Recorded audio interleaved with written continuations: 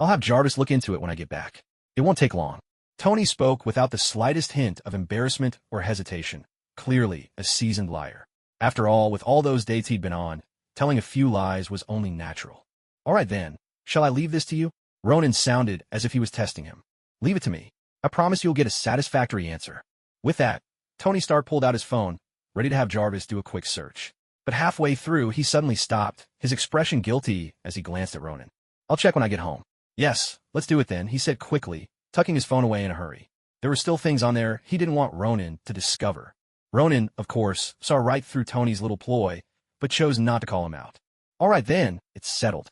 And next time, remember to change your nickname for me, Ronan added, giving Tony's shoulder another friendly pat. Before Ronan could finish his sentence, the deep, unmistakable roar of a supercar engine thundered to life. In a flash, the car had vanished to the far side of the street. Ronan watched Tony Stark's receding figure and couldn't help but break into a smile. Huh, want to see where Sorcerer trains? Sure, he could take Tony to his own training grounds. The real deal, honest and fair. After all, Kamartaj was surrounded by snowy mountains. He could just pick one and let Tony enjoy the scenery. A training ground, after all, had to be tough. With all that sorted, Ronan turned and headed back into the apartment. Click. Across the street, in another apartment, a man holding a camera gently pressed the shutter. Ronan's figure instantly appeared on the screen, alongside several photos of his conversation with Tony Stark. Disappeared for a whole month, and no one on Earth could find a trace of you, the man muttered to himself as he looked at the photos. Did you go to that country in the East? Or did you vanish somewhere no human has ever set foot? He was a Hydra agent, his mission, to keep tabs on Ronan's movements. But ever since Hydra had been exposed by S.H.I.E.L.D., they'd been forced underground, abandoning all former identities. It was only a few days ago that he'd been able to resume his mission. Yet after his investigation, he discovered that Ronan hadn't set foot in school once during that entire month. That it had been a month since anyone last visited this apartment. Although a housekeeper came by every 3 days to clean, Ronan himself was never seen. Across the globe, the smaller a country was, the deeper Hydra's infiltration ran. In some of the more underdeveloped nations, Hydra secretly controlled both governments and armies. However, after S.H.I.E.L.D. was exposed, Hydra was forced to abandon many of these territories. Most of their forces were then withdrawn and concentrated in the world's major countries. America, for instance. Yet, the reason they set their sights on Ronan was not because Mr. Fantastic had once eliminated a small Hydra squad. Rather, it was due to his connection with Mr. Fantastic. According to SHELD's prior investigations, none of the superheroes had taken the Cosmic Cube. In the chaos of sudden emergency, Loki had taken the artifact and vanished. As a result, Hydra began secretly tracking Loki's whereabouts. Their search eventually led them to Mongolia, where a group of herders gave them news of Loki's trail. At that time, Ronan had landed in that desert, accompanied by another individual. After interrogating the locals, Hydra finally identified this companion as Mr. Fantastic. Intelligence analysts concluded that it was highly likely Mr. Fantastic had taken the Cosmic Cube, because, apart from Loki, he was the only possible suspect. The rest of the superheroes could prove they hadn't obtained the artifact. Thus, in order to recover the Cosmic Cube, Hydra's attention turned to Mr. Fantastic. The problem was, Mr. Fantastic was as elusive as a ghost and rarely appeared in public. The only person consistently connected to him was Ronan. In fact, some within Hydra even believed Ronan was Mr. Fantastic himself. But after long-term surveillance, they determined Ronan was just a regular high school student with no apparent special abilities, unless you counted his knack for fighting. That is, until a month ago, when Ronan suddenly disappeared. The theory that Ronan was actually Mr. Fantastic resurfaced once again. Over the past month, this belief had gained traction within Hydra, largely because Ronan and Mr. Fantastic never seemed to appear at the same time. Ronan had been missing for a month, and so had Mr. Fantastic. So Hydra made a decision. They would test Ronan. This would not only reveal Ronan's true identity and the whereabouts of the Cosmic Cube, but would also allow them to verify one of Dr. Zola's suspicions. However, the greatest challenge Ronan now faced was remedial lessons. That's right, one-on-one tutoring with a private teacher. To put it plainly, the lessons were real. The teacher was legitimate, but Ronan could no longer slack off. In a large classroom filled with students, Ronan could always find ways to slack off, making use of his secret techniques whenever he pleased. His usual routine went like this. First, he'd wear a look of skepticism, then he'd listen intently, and finally, he'd pretend to have a sudden revelation. Ronan had mastered this trick back in his school days in his previous life, and he'd carried it over to the workplace with great success. Just imagine, whether it was a teacher or a manager presenting their point of view, Ronan would suddenly put on a doubtful expression. At that moment, the teacher or manager would think, is this kid actually questioning me? But they wouldn't say anything. Instead, they'd continue explaining their ideas or the lesson at hand. While listening, Ronan would keep up the skeptical look, but gradually let it fade, as if his doubts were slowly being dispelled. By the time the teacher or manager finished speaking, Ronan would put on a face of sudden enlightenment. Ah, so that's how it is, he'd exclaim, and then shoot a look of deep admiration toward the speaker. At that point, whether it was a teacher or manager, they'd be left with the impression that Ronan was someone worth nurturing, a person who could keep up with their thoughts. But, in reality, Ronan was just thinking about what he would eat after class. This method almost never failed him in the classroom, so he'd always left a good impression on his teachers. But when it came to one-on-one tutoring, Ronan couldn't get away with this trick.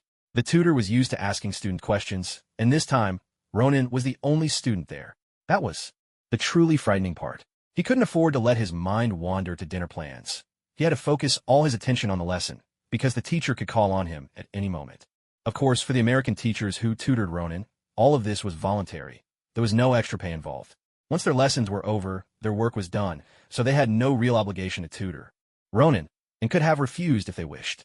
But perhaps because Ronan had always made such a good impression, each teacher saw him as a model student. That's why they all agreed to help him after class. Now, Ronan deeply regretted it. If he'd had a private tutor coming to his home, he might have even looked forward to it. After all, private tutors, well, everyone knows they have all sorts of skills. After enduring a full hour of one-on-one tutoring, Ronan finally escaped that ordeal. As uncomfortable as it was, he still had to be grateful to his teacher. Of course, his work wasn't done yet. Now that he was back on campus, he still had his internship at Stark Industries to attend to. At Stark Industries, Ronan's position was a little different from that of a loafer. He could slack off openly and still receive a generous intern salary. But even so, it was never quite as comfortable as being at home.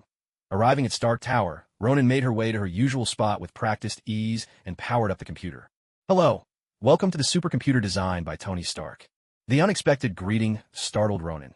The speaker suddenly played Tony Stark's unmistakable voice. Almost immediately, a video appeared on the screen. Tony Stark stood front and center, clad in an outrageously flashy white suit. This supercomputer's processing power surpasses that of 99% of the world's computers, he declared. It can connect to any country's network, including private ones, he continued, brimming with self-assurance. And of course, it stores a trove of confidential files, all protected by top-tier security measures. Tony Stark rattled on in the video, barely pausing for breath. Ronan rolled her eyes and hammered the exit key several times, but the video didn't budge. It seemed Tony Stark had anticipated her impatience. He'd even disabled the exit button, forcing her to watch the whole thing. But Ronan had her own ways. She simply turned off the computer screen, unplugged the speakers, and settled in to play on her phone. Unexpectedly, Tony Stark had gone even further than she'd imagined. "Oh, I figured you'd try to switch me off, but I didn't think you'd be so quick about it," came Tony's voice again, this time from right above her head. "Is it my handsome face that's making you feel insecure?" he teased. Ronan looked up, only to discover a speaker hidden overhead. With a swift, decisive motion, she hurled a magical ring, smash, and the speaker shattered. Then, with a flick of a mystical portal, the broken pieces landed neatly in the nearby trash bin. "You have your clever tricks, and I have my own solutions." At last, silence returned. Ronan sank contentedly into her chair and pulled out her phone. Too bad it wasn't a sofa, she thought. With that, she opened another magical portal and brought in her own armchair from home, placing it right in the room. Settling comfortably onto the sofa, Ronan nodded with satisfaction. The chair became a perfect footrest, and she curled up, completely relaxed. Nothing beats a good sofa, she thought, letting out a little contented hum. She opened up her streaming app, ready to humbly learn some dance moves from the various ladies online. Oh, this one, the short skirt, is pretty good, especially that big spinning move. That takes real skill. And look at this. Her splits are flawless. Definitely someone with a dance background. On the bed, well, on stage, she'd absolutely shine. Whoa, is that a nun? Ronan spent nearly half an hour scrolling through short videos, impressed by the many experienced female performers. Most seemed both generous and wealthy. Only a rare few were generous without being rich. Hey, I'm not paying you to just lie around and have fun. And don't forget, you even broke one of my speakers. Shouldn't you compensate me for that? Just as Ronan was about to lose himself in the world of pink skulls, Tony Stark couldn't take it anymore. As a superhero, he felt obligated to step and, and pull Ronan out of this frivolous world, even if he himself had lived in it for over a decade, enjoying every bit before quietly slipping away. Then why don't you just fire me? It's not like I ever asked you to hire me in the first place. Ronan rolled over, turning the back of his head to Tony Stark. If Tony really did fire him, that would be perfect. Instead of wasting time interning here, Ronan would much rather return to Kamartaj and read a few more books. Rumor had it that the Ancient One had recently uncovered some foundational texts, and Ronan was eager to get back and study them. Compared to this meager intern's pay, he'd far prefer to hone his magical skills. If I fire you, wouldn't that be just what you want? Besides, as the chairman of a corporation, I have to be magnanimous. Tony Stark dragged over the stool at Ronan's feet and sat down without the slightest concern for dust or dirt. Ronan shot him a glare. Fine then, my magnanimous chairman friend. Could you be so generous as to keep your distance? You're interrupting my studies. Ronan turned his head away, intent on observing the fascinating memories of the goddess-like figures on his screen. Whoa, why does this one look so wobbly when she walks? Must have eaten too much jelly. So, your so-called studying is just watching these women dance. If you're truly interested in this kind of knowledge, there's a party tomorrow night. I'll give you an invitation. You could tell people you're my private consultant. Tony Stark pulled out a gilded invitation from his pocket. It was obviously worth a small fortune. Ronan's gaze lingered on it for 30 seconds before he scoffed. I have zero interest in that kind of party. Don't try to tempt me with these things and test my resolve. He covered his face with one hand and turned back to his phone. Oh no, why did those charming goddesses suddenly lose their appeal? Is that so? Word is a few of Hollywood's hottest actresses will be at the event. And those influencers you keep watching? If you post a picture of this invitation online, your inbox will be flooded with their messages. So what do you think? Want to reconsider? Tony grinned at Ronan, his eyes glinting with mischief. Ronan sat up, gave him an exaggerated eye roll, and replied, Do I look like that kind of person to you? If you've got something to say, say it. Otherwise, stop interrupting my deep dive into the digital world. Ronan let out a sigh. Every time he ran into Tony Stark, trouble seemed to follow. It no matter which Tony Stark it is. I've got news on that Zola you asked me to look into yesterday. Tony Stark dropped the bombshell right away. So soon? Ronan raised an eyebrow. He hadn't expected results this quickly. Why did it happen so fast this time? Could it be that you're finally getting old? Ronan voiced a perfectly reasonable suspicion. Tony Stark responded to Ronan's rather outrageous insinuation with an internationally recognized gesture of goodwill. All right, enough with the suspense. Out with it, Ronan urged. Once you've told me, I'll take you to my training grounds, so you can experience for yourself what a true sorcerer is like. Ronan wasn't exactly in a rush for the information. He just wanted to show Tony Stark the snowy mountains up close. Let him see what a real mountain looked like. If he had one redeeming quality, it was that he always kept his word. This isn't something I can say here, Tony replied. And actually, I'm not the one who knows the most about it. Someone else does. Tony Stark stood up from his chair. Who? Ronan asked, curiosity piqued. The person who's been wanting to meet you, Tony answered. When you asked me to look into this yesterday, the first person I thought of was Steve. He's been trying to reach you. And, as it happens, he knows something about the person you're after. So I set up a meeting on the spot. Tony shrugged, feeling pretty satisfied with himself. Ronan only managed a wry smile. What could he say? Tony Stark was just too clever. Clever enough to be annoying. This way, he'd help both. Ronan and Steve Rogers, earning favor from both sides in one move. It was a win-win, or rather, Tony had managed to win twice for himself. Though Ronan looked down on Tony's maneuvering, he didn't say much. After all, he was the one asking for help, even if it felt like he'd come out on the losing end. The two of them took the elevator upstairs, where Steve Rogers was already waiting on the sofa. When he saw Ronan and Tony step out of the elevator, he stood up. Steve, the person you wanted to meet, I've brought him, Tony announced with a grin, noticing Steve's look of confusion. Steve Rogers turned his gaze to Ronan, his eyes full of doubt. Was this really the one?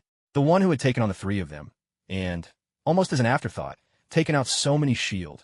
No, Hydra. Agents? And it was just a kid? Hey, Steve, that look in your eyes is giving me all sorts of ideas, Tony teased. Are you thinking that the person who beat you once before could really be such a young kid? Ronan smiled warmly at Steve Rogers and extended his right hand.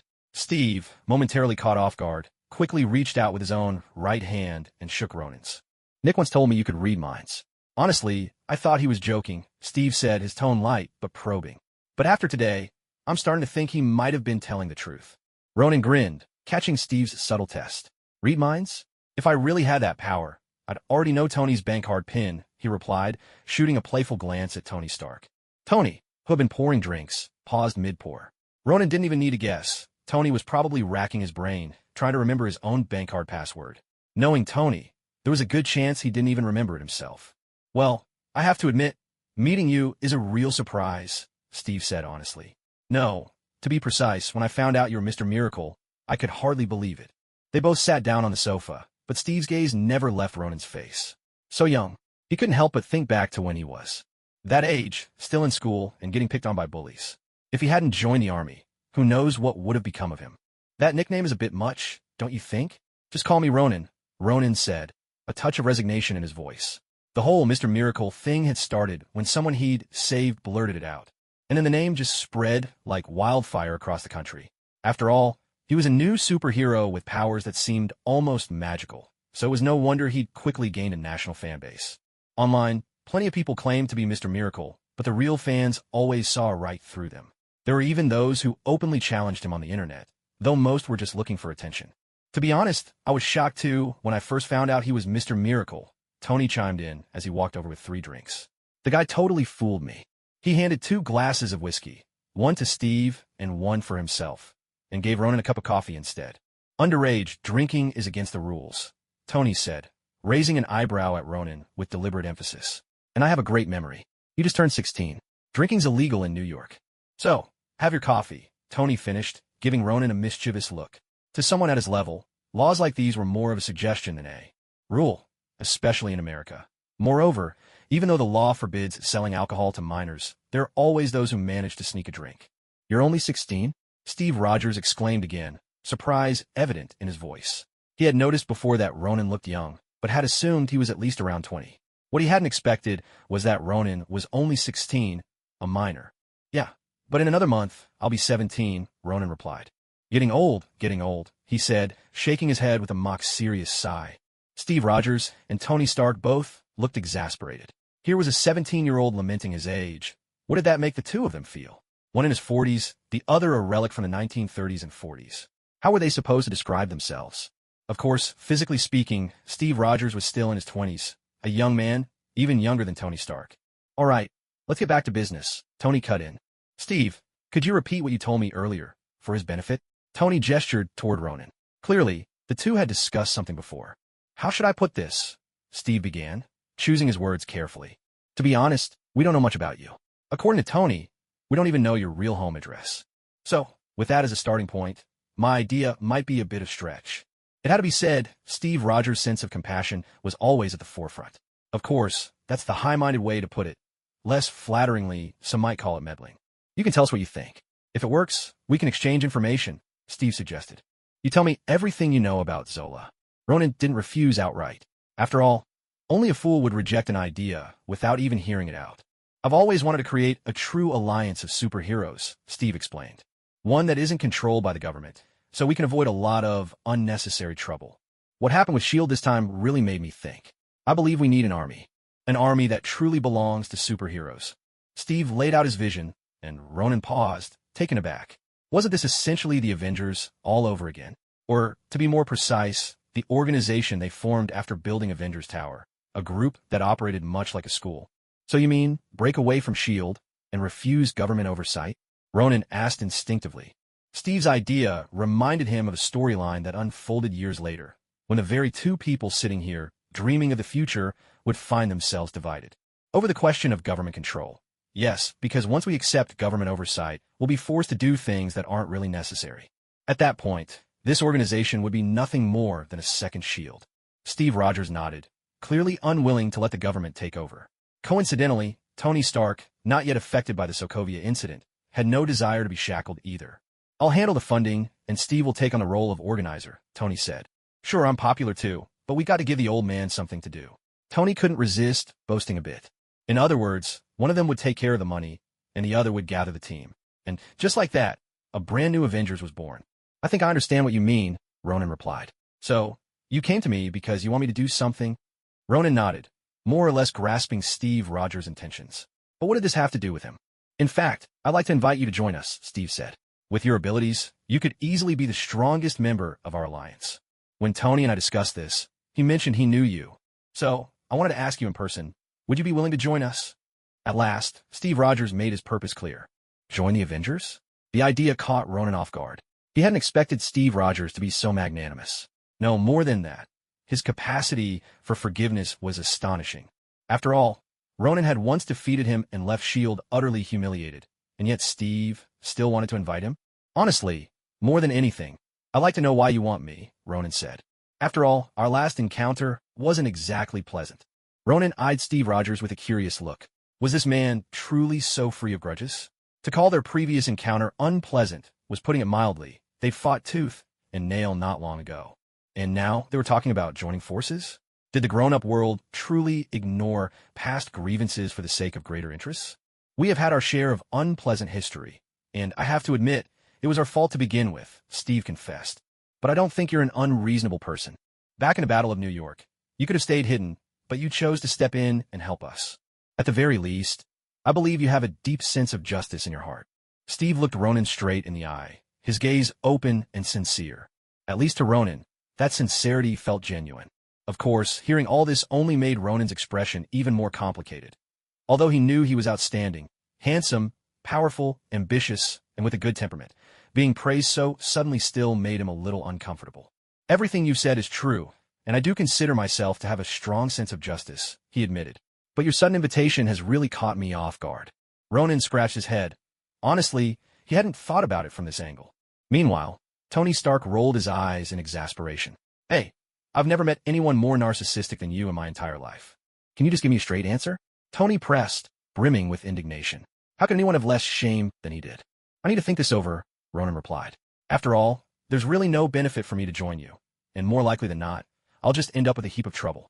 As for someone more narcissistic than me, Ronan's lips curled in a smirk. Just find a mirror and you'll see him. Though joining the Avengers was something Ronan still had to consider carefully, retorting to Tony Stark required no hesitation at all. Narcissists? There were plenty in the world, but Tony Stark had to be at the very top. No one could outdo him. Steve, I have to be honest with you, Ronan said seriously. What you're asking is actually very difficult for me to agree to. I know your organization has the best intentions, he continued, and you do want to protect the Earth. But we have our own responsibilities as well.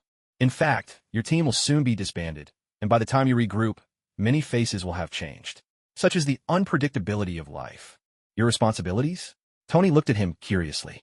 I've known you for a while now, but I still have no idea what exactly you do. It was true. He and Ronan had known each other for several months, yet Tony still didn't know who Ronan really was. In a sense, our goals are the same. We both want to protect Earth, Ronan explained. The difference is, we don't deal with threats from within the Earth's reality, nor do we get involved in its internal conflicts. For centuries, all of our sorcerers have upheld this principle. Ronan saw no reason to hide these things. After all, even if he explained, they wouldn't truly understand or gain any useful information. And while Kamar-Taj would inevitably reveal itself to the world one day, that time had not yet come. Earth's reality? Steve Rogers looked perplexed, while Tony Stark managed to grasp a little of what Ronan was implying. He understood, at least vaguely, what the word dimension entailed. What I mean by Earth's reality is the kind of battles you've all experienced before. For example, when the Chitauri invaded Earth, or those few world wars that broke out here. And also when the Dark Elves invaded Earth. That, too, really wasn't our responsibility to intervene. It was only because my teacher made certain deals with Odin that we stepped in to help Thor through that crisis. Ronan gave them a few simple examples. Although, to some extent, Kamar-Taj had left its mark on these events, in truth, these matters were never truly their responsibility. You mean the Battle of New York? Then why were you there at all? Steve Rogers, too, thought of the recent battle in New York. Ronan's sudden appearance on the battlefield had prompted both S.H.I.E.L.D. and Hydra to investigate him. You could say, everything happens for a reason. Maybe my teacher thought you might not be able to handle it, Ronan replied. After all, it came down to a nuclear missile in the end. If I had been there, maybe Tony wouldn't have had to fly the nuke out into space himself. And then things might not have turned out. Before Ronan could finish, Tony Stark cut him off. All right, we get what you mean by the dimension of reality, Tony said, steering the conversation away. If you're not responsible for those things, then what does it mean to protect the Earth? What exactly are you guarding? Tony didn't want outsiders to know about his anxiety issues. It wasn't just about saving face. He had a deep sense of pride and vanity. But that was Tony Stark through and through. In the realms beyond reality, any threat that seeks to invade Earth becomes our concern. For example, the one you dreamed about before, Dormammu. His dark dimension has coveted Earth for centuries, perhaps even longer. And of course, there's that popular American notion, bad people go to hell, good people go to heaven. Whether heaven exists, I can't say. but I do know that hell is very real. Ronan offered two straightforward examples. The first, he knew Tony would understand. The second, Steve Rogers could relate to. That was Ronan's way with words. He had no desire to waste time explaining things over and over. Hell, Tony murmured. Hearing that word again still gives me the chills. So there's no heaven, only hell? Does that mean even good people end up in hell after they die? Tony let out a sigh. This was the second time he'd heard about hell. If Ronan hadn't told him, he might never have truly believed such a thing existed. Even back during the Battle of New York. When Tony was carrying the nuke through the portal, a thought had crossed his mind. After saving so many people, surely he'd earned a place in heaven, hadn't he? But now, the dream was over. Is there really a hell in this world? Steve Rogers seemed to have remembered something. In his mind, someone like him, with blood on his hands, would surely go to hell after death, wouldn't he? There is. The demons from myth and legend. They exist as well. For example, the Lord of Hell, Mephisto. I haven't met him myself, but I've certainly encountered plenty of other demons. Ronan smiled, recalling that time when a timeline mishap. At the time, Variance Authority had caused demons from hell to invade Earth. That was when Ronan witnessed all manner of demon breeds. So, many of these strange incidents are actually what you call attacks from non-reality dimensions. Like the ghosts from horror stories, and some of those old legends? Are you saying all of that is real? Tony Stark pondered these topics. Before he knew Ronan, he had already delved into a great deal of occult literature. Many books wove legends and supernatural tales together with the study of the occult, including a certain story Tony had read not too long ago. As the thought struck him, Tony Stark suddenly jumped up from the sofa. His abrupt movement put Steve Rogers instantly on guard. Of course, a split second later, Steve relaxed. Tony, what are you doing? Steve frowned, his calm, steady demeanor that of an older generation, who had little patience for such sudden outbursts. To him, it all seemed a bit too agitated, almost restless. I once read in a book about those years in the Middle Ages during the witch trials, Tony said. There was a figure dressed in yellow robes who saved several young women from the stake. One of those women, who could read and write, recorded her experience and passed it down through the generations. At the time, people dismissed it as legend, or even outright forgery. Tony gazed at Ronan, his words tumbling out in a half-whisper. Steve Rogers, sitting beside him, couldn't make heads or tails of what Tony was rambling about. Tony, what are you trying to say? Steve frowned, puzzled. Don't you see? The first time I met him, he was wearing a yellow robe. That robe, it was exactly as described in the book. At last, Tony revealed the source of his astonishment. He had nearly forgotten all about it, until Ronan's words today triggered the memory. That's impossible. No one could live that long. Steve Rogers blurted out his denial, almost reflexively. Yet even as he spoke, both men turned their gaze toward Ronan, sitting quietly on the sofa. Ronan simply watched them with a gentle, amused smile, making no move to answer the question right away. That man in the yellow robe, it couldn't be you, could it? Don't tell me. You've already lived for 3 or 4 centuries? Steve Rogers swallowed hard, his throat tight. Could anyone really live that long? What do you think? Ronan replied, a hint of playfulness in his tone. Maybe, standing before you, beneath the face of a young man, is the soul of some ancient monster. Or is it? Ronan arched an eyebrow, his words hanging in the air. At that, both Steve Rogers and Tony Stark felt a chill crawl up their spines. Was that an admission? Seeing their expressions, Ronan couldn't help but burst out laughing, the sound ringing out light and clear. You two are too naive. How can anyone possibly live that long? Those are just legends, nothing more. Although that person truly existed, it was several centuries ago, and he was one of our sorcerers. There's no such thing as someone living for hundreds of years. Ronan laughed heartily, his amusement genuine. But neither Steve Rogers nor Tony Stark found it funny. Both men had the nagging feeling that Ronan was keeping something from them. In truth, Ronan hadn't spoken the whole truth. That man in the yellow robe was none other than his own master, the Ancient One. Although the Ancient One had never spoken to him directly about these matters, the timeline made it clear there could be no mistake. After all, the Ancient One had drawn power from the Dark Dimension, leaving Dormammu seething and powerless for years. All right, you can rest easy, Ronan said, adopting a reassuring tone. I wouldn't lie to you about this. If sorcerers really had the means for such longevity, we'd have splintered into countless factions and roles by now, just like humanity itself. And you wouldn't be so entirely in the dark about the affairs of sorcerers. Ronan offered this convenient excuse, soothing their nerves with practiced ease. Hearing this, the two tense superheroes finally began to relax, their rigid postures easing. Yes, after all, who could possibly live that long? Even Steve Rogers, if his life had followed its natural path, would now be a man approaching 100. The fact that he was alive and kicking into the new century was a rare miracle, impossible to duplicate for most mortals. Well, I suppose we really were just overthinking it, Tony Stark said, flopping heavily onto the sofa and letting out a sigh of relief. If Ronan had truly told him he was that ancient being who'd lived for centuries, Tony's worldview might have shattered then and there. They had, after all, met beings like Thor who could live 5,000 years, but never a human from Earth who could last centuries. Thor was an alien. His long lifespan made sense, at least within the limits of their understanding. But if Ronan, a fellow human, could survive for centuries, then that would be, well, hardly human at all. But what Tony mentioned can actually serve as additional evidence. Let me give you an example. The Great Fire of London in 1666 was, in fact, proof that my predecessors were fighting against Dormammu. That was also the first time Dormammu set his sights on Earth. Ronan nearly bit his tongue. After all, it was his mentor, the Ancient One, who had orchestrated those events. To change the way he put it, he could only refer to them as his predecessors. All right, please stop giving more examples. I'm honestly worried you'll suddenly claim that people like Einstein were all wizards too. Tony Stark waved his hands repeatedly, signaling for Ronan to stop. If Ronan went so far as to tell him that all of humanity's technology and world-changing inventions came from wizards, that would truly push him over the edge. That's impossible. Einstein and the others had nothing to do with us. Of course, whether or not they were aliens like Thor, well, who can say? After all, some of their inventions were truly ahead of their time. Ronan shrugged, since he had no proof to support any such claim anyway. Tony Stark, on the other hand, looked like he was in pain. He really didn't want to keep talking to Ronan, afraid his worldview might shatter completely. All right, I think we have a general idea now of what you and your companions do. Let's get back to the main topic. Earlier, I heard from Tony that you're searching for Zola. Can I ask why? Steve Rogers shifted the conversation. Though science wasn't his strong suit, he knew there wasn't much point in continuing down the previous path. I can tell you why, but before that, I have a question for you. I heard from Tony that before S.H.I.E.L.D. and Hydra were destroyed, you once captured a S.H.I.E.L.D. agent. You mean Sitwell? Ronan narrowed his eyes. He remembered that Sitwell had already been killed by his own hand. According to the way things were supposed to play out, Steve Rogers shouldn't have been able to catch Sitwell or get any information about Zola from him. Yet Zola had still been eliminated.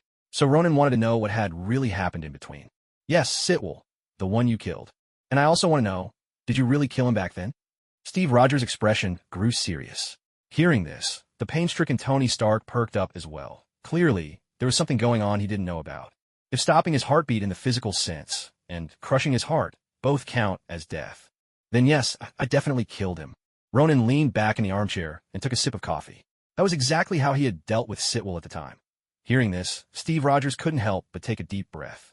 So the one I encountered was a living, breathing Sitwell. Not only is he alive, but compared to before, he's even stronger physically. If it weren't for the scar on his chest, I would have thought he'd never been injured at all. Steve let out a slow exhale, and his words sparked a new idea in Tony Stark's mind. The dead have come back to life. You mean S.H.I.E.L.D. has mastered? No, it's more accurate to say that both Hydra and S.H.I.E.L.D. have developed a technology that can bring the dead back to life. Tony couldn't even remember how many times he'd been shocked today. Steve nodded. It was only just now that he dared to fully believe it himself. But Ronan showed no surprise. On one hand, he'd known about this technology for quite some time. On the other, Phil Coulson had been walking around in front of him for a good while now. What truly piqued Ronan's curiosity was something else. What I'm more interested in is, when you captured Sitwell and forced him to talk about Zola, did he give any examples of people who posed a threat to Hydra? Who were those examples? Ronan put forward his question, because with his presence, this world was fated never to have Doctor Strange. He was certain of that. So would that change Zola's calculations? Examples of threats. I remember he mentioned me, a talk show host, some deputy director, and a student. Of course, he also included Bruce Banner. And finally, someone I've never heard of, the Ancient One. Steve Rogers recalled the scene in his mind. It seemed the super soldier serum had done more than just strengthen his body. His memory had gotten a boost, too. The Ancient One, Ronan sighed. In fact, the Ancient One was the same figure Ronan often referred to as the Sorcerer Supreme, just a difference in title. The distinction lay in the details. Sorcerer Supreme was an official position. Anyone who led Kamartaj would bear that name. But Ancient One, in some sense, was something a little different. Exactly how they differed, Ronan couldn't quite say. Perhaps only the most powerful Sorcerer Supremes would be called the Ancient One. Of course, this was just his own speculation. The Ancient One herself had never explained it to him, yet she was widely known by that title. Do you know who this Ancient One is? Steve asked, noticing the thoughtful look on Ronan's face. Ronan nodded. I do, but I'm sorry. I can't tell you who she is. But what I can say is, she is not our enemy. In fact, Ronan still let slip a little here. After all, his version didn't quite match hers. Steve Rogers nodded in agreement and didn't press the matter further. Am I not included in this? Do I not pose any threat at all? Tony Stark, standing off to the side, sounded a bit dissatisfied.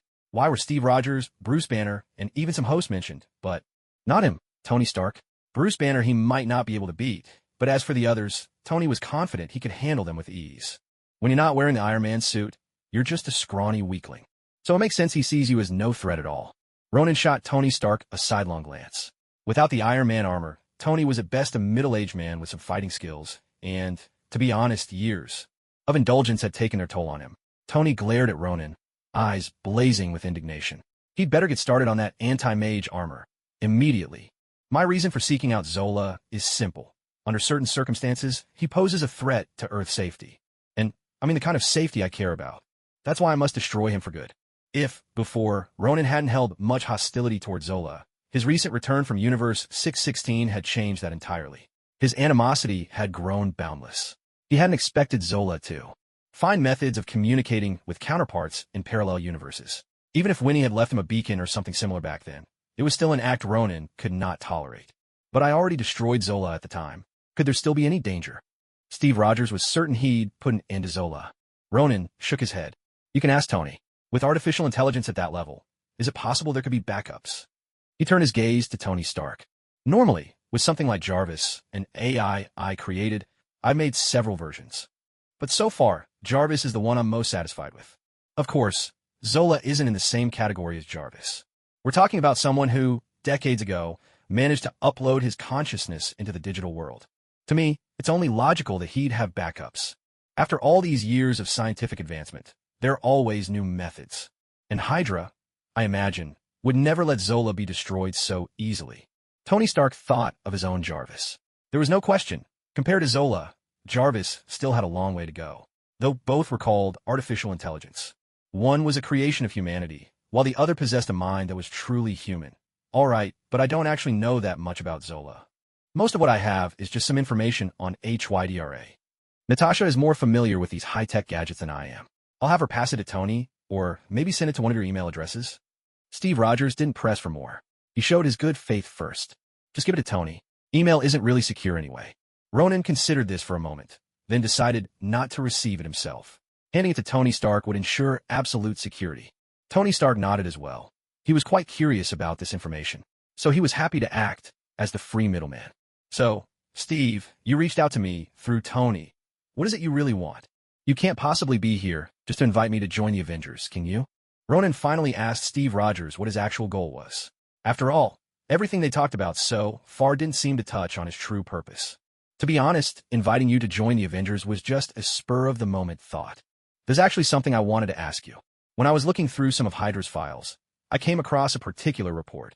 As he spoke, Steve Rogers placed a dossier on the table. The contents were straightforward. While Hydra was investigating the Tesseract and Loki's whereabouts, they had unexpectedly encountered Ronan, or rather, Mr. Fantastic. The report included character sketches based on the accounts of some nomads. According to these nomads, there was someone who appeared alongside Loki. They couldn't make out his face, but they were able to describe his height, clothing, and bearing in detail. In the end, their description matched Mr. Fantastic quite closely. Of course, in this report, the comparison was only made against those present during the Battle of New York. Of all those people, only Mr. Fantastic fit the profile. What I want to ask is, did you really take the Tesseract? The Tesseract, really just the Space Stone. To Steve Rogers, it was nothing more than a mysterious object called the Tesseract. Even after years of research, Hydra had never managed to unravel its true purpose.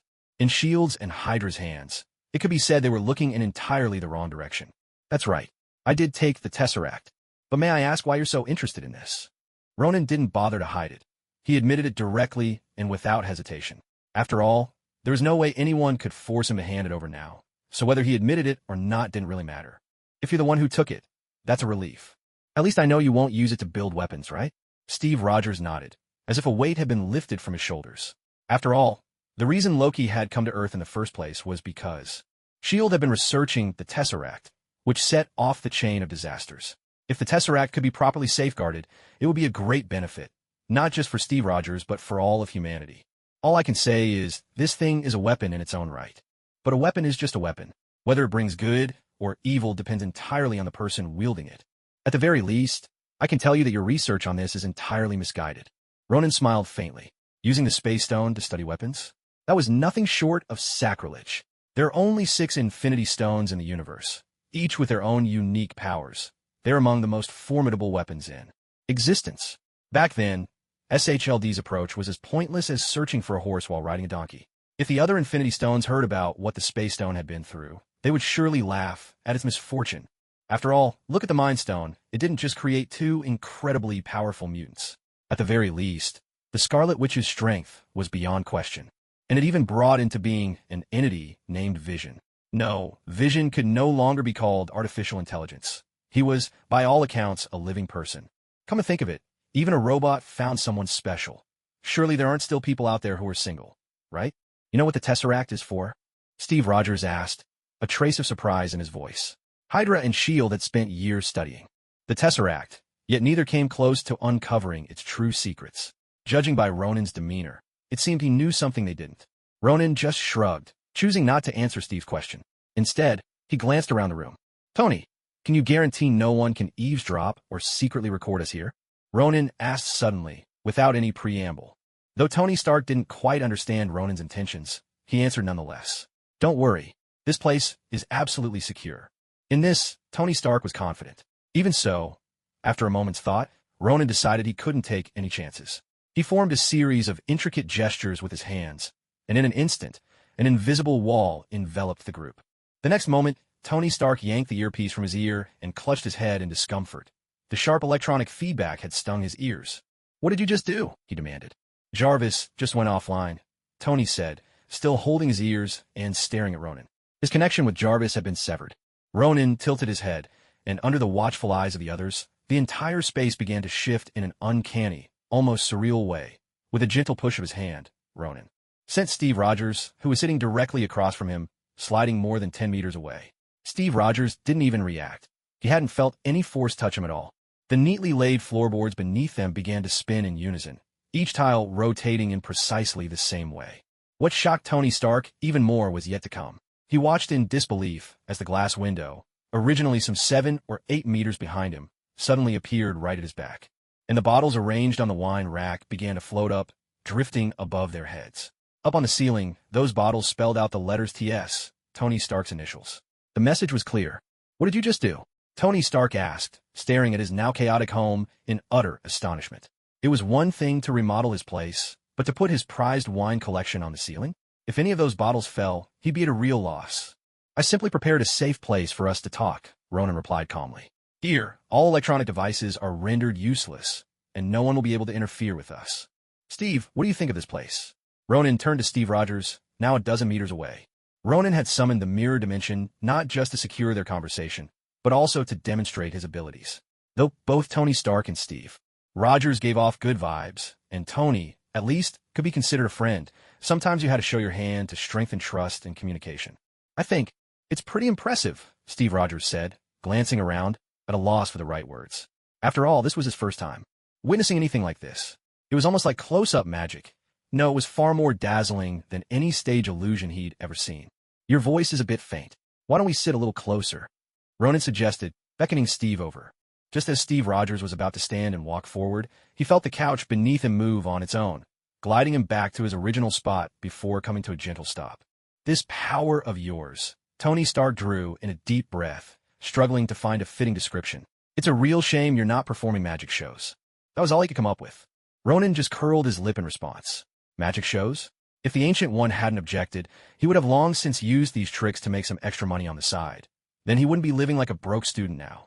You, of all people, should appreciate what this ability can do, Ronan said, turning to Tony.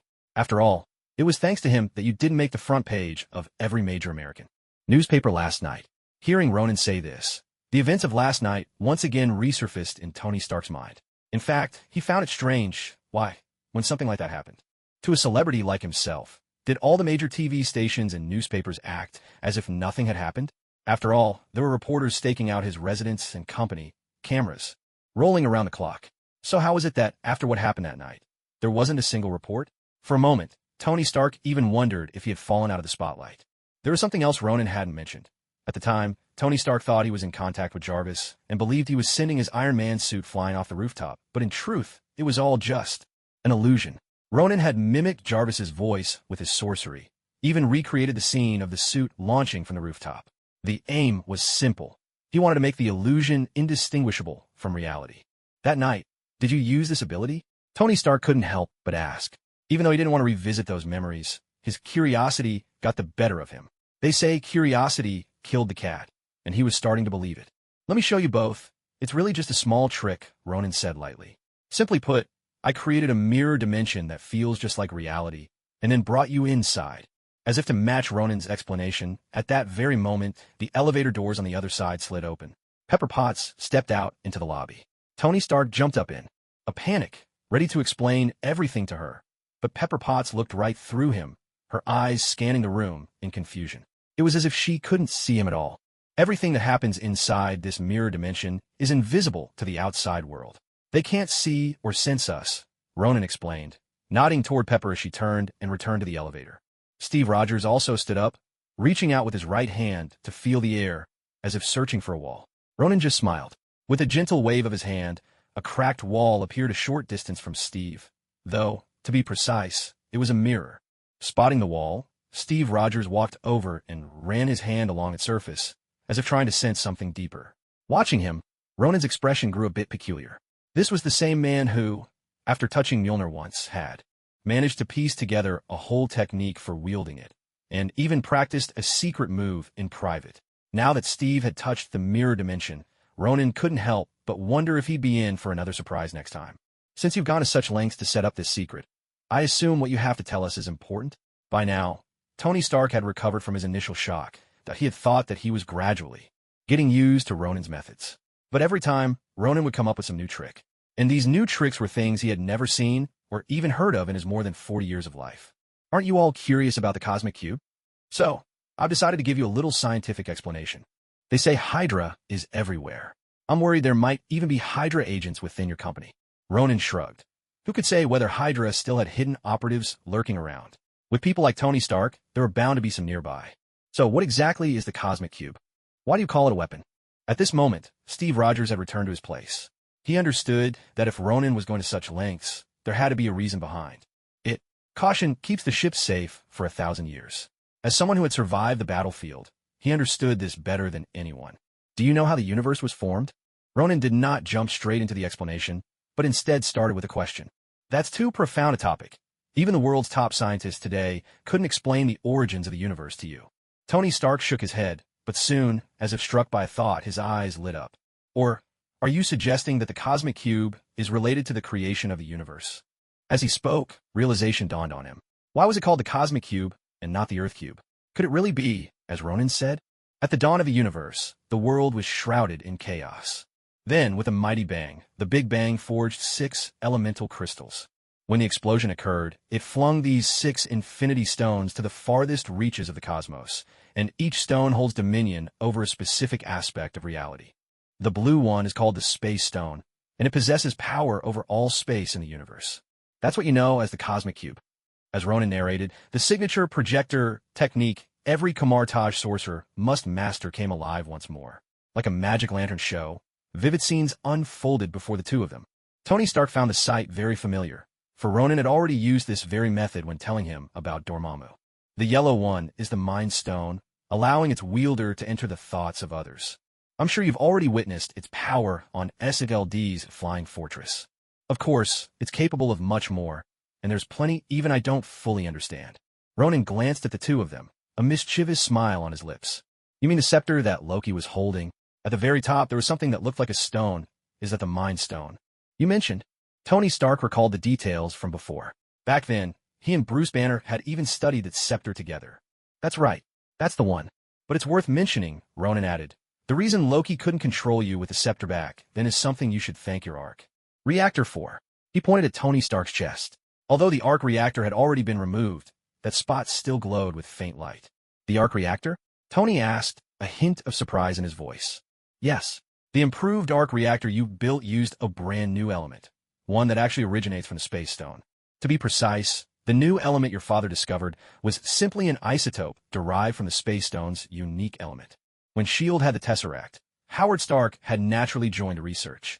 Otherwise, he couldn't have created such a new element from scratch. Hearing this, Tony couldn't help but touch his chest where the arc reactor had once been. He shuddered to imagine what might have happened if Loki had managed to control him back then. Apart from those, the remaining stones are the Reality Stone, the Power Stone, the Soul Stone, and the Time Stone, which our Order of Sorcerers has safeguarded generation after generation. These Infinity Stones together form the very foundation of our universe. Ronan didn't go into detail about the other stones. There was little point, they had never seen them, so it would be hard for them to truly grasp their significance.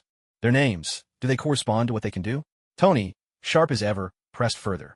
The Mind Stone controlled the mind, and the Space Stone manipulated space. It stood to reason that the others' powers matched their names as well. Exactly. You're quite perceptive.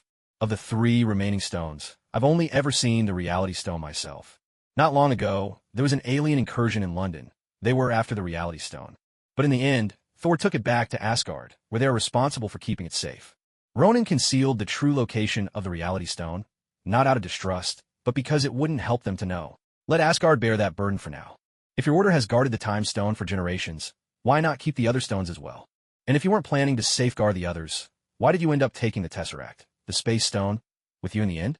Steve Rogers had finally caught on, voicing the question that lingered in everyone's mind. Since Ronan's Order of Sorcerers is so powerful, why don't they simply gather all the stones for themselves? No, you've misunderstood the reason for our existence, he replied. The reason we have guarded the Time Stone for generations is because the very first sorcerer on Earth once used it as a mystical artifact to save our world from the brink of destruction. From that moment on, to prevent incursions from unreality dimensions, the Time Stone became our sacred tool. In other words, ever since the Time Stone appeared on Earth, it has served as our weapon against threats from beyond reality. And so, it has been passed down through the ages. Ronan shook his head. In a sense, it's not that Kamar Taj is incapable of collecting all the stones. Rather, they are unwilling to do so. On the one hand, as the Ancient, one said, this is the legacy left by Master Agamotto. On the other hand, it's also to prevent future Sorcerer Supremes from repeating the mistakes of their predecessor. As for why we don't seek the other stones, there are special reasons I cannot disclose to you. But what you should understand is this: we never intended to walk among mortals.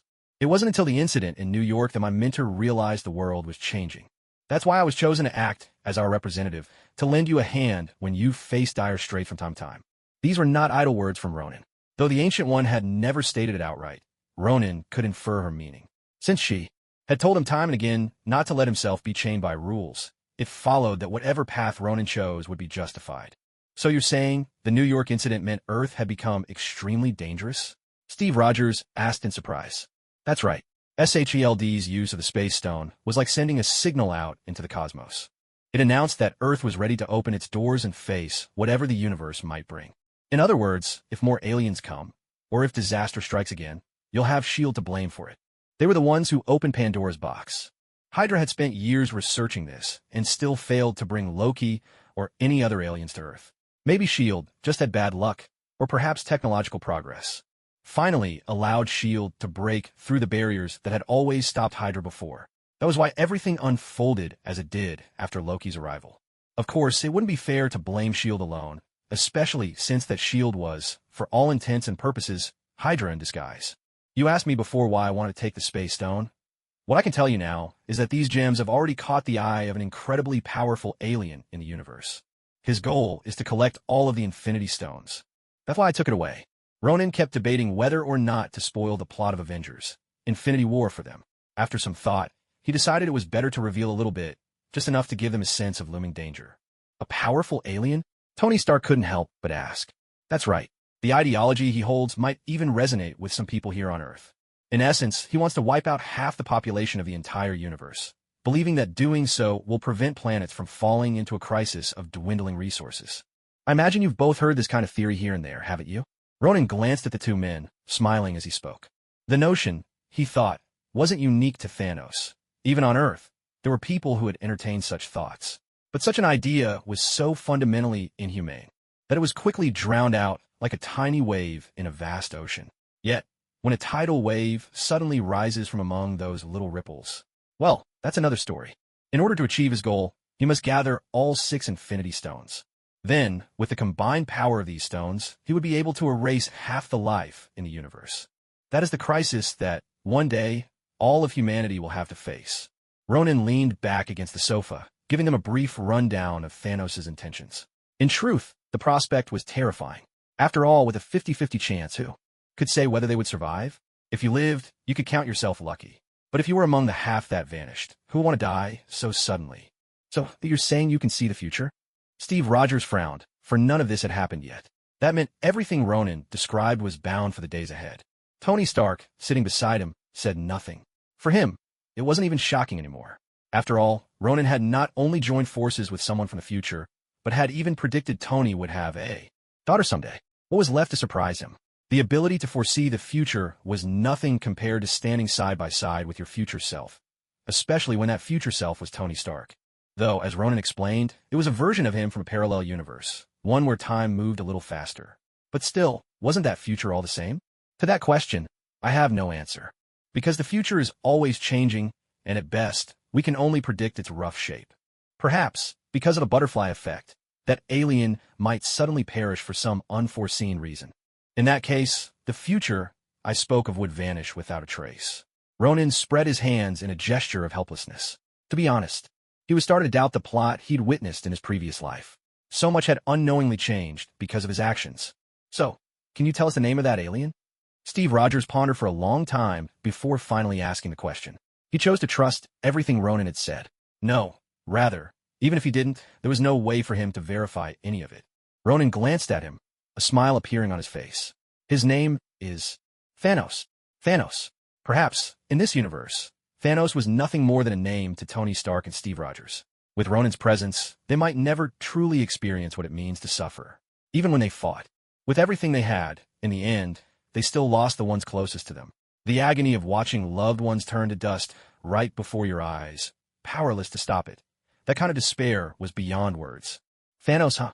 Steve Rogers repeated the name under his breath, as if sensing a looming danger he couldn't quite grasp. Beside him, Tony Stark's usual playful grin was gone. He knew when to joke and when to be serious. And right now, Ronan was being deadly serious. Do you want us to start preparing early?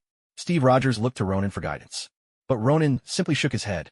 He extended his left hand, and a visible ripple shimmered through the air. In an instant, a stone glowing with blue light appeared in his grasp, as if conjured from thin air. This is the true form of the cosmic cube. Steve Rogers looked at the unremarkable stone, recalling what Ronan had mentioned earlier. This must be the space stone. That's right. This is the true form of the cosmic cube, the space stone. But I can tell you this space stone is real. To be more precise, it was real once. But now, it no longer holds the power of the space stone. Ronan toyed with the stone in his hand, hiding nothing from the two of them. It was real once. Both men widened their eyes at these words. Ronan had just explained how powerful the 6 infinity stones were, unique in all the universe. So why say it was real now? Ronan's explanation left Steve Rogers and Tony Stark even more confused. This space stone has been sealed by me with a special power. To break that seal, you must find the Soul Stone. Only by using the power of the Soul Stone to break through the seal above can this space stone be reborn, Ronan said, releasing his thumb and forefinger, allowing the space stone to float gently before Steve Rogers. Steve watched his gesture, his face full of confusion. What did this mean? Steve, I hope you can keep it safe, and inform the remaining S.H.I.E.L.D. members that you've already recovered the Tesseract, Ronan continued. You can even pass this news to the upper echelons of the American government, or hand the space stone over to them for safekeeping. Ronan looked at Steve Rogers and made his intentions clear. You mean, to spread out the risk? Tony Stark seemed to understand what Ronan was getting at. When it came to intelligence, Tony was truly among the world's elite. That's right. Of all the Infinity Stones we might encounter, there are only 4, Ronan confirmed. Which means our enemy still has a chance to obtain the other 2, the Power Stone and the Soul Stone. Thanos' goal is to collect all 6 Infinity Stones.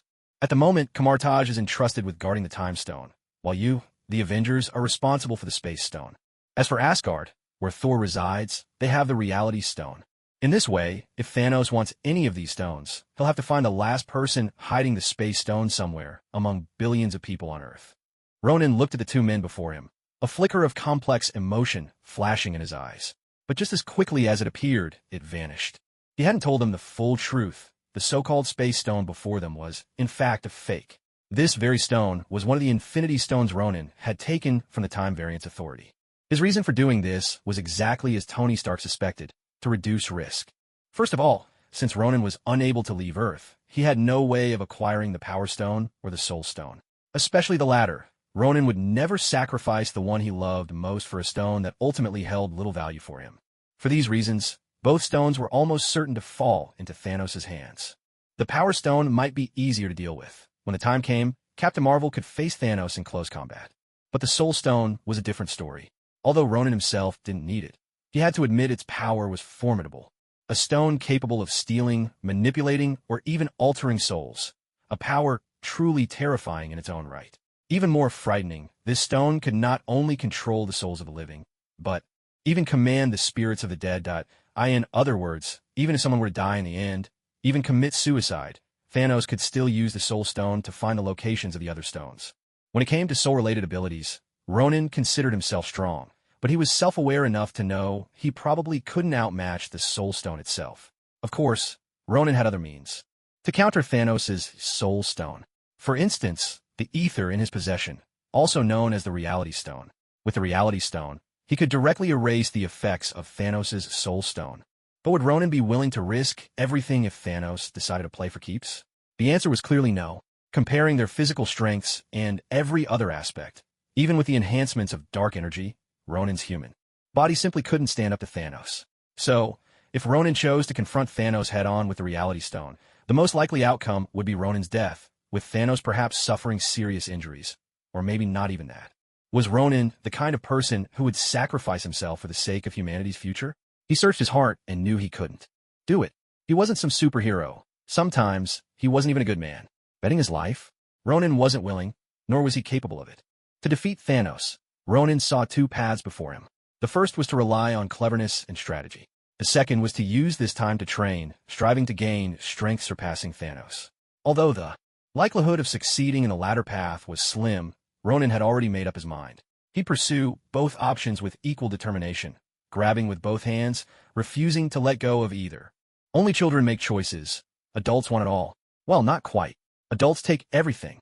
So, when Thanos finally fought tooth and nail to get the Space Stone, when he had gathered all 6 Infinity Stones and was ready to snap his fingers, nothing happened.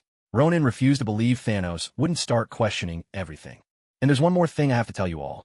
You might die at Thanos' hands because of this Infinity Stone. So, Steve, you can choose to accept or refuse. Ronan looked at Steve Rogers standing before him, making no attempt to deceive. There was no doubt. Thanos would kill many people for this real Space Stone. But Ronan could never tell them the full truth. The best way to hide the Soul Stone was to let everyone believe the lie, never knowing from the start that it was false. Of course, this was a cruel thing to do, but Ronan knew he had to go through with it. I understand, Steve Rogers said with a smile, reaching out his hand to take the Space Stone. But Ronan interrupted him, tossing Steve a box. This box is for the Space Stone. Never touch the stone with your bare hands, or it could kill you. Especially for ordinary mortals. The chances of dying are extremely high. The Infinity Stones are not something ordinary people can just touch. There's far too great a risk of death. In that sense, Ronan was actually being quite considerate. Steve Rogers nodded, took the box, and opened it. Then, he gently wrapped the Space Stone inside.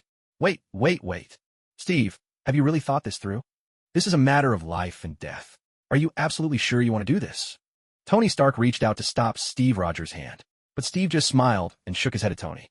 Tony, I've spent my whole life taking on missions where I could lose it all at any moment. Every time I stepped onto the battlefield, I was prepared to pay the ultimate price.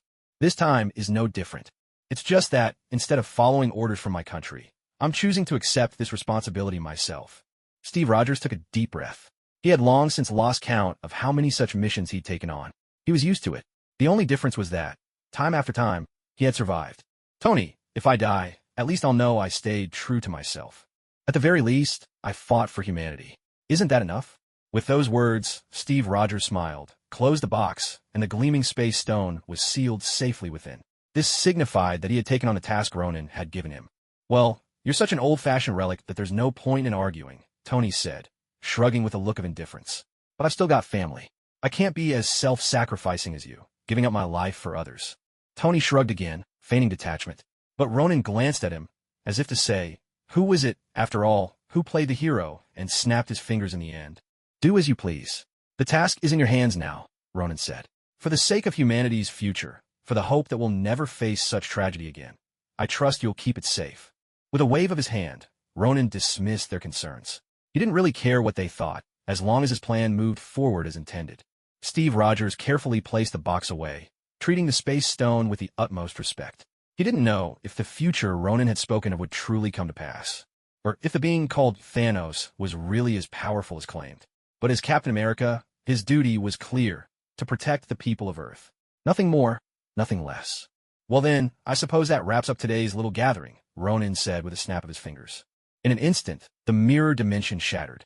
Tony Stark's home, which had been in complete disarray just moments before, was immediately restored to its original state. All the visions they'd seen seemed as if they had never happened. Phew, that's a relief. If you'd really left my place in that condition, I'd have no idea how to explain it to Pepper.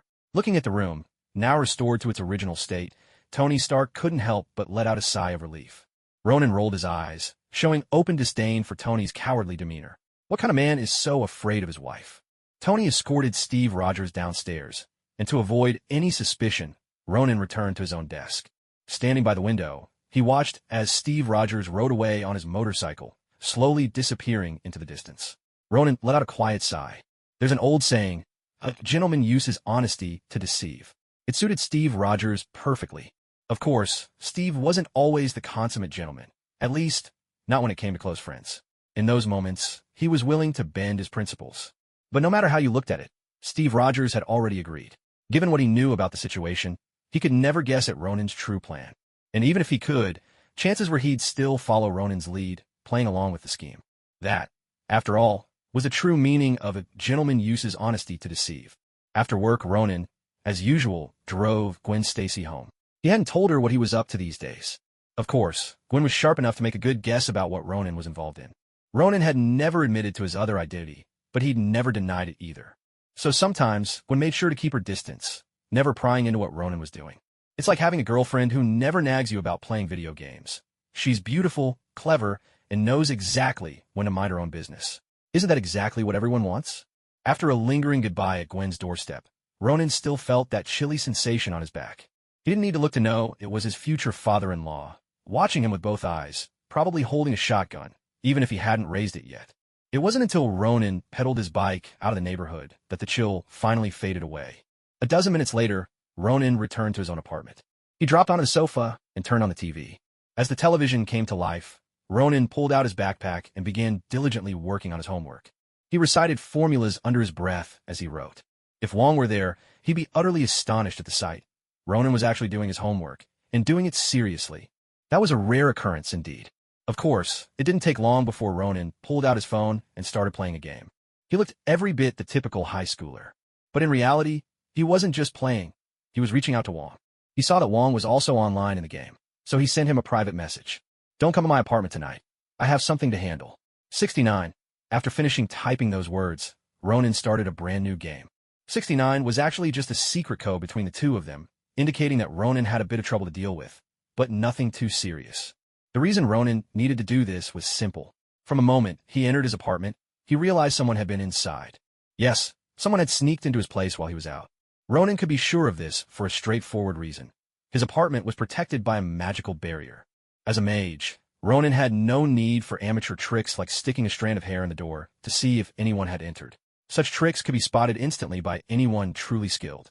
Not only would they be ineffective, but they would also arouse suspicion. Why would an ordinary high school student wedge a hair in the door to check if someone had entered his room? Besides, as a mage, Ronan had 1,001 ways to know if anyone had come into his apartment. Not just people. Even lifeless objects like robots wouldn't escape his detection.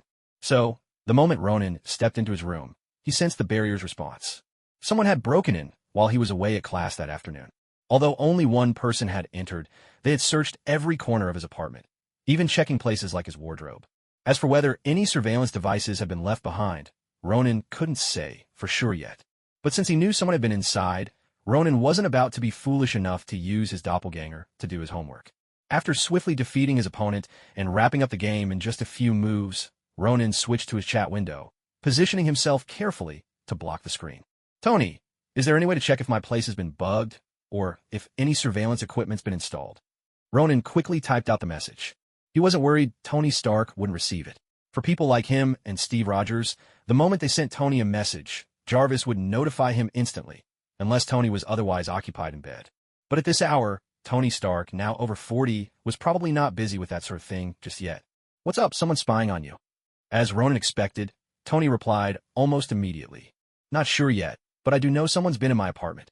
You'd better have something that can not only detect surveillance devices, but also figure out who's behind them. Really need it, really need it. Ronan sent 3 kissy face emojis in a row. Tony replied first with a disgusted emoji, then quickly followed up with another message. On it, I'll send someone over with it. At most, it'll be 10 or 15 minutes. Hang in there a little longer, Tony Stark replied. Ronan responded with an okay emoji, then turned off his phone and went back to his homework at the desk. Now, not only did he have to find that person, but he also had to let him know what real pain felt like. Making Ronan do his own homework. What nerve! If it didn't show him the meaning of despair, then Ronan might as well give up living in New York. With these thoughts swirling in his mind, Ronan started scribbling away at his homework. Even if it was all an act, at least he had to make it convincing. No. Need to tip anyone off. Bearing this in mind, Ronan suffered through 15 agonizing minutes of homework until, finally, the doorbell rang. Ronan walked to the door, peered through the peephole, and then cracked the door open just a sliver. He looked every bit the cautious high schooler, home alone and wary of strangers. That performance, that attention to detail. If anyone needed a scene partner for a movie with a famous actress, Ronan was their guy. Acting wasn't his only talent. He could handle a starlet's leg, too. Hello, your package has arrived, the courier announced with a broad smile, dressed in a Stark Express uniform. Beads of sweat on his forehead hinted at the weight of the delivery. Ronan couldn't help but smirk. He had no idea Tony Stark's business empire reached even into the delivery service. Still, that was none of his concern. He opened the door fully, took the box from the courier, and signed his name. After tipping the courier and seeing him off, Ronan hefted the box onto his desk. It was heavy, at least 50 or 60 pounds, Ronan guessed. What kind of device could possibly weigh that much? Driven by curiosity, he began to unwrap the package. He knew Tony Stark would never be careless enough to risk exposing his identity, so Ronan felt safe opening the box. But the moment he saw what was inside, Ronan couldn't help but roll his eyes. Seriously? Who mails someone their own action figure? That's right, inside the box was a collectible Iron Man figure. Courtesy of Tony Stark. Classic red and gold armor. A perfectly scaled-down Iron Man, standing silently in the box with one hand raised. Ronan even noticed a tiny light glowing in its chest. How ridiculously narcissistic, Ronan muttered under his breath. But in the end, he still took the figure out of the box. The moment he set it down on the desk, the previously dark eyes of the figure lit up instantly. At the same time, Ronan's phone chimed with a new message.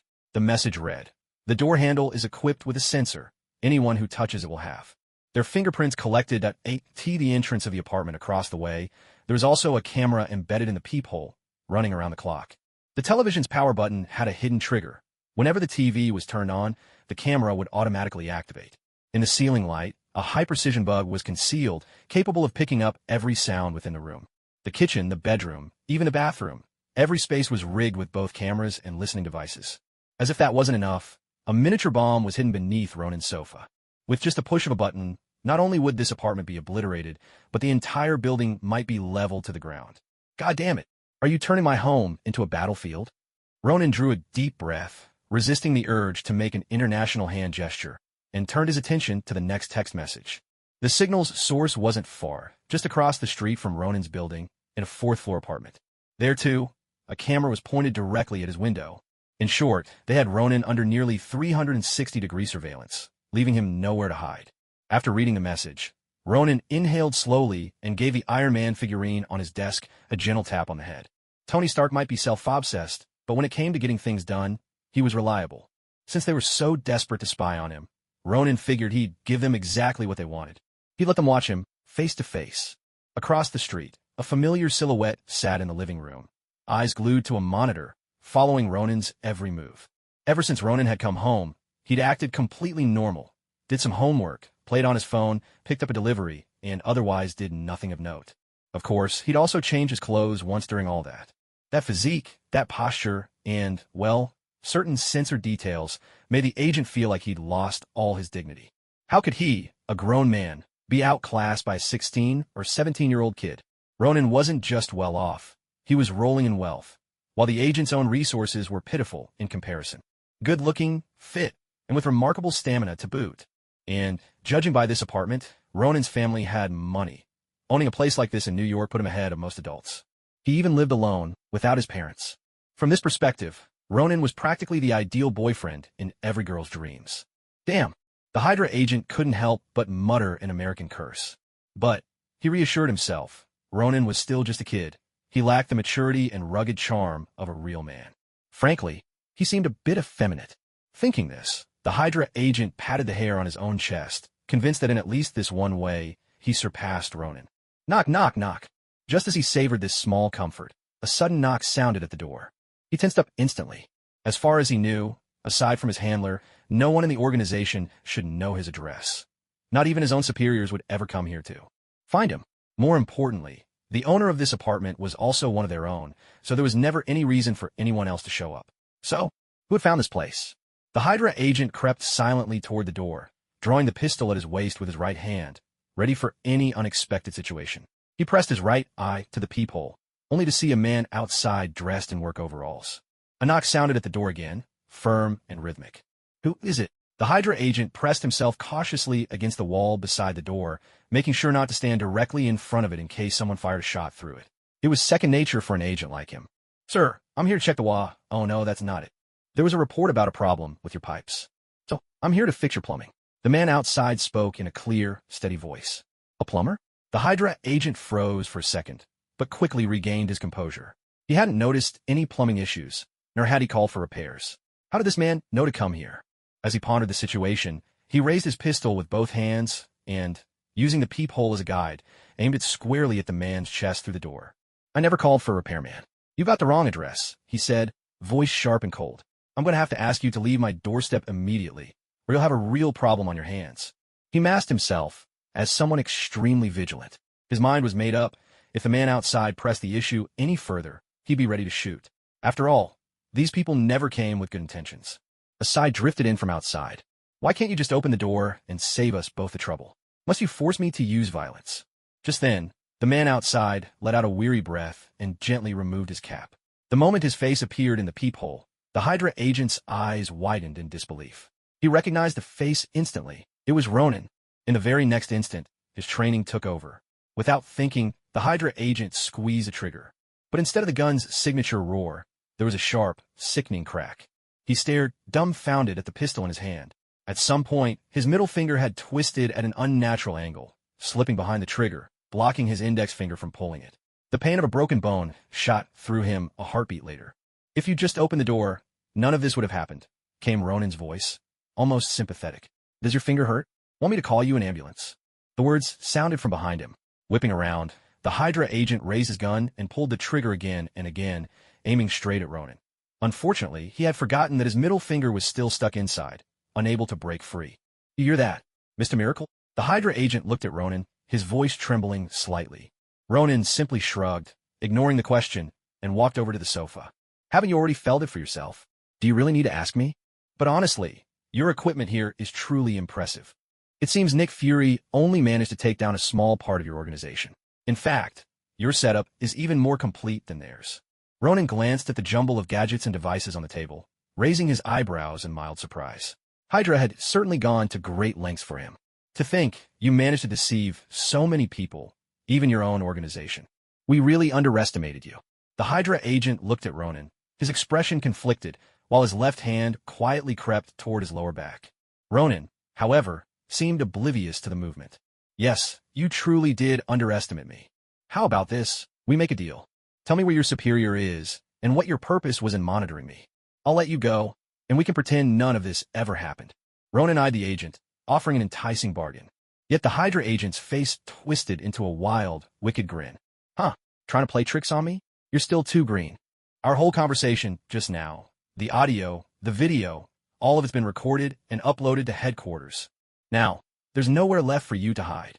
With that, the Hydra agent drew a miniature bomb from his waistband. As soon as he pressed the button, it would explode.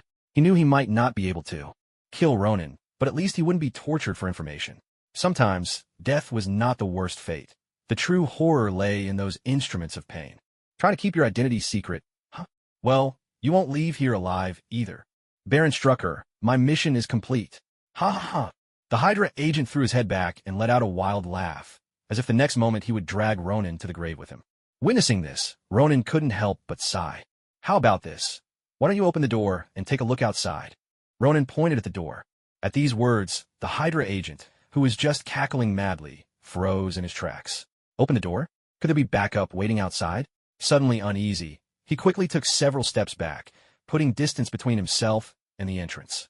Never mind, let's try another way. As he spoke, a portal of arcane light appeared right at the doorway. Under the stunned gaze of the Hydra agent, a small car wobbled its way out. From the mystical portal, as it drove forward, the sound of a car horn echoed, lively and clear. When the little car stopped in the living room, something even more astonishing happened, leaving the Hydra agent utterly dumbfounded once again. The car began to transform, shifting, and clicking in a series of mechanical movements. In less than 3 seconds, what was once a small car had turned into an Iron Man figurine. Wait a minute, an Iron Man figurine?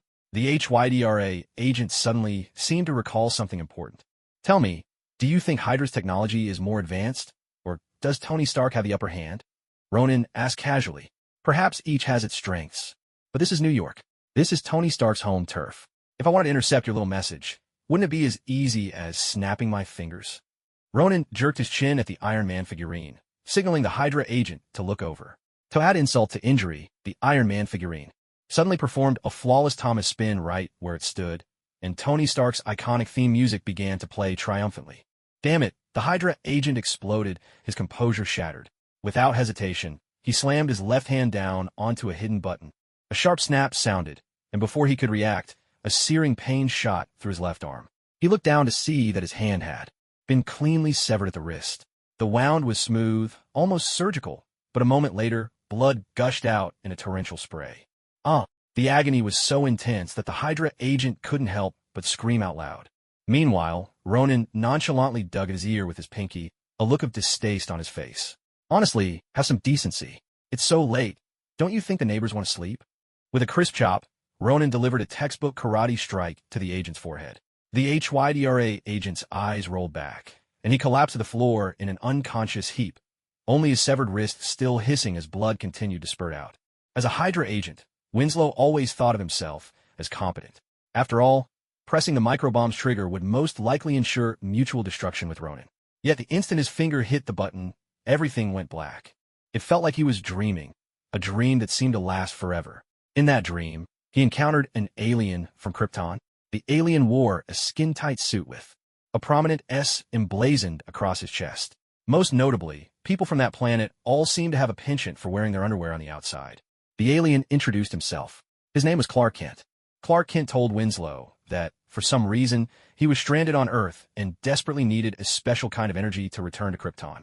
And on Earth, only humans could find this energy.so. Clark Kent told Winslow that he could grant him powers like his own, but only if Winslow would help Clark return to Krypton. Winslow agreed to his request, and soon he gained superhuman abilities, astonishing strength, the power of flight, heat vision, super breath, and more. With these newfound powers, Winslow became the most formidable force on Earth. Even Clark Kent gave him a thumbs up in admiration. While helping Clark search for the energy he needed, Winslow found himself stepping into the role of a superhero.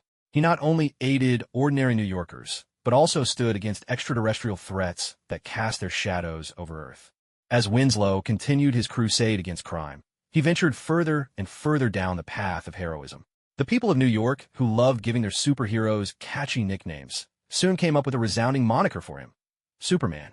It was this very name, echoing across the city, along with his courageous deeds, that inspired more and more superpowered individuals to rally to his side.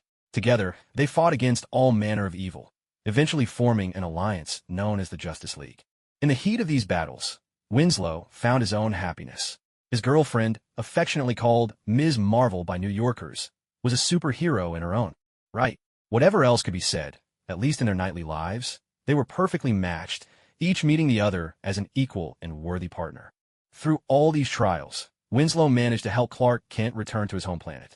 But only a few days after Clark's departure, a terrifying new villain appeared on Earth. His name was Ronan, a sinister sorcerer with a repertoire of bizarre and dark magic. Ronan quickly defeated the other members of the Justice League, leaving Winslow to face him alone. Winslow summoned every ounce of his strength to resist, but he proved powerless against Ronan. Not only was Ronan untouched by his attacks, he even severed Winslow's left hand, causing him to lose his former love forever. To make matters worse, Ronan humiliated him even further, not killing him, but instead subjecting him to a cruel ordeal. He summoned more than 30 women in their 60s to gang up on him in the most inhumane way imaginable. Picture this: one room, one bed, over 30 elderly women, and one defeated Superman. After a harrowing month, Winslow finally faced Ronan once more. This time, it seemed that Ronan was truly poised to conquer Earth. Then, crack! A sharp pain exploded across Winslow's face. The evil grin on Ronan's face began to blur before his eyes. Winslow struggled to keep his eyes open, desperate to see what was happening. Suddenly, a blinding shaft of light flashed before him. Buzz! An ear-splitting, droning noise rang in his ears. Winslow struggled to open his eyes, only to see Ronan still in front of him. Yet somehow he was no longer in that room, but had been moved to a living room. A living room? Where's this? Memories surged back like a rising tide, and Winslow gradually began to recall what had happened before. Hadn't he planned to take Ronan down with him? How had things turned out like this? Just then, a sharp pain in his forehead made it impossible for him to concentrate and sort out what had happened. Don't bother thinking about it, kid. I have to say, you've got quite an imagination. Over 30 middle-aged ladies, and you are drooling in your sleep over them. Your tastes are really something else. Ronan sat across from Winslow, clicking his tongue in amusement. Everything that Winslow had just experienced, of course, was the work of Ronan's illusions. If Winslow had actually managed to dream up Clark Kent, then it would have been Ronan's turn to panic. No way. Winslow had just started to protest, but the sudden pain from his left wrist cut him off.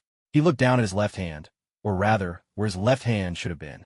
It was gone, just like in the dream. No, it was his left hand that had disappeared first. Years of training as an agent allowed him to quickly regain his composure. Since you've enjoyed your little fantasy for over half an hour, maybe now you can tell me, who's your superior? What's your organization's real goal in keeping me under surveillance? Ronan smiled at Winslow, the expression and tone sending a chill down Winslow's spine. It was uncanny. Exactly the same. The Ronan sitting in front of him was the spitting image of the evil sorcerer from his dream, right down to the way he smiled, the tone of his voice, even the way he crossed his legs. It was as if they'd been cast from the same mold. Truly, there was no difference at all between that dream Ronan and the real one before him. Give it up. As an agent, I've long been prepared for torture. Don't you know? The very first lesson for a Hydra operative is how to withstand all kinds of interrogation. Winslow looked at Ronan with utter disdain. He would never reveal any information. Now that Hydra had forced S.H.I.E.L.D. underground, it had become the largest intelligence agency on Earth. Although they still operated from the shadows, internal factions were growing restless and harder to suppress. They were on the verge of stepping out and seizing control of the world's governments. That's fine. If you don't want to talk, I won't force you. I'm not one to make things difficult for others. But since you enjoyed yourself so much in your dream, as a good host, I ought to show my guests some hospitality. I happen to have the phone numbers of over 50 wealthy ladies, sisters, if you will. Their average age is about 60. For agents as strong and sturdy as you, they're especially fond of you. Ronan winked at Winslow, then, as if by magic, produced a book from somewhere. The title was straightforward: Directory of American Heiresses. Oh, and by the way, I heard they even have a miraculous drug that can keep you going for 3 hours without feeling tired. This miracle drug is said to have cost tens of millions of dollars to develop. So, you really don't need to worry about not being able to get along with them. You'll have unforgettable memories with each and every one of them. As he spoke, Ronan took out his phone and opened the book to its first page. Winslow could clearly see rows and rows of names and phone numbers printed there. Ronan had even drawn circles around many of them, some marked with an A, some with a B, and others with a C, as if they were graded. Curious, aren't you? Let me explain it to you. These ABCs represent their ages. After all, they're all women. Using their real ages wouldn't be very flattering. And these circles? They show who the regulars are, and they're all very generous. Once they're satisfied with what they see, they pay right away. Ronan pointed to the markings in the directory, enthusiastically explaining everything to Winslow. Paying? Checking out the goods? You devil. Winslow ground his teeth, glaring fiercely at Ronan. He couldn't begin to imagine himself surrounded by dozens of older women, each eyeing him hungrily, waiting for their turn, pinning him to the floor, and having their way with him. The very thought was chilling. In Hydra, there were honey traps, but never anything as torturous as this. Oh my, how did you know my nickname? Seems like you Hydra folks know quite a bit. That just makes me more eager to learn what kind of schemes your organization's hiding. With that, Ronan pressed a number on his phone. The call was answered almost immediately. Hello, Sister Anna. Yes, that's right, it's me. Well, it's just that lately there haven't been many clients, so I've been hesitant to call you. Yes, I've got a new prospect here. He's a battle-hardened agent. No worries about physical stamina. Absolutely. The price is negotiable. We're all friends here. Great. I'll call you when it's time. I'll check in with the other sisters first. Oh, Sister Anna, good things are meant to be shared. If I only gave him to you, the other 50 or so sisters would eat me alive. All right, let's talk soon. Finishing the call, Ronan searched for the next number, humming an unfamiliar tune as Winslow listened on in helpless disbelief. Next up is Winnie. Her phone number is, as he spoke, Ronan pressed the call button. Hello, is this Sister Winnie? Yes, it's me. I found you a top-quality specimen today. That's right, classic 8-pack abs, and his biceps are outstanding. Especially the glutes, firm and perky. He may not quite match Captain America, but the difference isn't that big. Want to light some candles? How about scrubbing him down with a steel wool pad? No problem at all. This guy only cares about the money. He'll accept any request you have. You could even wear steel wool gloves and give him a massage. It wouldn't bother him. Oh, of course good goods are meant to be shared, but I can bump you up the list a bit. Exactly, that's right. But you'd better hurry. If you're late, you'll only, well, you know. All right, wait for my call. Ronan hung up once more. The content of his conversation left Winslow feeling like all the color had drained from his world. Whips and candles. And steel wool pads. What kind of organization is this? Don't worry, just give me a few more minutes. I'll reach out to a few others. We'll take turns. I know your body needs time to recover, so today we'll keep it at 10. Ronan glanced at Winslow, who had completely forgotten to control his expression, and even offered a considerate word of comfort. Oh, and don't even think about suicide. My magic has already planted a suggestion deep in your mind. The moment you think of ending your life, your thoughts will automatically turn elsewhere. If you don't believe me, you can try it yourself. Ronan winked at Winslow. Somehow, upon hearing Ronan's words, Winslow's first impulse was to bite his tongue and end it all. Yet, just as the thought rose, a different idea suddenly surfaced. Those old ladies didn't seem so bad after all. Devil. Monster. You're the greatest devil of all. Winslow snapped out of his trance, shouting at Ronan with all his might. But tied firmly to the chair, he couldn't budge an inch. If he could destroy Ronan along with himself, right now, he wouldn't hesitate for a second. What kind of demon is this? Don't get worked up. Didn't you know? All of Satan's tattoos, those are my handiwork. There's still 8 more sisters I haven't contacted. Each of them is said to have her own special skills. Just wait a moment. But before Ronan could finish, Winslow finally broke down. Enough. Don't call anyone else. Please, just stop. What do you want to know? No, whatever you want, as long as I know it. I'll tell you everything. Winslow had never imagined that one day he would be tormented by such an ordeal. Though the torture had yet to begin, he had already experienced its horrors in his dreams. And it wasn't just for a day or two. It lasted a whole month. That month felt worse than death itself for Winslow. Even with his Superman-like resilience, he felt as if his kidneys could hardly take the strain. Oh, I'm not the kind of person who forces others. If you don't want to talk, that's perfectly fine with me. I'm just that understanding, Ronan said, pausing his call and turning to Winslow with a bright smile. But Winslow looked utterly defeated, as if all hope had drained from his face. He could no longer find words to describe the boy standing before him. Human in appearance, but a demon at heart. How did he manage it? No, you didn't force me. It's all voluntary, Winslow pleaded. Please, just ask your questions. Whatever you want to know, I'll tell you. He was so desperate, he was ready to fall to his knees before Ronan. All that talk of organizational principles and agent dignity, none of it meant anything in the face of those relentless, middle-aged women. He never wanted to endure that kind of torment again. You're the one begging me to ask. I never said I wanted to know anything, Ronan replied, setting his phone down. Yes, exactly. I'm volunteering. I'll tell you anything. Just ask. My name is Winslow. I'm a level 6 agent of Hydra, and I'm responsible for... Winslow began pouring out all the information like beans spilling from a bamboo tube. But Ronan stopped him immediately. Hold it. Only answer what I ask. For every extra word, I'll assign you one more rich lady to keep you company. Ronan cut him off before he could get carried away. With seasoned agents like this, they love to steer conversations and play little mind games. Ronan was careful not to fall into their traps. All right, you ask, I'll answer, Winslow said, quickly clamping his mouth shut. But Ronan didn't rush to ask questions. Instead, he dialed a number. Seeing this, Winslow grew anxious. I've already caved. Why are you calling someone now?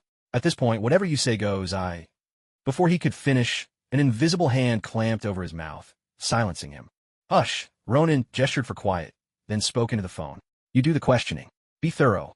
With that, Ronan ended the call. Don't worry, I just found someone with professional experience to help with the questioning, he said. After all, I'm just an ordinary high school student.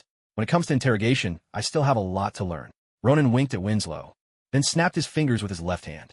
With a sharp snap, the hand covering Winslow's mouth vanished in an instant. At the same moment, Winslow was struck by a strange sensation, as if he had just forgotten something terribly important. Before the thought could settle, a steady knocking sounded at the door. Ronan walked over and opened it. Standing there was a middle-aged man, slightly balding. Phil, I'll leave the rest to you, Ronan said. Phil Coulson's arrival was, in truth, something of a coincidence. Just as Ronan had captured Winslow, he'd received a call from Coulson, who wanted to meet with him. How Coulson had gotten Ronan's number didn't surprise him in the least. After all, as an agent of S.H.I.E.L.D., or rather, the new director of S.H.I.E.L.D., tracking down the phone number of an ordinary New Yorker was hardly a challenge. While Winslow was lost in dreams, Ronan and Coulson had a brief conversation. Coulson's intentions were straightforward. Ronan had once told Skye that if she helped him with a certain task, he would reveal her true identity, including who her parents were and what she had gone through. On this point, Ronan flatly denied any knowledge, claiming he remembered nothing at all.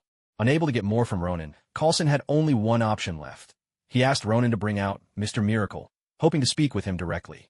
In exchange, Coulson would pry every last secret from Winslow about Hydra's surveillance of Ronan. Naturally, the credit for catching Winslow would be given to Mr. Miracle. As for the contact book filled with wealthy women's numbers that Ronan had produced, that certainly wasn't his. There were few people who could possess such a collection, and aside from Tony Stark, Ronan couldn't think of anyone else. As a member of the elite, Tony Stark was privy to certain little secrets about wealthy women, things that couldn't be shared publicly. When Tony learned that Ronan wanted such information, his tone was nothing short of bizarre. Ronan, for his part, couldn't be bothered to explain. Rich women? Just a dream from another life. So, with his gift for persuasion, Ronan needed only a contact book and a few phone calls to break down Winslow's psychological defenses completely. Life really is a lonely journey, Ronan thought. He unlocked his phone and opened a fair play competitive game, one where a certain skin granted him 10 extra attack points. He poured his natural talent into the game, his reflexes and speed so sharp that only the server itself struggled to keep up. Half an hour passed. After his opponents surrendered for the second time within 15 minutes, Phil Coulson finally emerged from the room.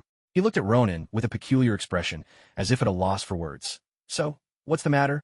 The mighty director of S.H.I.E.L.D. can't even get a lowly Hydra minion to talk. Ronan put down his phone and glanced at Phil Coulson, who was walking over at a leisurely pace. Coulson shook his head. It wasn't that things hadn't gone smoothly. On the contrary, they'd gone far too smoothly. The moment the two sat face to face, before Coulson could even ask more than a few questions, Winslow spilled everything he knew. He confessed it all. Every Hydra base he knew.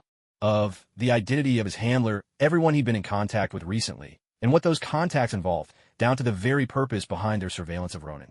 By the end, Winslow was scraping the bottom of the barrel, so desperate to talk that he almost started recounting his entire life story from the very day he was born. Fortunately, Coulson managed to stop him in time. Otherwise, half an hour wouldn't have been enough. He could have talked for half a day and still had things to say. In truth, Coulson and Winslow weren't complete strangers, but they'd never been close. Back when S.H.I.E.L.D. still existed, they were colleagues in name. Only, they'd never collaborated or even met more than a handful of times. So Coulson had expected it would be difficult to pry any information out of Winslow. But reality had other ideas. The interrogation went not just smoothly, but so smoothly that Coulson started questioning his own methods, maybe even his entire career. An interrogation? No. More like a friendly chat. This easy made Coulson doubt whether Winslow was telling the truth at all. When Coulson finally stood up to leave, Winslow suddenly grabbed his hand. Coulson was startled, half convinced Winslow meant to take him hostage. But instead, what happened next was completely unexpected. Winslow didn't lash out. Instead, he broke down in tears. He pleaded with Coulson, begging him to ask Ronan for mercy, to spare him from some unspeakably cruel punishment. And when Coulson asked what sort of punishment he meant, Winslow fell silent, shame written all over his face. Even after 3 attempts, Winslow refused to say another word, leaving Coulson to exit the room with a baffled and awkward expression. So, Ronan asked, what exactly did you say to him? Or maybe you've got some special interrogation technique I don't know about? Coulson sank into the sofa beside him, glancing at the monitoring equipment on the table. He had to admit, Hydra was giving Ronan a remarkable amount of respect. Equipment like this was a rarity with SHLD's current resources. To be honest, S.H.I.E.L.D. these days wasn't much different from an ordinary organization. Broke. That was the theme of the new S.H.I.E.L.D. Honestly, it wasn't anything special. And it certainly wasn't any interrogation technique of mine. You know how it is? Ronan smiled, eager to lay the blame at the feet of Mr. Fantastic. It was, after all, the perfect excuse for just about anything. Anyway, Phil Coulson had no idea about his true identity. All right, I'm not sure how you managed it, but the method really works, he conceded. Winslow.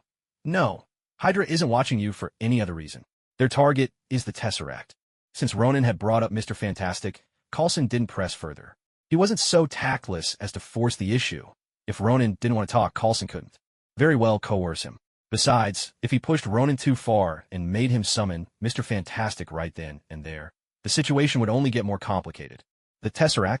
Ronan looked at Coulson, utterly perplexed. What's that? Disappointment flickered across Coulson's face. Clearly, Ronan had no idea what the Tesseract was. It was a secret weapon of S.H.I.E.L.D. at the time, Coulson explained. But later, there was a little mishap. The Tesseract was lost. To Ronan, this little probing from Coulson was hardly worth mentioning. Of course, perhaps it wasn't really a test, just a routine instinct of Coulson's profession. Either way, such tricks had no effect on Ronan. So, S.H.I.E.L.D. and Hydra's secret weapon went missing. Ronan raised an eyebrow. But what does that have to do with me? By all logic, his current identity had nothing to do with the Tesseract. Why had Hydra set their sights on him? Suddenly, another thought struck Ronan. It's because of Mr. Fantastic, he mused aloud. Within HYD Array, after their investigation, they discovered that someone had taken the Tesseract after Loki left. Based on eyewitness accounts, they identified Mr. Fantastic as the one who'd done it. And you're the only person who can contact Mr. Fantastic. So, Coulson didn't finish, but Ronan understood his implication. Just as he had suspected a moment ago, Steve Rogers had already told him that S.H.I.E.L.D. had discovered someone had taken the Tesseract. Ronan had been involved in the Time Variance Authority agents' battle back then, so they hadn't had the chance to erase the locals' memories. That meant the villagers still remembered what had happened. Who knows what methods Hydra used to track down the place, but their resources were not to be underestimated. So that's how it is, Ronan said. But they're still looking in the wrong place. I've never even seen this so-called Tesseract. As for Mr. Fantastic, he's not some spirit who follows me everywhere. I can't just summon him whenever I please. Ronan curled his lip, clearly dissatisfied with their reasoning. What does Mr. Fantastic's actions have to do with me, Ronan? But that's just how Hydra operates. They never let anyone off the hook. Besides, their next plan is to kidnap you to lure out Mr. Fantastic. Phil Coulson's eyes were fixed on Ronan, searching for any hint of a reaction. At first, Ronan was taken aback. Then his face twisted into a helpless, almost amused expression. Are you serious? What does any of this actually have to do with me? Hydra already captured me once before. Didn't they learn their lesson last time? Are they really so eager to send more of their own people to their doom? Ronan struggled to understand. Could it be that the total annihilation of one of their squads last time hadn't made Hydra the slightest bit afraid? Or did they truly think the value of the cosmic cube outweighed the threat posed by Mr. Fantastic's power? According to Winslow, it seems they've found a way to deal with Mr. Fantastic, although he doesn't know the specifics. Apparently, this is a highly classified project, top secret, even by Hydra standards. Phil Coulson spread his hands in mild regret, disappointed that he hadn't been able to get more information. If only Winslow's security clearance had been a bit higher, perhaps Coulson and his team could have unearthed even more of Hydra's secrets. I mean, really, S.H.I.E.L.D. is in a pretty sorry state right now. Not only did you let your organization get infiltrated from the inside, but even your classified protocols have been stolen. Oh wait, don't tell me those supposedly secret classifications were actually created by Hydra agents in the first place. Ronan shot Coulson a pointed look. Coulson could only offer an embarrassed shrug. He couldn't deny it. The very system of classified protocols had been established when Alexander Pierce was still director of S.H.I.E.L.D. In essence, S.H.I.E.L.D. had simply borrowed their entire system from someone else.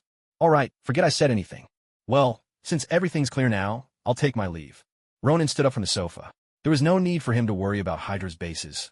Coulson would be more than willing to take charge. Not only was it SHLD's duty to combat Hydra, but raiding their bases would yield valuable supplies. For a S.H.I.E.L.D. struggling to rebuild, every crate of materials was precious, let alone the intelligence they might uncover. Wait, I'd like to meet Mr. Fantastic myself. What would he think about that? Coulson stopped Ronan, clearly not done. I've tried calling him, but he hasn't answered. So, why don't you just tell me what you want to know? And if he gets back to me, I'll ask him for you. After all, he's often not even on Earth. He's a very busy man. Ronan shrugged his shoulders. Mr. Fantastic wasn't coming to work today. Besides, Ronan himself needed to hurry home and finish his homework. The surveillance equipment at home was still in place, and Phil Coulson was still here, keeping an eye on the monitors. So, Ronan couldn't just send a double home to do his assignments. Frequently not on Earth, Phil Coulson echoed, a note of curiosity in his voice. But Ronan suddenly clapped a hand over his mouth, as if he realized he'd let something slip. I don't know anything. Honestly, I never said a word. You'd better not read too much into it.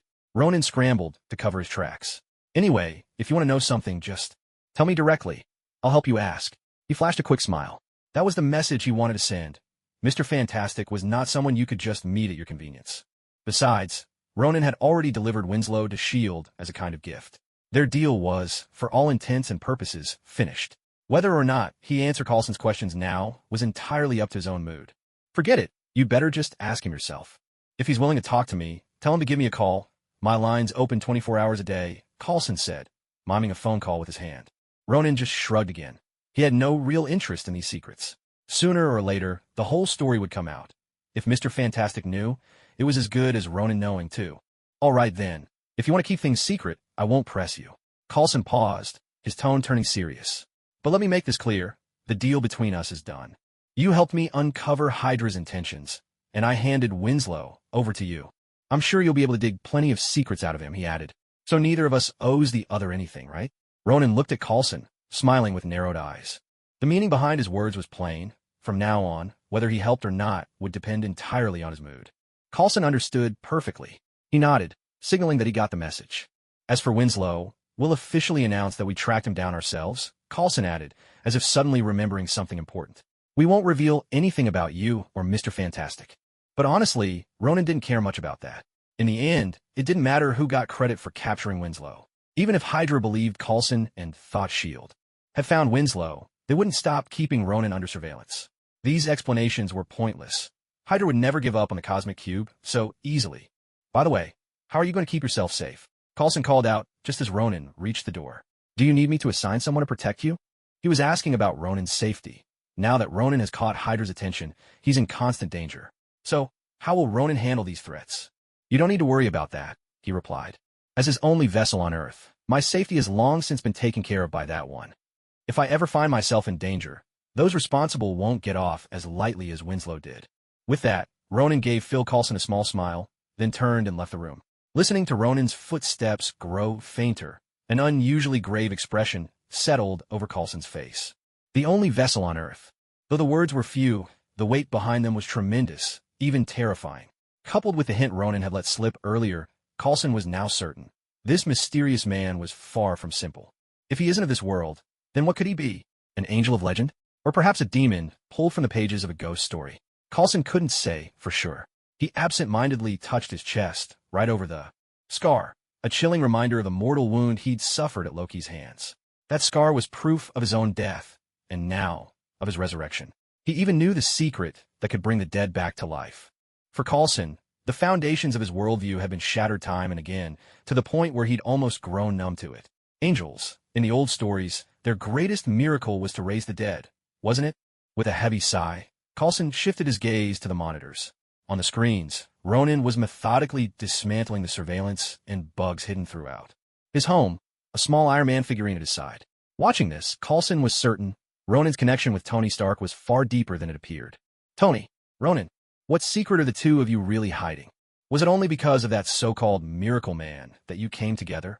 Or do you both have secrets no outsider knows? Muttering to himself, Coulson watched as, one by one, the monitors lost their signal, until all that remained was a cascade of static. The feed had been cut completely. He shook his head, pulling his phone from his pocket. There was no use dwelling on it. If he wanted answers, he'd have to catch the smallest clue and follow it to the truth. Unfortunately, now wasn't the time. Grant, I'll send you a location in a bit. Bring a few agents over here. We found a Hydra prisoner. After hanging up the phone, Phil Coulson walked to the window and, almost instinctively, glanced across to the building opposite. There, he could clearly see Ronan standing by his own window, smiling warmly at him. When their eyes met, Ronan gave him a cheerful wave, then slowly drew the curtains shut. Night was settling over New York, and heavy clouds began to gather overhead. Perhaps tonight, a heavy snow would fall. Who could say for sure? The darkness deepened, and as the moon gradually slipped behind the clouds, the sky lost its last glimmer of light. Inside Stark Tower, Tony Stark, already lost in dreams, suddenly jolted awake. He sat up abruptly, his eyes snapping open. Within those eyes, a purple glow began to flicker and spread. As the violet light flooded Tony's gaze, a familiar face slowly took shape in his pupils, Dormammu. The next morning, Ronan shouldered his little backpack and, as if nothing had happened, headed off to school. According to Phil Coulson, S.H.I.E.L.D. would take responsibility for the arrest of Winslow. Ronan thought this was little more than a fig leaf, but nonetheless, he decided to play along. Maybe, he mused, those Hydra leaders really were naive enough to believe Coulson's story. When he arrived at school, he found Gwen Stacy waiting for him, just as he expected. She had even brought breakfast she'd made herself. Gwen Stacy, in many ways, was the picture of perfection. Not only had she inherited her parents' looks, but also her mother's gentle nature. As for her cooking, she'd surely reached at least 80% of her mother's culinary skills, if not more, at least judging by this breakfast. Oh, by the way, Gwen said as Ronan began to eat, last night, I overheard my dad say that the group who was watching you before showed up. Near your house again. She paused, but this time it looks like they arrested a Hydra agent. Her eyes searched his face. Are you all right? As Ronan chewed his sandwich, Gwen shared the news she'd heard the night before. With her father serving as New York's police commissioner, there was hardly a ripple in the city he didn't know about, let alone an incident involving S.H.I.E.L.D. I'm fine. It was just S.H.I.E.L.D. nabbing a Hydra agent, Ronan replied after swallowing a bite. I even saw the whole thing happen. He couldn't have pretended not to know anything, even if he wanted to.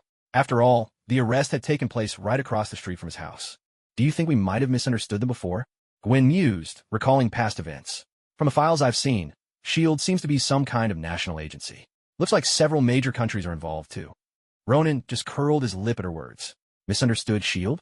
How should I put it? Maybe for some minor issues, we can't really blame S.H.I.E.L.D. But when it comes to most of the outrageous things, almost all of them are their doing. With that thought, Ronan glanced back at a spot 100 meters behind him.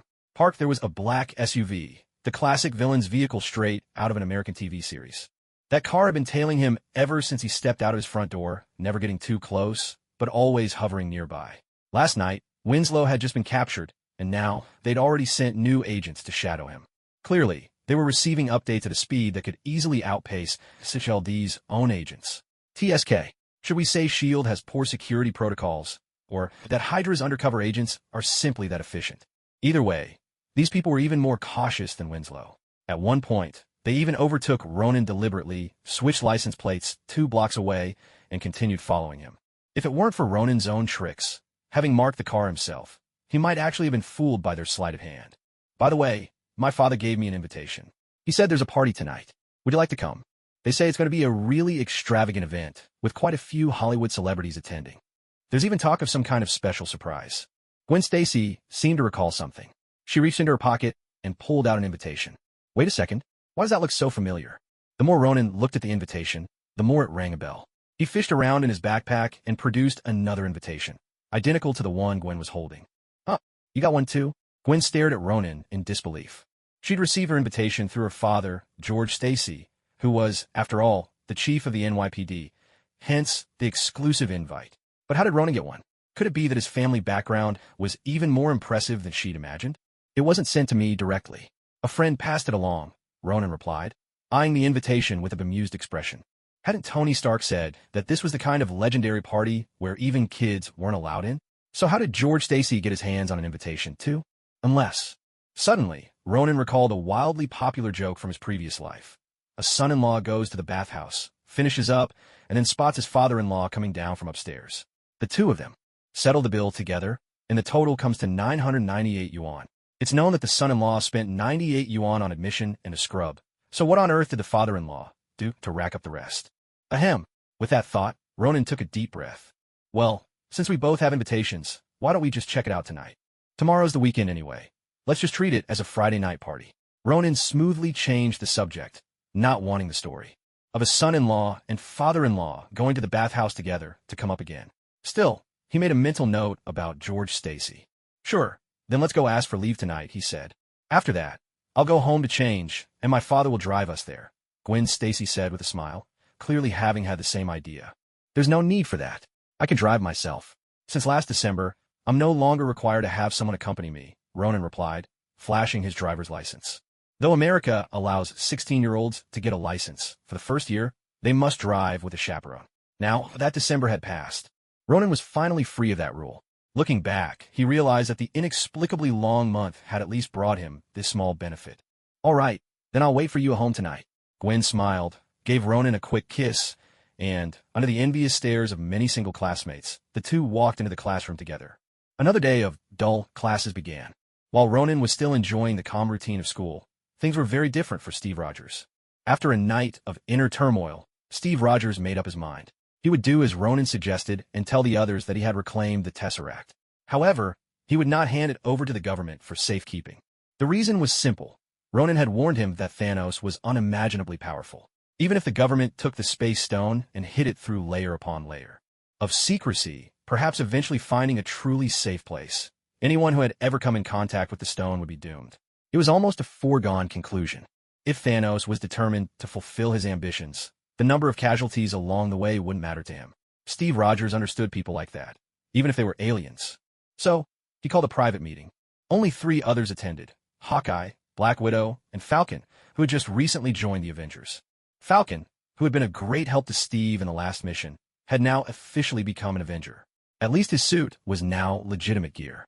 Perhaps he didn't know it yet, but one day he would inherit Steve Rogers' shield and become the new Captain America. Everyone, I spent all last night thinking, and there's something I need to make clear to you, Steve Rogers said, taking a deep breath as he looked at the 3 assembled in a meeting room. According to Ronan, he could share some of the information with others, but there was one thing he absolutely couldn't reveal: anything about the future, including Thanos' name. Cap, it's rare to see you so serious, Black Widow said with a smile, having just been through life and death with Steve Rogers, and having shared more than a few kisses with him. Frankly, Ronan found it hard to believe there hadn't been a deeper connection between them. After all, they were both adults, neither was married, and sometimes, giving in to impulse to relieve a little pressure was only natural. You look just like you did when we used to run by the lake, Falcon chimed in. What he really meant was the kind of pressure Steve Rogers brought to those runs. Every time Steve overtook him, he'd say, "On your left." Who could stand that? It was the ultimate taunt. As much as I'd like to joke around, what I'm about to say is no laughing matter. Steve Rogers shook his head, his face devoid of any trace of smile. Seeing him like this, the 3 who had been chuckling moments earlier immediately sobered up. It must be something truly serious to make Steve Rogers this grave. With a heavy thud, Steve didn't rush to explain. Instead, he set a case down on the table. He opened it, then turned it a full 180 to show everyone what was inside. The moment they saw the contents, both Black Widow and Hawkeye were stunned. The Tesseract? Wasn't this taken by Loki? How did it end up back here? Hawkeye stared at Steve Rogers in disbelief. Back then, everyone had seen Loki use the Tesseract to escape. Ever since the New York incident, S.H.I.E.L.D. had marked the Tesseract as lost. They'd searched for so long, and yet there'd been not a single lead. Who would have thought Steve Rogers would suddenly produce it today? This troublesome thing again. Why does just looking at it give me a headache? Black Widow rubbed her temples. She remembered all too well what this object could do. It was because of the Tesseract that humanity first saw what aliens looked like. Wait. What is this thing? Why have I never heard of it? Falcon quickly interjected. Of everyone here, he joined the team the latest and hadn't been part of the Battle of New York, so it was no surprise he didn't recognize it. Steve Rogers waved his hand. That's not important right now. After all, it's not exactly a good thing. What I want to tell you all is, while the Tesseract has found its way back into our hands, so have the troubles it brings. Steve Rogers recalled the lines Ronan had taught him and polished them up a bit for himself. Trouble. It's not another alien invasion, is it? Black Widow frowned. Ever since she saw the Tesseract, she couldn't help but think of aliens. Though she was a battle-hardened veteran, her only encounter with extraterrestrials was that one time. You're pretty close, but that's only half the story. With the help of a friend, I managed to find the Tesseract last night. But at the same time, I learned some bad news. A very powerful alien has set his sights on the Tesseract, and he's coming to Earth. His goal is nothing but the Tesseract itself. Steve Rogers shared the most crucial part with the team. He kept his words vague, but that was as much as he could reveal. A friend? What kind of friend has that kind of reach? Black Widow was the first to question him. This friend prefers to remain anonymous, and you don't know them either. But I can assure you, the information about the alien is absolutely reliable. Steve Rogers shook his head, unwilling to reveal Ronan's identity. So, When is this alien arriving on Earth? Do we need to prepare for a fight right away? Falcon, though still unsure what the Tesseract was, seemed quite excited at the mention of aliens. He'd never fought one before, so he was eager for the chance. Hawkeye and Black Widow, on the other hand, didn't share his enthusiasm. We don't know the timing. It could be years, months, or even as soon as tomorrow. But what I can say for certain is this alien is coming. Because I've seen it. Steve Rogers took a deep breath and uttered something that left the other three utterly stunned. He had seen it. Captain, are you saying you've seen the future? Hawkeye was incredulous. There were plenty of legends about people who could foresee the future, and even in old folktales, there were stories of people centuries ago predicting the world as it is today. But those were just myths, often exaggerated or misinterpreted. Yet now, standing before them, Steve Rogers was claiming he'd seen the future? No, I haven't seen the future. I've only caught a few glimpses, fragments really. And the source was the Tesseract itself. Following Ronan's advice, Steve Rogers pinned all the responsibility on the Tesseract. If HYDRA could use the Mind Scepter to create two mutants, then it seemed reasonable enough that the Tesseract might reveal the future. Anyway, they had no idea what the Cosmic Cube really was. According to Ronan, if the goal was to leak this information to the public without anyone noticing, the best way was to let Hydra in on the secret as well. At the very least, Hydra needed to know that the Cosmic Cube was in the hands of the Avengers. The more people who spread the word, and the higher the level of secrecy, the more likely the lie would eventually become reality. Of course, Steve Rogers himself wasn't aware of this last part. He let out a slow sigh. Although I don't really believe anyone can see the so-called future. But if it's you, Captain, I'm willing to believe it. Hawkeye exhaled softly. He trusted Steve Rogers' character. At the very least, he had no reason to deceive them about this. So, what do we need to do now? Hide the Cosmic Cube well, and in the meantime prepare for battle, waiting for that alien to arrive. Black Widow continued, her tone probing. The cube definitely needs to be hidden, and preparing for battle is a must as well. In other words, our next mission as Avengers is to protect the Cosmic Cube at all costs, even if it means giving our lives. Steve Rogers' expression was grave. His mind was made up. For a soldier who had fought on the battlefield for so long, he knew exactly what this meant. Just as Ronan had told him, this might cost him his life. But Steve Rogers thought if he lost his life protecting Earth, that would be fulfillment enough. Maybe, he thought, the reason he didn't die in the glacier back then was so he could live to see this very day. The reason I'm telling you all this is not to force anyone to stay. Because I know, and you know as well, if we really want to protect this thing, there's a very good chance we'll lose our lives. So, if anyone doesn't want to take this on, you can leave now. Because from here on out, we're dealing with matters of the utmost secrecy. Steve Rogers looked around at the three people in front of him. These three were already the top fighters among the Avengers. The others, though carefully chosen, could only play supporting roles. When it came down to the real fight, it would be up to these few. Captain, you don't need to say any more than that. We were as good as dead back on that ship anyway. Falcon spoke up first, making his stance clear. He hadn't joined the Avengers for the name. He'd done it to fight side by side with Steve Rogers. Well, that goes double for me. You know me, Captain. I'm a loner, there's nothing holding me back. The Black Widow shrugged and turned her gaze toward Hawkeye. She knew that, among all of them, only Hawkeye had built a family. He even had children of his own. But these were things outsiders could never have guessed. Don't look at me, Hawkeye replied, shaking his head. I was a soldier before, and I'm still a soldier now. If he'd wanted to retire, he would have done so after S.H.I.E.L.D. fell apart. But that was never the path he chose. Watching his three teammates, a smile spread across Steve Rogers' face. It was because of them that Steve truly believed he could accomplish this mission. He took a deep breath, letting the smile fade from his features. All right, since everyone is on board, I hope you'll all keep what comes next strictly confidential, he said, because this concerns a very important plan. Meanwhile, in a Hydra underground base, Baron Strucker, his right eye hidden behind a monocle, gazed at a monitor with satisfaction. On the screen, a man and a woman were performing bizarre acts inside their cell. The man was moving around the room at an almost incalculable speed, sometimes colliding with the cell walls and coming to an abrupt halt. The woman, on the other hand, sat quietly, her hands playing with a toy. Strangely, her hands never actually touched the toy, yet it slowly floated within the reach of her fingers. Anyone witnessing this scene would find it incomprehensible. Baron, a voice called from behind, interrupting Baron Strucker's reverie. Dr. List, are the results of the experiment ready? Baron Strucker didn't turn around. His eyes remained fixed, almost intoxicated, on the monitor. These are his greatest creations, bar none. The results are in, Dr. List reported. All test subjects injected with the blood of those two have died, without exception. And their deaths were quite strange, he continued. Those injected with Pietro's blood experienced rapid cellular aging within minutes, and their bodies quickly deteriorated. As for those injected with Wanda's blood, they stopped breathing almost instantly after the injection. We didn't even have time to determine the cause of death. Dr. List finished his report. But Baron Strucker showed not the slightest hint of surprise. He'd seen this outcome many times before. And what about the latest batch of enhanced subjects? Baron Strucker inquired about another matter. Most of them failed, Dr. List replied, pausing deliberately as if to emphasize his point. Upon hearing these words, Baron Strucker, who had appeared calm just moments before, abruptly turned around. What do you mean, most of them failed, he pressed. There was one person who didn't die. He survived, but he's just as mindless as an empty shell, like an idiot with no sense of self. There's only, at this point, Dr. List seemed unable to go on. Only what? Baron Strucker seized Dr. List by the collar, his eyes gleaming with an indescribable excitement. Only when he sees a person does his gaze begin to follow them. Dr. List managed, voice trembling. It seems as if he has an overwhelming longing for people. Dr. List himself wasn't entirely sure what he was saying, but the reality was undeniable.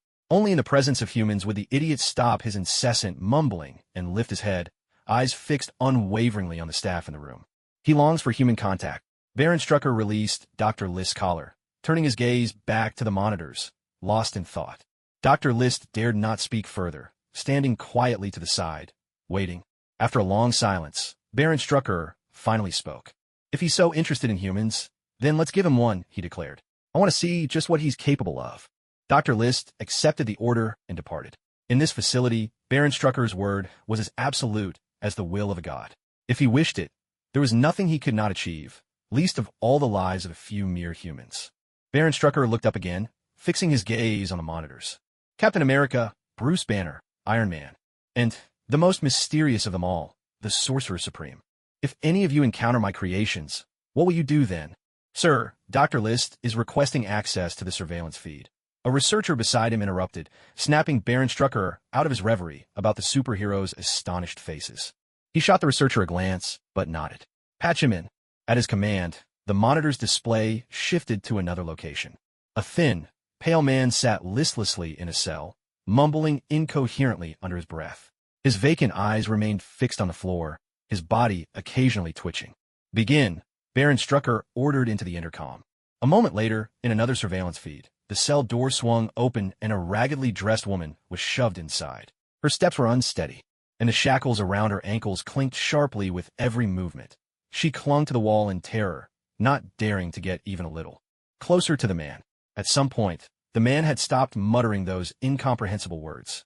His previously vacant eyes now gleamed with a sudden spark of life, and his gaze locked hungrily onto the woman.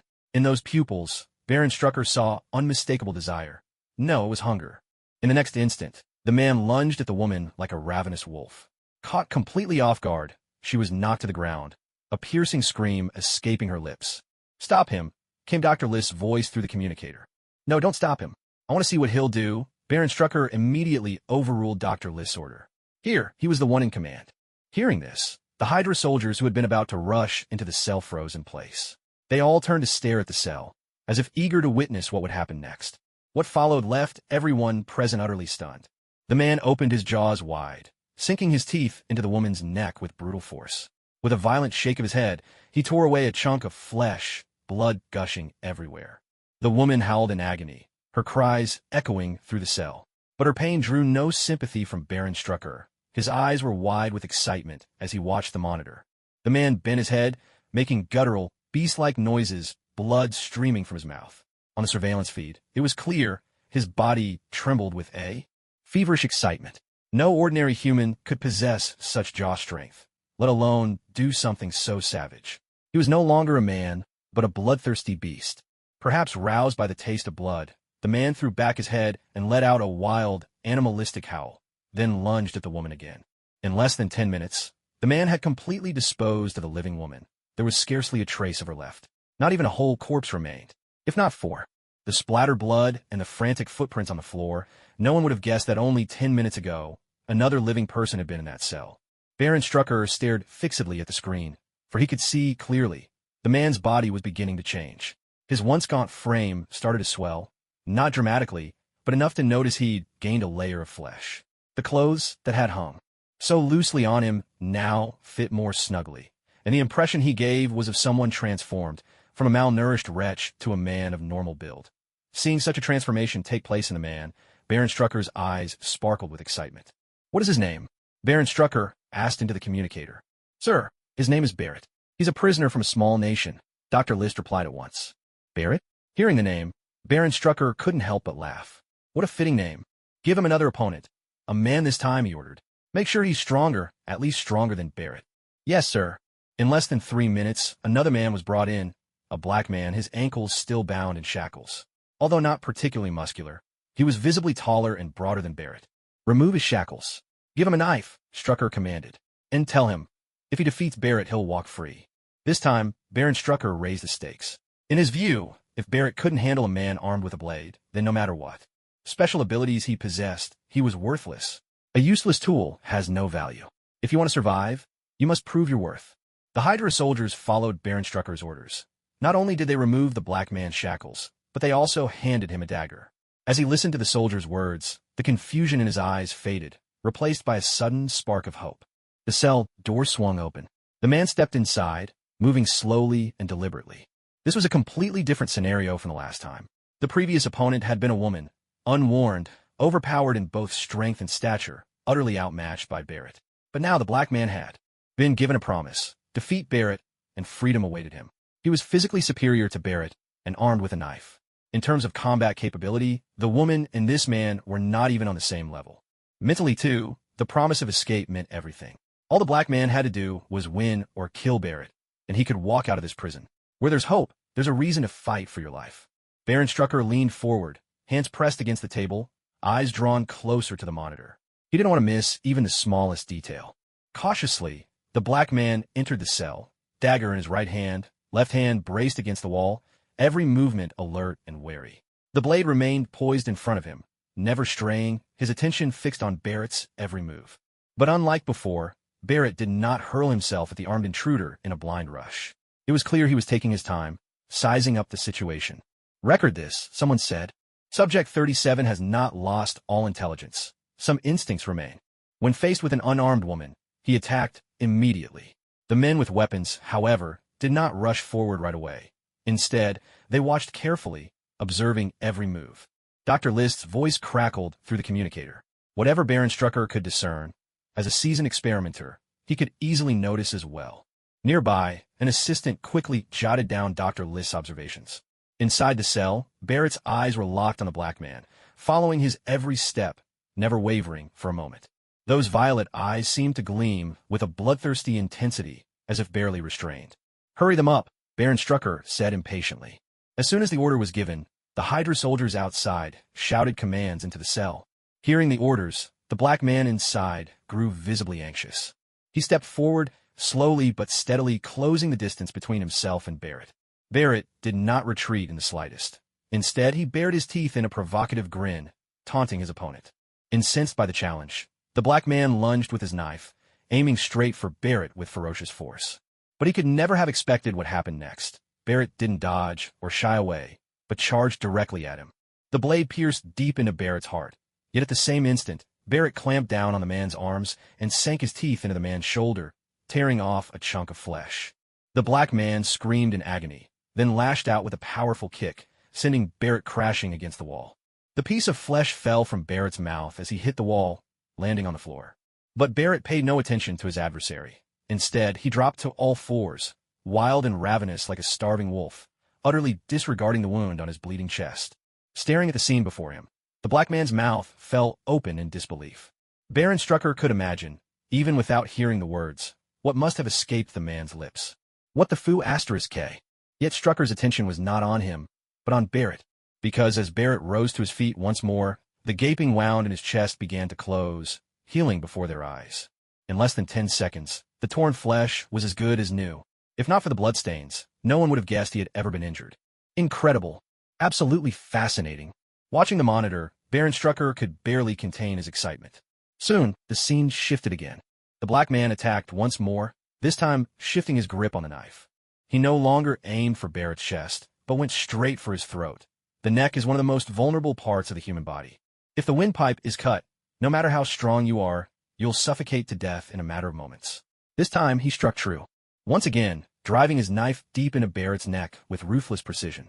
Yet Barrett didn't give him a chance to break free. Both hands clamped down on the man's body like iron shackles and, with a sudden burst of strength, hurled him against the wall opposite.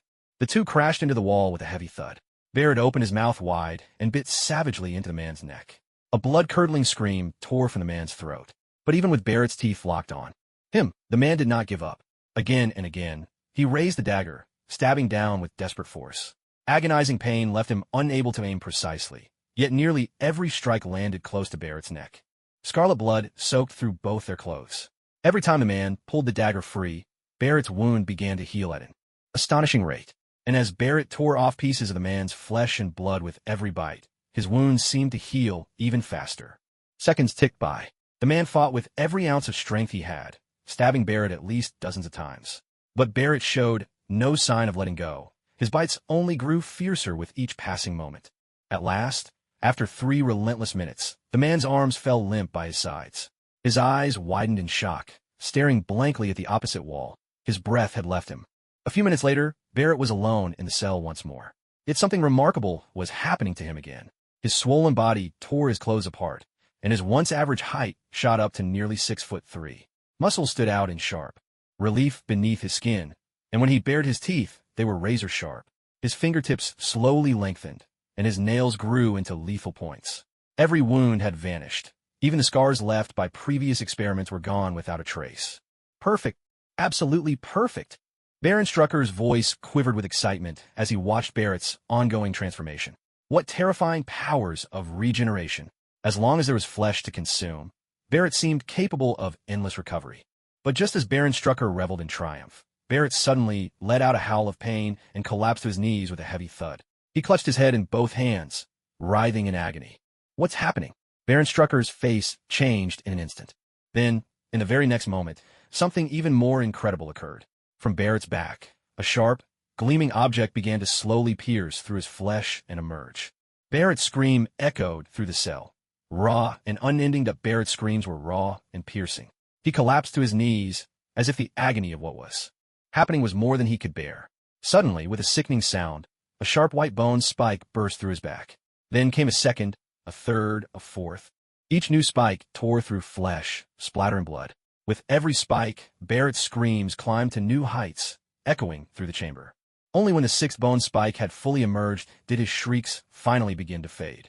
Now, 3 bone protrusions jutted sharply from each side of his back, exposed to the open air. Barrett seemed utterly drained, as if every last ounce of strength had been leached from his body. He remained kneeling, gasping desperately for breath. The tall, muscular figure of moments ago, well over 6 feet, had now shrunk back to a frail, malnourished form, standing barely 5'7". Yet, Baron Strucker's eyes grew brighter and brighter with excitement. "He's still evolving," he whispered, then exclaimed, "He's still evolving." His fists clenched so tightly that his nails broke the skin of his own palms, but he didn't even notice. His whole body trembled, overcome by a frenzy of anticipation and delight. "Hurry, bring him more prisoners," he barked. "I want to see just how far he can evolve. Remember, increase the strength and vigor of each new prisoner. Let them fight back. Give them guns if you must." Baron Strucker seized his communicator and issued these orders to Dr. List. Before long, more prisoners were dragged into the cell, one after another. The grisly spectacle repeated itself behind those coal bars. Even when gunshots rang out in rapid succession, the wailing screams never ceased. Blood had already painted the cell floor a dark, glistening red. Watching Barrett's grotesque transformation, a manic grin slowly spread across Baron Strucker's face. Just then, a soldier hurried to his side. The interruption shattered Strucker's morbid reverie. He whirled around, furious, and seized the soldier by the throat, lifting him off his feet. "Worthless! Who gave you permission to disturb me now?" Strucker hissed. "If your news isn't worth my time, I'll throw you in there as well." He jabbed a finger toward the monitor, his rage palpable. The soldier shuddered. He had witnessed firsthand the horrors of Barrett's evolution. No one who entered that cell ever came out alive. I'll speak," the soldier stammered. "There's news from New York. About the Cosmic Cube. There's been an update. Steve Rogers, Steve Rogers has recovered the Cosmic Cube. It's now in his possession, secured and guarded. The Hydra soldier managed, trembling with fear. Upon hearing the news, the fury on Baron Strucker's face faltered for an instant. His grip on the Hydra soldier loosened as well. The Tesseract. I never thought the Tesseract would resurface like this, Baron Strucker murmured to himself. Within HYDRA, many believed that Mr. Fantastic had taken the Tesseract away. That was why they had been keeping a close watch on Ronan all this time. But now, Steve Rogers had somehow brought the Tesseract back. Where did this information come from? Baron Strucker turned to the Hydra soldier. It came from our agents in New York, the soldier stammered. We have an agent still embedded in S.H.I.E.L.D. He got the news from inside S.H.I.E.L.D. The Hydra soldier answered hastily, afraid that any delay might cost him his life and turn him into Barrett's next meal. S.H.I.E.L.D., is it? Still struggling to hold on, are they? At the mention of S.H.I.E.L.D., Baron Strucker couldn't help but let out a cold snort. Back at their peak, S.H.I.E.L.D. had been riddled with holes from Hydra's infiltration. So much so that it nearly became a branch office of Hydra itself. Now, Hydra hardly gave S.H.I.E.L.D. a second thought. Go tell the New York chief to verify whether the information is accurate. If it's true, have him find the Tesseract's hiding place and bring it back to me. Baron Strucker commanded. The HYDRA soldier nodded repeatedly, but then hesitated. What is it now? Baron Strucker's brow furrowed once again. And no, it's still about New York, the soldier stammered. The chief there wanted to ask, should we keep watching that man called Ronan? After all, now that we have news about the Tesseract, the Hydra soldier quickly added. Ronan. At that name, Baron Strucker narrowed his eyes thoughtfully. Have him maintain surveillance, and arrange to have Ronan kidnapped soon. The news from Steve Rogers could easily be a smokescreen. We can't just take his word for it. So, we'll keep investigating Mr. Fantastic's trail. And Ronan, he's our key. With that, Baron Strucker turned back to the monitors. This time, the Hydra soldier thought better of asking any more questions and hurried out, genuinely afraid that one more word might cost him his life. At that moment, the monitors showed the interiors of 3 prison cells. Pietro, clad in a skin-tight suit, was still darting around at blinding speed, crashing into the walls again and again. Wanda, meanwhile, continued to toy absent-mindedly with the plaything in her hands that on the last monitor, Barrett was still indulging in his ravenous feast. As he gazed at these 3 screens before him, Baron Strucker's face broke into a brilliant smile. These were his 3 proudest creations. Without exception, each of these individuals had been transformed into mutants through the power of the Mind Scepter. Every one of them possessed a unique ability. It was already clear that the Mind Scepter was extraordinarily powerful, even though they had yet to fully uncover its true capabilities. According to previous intelligence, when Loki wielded the Mind Scepter, he could bend others to his will. While they had not yet managed to replicate this feat, Baron Strucker was confident that, with continued research, they would soon discover the method behind Loki's control. In the meantime, he intended to craft even more satisfying creations. Dr. List released the anesthetic in a Barrett cell. He commanded, make sure to increase the dosage. Afterwards, conduct blood draws and tissue sampling. Bring the final results directly to me, Baron Strucker added as he picked up the communicator and relayed his orders to Dr. List. Moments later, plumes of gas began to pour from every vent in the monitor's view. The dose of anesthetic was so potent that even an elephant would have succumbed instantly.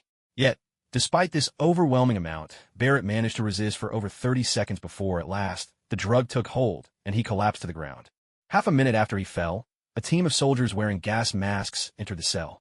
With practiced efficiency, they pulled out their medical instruments and began drawing Barrett's blood. But it didn't end there. Samples were taken from his teeth, the bony spines along his back, and even the sharp claws on his hands. Each of these was incredibly tough. They ultimately had to use a cutting tool to obtain the samples. In addition, they collected multiple pieces of his skin tissue. When it came to experimentation, Hydra was truly world-class. Baron Strucker watched as the Hydra soldiers filed out of the cell in perfect order, but his mind was already turning to another matter. He was not concerned with Barrett's well-being. His ambitions ran much deeper. What if Barrett's regenerative abilities could be transplanted into Hydra soldiers? Would he not then command an army capable of rapid recovery? Soldiers who could heal as long as they received just a little sustenance. In that case, no matter how fierce the battle, as long as the soldiers survived, they could quickly return to fighting strength. And if this ability could not be directly transplanted, perhaps it could be distilled into a medicine, something that, when taken, would restore their stamina and wounds in an instant. Such thoughts occupied Baron Strucker's mind. and as he imagined the possibilities, the corners of his mouth curled ever so slightly in satisfaction.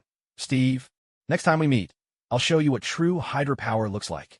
The people from Hydra were absolutely wild, but Ronan wasn't about to back down either. Of course, the madness on both sides was not quite the same thing. After class, Ronan drove his own car and brought Gwen Stacy to the party location. This was an extremely high-end, affluent neighborhood. Practically everyone living here was either fabulously wealthy or held significant power. Of course, there was a long-standing rumor about this place. It was an open secret that all homeowners were expected to be white. Although this myth had been officially debunked many times, the reality was that there wasn't a single black resident living here. If someone wanted to sell their house, even if a black buyer made the highest offer and met every condition, they'd still be denied the sale. There were several instances where black business owners and celebrities had tried to move in, only to be thwarted for mysterious reasons. The most ridiculous excuse came when a black buyer, who happened to be a vegetarian, was turned away because the homeowner claimed to absolutely hate vegetarians. The house was sold instead to a lower-bidding white buyer. How should one describe this situation? It reminded Ronan of a video he'd seen in his previous life. In it, a man gleefully ate barbecue right in front of a group of protesting vegetarians, savoring every bite and loudly praising the meat's delicious flavor. The comparison might not be entirely fair, but the feeling was strikingly similar, a kind of brazen delight. So, when Ronan and Gwen Stacy drove up to the villa's gates, it was obvious what was going on. The security guards gave the car's interior a thorough look, and only after confirming that the only black thing inside was the upholstery did they ask Ronan about his business there. Ronan presented his invitation, making his identity clear. He was a consultant for Stark Industries. The security guard was skeptical. After all, it was unusual for someone so young to be a consultant for Stark Industries. But the invitation in Ronan's hand was undeniably genuine. After double-checking that there were only 2 people in the car, the security ultimately let them pass. What can one say? Situations like this aren't unique to this neighborhood. They exist all over America, though most are not as blatant. Here, you might see a few Asian faces but hardly a trace of black residents. The security here is intense, murmured Gwen Stacy, only speaking up once they were out of earshot. They're all armed, practically without exception. When their invitations were being checked, Gwen had glimpsed the handgun holstered at the guard's waist. There were even heavier weapons discreetly concealed inside the house itself. Let's put it this way. The weapons these private security companies carry might be even more lethal than what the police have. If they manage to sneak in an RPG, you really shouldn't be too surprised. Ronan shrugged, completely serious. This was the reality. Most of these security companies were made up of veterans or mercenaries. If nothing else, just judging by their physiques, each of them had at least a six-pack. Compared to the burly and sometimes overweight New York cops, their combat abilities weren't even on the same scale. Not to mention the training they'd received. Many of them had even killed on the battlefield and survived to tell the tale. To put it simply, these men were already the cream of the crop among humankind. I'd only heard about this before, but I never imagined it was actually true. I'm starting to think maybe we shouldn't have come here, Gwen Stacy said, sticking out her tongue. Clever as she was, she could easily imagine what kind of wealth would require this level of security. She'd grown up in comfort herself, but compared to these people, her family's fortune was barely a drop in the ocean. Think of it as broadening our horizons, Ronan replied with a grin. Look at me. I'm just here to see the world too. He spread his arms, showing off his outfit. Altogether, his clothes might have cost a little over $10,000. A shocking figure at first glance, but without an invitation, even dressed like this, Ronan would probably have been thrown out on the spot. 10 grand? Add another zero, and maybe they'd reconsider. Of course, Ronan wasn't trying to play the pauper to catch the tiger, or anything like that.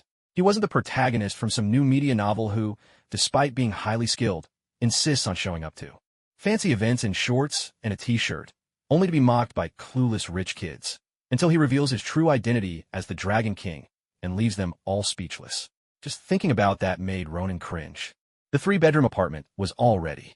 After another 10 minutes of driving, Ronan finally arrived at the venue for the gathering. Just as before, security staff and service personnel were stationed outside this sprawling mansion. The service staff were there to welcome guests with invitations, while the security detail was there to handle guests without them. The division of labor was clear and efficient. When he pulled up to the entrance, Ronan stopped the car and handed his invitation to a man who looked every bit the butler. He got out, passing his car keys to the valet standing nearby. "Good evening, sir. I see you have an invitation from Tony Stark and George Stacy," the butler said politely. "However, it appears that neither of you are the guests named on the invitation." Unlike the disdainful butlers you see on TV dramas, this one was courteous and professional, much more in line with reality. Who could say whether, among the guests at this party, there might be someone who looked utterly ordinary, but in reality had an astonishing background? After all, not every heir needed to shine brilliantly in the spotlight. This is Miss Gwen Stacy. Her father is Mr. George Stacy, someone introduced. My name is Ronan. I'm an advisor to Mr. Tony Stark, Ronan explained with a smile. Although he wasn't exactly known for his patience, he wouldn't go so far as to transform into a wizard and pummel someone just for asking a question. I know them both, came another voice. Yes, that is indeed Director Stacy's beloved daughter, and the other is also a consultant for Stark Industries. The butler began, but before he could finish, Tony Stark's voice echoed from inside the villa. Tony Stark appeared, dressed in an impeccably black suit, holding a glass of wine in his hand. Say what you will about Tony Stark, his reputation in New York wasn't exactly spotless, but he was certainly well known. As soon as Tony spoke up, the butler asked no further questions. He placed the invitation on the table behind him and made a welcoming gesture. My apologies for not recognizing such distinguished guests. Please, come in, he said, signaling to the valet to take their car away. Ronan simply nodded and strode inside. Gwen Stacy, at his side, tugged at his sleeve, shooting him a glare. Her meaning was clear. Why didn't you tell me you knew Tony Stark? Ronan met her gaze and returned it with a look of his own. We'll talk about this later. Looks like you're not quite so famous in New York after all, Tony teased with a grin. Even with my invitation, you still got stopped at the door. He seemed to have forgotten just how sharp Ronan's tongue could be. Well, in terms of fame, I can hardly compare to the illustrious Iron Man, Ronan replied, raising an eyebrow at Tony. Iron Man is, after all, the heartthrob of countless women. Tony's reputation was best left unspoken. Those in the know wouldn't comment, and those that didn't could always read about it in the papers. Gwen Stacy nearly gasped aloud at their banter. Was it really okay to talk like this? Tony just scoffed. So what? Doesn't that just prove I'm irresistible? Not like some people, grown as they are, still a veer, he caught himself just before finishing the word, suddenly remembering there was a lady present. And not just any lady, a young one at that. It probably wasn't the best time for such talk. Never mind. Seeing as your girlfriend is here, I'll let it slide, Tony said, waving his hand behind him. Pepper, he called out. Pepper Potts, hearing his voice, offered an apologetic smile to those around her and made her way over as Tony Stark's girlfriend, and a powerful woman in control of Stark Industries. Pepper Potts was never far from the spotlight. Ronan, we meet again, Pepper said as she walked over to Tony's side, gently slipping her arm through his. Let me introduce you. This is Gwen Stacy, Ronan's girlfriend, Tony said, smiling. And she's also the daughter of George Stacy, the esteemed commissioner of the NYPD, he added, making the introduction to Pepper. At the mention of Ronan's girlfriend, Pepper's eyes lit up with interest.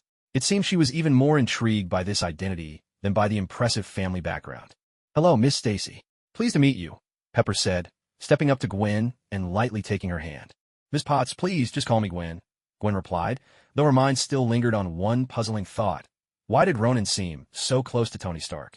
If they were only acquaintances, they wouldn't have chatted so warmly earlier. But if they were truly close, why had Ronan never mentioned it before? Then you can call me Pepper, Pepper responded with a warm smile. Come, let me show you around inside, and leave the two of them talk. With those words, Pepper took Gwen's hand and glanced back at Ronan. Ronan returned her look with a smile. Thanks, Pepper. I'll leave her in your care.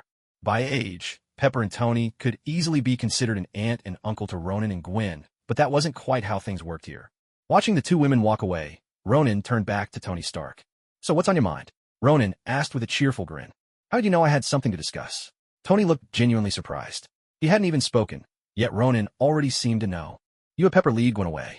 If I have any sense at all, it's clear you want to talk in private, Ronan replied, glancing longingly at the buffet table nearby. So go ahead, out with it. I haven't had dinner yet. It wasn't that anything special was on offer. He was simply hungry. As you planned, Steve has already spread the word today, Tony explained quietly, casting a cautious look around to make sure no one was listening. Now, it's not just S.H.I.E.L.D. Even Capitol Hill knows the Tesseract is in Steve's hands. And, just as you guessed, they've made their move. They want the Tesseract. Tony paused, then continued. So what did Steve decide in the end? Ronan was genuinely curious. What could he do? He didn't agree to hand it over, Tony replied. But it's clear that unless Steve comes up with a good enough reason, those folks on Capitol Hill won't stop hounding him anytime soon. After all, the Avengers are no longer an official organization. We're considered more of a private group now. Even so, Congress often tacitly acknowledges that we have certain special privileges, Tony Stark said with a shrug. In truth, he tended to side with Steve Rogers. After all, if the Cosmic Cube were to fall into the hands of those people on Capitol Hill, there was no doubt they would conduct their own research. And the consequences of that research, well, no one could truly bear them. It all depends on Steve's own abilities now. Back then, you managed to refuse when they demanded you hand over your Iron Man suit. I believe Steve has the strength to refuse to turn over the Cosmic Cube as well, Ronan said with a slight smile. This scene felt strangely familiar. Years ago, when Iron Man had first appeared before the world, Tony Stark had been ordered to give up his suit.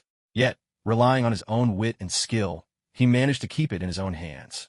Now, it was Steve Rogers' turn to make his choice. It won't be easy, but there's something I think you could help me with. After all, you're my personal advisor now, Tony said, winking at Ronan, his excitement barely contained. It was clear he just had another new idea. What is it? Ronan raised an eyebrow. I remember you once mentioned that your responsibility is to protect Earth from invasions by beings from other dimensions, Tony began. I don't know exactly how you do it, but your work has given me some inspiration. The way you protect Earth is basically like a magnetic field or a force field, just with a touch of mysticism thrown in, right? Tony nudged Ronan's shoulder, eager to see if he'd guessed correctly. But Ronan didn't answer. Even though Tony's guess was pretty close, the sanctums in New York, London, and Hong Kong were linked together to form a protective network around the planet. In a sense, Tony wasn't wrong. So what's next? What's your new idea? Ronan wasn't about to answer Tony's question. That sort of thing was confidential to Kamar Taj, and he had no intention of revealing it. My idea is simple, to create an Iron Legion. The so-called Iron Legion would be an army of combat robots, built with slightly less advanced materials. Jarvis would control these robots. If, anywhere in the world, we face an alien invasion or something similar, my Iron Legion would be the first to respond. That way, at the very least, these robots could hold off the enemy until we arrive, Tony said, his eyes sparkling with enthusiasm. He was convinced this idea was nothing short of genius, controlled by artificial intelligence, capable of autonomous defense, and able to respond instantly. No matter how you look at it, this seems like a brilliant solution. Listening from the sidelines, Ronan couldn't help but feel his eyelids twitch. Why did these words sound so familiar to him? Don't tell me you're planning to build those kinds of bases all over the world? Ronan tugged at the corner of his mouth, a sense of foreboding rising within him. He had a feeling something significant was about to happen. Of course. Ever since you mentioned it that day, I've already started making preparations, Tony Stark replied. But it's not in those big cities, mostly in small countries, places that could reach and influence many neighboring nations. For these smaller countries, it's much easier to handle. All it takes is some investment and negotiations with the local government, and the base can be set up. If everything goes smoothly, it should be completed within about a year. Tony Stark looked quite pleased with himself. Meanwhile, Ronan seemed to want to say something, but hesitated. On the surface, Tony Stark's idea was nothing short of genius. When it came to mobility and protecting the Earth, it was undoubtedly an excellent plan. Besides, he had the money for it. If Tony Stark was willing to throw his wealth behind this, no one could stop him. After all, this was a good thing. Yet, Ronan couldn't shake the feeling that things were about to spiral out of control. In his memories, it wouldn't be long before S.H.I.E.L.D., led by Phil Coulson, discovered Hydra's base in Sokovia. Coulson would pass this information to Maria Hill, who would then relay it to the Avengers. Eventually, it would be the Avengers who took down that base. Up to that point, the story seemed straightforward. But what truly mattered was that within this base was an object known as the Scepter of the Mind. Yes, the Mind Stone. After they brought the scepter back, Tony Stark would be struck by inspiration to create an artificial intelligence with human-like intellect. Ronan didn't need to spell out what would happen next. Anyone familiar with the original story knew. In the original timeline, Tony Stark had only built his Iron Legion at home and a few other locations, and Ultron had only taken control of that batch of robots. But now, because Ronan had warned Tony about Thanos in advance, Tony had ramped up his investment in the Iron Legion, even planning to create a nationwide defense system. Everything was now in chaos. The whole region felt like a boiling pot. Ronan could already imagine what would happen when Ultron gained control over the Iron Legion across the entire planet. Damn, have you considered that this might be a bit too much trouble? Ronan finally broke the silence. After all, once you enter the airspace of other countries, do you really think they'll be okay with it? Ronan thought for a moment and came up with a flimsy excuse to try and talk Tony Stark out of it. After all, he couldn't exactly tell Tony, in a little while, you're going to cause a disaster that ends up launching the whole of Sokovia into the sky. Could he? Chances are, Tony wouldn't believe him even if he said it. Don't worry, I can handle all of it, Tony assured him confidently. After all, I could strike a deal with them. As long as there's no alien invasion, We won't enter their airspace. And if aliens do show up, they'll be begging us to step in and help. Just like what happened in London last time. Tony chuckled, utterly unfazed by these problems. They barely counted as obstacles in his eyes. Ronan forced a crooked smile. He wished he could pry open Tony Stark's head and see just how his brain was wired to come up with such brilliant solutions. "Oh, right. There's something else I need your help with," Tony said, as if suddenly remembering something. Ronan narrowed his eyes, a bit wary. Was Tony cooking up another wild idea? "Last time, you told me the new element in my arc reactor was derived from what you called the Space Stone," Tony said. "So if I could somehow convert the energy produced by this element, do you think it's possible to replicate the Space Stone's abilities? For example, long-distance teleportation, that sort of thing?" Tony looked at Ronan with a glint of anticipation. Ronan opened his mouth, caught off guard that Tony had zeroed in on this possibility. "Don't look at me. I have no idea. All I know is that the new element in your arc reactor is an isotope of the original. When it comes to science, you're definitely the expert, not me." Ronan waved his hand, not quite daring to imagine the implications. After all, in the Marvel Universe, Tony Stark and his friends could use technology to build the Infinity Gauntlet, snap their fingers, and actually make it work. So if Tony managed to reverse engineer the Space Stone's abilities using an isotope of the new element, well, that wasn't exactly impossible. In this world, the line between science and magic was already a blur. People often say that the end of science is metaphysics, but in this universe, you don't even need to reach the end. They already seem to be intertwined. So, who could say what might happen next? At this point, things had already strayed far from the story Ronan once knew. The flutter of his butterfly wings was starting to create visible ripples. "Well, it's a bit of a headache, but at least there's a lead," Tony said at last. "I'll do some research when I get back. As soon as I have any news, you'll be the first to know." He stroked his chin thoughtfully, not really expecting Ronan to offer much help in this area. Truth be told, he only asked to double-check his own hunch that Ronan's eyelid twitched, and a sense of foreboding crept over him. No, more precisely, he felt a growing unease for Thanos. If Tony Stark managed to reverse engineer a power akin to spatial technology, what would Thanos face when he finally arrived on Earth? There would be a Ronan wielding 4 Infinity Stones and wearing the Infinity Gauntlet. There would be a Captain America who could hold his own against anyone, no matter the odds. An Iron Man whose genius ranked among the best on Earth. And then, thousands upon thousands of Iron Legion robots, all capable of using space-slicing technology. The thought made Ronan close his eyes in resignation. He could already picture the look on Thanos' face. Imagine it.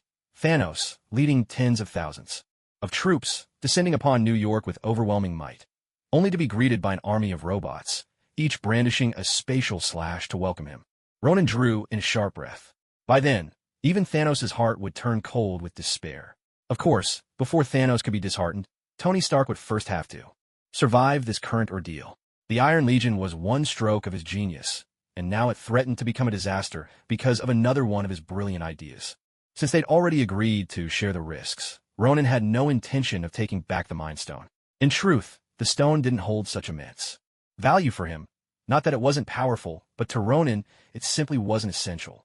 He wasn't Loki, after all, always in need of a couple of henchmen wherever he went. Thinking about it, the poor future king of Asgard, Loki, not only did he have to borrow an army, but even his helpers were compelled by the Mind Stone. No wonder he ultimately failed. He never understood that the power of the masses is truly formidable. As the two continued their conversation, the host of the party finally made his entrance. An elderly white man, whom Ronan had only seen on TV and in newspapers, rumored to be a wealthy supplier of arms to the U.S. military, especially after Tony Stark exited the weapons business, and with Justin Hammer's self-destructive antics, this man had ended up the greatest beneficiary. Once it was clear that Tony Stark wouldn't return to arms development, he went so far as to purchase Stark Industries' weapons division. The only piece left was the small team dedicated to making weapons just for Tony Stark. Most of the weapons on the Iron Man suits came from this very team. "It seems you get along with him quite well," Ronan remarked, glancing at the old man, who was making the rounds and greeting everyone. If they weren't on good terms, Tony Stark would never have attended someone else's party. Put simply, Tony Stark was a homebody at heart. Though compared to your typical shut-in, he had both the desire and the daring to chase after what he wanted, and, of course, the means to back it up. Being a homebody isn't a problem. As long as you're rich and good-looking, people will happily overlook everything else. I'm just planning to talk business with him. The Steel Legion project I mentioned earlier, most of the weapons for it will need to be manufactured by him. Tony Stark raised his glass in a distant salute to the elderly white gentleman, which served as their polite greeting. Although this man's wealth was nowhere near Tony Stark's, he was still considered part of America's upper crust. "You've really got everything planned out already?" Ronan sounded genuinely surprised. He hadn't expected Tony Stark to be so quick to act. The plan was barely on paper, and Stark was already seeking out weapons manufacturers. "Of course. Don't you think my plan is solid?" Tony shot Ronan a look of mild disbelief. Hadn't he just been complimenting to the plan moments ago? "No, it's excellent," Ronan replied. "Honestly, there are few people who could come up with something like this. The only thing you need to watch out for is not causing trouble for yourself," he added with a wry twist of his lips. It was a good plan, no doubt about it, but the biggest worry was always Tony Stark himself. Tony could solve 1,000 problems, and just as easily create 1,000 more. Perhaps it would take the experience of the Sokovia incident for Tony Stark to truly grow into the Iron Man he was meant to be. Naturally, Tony didn't believe he'd mess things up, and Ronan didn't bother arguing further. He had always lived by one principle: you must bear the consequences of your choices. That was true for Peter Parker in Universe 616, and it was just as true for Tony Stark in this world. For most people at this party, the main point was networking and paving the way for the future. But for Ronan, it was of little use. Gwen Stacy, on the other hand, was having a wonderful time. Thanks to Pepper Potts' introductions, she met quite a few heiresses, every one of them wealthy and influential in their own right. When they heard she was the daughter of the New York police commissioner, no one showed the slightest disdain. Given George Stacy's age, as long as he avoided any major missteps, his career would only continue to ascend. Soon enough, George Stacy would certainly be counted among the political elite. For these heirs and heiresses, aside from the rare few who lacked sense, most had been groomed from childhood for success. The kind of education they received was unimaginable to ordinary people. So, not every scion of wealth and privilege is an empty-headed fool. On the contrary, most are sharp as a whip. Even upon hearing that Ronan was a consultant for Stark Industries, none of them looked down on him. To be a consultant at Stark Industries at his age, no matter how you looked at it, Ronan was clearly no ordinary talent at SO. The whole party felt remarkably harmonious. Of course, the kind of scene Ronan had been anticipating never materialized. After all, most people had brought their wives and children to this gathering. This wasn't the time nor place for any wild antics. On the way home, after going through another round of security checks, Ronan finally drove away from the area. Phew! Gwen Stacy let out a long breath as the car pulled onto the street, as if a weight had been lifted off her shoulders. Tonight had been a true ordeal for her. "What's wrong?" "Not used to it," Ronan asked with a smile. "Of course I'm not used to it. I had to watch every little move. Even my words had to be measured," Gwen replied. "A lot of people seemed very friendly, but that invisible divide between us just couldn't be crossed, no matter how hard anyone tried." Gwen nodded thoughtfully. Among the people she usually met, she was already considered someone born with a silver spoon. But tonight, seeing these people, she finally understood what true luxury meant. A simple bracelet could cost tens of thousands of dollars. An evening gown would be worn only once. Wearing a second time would draw ridicule. And the jewelry they wore, just one piece could be worth more than an ordinary person could earn a lifetime. No matter how she looked at it, it all felt worlds apart from Gwen's own values. "I thought you might not even notice," Ronan chuckled, recalling a classic example from his previous life. A group of celebrities once took part in a ridiculous reality show. On the show, one of them claimed that $65 per day wasn't enough for food. Later, they clarified, saying that amount was supposed to last 21 days, but no one really believed it. It sounded like a poor attempt at covering up the real situation. Then there were the TV dramas from his previous life. A freshly graduated college student could somehow afford to rent a one-bedroom apartment in a city like Shanghai, and sitting in that apartment, eating instant noodles, they'd still call themselves ordinary people. The wealthy, eager to appear down to earth, imagined that new graduates should live in such places. Otherwise, those so-called experts wouldn't spout such tone-deaf remarks as, "If you have a spare apartment at home, why not rent it out? Why not drive out and do ride-sharing?" "I may not have seen what they call high society," Gwen said, "but at least I'm smart." She winked at Ronan and tapped her temple playfully. In terms of both emotional intelligence and intellect, Gwen really had nothing to worry about. "Not bad. Seems like it was worth coming to this party after all," Ronan replied, pressing down on the brakes. Even at night, New York, traffic was a nightmare, especially the bridge they needed to cross. There was no getting over it in less than half an hour. That's the one thing about big cities that's hard to bear. Traffic jams are nothing short of a nightmare. Gwen Stacy let out a couple of disgruntled hums, not bothering to answer Ronan. Instead, she reached over and switched on the car radio, hoping to find a couple of songs to listen to. But just as she turned the dial, an urgent female voice burst from the speakers. Breaking news, breaking news.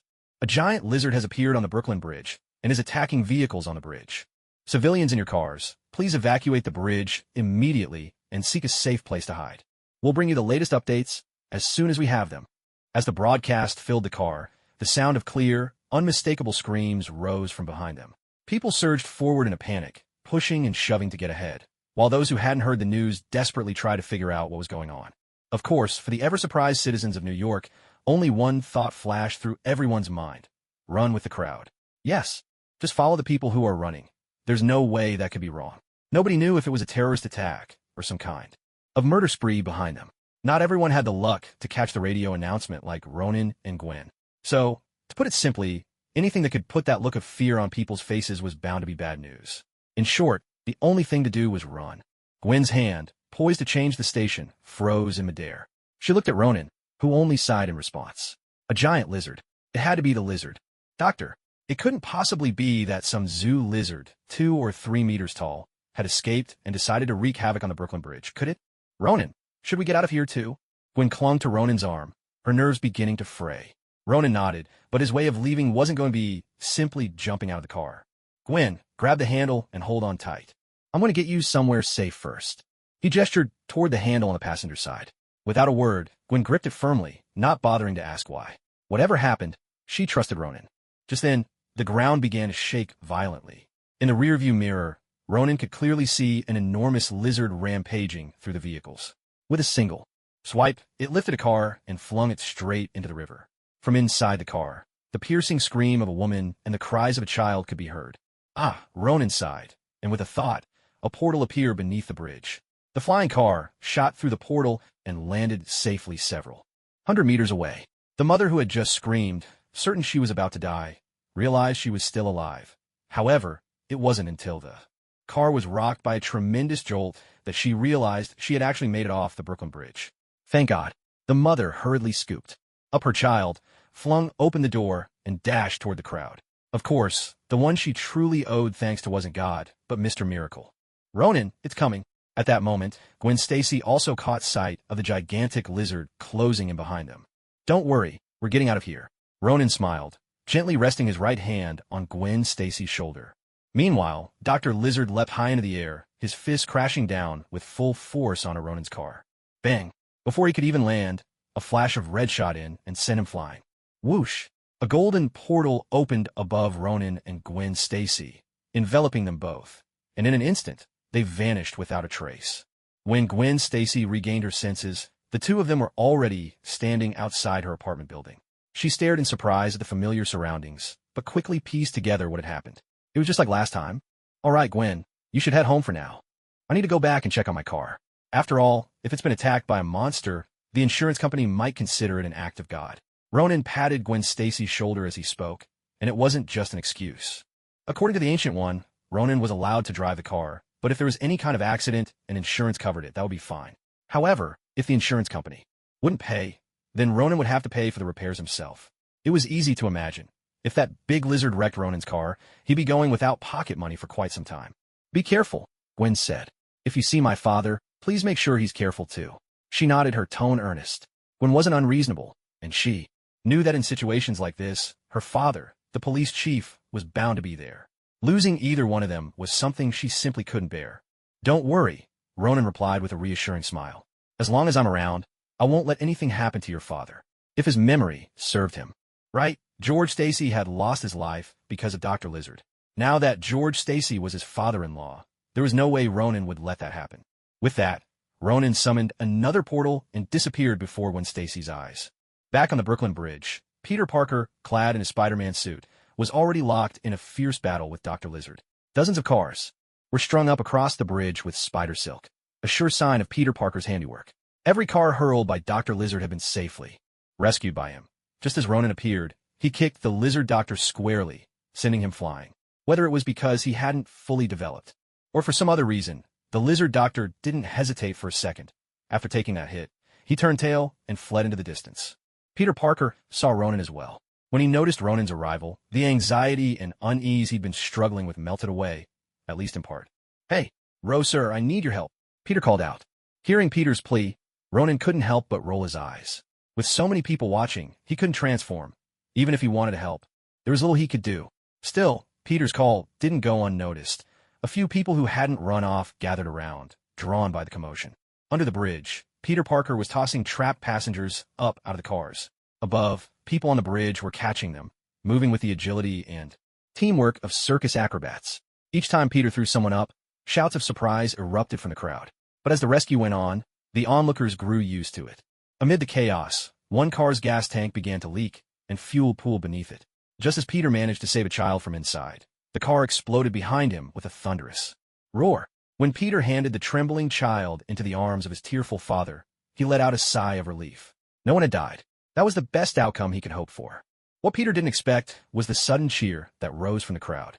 "Spider-Man!" someone shouted, and soon everyone took up the call, chanting his name. "Spider-Man! Spider-Man!" As he watched the gathered people cheer for him and raise their hands in salute, a feeling washed over Peter, one he had never experienced before. It was a mix of emotions, so complex he didn't know how to describe it. Just as Peter finished rescuing everyone, the American police finally arrived, sirens wailing in the distance, drawing closer by the second. The sharp sound snapped Peter out of his reverie. He took a deep breath and waved to the crowd. Thank you," he called out. With those words, Peter sprang forward, leaping in one bound straight into the sea below. The crowd rushed to the edge of the bridge to see what had happened. They caught a glimpse of Peter shooting a web, swinging away with effortless grace, vanishing from sight like a shadow at dusk. The police, late as ever, joined the bystanders in quietly watching Spider-Man's retreating figure. Their feelings were mixed and complicated.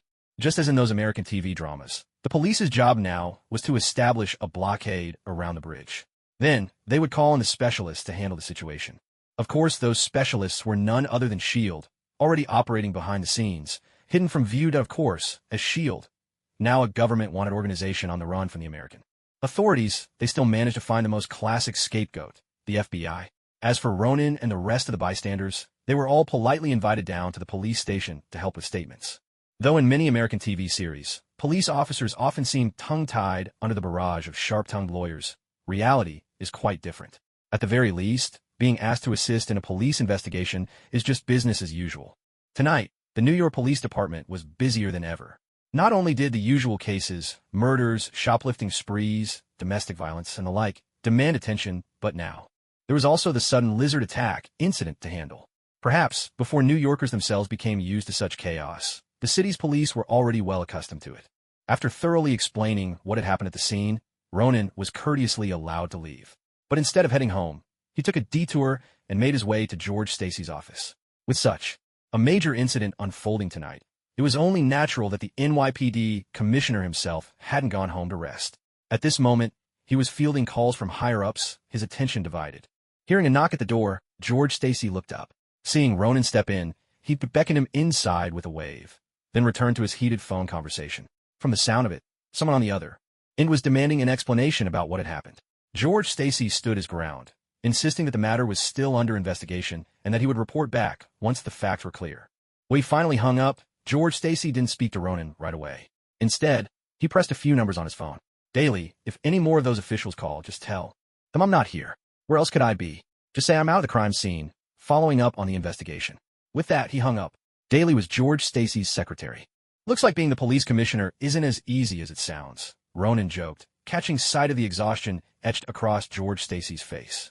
Everyone knew that, in New York, almost any official post could be a coveted job, except one, commissioner of the NYPD.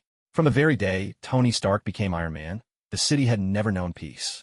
True, America had seen its share of strange events before, but most had happened far from New York. Ever since the Stark family's civil war, it was as if the city had fallen under a spell. "At least it's better than living on the street, don't you think?" George Stacy shrugged, still able to joke in spite of everything, a sign that things, for now, were still under control. After all, so much has happened in New York. Aside from those acts of God, nothing major has really occurred here.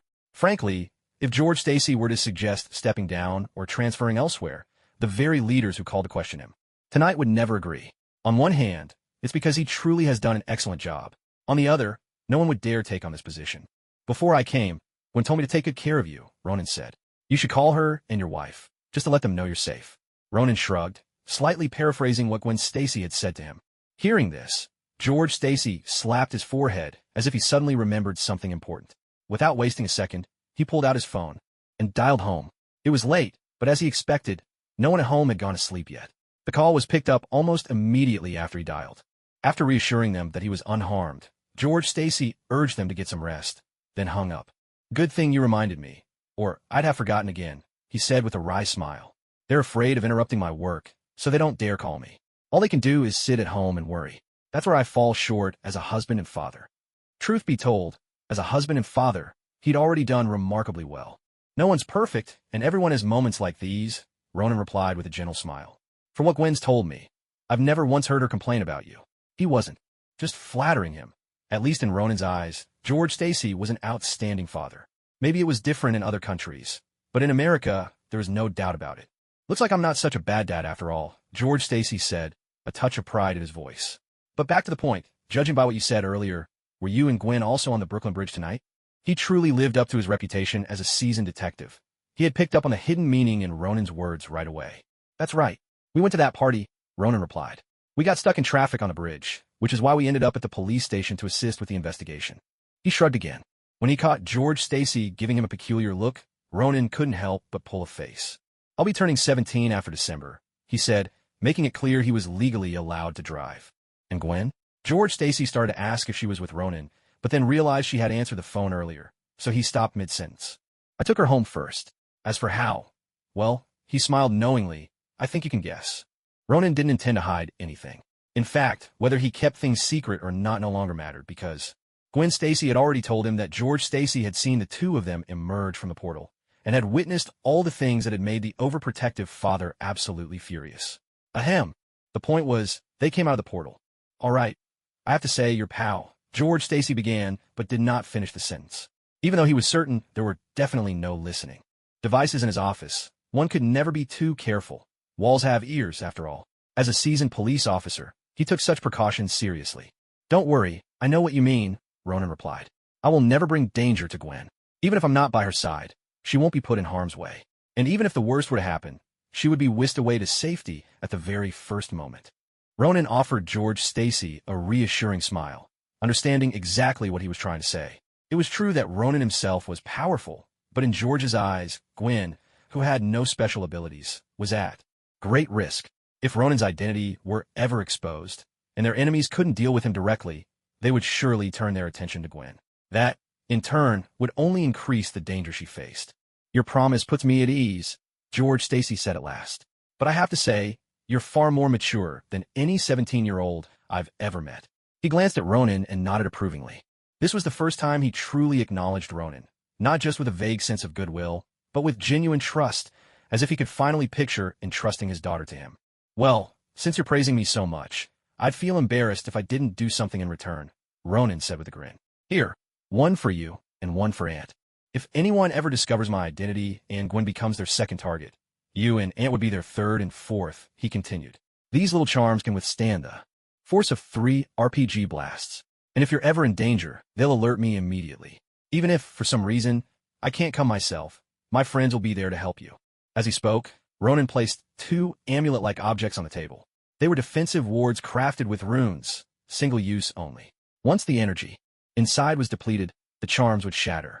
In the gravest emergencies, the 2 runes could be combined to offer even greater protection. Ronan wasn't the sort to act recklessly. He knew full well that Gwen Stacy and her family could become targets, so he made sure to plan ahead. Then he really must have something wrong with his head. "Your friend? A friend like you?" George Stacy picked up the 2 amulets, not rejecting Ronan's gesture of goodwill.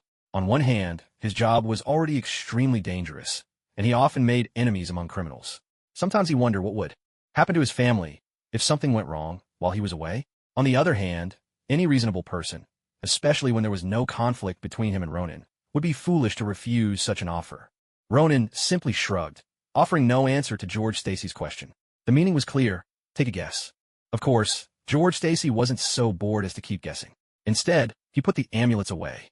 "Since you're here today, I'd like to hear your thoughts about that unusually large lizard.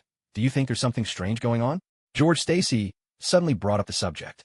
"Of course something's wrong. While there are some big lizards out there, none are that enormous," Ronan replied. "There are only a few reasons that could explain something like this." He offered a hint. though he knew the creature in question wasn't simply a lizard but a person. Still, he had no proof. So what you're saying is someone's been conducting biochemical experiments on lizards, and that's how he ended up with one that size? George Stacy pressed him.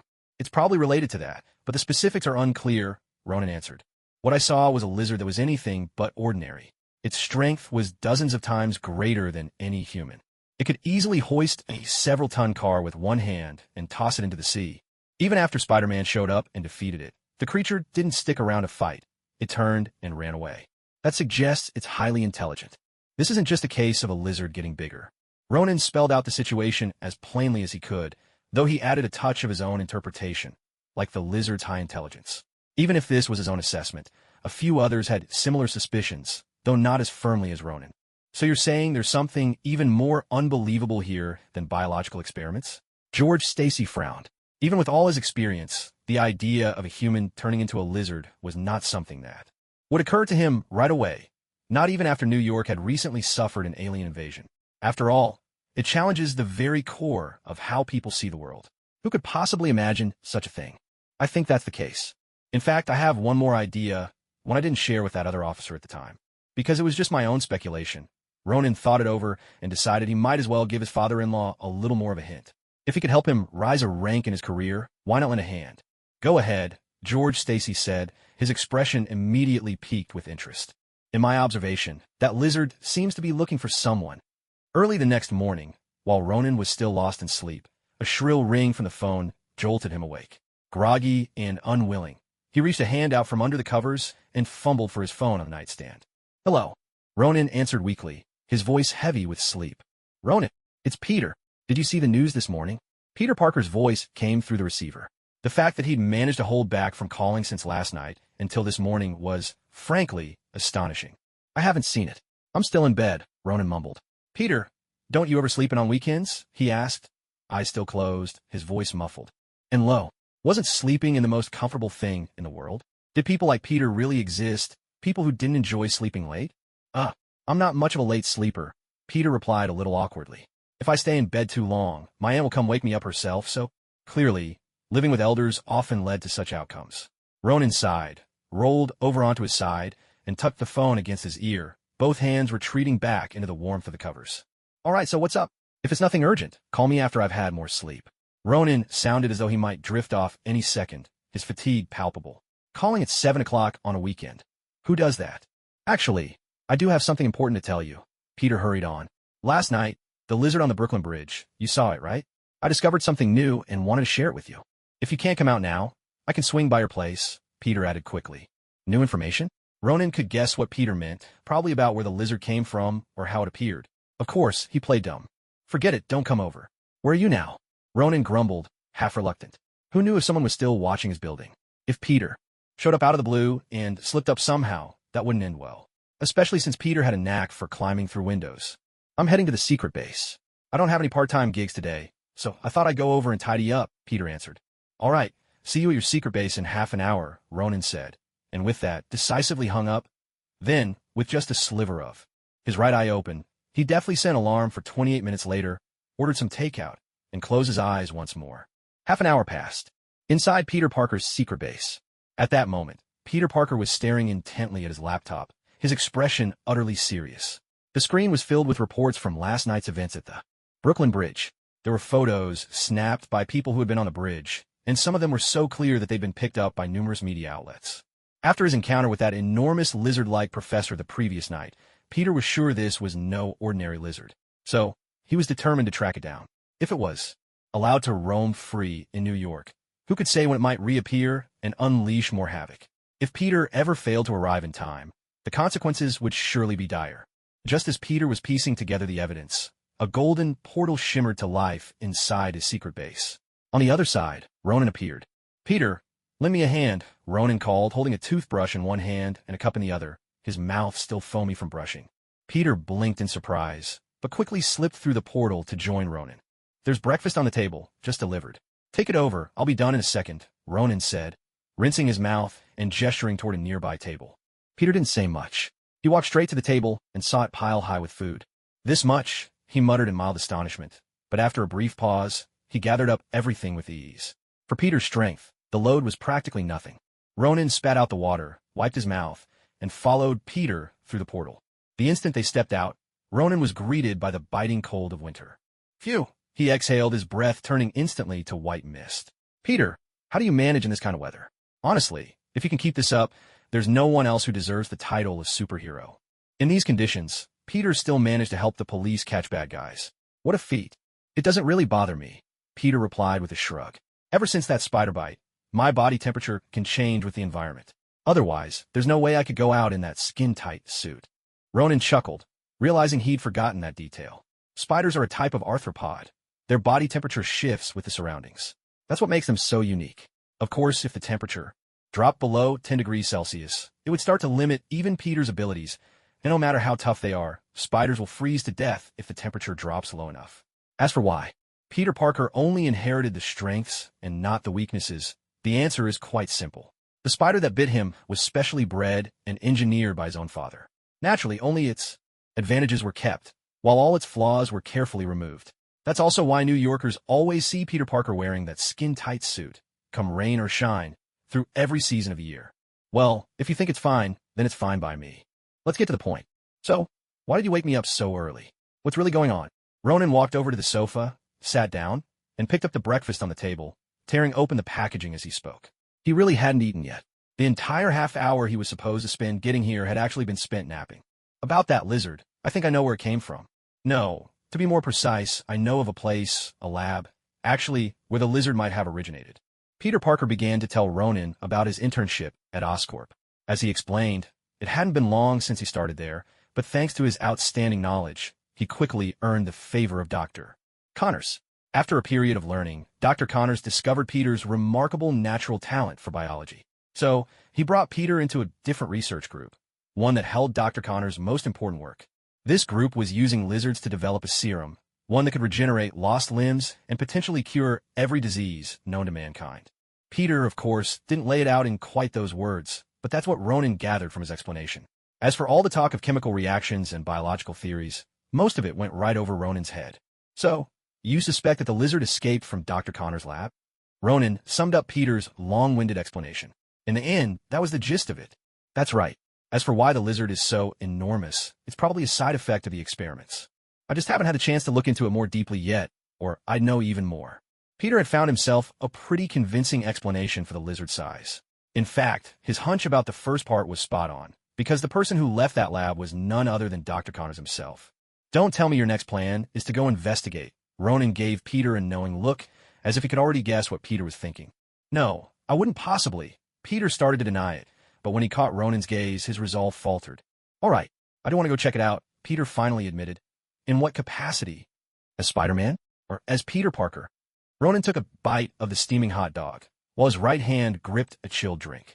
No matter the season, carbonated drinks had to be served cold. It was simply the authentic way. Peter Parker, I suppose. After all, I have the clearance now to access some of the experimental records. Peter Parker thought for a moment and decided it would be better to enter using his own identity. But have you considered, Ronan continued, if things turn out to be as you suspect, will Dr. Connors or anyone else actually let you look at those records? And once they realize what you're searching for, they won't need to guess. There's no doubt it's connected to what happened last night. At that point, do you want to end up with something like an espionage charge? Or would you rather expose yourself as Spider-Man?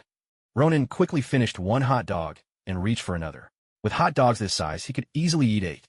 But his words left Peter Parker blushing, at a loss for words. He couldn't think of a single retort. So kid, just eat your breakfast already. Ronan handed Peter a hot dog, urging him to eat. The two of them shared breakfast in a companionable silence. Maybe Peter was channeling his worries into his appetite, because he only ate 2 fewer hot dogs than Ronan. If anyone else saw how much they ate and then looked at their lean physiques, they'd be utterly shocked. Eating this much and not gaining weight, what a waste of food. After breakfast, Ronan was ready to head home. Gwen Stacy was visiting her grandmother today, so Ronan planned to make his own trip to Kamar Taj. But just as he was about to excuse himself, he caught sight of the hesitation in Peter's eyes. Clearly, Peter was still debating whether or not to try his luck. Seeing this, Ronan couldn't help but sigh. When the Peter Parker of Universe 616 was about to make a mistake, Ronan had tried stopping him once. After that, he never intervened in his choices again.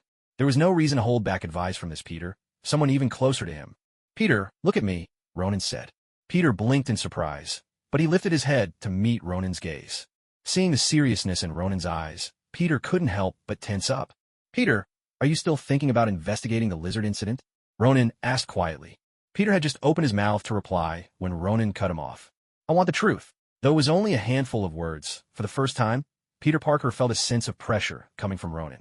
Since he had become Spider-Man, Peter hadn't experienced anything like this, not even once.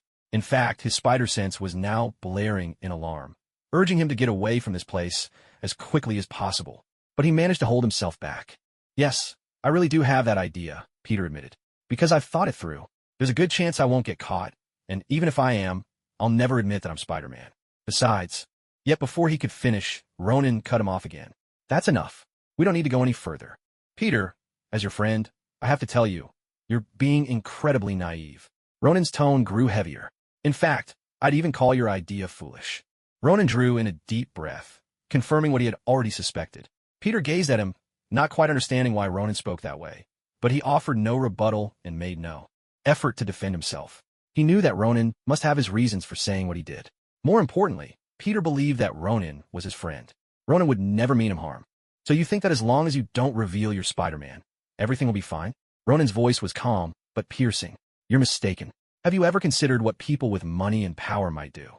If you manage to see those files and get away safely, then sure, everything works out. No problems." Ronan paused to let that sink in. "But are you 100% sure you'll succeed?" Ronan locked eyes with Peter as he asked the first question. "No, I'm not," Peter admitted, his voice quieter now. Perhaps it was Ronan's serious gaze, but Peter began to calm down as well. "If you're not sure, then you have to consider another possibility," Ronan said. "What if they catch you?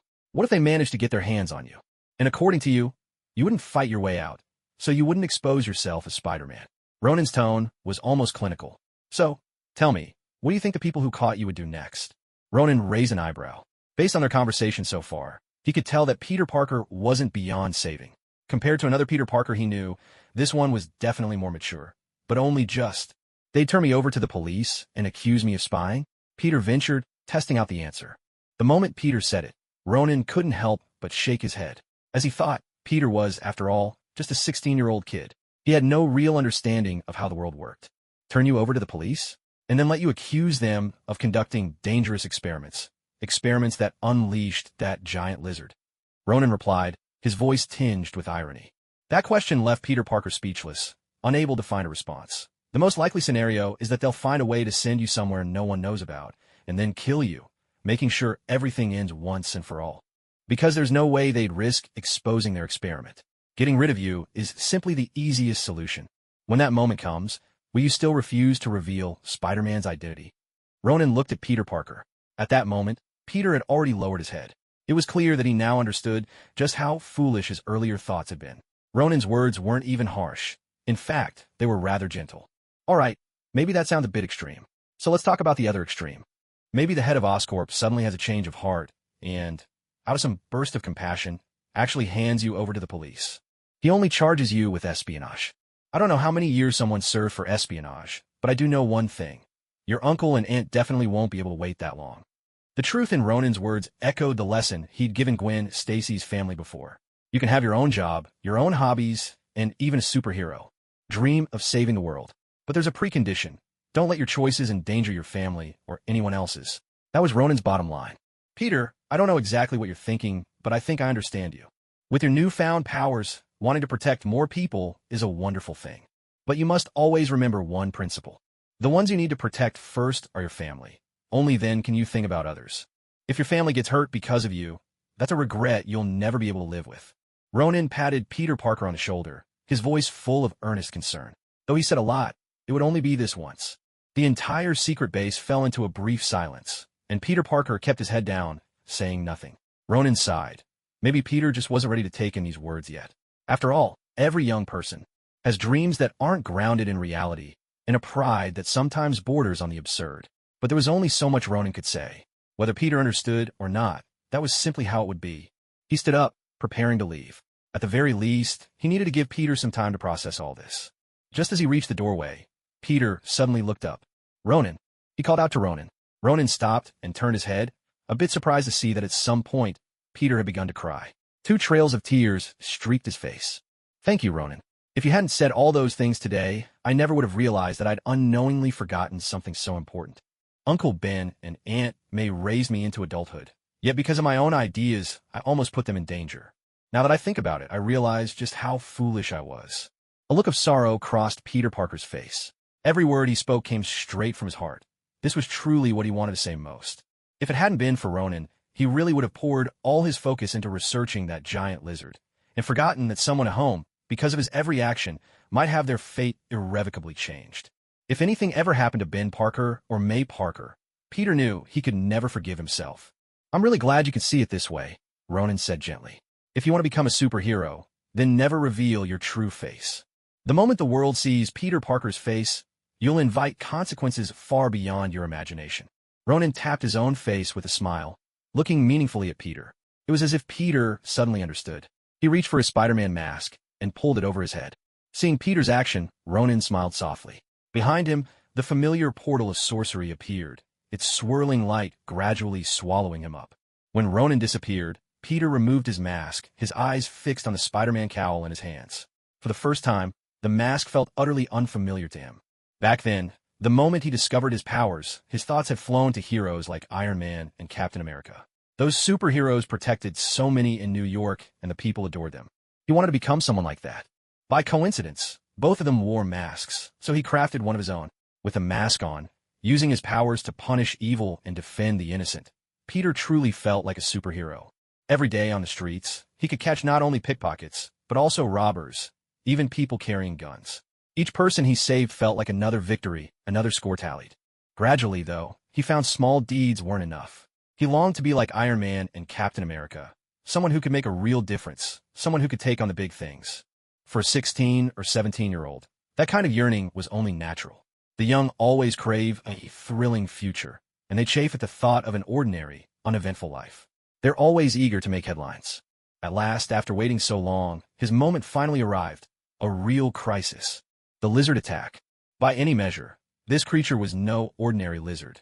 It even possessed a distinct intelligence. There was no doubt that something far more sinister lurked behind it all. And that was enough to stir Peter Parker's restless heart into action. Since last night, he had been studying almost until 3:30, and finally drifted off to sleep until 7 in the morning. This explains why, so early today, he called Ronan in such a flurry. He wanted to do something great. Yet, when he shared the thoughts in his heart with Ronan today, Ronan's very first words felt like a cold bucket of water poured over his head. It was hard for him to accept. After breakfast, however, he began to think maybe he wouldn't get caught. So, he still wanted to give it a try. But the conversation that followed completely stunned Peter Parker, because he had never considered, if something happened to him, what would his uncle and aunt do? Today, Ronan pointed out exactly that. It wasn't until now that Peter Parker finally understood what it meant to be a true superhero. A true superhero would never let those who care about him, who love him, come to any harm. If he couldn't even protect them, how could he talk about protecting anyone else? From this moment on, Peter Parker finally felt he was just beginning to deserve the mask and the name. "Thank you, Ronan. One day, I'll become the greatest Spider-Man in the universe." On the plaza at Comartage, Ronan stood at the center of the training ground, surrounded by 4 young people who had just graduated from apprentice sorcerers. Well, calling them young people might not be quite right. After all, they were all in their 20s. Compared to Ronan, their age was already considerable. Their purpose for being here wasn't simply to pose, but to spar. After returning from Peter Parker's secret base, Ronan was stopped by Mordo. According to Mordo, these 4 recent graduates believed their training had gone exceptionally well and were eager to study even more powerful magic. Mordo had already defeated them once, but they had a simple argument. Mordo was much older, while they were still young. If they could master enough spells, they could defeat Mordo at his age too. So, Mordo wanted to find someone younger than them, to show just how harsh the world could be. As it happened, these 4 didn't know Ronan at all. They had joined Comartage during Ronan's disappearance. Mordo's reasoning for inviting Ronan was interesting as well. On one hand, Ronan was younger than they were, so if he defeated them, they'd have to admit defeat. On the other, Ronan was second only to the Ancient One in close combat skills among all of Comartage, making him the perfect teacher for this lesson. Indeed, those were Mordo's exact words. Ronan, who hadn't planned to get involved, decided to help out after hearing Mordo speak so candidly. The only thing he was even slightly dissatisfied with was why Mordo wouldn't be a bit bolder. Why not just choose to ignore the Ancient One altogether? That's why today's sudden sparring match had taken place. Jack, John, Thomas, and Lamb, are you ready? Mordo addressed the four young men with a blank expression. He's your opponent today. Him? He's gonna fight all of us. Jack was the first to speak up. We don't want to gang up on one person in a gauntlet match. A fight like that would hardly be fair. It's not a gauntlet, Mordo replied calmly. It's a one-on-one duel. Each of you will take him on, one at a time. I, Wong, and your opponent himself will be scoring your performance.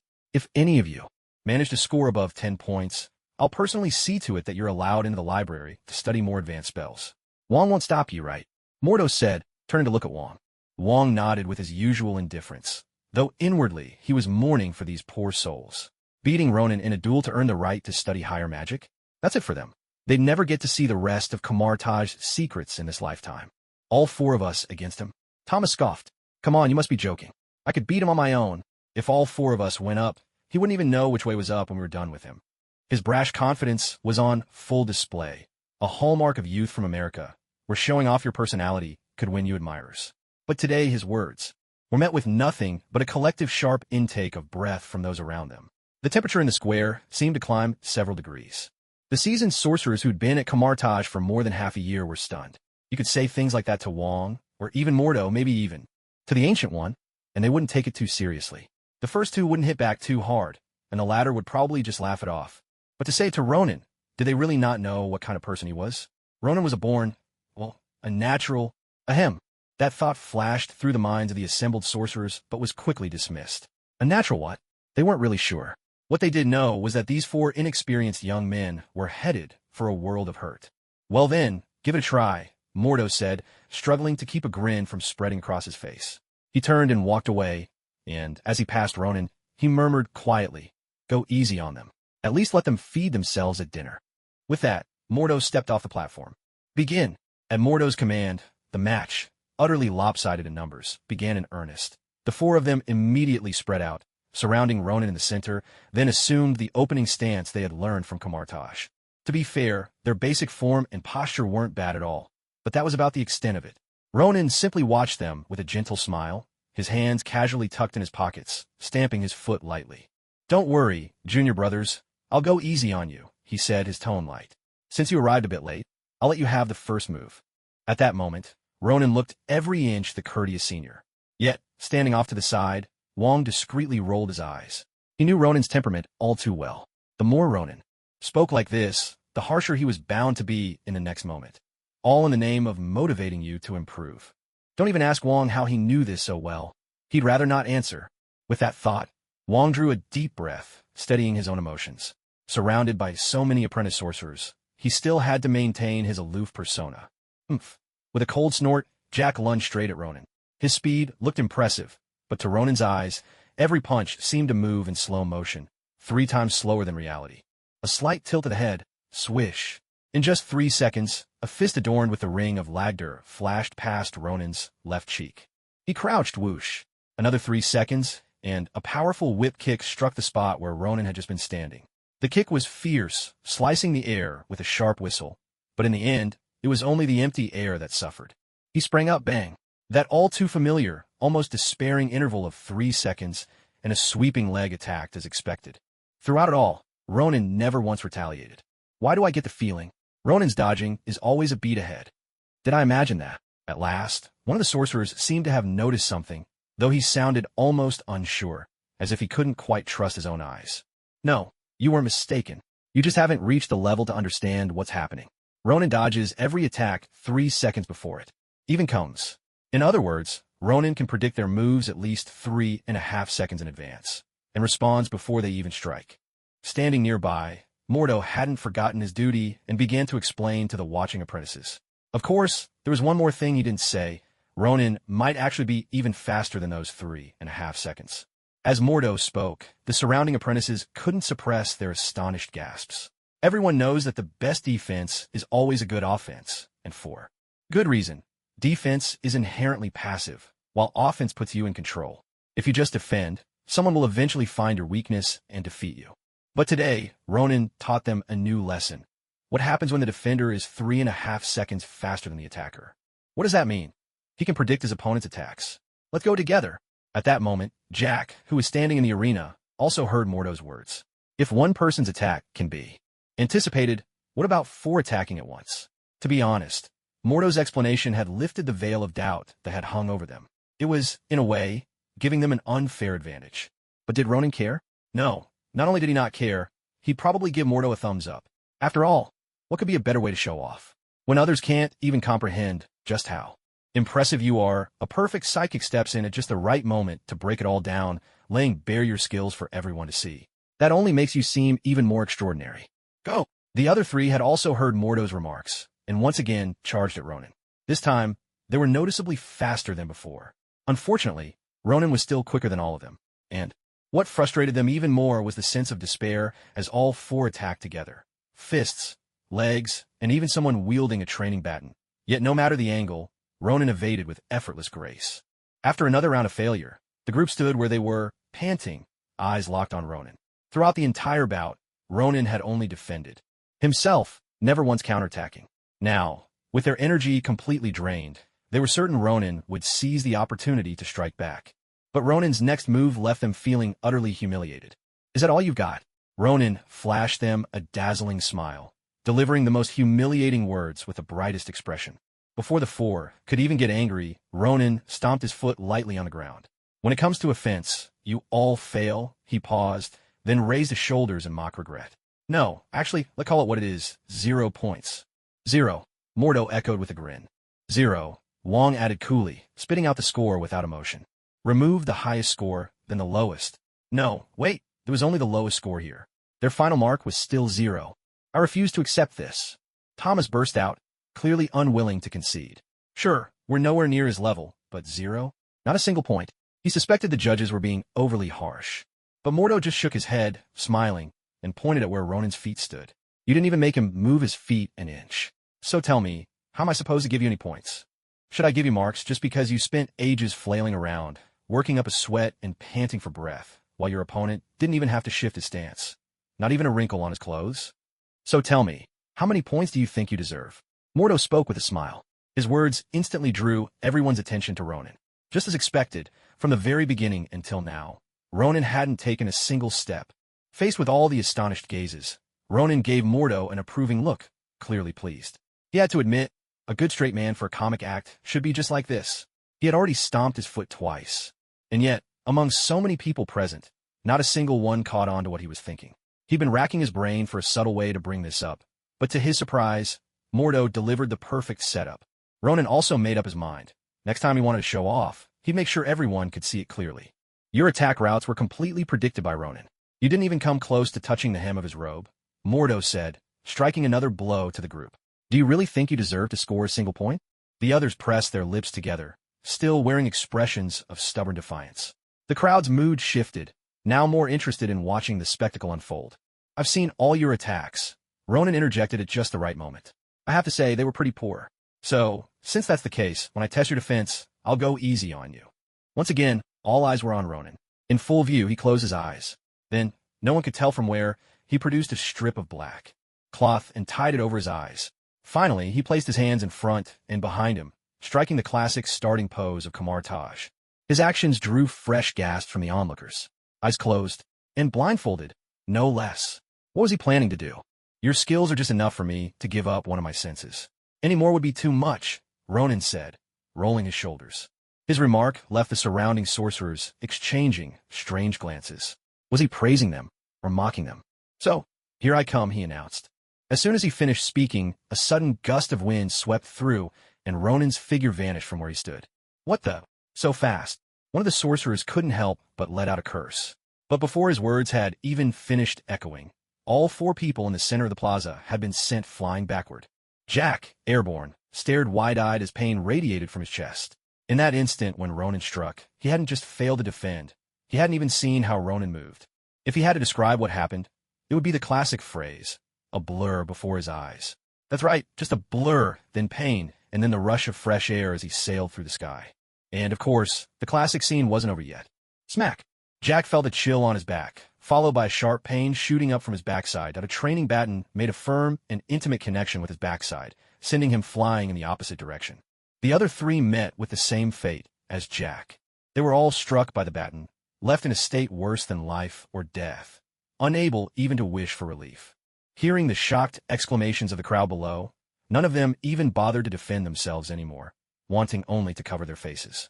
A reasonable choice, all things considered. There's an old story. One day, your house catches fire. You're fond of sleeping in the nude, are startled awake. Does not put on clothes, just slippers, and you dash downstairs. So, you're faced with a choice. Do you cover the front or the back? But the most perfect answer is to cover your face. This way, even if everyone sees everything, no one will know who you are. Right now, it seemed the four of them had all recalled this classic dilemma at the same time. Smack, thud, smack, thud. The scene resembled four pairs of ping-pong players volleying in the air, with the four face-covering figures as the balls. The onlookers below followed the ping-pong balls as they ricocheted left and right, and some even called out, "Good shot." By now, it felt less like a contest of skill and more like an impromptu ping-pong tournament. Ahem, ahem. At this moment, Mordo, standing below, couldn't help but clear his throat twice. He was signaling to Ronin that enough was enough. Ronin, catching the hint, stopped toying with them. He sent each one a final kick to the rear, leaving them all sprawled flat on the ground. All that remained was the collective cry of pain from the ping-pong quartet. Ronin landed lightly, and three identical figures descended behind him, vanishing in an instant. Wow! The display drew gasps of awe from many of the assembled sorcerers. What kind of technique was that? This is a very advanced move from within Kamartaj, Mordo explained at just the right moment. Only when you're strong enough can you hope to master it. Mordo's words painted a tempting picture for the sorcerers, instantly lifting their spirits. So, they might have a chance to learn this technique as well. Of course, what Mordo said wasn't wrong, but in truth, only a rare few among them would ever achieve this skill. Most would never even get close to the threshold in their lifetime. Their talent simply wasn't enough. All right, enough with the howling. Ronin called out to the four groaning on the ground, tossing away the baton he'd taken from Thomas. Truth be told, he'd already shown them mercy. Speaking of fighting, what's the most ruthless way to strike someone? There's no doubt about it. If you keep hitting the same spot, over and over, it might not hurt the first time, but after 10 or even 100 strikes, anyone's backside would be in ruins. As for Ronin, all he did was give there but a thorough short-stick massage, nothing more. He never struck the same place more than 3 times. At most, he'd leave them unable to get out of bed for half a month, forced to sleep on their stomachs. If I hadn't gone easy on you, you'd have lost all sense of pain by now. Ronin couldn't help but curl his lip in disdain. What did he mean by losing all sense of pain? Simple, they'd have passed out. Once unconscious, pain wouldn't register anymore. Hearing this, the four who had been moaning and groaning immediately fell silent. Lose the ability to feel pain? No way. Hurting a little is definitely better. All right, that concludes the defense segment. Your score remains at 0, Mordo announced as he walked to the center of the square, eyes twinkling with amusement at the four sprawled on the ground. At this point, all four had buried their faces in their arms, motionless. Why didn't they move? Because moving hurt, and there was a shame too. 0 points, Wong reported, his voice as cold and mechanical as a machine. 2 zeros in a row left them feeling utterly hopeless. Ronin was the last to give a score. Surely, he'd just round things off with another icy 0? I'll give you 1 point, Ronin declared, catching everyone off guard. Even Mordo looked surprised. This wasn't quite Ronin's usual style. Wasn't he famous for his cutting, ruthless remarks? Don't look at me like that. This 1 point is for how, when you were airborne, you at least covered your faces, Ronin explained with a mischievous grin. At least you know how to save face, so I can give you 1 point. As expected, Mordo's expression showed he'd seen this coming. If Ronin didn't get in one last jab, he wouldn't be Ronin. Still, despite the backhanded compliment, the four couldn't help but feel delighted. After all, they now had a score of 1 instead of 0. That single point made all the difference, in numbers and in spirit. 0 always comes before 1. Now, they'd moved up in the world. All right, someone help carry them to their dorms, Mordo called, waving over a few people to haul the four heavenly kings away. Just as everyone thought things were winding down, Caecilius emerged from somewhere in the crowd. Junior Ronin, always picking on the new disciples. Is that really fair? Caecilius stepped forward, smiling coolly. How about sparring with your senior instead? Enough, Caecilius, Mordo interjected with a frown, stepping protectively in front of Ronin, that it could be said that Caecilius was also personally taught by him and Wong. If we're talking about fighting ability, Caecilius, at this moment, was probably already stronger than him. It's all right, Mordo. Ronin patted Mordo on the shoulder and stepped out from behind him. He looked at Caecilius with a cheerful smile, showing not the slightest sign of being provoked. Caecilius, actually there's one thing you got wrong. When it comes to how long we've been training at Kamartaj, I arrived before you and have studied here longer. So, that makes me the senior disciple, and you, the junior. Do you understand, junior brother Caecilius? As he finished speaking, Ronan squinted at him, and an invisible force instantly descended upon Caecilius. In the very next moment, thud, Caecilius' eyes widened in disbelief as he looked down at his own legs. Then he looked up at Ronan, bewildered. For reasons he couldn't explain, his knees buckled, and he suddenly found himself kneeling before Ronan. Oh dear, junior brother Casey. I only said a few words. Was there really any need for such a grand gesture? If you realize your mistake, that's good enough. There's no need to apologize to me like this. Saying this, Ronan made a show of reaching out with both hands to help Caecilius up. Yet Caecilius remained utterly motionless. It wasn't that he didn't want to move. He simply felt an overwhelming force pinning his shoulders down. No matter how hard he struggled, he couldn't break free. He even tried to speak, but discovered he couldn't open his mouth at all. The crowd, which had gathered again at Caecilius' earlier words, now witnessed his predicament. Many couldn't help but burst into laughter. Hearing these mocking voices, Caecilius' face flushed red, but he couldn't utter a single word in response. He knew it was all Ronan's doing, and yet, he had no evidence whatsoever. Oh, I see now. You must be asking for a New Year's red envelope from me. All right. As a junior brother, you even know how to offer your greetings to your senior of the new year. That's wonderful. Here, take this $1. Go buy yourself something to eat. And finally, I have to publicly praise Caecilius before everyone. This child truly is filial. It wasn't until Ronan left the plaza and entered the sanctum that Caecilius finally felt the weight lift from his body. But the moment the force vanished, he collapsed onto the ground. Mordo simply gave him a bland look, shook his head in resignation, and walked away as well. It was clear that he was quite disappointed in Caecilius. Mordo's attitude, Ronan's actions, and the murmurs of the other sorcerers nearby. All of this Caecilius took in, especially those whispered comments. Though not outright ridicule, they stung even more than laughter. Why did he just suddenly drop to his knees before Ronan? What kind of sorcery did Ronan use? In truth, Caecilius was a clever man, at least above average in intelligence. That's why most of his jealousy toward Ronan was hidden deep within his heart, rarely showing on his face. But today, he simply couldn't hold it in any longer. Ronan, he had already mastered the form of Icon. You have to understand, Caecilius had begged for a long time to learn this move, but had never been deemed worthy. And how old was Ronan, really? What had he done to deserve learning such a technique? Finally, unable to contain the burning anger inside, he challenged Ronan to a duel. But the result? He lost face completely. Cassie, are you all right? Just then, the companions who had always followed Caecilius hurried over to help him up. Their speed matched that of American police. Quick, but somehow always a step behind. Get off me. Caecilius shook off his companion's support, but his steps were still unsteady. He didn't want anyone to see him so disheveled. Turning his head, he stared at Ronan's back, hatred surging across his face. Fine. If none of you are willing to teach me, then I'll find my own way. Sooner or later, you'll regret the choice you made today.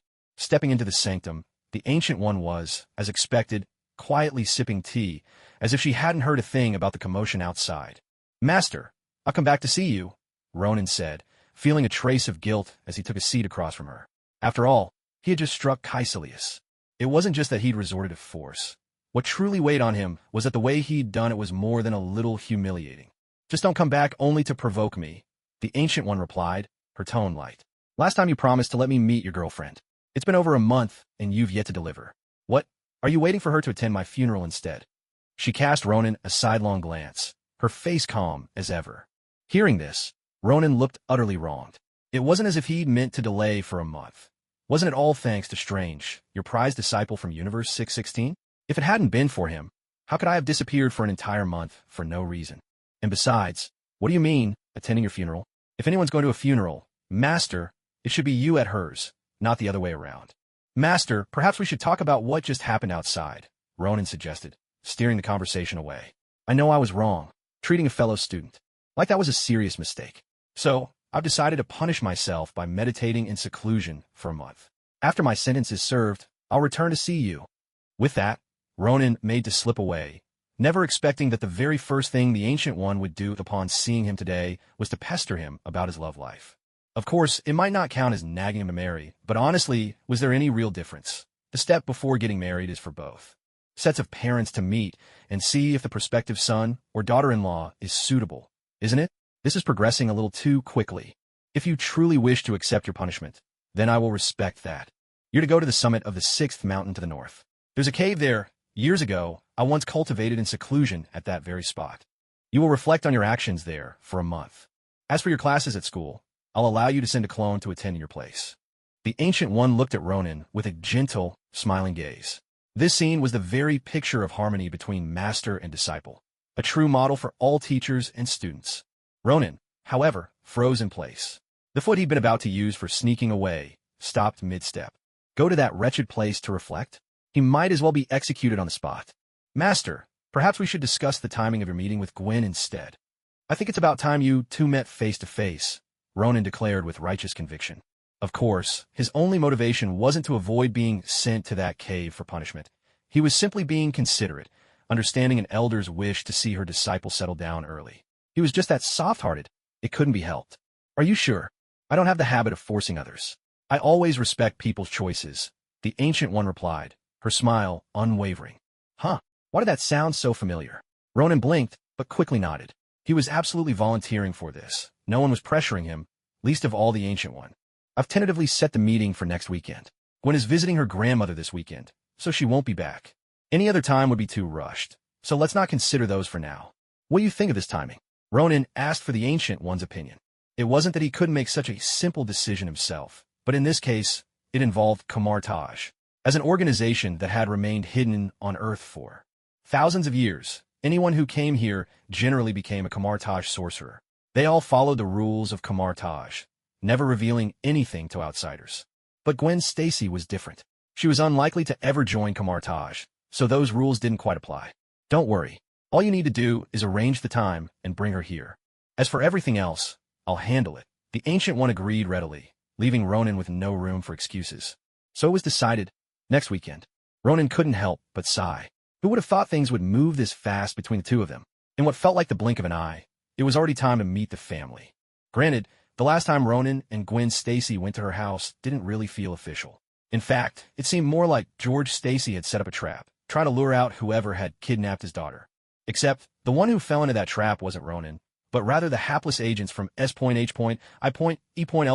At the very moment Ronan was being pressured about marriage, Peter Parker was far from idle on the other side of town. After Ronan's words had awakened him, Peter decided against sneaking into Oscorp to steal information. Instead, he simply went to work as usual. Oscorp paid handsomely. Even interns like Peter could earn $200 a week. It might not sound like much, but to a high schooler, it was a small fortune. Especially for someone like Peter, whose family was far from well off. Just putting him through school was already a struggle for them. So, those $200 solved many of Peter's problems. Oscorp, on the other hand, hardly missed such a sum.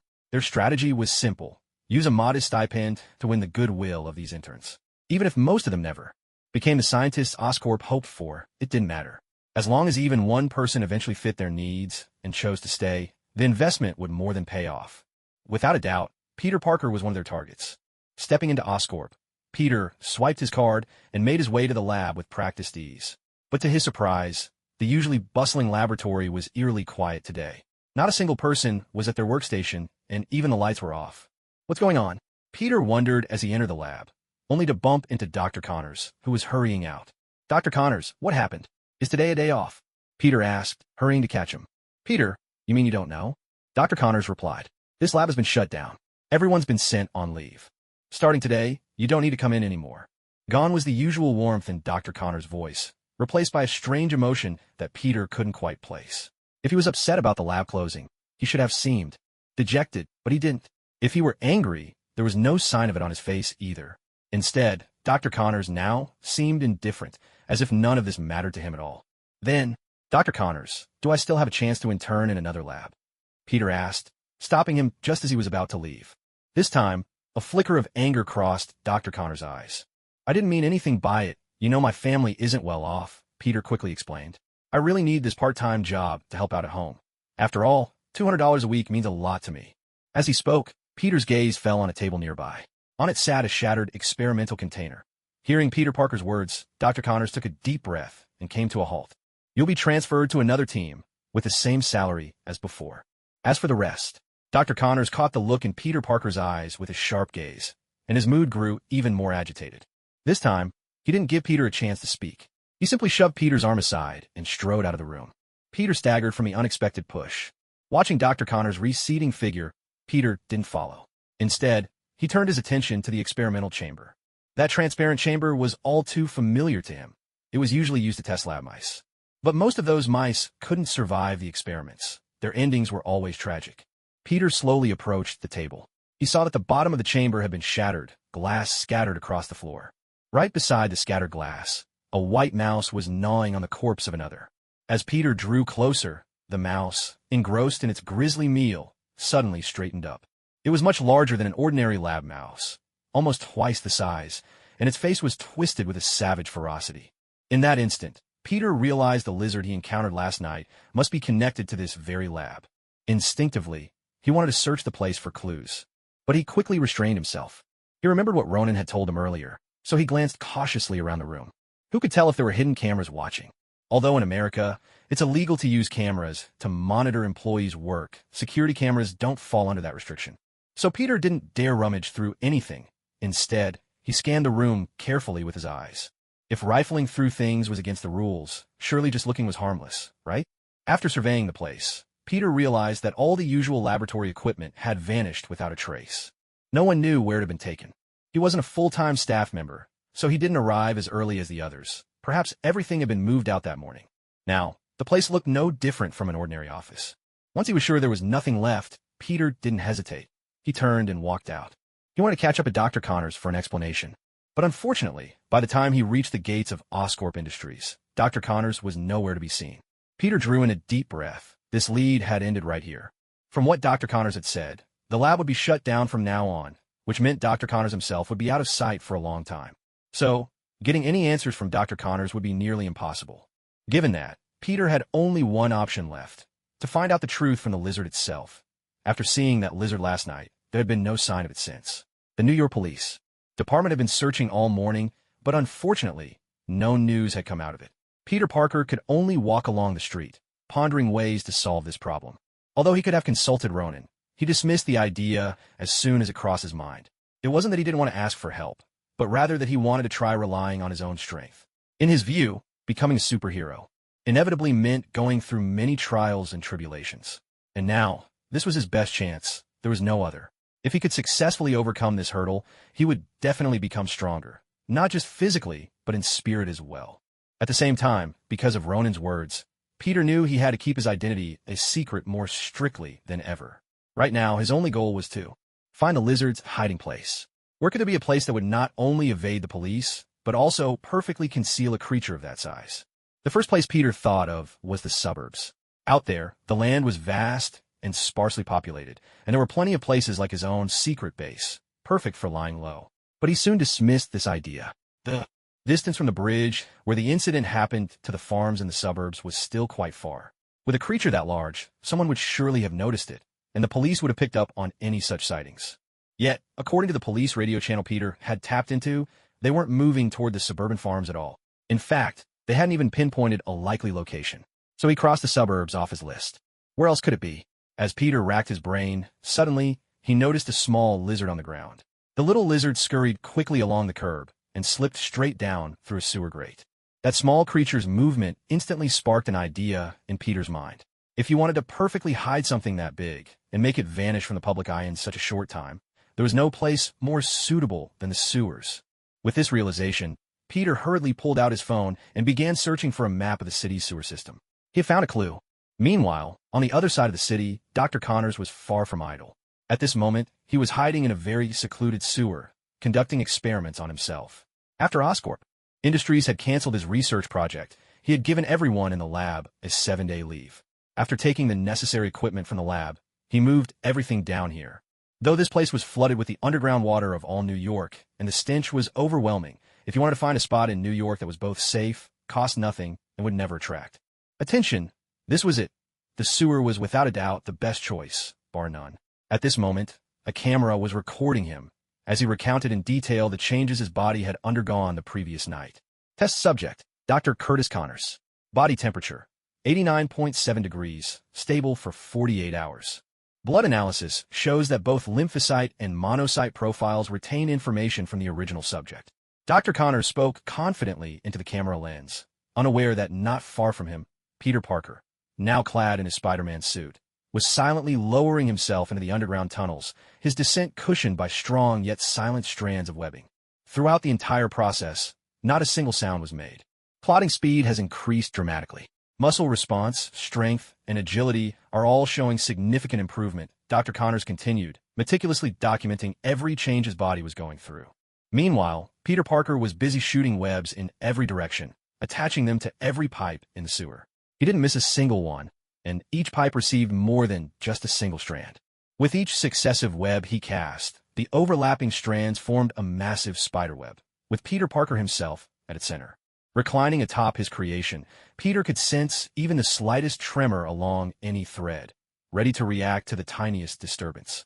This was the very technique that spiders use to detect approaching danger, a method that was sometimes even more effective than his famous spider sense. Yet all the while, Dr. Connors remained completely oblivious to these preparations. At that moment, he removed his glasses, gazing at the camera with a complex expression. Eyesight has improved accordingly. The subject no longer requires corrective lenses. This isn't simply a search for a cure, he declared, his voice trembling with ambition. No, it's the pursuit of the path to the perfect species. Taking a deep breath, Dr. Connor's hands shook as he began unbuttoning the sleeve on his right arm. He knew that years of tireless research had finally led him to this crucial moment.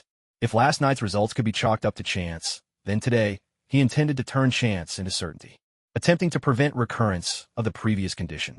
Dosage increased to 200 milligrams. His voice tinged with excitement. Dr. Connors positioned the syringe over his right arm, the arm that had miraculously regenerated the night before but had now reverted to a stump. With a quiet hiss, he plunged the syringe into his arm without a moment's hesitation. As the serum slowly entered his body, a wild gleam began to surface in his eyes. Suddenly, with a loud crash, he shoved the camera to the ground. Proud as he was, he had no intention of letting anyone witness the monstrous transformation about to overtake him. Meanwhile, on the other side, Peter Parker was sitting on the web he had spun, playing a game on his phone. Was he confident about what would happen next?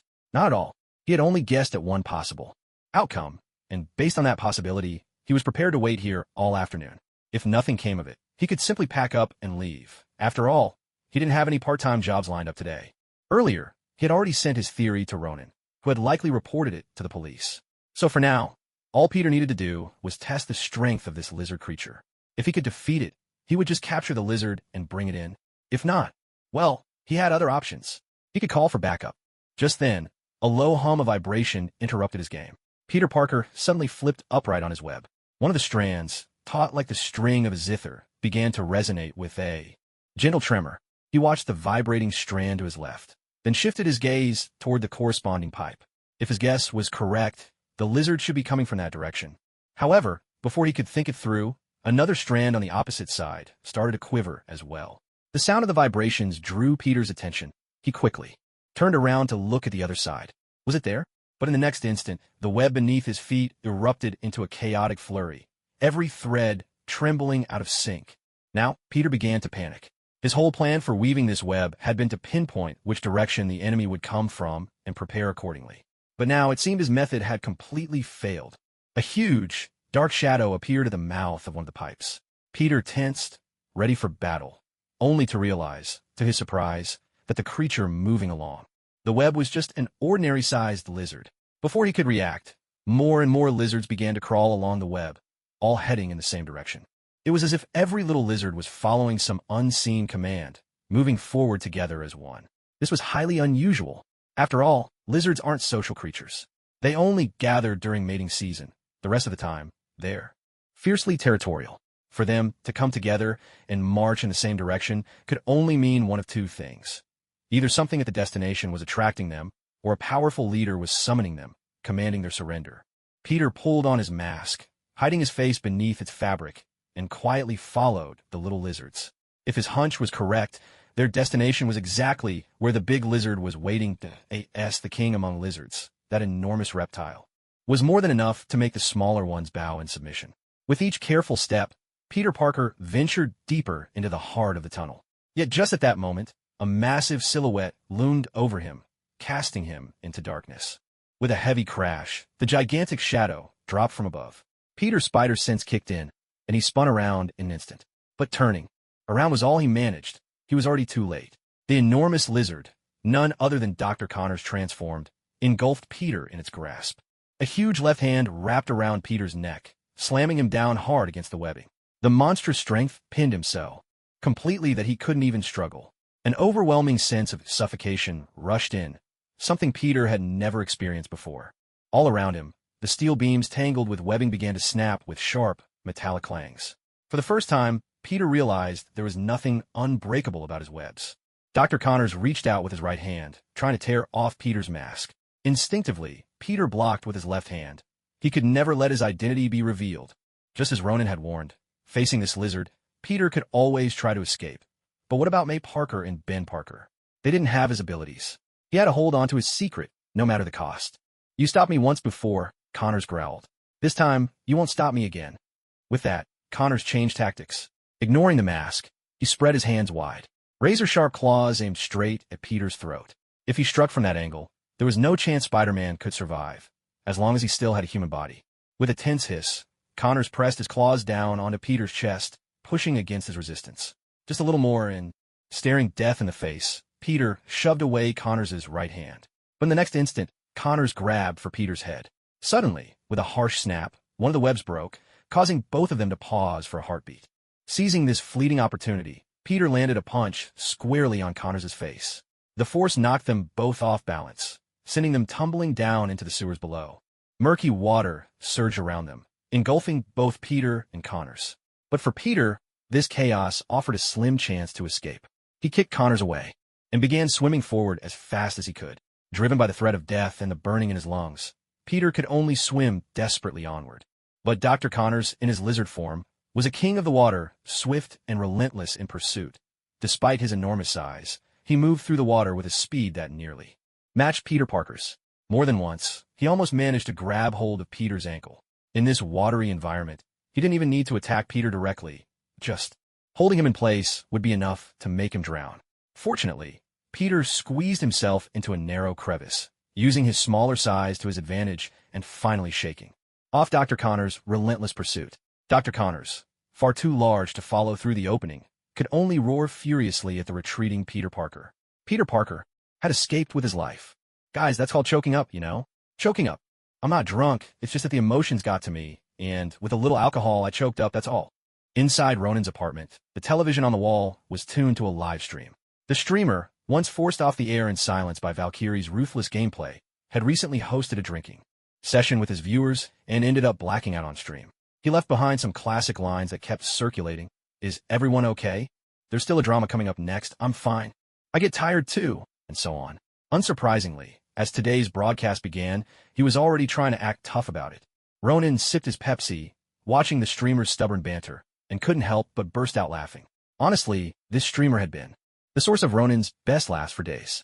Even though the streamer was from the East, Ronan understood every single joke and reference. Suddenly, bang, bang, bang, a series of loud knocks interrupted Ronan's laughter, cutting it short. Annoyed, he shot an irritated glance at the door. Who on earth was disturbing his monkey business? He pressed a button on the remote, and the live stream on the TV instantly switched to the security camera feed. The camera at the entrance revealed someone standing outside. Peter Parker? Huh. Seeing Peter's bruised and battered face, Ronan couldn't help but raise an eyebrow. What happened? Did Peter have a wild night out and end up like this? Jarvis, open the door, Ronan said, patting the Iron Man figurine on his desk. With a click, the door swung open. Ever since someone broke into his apartment and installed cameras last time, Ronan had asked Tony Stark to upgrade his security system. The cameras, the locks, everything had been replaced by Tony's people. As for the money, the Ancient One never lacked money. Peter Parker stumbled in, and with a thud, his backpack dropped to the floor. Ronan noticed that drops of water were still dripping from Peter's bag, and his hair was soaking wet. Was it raining outside?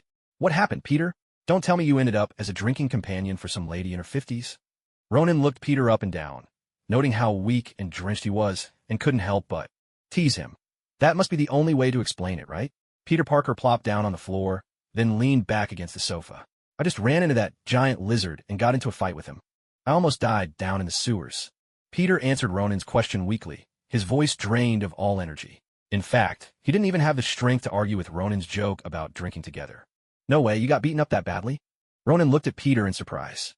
What's the deal with that lizard? Although Ronan knew the lizard was actually Dr. Connors, He couldn't recall the details of the story. Dr. Connors. Could he really leave Peter Parker in such a mess? I'm not sure, but what I do know is that the lizard definitely used Dr. Connors' formula, Peter said. I saw it with my own eyes. A little white mouse in the lab suddenly grew several times larger. In fact, I think that lizard has everything to do with Dr. Connors. Peter couldn't be certain the lizard was Dr. Connors, but a hunch deep inside was telling him the truth was just that. It was him who roughed you up like this? Ronan stared at Peter, still surprised. What was going on? How could Peter Parker end up so battered by a lizard? Peter nodded. Only now did he finally begin to relax a little. Coming so close to death had sent his heart racing, and he still hadn't fully recovered from the shock. If he hadn't come to Ronan, he doubted he'd have felt safe anywhere else. When he escaped from the sewer earlier, going home wasn't an option, partly because he didn't want Emma to find out what had happened, but even more because he was afraid he'd lead that lizard right to his house. So what are you still sitting here for? Ronan suddenly leapt to his feet. Let's go after him. He swore it wasn't just to make Peter go through it all again. He was genuinely curious to see just how powerful Dr. Connors had become as the lizard, if he could leave Peter Parker in such a state. By all rights, the power hidden in Peter Parker's body was far greater than he realized. Most of the time, that strength was already more than enough, so Peter rarely tapped into his full potential. But, judging by what Peter had just said, he'd been on the brink of death. His survival instinct should have brought out even more strength. Peter stared blankly at Ronan, not quite processing what he'd just said. Don't just sit there. Put on your mask and stay alert. Don't let him rip it off your head, Ronan instructed. Now, focus and picture the place where you last ran into him. Ronan grabbed Peter Parker and hoisted him up, giving his shoulder a hearty slap. Then, crossing his arms over his chest, whoosh, a burst of light flashed from Ronan's body. In an instant, his cozy pajamas transformed into the battle gear of Kamartaj. Even the iconic Iron Man helmet materialized on his face. Jarvis, activate combat mode. A crackling sound effect buzzed in the air as the helmet clicked shut, the eyes beginning to glow with shifting light. Aren't you going to change? Ronan tilted his head, eyeing Peter Parker, who stood frozen, holding his Spider-Man suit. Peter was utterly dumbfounded by Ronan's split-second costume change. This was the first time he realized that changing clothes could be done like that. Your suit's wet, but that's no problem. I've got you covered. With a casual wave of his right hand, a golden light flashed, and the once-soaked Spider-Man suit was instantly dry. Ronan had only recently mastered this trick. The Ancient One had never taught it to him before. If he'd known this spell earlier, he'd never have needed a washing machine. Such a simple cleaning spell, yet the Ancient One had gone to great lengths to seal it away, ensuring Ronan would forget it every time he read the spellbook. How cruel! A few minutes later, Peter Parker finally managed to wriggle into his skin-tight suit. All right, now start picturing the scene you encountered just now, Ronan instructed. I just hope we're not too late. If he's still there, I swear I'll avenge you, Ronan added, placing his right hand on Peter's shoulder, urging him to focus. He made no mention of their odd seniority dynamic. In Universe 616, Peter Parker's godfather was Tony Stark. But in this universe, Ronan called Peter his brother, so it wouldn't be out of place for Peter to call Ronan his godfather. A low hum filled the air as Peter conjured up the memory of that moment. A portal enveloped both of them from head to toe. Suddenly, Peter's vision went black, and a powerful sensation of weightlessness washed over him. Instinctively, he shot a web, suspending himself in midair. Ronan, meanwhile, spread his arms wide, his cloak billowing dramatically behind him as he hovered. Is this the place? Ronan sniffed the air, his face twisted in clear disgust. If he hadn't immediately shut off his sense of smell, he might not have been able to take it. Yes, this is it, But before Peter could finish his sentence, the ground began to rumble violently from all directions. He's here, Peter shouted, firing another web to anchor himself somewhere safe. He definitely didn't want to fall into the water again. Just as Peter spoke, Dr. Connors' enormous form suddenly burst from the water, lunging straight at him with terrifying force. From beginning to end, he had only one target. Peter Parker. Bang! In a blur, a shadow flashed past Dr. Connors, and with a swift kick, sent him flying. Hey, you there. Picking on my little buddy, is that it? Ronan had almost said, Godson, but thought better of it. After all, he wasn't quite thick-skinned enough for that. So, once again, he kept his words in check. Who are you? Dr. Connors emerged from the water again, eyeing Ronan warily. It wasn't just the kick that made him cautious. As an animal, he could instinctively sense the threat. That Ronan posed. Whether spider or lizard, every creature has a survival instinct that helps it seek advantage and avoid harm. That's the reason these creatures thrive in nature. For Peter Parker and Dr. Connors, their spider sense, or whatever you might call it, was simply a heightened version of this instinct. Ordinary animals can't sense malice from humans, but once humans possess animal genes, they can feel it far more acutely. You really don't recognize me? Ronan asked, sounding more than a little disappointed. Seems I'm still not famous enough. Dr. Connors frowned. Though he'd become a lizard, his intelligence had not diminished. Ronan was wearing Iron Man's mask, but he clearly wasn't Iron Man. Am I supposed to know you? Dr. Connors finally asked. Well now, whether it was deliberate or just a lack of social skills, Ronan wasn't sure, but those words really set him off. Fine, just for that. You've earned yourself an extra 5 minutes of beating. If talking wouldn't work, then fists would have to do. Ronan's eyes narrowed, and in an instant, 2 rings of Lagadator appeared in his hands as his figure vanished from sight. When he reappeared, he was already right beside Dr. Connors. With a powerful swing, Ronan sent Dr. Connors flying with a single kick. Yes, just like that, a single clean kick. If you looked closely, you'd notice a small ring of Lagadator around Ronan's ankle as well. He was nothing if not full of surprises. With a swift motion, Ronan pressed his palms together, making the rings of Lagadator vanish, replaced by a series of intricate hand seals. Let me show you what it really means to be outnumbered. One after another, Ronan's clones emerged from behind him, quickly filling the vast sewer tunnel. Peter Parker, standing nearby, could only stare in astonishment at the scene unfolding before him. Was Ronan really this powerful? No, that's not it. If one Ronan was already this strong, then with so many Ronans taking turns to battle the lizard, what hope did the poor creature have? All right, brothers, let's show him some wizardly love. Fighting, when you get down to it, really comes in just 2 forms. Either it's a one-on-one duel, or it's an all-out brawl. Ronan is a man of principle, so he usually opts for a duel. Yes, every single. One of his clones takes turns challenging the opponent one-on-one. The kind of rule where whoever loses is the loser, plain and simple. Over the course of his career, Ronan has already defeated several losers, and each one was well known in their own right. As for Dr. Connors, he's about to become the next one on that list. Hundreds of clones surged forward, one after another, charging straight at Dr. Connors. Dr. Connors' eyes widened in terror, and he instinctively raised his right hand to shield himself, a look on his face straight out of some over-the-top reaction meme. Stay back. Don't come any closer, he seemed to beg. But life rarely goes the way one hopes. Misfortune is far more common than luck, and Dr. Connors certainly wasn't blessed this time. A massive fist crashed down hard into his left eye socket. Thud! A wail of agony pierced the air, and the relentless barrage of fists striking flesh echoed again and again. Every so often, one of the clones would be sent flying by a blow. No one could tell if it was from friend or foe, but the rest pressed on, undeterred, rushing once more toward Dr. Connors. Soon, every possible escape route around Dr. Connors was sealed tight by the wall of clones. Not even a fly could hope to squeeze through. At this point, even the air Dr. Connors breathed had to filter through the press of bodies. Damn it, I swear I'll kill my tail. Each of Dr. Connors' screams landed like a punch to Peter Parker's own heart. Peter gritted his teeth, his face contorted in anguish, because he couldn't help but imagine himself in Dr. Connors' place. If he were the one surrounded by so many muscle-bound brutes, well, the outcome. The thought alone sent a chill down Peter's spine. He glanced up at Ronan, still floating in midair, and couldn't help but shake his head in disbelief. Right now, Peter could only feel grateful that he and Ronan were on good terms, that they were friends.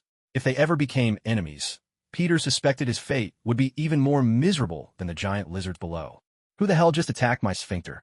I'm going to kill you, Just as Dr. Connors managed to stick his head out again, the swarm of clones closed in and swallowed him up once more. As for his sphincter, well, that was up to fate. After all, Ronan spotted more than a few clones brandishing training batons conjured from thin air, straight from Camartage. What a sorry sight. Ronan couldn't help but shake his head, resigned. He had to admit, his clones had certainly picked up some bad habits from those 3 with souls. Ronan knew himself. He'd never stooped to such behavior. It must have been a rogue clone with a warped mind that dreamed up such wicked mischief. Ronan, are you sure you're not going to beat him to death like this? Shouldn't we just subdue him and hand him over to the police? Peter Parker swung over to Ronan's side on a strand of web, whispering his concern. He was genuinely worried Ronan might end up killing the lizard. Don't worry, he's tough as nails. There's no way he'll be killed that easily. By the way, why did you think of turning him over to the police? Ronan glanced at Peter with a puzzled look. Didn't Peter realize that such a massive, powerful lizard couldn't possibly be held by an ordinary jail cell? We don't have the authority to enforce the law. Isn't it only natural for us to let the police handle this?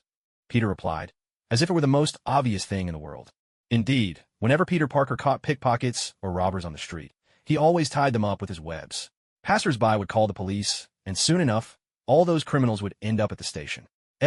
Since Peter Parker began his patrols, the NYPD's case-solving rate had skyrocketed, and their odds of catching suspect had improved dramatically. Of course, the officers themselves weren't always thrilled about it. Ronan had heard more than once the grumbling of police officers on the street, complaining that superheroes like Peter Parker ought to deal with alien invasions like Iron Man and Captain America, rather than meddling with petty thieves. Wasn't this cutting in on their bread and butter? If you want to do it that way, then be my guest. Today, I'm here to help you get your revenge. So if you say we should hand him over to the police, I'll just knock him out and deliver him, free of charge. Ronan shrugged, deciding to indulge Peter's naive request. After all, he was like a father figure. If his godson had such a simple wish, why not grant it? Then let's drop him off at the police station, Peter finally decided after a moment's thought. Ronan just shrugged, pulled out his phone, and dialed George Stacy's number.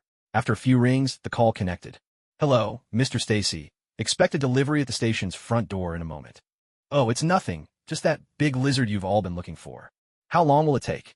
About 10 seconds from now. With that, Ronan hung up. All right, guys, let's finish knocking him out. We got about 8 seconds left. With a snap of his fingers, a magically expanded portal appeared before them.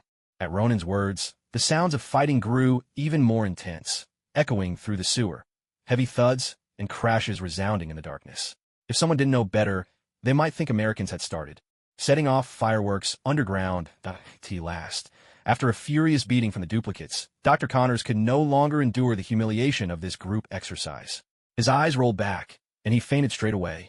Ronan tilted his head, and one of his duplicates immediately grabbed Dr. Connors by the scruff of his neck and tossed him into the portal. As it turns out, regardless of the creature, if you grab that loose skin at the back of their neck, you can easily lift them up, though if you lack the strength, best not try it yourself.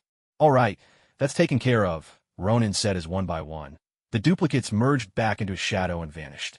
Peter Parker, meanwhile, pulled off his mask and walked over to stand behind Ronan. His curiosity piqued as he peered intently at Ronan's back. He couldn't help but suspect there was something extraordinary hidden there. Enough gawking. Sooner or later, you'll have to go get him back yourself, Ronan said, placing a firm hand on Peter's head before giving him a solid kick that sent him tumbling through the mystic gate. On the other side of the portal was none other than Peter Parker's bedroom. With the inquisitive troublemaker out of the way, Ronan wasted no time and headed straight home. The very first thing he did upon returning was, of course, take a shower. Meanwhile, at the NYPD, officers had just received Ronan's special delivery. According to those on the scene, the incident was nothing short of terrifying. They saw a massive black hole tear open in the sky, and the giant lizard that New York's finest had been dreaming of catching suddenly plummeted down from above. Yes, the cracked pavement outside the police station's entrance was the handiwork of his landing. The officer on duty at the time was so stunned he could hardly move, convinced that the lizard had broken into the station. Had Captain George Stacy not come charging out with backup at that very moment, those cops might have instinctively gone for their passive skill. That passive skill? Empty the magazine. The kind of situation where you get to fire off your whole clip and then enjoy a nice administrative leave. It's the sort of thing cops would never dare dream of happening. Thankfully, George Stacy arrived just in time, or else the NYPD might have suffered the tragic loss of a few good officers. Chief, is this supposed to be a belated Christmas present? Someone asked. Well, if it is, Santa sure took his time. This gift is way overdue, remarked an assistant, staring at the enormous lizard now locked in a cell with at least 10 heavy chains wrapped around him. It had taken nearly every officer in the NYPD to get the creature inside, and in the end, they had to dismantle the cell door and use a cart just to haul him in. This was already the largest holding cell in the entire NYPD, but with the lizard inside, it looked more like a toy house in a game of make-believe. Santa Claus? George Stacy couldn't help but twitch a corner of his mouth, and Ronan's face flashed before his eyes. If Ronan really were Santa, then this Santa would be downright terrifying. Forget about Santa Claus. Just make sure you keep an eye on him. I'm going to call those council members who are so concerned about this matter. This is a crucial time for votes, after all. George Stacy glanced at the giant lizard, then turned and left the holding cell. His assistant quickly arranged for 2 fully armed officers to stand guard at the door, instructing them not to leave for even a moment. After all, it had taken such effort to finally catch this lizard. Now, they could give the citizens of New York an explanation. With that thought, the assistant hastily pressed a button on the wall, and a cloud of smoke immediately billowed from the cell's air vent. These were all tranquilizing agents, which they typically used whenever transporting prisoners. This ensured that nothing would go wrong during the transfer and also prevented the prisoner from attempting suicide. After all, if a criminal ended their own life before a just trial, whose responsibility would that be in the end? Back in his office, George Stacy made several calls in a row, reporting the situation to his superiors. Although the phone calls were filled with praise, George Stacy didn't feel particularly pleased. The reason was simple. If he told the truth that the lizard had actually turned himself in, it would be an affront to everyone's intelligence. So, he could only bite the bullet and accept the compliments. Surely, no one in the NYPD would want to spoil such a good thing, right? At the very least, if he tried to set the record straight, those higher up would simply refuse to believe it. After all, only when the police caught the criminal could the achievement count for the NYPD, and those superiors could use it for their own political gain. Why give the credit to those superheroes? What are they running for election to? When he hung up the last call, George Stacy let out a deep sigh of relief. But before he could truly relax, a thought seemed to strike him. He picked up his personal cell phone and dialed a number. The person on the other end was none other than Ronan. A cheerful tune began to play. The singer was, in fact, Ronan himself. Listening to the lyrics, which mentioned the iron fist of Batman and the charm of Mr. Fantastic, George Stacy couldn't help but twitch the corner of his mouth. He didn't know who Batman was, but he did know Mr. Fantastic. Mr. Fantastic's charm? Thinking of Ronan's face, all the sarcastic remarks George Stacy had on his mind were swallowed back down. Handsome, he really was. Hey, is there something you need from your dear father-in-law? Right as the song reached its midpoint, Ronan's voice came through the line. His very first words nearly made George Stacy stumble. Dear father-in-law, my foot. Whoever said I'd let my daughter marry you? I don't need anything. I just want to know, how did you manage to catch that big lizard? And another thing, what exactly is he? Is he just an ordinary lizard? George Stacy completely ignored being called father-in-law. He'd made up his mind. If Ronan ever came to visit again, he'd stick to a simple rule. Not receiving him. George Stacy, will not receive him. It's nothing, really. I just gave him a good beating, knocked him out, and shipped him over to you, free delivery. If Spider-Man hadn't gone soft, I could have sent you a corpse instead. Ronan sounded like he was eating something on the other end. Spider-Man? You know him? George Stacy raised an eyebrow. As the chief of police in New York, he'd heard plenty of complaints from his officers. How Spider-Man was always meddling with petty thieves instead of doing real police work, making their jobs harder. Still, as chief, he had to admit, Spider-Man did catch criminals. Even the so-called righteous cops couldn't say much against that. My godson, Ronan replied bluntly. What? George Stacy nearly dropped his phone. How old was Ronan? And he already had a godson. By that logic, Spider-Man must be very young. But, judging by his height, he was clearly an adult. Oh, come on, father-in-law, young people's business isn't important. What I can tell you is that lizard is definitely not some experimental creature that just got big out of nowhere. If you really want a comparison, just think of him as a transformed Hulk. He's intelligent, strong, and possibly even smarter than most people. So be careful. Ronan offered his father-in-law a few words of caution. He didn't want Dr. Connors to accidentally trigger the protective charm and force him to make another one. What a hassle. Intelligent. No, I need to have someone strengthen security. As soon as he said this, George Stacy was about to hang up the phone. But just then, his assistant burst in from outside. Chief, we've got trouble. The military's just arrived. They sent a team to take that big lizard away. We're losing control of the situation. They even came in armed. The assistant, breathless, delivered the news. Hearing this, George Stacy grew anxious. The military held plenty of power in America, but they had no authority over the police. Each had their own jurisdiction. Neither side gave the other any leeway. Let's go with me. With that, George Stacy stood up and strode toward the door. Halfway there, he remembered he was still on the phone with Ronan. He waved at his assistant to wait a moment, then picked up the phone again. Ronan, something's come up here. We'll have to continue this conversation later. However, before he could hang up the phone, Ronan's voice came through once more from the other end. I heard what happened. Is it the military trying to snatch someone away? Father-in-law, don't get worked up. Let me teach you a trick. If you really can't protect him, then at least make things difficult for them on the way out. Inside the police station, a squad of heavily armed soldiers had already burst in. The police had all drawn their pistols, and the two sides stood locked. In a tense standoff, it was as if at the slightest provocation, with just a single spark, the New York Police Department would turn into a shooting range. The soldiers, too, were on high alert, their semi-automatic rifles raised and ready. It felt as though, at a word from their captain, they would pull the trigger without hesitation. Of course, they were afraid as well. They didn't care who would be punished in the end. What mattered was that, if a firefight did break out, their chances of surviving were less than 1%. Stop. What do you all think you're doing? At that moment, George Stacy stepped out of his office. At the sound of George Stacy's voice, not only did the policeman relax a little, but even the soldiers on the other side let out a breath of relief. Now that the leaders were present, the much-feared eruption of violence seemed less likely. "Who are you people?" George Stacy demanded, his face set in a furious scowl as he glared at the soldiers. They'd come barging in, and if he let this end without a fight, he'd lose all authority as the chief of police. "We're from Marine Corps, here under orders to take the lizard back into military custody." A man who looked to be the captain stepped forward, producing what he claimed was a transfer order. George Stacy snatched the transfer order out of his hand, then let out a cold laugh. Right in front of the soldiers, he tore the order in half. No hesitation at all. He simply ripped it to shreds. The captain's eyes blazed with fury. "You," he began, but before he could finish, one of the policemen behind George Stacy stepped forward, raising his pistol again. Seeing their movement, the captain swallowed the rest of his words. He took 2 steps back, pulled out his phone, and dialed a number. After saying a couple of sentences, he returned to stand before George Stacy, holding out the phone. "Congressman Smith would like a word with you." This time, the captain's arrogance was gone. His tone was almost polite. George Stacy gave him a sidelong glance, but picked up the phone nonetheless. "This is George Stacy. Yes, I refused their transfer order." "Why?" "Let me tell you why." They barged in, armed to the teeth, storming the police station. They looked nothing like officers coming to claim a prisoner. More like a gang breaking someone out. "Transferring a prisoner? Sure. Tell them to get lost. Send another team.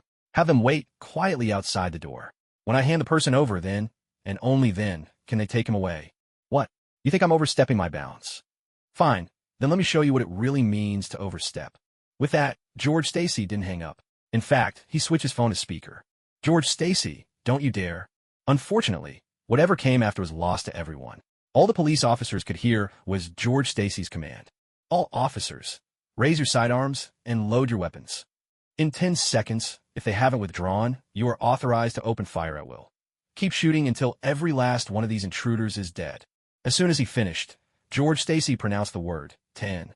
At his command, nearly every officer immediately raised their pistols. The anger that had been on their faces vanished, replaced by a look of satisfaction toward George Stacy. In a way, pride matters just as much to Americans as anyone else. Day after day, they'd watched the military treat them with contempt, always lording it over them. This time, George Stacy had finally spoken the words they'd all kept bottled up inside.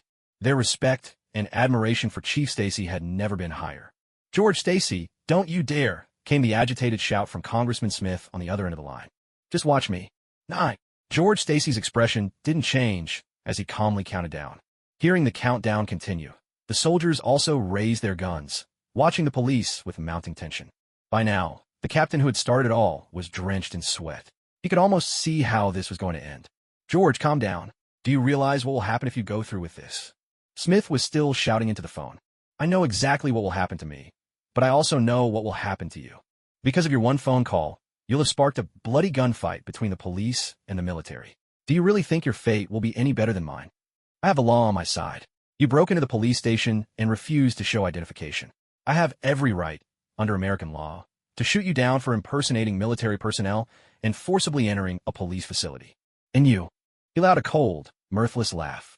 4. George Stacy's voice was icy, and even as he spoke, he didn't forget to keep counting down. At the count of 4, the other end of the phone fell silent. Congressman Smith understood. If this truly turned into an all-out firefight, the worst that could happen to Stacy would be forced resignation. The reason was simple. If someone in his position could be made a scapegoat, the entire police force would never stand for it. This was already a public slap in the face to their police system. The most likely outcome was that George Stacy would be found innocent of any wrongdoing and might even make a name for himself because of this. But as for Congressman Smith, because of a single phone call he made, a conflict had erupted between the police and the military. Whether or not that was his intention, he had inevitably become the scapegoat and the shield for blame. You could say, not only was their political career finished, but they might well spend the rest of their lives behind bars. 2. George Stacy's voice cut through his thoughts as he continued counting down. At the sound of that number, the police officers all flicked off the safeties on their pistols. The moment George Stacy counted down to 1, there would be no turning back. He would trigger his passive skill, empty the magazine. "Back out. All of you back out. Stop George Stacy. I'll have them withdraw." At last, in the final second, Congressman Smith's furious shout rang out again. He simply couldn't bear this pressure any longer. Over such a trivial matter, he was being forced to risk his entire career and future. He didn't dare. George Stacy let out a cold laugh and tossed his phone to the stunned captain, jerking his chin in a clear gesture. The meaning was unmistakable. Get out. The captain hastily caught the phone, took a deep breath, and signaled to the soldiers behind him. Every one of them visibly relaxed. It was the order to retreat. So, clutching their rifles, the soldiers began backing out step by step. As the troops beat a hasty retreat, the police station, which moments before had been so quiet you could hear a pin drop, erupted in wild cheers.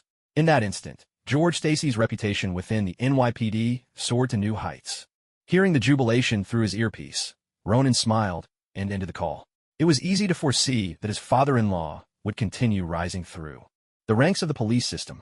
Not only would he move up, but it likely wouldn't be long before he was appointed to a major leadership position. Because of George Stacy's tough stance, the military was left with no choice but to send another squad over. This time, they had learned their lesson. Not only did they bring an official military order, but they also carried a directive from George Stacy's direct superior. With these documents in hand, George Stacy would have no responsibility for whatever happened next. That earlier show of force from George Stacy was not only to assert his authority and keep up the morale of the police force. More importantly, it was to avoid shouldering any blame. According to Ronan, this lizard was not only immensely strong, but also matched humans in intelligence. That meant that, right now, only Ronan and George Stacy were privy to these details. Without an order from his superior, if anything went wrong after the handover, George Stacy would be the only one left to take the fall. Now that he had the official document in hand, even if accountability was pursued later, George Stacy could easily slip out of responsibility, as if nothing had stuck to him. Coupled with the invisible authority he had established within the police department, George Stacy had truly come out on top in this incident. For Ronan, who had come up with this idea for him, George Stacy's opinion had subtly shifted as well. Well, next time Ronan came by, perhaps he should show him a bit more courtesy. As for this change in his future father-in-law's attitude, Ronan only heard about it 2 days later, on Monday, from Gwen Stacy. According to her, her father had been in exceptionally high spirits after returning home. That evening, not only did Gwen's mother prepare an extra dish for dinner, but George Stacy even brought out a bottle of red wine he'd been saving for years. Clearly, he was quite elated.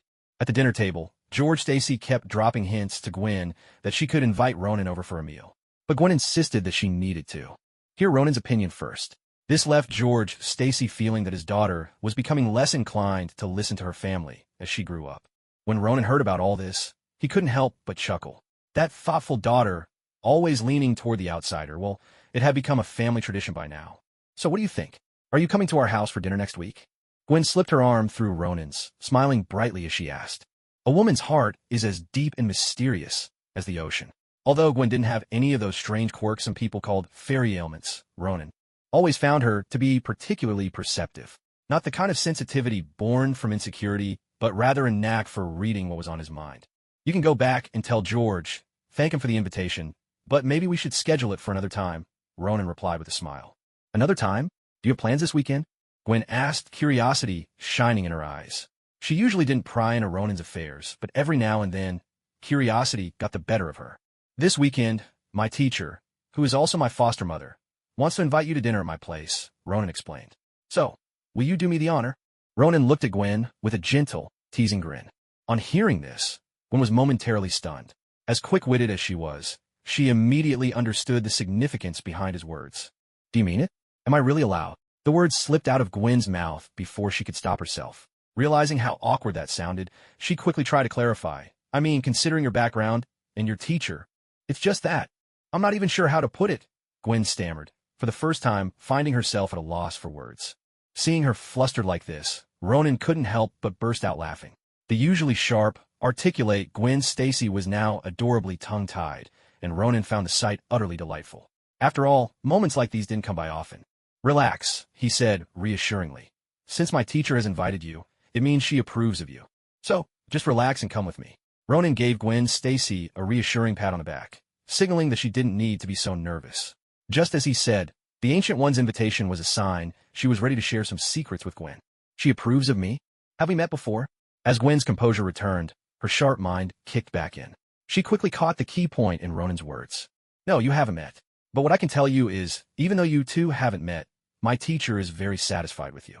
As for how she came to her conclusion, you'll understand once you come with me. Ronan didn't explain further. After all, telling her now might only scare Gwen. But if she had a few days to mentally prepare, perhaps the surprise would turn into delight. All right then. Is it Saturday or Sunday? I need to get ready. What kind of person is your teacher? What sort of gift does she like? Gwen was already thinking about what to wear for the occasion. Ronan just smiled and shook his head. My teacher believes in fate, so whatever you wish to bring will be just fine. Being able to see the future and believing in fate, there must be a connection there, right? Okay, I'll go home and get ready. Gwen nodded. Though she tried to compose herself, she couldn't hide her beaming smile. Clever as she was, she'd basically figured out what these words meant.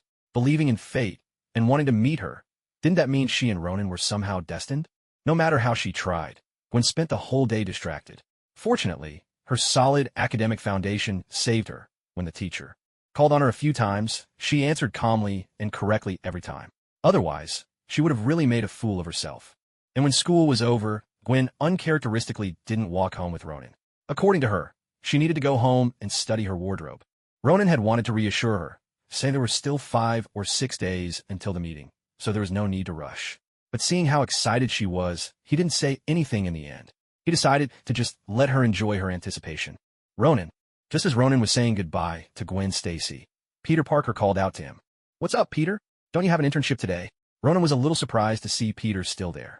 In the past, Peter was always the first to leave after school.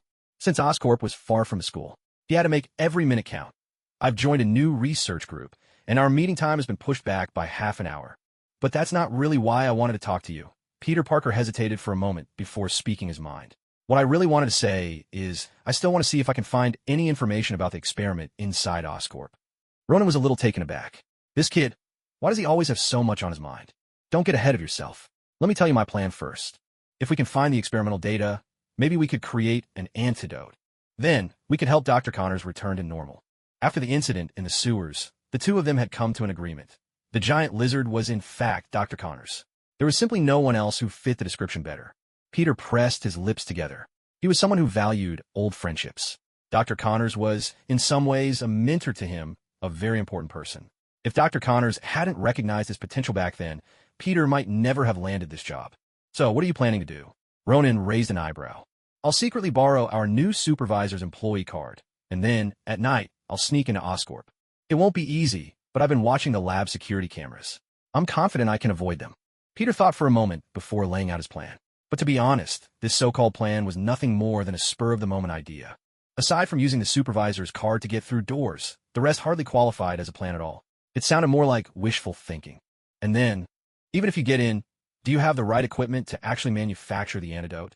Suppose you do get the antidote. Have you considered whether Dr. Connors himself wants to turn back? Or, for that matter, now that the military has custody of him, do you even have a chance to reach him again? Ronan fired off several questions in a row, each one leaving Peter a loss for words. A long silence followed before Peter finally looked up, his gaze unwavering. I know all of that. But to me, Dr. Connors is someone I owe a great deal. Without him, I probably wouldn't be who I am today. I needed this job to save up for college. If it weren't for Dr. Connors, I'd probably still be working at a convenience store right now. Peter looked at Ronan, a rare stubbornness showing in his eyes. To him, the kindness Dr. Connors had shown wasn't so easily put into words. Beyond helping him land this internship, Dr. Connors had always looked out for him in countless small ways. For an intern like Peter Parker, it would normally be impossible for him to take part in such important experimental work without at least a year or two of experience. However, Dr. Connors made an exception and promoted him, even allowing him access to the core secrets of the lab. In this regard, it's no exaggeration to say that Dr. Connors is his mentor. He is both a benefactor and a guide to Peter. So Peter Parker could never just stand by and do nothing when Dr. Connors is in trouble. All right, Peter, since you insist, I can only wish you the best of luck, Ronan said. When it comes to sneaking in somewhere, I honestly have no experience at all. After all, if I need to go anywhere, I just open a portal and step through. Ronan shrugged, making it clear that this kind of thing really wasn't his strong suit. The most help he could offer was to open a portal for Peter Parker, making it easy for him to get into Oscorp Industries. But Peter already had his own plan for that part. It's fine. I just want you to be my backup. If I run into danger, I'll be counting on you to open a portal and get me out. Peter said this with a smile. Ronan let out a heavy sigh. He wasn't frustrated with Peter Parker. He just thought this kid was almost too grateful for his own good. Did Dr. Connors help him? Yes, he certainly did. But was it worth Peter risking so much for him? Ronan wasn't sure. Maybe only Peter himself could answer that question. With that thought, Ronan glanced around, and suddenly his eyes landed on a car parked not far away. The driver's window slowly rolled down, and a familiar face appeared. Sky. What is she doing here? When Ronan saw Sky waving in his direction, he couldn't help but raise an eyebrow. Was she here to see him? That gave Ronan a whole new idea. Come on, Peter, let me introduce you to a new friend. She'll definitely be a huge help for your plan. With that, Ronan wheeled his bike over to the black SUV. He peered through the driver's window and saw that Sky was alone inside. At least that Hydra spy wasn't with her this time. Come on, get in. Ronan nodded to Peter, and the two of them put their bikes aside and got into the car, one after the other. Sky looked thoroughly confused at Ronan, bringing someone else along. Was it really a good idea to share their secrets with another person? Wait, I know what you're about to say. Ronan interrupted before Sky could speak. But before that, I need you to do me another favor. Peter Parker cut in, stopping Sky before she could get a word out. He wasn't ready for Peter to know about some of his other secrets just yet. Sky shot him a puzzled look. Another favor. My young friend here wants to pay a visit to Oscorp Industries tonight. However, he's quite worried that the security cameras will catch his every move, so he's rather anxious about it. I suppose, for someone like you, this should be a simple task, right? Ronan looked at Sky with a friendly smile. If you remember correctly, Sky wasn't known for any superpowers yet, but rather as a hacker, an exceptionally skilled one at that. Oscorp Industries? What exactly do you want to do there? Sky certainly wasn't clueless. She knew what Oscorp Industries represented, although the company's reputation didn't quite rival Stark Industries. It was still a major player, especially at the forefront of biotechnology in America. What would they possibly want there? Would you mind revealing your real identity? This one here you could trust. Ronan glanced at Peter Parker. After all, if they wanted Sky's help, there was no way she wouldn't find out who Peter Parker really was. Peter would have to don his suit, and for a hacker who could manipulate security cameras, keeping secrets was pointless. Perhaps Peter realized this as well. He nodded, then promptly shot out a strand of web. The webbing stuck right onto the car's side mirror, and as it zipped past with a whoosh, Sky stared in stunned silence. It took her a good 10 seconds to process what she'd just seen. That web. Wasn't it the signature of New York's sensational neighborhood hero? Spider-Man? You're Spider-Man? Sky practically shouted the words. If it hadn't been for the Shield-issued SUV's excellent soundproofing, the pedestrians outside would have surely heard her. Seeing her astonished expression, Ronan only chuckled. He's your teammate for tonight. Didn't you always want to work with a superhero at least once? Well, I'm giving you the chance now. Ronan patted Peter Parker's shoulder with a cheerful grin. The art of negotiation, after all, was to make a request sound like it was for the other person's benefit. Ronan had certainly mastered that. How did you know I wanted to work with a superhero? Sky looked at Ronan in surprise. Ronan just smiled mysteriously, offering no explanation. After all, what young woman wouldn't dream of meeting superheroes up close? All right, I admit you have a point. But the kind of superhero I wanted to team up with is, well, someone who's a bit more mature, you know what I mean? Sky's expression turned a little odd. It was clear she wasn't too keen on working with Peter Parker. Ronan understood exactly what she meant. After all, given Peter Parker's age, if Sky were to get romantically involved with him, it would basically be crossing a line with a minor. Besides, Peter simply wasn't her type. You shouldn't think of it that way, he said. Let me put it like this, based on what you know about Spider-Man. Do you think he could become a member of the Avengers one day? Ronan began to reason with her, appealing to both her emotions and logic. To put it bluntly, he was about to start PUNG Sky. In terms of ability, he's more than qualified. Plus, he's still young, so he's got plenty of room to grow, Sky replied. As a hacker, she had seen all sorts of rumors about Spider-Man circulating online. Whether it was his skills swinging between skyscrapers or his lightning-fast reflexes and physical prowess in fights against criminals, he was truly a superhero among superheroes, even if he wasn't a household name just yet. In that case, if you become his teammate now, then when he eventually joins the Avengers, as a member of his team, you'd naturally find yourself in the Avengers as well, Ronan explained further. More importantly, all those Avengers you want to meet? In the future, you'll have a chance to see them too. It's just like investing in stocks. Everyone envies those who make a fortune in the stock market. But what they don't realize is that when a stock is at its absolute lowest, the people who admire the success stories never even glance at it. The folks who really profit from stocks are either in the know or just plain lucky.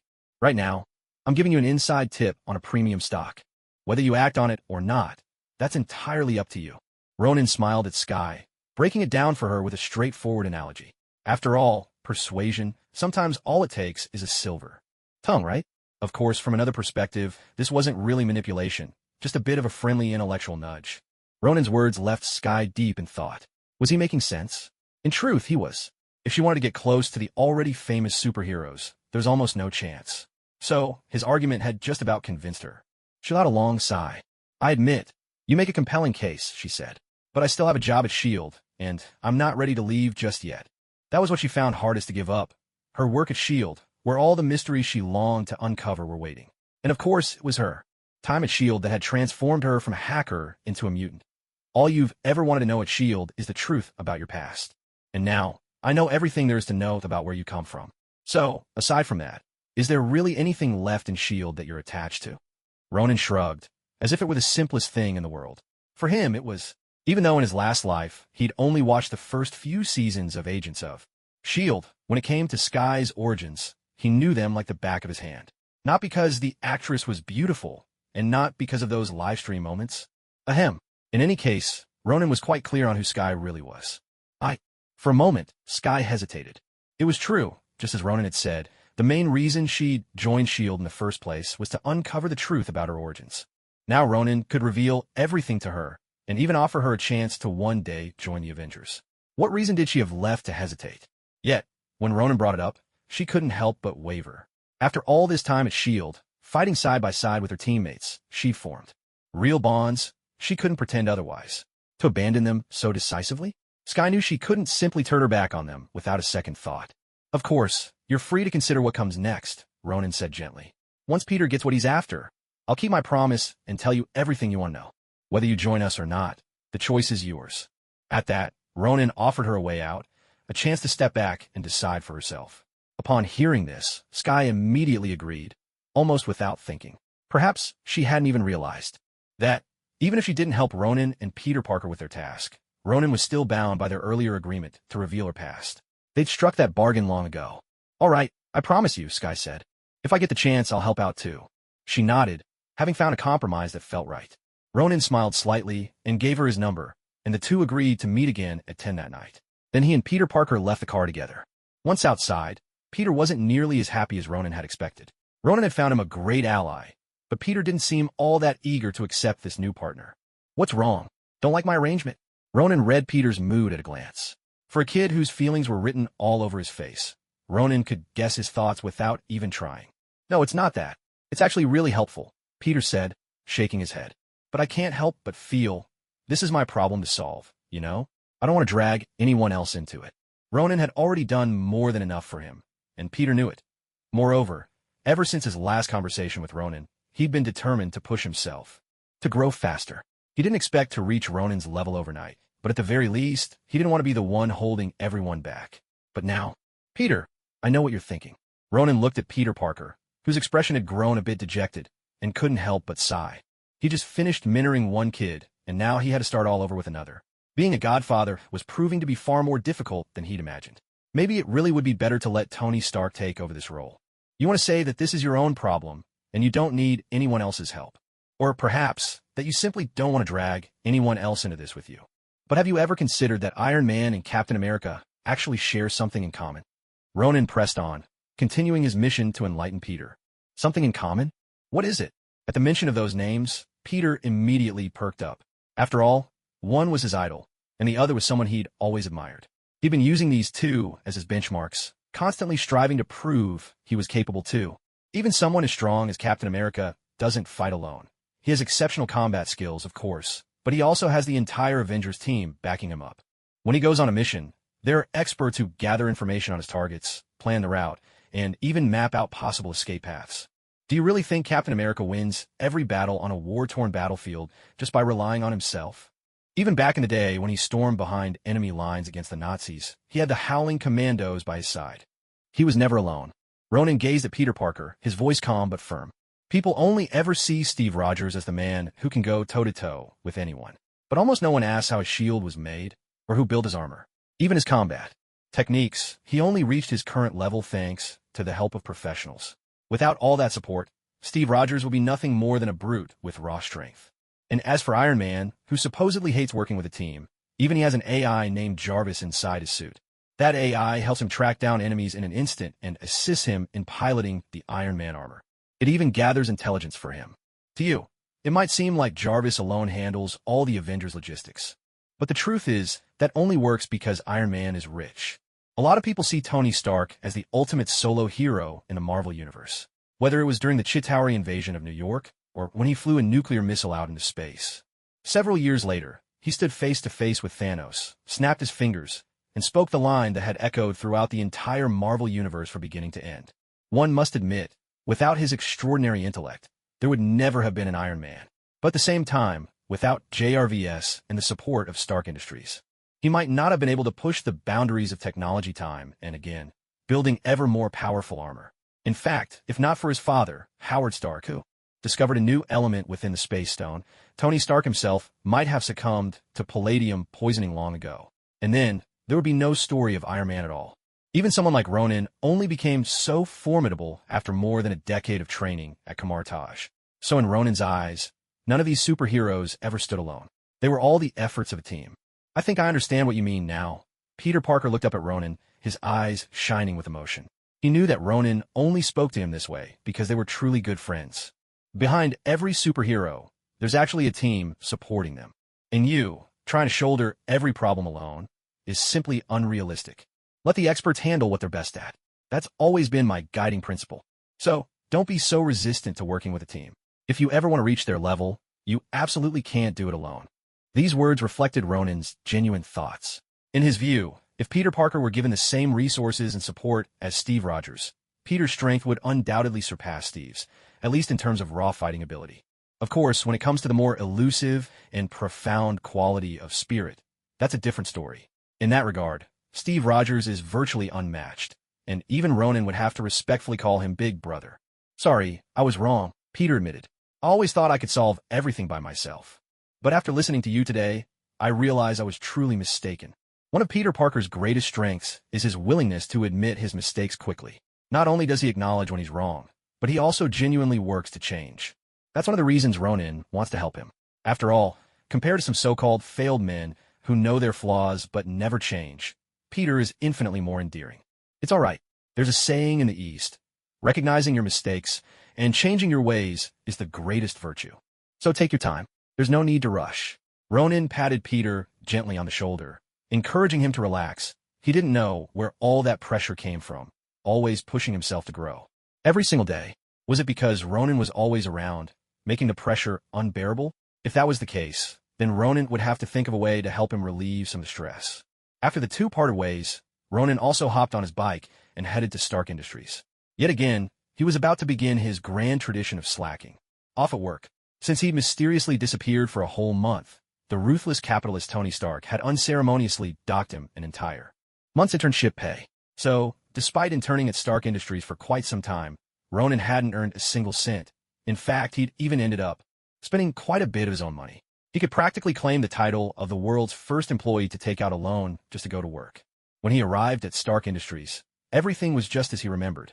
Clock in, sign the attendance sheet, then take the elevator to A floor regular employees weren't allowed to access. Every time someone rode the elevator with him and saw Ronin press that particular floor button, they'd glance at him with a look that seemed to say, "Should we call security?" But as soon as Ronin swiped his access card and the elevator button lit up, those looks instantly vanished, replaced by a practiced indifference, as if nothing out of the ordinary had happened. As a result, Ronin had never encountered any situations at the company where he had to play the fool to catch a tiger. After all, everyone there was an adult, and everybody knew better than to speak out of turn. Reaching his workspace, he found it empty as usual. No one else in the entire office area. Not even the cleaning staff came by this floor on a regular basis. On this level and the ones above, even the cleaning was handled by robots. Ronin turned on the lights himself, illuminating the whole office, then made his way to his desk and prepared to slack off. Well, to work. His daily routine was as follows. Turn on the computer, open the messaging app, then launch a streaming platform to find a particular streamer. If that streamer wasn't live, Ronin would head into the broadcast rooms of some wealthy and generous older women, enjoying their content without ever tipping. Though these women were already quite down on their luck, their clothes full of holes, barely covering what needed to be covered, Ronin held fast to his principle of not spending a dime. For him, it was all about the company. Once the wealthy patrons sent their lavish gifts, those women would sway and dance with their soft, alluring moves, captivating every man glued to his screen, tissues at the ready. That is every male viewer. For Ronan, it was purely about appreciation, nothing more. After about 40 minutes of this, with over an hour still left before the end of his shift, Ronan finally felt a bit worn out from all the appreciating. He was just about to get up and change positions when, right at that moment, the exclusive elevator from upstairs chimed again. Ronan rolled his eyes. He didn't even need to guess. It had to be Tony Stark. "Respected Chairman Stark, don't we have any social activities around here on a normal day? Why is it that every time I come here, you're always around?" Ronan glanced at Tony Stark, who was striding over, and quietly shut down the rather impoverished-looking big sister on his screen. "If I have to handle everything myself, then what's the point of hiring so many people?" Tony Stark stopped in front of Ronan, spun the office chair with a flourish, and sat down. Watching that little display, Ronan knew instantly there was definitely something up. "All right, out with it. What do you want from me this time?" Ronan shifted his posture. "It's nothing too major. I just heard that there's been a giant lizard sighted in New York lately," Tony said, his tone casual yet probing. "Apparently, it even fought Spider-Man at some point." He looked at Ronan, clearly fishing for information about Dr. Connors. Ronan raised an eyebrow. Tony Stark, of all people, taking an interest in this kind of issue? "I'm curious whether your friend, Spider-Man, has any research data about that giant lizard," Tony continued. "Rumor has it, it's something akin to a super soldier serum. I'd like to take a look at it." At last, Tony revealed his true intention. Ronan wasn't particularly surprised that Tony knew about his acquaintance with Spider-Man. In fact, Peter Parker's secret identity wasn't much of a secret in certain circles. "What's got you interested in that sort of thing all of a sudden?" Ronan asked, genuinely puzzled. "Weren't you always focused on building your Iron Legion?" From what Ronan knew, Tony had never shown the slightest interest in this kind of research. Otherwise, with his genius, he'd have made breakthroughs years ago. "It's just a curiosity. If it's not available, that's fine."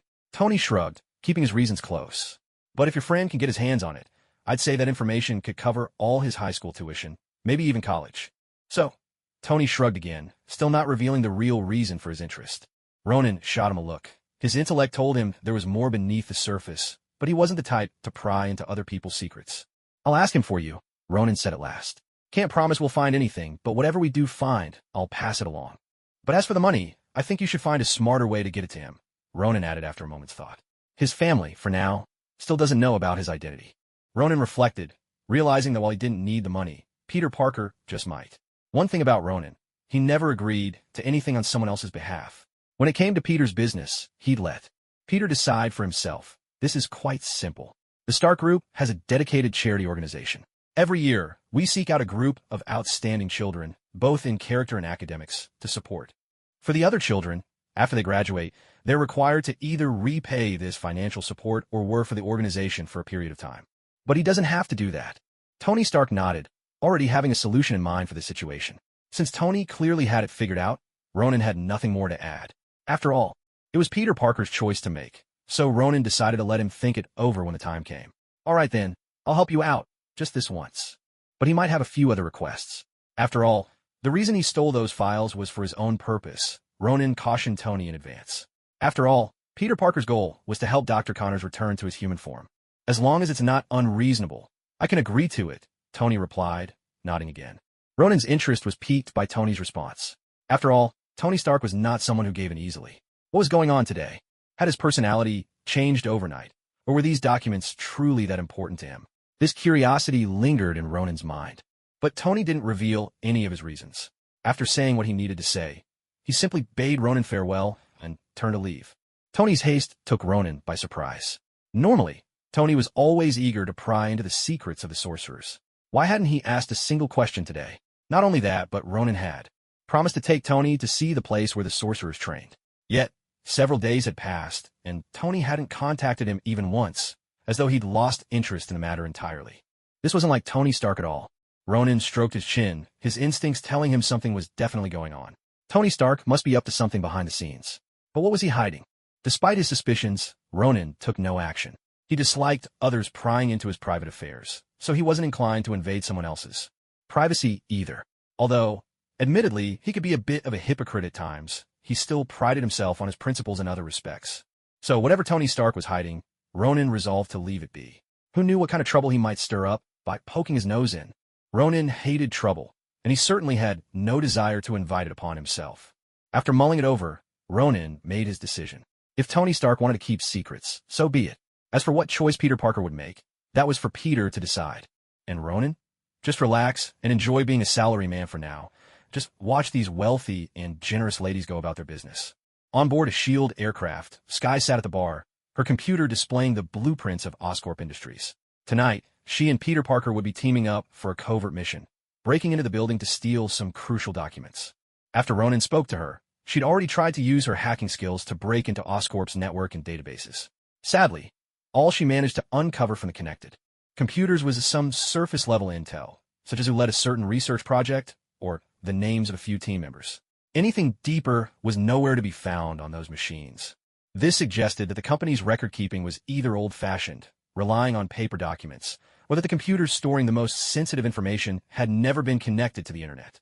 Skye. While she was lost in thought, a voice sounded behind her. Instinctively, Skye closed her laptop and turned to look back. Phil Coulson was standing there. Phil, is something wrong? Skye swiveled around to face him. But Phil didn't answer right away. Instead, he circled around the bar, poured 2 drinks, handed one to Skye, and kept the other for himself. It was clear he had something important to discuss. It's nothing, really. I just feel like you've been distracted lately. If you're facing any trouble, you could talk to us. We're all here to help. By now, Skye had truly become part of this team. After enduring suspicion and doubt, she had finally found her place. No, it's nothing, Skye replied with a small, deliberate smile to mask her feelings. I've just been looking into my parents' situation through some other channels. This wasn't exactly a lie. After all, finding her parents had always been her obsession. Is it that person? At those words, Phil Coulson's expression grew noticeably serious.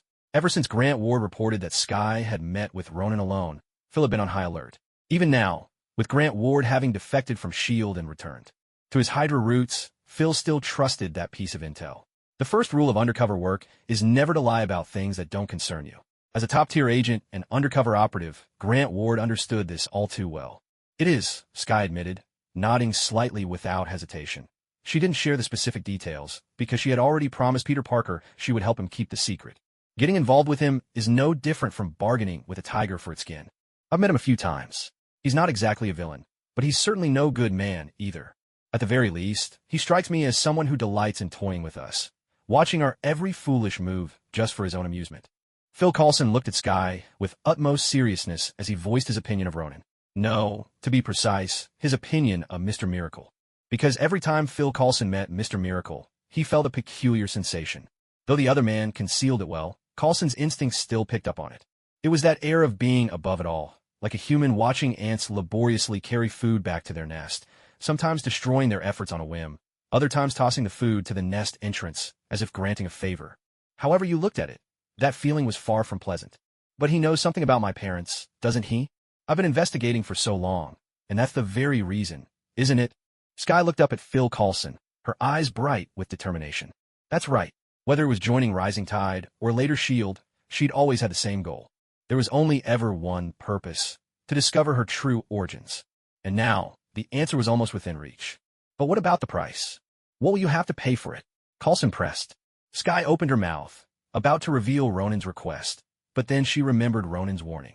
If she let slip a single word, any news about her parents would be sealed away forever.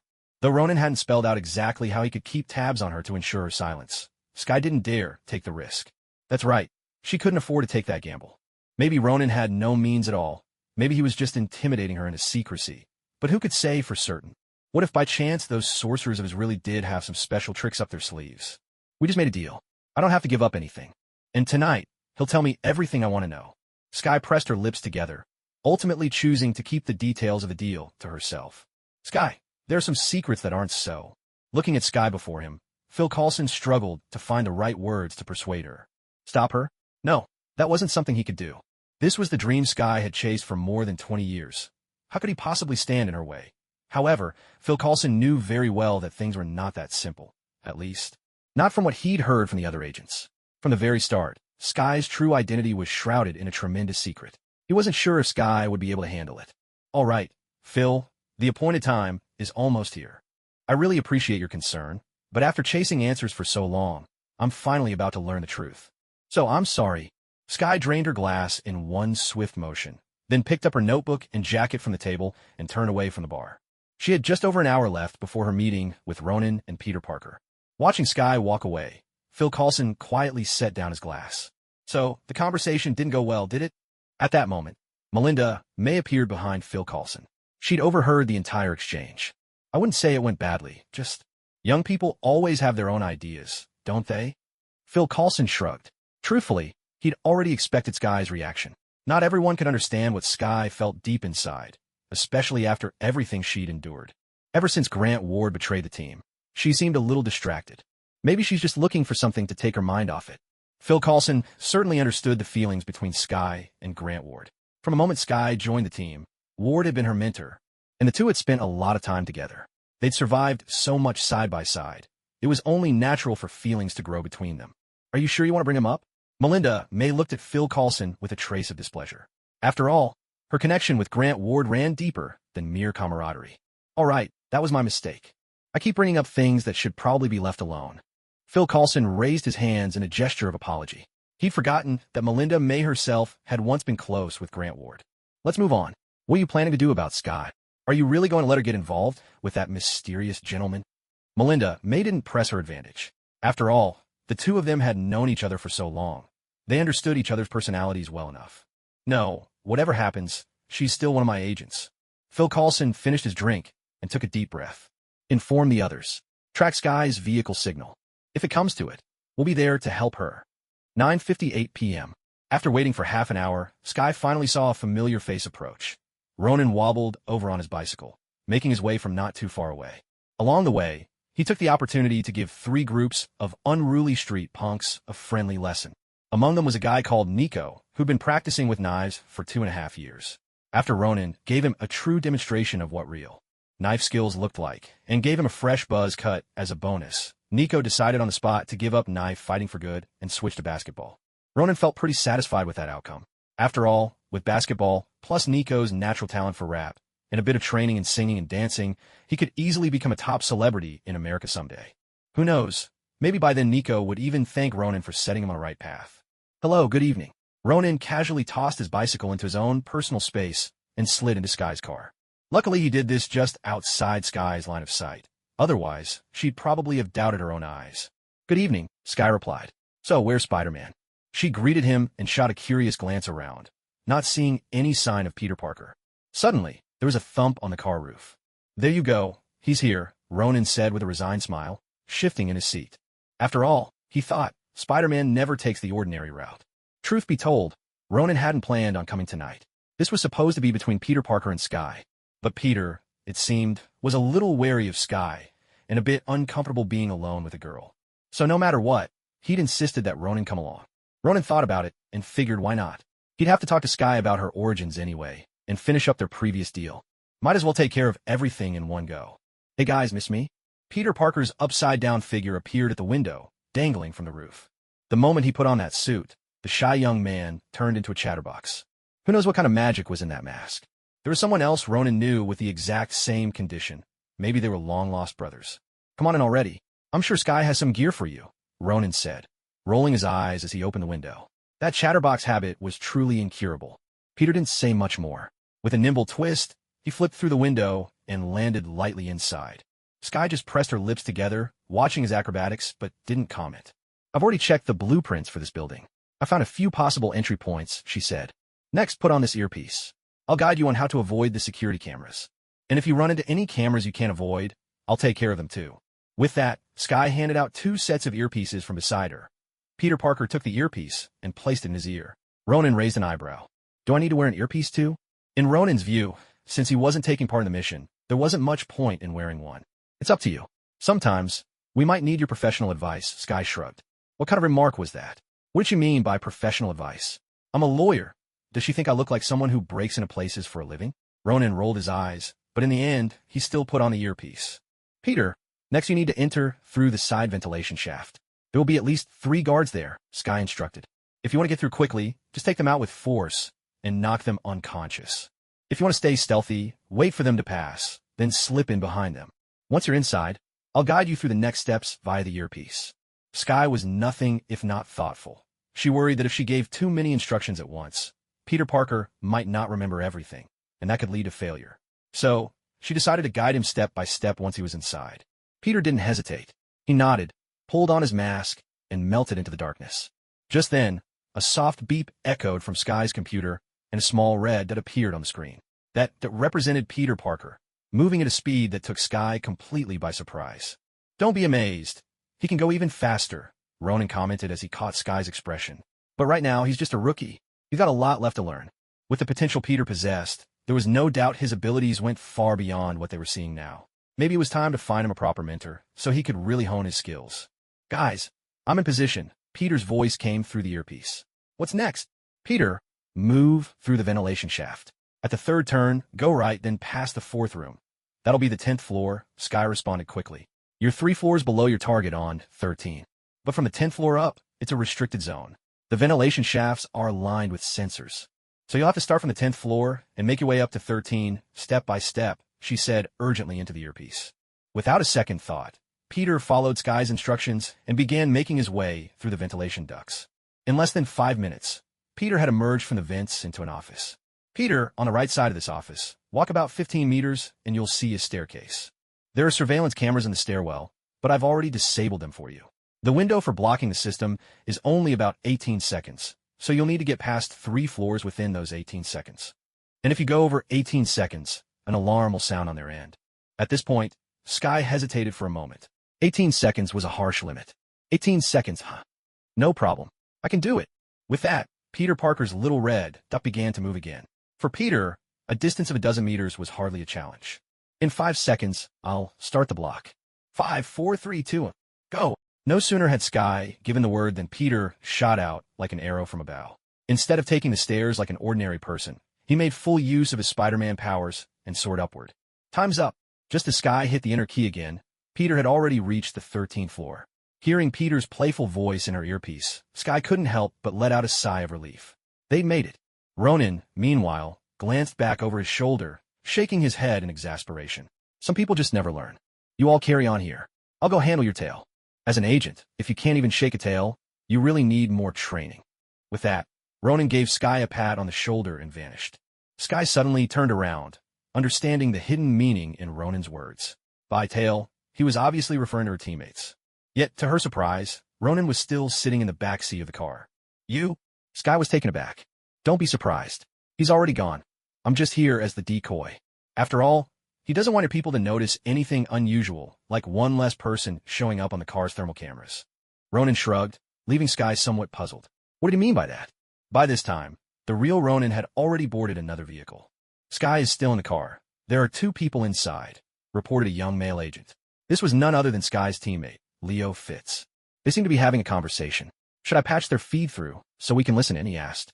"Do it," Phil Coulson replied quietly, eager to know just who Sky was working with. "No need for that. If you're curious, I can tell you myself." Just then, a stranger's voice suddenly reached their ears. As seasoned agents, both Phil Coulson and Melinda May, who was in the driver's seat, instantly drew their pistols. Yet when they turned around, they found a man wearing an Iron Man mask, his arms casually slung around Leo Fitz and Gemma Simmons. "Long time no see, Phil. It seems what happened the last time we met still hasn't taught you a lesson," Ronan said, tilting his head slightly, his tone laced with a teasing edge. Back then, Grant Ward and Sky had secretly tailed Ronan, but after being outmaneuvered by George Stacy, they were successfully thrown into prison. Fortunately for them, S.H.I.E.L.D. wasn't what it is now at that time. Otherwise, they might never have made it out, with no one left to vouch for them. "It's you." Phil Coulson immediately recognized the voice. Of course, the mask was unmistakable, too. In the whole world, there was only one person who would wear an Iron Man mask and speak in that distinctive voice. "Mr. Fantastic." "Yes, it's me. Looks like you haven't changed much," Ronan replied. "By the way, isn't someone missing from this car? That big, clumsy white guy from before." He glanced around, feigning ignorance. Suddenly, something seemed to occur to him. "Oh, my apologies. I forgot he turned out to be a Hydra spy. Since Hydra was exposed, I suppose he betrayed you all as well." Ronan spoke as if he'd carelessly torn open an old wound, his apology clearly insincere. "How much do you know?" Phil Coulson stared at Ronan in shock. "Or did you know from the very start?" Though it was true that Grant Ward had defected, that fact was top secret. Not only outsiders, even most people within S.H.I.E.L.D. had no idea. Now, with S.H.I.E.L.D. all but decimated, only a handful were left. Of course I knew from the beginning, Ronan said. I also know he shot and killed one of your high-ranking agents. And he's hiding in. At that, Ronan abruptly cut himself off. TSK, better not tell them everything. Where is he hiding? At that moment, Leo Fitz, still held in Ronan's arm, grew agitated. Deep down, Fitz had never believed that Grant Ward had truly gone rogue. He'd always suspected there was more to the story. For that reason, he'd always hoped he could save his old partner. Tell me, where is he? I just want to know. But before Fitz could finish his question, Ronan's hand swiftly moved, clamping tightly around his throat, cutting off any further words. A surge of force left Fitz gasping for air, unable even to breathe, let alone speak. No! Gemma Simmons let out a startled cry, trying desperately to stop Ronan's actions. But Ronan pressed her firmly back into her seat. I've never been fond of hitting women, so I'll allow you this one act of defiance, he said coldly.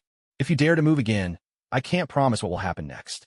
Ronan's voice drifted into Gemma's ears like the whisper of a devil, chilling her to the bone. Frozen with terror, she dared not move a muscle. And you, he continued, turning his gaze. There are 3 things I despise above all else. The first is people speaking ill of me. The second is people speaking ill of me behind my back. As for the third, well, I just added it a moment ago. That's when someone dares to question me. He turned his head, eyes locking onto Leo Fitz, whose throat was still trapped in Ronan's grip. Boundaries, after all, could be flexible when needed. On the other side, Leo Fitz was already struggling for breath, the world narrowing as his oxygen faded away. Let him go, or I'll shoot. Melinda May snapped, flicking off the safety on her pistol. If it weren't for the cramped space in the car and the risk of a ricochet, she would have pulled the trigger already. They say that beyond 7 steps, a gun is accurate, Ronan mused. But within 7 steps, it's both quick and deadly. So, I'd like to test something. Inside these 7 steps, will you manage to shoot me first, or will I finish them off before you can pull the trigger? If you're willing, go ahead, squeeze the trigger, and let's make this an interesting experiment. Let's see if I die first. Or if they do. Within 7 steps, the gun is indeed fast and accurate. At least, that's how humans see it. But for someone like Ronan, who is no ordinary being, guns were little more than toys. Even with a pistol pressed to his forehead, he could dodge the bullet in 100 different ways. Space Stone, the form of Icon, he could even snatch the gun away the very instant the muzzle touched him. Even if his enemies gave him not a second of warning, Ronan had his contingencies. Since gaining the Reality Stone, he'd woven an enchantment learned at Kamartaj, programming the stone to react if he suffered a mortal wound. The instant he was struck down, the Reality Stone would erase the fatal blow as if it had never happened. And don't bother telling Ronan about the cost of using the Reality Stone. When your life is on the line, no price is too steep. After all, what could be dearer than life itself? As long as he survived, in the Marvel Universe, Ronan had countless ways to resolve any trouble. So faced with Melinda May and Phil Coulson's little handguns, Ronan's arsenal of tricks was more than a match. It was an overwhelming force. What is it that you really want? Phil Coulson still hadn't lowered his gun, but neither did he pull the trigger. He was thinking exactly the same thing as Melinda May. In such a cramped space, with 5 people, in the car and 4 of them his own team, opening fire was far too risky. There was no guarantee their mysterious adversary would be hit, but the odds of a ricochet injuring one of their own were simply too high. I should be asking you, has S.H.I.E.L.D. run out of things to do lately? In the middle of the night, the whole team's mobilized, and even the new director shows up. Ronan cast a glance at Phil Coulson, though his grip didn't loosen in the slightest. It was plain to see. Right by his hand, Leo Fitz's lips had already begun to turn blue. Coulson and May saw this unfolding, and their anxiety only grew, but they were powerless. The car was simply too confined. Firing a shot was out of the question. But it was also impossible to climb over the front seat and reach the back rope to tackle Ronan. That would take far too much time. Their opponent would need only a single second to kill Leo Fitz and Gemma Simmons, and neither Coulson nor May dared to bet that they could stop Ronan in that 1 second. We're only here to protect our teammates, Coulson said, his eyes fixed on Ronan, his heart pounding with urgency. Honestly, there's no need for things to be like this between us, is there? Yes, there was a little misunderstanding before, but those can be cleared up. At that moment, all he could think about was getting Leo Fitz out of Ronan's grasp. Under normal circumstances, a human can only survive about a minute without oxygen. Someone with specialized training might last a little longer. But Fitz, though an agent of S.H.I.E.L.D., wasn't a field operative. He'd never undergone that kind of training.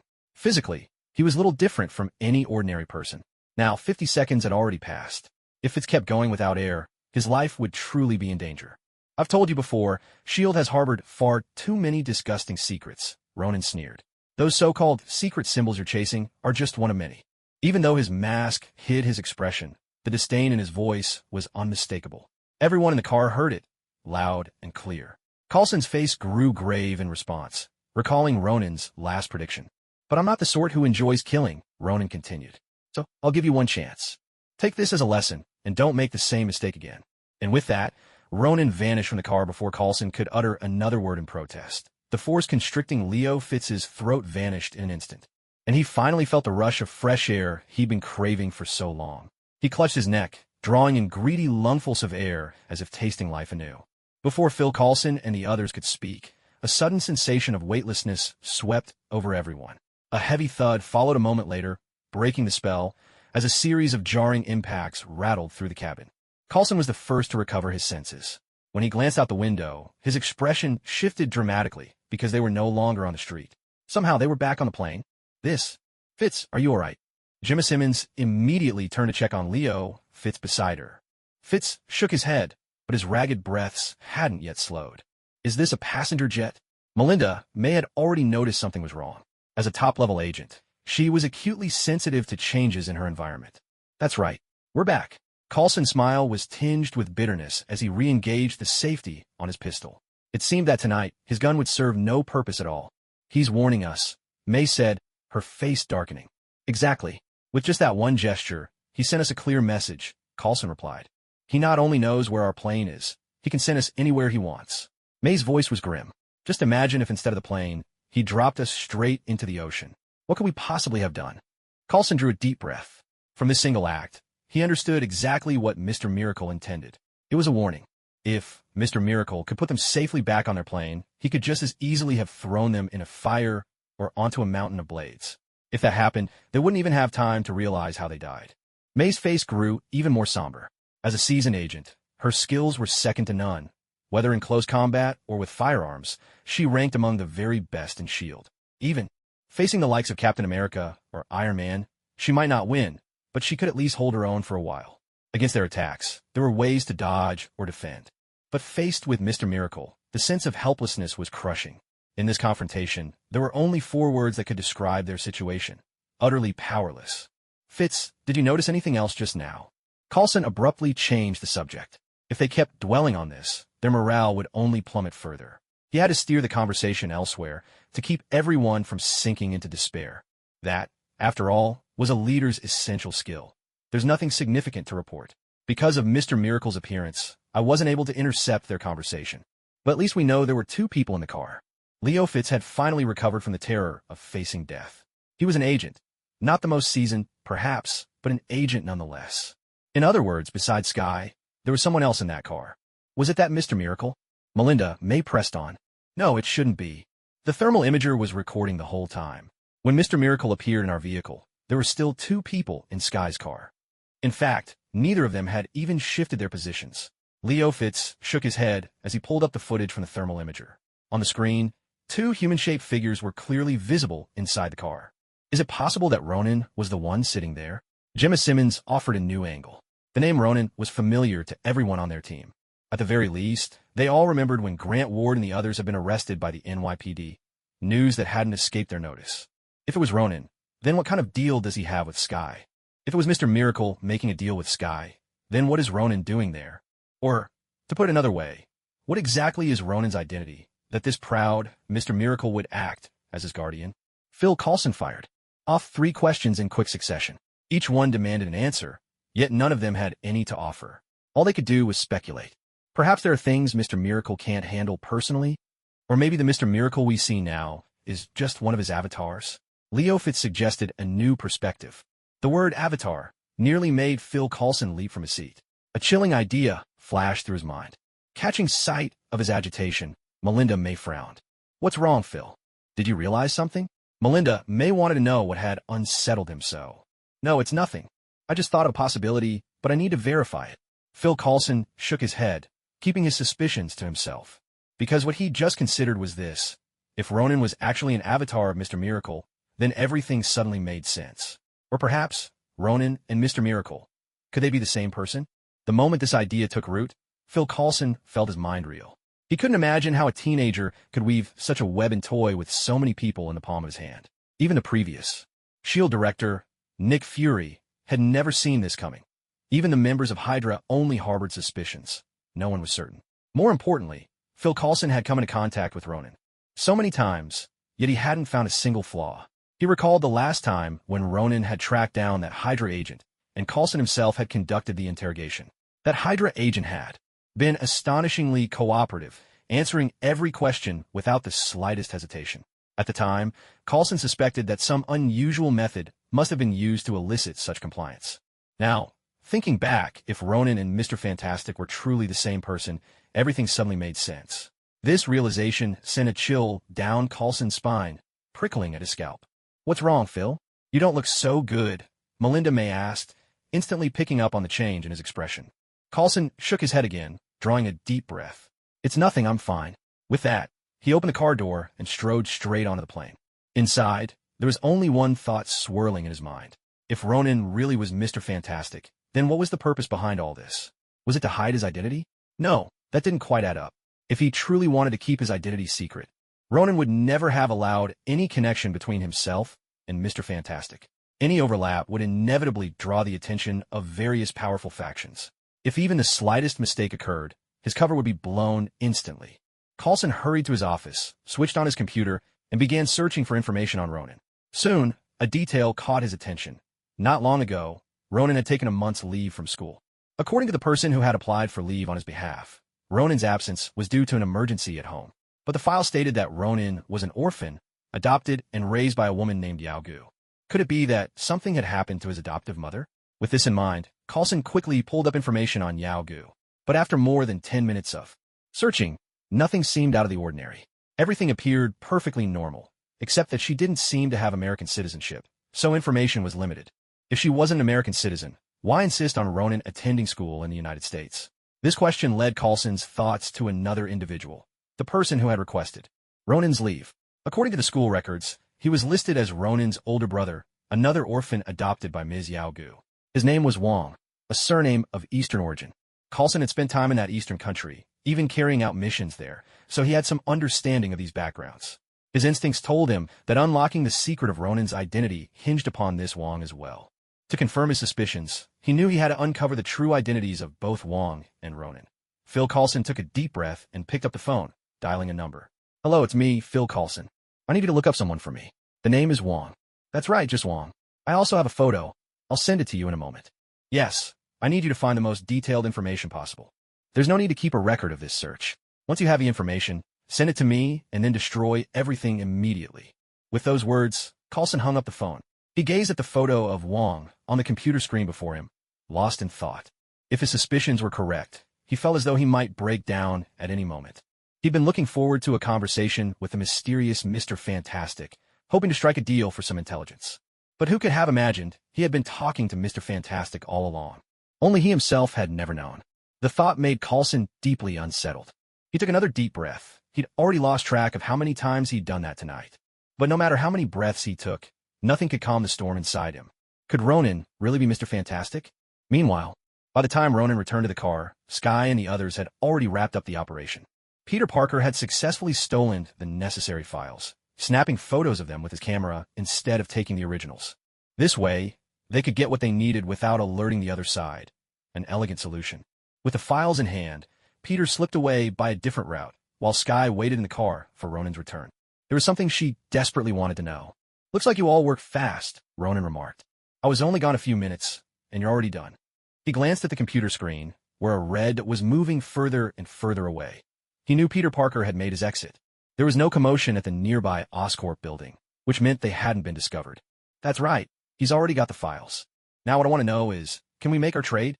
Sky's eyes burned with anticipation as she looked at Ronan. Ronan nodded, crossing his hands over his chest to form a seal. Then with a swift motion Sky could barely discern, he tapped her forehead. "I'm not much of a storyteller, so I've placed everything I know about your past directly into your mind. If you ever want to unlock these memories, just repeat in your heart, 1, 5, and then the memory will unfold on its own." Ronan withdrew his hands with a cheerful smile. 1, 5? Sky looked at him, puzzled. Was this some kind of special incantation? Ronan simply shrugged and didn't answer her question. Instead, he waved at Sky. We're only halfway through our deal, but I've already given you your reward in advance. I hope, in the days to come, you'll be able to complete the second half of the deal. With that, Ronan vanished into the car.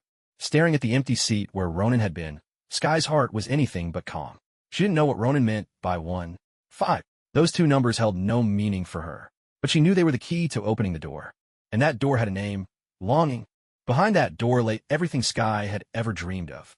She found herself wanting to whisper those two numbers under her breath, again and again, but she couldn't bring herself to do it.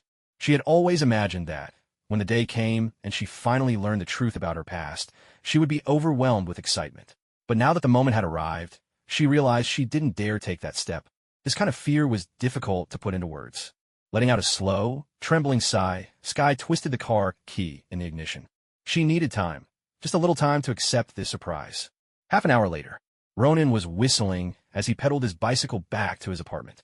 As he reached the door, he was surprised to find Peter Parker sitting on the steps, waiting for him. Peter, why didn't you go inside? Ronan asked, a bit taken aback. Peter hesitated. I tried to get in through the window, but I got zapped. Mr. Stark's security system really is something else. Peter forced a wry smile. If he could have waited inside, who would choose to sit out in the freezing cold? Ronan immediately understood. He had asked Tony Stark to upgrade the apartment's security system. After all, besides the surveillance cameras, Stark had made several other improvements. The windows, for example, were now made from a special material that allowed sunlight in and let you see out, but no one could peer in from the outside. And on top of that, Tony had wired all the windows with static electricity.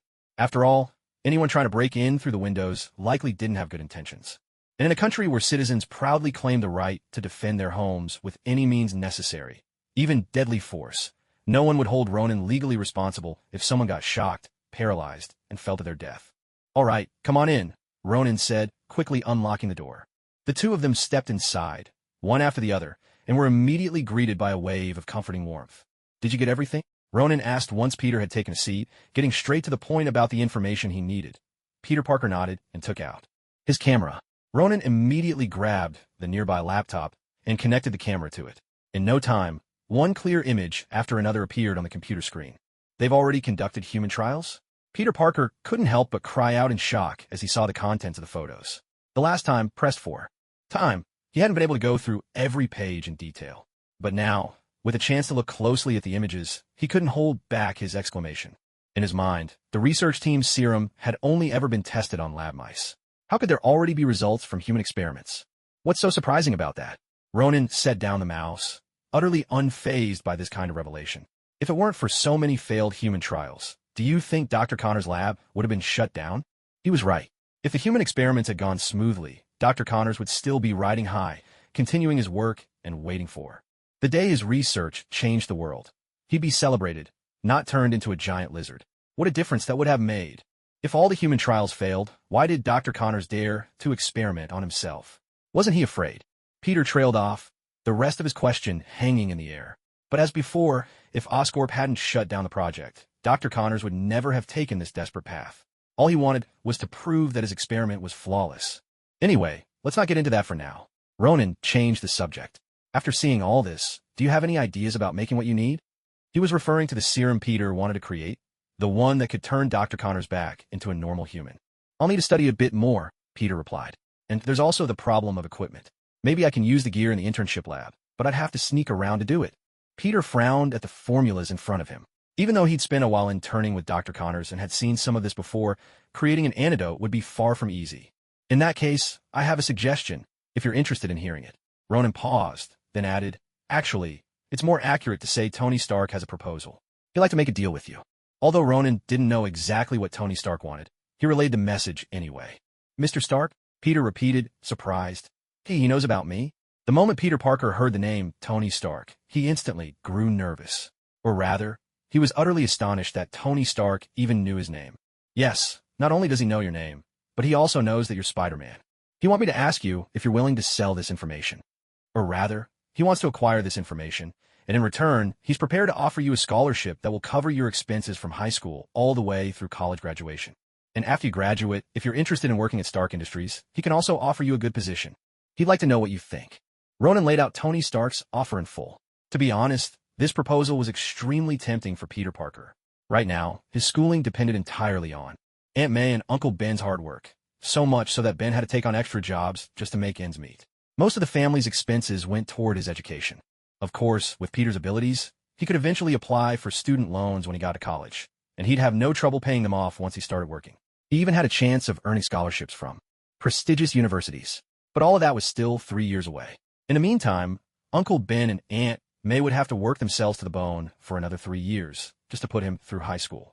I don't have any objections, but there are a few things I'd like to change. I can cover my own college tuition. I only need a scholarship for high school. As for the job offer, I can pass on that, but I would like to see Uncle Ben get a better job. Peter looked up, showing no resistance to making a deal with Tony Stark. Simply put, while this Peter Parker was kind-hearted, he was also no fool. He might show some of the typical teenage rebelliousness from time to time, but for the most part, he was sensible and clear-headed. Also, I'd like to ask Mr. Stark to help me create an antidote. If that's not possible, maybe he could lend me a laboratory so I can work on it myself. Peter's mind went to Dr. Connors. You could say that by trading away this information, Peter wasn't really seeking anything for himself. Everything he was asking for was on behalf of others. Even the high school tuition was just so that Uncle Ben and Aunt May wouldn't have to work so hard. I can pass your requests along to him. I think, for Tony Stark, none of these things would be out of reach. Ronan nodded. This was a straightforward negotiation. You propose a price, and I make a counteroffer. Their exchange didn't devolve into outrageous demands or haggling over every cent. On the contrary, both of them seemed remarkably restrained. Then I'll leave these documents with you. If Mr. Stark agrees to my terms, you can hand them over to him directly. Peter Parker smiled, showing no attachment to these things at all. Peter, do you realize that if you sold these on the black market, you'd get a price beyond your imagination? It's not just a job. This could set you up for life, with no worries about food or clothing. Ronan glanced at Peter Parker and offered an even more tempting suggestion. He wasn't wrong. If these documents reached the black market, especially with Dr. Connor's name, the lizard, attached to them, the price would surely soar. Selling them could easily bring in several $1 million. With that kind of money, Peter Parker's family could instantly escape their current hardships and become wealthy. Of course, taxes would still need to be paid. I didn't take these things for profit. Uncle Ben always told me that even if life is hard, we can't take what doesn't belong to us. To be honest, I've already gained a lot from these documents. A stable job. I'm sure Uncle Ben and Aunt May will be happy about that for a long time. As he spoke, Peter Parker's smile radiated from the heart. Seeing him like this, Ronan couldn't help but smile too. No, what will truly make them happy is your growth. Peter, if you keep this up, you could become a truly outstanding superhero. Ronan patted Peter Parker on the shoulder. For the first time, he felt certain he hadn't misjudged this young man. At the very least, when you pour your effort into someone else, it's a good feeling to see them grow. That alone is something worthwhile. Kids around the same age, why is there such a gap between people? Ronan thought of another boy about Peter's age. No, it's thanks to your guidance. Peter Parker gave a shy smile. Ronan shook his head, unable to hold back a chuckle. Forget it. I was going to wait a while before putting you through any training. But now, it seems you've already reached the basic threshold. Starting this weekend, no, next weekend, during your free time, I'll give you hand-to-hand combat training. With your strength, a little training will make you even more formidable. Ronan glanced at Peter Parker's thin frame. Only he knew what kind of potential lay hidden in Peter's slender body. After all, in many parallel universes, Spider-Man is no less powerful than the most seasoned superheroes. He was genuinely curious, after his training, just how far could Peter Parker go? That sounds great. I've been looking forward to this for so long. As soon as he heard those words, Peter Parker's face lit up with delight. Ever since he was bitten by the spider, he had relied entirely on instinct to fight. What kind of instincts? On one hand, there was his spider sense, an ability that allowed him to sense impending danger. He had always depended on that. On the other hand, it was the strength and agility of his body. Even without any special training, his current power and nimbleness were enough to outmatch those seasoned agents who trained year-round. Of course, that's only if you consider strength and agility alone. Combat skills are a different matter altogether. There's a saying that brute force can overcome all techniques, but the force Peter Parker possessed was still far from reaching that level. So, how far he would progress from here depended entirely on Ronan's training. Ronan was just as eager to see that growth. Ronan had poured his heart and energy into this, asking countless questions, running back and forth, all for Tony Stark's request, tirelessly, communicating with both sides. Why'd he do it? Naturally, it was for the sake of friendship. Well, and perhaps for a small token of appreciation. At the time, Tony Stark had pulled out a check for $100,000 and insisted on slipping it into Ronan's pocket. He even made it clear that if Ronan refused the money, he'd be taking it as an insult. The one thing Tony Stark couldn't stand was being looked down upon. With no other choice, Ronan had to accept the money. Still, for the sake of friendship, he was determined to give it his all. Friends like Ronan were truly rare. So, that's really all he's asking for. When Tony Stark heard Peter Parker's request, he fell silent for a full 10 minutes. In his experience, whenever he tried to make deals with others, they would almost always try to take a huge bite out of him, like a flock of hungry wolves eyeing a fat sheep. But Peter Parker was completely different. That's right, that's all he wants. And to show his sincerity, he even asked me to bring all the data with me. As he spoke, Ronan took out a USB drive and placed it on the table. Of course, Peter hadn't actually said that, but Ronan decided to give his young friend a little boost. In the social skills department, as the saying goes, sometimes we worry about our friends having a hard life, but we worry even more when they're driving a luxury car. Even if Peter Parker could afford to drive a luxury car, Ronan wouldn't mind. When he saw the USB drive on the table, Tony Stark didn't hesitate. He picked it up and gave the table a light tap. With a gentle mechanical whir, the table shifted, revealing a port that looked just like a USB slot. Once Tony inserted the drive, a technology akin to holographic projection appeared before Ronan's eyes. Why do I say akin to? Because, to be honest, Ronan had no idea what kind of technology this really was. Anyway, Tony Stark was able to flip through these images, zoom in, and perform other actions just by gesturing with his hands. It all looked incredibly futuristic. Ronan was in no rush. He simply sat quietly on the sofa, waiting for Tony Stark to finish reading. Since Tony had decided to take a look, that meant he had agreed to Peter Parker's terms. Of course, there was also Ronan's 100,000. No, it was the bond of friendship between him and Ronan. So that's how it is. I see. The theories up here all seem sound, but why do the human trials keep going wrong? Tony Stark muttered to himself as he reviewed the materials, unable to hold back his curiosity. He kept spouting technical jargon and equations that were completely incomprehensible to Ronan, sometimes even making calculations right there on the spot. While Tony hadn't achieved any groundbreaking accomplishments in the field of biological sciences, there's some truth to the saying, in certain ways, genius is universal. Ordinary people can't begin to imagine how a genius thinks, just like an average mutt can't fathom the mind of sheepdog. All right, what's the point of saying all this incomprehensible stuff in front of a high schooler? Just tell me if it's doable or not. I need to give him an answer. Ronan rolled his eyes at Tony Stark's eccentric behavior. Honestly, even in this life or the previous one, the peak of Ronan's academic prowess was back in high school. As for these baffling biological terms, his brain cells were already waving a white flag. No problem. Tell him that tomorrow, no, tonight, he'll receive an invitation from Stark Philanthropy. It'll be an invitation for an interview at Stark Philanthropy, though it's really just a formality. After all, we want him and his family to feel involved in the process.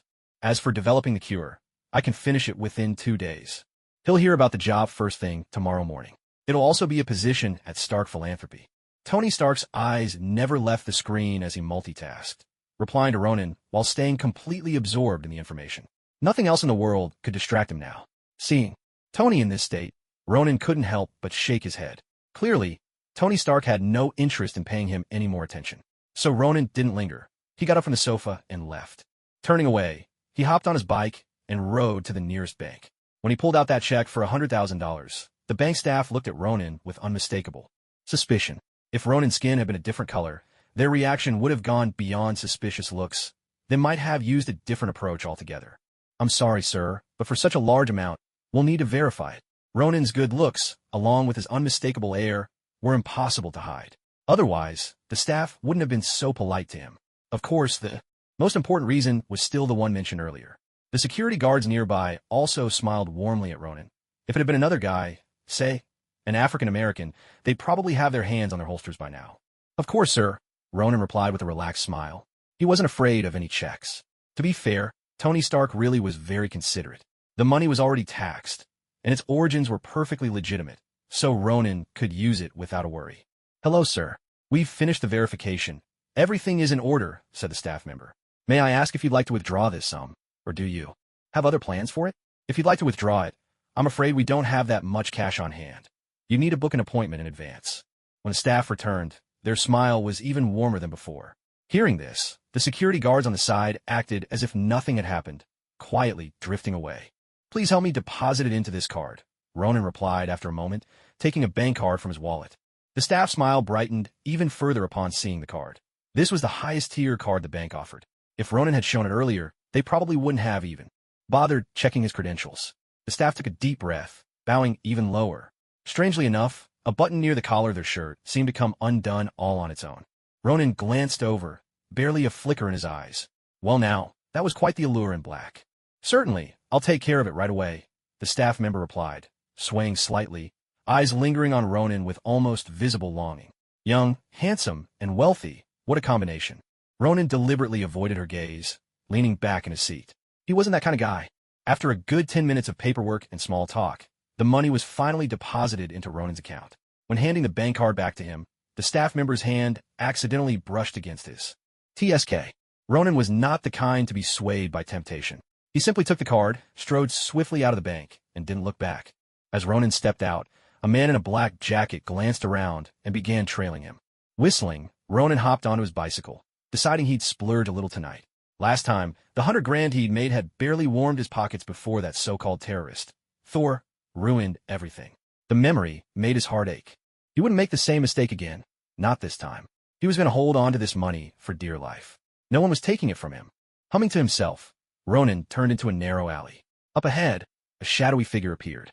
Ronan narrowed his eyes, slowly bringing his bicycle to a halt. The man kept walking toward Ronan, his pace relentless. The alley was so narrow that even squeezing past each other would be difficult.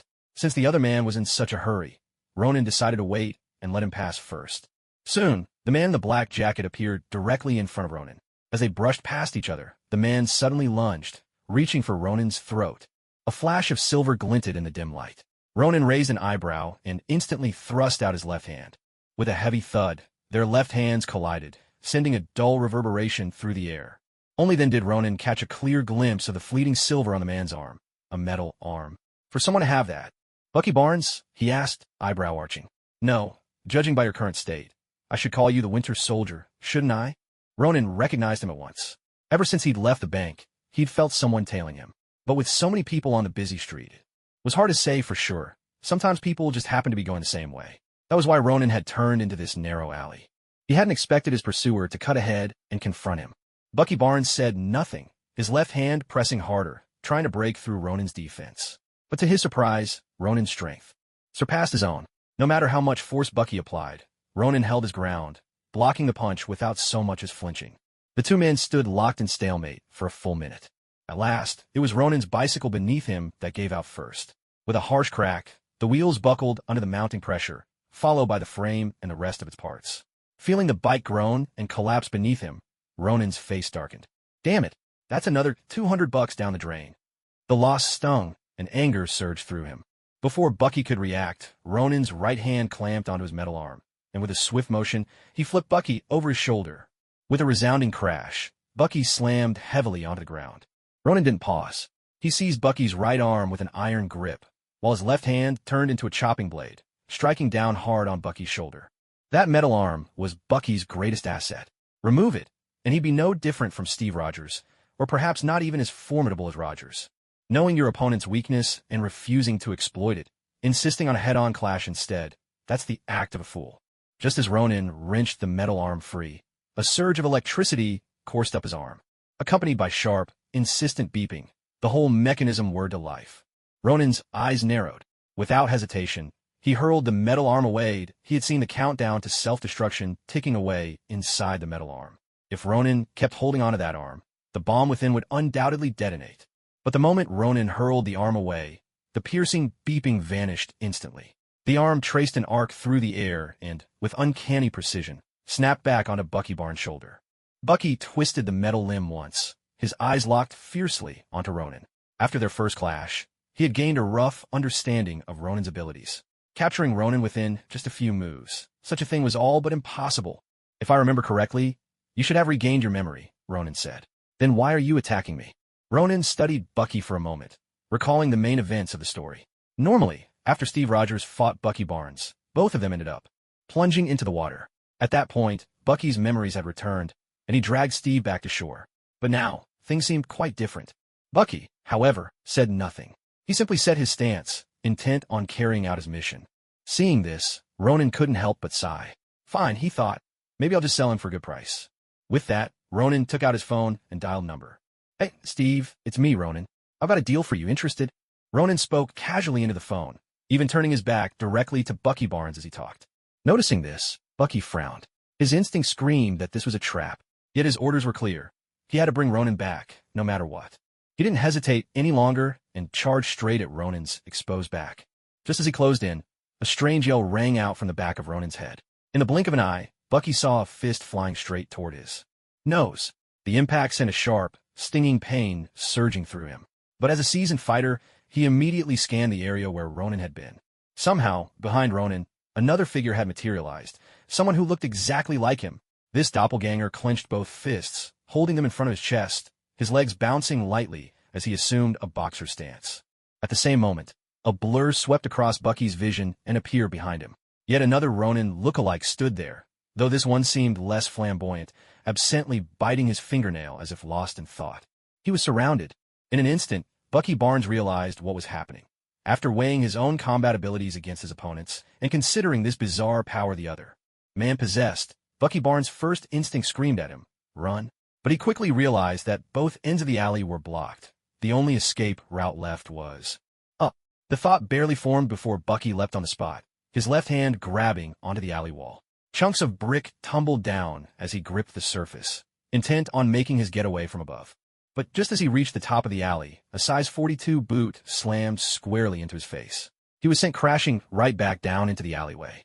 Within a matter of seconds, Bucky found himself surrounded, front, back, and now above, by identical faces, all belonging to Ronan. To make matters even more surreal, one of the Ronins was speaking into a phone.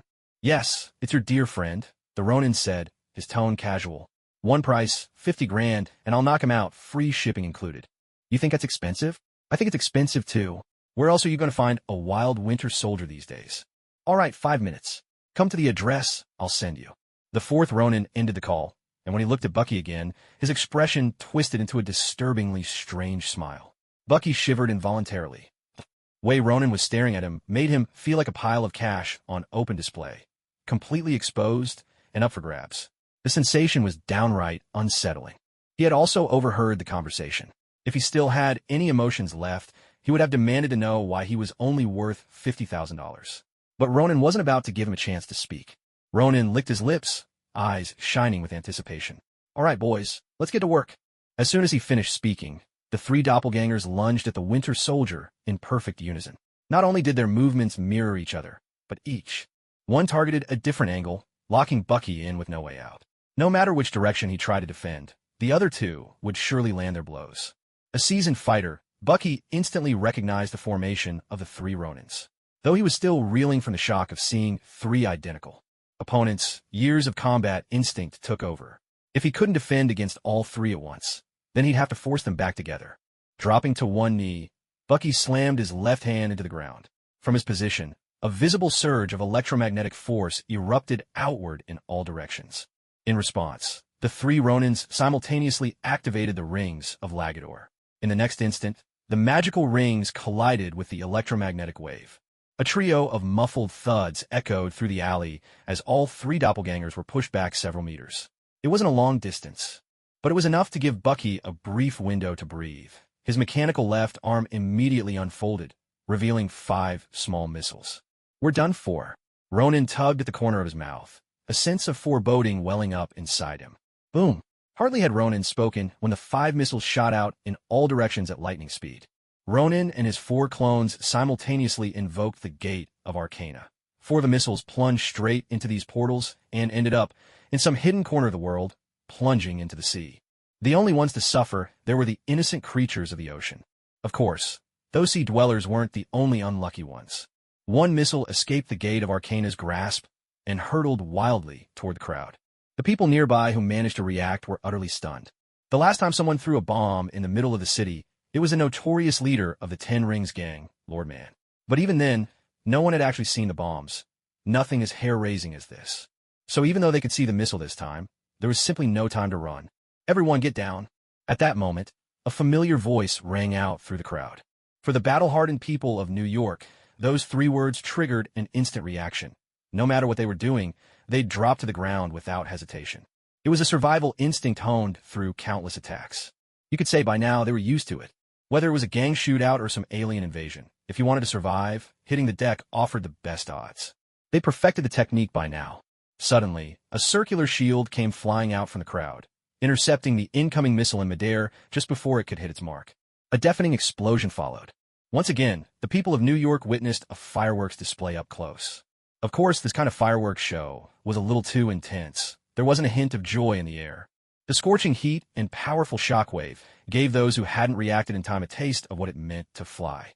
Fly they did, but whether they landed safely was a matter left to fate. Having fulfilled its duty, the shield soared back to its owner's hand. Wearing his classic uniform, Captain America, Steve Rogers, caught the shield with effortless grace, striking a heroic pose as he landed. Beside him stood Falcon, just touching down. "Looks like the fight's pretty fierce," Falcon remarked, glancing around at the crowd, who were now scattering in every direction, though even their retreat seemed strangely coordinated. It seemed they'd already mapped out their escape routes while lying on the ground. "Come on, let's check it out."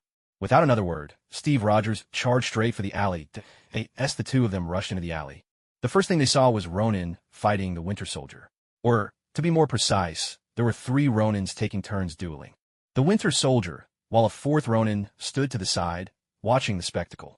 To be exact, it was 3 people wearing Iron Man masks who were having a rather intimate exchange with the Winter Soldier and another masked figure enjoying the show from the sidelines. "What is this?" Steve Rogers was momentarily dumbfounded by the scene before him. How could there be so many Ronins? "We agreed on 5 minutes. Why did you show up in 3? "Even if I arrive early, I still expect full payment," Ronin replied, turning to look at Steve Rogers. He couldn't help but wonder if this man intended to have him capture the Winter Soldier and then try to stiff him on the fee. "Are you Mr. Fantastic?" Falcon, who was half a step behind Steve Rogers, recognized Ronin. Although his outfit was a bit different, that signature Iron Man helmet and Steve's earlier comments helped Falcon put 2 and 2 together. "I really hate that nickname, but yes, that's me." Ronin sighed. "By the way, Steve, can you use the Avengers resources to get me a new nickname? Something like Supreme Sorcerer or Master of the Mystic Arts. Anything would be better." Ronin was truly fed up with being called Mr. Fantastic. He was destined to be the next Sorcerer Supreme of Kamar Taj. Why should he be saddled with someone else's moniker? It just didn't suit his status. We'll talk about that later. Right now, I want to know, why is Bucky here? The moment the Winter Soldier appeared, Steve Rogers' gaze seemed to lock onto him, filled with emotion so intense it was almost tangible. Falcon, on the other hand, never expected that he would be so thoroughly overshadowed right in front of his eyes. Of course, in Universe 616, Falcon and the Winter Soldier had quietly become a duo themselves, carrying on Steve Rogers' legacy in a way. "How should I know?" Ronin shrugged. "I was just leaving the bank when he started following me. Then, when I came into this alley, he was already waiting for me up ahead. Frankly, if it weren't for that $50,000, Ronin would have dealt with the Winter Soldier long ago. With his hundreds of summoned duplicates, it would only take a punch from each, and the Winter Soldier wouldn't stand a chance. But for the sake of that 50,000, Ronin decided to let him live this time. If I recall correctly, he was the one who pulled me out of the river the last time." Steve's voice softened. "But why is he still working for Hydra now?" Looking at his estranged friend, memories of their past flooded Steve Rogers' mind. The last time, they had both nearly lost their lives. And now, fate had brought them to the brink of conflict once again. Why don't you just take him back and ask him yourself? Don't tell me the Avengers can't even break Hydra's brainwashing. Ronin pursed his lips in a casual gesture. As they spoke, the Winter Soldier, who had been on the defensive for quite some time, finally fell to Ronin's fists.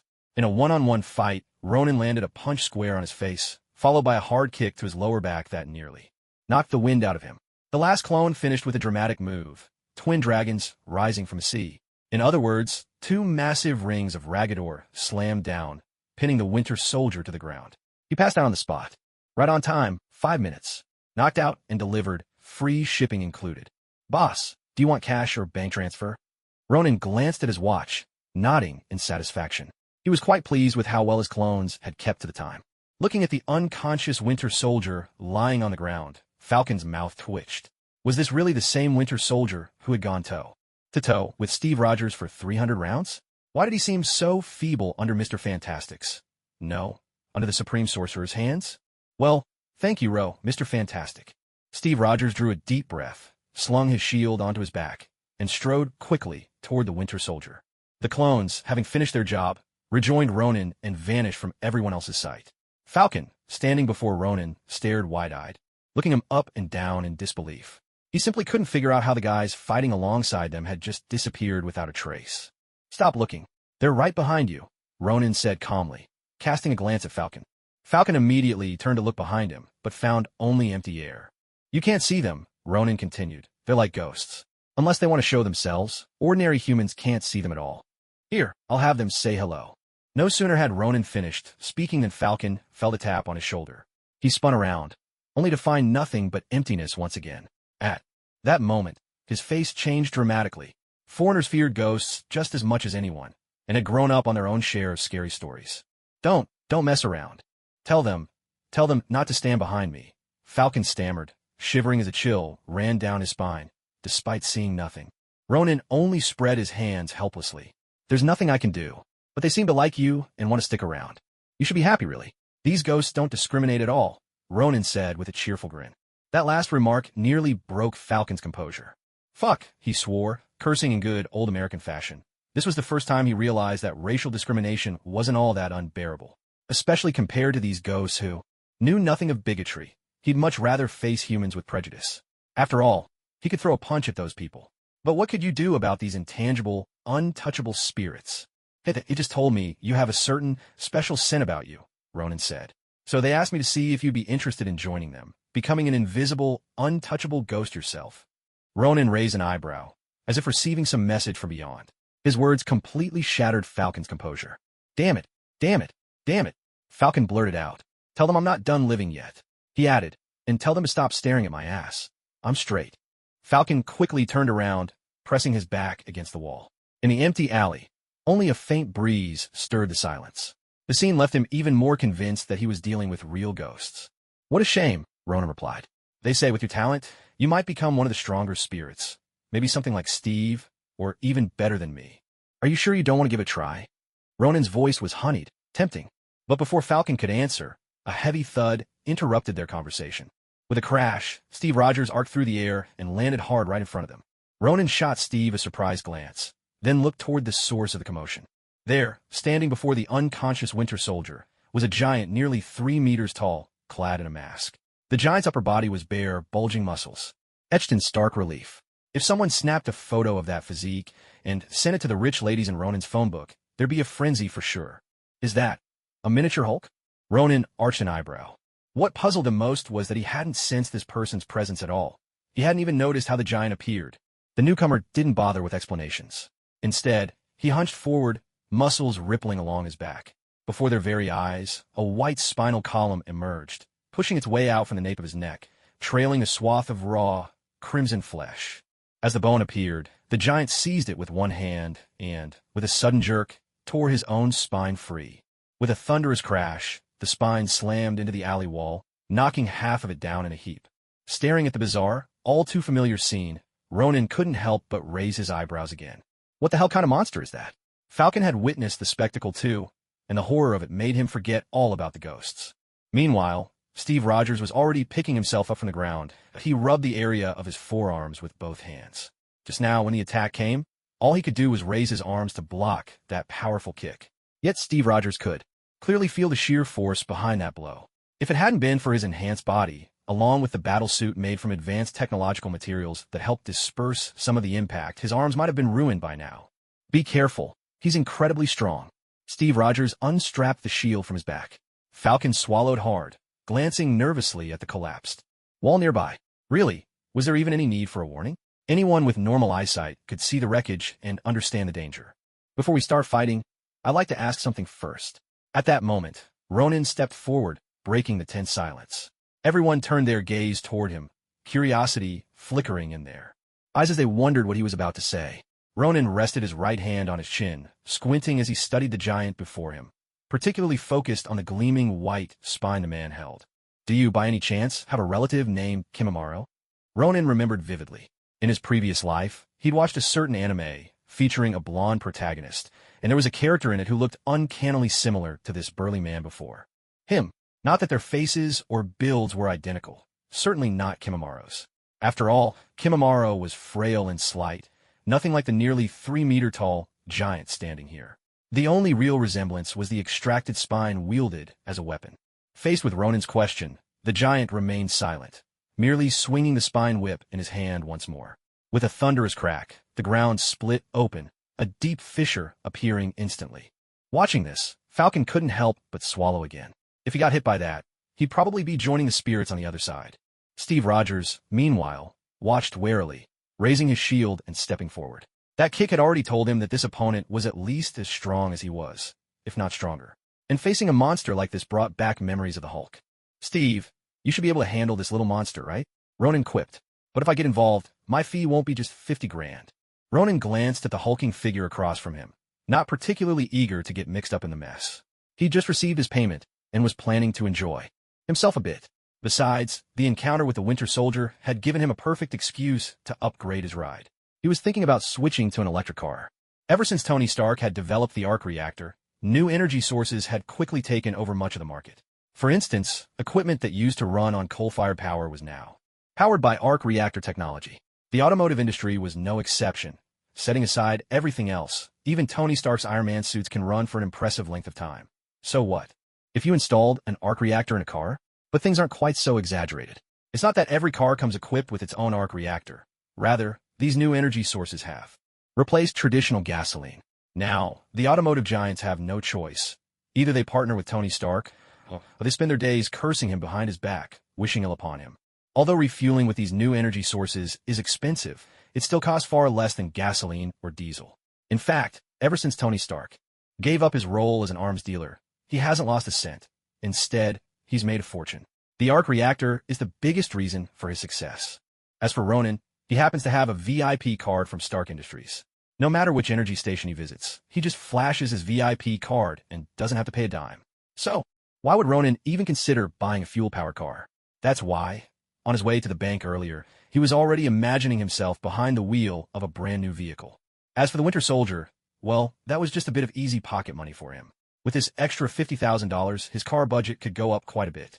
Meanwhile, Steve Rogers, in the midst of all this, managed to squeeze in a shrug and pointed at the Winter Soldier, who had just stood up. The meaning was obvious. "See? Where's that promise of knocked out and free shipping you mentioned?" Ronan could only tug at the corner of his mouth in a wry smile. Since when had the honest, straightforward Captain America become so sly? Suddenly, a sharp rush of motion. While the two were speaking, the burly man across from them finally lost patience and made his move. He charged forward, swinging his bone-white whip with brutal force, aiming directly at the Falcon. The whip lashed out so quickly that Falcon didn't even have time to react. A shattering crash rang out. The bone-white whip struck Steve Rogers' shield with a piercing clang. Falcon, meanwhile, was knocked into the alley wall, utterly bewildered by what had happened. In that split second, as the whip was about to hit Falcon, Steve Rogers had barreled into him, knocking him aside and instantly raising his shield to block the blow. Crisis averted, for now. Yet the burly man remained stone-faced. Seeing his first attack thwarted, he whipped back his weapon and struck again. This time, Steve reacted in a flash. He didn't try to meet brute force with brute force. After all, that last hit had already left his arm tingling. Any more of that, and he might soon be out of commission. So he opted for a tried-and-true move from the world of combat, the classic tactical roll. He dodged away from the strike, just in time. But to Steve's dismay, it was clear that the burly man had singled him out as his target and wasn't about to let up. One lash was dodged, but another whip came, snapping toward him almost instantly. Steve Rogers had no choice but to abandon his usual strategy of meeting his opponents head-on. He was forced to keep evading. It wasn't that he didn't want to fight back directly, but the problem was he simply couldn't find a chance to close the distance. Boom! After dodging the long whip once again, Steve Rogers was already gasping for breath. Meanwhile, the burly man across from him seemed completely unfazed, as if nothing had happened at all. Clearly, his opponent's stamina far surpassed his own. If things kept up like this, in less than 10 minutes, Steve would no longer be able to maintain his current speed. And then what? Where was Ronan? Come on, save me already. At this moment, Steve Rogers finally thought of Ronan. Unfortunately, after the intense ravaging just now, the alley was nearly razed to the ground, and Ronan had long since vanished without a trace. "Cap, I got your back." Just then, after lying in wait for so long, Falcon finally soared into the sky. No sooner had he spoken than he swept in from behind the burly man, his right foot slamming fiercely into the back of the man's head. Bang! The man's head snapped downward, nearly a full 180 degrees. Crack! A sharp, unmistakable sound of bone breaking filled the air. Hearing this, Falcon couldn't help but feel a surge of satisfaction. If that had been an ordinary person taking a kick like that to the back of the head, there would only be one outcome: death on the spot. After all, both the cervical spine and the cerebellum are right there, making it one of the most fragile and fatal points on the human body. That clear crack meant Falcon's attack had definitely landed with effect. But what happened next was beyond Falcon's wildest expectations. That crisp, all too familiar sound echoed again. Crack, crack. But this time, it wasn't the shattering of bone. Instead, it was the burly man lifting his head and casually twisting his neck, as if nothing out of the ordinary had happened. A few seconds later, as the sound faded, the burly man stood right where he was, completely unscathed.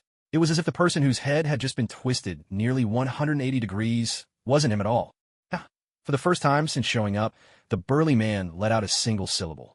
Yet that simple sound alone was enough to get under Falcon's skin, as if mocking his efforts. Damn it, Falcon roared, launching himself skyward once more. He'd lost track of how many times today he'd shouted that classic American swear. Raising both hands, the armor on his arms slid open, revealing several familiar turrets. Yes, these turrets were loaded with miniature explosives, identical to those on the Winter Soldier's arm. In fact, almost all the tech in Falcon's suit was cast off from Tony Stark himself. No wonder they looked so familiar. Boom! As thick plumes of white smoke billowed out, over a dozen miniature missiles shot straight toward the giant man. It was clear that Falcon had been pushed to his limit, otherwise he would never have unleashed all his remaining ammunition in one go. After all, once you run out in the heat of battle, there's nowhere to restock. A deafening explosion shook the alleyway as the missiles struck the brute head-on, erupting in a fiery blast that completely engulfed him.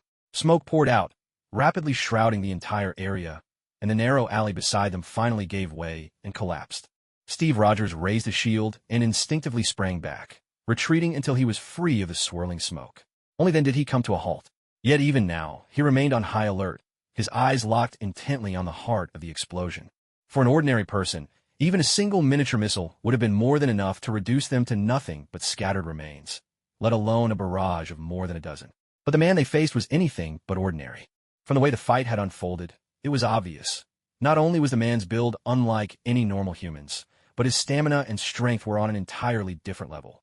Steve Rogers had to admit, even he couldn't match that kind of resilience. What surprised Steve even more was the blow Falcon had landed earlier. The force behind that kick was immense. If this man's defenses were truly so strong, there shouldn't have been that unmistakable sound of bones cracking. But the sound had been real, which meant the attack had caused real harm. And yet, if the man had been injured, how could he have recovered completely in just a few short seconds? Such an ability was something Steve Rogers had never even heard of. Where was Ronan? Steve scanned the surroundings, hoping for backup, but there was still no sign of Ronan. The Winter Soldier, who had just come to his senses a moment ago, had also vanished without a trace. Captain, are you all right? At that moment, Falcon dropped down from above and landed beside Steve. I'm fine, Steve replied. How about you? He shook his head. His slightly numb arm had already returned to normal, and much of his strength had come back as well. I'm all right, just used up all my miniature missiles in one go, Falcon admitted. But with an explosion like that, there's no way he could have survived. He glanced at the blast site, his tone certain. But Steve Rogers wasn't so optimistic. No, I don't think it's that simple, Steve said, eyes narrowed. I have a feeling he wasn't fatally wounded just now. He gripped his round shield even tighter, watching as the smoke began to thin. Gradually, they could make out the scene at the center of the explosion. There, emerging from the haze, was something that looked remarkably like a shield. What is that? The Falcon couldn't help but widen his eyes in shock. As his vision slowly cleared, Steve Rogers finally saw what was hidden within the thick smoke, a shield made entirely of white bones. The shield wasn't large. It was about the same size as the one Steve held in his hand. But there was one crucial difference. His was round, this one was square. Behind the shield, the burly man's figure emerged, his body marred with wounds. His legs, his face, everywhere the shield hadn't covered was stripped to bare bone and raw, crimson flesh. Only the vital areas protected by the shield remained untouched. A cold grin spread across the man's face, and he let out the second sound of the day, a low, guttural chuckle. It was identical to his previous utterance, not even a hint of change in his tone. Yet this time, the Falcon couldn't bring himself to hurl another grenade in anger. The reason was simple. The right side of the man's face had lost more than half its flesh and muscle. From their vantage point, they could see the exposed half of his skull, grinning eerily in their direction. Hell, that thing isn't even human, the Falcon blurted out instinctively. Who could possibly survive an explosion and end up looking like this, and still be alive? to smile with half a skull exposed. This was beyond belief. It wasn't that the Falcon hadn't seen death before. In fact, he'd witnessed plenty of corpses on the battlefield, more than he could count. He'd seen men with their heads blown clean off, others riddled with bullets, their bodies mangled beyond recognition. He'd even witnessed people burn alive by Molotov cocktails, leaving nothing behind but the sickening scent of roasted flesh hanging over the trenches. He had seen it all, or so he thought, but nothing compared to this scene. This was more terrifying than anything he'd ever encountered. Steve Rogers, meanwhile, drew a deep breath. He wasn't nearly as shaken as the Falcon. After all, he'd seen plenty in his time. He'd faced the Red Skull, whose face had been transformed into a skeletal mask by the serum. He'd fought aliens with even stranger appearances and monstrous proportions. He'd witnessed mind control and the warping of reality itself. Compared to all that, what stood before him now couldn't really scare him. The only thing that unsettled him was the fact that, with his own eyes, he could see the shredded flesh and skin on the burly man's body slowly repairing itself, rapidly. By the time the Falcon finished his outburst, the bare bone on the man's left leg was already covered by fresh, new muscle and skin. It looked as though he'd never been injured at all. "Cap, I don't think this is as simple as it looks," the Falcon said, swallowing hard. Clearly, he'd noticed it too. This horrifying rate of recovery was beyond anything he'd ever seen. Strength, speed, and now this terrifying regenerative ability. How could they possibly fight something like this? Steve Rogers took a deep breath and raised his shield once again. He had faced countless insurmountable challenges before, and each time he had managed to overcome them. Now, he was up against an opponent more formidable than any he had encountered in the past. This foe was, without a doubt, the most difficult adversary he had ever faced. Not only was his enemy physically powerful, but he matched Steve's speed as well. On top of that, there was the bizarre bone manipulation, ability, and a terrifying capacity for regeneration. No matter how he looked at it, Steve Rogers found himself at a disadvantage. Yet, he simply smiled, hopped lightly in place, and tilted his head to one side. Raising his shield, he faced the imposing figure before him. "I could keep this up with you all day." Bang! Just as Steve struck a heroic pose, ready for battle, a dull thud resounded from behind him. The noise startled him so much that he almost spun around and hurled his shield by reflex. Turning to look, he saw Ronin and, lying on the ground, the Winter Soldier. That thud must have been the sound of the Winter Soldier's face hitting the floor. "You guys are making so much noise out here. Anybody passing by would think we're celebrating a festival," Ronin said, glancing around and immediately fixing his gaze on Falcon as the likely culprit behind the makeshift fireworks display. After all, setting off fireworks in this part of New York was a surefire way to get into trouble, especially since it was strictly against the law. Someone had to be held accountable. "What's a festival?" Falcon asked, stumbling over the strange Chinese word, curiosity clearly written on his face. But Ronin just shook his head, suddenly remembering that tonight actually was a festival night in the lunar calendar. While Western countries didn't celebrate this particular holiday, Khmer Taj did, especially Wong, who marked the occasion every year. However, Wong never celebrated in Khmer Taj. He always went to Hong Kong. According to him, that was where the true spirit of the festival could be found. Ronin recalled how Wong had mentioned it to him just a few days ago. "No time to lose," he thought. "This needs to end quickly. Steve, here's Bucky. I brought him back to you again," Ronin announced. "He'll probably be out cold for a dozen hours or so. I can deliver him to Avengers HQ for free. Just remember to have that check ready for me," he added with a grin. With that, Ronin waved at the Winter Soldier sprawled on the ground. To Falcon's shock, the Winter Soldier suddenly floated into the air, suspended as if by invisible hands. Then Ronin stamped his foot lightly, and in an instant his casual clothes transformed into a full sorcerer's outfit, a complete wardrobe change at the snap of a finger. Falcon was stunned by Ronin's display of magic, his mind reeling as if he could hear a faint, dramatic soundtrack playing in the background. The soft patter of drizzle played in the background, subtle and elusive. As this gentle soundtrack filled the air, Ronin found himself floating upwards, rising into midair.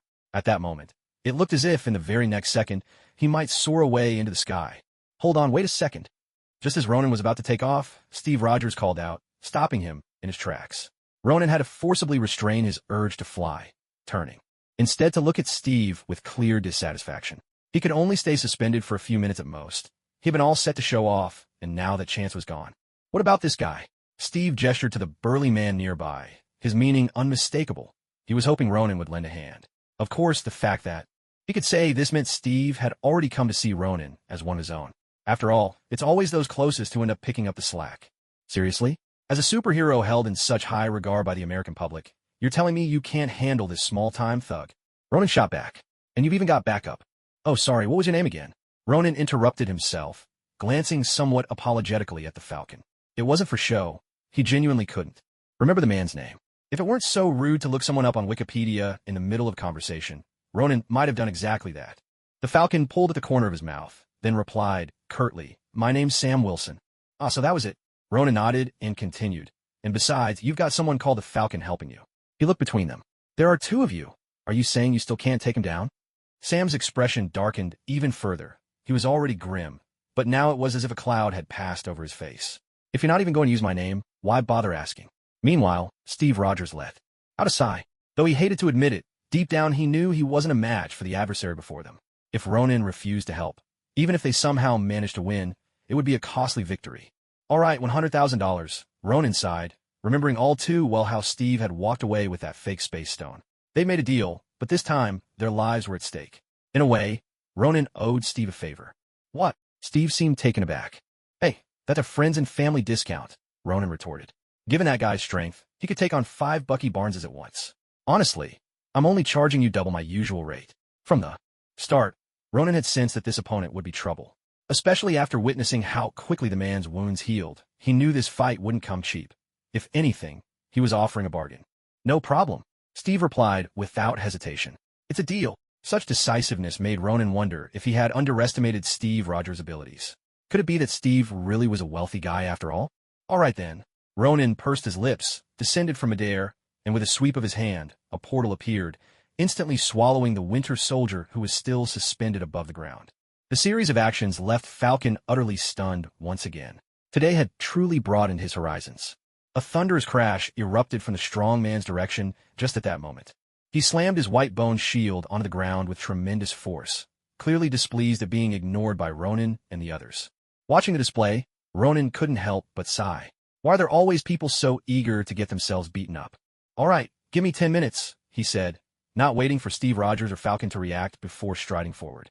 "Be careful, he's very strong, and not slow either," Steve warned. "He even has remarkable regenerative abilities." But before Steve could finish giving Ronan the rundown, Ronan had already charged straight in. Falcon tugged at the corner of his mouth and muttered quietly, "Cap, is he really up to this?" Steve Rogers didn't answer, simply watching the fight in silence. Falcon's gaze shifted from Steve to Ronan, just in time to see the strong man swing his white-bone whip down with brutal force, only for Ronan to catch it single-handedly. Every doubt Falcon had was instantly swallowed back. You don't mess with a guy like that. Of course, Ronan wasn't foolish enough to catch the whip barehanded. His left hand was already sheathed in a layer of magical energy. Even so, when the whip struck his palm, he was taken aback by the sheer force behind it. This power, though still not on Ronan's level, was far beyond what most could handle. To put it plainly, in all of Kamar-Taj, besides Ronan and the Ancient One, no one else could match this strength. Not even Mordo or Wong. "Impressive," Ronan's eyes sparkled. Gripping the bone whip, he gave it a sharp tug, pulling the strong man toward him. He was growing ever more curious about the man's identity. Was he a mutant, or perhaps the product of some new Hydra experiment? The strong man was caught completely off guard by the force, and, unable to react in time, was yanked straight toward Ronan. By the time he realized what was happening, he was face to face with Ronan. "Hey there!" Ronan greeted him with a bright smile as the distance between them vanished. A split second later, Ronan's foot shot up, catching the strong man square on the chin. With a sharp crack, the brute was sent soaring skyward, launched high into the air. Whoosh! In the Falcon's widening eyes, he could only make out a blur as Ronan shot past, suddenly appearing behind the burly man. Now the two of them were side by side in midair. "Next, I'll let you enjoy the same treatment Loki received," Ronan murmured, and from behind him, countless energy whips materialized. The energy whips, swiftly, wrapped around the big man, binding his arms and torso tightly. Their other ends fluttered in the air behind him, finally tying themselves into a rather elegant bow. "Time to stop," Ronan said softly. Instantly, the energy whips pulled with tremendous force, abruptly halting the struggling giant in mid-flight.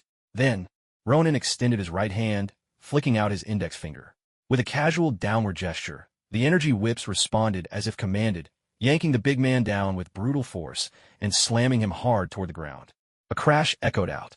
The burly man plummeted straight from the sky, hitting the earth so fast the naked eye could barely follow. Instantly, Steve Rogers and the Falcon felt an intense tremor beneath their feet. Anyone unaware might have thought an earthquake had struck. This kid, the Falcon could only stand there, dumbstruck. Was this really how battles could be fought? Of course, if Falcon had ever spoken to the Hulk, perhaps he wouldn't have found it so strange. But the spectacle wasn't over yet. Still suspended in midair, Ronan twitched his fingers again. The hand that had pointed down now lifted once more.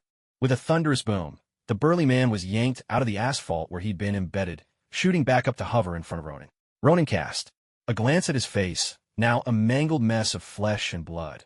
Yet, terrifyingly, that monstrous healing ability was already working to restore it. Still not enough, Ronan shook his head, then flicked his index finger down again. Another thunderous impact and violent tremor shook the ground. A second time, the giant was slammed deep into the earth. But this time, the crater was beside the first, parallel but distinct. Whistle slam. Once again, the big man experienced a roller coaster ride no one would envy. Below, Steve Rogers drew in a sharp breath. In his heart, he felt nothing but gratitude toward Ronan. If back at S.H.I.E.L.D., Ronan had used this move on them, then no matter. If Steve survived, he'd be as good as dead. After all, from a towering 6'2", he'd be reduced to a mere 5'6" shorty. Anyone's spirit would be shattered by that. That's right. Even though Steve hadn't clearly seen the big man's humiliating rise and fall, he had caught those few seconds when Ronan paused in midair. Visibly, the burly man, originally close to 3 meters tall, had shrunk by a good several dozen centimeters. Although he still appeared enormous, that crushing sense of oppression had vanished. Of course, that was just a joke. With Steve Rogers' sharp eyes, he could easily tell that the giant's reduced height was definitely related to Ronan's attack. Ronan, his height and build have shrunk, Steve called out to Ronan on the ground. Try again. Ronan had noticed it as well. He shrugged, ready to move his right hand for another attempt. But just as Ronan heard Steve, the burly man caught the words too. That seemed to put him on high alert. The moment Ronan's right hand moved, several sharp white bones erupted from the giant's back. With a sudden swoosh, 6 silver-glinting bones shot out from the giant's back in an instant. A heartbeat later, thud, crash. The burly man slammed into the ground once again. But this time, Steve Rogers had no mind to observe the giant's condition. His eyes flew wide with shock and disbelief as he looked up at Ronan, suspended in midair. The reason was painfully clear. 6 silver bones had pierced straight through Ronan's chest, chilling him through his core. Each of the 6 bones had struck a vital spot: heart, liver, spleen, lungs, kidneys, and one even punched clean through Ronan's throat. It was the kind of attack that would kill anyone, let alone Ronan. Ugh! Ronan stared, wide-eyed, as if he couldn't believe what had happened. Blood trickled from the corner of his mouth as his trembling right hand gripped one of the bones and yanked it free. As the bone slid out, blood and flesh followed in a gruesome rush. The motion seemed to hasten Ronan's end. The next instant, he coughed up a mouthful of blood. I'm done for.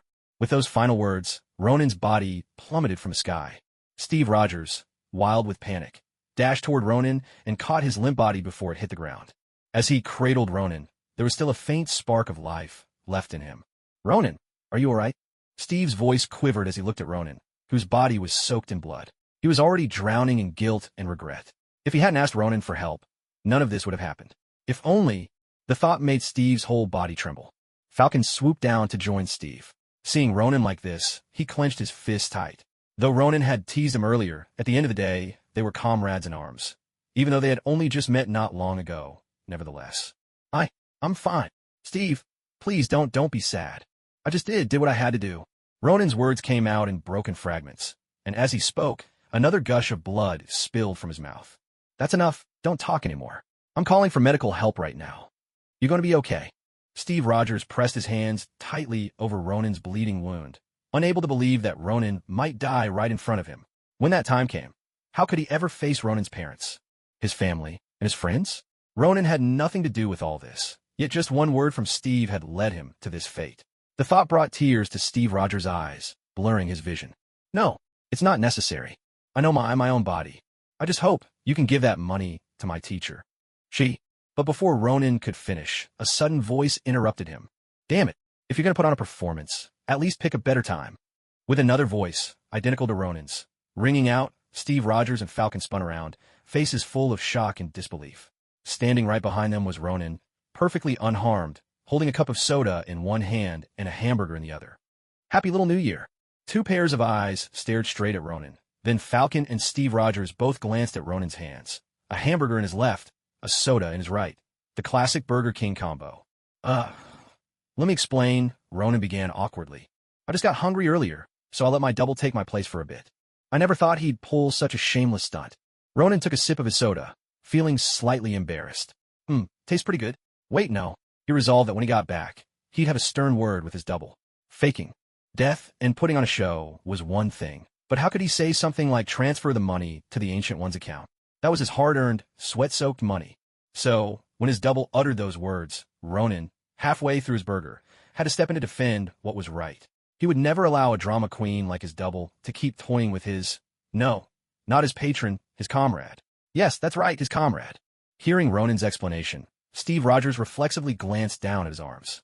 And there, where only moments before Ronan had lain dying, he now found a smiling Ronan looking up at him.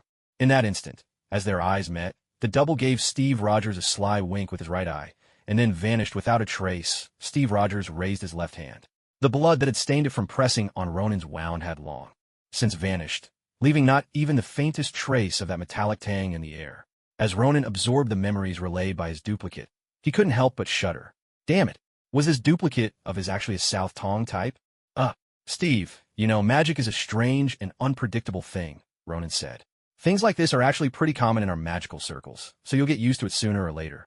He took a hearty bite of his burger, trying to reassure Steve Rogers while mentally giving this Burger King a thumbs up. They were generous with the sauce, much more so than a certain other chain he could name. Damn, Steve muttered. A duplicate? Isn't that basically a ghost? Falcon suddenly blurted out, his eyes wide with disbelief as he stared at Ronan. Who knew?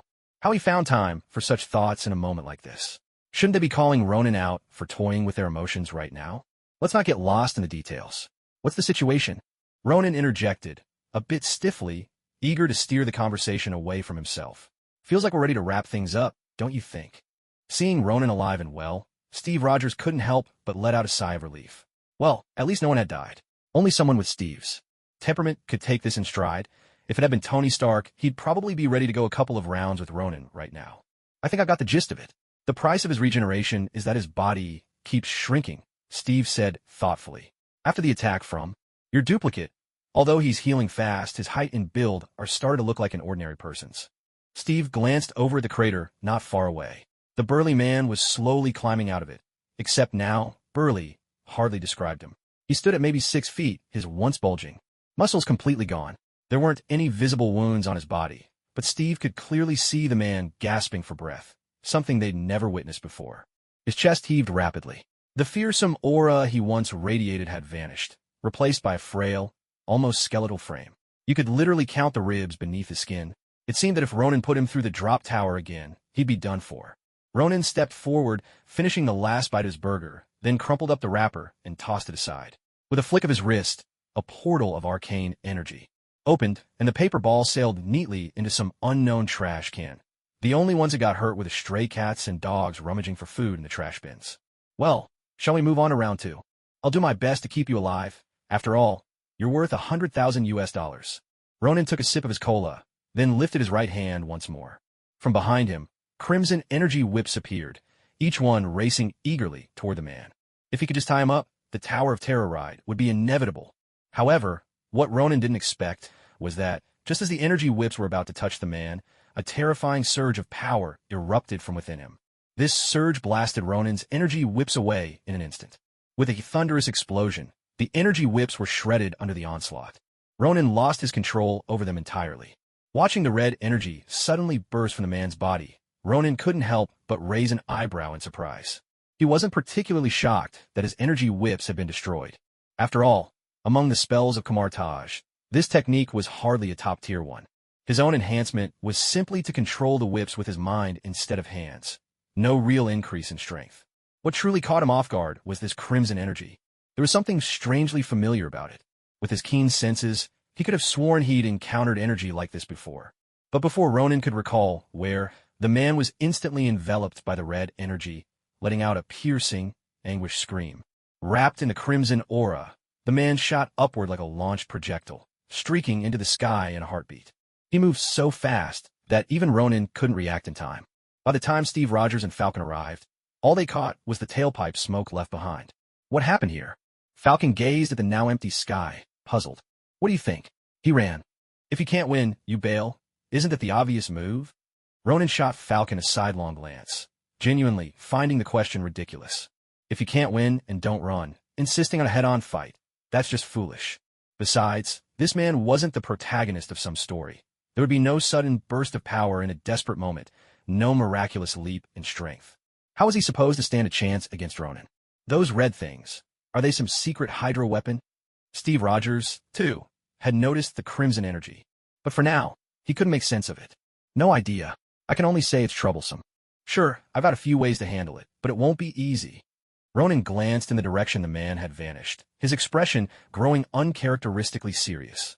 Because at last, he remembered what that crimson energy was. Given a man's identity, he could roughly guess that, like the Winter Soldier, this man was also a soldier created by Hydra.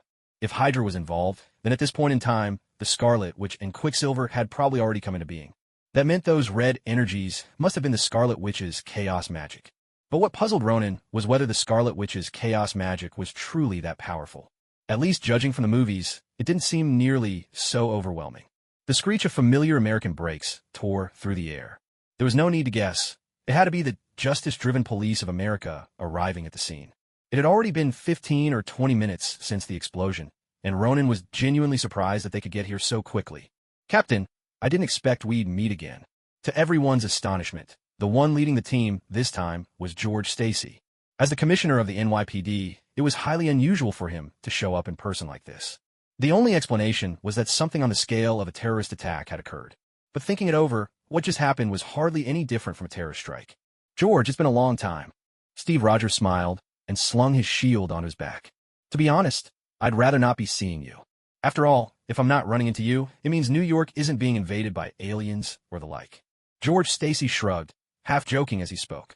In a way, he wasn't wrong. Whenever these superheroes appeared, trouble was bound to follow. Take not long ago, for example, when S.H.I.E.L.D., or rather, Hydra's headquarters, was destroyed. George Stacy had practically been driven to exhaustion. There were high-speed chases, endless shootouts, and even bombs thrown into the mix. He had just started to breathe a little easier after that lizard had finally been caught, thinking he could relax for a while. But now, trouble had struck yet again today. We've already dealt with most of the mess. There's just a little bit left. Steve Rogers glanced around, suddenly feeling a bit embarrassed about that so-called little bit. The entire alley had been leveled, not to mention the countless craters pockmarking the ground. "I'm already used to cleaning up these kinds of disasters." "All right, you all go take care of your business. Leave the rest to us." George Stacy swept his gaze over the group, pausing on Ronan for a second longer. There was no need to think about it. This man was certainly not Tony Stark, but rather his future son-in-law. Or, more accurately, his daughter's current boyfriend. Steve Rogers gave a grateful nod, then nodded as well toward Ronan and Falcon. Falcon stepped forward to join Steve Rogers at his side.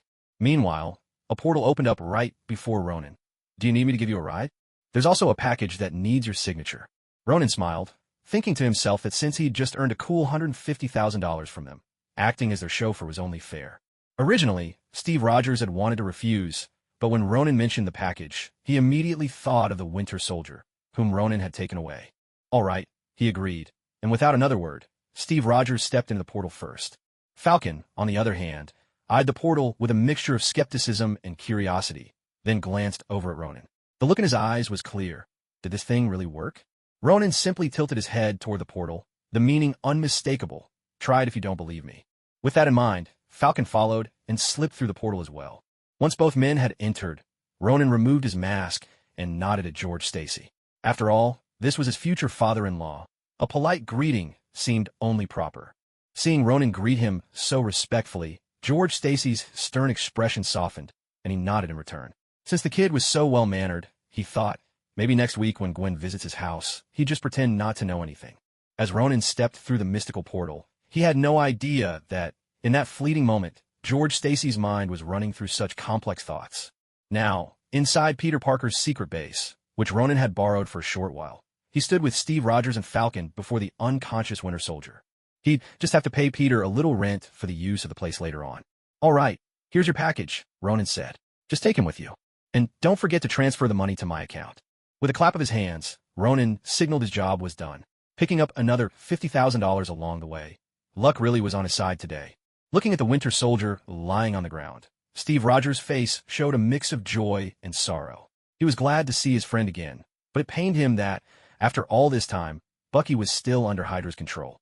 Falcon, meanwhile, looked around the base with curiosity, glancing down at his wrist screen, which now showed their current location. The portal actually worked. "Ronan, I need one more favor from you," Steve Rogers said. "Can you send us straight to Avengers HQ with Bucky? I'm worried Hydra might try to intercept us." He wasn't afraid of Hydra, but more than anything, he wanted to make sure his friend could be saved with no unforeseen mishaps along the way. Ronan simply shrugged, and with a casual wave, another mystical portal opened before them. Falcon peered through the doorway, curiosity shining in his eyes. On the other side was a view he knew all too well, Avengers headquarters. Door-to-door service, knockout included, free of charge. "My service has always been excellent. Avengers, you're welcome to visit again anytime," Ronan said with a cheerful smile. Steve Rogers nodded, hoisted the Winter Soldier over his shoulder, and was just about to step through the arcane portal when a voice called out from not far away. A sharp crack rang out, the sound of a glass shattering. Everyone immediately turned their gaze toward the source of the noise. Falcon even instinctively slipped into a combat stance. There stood Peter Parker, backpack slung over one shoulder, keys in one hand, and the other hand awkwardly gripping something invisible. He stood frozen on the spot, looking more than a little bewildered. Evidently, he had just dropped and broken a glass. "You," Peter stammered, repeating the word again and again, his astonishment clear in every syllable. Ronan, standing nearby, couldn't help but twitch the corner of his mouth.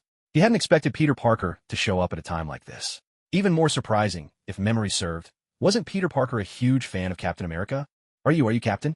Captain America? I'm your biggest fan," Peter blurted out, his excitement bubbling over as he rushed forward. Falcon, always the loyal sidekick, immediately moved to block Peter's path. After all, he didn't know who Peter was, nor did he realize this was Peter's own turf. He was just doing his job, unaware of the true situation. But what Falcon never expected was that as soon as his hand landed on Peter's shoulder, Peter slipped away with astonishing agility. Falcon, who'd been ready to restrain him, nearly stumbled and fell flat on his face. He stared down his own hand, then looked back at Peter, disbelief written all over his face. He couldn't shake the feeling that today just wasn't his day. "Captain, I can't believe I'm actually meeting you," Peter exclaimed, his joy uncontainable. Mr. Fantastic said he'd bring me here for training. Is it really you who's going to train me?" Peter grabbed Steve Rogers' free hand, his eyes practically shining with excitement. He hadn't expected such a wonderful surprise today. Meanwhile, Ronan's lips quirked again. He had originally planned to train Peter Parker himself for a few days, hone his combat skills a bit, and strengthen him. Further, Peter would undoubtedly be much stronger by then. But hearing Peter's words gave him a new idea. What if Steve Rogers trained Peter Parker instead? Is he your friend?" Steve Rogers asked, turning to Ronan as soon as Peter mentioned Mr. Fantastic. He'd also noticed the way Peter had started to say Ron before switching. "That's right. He's my friend," Ronan replied. "And this place is his territory, too. Peter, this is the legendary Captain America, Steve Rogers. He's the coach I found for you." Ronan introduced them smoothly. With a few adjustments, his own training methods would suit Peter Parker just fine. However, the training in Camartage was usually interwoven with spells, which made it even more powerful. On the other hand, Steve Rogers' approach was different. It was far more systematic and could be tailored specifically to Peter Parker's needs. "Wait, what coach?" Steve Rogers was caught off guard. He had never heard anything about this before. "Actually, I was planning to tell you in a few days, but since we've met today, I figured I might as well bring it up now. Come on, Peter, show him what you've got. Show Steve what you can do." Ronan shot Peter Parker a meaningful glance. Peter, as if he'd been given a command, bent his knees and suddenly leapt high into the air. "Let's go. Ignore everything else." In a flash, Peter somersaulted, then fired a web from his right hand, which stuck firmly, not to the ceiling, but to the earthen wall overhead. With a smooth motion, he swung himself up and landed on the wall. Watching Peter's agile movements and that unmistakable technique, Steve Rogers was suddenly reminded of someone. "You're Spider-Man?" Steve blurted out. To be honest, Spider-Man was actually quite well known, especially among younger people. There were countless videos on YouTube of Spider-Man swinging between the skyscrapers of New York. In fact, a whole group of fans had already made Spider-Man their idol. So it was only natural for Steve Rogers to know the name. "You've heard of me?" Peter Parker leapt down nimbly from above, landing so lightly he didn't make a sound. Yes, I've heard of you. And I actually know quite a bit about you, too." Steve Rogers gave an awkward smile. He couldn't just admit that he only knew the name. That would come off as a bit rude. "That's great. Captain, can I join the Avengers? I can help you fight aliens, I can help take down criminals. I can also... In that moment, even without his Spider-Man mask, Peter Parker couldn't help but ramble on. After all, joining the Avengers was his dream. All right, Peter, it's a bit impolite to bring all this up the first time you meet. Let me discuss it with him and figure out the details. Ronan patted Peter Parker on the shoulder, then gave Steve Rogers a look, signaling him to come over. Steve Rogers hesitated for a moment, but finally handed the Winter Soldier over to Falcon and followed Ronan to a quiet corner. So what do you think? Isn't the apprentice I found for you pretty impressive? Ronan asked with a twinkle in his eye, smiling at Steve Rogers. Apprentice? Steve Rogers looked a bit confused. Just a moment ago, it was all about training or something. How did it suddenly turn to taking on apprentice? Don't be ungrateful, Ronan said, feigning indignation. Originally, I was going to make him my godson. But then I thought, look at you, getting on in years and still without a successor. So, I found you an apprentice, someone who can take care of you in your old age and see you off when the time comes. Ronan shot him a sidelong glance, as if he was doing Steve a great favor. Steve Rogers could only force a wry smile.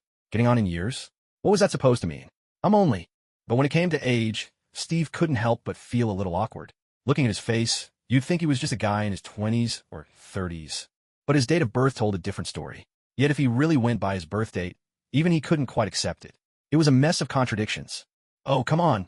Don't hesitate, Ronan urged. When it comes to raw talent, Peter's unparalleled. He's even stronger than that brute we ran into today. And his agility and coordination are exceptional too. But more importantly, he only knows how to use brute force right now. He has no technique, no strategy at all. With just a bit of training, his abilities could grow immensely. Think about it. When you retire, he could inherit your Captain America shield. Wouldn't that be a great thing? Ronan grinned, pointing to the shield slung across Steve's back. That shield, together with the uniform he wore, had come to symbolize the spirit of most Americans in this world. A fact owed in no small part to years of government propaganda, elevating Steve Rogers, no, Captain America, to something close to a legend.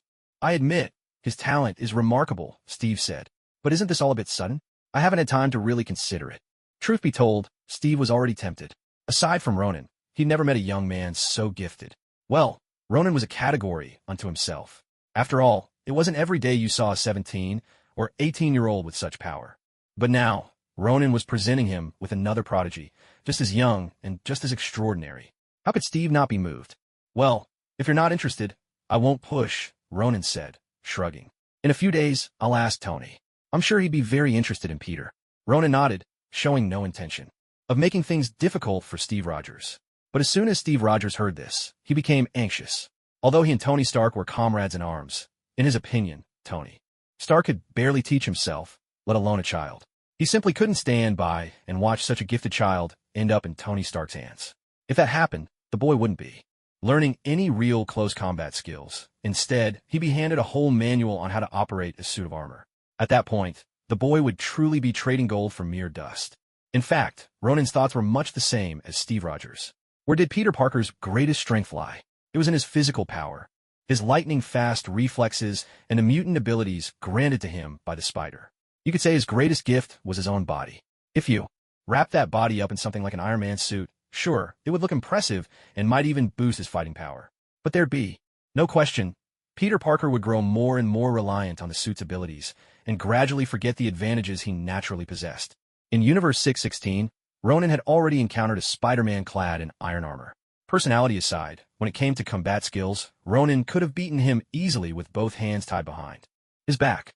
So in this universe, Ronan was determined not to let this Peter Parker repeat the same mistakes. At the very least, the early stages of training should never fall to Tony Stark. I agree. Steve Rogers accepted Ronan's proposal, but he wasn't giving his full consent just yet. Becoming a student was one thing, but taking on an apprentice, well, Steve had his own standards for that. Combat skills were only part of the equation for him. It was a person's character that mattered most. All right, have it your way, Ronan replied. But what I can promise you is that this child will never let you down. He smiled, confident that he'd made a wise decision. For Peter Parker, at least, this was an excellent opportunity. The thought made Ronan eager to see what the future held for Peter. Once their discussion was finished, the two of them returned to where they'd been before. Peter Parker had been waiting there, his eyes filled with anticipation. Peter, I've spoken with Steve, Ronan announced. Starting tomorrow, you'll be his student. As for whether you can truly inherit his legacy and become a real superhero, that depends on you. Ronan gave Peter a reassuring pat on the shoulder and guided him towards Steve Rogers. Seeing Peter's face light up with excitement, Steve Rogers couldn't help but smile as well. For a fleeting moment, he saw a reflection of his own younger self. Of course, when he was young, he was nowhere near as strong as Peter Parker. Peter, may I call you that? Steve Rogers looked at Peter Parker. Of course. Peter Parker was still lost in excitement. Are you free tomorrow? I'd like to invite you to the Avengers base tomorrow to get to know your situation first. Steve Rogers made no promises. He needed to understand Peter Parker better before making any decisions. Peter Parker nodded eagerly. It wasn't just that he had time. Even if he didn't, he'd make time for this. All right, let's leave it here for today. I have a few things to take care of. Come to the Avengers base tomorrow, and we'll have a proper talk. Steve Rogers didn't say much more. He reached out and patted Peter Parker gently on the head, then turned and stepped into the portal. Falcon glanced at Peter Parker, nodded to Ronan as a farewell, and followed Steve through the arcane doorway. As the mystical portal closed, both of their figures vanished from the secret base. Even after Steve Rogers had left, Peter Parker was still wrapped up in his excitement, unable to calm down. Woohoo! Peter Parker called out, bursting with energy as he leapt around the secret base, unable to contain himself. What had once been a tidy hideout was instantly thrown into chaos by his exuberance. Watching Peter Parker's wild antics, Ronan couldn't help but tug at the corner of his mouth in amusement. Is this kid so excited he's about to lose his mind? Ronan wondered. If something really went wrong with him, Ronan was not about to take the blame. Fortunately, after a few minutes of craziness, Peter Parker finally settled down. He flopped onto the sofa next to Ronan, still buzzing with excitement. Ronan, quick, pinch me so I know I'm not. Ah, a startled cry echoed through the base. Peter Parker clutched the inside of his thigh, hopping away from Ronan's reach, a pained expression twisting his face as he rubbed the spot Ronan had pinched. Do you believe you're not dreaming now? Ronan looked at Peter Parker with a smile. In all his years, this was the first time someone had made such a request. Everyone heard it. Peter asked him to pinch, so he did. Nothing to do with Ronan. Yes, I believe it now. Phew. Though this dream hurts a little too much. Peter Parker sucked in a sharp breath. Ronan's pinch had left a stinging sensation. When Ronan pinched him, he'd aimed straight for the softest part of the leg. Even Spider-Man couldn't withstand that move. At the same time, Ronan had achieved his goal. Peter Parker was finally calm. Not dreaming anymore, are you? Ronan asked with a smile. Peter Parker nodded repeatedly. He even felt that for at least a week, he wouldn't have any dreams at night. The pain was just too much. All right, if you won't be dreaming, then I can rest easy, Ronan said. Remember to get there early tomorrow. Watch carefully, learn diligently, and don't embarrass me, Ronan instructed, taking on the air of a big brother leading the way. Don't worry, Ronan. I'll make the most of this opportunity, Peter replied earnestly. I'll make sure I become stronger. Seeing Peter's serious attitude, Ronan smiled with satisfaction. It seemed that his godson truly had a promising future ahead. When Peter one day wielded Captain America's shield, wouldn't it make Ronan the godfather of Captain America? The thought amused him, and he had to clear his throat to hide his excitement. But Ronan had other matters to attend to. He needed to find the Ancient One and ask about chaos magic. Ronan's understanding of chaos magic was, in truth, as shallow as could be. The reason was simple. In the movies from his previous life, nothing substantial was ever explained. The only origin given for the Scarlet Witch's powers was the Mind Stone. But then, the backstory was retconned. Now Wanda had always possessed magical talent, and the Mind Stone merely amplified her gifts, allowing her to master chaos magic more quickly. To be honest, this explanation sounded less than convincing. With so many bizarre things already happening, Ronan knew he couldn't rely on the movies to make sense of it all. That's why he sought out the person in this world who knew the most about these things, or at least the most knowledgeable among those he knew, his teacher, the Ancient One. However, to Ronan's surprise, when he returned to Kamar-Taj, Mordo gave him some unfortunate news. The Ancient One was away. Ronan was taken aback when he heard this. After all, he had lived at Kamar-Taj for more than a decade and could usually see the Ancient One whenever he wished. The number of times she left the compound could be counted on one hand. Unless something significant happened, she almost never went out. Could it be she'd gone to mess with Dormammu again? That guess, while plausible, was impossible for Ronan to confirm. Still, there was another option, the Kamar-Taj library. Within the library was a vast and intricate collection of knowledge. It didn't just contain the secrets of Kamar-Taj, but also information on countless other things. For example, even universe-level artifacts like the Infinity Stones were documented there. Surely, chaos magic, being so powerful, must also be recorded within those ancient tomes. So, Ronan sought out Wong. At this time, Wong wasn't yet the full-time librarian of Kamartaj. There was still someone else sharing the job with him. Well, now this is a rare sight. What brings you to the library today? When Wong saw Ronan, a look of genuine surprise appeared on his face. After all, it had been ages since Ronan last set foot here. Life is finite, but knowledge is infinite, Ronan declared. Shouldn't it be praiseworthy to devote my limited life to the pursuit of boundless knowledge? He raised an eyebrow, deliberately ignoring the faint sarcasm in Wong's tone. Rare sight? Ronan thought it was just Wong making a fuss over nothing. Yes, you have a point, Wong replied. But if you want that to sound convincing, maybe you should come to the library a bit more often before making such grand statements. He shut his book with a snap and shot Ronan a sideways glance, clearly seeing right through his boasting. Stop right there, Ronan interrupted. As a librarian, is it really part of your job description to be this talkative? I'm here to read. Help me find a book. Ronan knew he was in the wrong. Though he wanted to trade a few more barbs with Wong, he decided to let it go. He was in a hurry to find information on chaos magic. All right. Since you're actually asking for my help, Wong relented. What book are you looking for? Is it advanced spell comprehension and application? Or maybe 3 years of theory, 5 years of practice? He rattled off a couple of book titles offhandedly. I've read those already. That's not what I need, Ronan replied. Does the library have any books that describe or record chaos magic? Or any related materials, if possible? Ronan finally explained what he was after. The Kamartaj library didn't have a detailed catalog. If you wanted a specific book, there were only 2 ways to find it. Search through the shelves yourself, one by one, or ask the living catalog, the 2 librarians. When did you read those 2 books? Wong asked, raising an eyebrow. With your current level, you shouldn't even have access to. He suddenly stopped mid-sentence. The confusion on his face shifted to surprise. Wait a minute, you're looking for information on chaos magic? Wong repeated, his tone urgent. That's right, Ronan confirmed, puzzled by Wong's reaction. As soon as he heard Ronan's reply, Wong grabbed him by the shoulders, his surprise morphing into alarm. Tell me, where did you see someone using chaos magic? And please tell me you didn't get on their bad side? No, wait. Knowing you, your words alone could drive anyone mad. I need to report this to the Sorcerer Supreme. With that, Wong dashed for the door, ready to sound the alarm. However, before he could take a second step, Ronan was yanked back by Wong. First of all, the master has gone out. She's not at Kamartaj right now. Second, I haven't provoked anyone who uses chaos magic. It's just that not long ago, I happened to run into a villain. Just as I, the good guy, was about to take him down, he was whisked away by some red magic. My guess is that red magic looked a lot like chaos magic. Ronan didn't state outright that it was chaos magic. To begin with, he wasn't entirely certain himself. Chaos magic is notoriously difficult to identify. Not every red-hued spell is. Chaos magic. At Kamartaj, there are many kinds of spells that appear red on the surface. To put it plainly, Ronan still needed to dig up some information to confirm his suspicion. So that's how it is. You gave me quite a scare. You have to understand, chaos magic has been lost for who knows how many years. And every wielder of chaos magic throughout history has, without exception, been an immensely powerful being.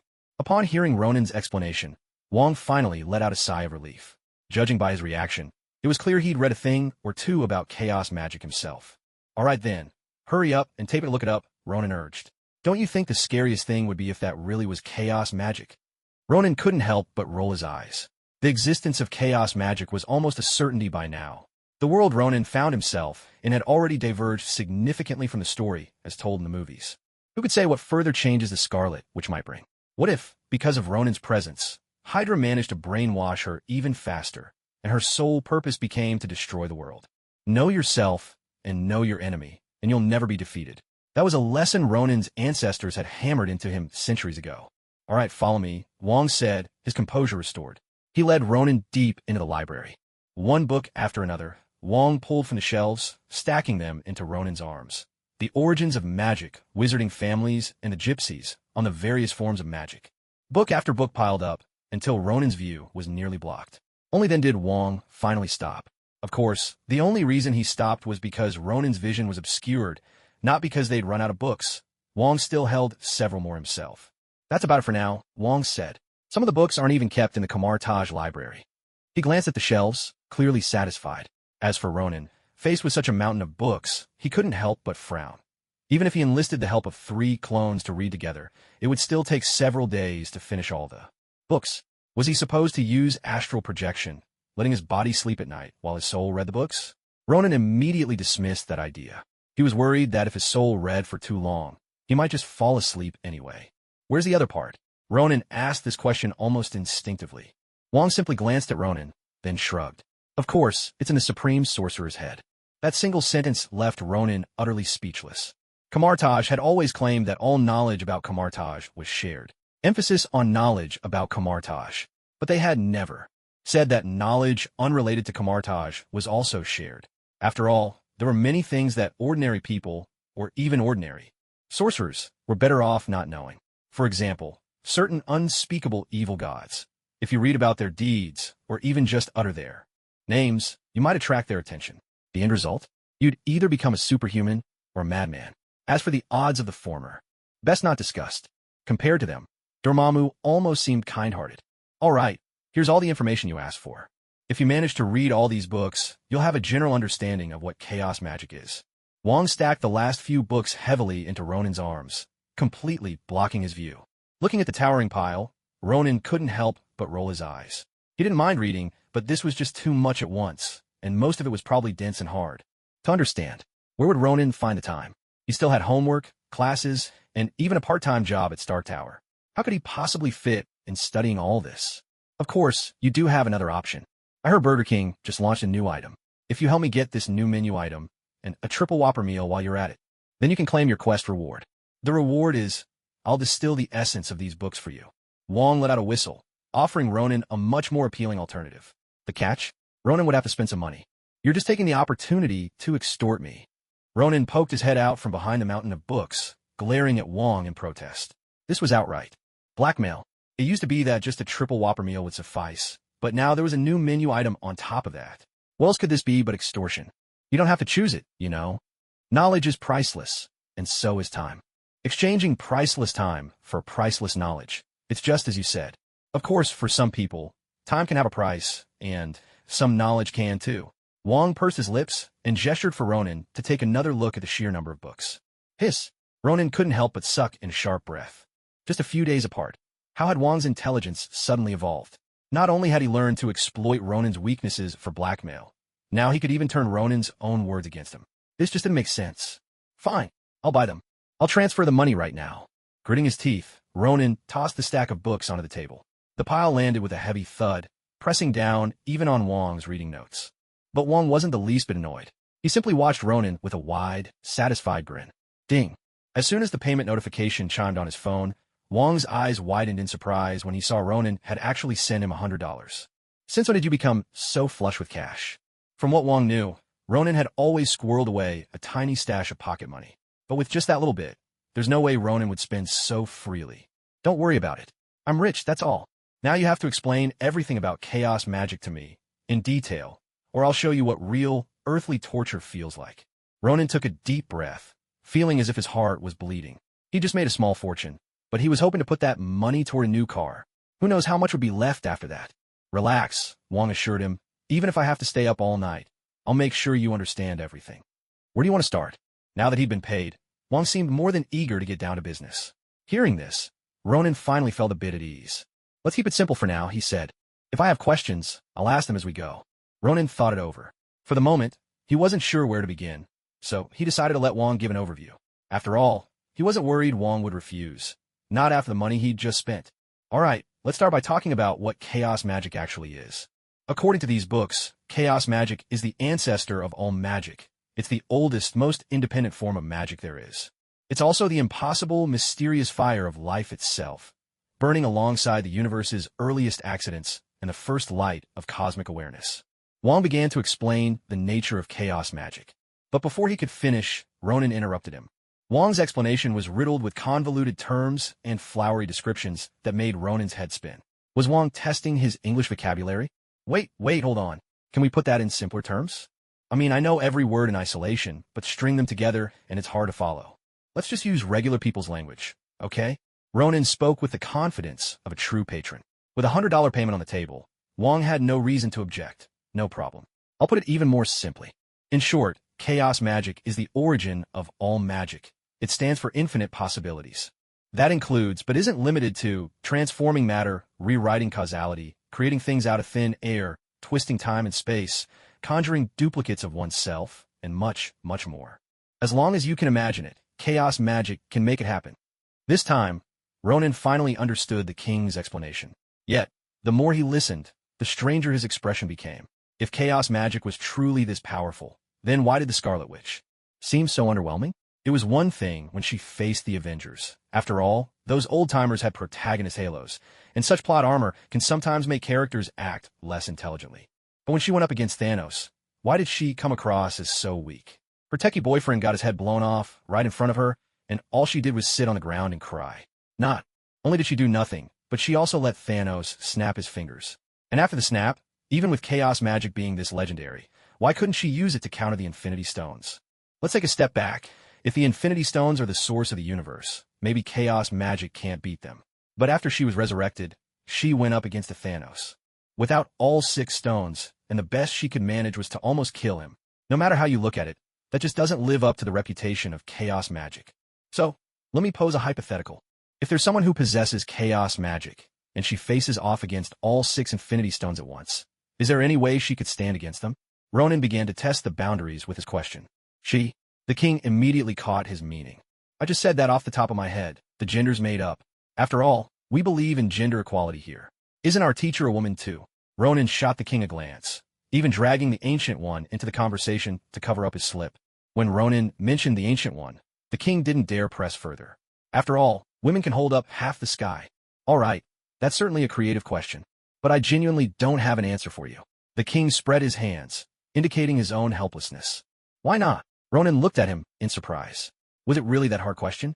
Setting aside the relationship between chaos magic and the Infinity Stones, there isn't even any record of this in the texts. Even instances of using the Infinity Stones to counter chaos magic are extremely rare, let alone all 6 stones at once. If you search through all the books, aside from a handful of ancient beings, it's not even clear if anyone has ever managed to gather all 6 Infinity Stones together. The king rolled his eyes, feeling like Ronan's question was pure fantasy. Who in the world could actually collect all 6 Infinity Stones? Ronan could only force a wry smile. So what does the Scarlet Witch's battle with Thanos count for, then? Oh, so Thanos didn't actually get all 6 Infinity Stones. At that time? Well, that makes sense then. Looking back now, the Scarlet Witch never fought Thanos when he had all 6 Infinity Stones from start to finish.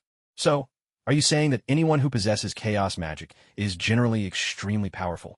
All those things you mentioned earlier, bending reality, twisting fate, do they really exist? Ronan was deeply skeptical of what Wong said. After all, the Scarlet, which he knew seemed to have nothing to do with things like transmuting matter, warping causality, or creating things out of thin air. In fact, later on, she was even written off the story entirely. Back in his previous life, when Ronan saw the Scarlet Witch get written off, he honestly thought the screenwriter must have lost their mind. It was one thing to make Doctor Strange look like a bumbling fool in the beginning, but then to have the Scarlet Witch so obsessed she chased Strange across multiple parallel universes. What a sudden burst of conscience. And in the end, she even destroyed the Darkhold in every parallel universe. How is that any different from playing tricks on someone slow-witted? At least when people play with the simple-minded, they'll buy them some sunflower seeds.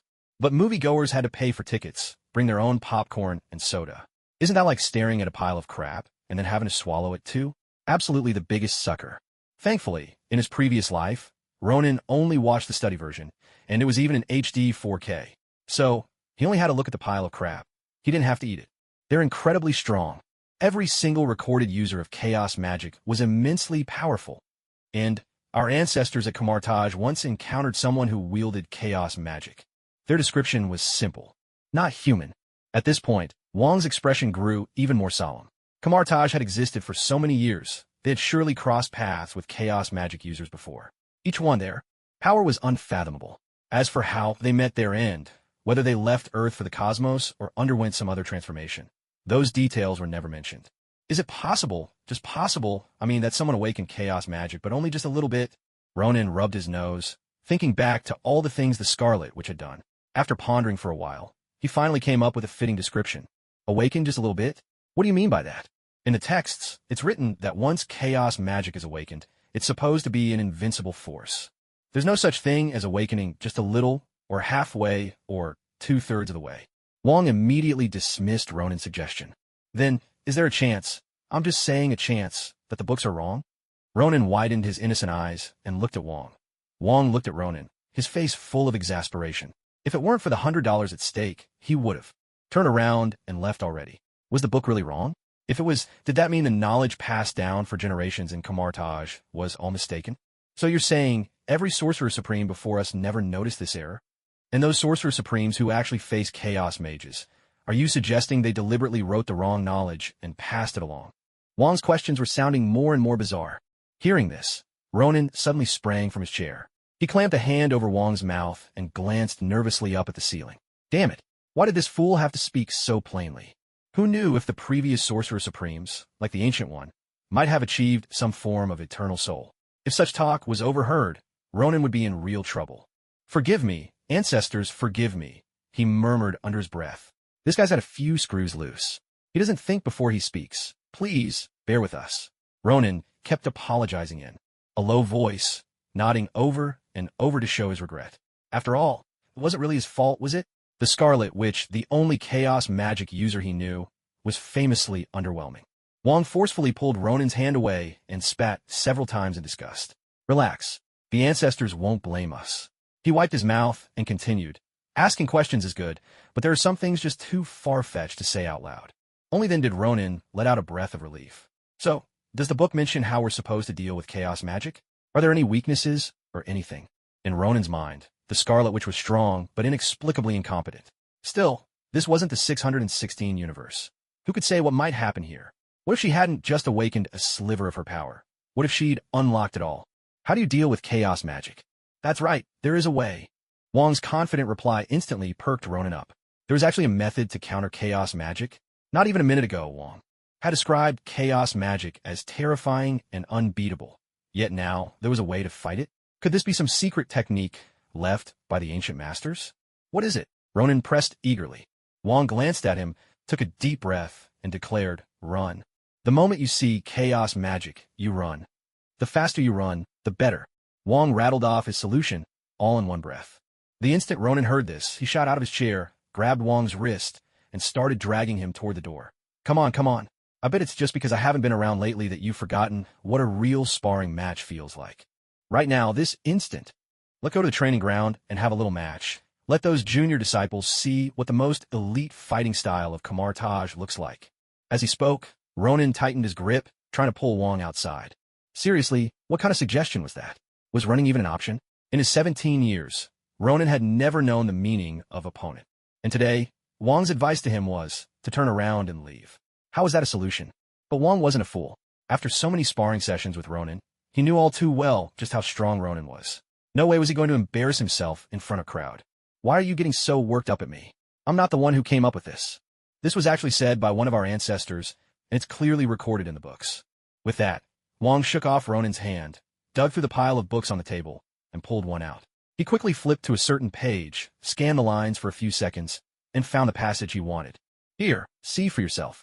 Wong slid the book across to Ronan. Ronan took the book, still half in doubt, and looked at the spot Wong indicated. After reading it, he was left utterly speechless. Sure enough, what Wong had just suggested was almost word for word from that ancient master. The phrasing was a little less direct, but once you translated it, the meaning was the same. All that talk about evasion and not engaging head-on, it boiled down to a single thing. Just run for it. So, you're saying there's really nothing else we can do? Ronan tossed the book aside and couldn't help but curl his lip in frustration. What was with that ancestor? Did he think he was being witty? Well, that's out of my league. You might as well wait until the Sorcerer Supreme returns and ask her. Maybe she'll have another solution. Wong shrugged and began gathering up the books Ronan had scattered on the table. He knew Ronan wouldn't bother to look at them again, and those $100 were safely in his own pocket now. Ronan let out a long sigh. He never imagined chaos magic would be this troublesome. Could it really be, as he suspected, that the Scarlet Witch herself hadn't fully mastered chaos magic yet? Maybe she had only scratched the surface. If just learning the basics gave her powers like telekinesis and mind control, then chaos magic really was as terrifying as the legend said.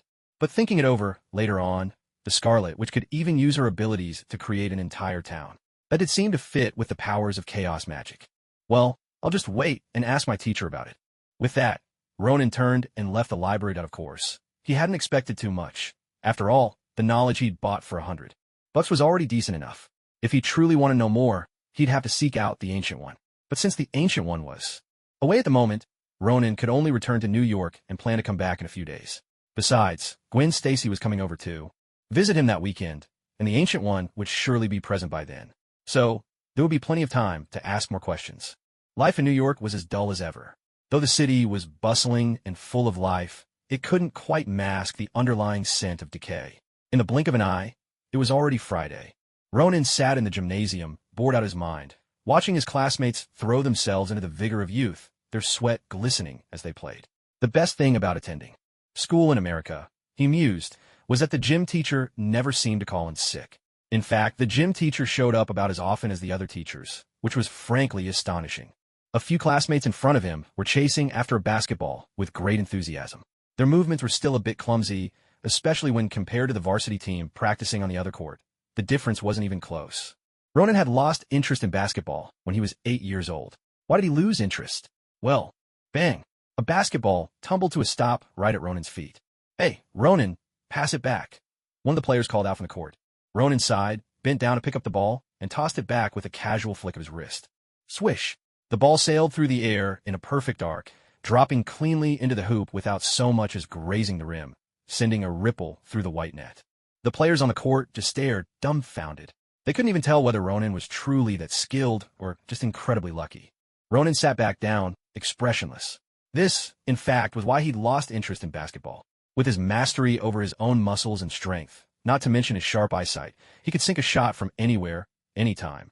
When he was 8, he'd taken on a group of kids 5 or 6 years older than him in what could only be described as a to-hell-with-basketball-dreams exhibition game. Alone, he transformed into a one-man Michael Jordan, LeBron James, Stephen Curry show. He'd dribble past defenders twice his size, then, with no one left to block him, pivot into an unguardable fadeaway jumper. On the next play, he leaped up to block the opposing center, then hurled the ball from midcourt and scored. After that game, from elementary through middle school, not a single kid wanted to play basketball with Ronan again. If Ronan wanted to, he could be the top high school player in America. No, in the entire universe, if such a title existed. Though, who knows if there's even a word for high school student on other planets. At first, Ronan actually enjoyed that feeling of crushing the competition, but as time went on, it all just became dull. Since then, almost every sport had become a distant memory for Ronan. Whenever he was forced to participate in sports for course credits, Ronan would always hold back, barely putting in any effort. To what extent, you ask? Well, in his eyes, there was hardly any difference between his running and crawling. "Hey, Ronan, did you see the news I posted on my social feed?" Just as Ronan was lost in memories of his youth, Peter Parker's voice broke through his thoughts. Ronan tugged at the corner of his mouth, letting out a quiet sigh he couldn't suppress. Over the past few days, nearly every message in his chat app had been from Peter Parker.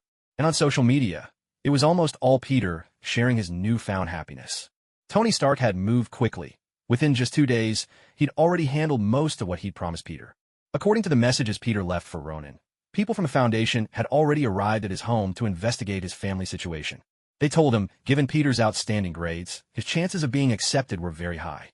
Of course, this was mostly for the benefit of Ben and May Parker. In reality, Peter had already been chosen as their intended recipient. As for Ben and May, when they heard the news, they were so overjoyed that they cooked a grand dinner that very night. And just this morning, the Foundation delivered even more good news to the Parker family. Peter's scholarship application had been officially approved. Moreover, considering the family's circumstances and Ben and May's age, the Foundation decided to offer the Parkers a job as well. They could choose whether Ben or May would take it, a thoughtful, human touch. Upon receiving the news, Peter immediately shared his joy with his aunt and uncle. Then, the next person he wanted to share it with was Ronan. I saw it, Ronan replied. "Congratulations, Peter. You don't have to worry about tuition anymore." Ronan smiled genuinely. He truly was happy for Peter Parker. Now that the financial pressure was gone, the odds were high that Ben Parker would avoid that tragic fate. In other words, from this moment on, Peter Parker's destiny had been altered. Of course, nothing was ever certain in life, but Ronan had done everything he could. "Honestly, when I think about it, it's not really my achievement," Peter said, shaking his head with self-awareness. "All of this happened because of Dr. Connors' research.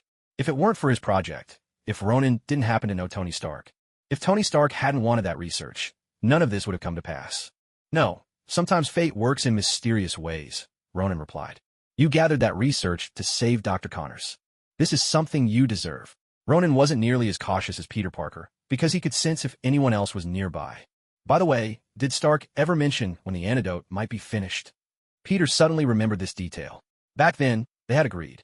Once they got the information, Tony Stark would focus on developing the antidote. But several days had passed, and there was still no news. I don't know either. I haven't heard anything, Ronan replied with a shrug. He too found it odd. Given Tony Stark's personality, even if he hadn't made progress on the antidote after everything that had happened, he would have at least called Ronan. Not to mention, with his genius and the resources at his disposal, developing an antidote shouldn't take much time at all. In fact, that made sense. For something like this, the research is the hardest and most time-consuming part. The reason is simple. It all comes down to trial and error. Countless possibilities have to be combined and tested, one by one, until the right formula is found. And even then, what works in theory might change once it's used on a person. Take Dr. Connors and Captain America, for example. The United States spent years developing the super soldier serum, but how many true successes were there in the end? Dr. Connors' lizard formula was also tested on humans, but he was the only one it ever really worked for. So, it's not as simple as it sounds. But now that Dr. Connors had already found the optimal formula, Tony Stark could just, well, Ronan had to stop himself there. Couldn't keep making excuses. In any case, according to what Stark had said, this shouldn't have been difficult. Yet now, it was taking much longer than expected. Well, let's hope Mr. Stark hurries up, Peter sighed. Have you heard anything about Dr. Connors lately? Peter asked, changing the subject. Ronan shook his head. The truth was, ever since Dr. Connors had been taken away by the military, there had been no word at all. No one knew what was happening now. To get any real information, they'd have to ask for help from George Stacy. Let's just wait for the antidote before we go asking questions, Ronan suggested. Though there's no guarantee we'll get any clear answers, he added. Just as Ronan finished speaking, a sudden news bulletin flashed across the gymnasium's television screens. It was the same familiar anchor, always reporting on breaking news. According to the latest reports, a New York City resident has been attacked. The assailant was none other than the giant lizard captured some time ago. Eyewitnesses say the enormous, upright walking lizard went berserk at the sight of people, attacking wildly. For reasons unknown, the creature suddenly stopped its rampage and fled in another direction. Eyewitnesses report that the incident took place near a military base, and the enormous lizard was even wearing a shirt emblazoned with the military base's insignia. We have reason to believe that this gigantic lizard has deep ties to the military. In fact, it's highly likely that this lizard is a creation of the military itself. Finally, we urge all citizens to remain vigilant. If you encounter this lizard, please contact the police immediately.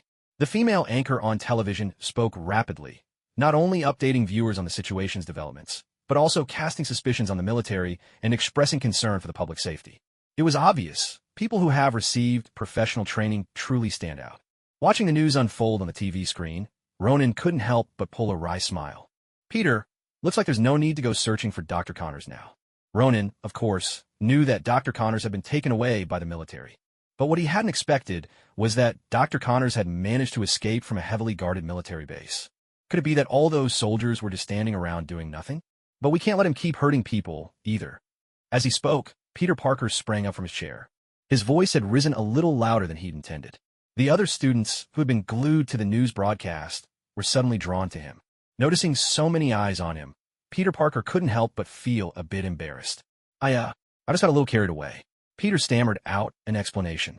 Although his excuse was hardly convincing, the others chose to ignore it. After all, the news on TV was simply too attention-grabbing. Everyone had thought that the giant lizard from a few days ago had already been dealt with by the authorities. But to their surprise, it had appeared once again. Just then, Ronan's phone began to ring with a few sharp beeps. He glanced at the screen and saw that the caller was his future father-in-law. Well, looks like something's come up. To Ronan's surprise, George Stacy wasn't calling to ask for help with Dr. Connors. Or rather, he was asking for a favor, but it had nothing to do with Connors. The matter concerned Gwen Stacy. Over the phone, George Stacy made his intentions perfectly clear, with the steady clack of a shotgun being loaded echoing in the background. He warned Ronan that if his daughter ever suffered so much as a hint of mistreatment in Ronan's home, he'd be paying a visit with a gift, no matter what kind of special powers Ronan might have. If Ronan's guess was right, George Stacy's so-called gift was none other than that shotgun. But would threats work on someone like Ronan? Clearly not. So he responded with unwavering conviction, assuring George Stacy that such a thing would never, ever happen. Of course, what he meant was that George Stacy would never have a reason to visit. And besides, was Ronan the type to just take a loss in silence? After hanging up with George Stacy, Ronan immediately sought out Gwen Stacy and, without leaving any trace, let her in on what had just transpired. If you want to have your future father-in-law wrapped around your finger. What should you do? The answer is simple. Win over his daughter, both in heart and mind. As for how to truly win her over, well, that depends entirely on Ronan's skill. After class, Ronan returned to his own apartment. Tomorrow, he would be taking Gwen Stacy with him to Kamar Taj. After all, that was not a place an ordinary person could ever hope to find on their own. Just then, Ronan received a message from Sky. Ronan, thank you for your help. I've finally learned the truth about my origins. That Hydra agent we caught last time has helped us dismantle several Hydra bases. We've also spread the word through various channels that S.H.I.E.L.D. had been monitoring him for a long time before finally making the arrest, so you don't need to worry.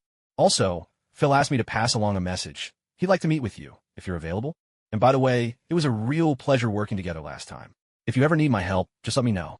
Sky's text was long, but it followed the classic three-part structure.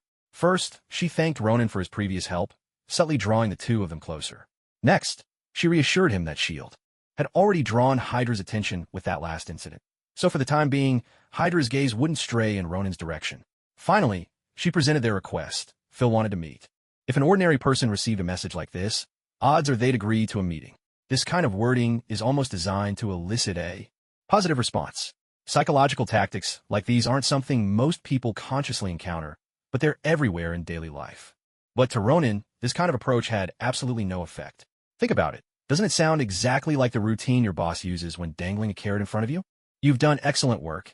You're among the best in the company. That troublesome client you dealt with last time, I've already taken care of it. We won't be doing business with them anymore. So, could you transfer to Department XXX for a while and help train the new hires? Once this batch is trained, you'll have a shot at competing for position XX. Classic three-part formula. Praise first, then highlight what's been done for you to make you feel grateful, and finally, reveal the real request. This Yin Kingdom map may be short, but it's remarkably effective. Unless you're a seasoned veteran of a workplace, most people would instinctively agree to their boss's request. Ronan, however, simply replied, I'm busy these days. I'll reach out when I'm free, then close the chat app. If such a small trick could fool Ronan, that would be far too ridiculous. Although he didn't know what Phil Coulson was after, it was best to refuse first and ask questions later. People who worked as agents rarely had good intentions. All right, Phil said, just let him know whenever you have time, be sure to get in touch. Sky replied almost instantly. Seeing her message, Ronan, who was about to put his phone away, paused. So how have you been lately? His fingers danced swiftly over the screen. Not bad. Thanks for asking, Sky replied. On the surface, their brief exchange seemed simple, but in reality, it was far from ordinary. From the beginning, the two of them had agreed on a secret code. When Ronan asked Sky, how have you been lately? It was actually asking whether she was alone and if her surroundings were safe. If Sky replied, I've had a bit of insomnia lately, it meant everything was fine and they could speak freely. If she said, not bad, just a bit of insomnia, it meant she wasn't entirely sure.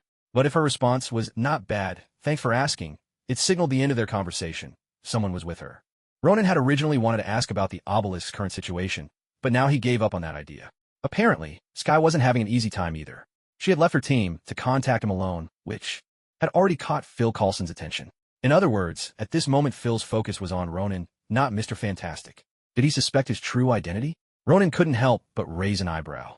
At this stage, Ronan didn't particularly care if his identity was exposed. Still, the fewer people who knew, the less trouble he'd have. Everyone knew Ronan hated trouble the most. Judging by the situation, Phil Coulson was only suspicious. He didn't have any real evidence. So Ronan decided to let it go. He fired up a game, ready to dominate the field. He especially enjoyed facing those foul-mouthed opponents who, try as they might, could do nothing to stop him. But just as he was about to savor this pure, trash-talking fun, a phone call interrupted his plans. The caller was an unfamiliar number. Hello. Ronan answered. Though the game had been interrupted, he wasn't bothered. It was just a call. Ronan, is that you? Are you listening? I'm Pepper Potts. We met before at the banquet. On the other end came Pepper Potts' voice. Pepper Potts? Why was she calling him? Ronan was puzzled, but didn't dwell on it. Pepper, what a surprise. Is there something you need from me? He'd known Pepper Potts for quite a while. Not as well as Tony Stark did, of course, but they were on friendly terms. Still, this was the first time she'd ever called him directly. Furthermore, the two of them hadn't even spoken on the phone before this. Ronan, do you have a moment right now? I might need your help with something. Pepper Potts' voice sounded a bit anxious, but since she wasn't that close to Ronan, she was clearly trying hard to keep her composure. Yet, from the urgency in her words, it was obvious that something serious had happened. I'm not busy at the moment. so there's no need to worry. Did something happen? For Pepper Potts to be this flustered and to call Ronan for help, unless Tony Stark was in trouble, there really wasn't much else that could prompt this. After all, until now, Ronan had barely exchanged a few words with Pepper Potts in Tony Stark's absence. Yes, it's about Tony. Lately, he's been acting a little off. Pepper's tone was uneasy, as if she wanted to explain, but wasn't quite sure herself. Not quite normal? At her words, Ronan couldn't help but raise an eyebrow. What exactly do you mean by off? Is he sick, or did something happen to him? Anyone can fall ill. After all, Iron Man is only human, not invincible. But things shouldn't be this dire, should they? After all, if anything went wrong, Tony Stark had several private doctors on standby at all times. So if it were a simple illness, Ronan's help would hardly be necessary. Could it be that Tony Stark was suffering from something modern medicine couldn't handle? Was it that serious? At that thought, Ronan felt a twinge of worry himself. After all, it's not easy to find a friend who's so, well, not foolish, but generous and open-handed. No, he's not sick, and nothing's happened to him either. It's just it's his mind. Something doesn't seem quite right. For over half a month now, every night after he falls into a deep sleep, he suddenly wakes up. At first, he'd just sit up in bed, but then he started getting out of bed, and sometimes he'd wander all the way to the living room. Just now, after he fell asleep, he suddenly woke up again. He went to sit on the sofa by himself, muttering things I couldn't understand at all. Pepper's voice trembled more and more with each word, as if she had stumbled onto something truly frightening. After listening to her account, Ronan couldn't help but raise his eyebrow again.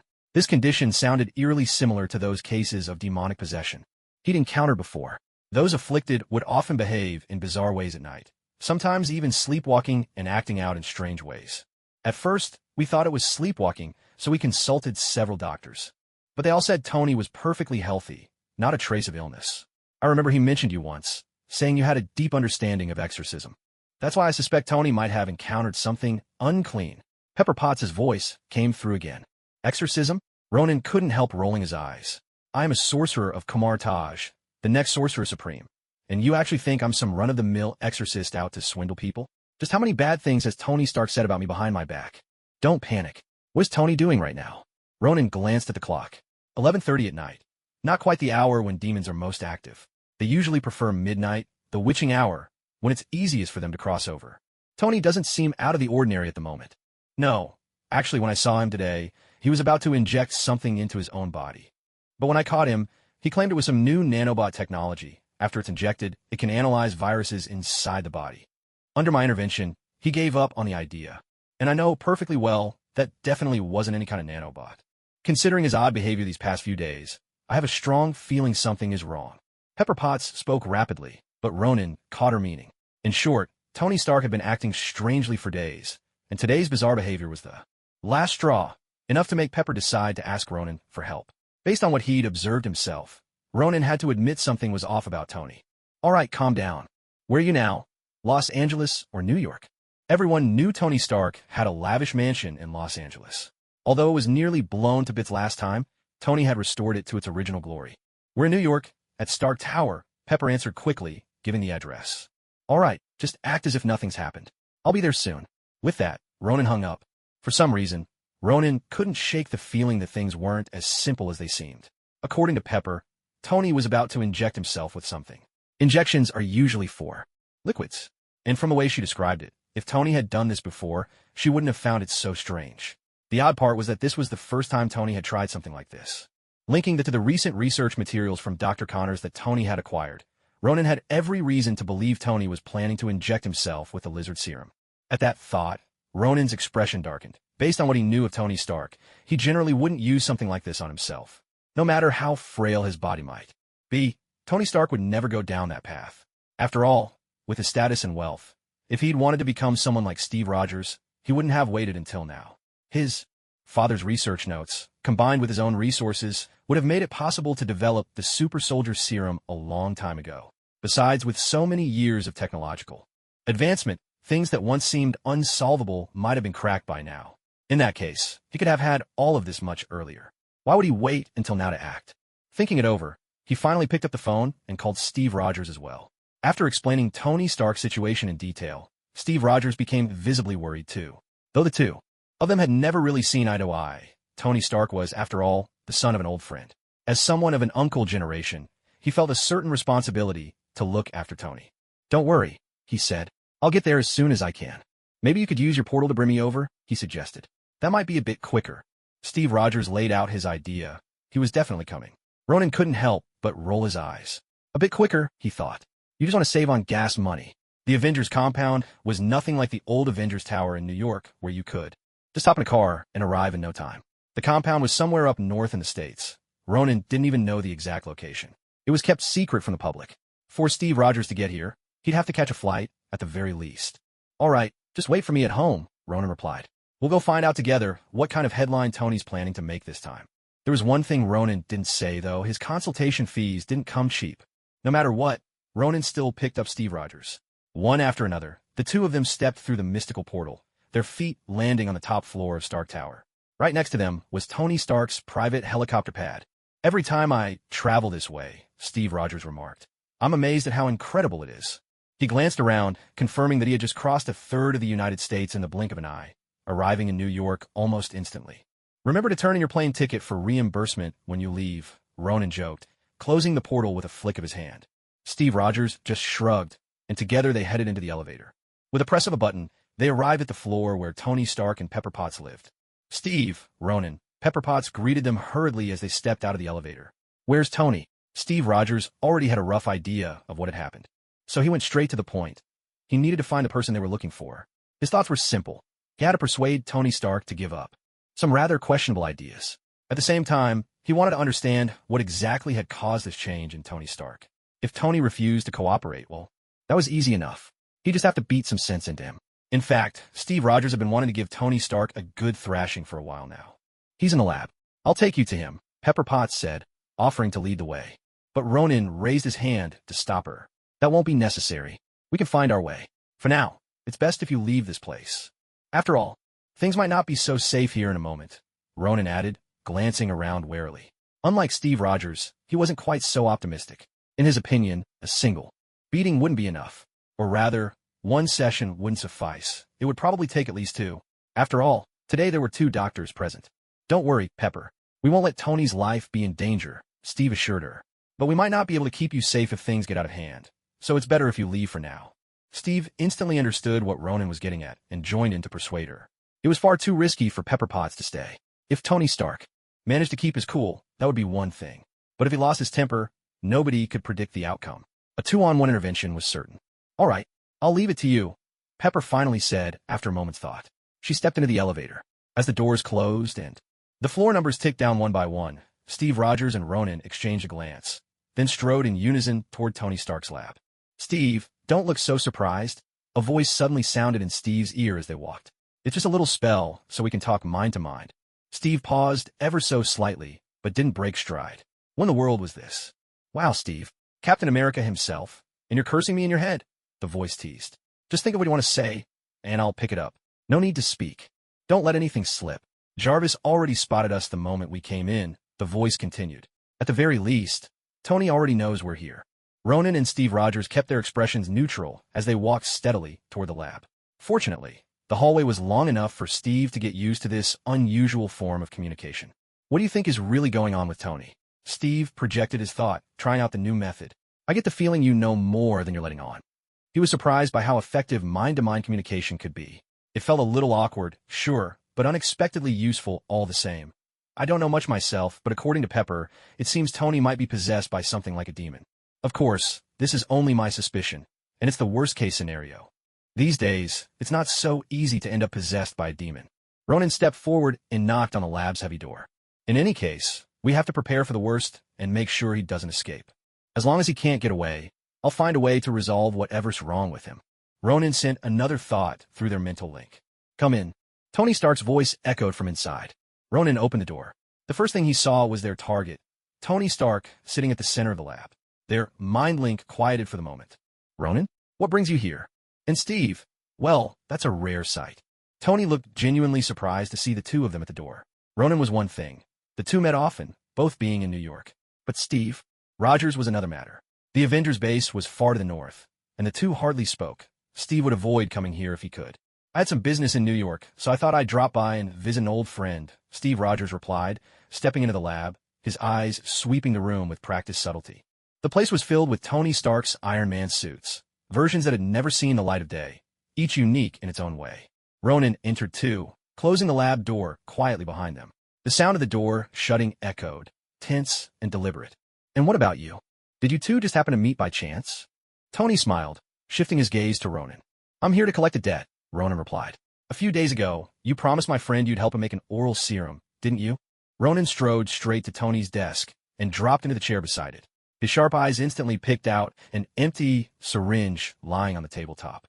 Too late. The realization sank in as Ronan sat down, his heart growing heavy.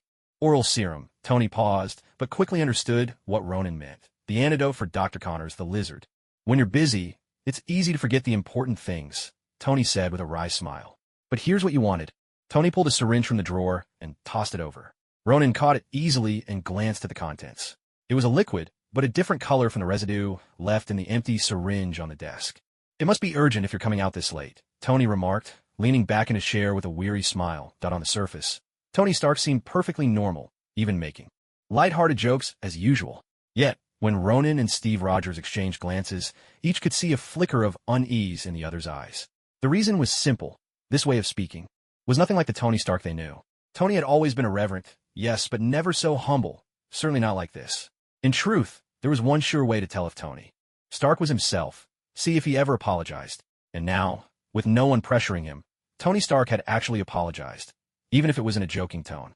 That was highly unusual. "Tony, how have you been lately?"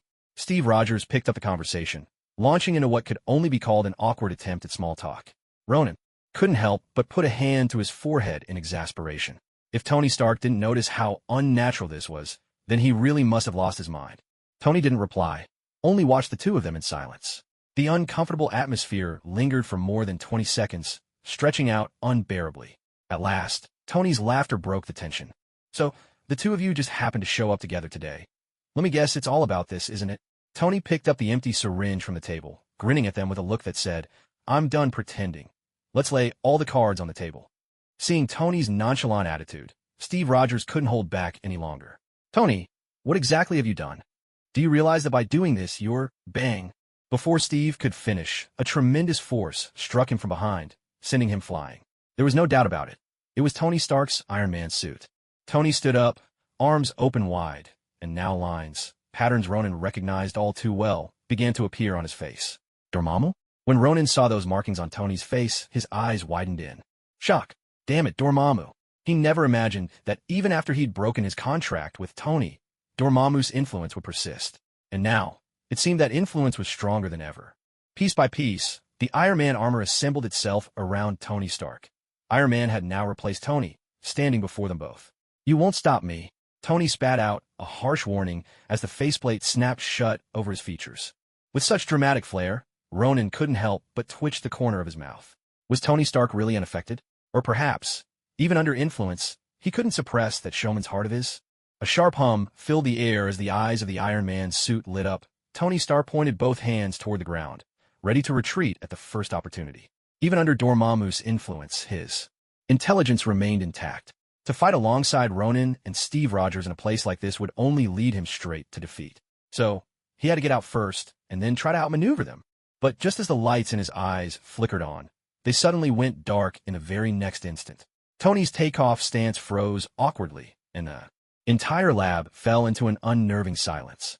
If Tony lifted his faceplate now, the only thing written across his face would be pure embarrassment. Awkward. Utterly awkward. A sharp hiss of pain broke the silence. "Tony, you really don't pull your punches, do you?" At that moment, Steve Rogers got up from the floor, one hand pressed his back. It seemed the fall had landed squarely on his lower back. As it turns out, even Captain America has to admit defeat when it comes to back injuries. So, taking a sick day now and then is perfectly reasonable. Steve glanced at Tony and immediately spotted what was wrong. "Are you missing a piece on your chest?" Steve, now standing, clearly saw Tony's predicament and the source of his embarrassment. The most critical power core, right at the center of his chest, was simply gone.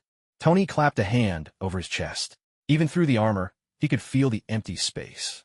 His first thought was, "My arc reactor is gone." Meanwhile, Ronan whistled nonchalantly, gazing up at the ceiling as if nothing had happened at all. The ceiling lights seemed especially bright tonight. "Jarvis, search for the signal." Tony barked orders at Jarvis, watching the others with sharp suspicion. Without the arc reactor, he went from being Iron Man to just a fan of Iron Man. Mr. Stark, there is no trace of the arc reactor's signal, Jarvis responded instantly. The signal has been blocked. As soon as Tony heard that, his head snapped toward Ronan.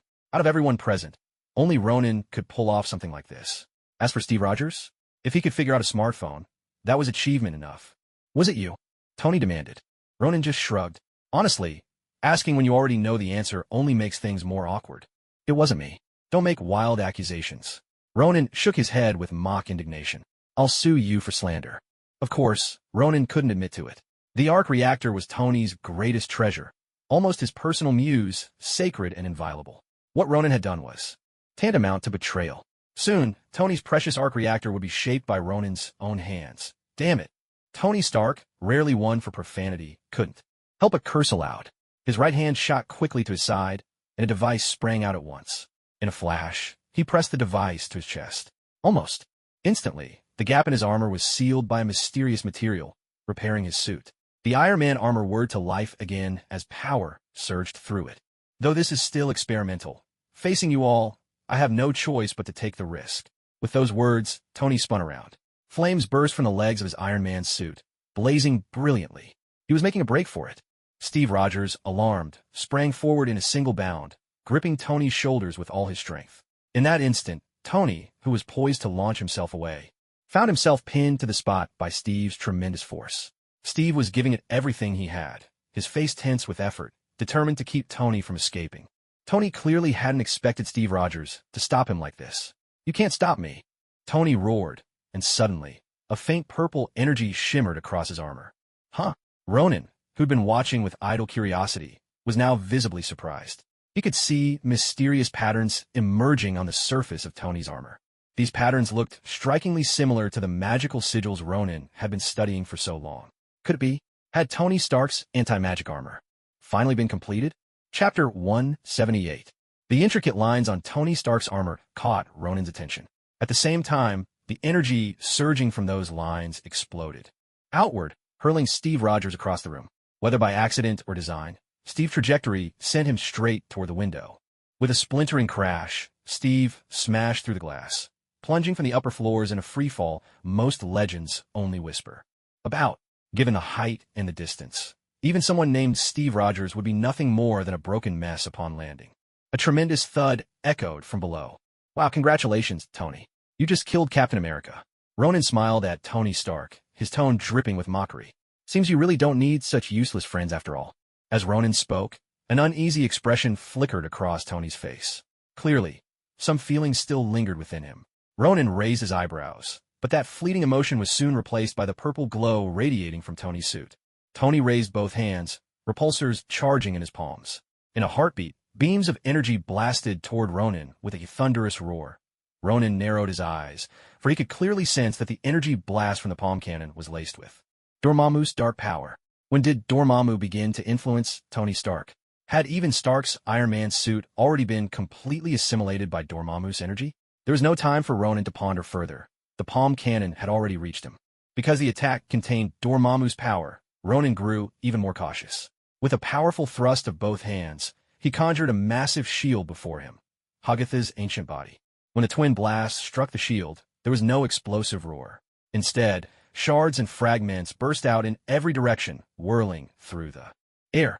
Without hesitation, Ronan drew two sweeping arcs before him with his hands, causing all the scattered debris to swirl and gather into his grasp.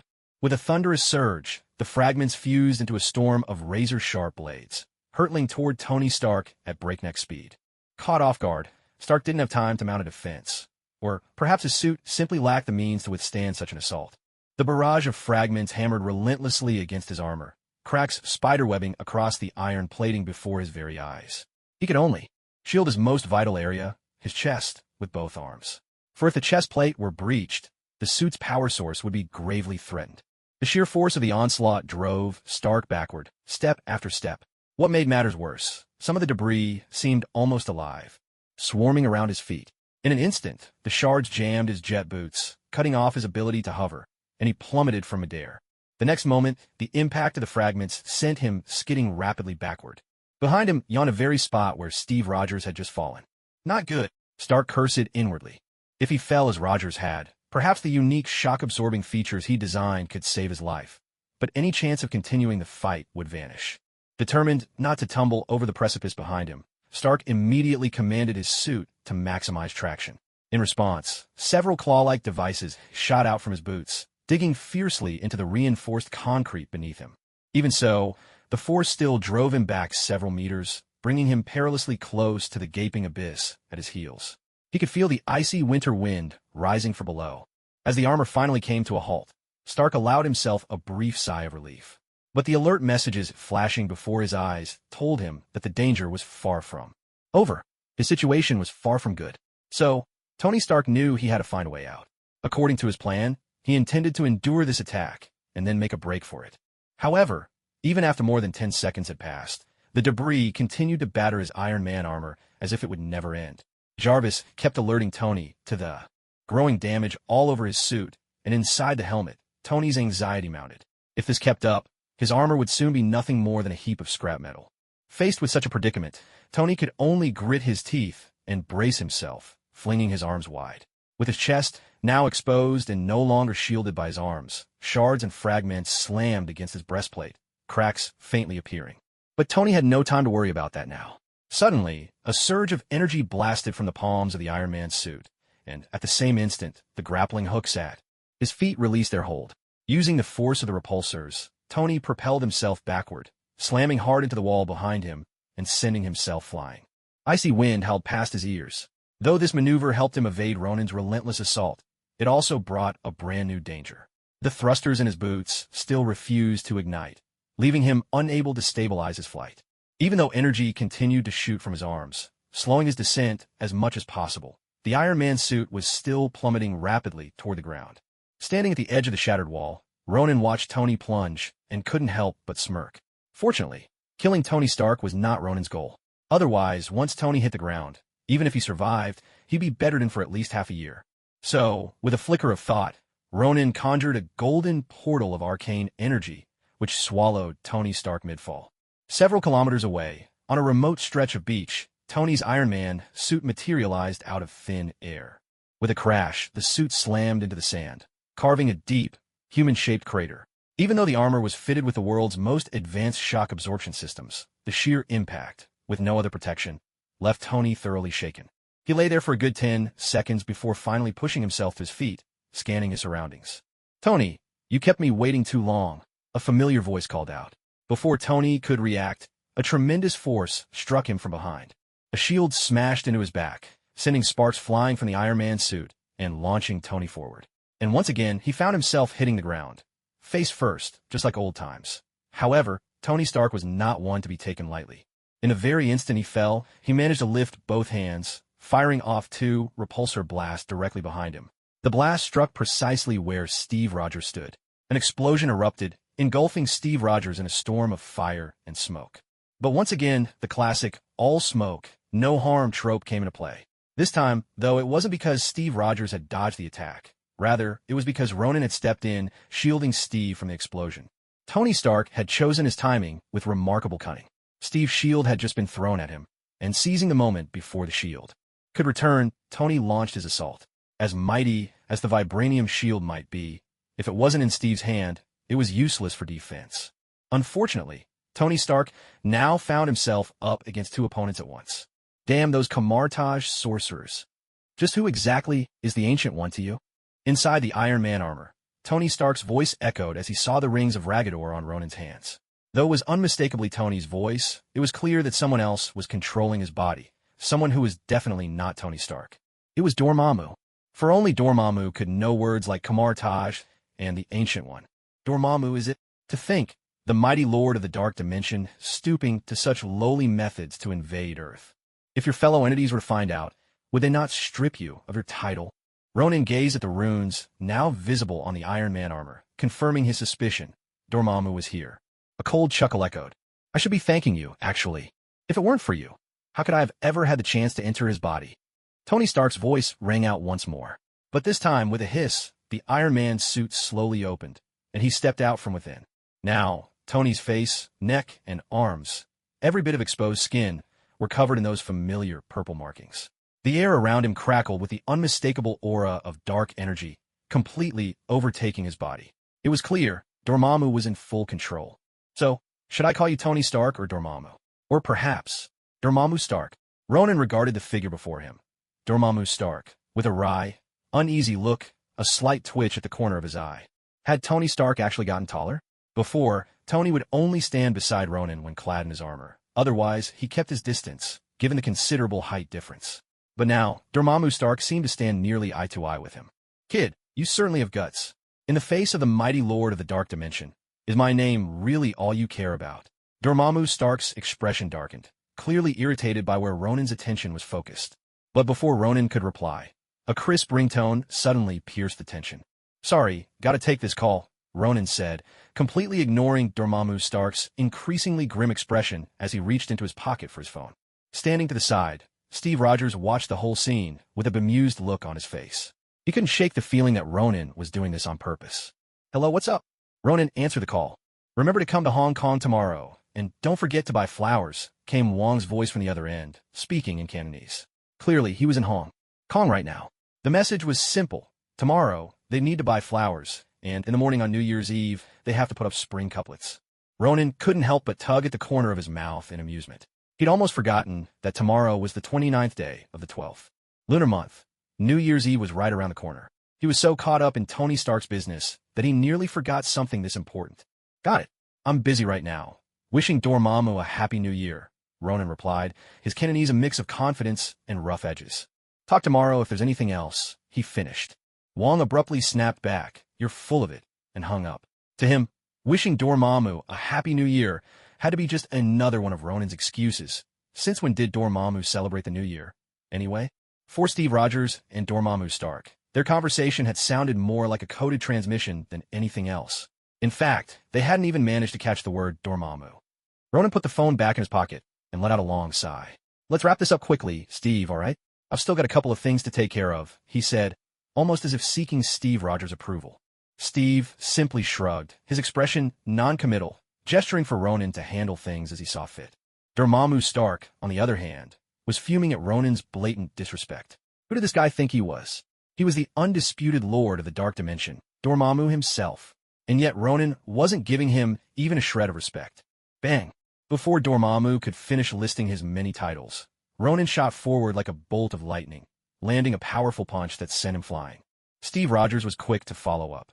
The shield in his right hand flew through the air, cutting ahead and slamming hard into Dormammu Stark's abdomen at the exact moment he was sent hurtling back. Even Tony Stark's eyes widened in shock at the sight, his disbelief plain to see. Hiss. Ronan drew in a sharp breath, feeling a chill run through him. Even though Tony Stark's body had been strengthened by the lizard serum, and perhaps, due to Dormammu's influence, he hadn't actually turned into a lizard, his physique still couldn't withstand the power of a vibranium shield.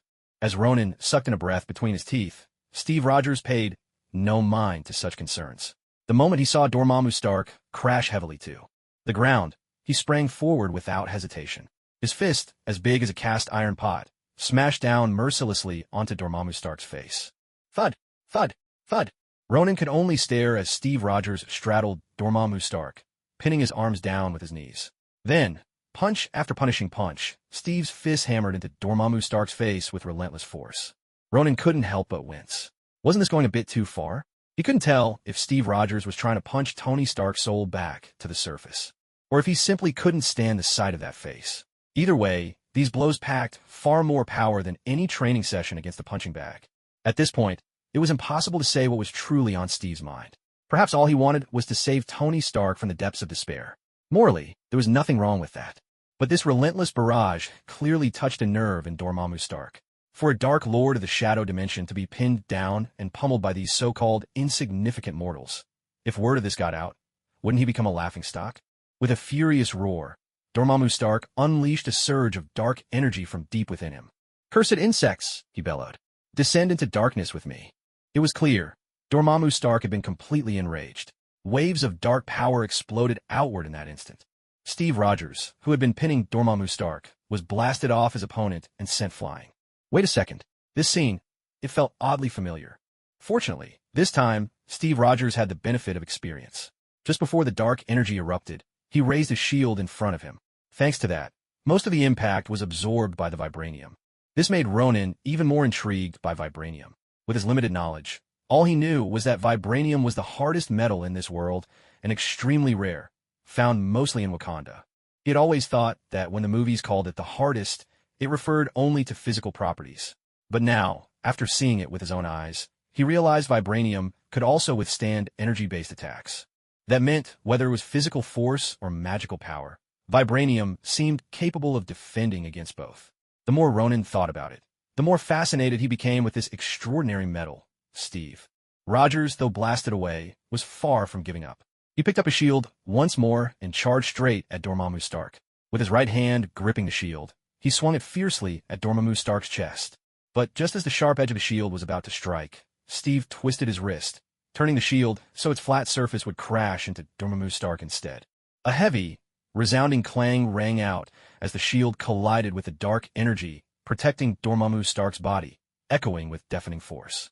Steve Rogers used every ounce of strength he had, but still, his shield could not budge forward even an inch. For a moment, the two were locked in a tense stalemate, neither able to gain the upper hand.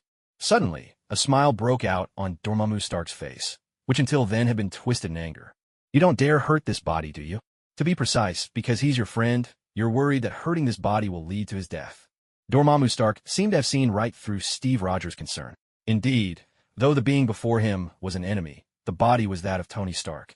Any harm inflicted on it meant harm to Tony himself.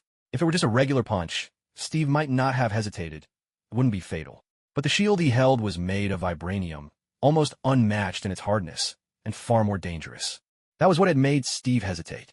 Dormammu Stark's words hit the mark, exposing the conflict in Steve's heart. Steve simply stared at him in silence, his right hand still holding the shield aloft, but saying nothing. Seeing this, the swirling dark energy around Dormammu Stark's body began to seep back into him. "Go on, hit me with all you've got. I won't fight back. As long as you kill him, this fragment of my consciousness will vanish. That's your only way to defeat me. I just want to see, will you choose to let your friend live, or will you save the world, even if it means sacrificing your friend?" As Dormammu Stark spoke, he spread his arms wide, as if inviting Steve to strike him down, completely defenseless. In that moment, he really did look like Tony Stark in one of his show-off moods, arrogant and infuriating in equal measure. Yet faced with Dormammu Stark's blatant provocation, Steve Rogers still made no move to attack. His hesitation had been laid bare. The path before him seemed to split in two. He could either let Dormammu Stark walk away, or he could strike him down and save the world at the cost of losing a friend. Caught between these choices, Steve Rogers was paralyzed, unable to decide. "Steve, don't hesitate. Keep hitting him." Just as Steve Rogers found himself caught in a dilemma, Ronan's voice echoed from behind him. At the same time, a hand gently patted Steve Rogers on the shoulder. In that instant, Steve could distinctly feel a subtle change within himself, as if something new had awakened inside him. Surprised, he turned to look at Ronan. Ronan gave him a meaningful wink with his left eye, the message unmistakable. "Hit him. Hard." Understanding Ronan's intent, Steve Rogers hesitated no longer. He charged straight toward Dormammu Stark. Dormammu Stark, wearing a confident smile, seemed certain that Steve wouldn't dare to strike with full force. As long as Steve held back, any physical damage would be meaningless to him, little more than a scratch. With a resounding crash, Steve Rogers was suddenly upon him. He landed a solid punch right on Dormammu Stark's face, sending him reeling back several steps, the impact clear for all to see. Yet Dormammu Stark made no move to retaliate. Instead, he cocked his head and nodded at Steve, as if inviting him to continue. Steve Rogers had no intention of stopping now. After all, Ronan had given his blessing. Steve's only job was to give it his all. Between himself and Ronan, only Ronan could truly resolve the situation at hand. Steve couldn't fix this problem alone, so he had to put his faith in Ronan's judgment. If Ronan said to hit him, then Steve would deliver his best. With another thunderous blow, Steve's fist crashed into Dormammu Stark's cheek. Dormammu Stark's body wavered slightly, but Ronan's sharp eyes caught something unusual. A flickering green glow appeared on the surface of Dormammu Stark's body. That glow seemed to lag behind, trailing the motion of his body by half a second before catching up. Seeing this, a satisfied smile curled at the corner of Ronan's lips. "It's working." Bang, bang, bang, bang. Steve Rogers unleashed punch after punch, each one fueled by memories of Tony Stark's most infuriating antics. He hammered away at the familiar face with all his might. Dormammu Stark made no move to defend himself. He simply watched Steve's onslaught with calm indifference, convinced that no injury at this level could possibly threaten him. As long as he refused to die, death would not come for him. What he failed to notice, however, was the growing delay in that green radiance within his body. The lag stretched from less than half a second to a full second, then 3 whole seconds. Finally, with one powerful blow, Dormammu Stark's body was sent hurtling through the air, and it took a full 7 or 8 seconds before that glowing green aura returned to his form. "Steve, now's your chance," Ronan shouted, his voice ringing out as his own body vanished from sight. But the moment Steve Rogers received Ronan's signal, he dropped all pretense. With a swift motion, he summoned his shield to his right hand and slammed its surface hard against Tony Stark's face. Or, to be precise, right on his forehead. With a dull thud, a low hum resonated, and Dormammu Stark's ears began to ring. In the very next instant, something truly astonishing happened. That faint green glow, which had lingered as if in slow motion, was knocked straight out of Dormammu Stark's body by the force of the blow. What Steve Rogers could hardly believe was that this green light transformed right before his eyes, taking on the shape of Tony Stark himself. What the foo *K? In their soul forms, both Tony Stark and Steve Rogers blurted out the exact same words at the same time. Tony Stark was stunned by his own appearance, and Steve Rogers was equally shocked to see this version of Tony. "What's going on? How did I?" Tony began to ask, but before he could finish, Ronan cut him off brusquely. "All right, save it. Wait until I've cleaned up the mess you left, then you can talk." As soon as he finished, Ronan appeared in front of Dormammu Stark in an instant. Now it was only Dormammu left inhabiting that shell of a body. Dormammu clearly sensed what was happening. The moment Ronan approached, he erupted with dark energy from within, intent on self-destruction and dragging everyone present down with him. But Ronan had already witnessed this move once before and was ready. Just as the dark energy burst forth, Ronan snapped his fingers lightly, and the mirror dimension enveloped everyone, sealing them inside. All of Dormammu's unleashed darkness was contained, not a single wisp escaping.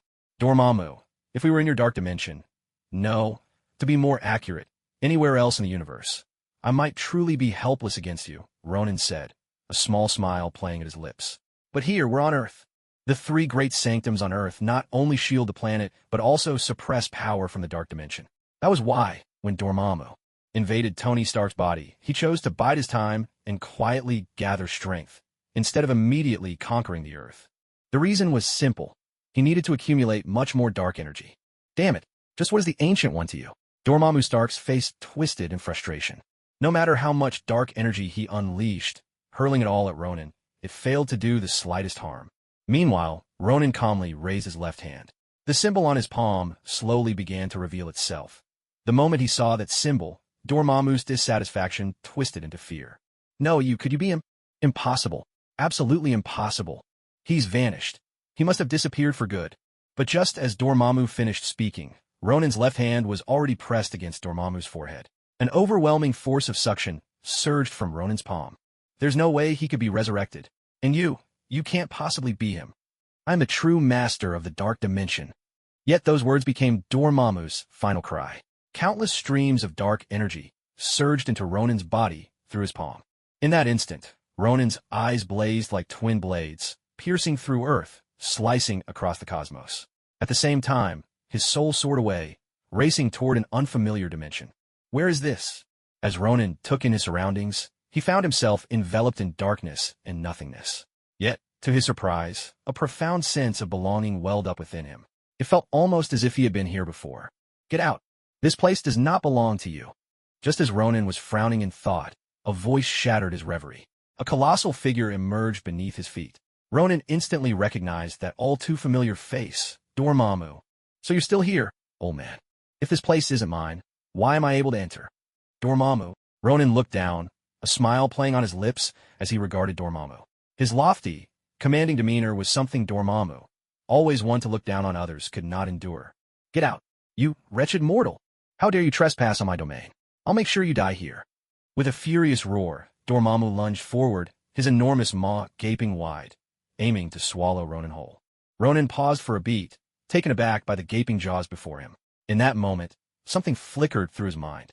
He quietly raised his right hand and gently grasped at the air toward Dormammu's direction. Dormammu, charging at Ronan, was suddenly struck by an invisible force, as if seized by an unseen hand. The mighty jaws meant to devour Ronan were slammed violently into the ground. Waves of dark energy surged and swirled around Ronan, as if awaiting his mere thought to bend them to his will. Impossible! How can you possibly command the power of the dark dimension? Dormammu's face twisted with shock and suspicion. He could not fathom that a mere mortal from Earth could wield the might of the dark dimension. Not only that, but here, within the very heart of darkness, this mortal had used its power to defeat him. Yet Ronan remained utterly silent. He simply waved his hand lightly, and in that moment, the dark energy swirling around him began to solidify into a tangible form. A black spear, sharp and menacing, appeared above Ronan's head. "Go," he uttered, his voice calm. "Let me see just how powerful you really are." With another effortless gesture from Ronan, the enormous black spear seemed to receive its command. It shot towards Dormammu at a speed beyond description, a blur that defied the eye. At that instant, Dormammu's mind was seized by a blaring sense of alarm. He felt an overwhelming, terrifying threat looming over him. Reacting swiftly, Dormammu summoned the darkness around him, forcing the energy to surge and whirl violently. The massive force molded itself into an impenetrable shield above his head, a barrier forged from pure shadow. With a resonant hum, the black spear crashed into the shield. A shrill, grating screech filled the air, echoing relentlessly throughout the void. Ronan narrowed his eyes, curiosity flickering across his face as he watched the outcome unfold. A sharp crack rang out. After a few agonizingly brief yet endless seconds, the contest reached its climax. Dormammu's eyes widened in disbelief as he stared at the scene before him. The black spear had pierced straight through his shield and was now plunging, unstoppable, toward his body. A blood-curdling scream tore from Dormammu, echoing through the endless darkness. The spear had run him through. Seeing this, Ronan allowed himself a faint, satisfied smile. He opened his right hand, and once again, the wild darkness began to gather around him. But then, a sudden jolt of pain stabbed through Ronan's mind. Not good. He realized instantly. This was the warning sign that his mental strength was reaching its limit. In such a short time here, his vast reserves of psychic power had nearly been depleted. As the pain grew sharper, Ronan understood he could not stay any longer. He cast a cold, mocking glance at the still writhing Dormammu. "Dormammu, the things that belong to me. One day, I'll reclaim them with my own hands." With that, Ronan's consciousness swiftly withdrew from the realm of darkness. Unlike the earlier sensation of rising, this time he felt himself plummeting with dizzying speed. It was like the drop on a free-fall ride he'd once experienced in his previous life. Soaring up, then plunging down, only this descent was even swifter. In the blink of an eye, the familiar beach where he'd fought before reappeared before Ronan's eyes. Tony Stark lay motionless on the ground, while beside him, his soul desperately reached out to touch his own body, as if willing himself to return to it. Regrettably, all he could do was watch helplessly as his hands passed through his own body over and over again. Steve Rogers, standing nearby, was just as powerless. The only one who could solve this predicament was Ronan, but he had been standing motionless for at least half a minute. No matter how loudly he called out, Ronan gave no reply. If Ronan's vital signs hadn't been perfectly normal, his breathing steady, without the slightest irregularity, Steve Rogers would have been reaching for an ambulance by now. "Damn it, Steve, what on earth did you do? Why has my soul been punched out of my body?" After yet another failed attempt to return to his body, Tony Stark could no longer hold back. He turned to look at Steve Rogers. His memory was crystal clear. It was Steve, standing right there, who had punched him so hard that his soul was knocked loose, one blow after another. Those fierce punches were thrown as if Steve had encountered his mortal enemy. "I was just throwing normal punches," Steve said. "If I really had that kind of power, you'd have ended up like this the last time, too." Steve Rogers pursed his lips, clearly annoyed that Tony was trying to pin the blame on him. What had he really done wrong, after all? He'd simply given Tony Stark the beating of a lifetime. As for the soul leaving the body, how could that possibly be his responsibility? "Enough, both of you. Are you really planning to bicker like this until sunrise?" At that moment, Ronan finally broke his near-minute silence. Seeing Ronan speak at last, Tony Stark couldn't help but roll his eyes. If he was right, the true culprit was standing right in front of him. Ronan himself? "Don't look at me like that," Ronan said. "If Steve hadn't knocked your soul out of your body just now, it would have been devoured by me, just like Dormammu's was. In that case, you would have had a 99.5% chance of dying on the spot." Ronan rolled his eyes in exasperation. Tony Stark had caused all this trouble, and yet he still had the nerve to blame others. And the remaining 0.5%? Tony asked, focusing on the strangest detail, something no one expected. The remaining chance is that you'd mutate into one of those fiendish creatures, Ronan replied. But don't worry. If you do turn to a demon, I'll make sure you get a proper burial. Ronan shot him a sidelong glance. It seemed Tony Stark truly didn't understand what fear meant. In his current state, it wouldn't take long, a few hours at most.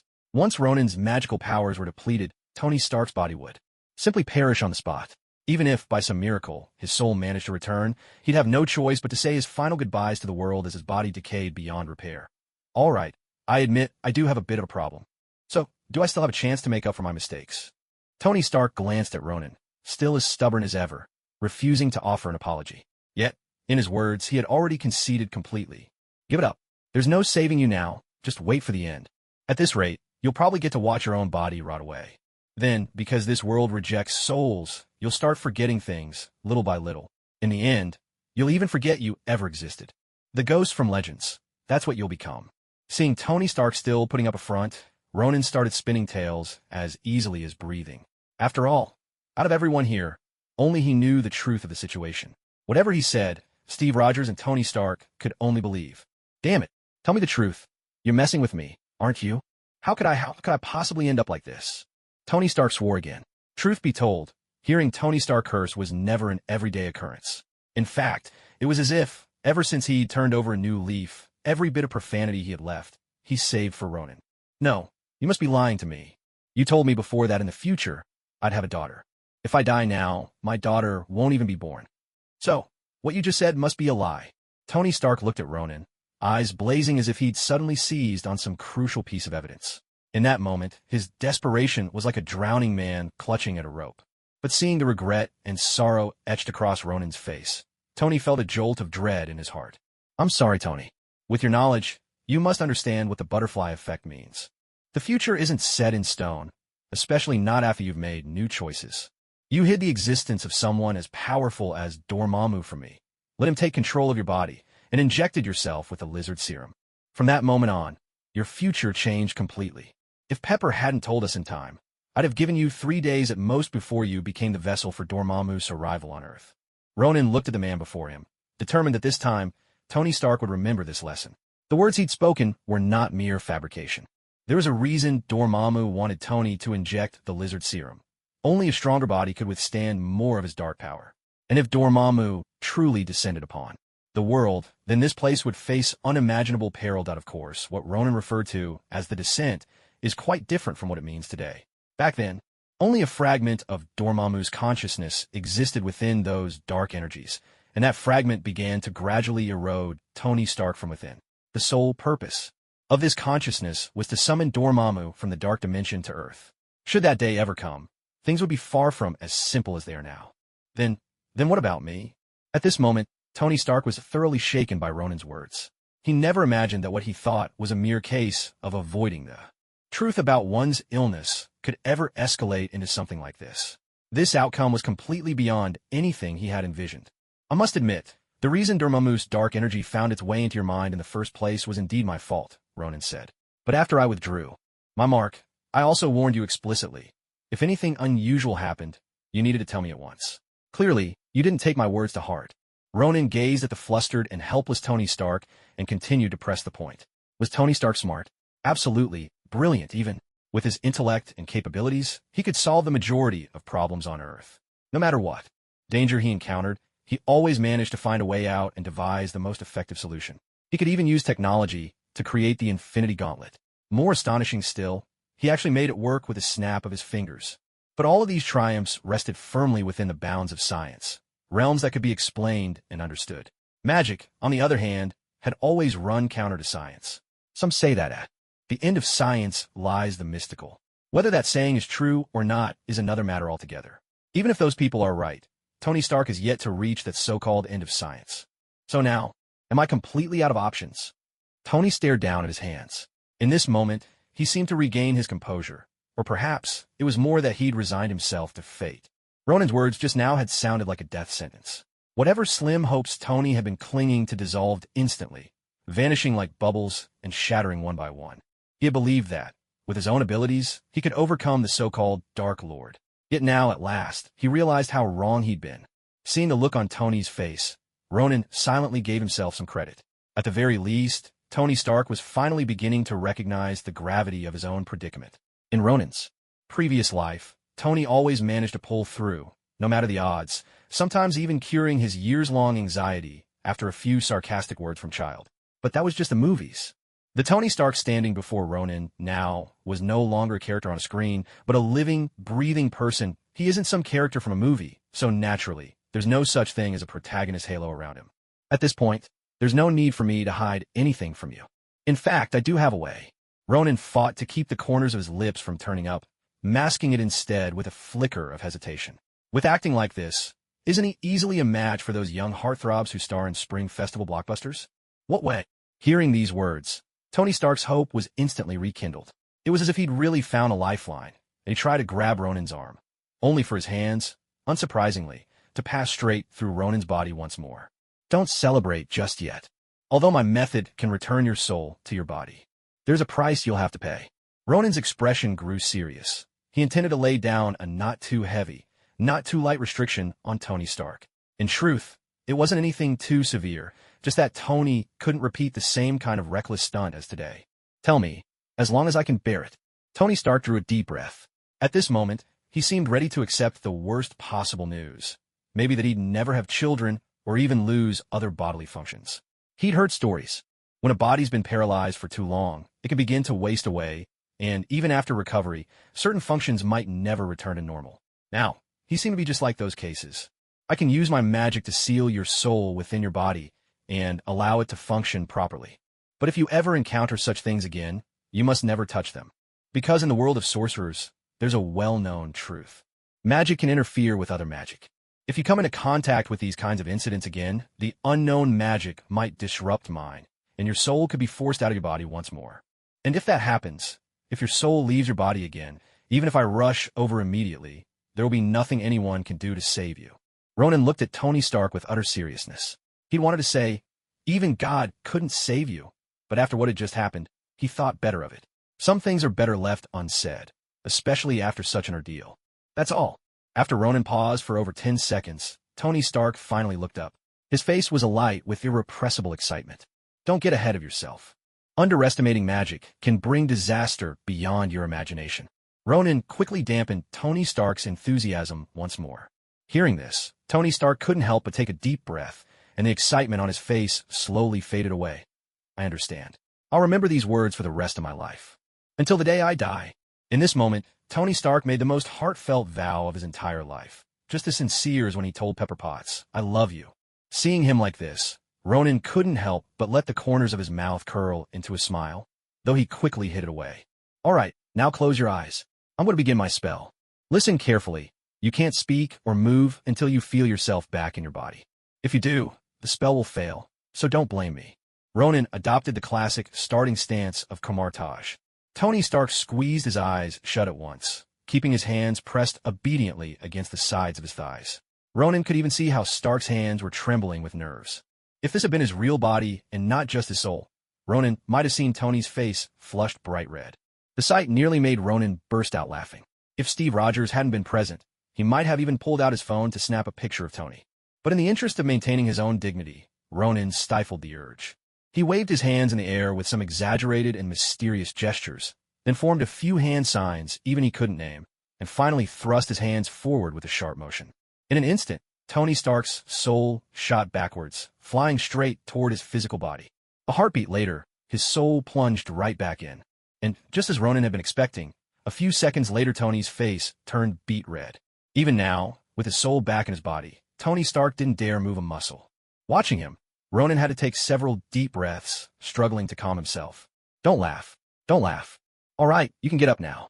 As he kept reminding himself to stay composed, Ronin called out to Tony. At the sound of Ronin's voice, Tony Stark cautiously cracked open one eye, sneaking a look around. Still the same sky above, and the sound of waves crashing nearby. He tentatively wiggled his fingers.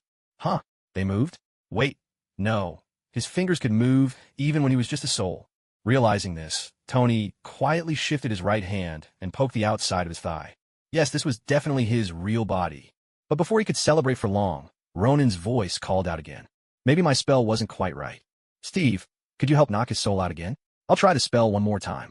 Seeing how cautious Tony was being, Ronan couldn't help but tease him. To Steve Rogers' surprise, he actually played along and took 2 steps forward, deliberately making some noise as he did. Hearing this, Tony Stark shot up from the beach in an instant. If Steve Rogers landed a few more punches, his life would really be in danger. Tony sucked in a sharp breath. Pain, excruciating pain. His face, his body, every inch of him throbbed with aches of varying degrees. This was the handiwork of Steve Rogers, who'd had to resort to brute force in order to save him just now.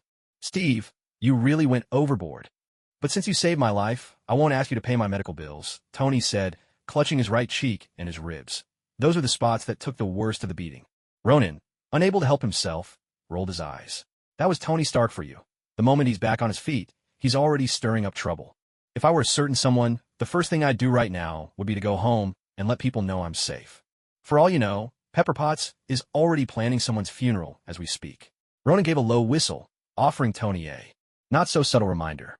If he didn't want to show up at his own funeral in a few days, his best choice was to head home immediately. Tony paused for a moment, then realization dawned. Pepper Potts was exactly the kind of person who'd do something like that. Without another word, Tony thrust out his right hand toward the Iron Man's suit waiting nearby. The suit, as though responding to his call, began to assemble itself piece by piece around him. In a matter of seconds, Iron Man was back, after what felt like ages. See you around, guys. Next time, I'll treat you all to something special. With that, Tony blasted off in a blaze of light, vanishing from sight in an instant. Watching the spot where Tony disappeared, Ronan couldn't help but shake his head. That was Tony Stark for you. Even in a situation like this, he just had to make an exit. Suddenly, smack! Steve Rogers' hand landed on Ronan's shoulder. Just now. You were bluffing, weren't you? Steve's voice sounded beside him. Ronan raised his eyebrows in surprise. He wasn't sure how Steve had figured out. Was it the barely suppressed smile at the corner of his mouth? Or perhaps, no, you don't have to answer me. As for what you did, I just want to say, that was damn brilliant. The commotion surrounding Tony Stark didn't have much of an impact. Only a handful of New Yorkers had witnessed the glass shattering at Stark Tower, Steve Rogers and Tony Stark flying out the window, and then disappearing into the sky. The spokesperson for Stark Industries publicly claimed that this was simply a new projection technology invented by Tony Stark. As for the shattered glass, that was just a minor hiccup, encountered during research into a new suit of armor. As for those timid citizens who insisted they had been frightened by the glass breaking at Stark Tower, their only opponents were Stark Industries' team of high-powered lawyers. Compensation? Settlements? That's not Tony Stark's style. Even after skirting the edge between life and death, his personality remained unchanged, at least by Ronan's standards of life and death. Pepper Potts, of course, wasted no time in calling Ronan to express her gratitude. Over the phone, she thanked him repeatedly and, in the name of appreciation, invited both Ronan and Gwen Stacy to dinner. At their home, according to her, when Tony Stark returned to her in his Iron Man suit, she recognized at a glance that this was truly Tony Stark, though his voice hadn't changed a bit, his appearance. Well, he'd sustained a few minor injuries. Still, compared to before, it was as if she were looking at a completely different person. Ronan privately remained skeptical of this explanation, but he was tactful enough not to ask for details. They agreed on a time for a family dinner. At that very moment, Ronan was sitting in Gwen Stacy's house, waiting for her to come downstairs. Seated beside him was George Stacy. The future father-in-law scrutinized his prospective son-in-law with a gaze that always made Ronan feel a little uneasy. Inwardly, Ronan wondered, hadn't Dr. Connors recently escaped from the military base? Shouldn't his soon-to-be father-in-law be out tracking Dr. Connor for the good of New York, instead of keeping a watchful eye on him at home? Was George Stacy really this idle? I heard that lizard has surfaced again recently. Ronan decided to break the silence with a topic, since just sitting there facing each other felt more awkward by the minute. Where was his future mother-in-law? Someone come to the rescue?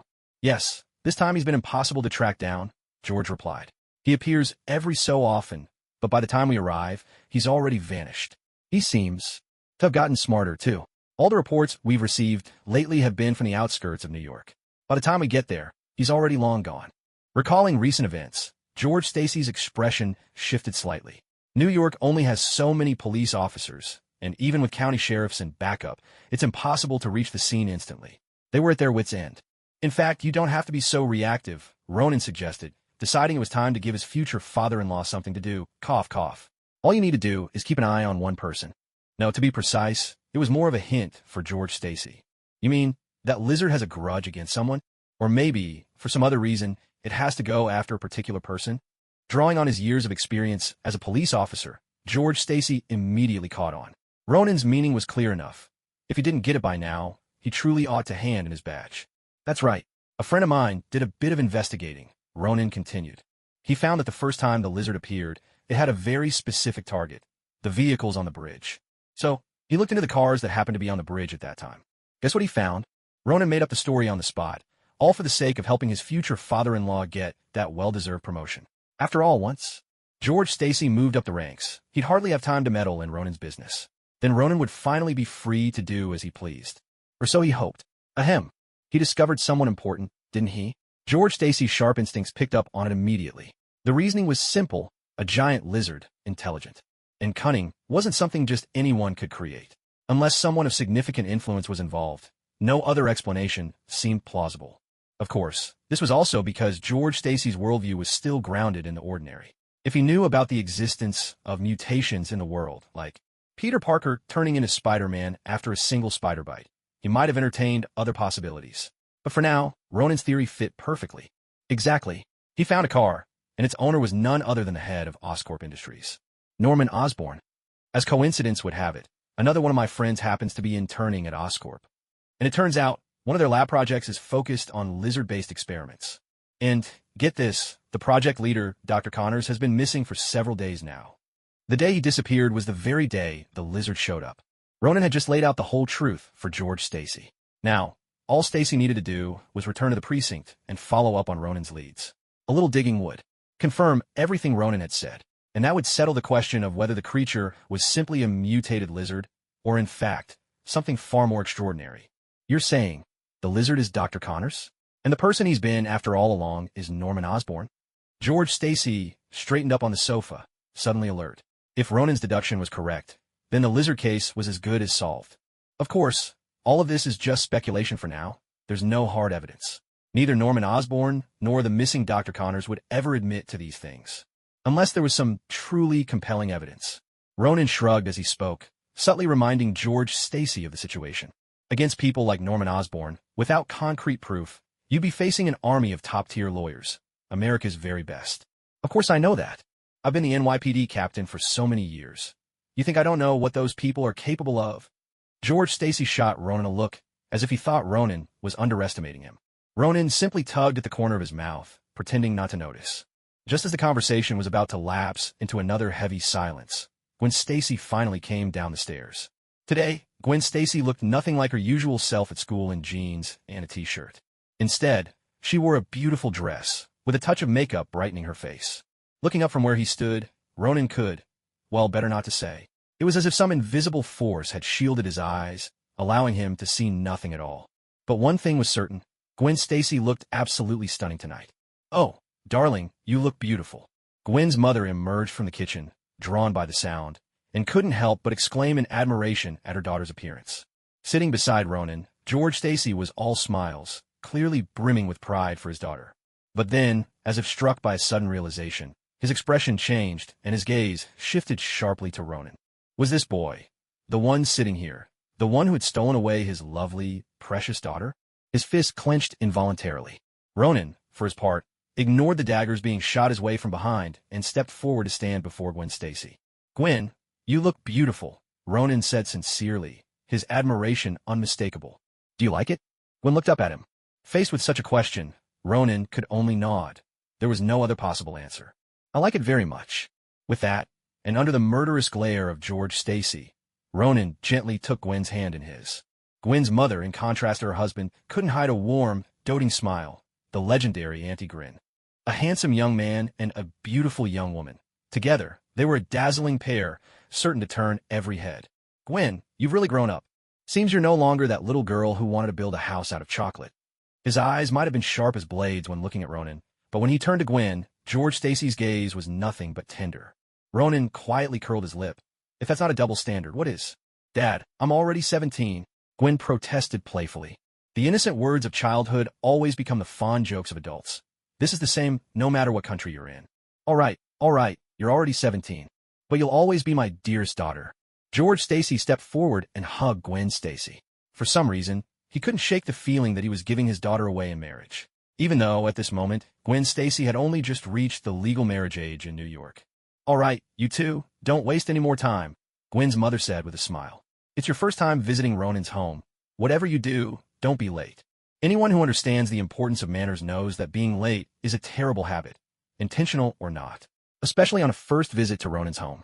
At these words, George Stacy released Gwen and turned his attention to Ronan. "Take good care of my daughter, young man.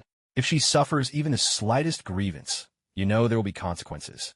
His tone was half joking, half serious. "Don't worry, George. I promise. My family isn't like that," Ronan replied with a confident smile. Both he and the Ancient One, and everyone else at home, would be delighted to welcome Gwen. In fact, Wong had even urged Ronan to bring Gwen to Hong Kong once, so she could experience the most grand of Eastern festivals, New Year's Eve. Hearing Ronan's promise, George Stacy's gaze softened a little. "All right then, take care on the road," he said, patting Ronan on the shoulder and stepping aside to let them pass. Ronan nodded, bid farewell to Gwen's mother, and the two of them walked out of the house together. They got into the car. It wasn't until the vehicle had disappeared from George and his wife's sight that Ronan finally spoke. "Gwen, are you ready?" he asked, grinning from ear to ear. Gwen smiled at his somewhat mysterious question. Ronan had told her before that his home was far, far away. But really, how far could it be? Before she could answer, a familiar golden portal appeared and swallowed them whole. In a flash, Gwen felt the ground vanish beneath her feet. The car was gone just like that. Before she could react, Ronan's strong arms wrapped around her. "Ready to see a whole new world?" Ronan's voice sounded in her ear, and in the next instant, her vision blurred, and she found herself in a completely different place. Her first sensation was cold. Indeed, a wind even chillier than New York's bit into her skin, and Gwen couldn't help but sneeze. But soon, a gentle warmth began to flow through her, enveloping her body and shielding her from the biting wind. What appeared before Gwen Stacy's eyes was an incredibly grand palace. "Welcome to my home," Ronan said gently. "A paradise for sorcerers." He set Gwen down softly, giving her a moment to gather herself. Just then, the great doors of the sanctuary swung open, and the Ancient One emerged, moving with deliberate grace. "Welcome, Gwen," she said, her eyes twinkling with satisfaction as she looked upon Gwen Stacy. For a moment, Gwen was startled at the sight of the Ancient One. She instinctively turned to glance at Ronan, as if to ask who this person was. The Ancient One seemed to sense Gwen's curiosity. "I am Ronan's adoptive mother, as well as his teacher," she explained with a gentle smile. "My name is the Ancient One, and like Ronan, I am also a sorcerer." Her answer put Gwen's mind at ease. She repeated the name to herself, finding it a little unusual, but soon realized who she was. So this was Ronan's adoptive mother? "Hello, Aunt Ancient One. I'm Gwen Stacy," she greeted a bit shyly. Then, remembering her earlier reaction, she faltered, "Just now, I didn't mean to be." She realized her previous behavior hadn't been very polite. Muttering someone's name under your breath wasn't exactly ladylike. "You don't have to be so formal," the Ancient One reassured her. "Just relax. In our home, we don't have so many worldly rules. Come, let's go inside and talk." She stepped forward, gently taking Gwen's hand and leading her into the house. Ronan stayed behind for a moment, the corners of his mouth twitching in resignation. What about him? In other families, mothers worry their sons will forget them once they marry. But in his case, his mother-in-law and wife seemed to be getting along so well they'd formed an alliance. He, the son, felt more like an outsider. Ronan sighed. The world was a tough place. But would men finally get their turn? "Ronan, if you don't come in now, I'm closing the door," came the Ancient One's voice from inside, cool as a mountain breeze. The chill in her words was sharper than the summit of the world's tallest peak. Ronan pursed his lips, unable to hold back a look of indignation. He couldn't just let his place in the family hierarchy slip away like this. He had to resist, to stand up for his fellow men. "All right, I'm coming," he called out defiantly. In truth, Gwen Stacy had imagined countless times what kind of place Ronan called home. Did he live in an ordinary house, like most people? Or did he dwell in one of those wizard towers she'd read about in books? For a young girl, it was only natural to dream. But she could never have guessed that Ronan's hometown was perched atop the highest mountain in the world. That's right. When Gwen Stacy heard the Ancient One say they were atop the Himalayas, she was completely stunned. In an instant, a flood of questions rushed into her mind. For example, why didn't she feel any symptoms of altitude sickness? Or how exactly had they gotten up here in the first place? But as she followed the Ancient One into the palace-like building ahead, Gwen was immediately blown away by the environment inside. Although it wasn't particularly large, nor was it extravagantly decorated, there was something truly magical about the place. Gwen found it impossible to put that sense of wonder into words. Please sit down, Gwen. Think of this place as your home. There's no need to stand on ceremony. The Ancient One took a seat first and gestured for Gwen to sit across from her. Gwen glanced over at Ronan, and seeing him sit down with a warm smile, she took the seat next to him. Looking at the two young people before her, a pair that seemed perfectly matched, the Ancient One's face lit up with a satisfied smile. It seems Ronan hasn't told you who we really are, she remarked with a gentle laugh, noticing the curiosity on Gwen's face. When dealing with strangers, the easiest way to break the ice is to start with someone you both know. It's a perfect way to begin a conversation. That's right, he never told me, Gwen replied with a smile. Though, to be fair, I only asked him once. Clearly, she was instinctively trying to defend Ronan. In fact, that's one of our rules. An age-old tradition passed down in Kamartaj, the Ancient One explained, coming to Ronan's aid. We aren't allowed to speak of our existence to outsiders. So, does that mean I'm one of you now? Gwen asked playfully, giving a mischievous wink. The tension she'd felt at first was starting to fade, revealing her clever and lively nature. Of course, anyone who finds their way here is already considered one of us. With that simple statement, the Ancient One made it official. Gwen Stacy was now part of their circle. Any Ancient One, how come I didn't feel any altitude sickness when I got here? Gwen asked, curiosity sparkling in her eyes. Normally, if I traveled straight from New York to a place this high up, my body should be having a hard time adjusting. She patted herself as if to check. There was no discomfort at all. In fact, if no one had told her she was atop the Himalayas, she would have thought she was somewhere at New York's altitude. Sorry, if that's a question I shouldn't ask, just pretend I never said anything, Gwen quickly added, as if suddenly remembering her manners. But the Ancient One just shook her head and smiled. In fact, many of our sorcerers are ordinary people who have come here from all corners of the world. They once had the same questions as you do. At its core, this is simply an application of magic, allowing your body to disregard the difference in altitude. At this moment, the attendant brought over 3 cups of tea and placed one in front of each of them. The Ancient One smiled and made a polite gesture, inviting Gwen Stacy to try it. Gwen didn't hesitate. She picked up her cup and took a delicate sip. Amazingly, though the tea looked as if it was steaming hot, it was actually at the perfect temperature when she tasted it.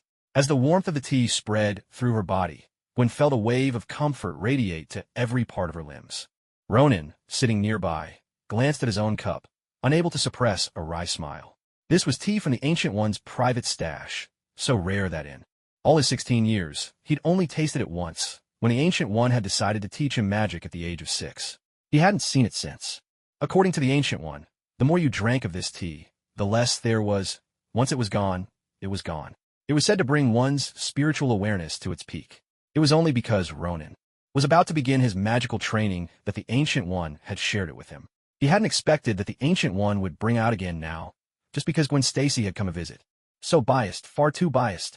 I never imagined that magic could be used in such ingenious ways. I thought spells like those portals were already incredible. Gwen's spirits lifted, and unable to help herself, she finished the entire cup. She felt more invigorated than she had in a long time. Would you like to experience what the true nature of the world is? The Ancient One looked straight into Gwen's eyes. Gwen paused, caught off guard. Instinctively, she turned to Ronan for guidance. Ronan simply shrugged. It's your choice. If you want to try, then go ahead. There's really no harm in it. He had been through this himself. Looking back, as a child, the experience had been eye-opening. It was then that he understood why Stephen Strange, who had always believed in science and scoffed at the mystical, was completely convinced after experiencing it once, because the feeling was simply extraordinary. Is it really possible? Gwen couldn't help but ask. The Ancient One smiled gently. With a subtle motion, she extended her right hand and pressed it lightly against Gwen's chest. Gwen's pupils contracted sharply. She was instantly rooted to the spot, frozen in place. Seeing her sitting motionless, Ronan calmly took another sip of tea. For the next half hour, Gwen would remain exactly as she was. Master, are you sure she's going to be all right? After all, something like this would be quite a shock to her worldview, Ronan said, recalling his own experience from the past. To be honest, if he hadn't already known that this was the Marvel Universe, and that magic really existed in this world, going through something like this would have fundamentally changed his entire outlook. Don't worry, she may not be as much of a genius as you, but she's definitely not fragile, he added. If she's determined to become a mage, she might not reach your level, but she'll still be formidable in her own right. The Ancient One smiled, having already seen Gwen Stacy's potential. In fact, it only took her a single glance to discern whether someone had the talent to become a sorcerer. She could even see the true nature of a person's character. Take Caecilius, for example. Even though she knew he would one day betray them, she still accepted him as an apprentice. Part of it was fate, and part of it was because Caecilius, in the grand scheme of things, wouldn't be able to stir up any real trouble. Well then, since we have the time in this world, Master, why not answer a few of your students' questions? Ronan remembered something that had been troubling him, questions about chaos magic and Dormammu. I've already heard from Wong about chaos magic, he began. But what I can tell you is that I don't know much more than what's written in the books, the Ancient One replied. Although, there's one thing I can share with you. It was clear that she knew about Ronan's last visit to Kamar-Taj. What is it? Ronan couldn't help but ask. When it comes to chaos magic, the ancient records do describe it as an incredibly terrifying force, she explained. But I have never actually encountered a true wielder of chaos magic. It's as if, over all these years, it has vanished from the world entirely. And through the passage of time, the nature of magic itself has changed as well. The Ancient One took a gentle sip of tea, her voice growing softer as she delved into the past. During the era of our founder, Agamotto, the arts at Kamar-Taj encompassed far more than what remains today. In the words of the East, we could move mountains and fill the seas. Nothing was beyond our reach. But as the heavens and earth gradually shifted, the number of spells at our disposal steadily dwindled. In the end, we could only borrow power from the Vishani, restricted to a fixed selection of magic. She gazed quietly into her teacup, as if lost in her memories. Ronan, seated beside her, was surprised. Why had he never heard of such things before? Why did it become impossible to do those things over time? Ronan asked, unable to contain his curiosity. At his question, the Ancient One looked up at him. In her eyes, there was satisfaction, a hint of pride, and, was that a touch of envy? Because we can no longer draw upon the energy of heaven and earth itself, she said softly. Hearing these words from the Ancient One, Ronan couldn't help but freeze in place. Wait a minute, weren't the sorcerers of Kamar-Taj always supposed to channel their power from the Vishani before casting spells? How could there suddenly be someone who draws magic directly from the natural world? Does such a setting really exist? Don't be too surprised. This is indeed true, the Ancient One said calmly. Otherwise, I wouldn't have been able to draw energy from the dark dimension and survive for so long. With effortless ease, the Ancient One revealed her greatest secret. That's right, she had never tried to hide this from Ronan. In fact, she had mentioned it to him when he was just a child. When Ronan first heard about it, he was truly astonished. But it wasn't the fact that the Ancient One drew energy from the dark dimension that surprised him. He had known that for quite some time. What amazed him was that she had chosen to share such a secret with him at all. Even now, after all these years, he still couldn't figure out why the Ancient One was so open and honest with him. And she had never told him a reason.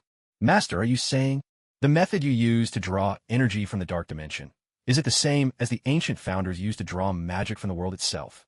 Suddenly, Ronan realized this connection. After all, Dormammu, the proverbial golden goose, wasn't so easy to exploit.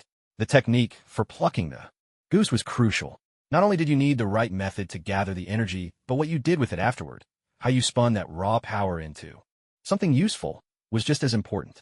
If the Ancient One hadn't mastered such methods, she would have long since become a slave to the darkness. That's right. You're quite perceptive, the Ancient One replied. By telling you this, I also want you to understand. Chaos magic, too, can be influenced by certain factors, leading to unexpected changes, just like the sorcerers of Kamar-Taj. At this point, the Ancient One took a sip of tea and glanced at Ronan across the table. By now, he was lost in a whirlwind of thoughts. On the one hand, he had just learned one of Kamar-Taj's oldest secrets, which left him deeply shaken. But more importantly, there was something else. He realized that, through meditation, he could draw upon the world's natural energy to restore his own magical strength. It was as if Ronan's mind housed two operating systems. One system let him channel the power borrowed from the Vishani, enabling him to perform the traditional spells of Kamar-Taj. The other system allowed him to tap into the energy of the world itself, using spells that had been modified by his own unique approach. Strangely enough, the two systems coexisted in perfect harmony, never interfering with each other. The first system was like a diligent porter, carrying spells from the Vishanti and storing them within Ronan's body. Then his internal system would activate, gradually, transforming these spells, bit by bit. Finally, the second system involves using spells that have been transformed and modified. Ronan nervously glanced up at the sky. He was a little afraid that the great ancestor Vishani might strike him down with divine punishment. Mashtiv. I have another question, he quickly added. hoping to change the subject and avoid a heavenly lightning bath. This topic was just too dangerous. Dormammu is the lord of the dark dimension, right? But why do I always feel like things aren't quite as they seem? Ronan scratched his head. He didn't hide anything from the Ancient One and told her all about his experience from the night before. When she heard that Ronan had entered the dark dimension, the Ancient One's surprise was plain to see. But as he finished recounting his story, her astonishment gradually transformed into a gentle smile. She almost seemed pleased. In fact, there's no need for you to be so surprised, she said. Dormammu wasn't born as the lord of the dark dimension. The Ancient One took a sip of tea and, in her usual understated way, dropped another astonishing revelation. Ronan couldn't help but gasp inwardly. Each piece of news today was more shocking than the last. Had Master Ancient One known exactly what he was going to ask, and specially chosen these bombshells just to rattle him? These are all buried pieces of history, she continued, and they happened so long ago that even Agamotto the Elder only learned of them from others. She smiled, trying to ease Ronan's anxiety. The meaning was clear. Even in Agamotto's era, Dormammu had already claimed dominion over the dark dimension. Who could say how many countless years ago that was? Dormammu's reign could hardly be measured in years anymore. In the very beginning, Dormammu was nothing more than a down-and-out sorcerer, she explained. During an accident, he discovered the dark space and ventured inside. Once he felt the immense power swirling in the dark dimension, he resolved to abandon his mortal form, all for the sake of that overwhelming dark energy. What he didn't know was, she paused, letting the words settle, the dark dimension was never truly a land without a master. No matter what, Ronan felt he had gained a great deal today. Secret knowledge +1, +1, +1. Except, of course, he still hadn't found a way to deal with chaos magic. But now Ronan realized, when the boat reaches the end of the river, it will naturally straighten out. Chaos magic was formidable, sure, but was he, Ronan, someone to be underestimated? Who could say how things would turn out in the end? Ronan, you must remember, destiny is a very mysterious thing, the Ancient One said softly. Many people believe that if fate is already set, then what's the point of resisting, or even struggling at all? Yet, there are just as many people who believe that even if destiny is predetermined, they simply cannot allow themselves to live such an ordinary life. In the end, none of them are truly wrong.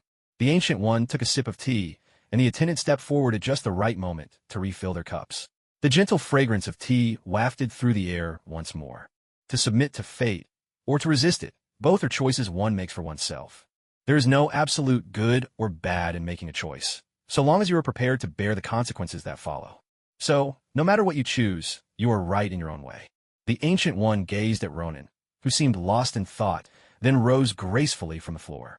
Turning away, she walked slowly to the other side. Just watching her silhouette, Ronan was reminded of strong, upright bamboo, resolute and unyielding. It seemed as if the Ancient One had never been troubled by such worries. I've already met Gwen, and I am quite satisfied. How things develop between the two of you is entirely up to you. If you have nothing else to attend to, you might consider taking Gwen to the Hong Kong Sanctum for a weekend excursion. Just the two of you. The Ancient One glanced back, a playful smile lighting her face as she winked at Ronan. Then, the portal of arcane magic appeared, and she stepped through it at a measured pace. On the other side of the portal lay the dark dimension, a place Ronan knew all too well. Perhaps Ronan never realized that, after he spoke of his confrontation with Dormammu, the Ancient One had already made up her mind to pay Dormammu a little visit and deliver a subtle lesson. As the mystical portal closed behind her, Ronan let out a quiet breath. He had heard the Ancient One speak of destiny many times before, but each time, her words struck him in a new way. There was one question, though, that he still hadn't asked. While absorbing those dark energies, he felt himself drawing ever closer to the dark dimension with every step. He had no idea whether this was a good or bad thing. Yet it seemed the Ancient One had seen the uncertainty in his heart and offered her advice ahead of time. Whether he chose to accept or walk away, the decision was his alone. That single sentence helped to ease the restless anxiety within him. Dormammu, is it? Well then, let's see what happens. Just at that moment, Gwen Stacy finally returned from her dreamlike journey. She was back, but not entirely present. It's an odd way to put it, but it perfectly described Gwen Stacy's state of mind. How to explain it? Gwen Stacy had never imagined there could be so many things in this world she knew nothing about. It wasn't that she thought she understood everything in the real world. Science, for all its endless possibilities, mostly stayed within the bounds of her comprehension. Even when she encountered obscure or advanced knowledge, she could always rely on books or open courses from knowledgeable teachers to unravel the mysteries she didn't understand.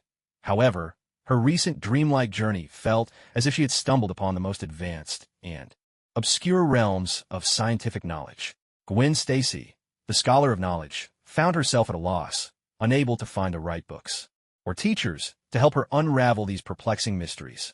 One could say that this was a journey that reshaped her entire worldview. Of course, if Ronan were to learn of Gwen Stacy's current thoughts, he would surely shake his head with a smile. After all, it wasn't quite as earth-shattering as she imagined. Humanity's inability to accept the existence of ghosts or immortals in the world stems from the fact that their presence would pose far too great a threat to us. These things might appear in books, biographies, movies, or even as strange anecdotes passed down from one's parents or grandparents. But to manifest in one's own life, now, that is utterly unacceptable. No matter how many supernatural novels a person has read, the more one understands, the greater the fear becomes. Just like Gwen Stacy now, if she were to delve deeper into these arcane mysteries, what she would feel would not be simple curiosity, but a profound sense of awe. In the end, her worldview was merely being expanded by the introduction of new knowledge. Ronan, are those things really true? Gwen Stacy clung to Ronan's arm, as if seeking confirmation. Yet her voice was unwavering, for she had already chosen to believe. All she needed now was for Ronan to give her a clear answer. If you believe it's real, then it is real, Ronan replied, a gentle smile on his lips. If you think it's nothing more than an illusion, then that's all it will ever be. He did not give her a definitive answer, and his reason was simple. The mystical arts are, at their core, matters of the heart. Unlike science, where everything has a clear and logical explanation, science can show you that, with the right leverage, Archimedes could move the entire world. But mysticism cannot. Explain why the secret gates of the arcane can bridge such vast distances, carrying you from one end to another. Science cannot explain it either, in fact. Ultimately, if you believe, it exists. If you do not, you will never truly grasp it. That was the very first lesson the Ancient One had taught Ronan. I think they must be real, Gwen Stacy murmured, pressing her lips together before finally voicing the truest thoughts in her heart. After all, alien invasions and superheroes had already become a part of the world for some time now. Even just being with Ronan and having experienced several true journeys across space herself, Gwen Stacy was slowly coming to accept this new reality. Just as a teacher once said, you have a real gift, Ronan said, gently ruffling Gwen Stacy's hair with a smile. Compared to most people, your ability to accept the unknown is truly remarkable. In truth, Ronan had long known that Gwen Stacy's capacity to accept the extraordinary far surpassed that of most people, by more than a little. After all, when ordinary folks witnessed Ronan open that arcane portal, their shock usually far outweighed their curiosity. Yet Gwen Stacy, even at their first encounter, while clearly surprised, showed even greater fascination and intrigue toward the portal's magic. As a result, her understanding of these things came much more swiftly. She suddenly exclaimed. Where's Ancient One? It was only then that Gwen realized the Ancient One had vanished from sight. You can call her Master Ancient One, just as I do, Ronan replied. As for her, she's gone to stand up for me. Thinking about the destination on the other side of the portal, Ronan couldn't help but chuckle. Dormammu probably never expected that after picking on the apprentice, the mentor would show up next. The apprentice, at their first meeting, had left Dormammu running for cover in utter disgrace. The mentor, on the other hand, was a regular visitor, and each time managed to fleece Dormammu of a good deal. If only Dormammu knew about the relationship between Ancient One and Ronan, he might well carve it into the walls of the Dark Dimension. The Ancient One and Ronan, master and apprentice, my most loathed enemies. Not the strongest, perhaps, but certainly the most detested.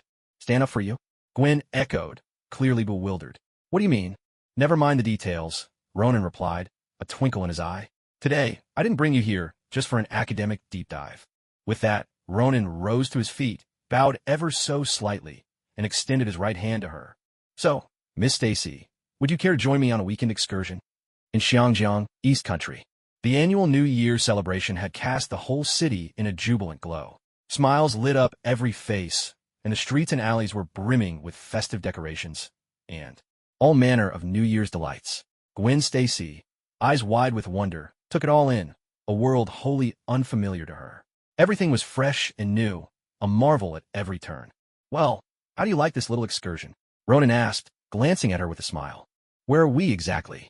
Gwen replied, her tone sharp and curious. Are we in the East Country? Her intuition was keen. After all, even New York was rich with Chinese influences. She'd certainly been to her share of Chinese restaurants. But before Ronan could answer, an auntie ambled up to them. "Hey there, handsome. Need any help?" she called out cheerfully. "No need for dollar law." She pressed her thumb and forefinger together to show just how little she wanted. Even more amusing, she'd greeted Ronan in Cantonese, switched to English to offer help, and capped it all off with that classic Chinglish phrase. Despite the linguistic jumble, her warmth shone through. To Gwen Stacy, a foreigner in a new land, she only caught a few familiar words, but the kindness needed no translation. So, with a face full of confusion, she looked over at Ronan. Although most of what was said was in English, when pieced together, Gwen Stacy still couldn't understand it. "What are you saying, Auntie?" Ronan replied with a smile. "Wow, handsome, you speak Cantonese. Wishing you prosperity." When the Auntie realized Ronan could speak Cantonese, her face showed genuine surprise.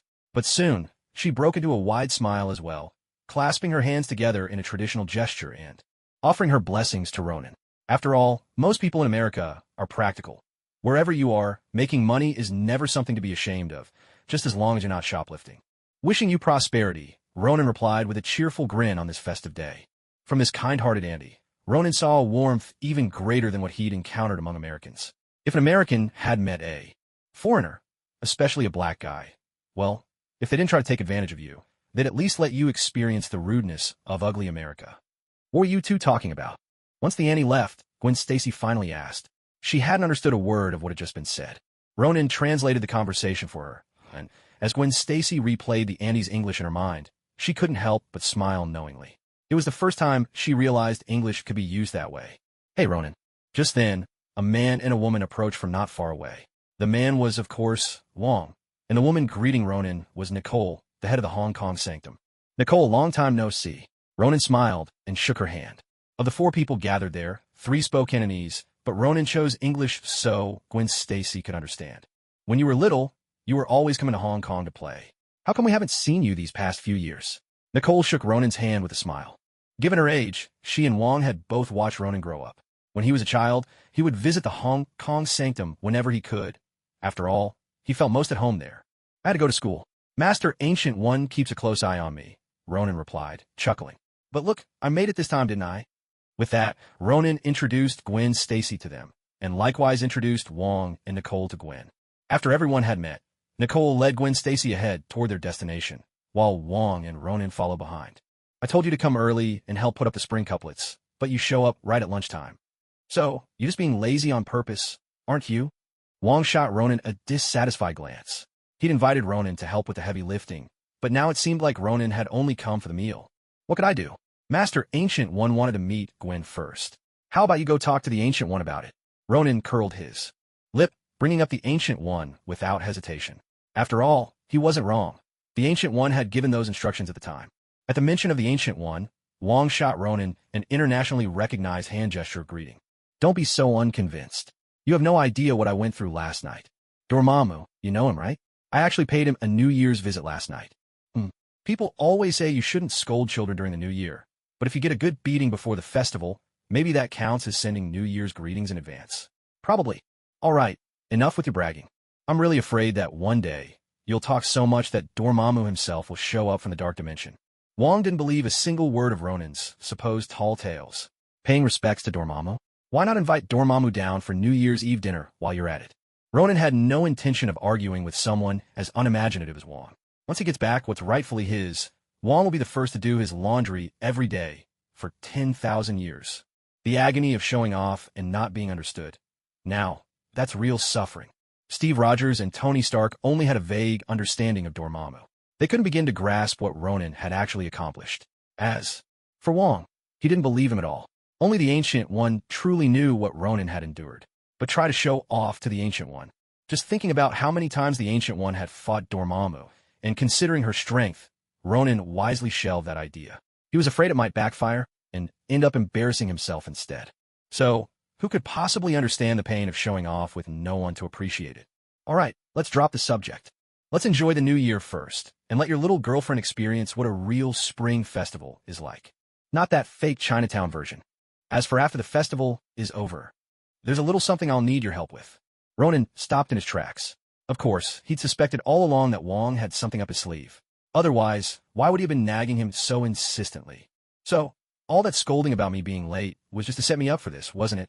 Ronan shot Wong a look of utter disdain. He'd used this trick himself countless times, criticizing first to soften someone up. Of course not. Wong replied righteously. You were late, and that has nothing to do with this other matter. His meaning was perfectly clear. He just wouldn't admit it. So, does this mean I can choose not to help you? Ronan sneered. If Wong was going to keep playing stubborn, then he'd refuse to help. But Wong just shrugged and gestured ahead. Actually, it's not my problem. It's Nick's.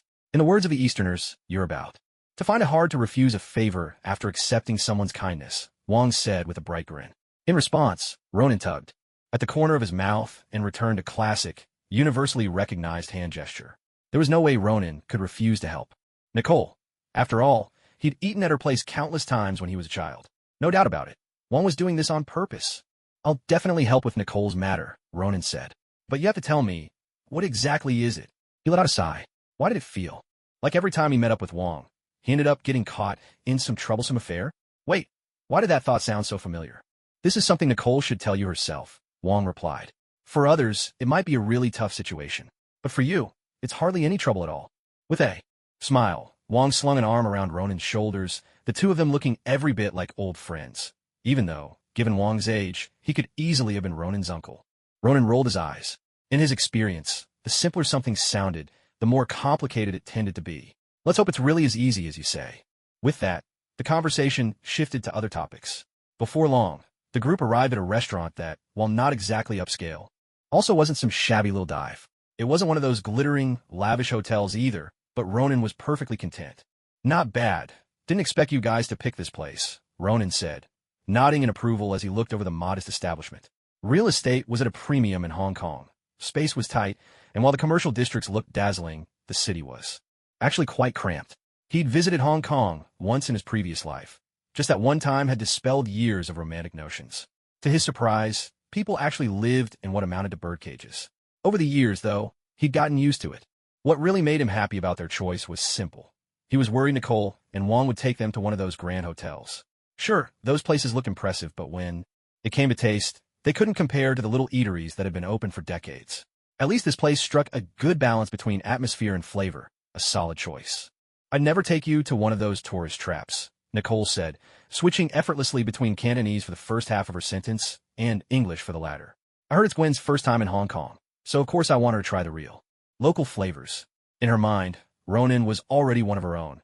The term foreigners in the first half of the sentence doesn't sound very flattering when translated directly, so she decided to use Cantonese instead. Gwen Stacy glanced curiously at Ronan. Don't look at me like that, Ronan explained. Nicole said she wouldn't take us to places that scam foreigners. Every country has situations like this. It's perfectly normal.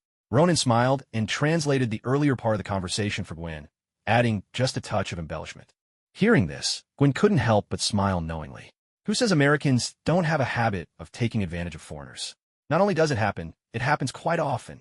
As their group entered the shop, the owner hurried out to greet them with genuine enthusiasm. Clearly, she was very familiar with Nicole. Little did the owner know that the woman who came in every day for morning and afternoon tea was actually a mage capable of all sorts of strange spells. Without needing any guidance from the owner, Nicole led the group straight up to a private room on the second floor. While the decor wasn't exactly luxurious, the place was spotlessly clean. It was obvious that the owner took great pride in keeping things tidy. Some of their dishes here may not match the flavors you'd find at the smaller eateries, Nicole began explaining to Gwen Stacy, but cleanliness is definitely one of their biggest strengths. As Nicole introduced their meal for the day, Wong nudged Ronan with his elbow. You really move fast. Just a few months ago, when I saw you, you were swearing up and down how great it was to be single. And look at you now. Aren't you eating your own words? Wong could hardly hide his look of mock disdain. He still remembered vividly when his own relationship was accidentally revealed to Ronan. Not only that, Ronan had used his weakness to swindle quite a bit of money from him. It was simply intolerable. You don't get it. I'm still young. Changing my mind quickly is perfectly natural, Ronan replied. Maybe you've already lost the passion and impulsiveness of youth, so you focus on health and wellness now. If you take good care of me, I might even share a few secret traditional remedies with you. Ronan patted Wong's shoulder, giving him a look brimming with mock sympathy. Honestly, no man could stand being looked at like that. I'm in great shape, Wong declared, patting his own chest for emphasis. His gesture and tone inevitably caught the attention of the two women across from them. who looked over, clearly curious about what the two men were discussing. But as the subject was a little hard to bring up, Wong offered an apologetic smile and shot Ronan a glare. Anyway, even if I needed remedies, I wouldn't need yours, Wong continued. After all, this is Hong Kong in the East. Where do you find the best traditional medicine? Naturally, it's in the East. If you need, I could actually recommend a few seasoned traditional Chinese doctors to you. Wong shot a glance at Ronan, responding without backing down in the slightest. Ronan, however, just shrugged his shoulders, showing he couldn't even be bothered to answer such a question. Seeing Wong's eagerness to retort only confirmed for Ronan that there was definitely something he wasn't willing to talk about. As a good friend, Ronan decided to let him off the hook and said nothing more. As for Ronan himself, well, he was at the prime of his life. With that slightly risque topic set aside, the dishes began arriving at the table one after another. Many people, when they think of Cantonese cuisine, often picture only the noodles and dim sum, things like shrimp dumplings or barbecue pork buns. Or perhaps roast duck and poached chicken come to mind. But in truth, Cantonese cuisine has far more to offer than just those. Even though Ronan hadn't grown up in a Cantonese region in his previous life, as a true food lover, he understood it very well. Since they were all friends here, Ronan told Gwen Stacy not to stand on ceremony and to just dig in. Seeing that the other three were all using chopsticks, Gwen Stacy wanted to give it a try as well. Though she fumbled a little at first, with Ronan's patient explanation, she soon picked up the basics. Apart from eating a bit more slowly, she managed just fine. I wish you wealth. I wish you joy. Just as they were enjoying their meal, Ronan's phone started ringing in his pocket. All three looked over at him. It's the new year. Might as well have something festive, Ronan said calmly, dabbing at his mouth with a napkin before pulling out his phone, only to find it was an unfamiliar number. On instinct, Ronan simply declined the call. Don't answer calls from unknown numbers. Better safe than sorry when it comes to phone scams. If China Mobile and China Unicom could, they'd be giving Ronan a thumbs up. But before Ronan could pick up his chopsticks again, his phone rang once more. This time, the caller had changed. It was none other than the slightly not so bright, but exceedingly wealthy hero Tony Stark. Hello, Mr. Stark. Calling to pay my medical bills, are you? Ronan answered the call, unhurriedly popping a shrimp dumpling into his mouth as he spoke, which made his voice sound a little odd. Medical bills? And what are you up to? Why does your voice sound so strange? Tony Stark's puzzled voice came through on the other end. Don't worry about what I'm doing, Ronan replied. If you have something to say, make it quick. Don't interrupt my lunch. He swallowed the dumpling and motioned for everyone to keep eating. The others knew that when Ronan said Mr. Stark, he was undoubtedly talking about Tony Stark, the friend who might be a little daft but was certainly rich. Lunch? Lunch at this hour? Don't tell me you sorcerers have your days and nights completely flipped. Tony Stark glanced at the clock on the wall with some surprise, then looked outside to double-check the time of day, making sure he hadn't gotten it wrong. I'm currently in the M78 Nebula, dealing with an evil sorcerer, Ronan replied casually. I just took care of a lunatic trying to summon an ancient evil. So what's wrong with grabbing some lunch? He made up a story off the cuff, having no idea who might be with Tony on the other end. He definitely didn't want anyone tracking his whereabouts. Damn it, can you be serious for once? What nonsense is this about the M78 Nebula? How come I don't know about it? I built these phones myself. They can make calls across planets. Tony clearly didn't buy Ronan's tall tale. All right. What do you actually want from me? I'm busy, you know. Ronan ignored Tony's protests, shifting the topic without answering him directly. How dare Tony Stark call the M78 Nebula nonsense? Just wait. If one day parallel universes really do appear, Ronan would show him what true transformation looks like. All his so-called high-tech gadgets wouldn't last a second under his feet. I almost forgot why I called. Steve said they've discovered a Hydra base. He's asking if you're free tomorrow to help take it down with the team. At last, Tony explained the reason for his call. A Hydra base? Ronan rolled his eyes. What does a Hydra base have to do with me? Let S.H.I.E.L.D. handle it. Oh, right. S.H.I.E.L.D. is already disbanded. There's a bunch of you. Can't you just take care of it yourselves? Ronan scoffed. He wasn't even a member of the Avengers. Why should he tag along on their missions? There was absolutely no need. Wouldn't it be better to just enjoy the spring festival in peace? Forget it if you're not coming. But Steve said, apparently there's a faint, unusual energy signal at the site. It's very weak, though. We just thought we'd ask you, to be on the safe side. Tony sounded rather nonchalant about it. An unusual energy signal? Ronan raised an eyebrow. Speaking of unusual energy, one couldn't help but think of the Mind Stone that Hydra once controlled. Could it be? Where exactly is this signal coming from? Ronan asked anyway. I don't know the exact address. Steve's keeping it under wraps to prevent Hydra from eavesdropping. Honestly, there's no one on Earth who can tap my calls, Tony said with obvious disdain for all this security. But Ronan thought he'd piece together the picture. With secrecy this strict, even Tony Stark was left in the dark. There could only be one place.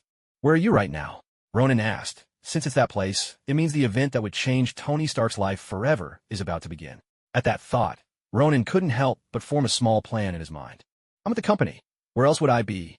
Tony Stark shrugged, lifted his glass, and paused to take a sip of his drink. But in the very next moment, Ronan appeared right before his eyes. Tony's hand froze midair, still holding the glass.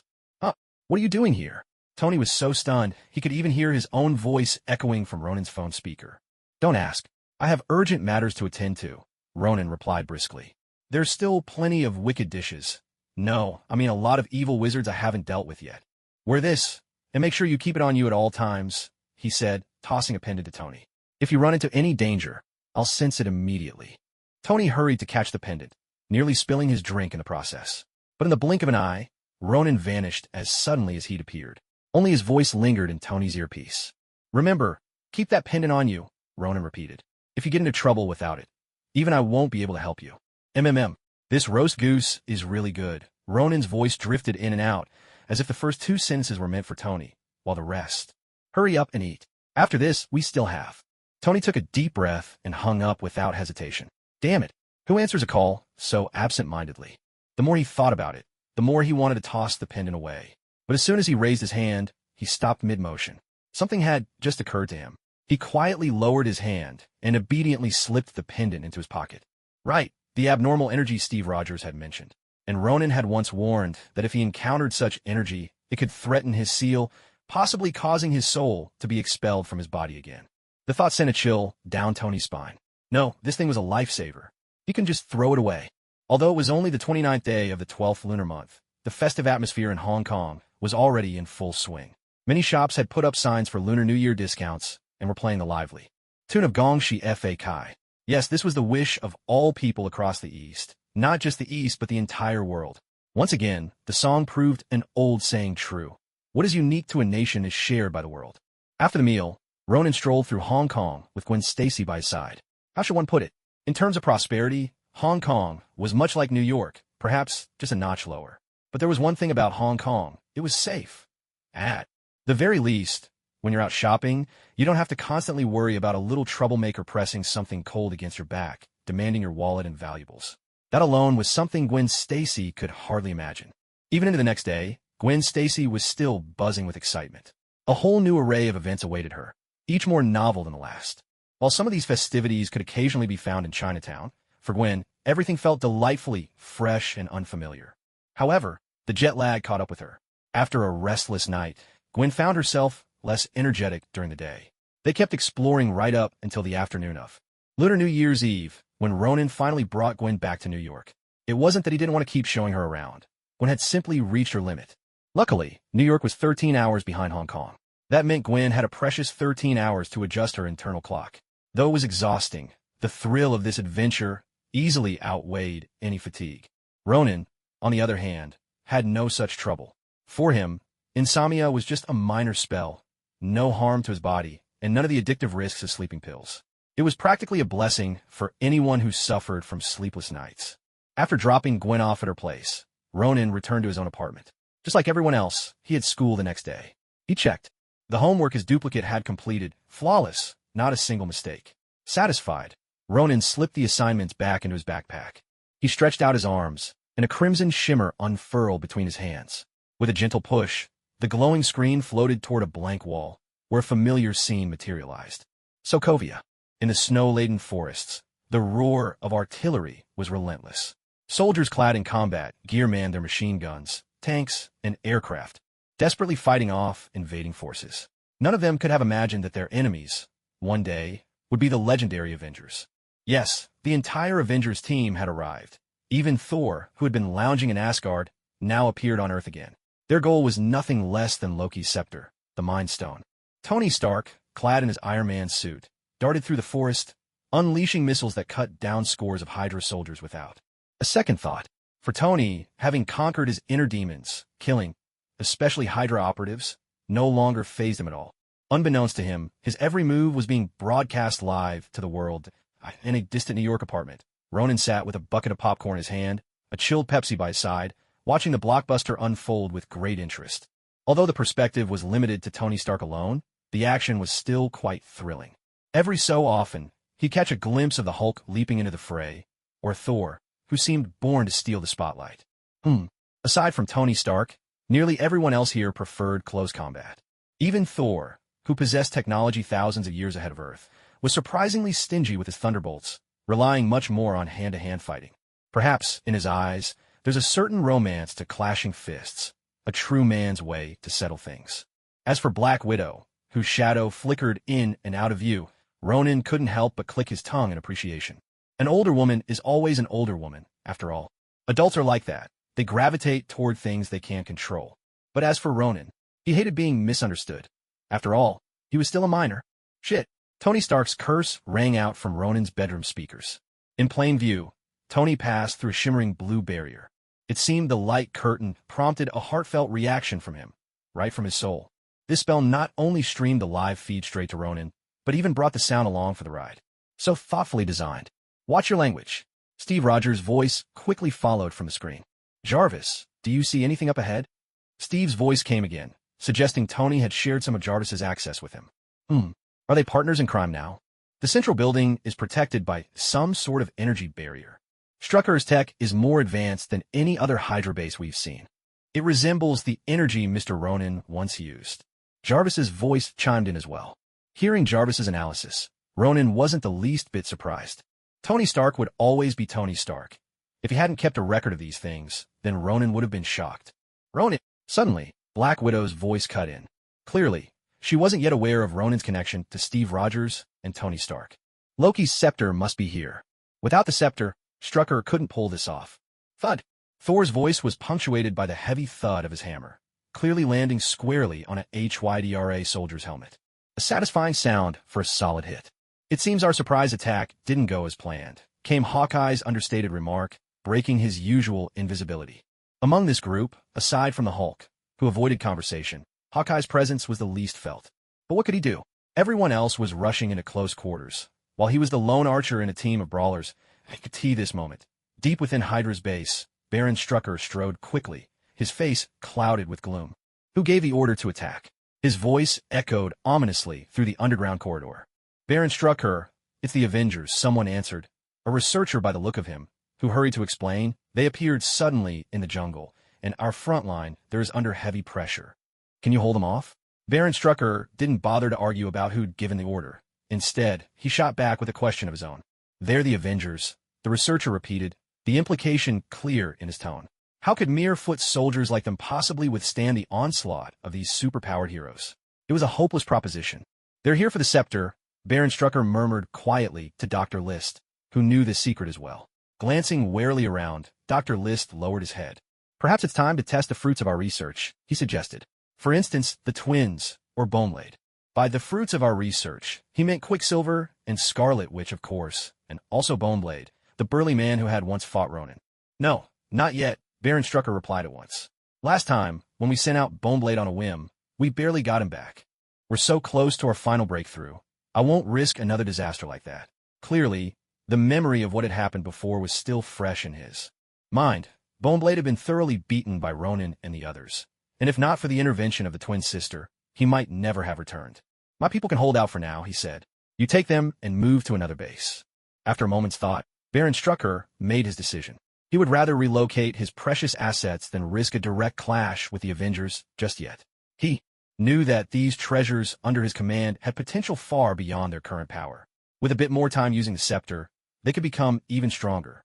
But Dr. List hesitated, but the look in Baron Strucker's eyes silenced him. For now, the Baron's word was law in this base.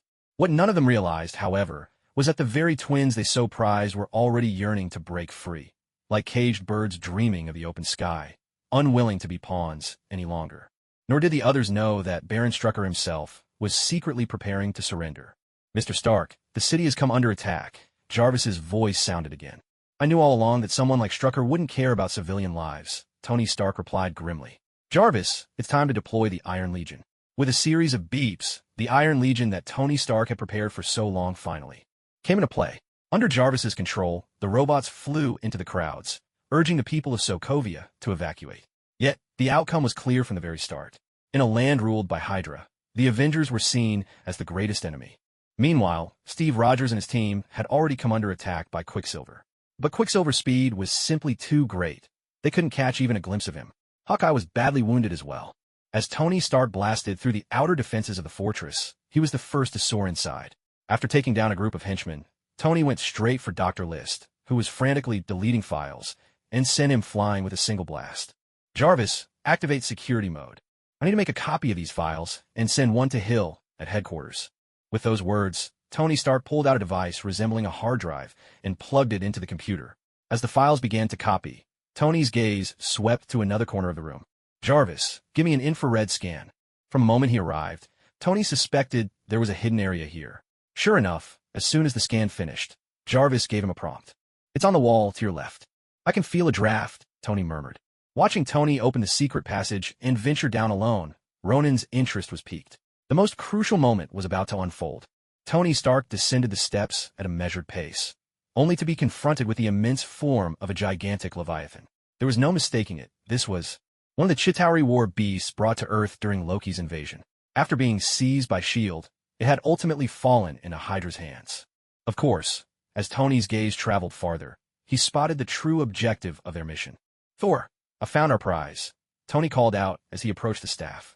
But just then, the Scarlet Witch, who had been lurking silently behind him, crept closer without a sound. Crimson energy flickered in her hands, and a thin wisp of it slipped into Tony Stark's mind. Instantly, Tony's demeanor shifted. At that very moment, Ronan's magic also sensed the disturbance. Telepathy, he wondered, not chaos magic. As a spell touched the Scarlet Witch's energy, Ronan reacted at once. But soon, his brow furrowed in concern. No, this wasn't so simple. Within this telepathic surge, Ronan sensed something else, something eerily familiar to the sensation he felt when wielding the Time Stone. Time, perhaps? Ronan narrowed his eyes, deep in thought, that he suddenly remembered. It was precisely the Scarlet Witch's telepathy that allowed Tony Stark to glimpse the future. In that vision, everyone had perished, leaving him the sole survivor. Captain Steve Rogers had grasped his hand, repeating the same words over and over. You could have saved us. Why didn't you give it your all? That single sentence became the catalyst for Tony Stark's final decision.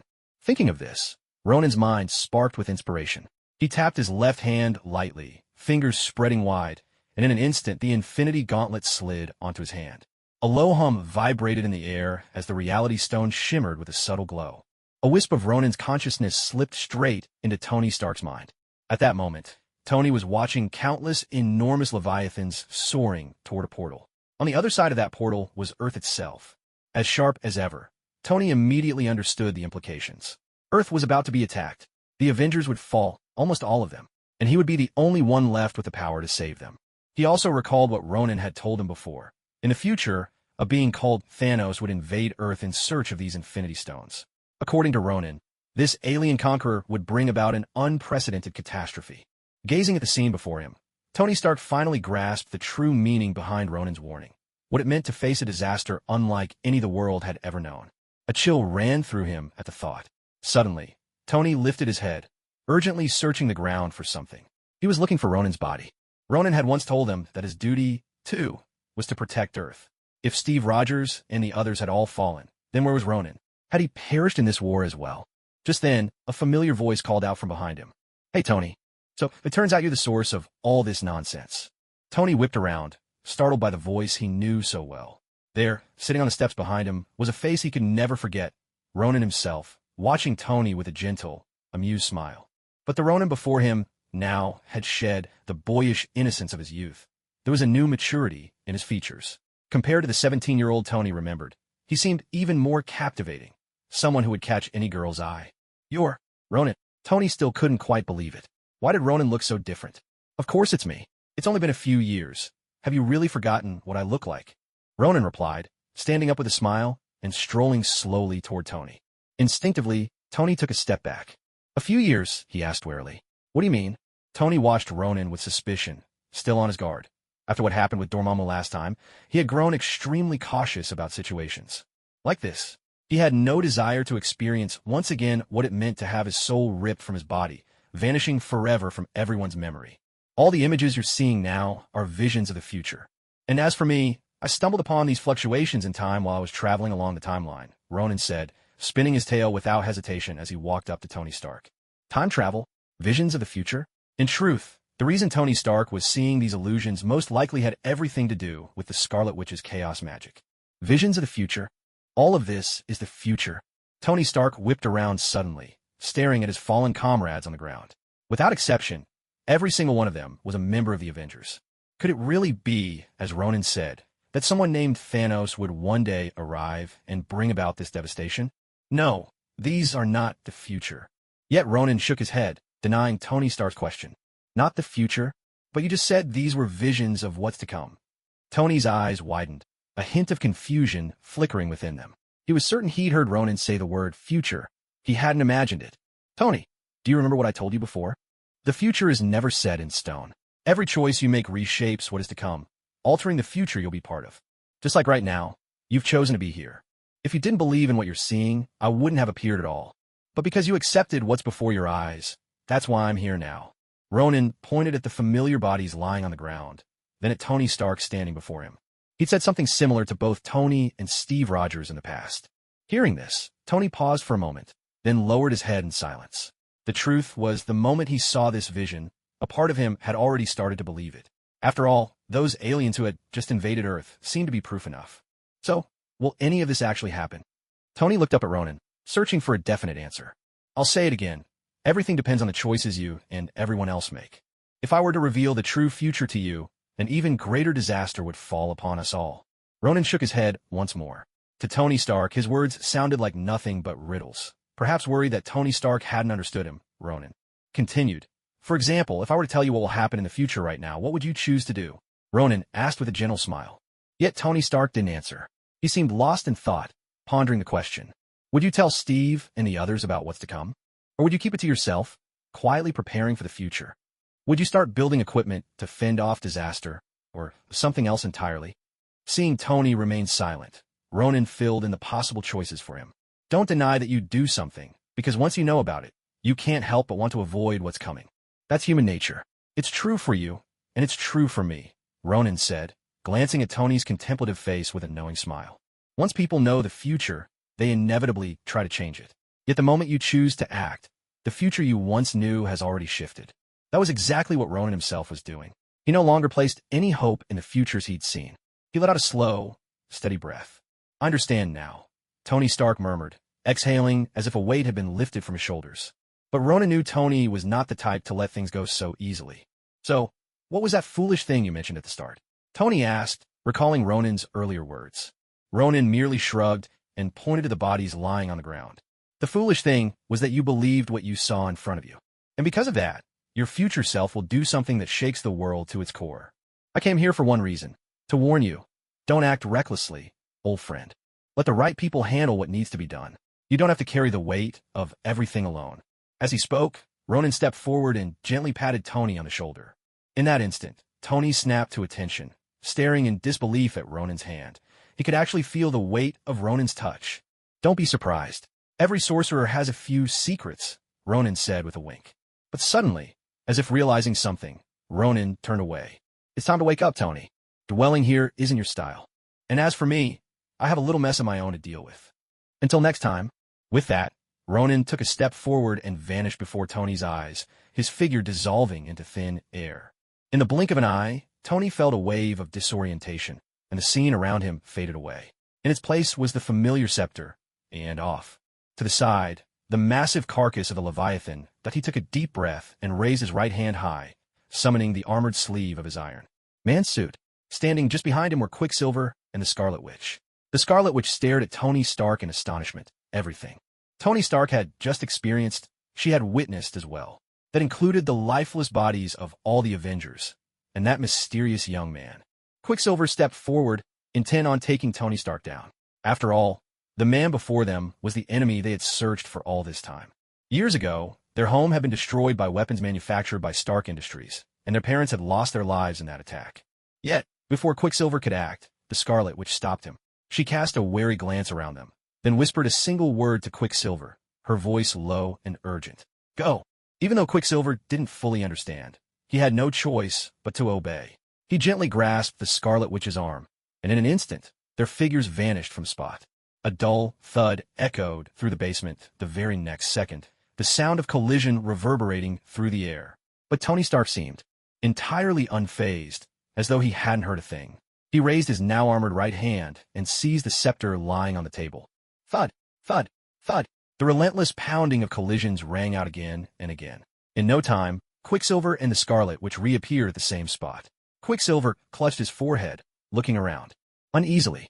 Just moments ago, as he tried to use his speed to escape, he discovered that in every direction, up, down, left, and right, an invisible wall had materialized, trapping them firmly at the center. The Scarlet Witch, too, scanned the surroundings with heightened vigilance. She seemed to sense something. "What an enviable speed you have," came a voice. "But I wonder, are you just as fast in every other way?" As confusion filled their minds, Ronin's figure gradually appeared before them. The moment the Scarlet Witch saw his face, she recognized him instantly. Wasn't this the man from the future? Why was he here? "So, it seems you saw everything while I spoke with Tony just now," Ronin remarked, his gaze sweeping over the Scarlet Witch. He narrowed his eyes, for he could sense the power that slumbered within her. Of course, this power was nothing compared to the Ancient One. In fact, even against Ronin himself as he was now, she wouldn't stand a chance. If Ronin truly unleashed the Infinity Stones, the Scarlet Witch before him would be reduced to nothing in a single instant. It seemed the Ancient One had been right. The shifting balance of the world had kept the Scarlet Witch's chaos magic from fully awakening today. As soon as Ronin finished speaking, Quicksilver didn't care who Ronin was. In a flash, his figure vanished, dashing straight toward Ronin at breakneck speed. With Ronin's current eyesight, he couldn't even catch a glimpse of Quicksilver's silhouette. However, that hardly mattered. He had a little cheat up his sleeve. In a blink, Quicksilver skidded to a halt, only to realize, to his shock, that he was back at the starting point, right beside his sister, the Scarlet Witch. He glanced at himself, then at Ronin standing across from him, unwilling to believe what had just happened. Stubbornly, he charged at Ronin again. Yet the result was exactly the same as before. He found himself right back where he'd started. It was as if none of it had ever happened. But Quicksilver, with his unyielding nature, refused to accept what lay before his eyes. Again and again, he hurled himself at Ronin, only to be brought back to where he began, each attempt as fruitless as the last. He showed no sign of fatigue.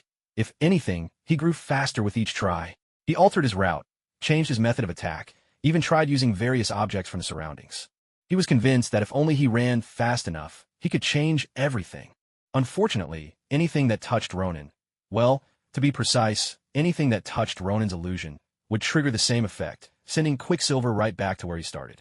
Unlike a certain speedster from a neighboring universe, whose run sends sparks flying and lightning crackling, Quicksilver's speed was swift but didn't break the bounds of space, let alone outpace time itself. "Stop trying," Ronin said with a shake of his head, barely able to suppress a laugh. "You can't touch me." The reason Quicksilver kept finding himself in this bizarre situation was, in fact, quite simple. Ronin was using his cheat code, the Mirror Dimension. After being modified by the system, the Mirror Dimension granted Ronin the ability to reshape its space. With the power of the icon of Aiken, the moment Quicksilver touched what appeared to be Ronin, no, more accurately, Ronin's illusion, he would be instantly transported back to his original spot. In his own mirror space, Ronin was practically unbeatable. "Who exactly are you?" Scarlet Witch stepped in front of Quicksilver, blocking him from making another attempt at Ronin. Of course, her right hand, hidden behind her back, was quietly gathering power. But this little trick did not escape Ronin's notice. "Who I am doesn't matter," Ronin replied, gesturing to the siblings with a smile. "What matters is you." Anyone who knew Ronin would recognize that smile. It meant he was about to start spinning a tale. Of course, Ronin didn't always try to talk his way out of things, or did he? "Us?" Scarlet Witch frowned. "What are you trying to say?" From the vision Tony Stark had seen, she already knew who Ronin was, a man from the future. Judging by his demeanor, could it be that, in the future, they knew each other? "I know you've already guessed a bit," Ronin said, "but I'm sorry. I can't say anything more. All I can tell you is, magic is not something to be used recklessly." Snap! As soon as Ronin finished speaking, he raised his left hand and snapped his fingers. The crisp sound echoed throughout the chamber. In the next instant, the Scarlet Witch clutched her head and let out a cry of pain. "Ah!" Her piercing scream reverberated through the underground space. Quicksilver rushed to embrace his sister. "What did you do?" he demanded, raising his voice at Ronin as he saw the agony on the Scarlet Witch's face. He had already tried attacking Ronin before, but it had been utterly ineffective. Even someone as impulsive as he was now understood that attacking Ronin wouldn't hurt him and might only give Ronin a chance to retaliate against his sister. Ronin, however, had no intention of answering Quicksilver. His eyes remained fixed on the Scarlet Witch, unwavering. He could sense the swirling, unstable red energy surrounding her. According to the accounts in the ancient texts, chaos magic is sometimes beyond the control of those who wield it. In other words, chaos magic can at times cast spells on its own, independent of the caster's will. To put another way, if a truly powerful being were to kill a chaos magic user in an instant, if the user died in the physical sense, chaos magic's unconscious casting might very well bring them back to life. Indeed, according to legend, chaos magic possesses the power of resurrection. And that was exactly what Ronin was testing. He wanted to know if, at this stage, chaos magic would instinctively shield its user. The rippling waves of red energy around the Scarlet Witch gave him the answer. The answer was yes. The wild surges of chaos magic. No, it couldn't yet be called chaos magic. Ronin didn't feel the kind of oppressive force described in the books, the kind that was said to originate from true chaos magic. As written in those texts, anyone confronted with chaos magic would unmistakably sense something they had never felt before. For some, it would feel like an invisible weight settling on their shoulders. For others, the sensation would be so overwhelming that it would become hard to breathe, impossible to summon their strength, even to the point of extinguishing any thought of resistance. Yet, Ronin felt none of that. From this, Ronin reached a bold conclusion. The Scarlet Witch did not truly wield chaos magic. Not yet. The Mind Stone had merely transformed her into a superhuman with telepathy and telekinesis, but of course, it's also possible that the Scarlet Witch originally possessed the potential to become a superhuman, and the Mind Stone merely amplified her abilities. Between these two theories, Ronin is more inclined to believe the latter. After all, the Scarlet Witch later wields true chaos magic, although is greatly diminished in power. A torrent of frenzied, red energy surged toward Ronin, boiling and roiling like a stormy sea. In the blink of an eye, it spread to the very limits of the mirror dimension. Ronin could clearly sense his constructed world straining under the furious assault of this crimson force. At this point, the Scarlet Witch was not truly unleashing chaos magic. And yet, in moments of crisis, the lingering traces of chaos magic lent her unexpected strength. These seemingly endless waves of energy were another expression of chaos magic's influence. However, sheer energy alone was useless against Ronin. It could not harm him in the slightest. With a gentle wave of Ronin's hand, the landscape around them underwent a dramatic transformation. The ground beneath their feet suddenly tilted a full 90 degrees. Walls became the floor, and what used to be the floor shot up to become the wall. This abrupt change caught both Quicksilver and the Scarlet Witch off guard. Under the force of gravity, their bodies plummeted rapidly. In a flash, Quicksilver's instincts kicked in. Just as his feet were about to leave the ground, he activated his powers. Clutching the Scarlet Witch tightly, he whisked her away at lightning speed, dodging the debris that tumbled down all around them. A thunderous crash echoed as even a massive, long-dead Leviathan came hurtling down, hitting the ground with a deafening impact. For a moment, the entire world seemed to turn upside down. Because the Scarlet Witch was now under attack, the red energy that had previously surged toward Ronin instantly recoiled, swirling back to protect her as she crouched with her hands over her head. Prioritizing the host's safety, Ronin narrowed his eyes, and his right hand swept through the air once more. Quicksilver's gaze remained fixed on Ronin's every movement, his arms wrapped protectively around his sister. Should danger arise, he was determined to whisk her away at a moment's notice. No, even if escape proved impossible, he'd do everything in his power to shield her from harm.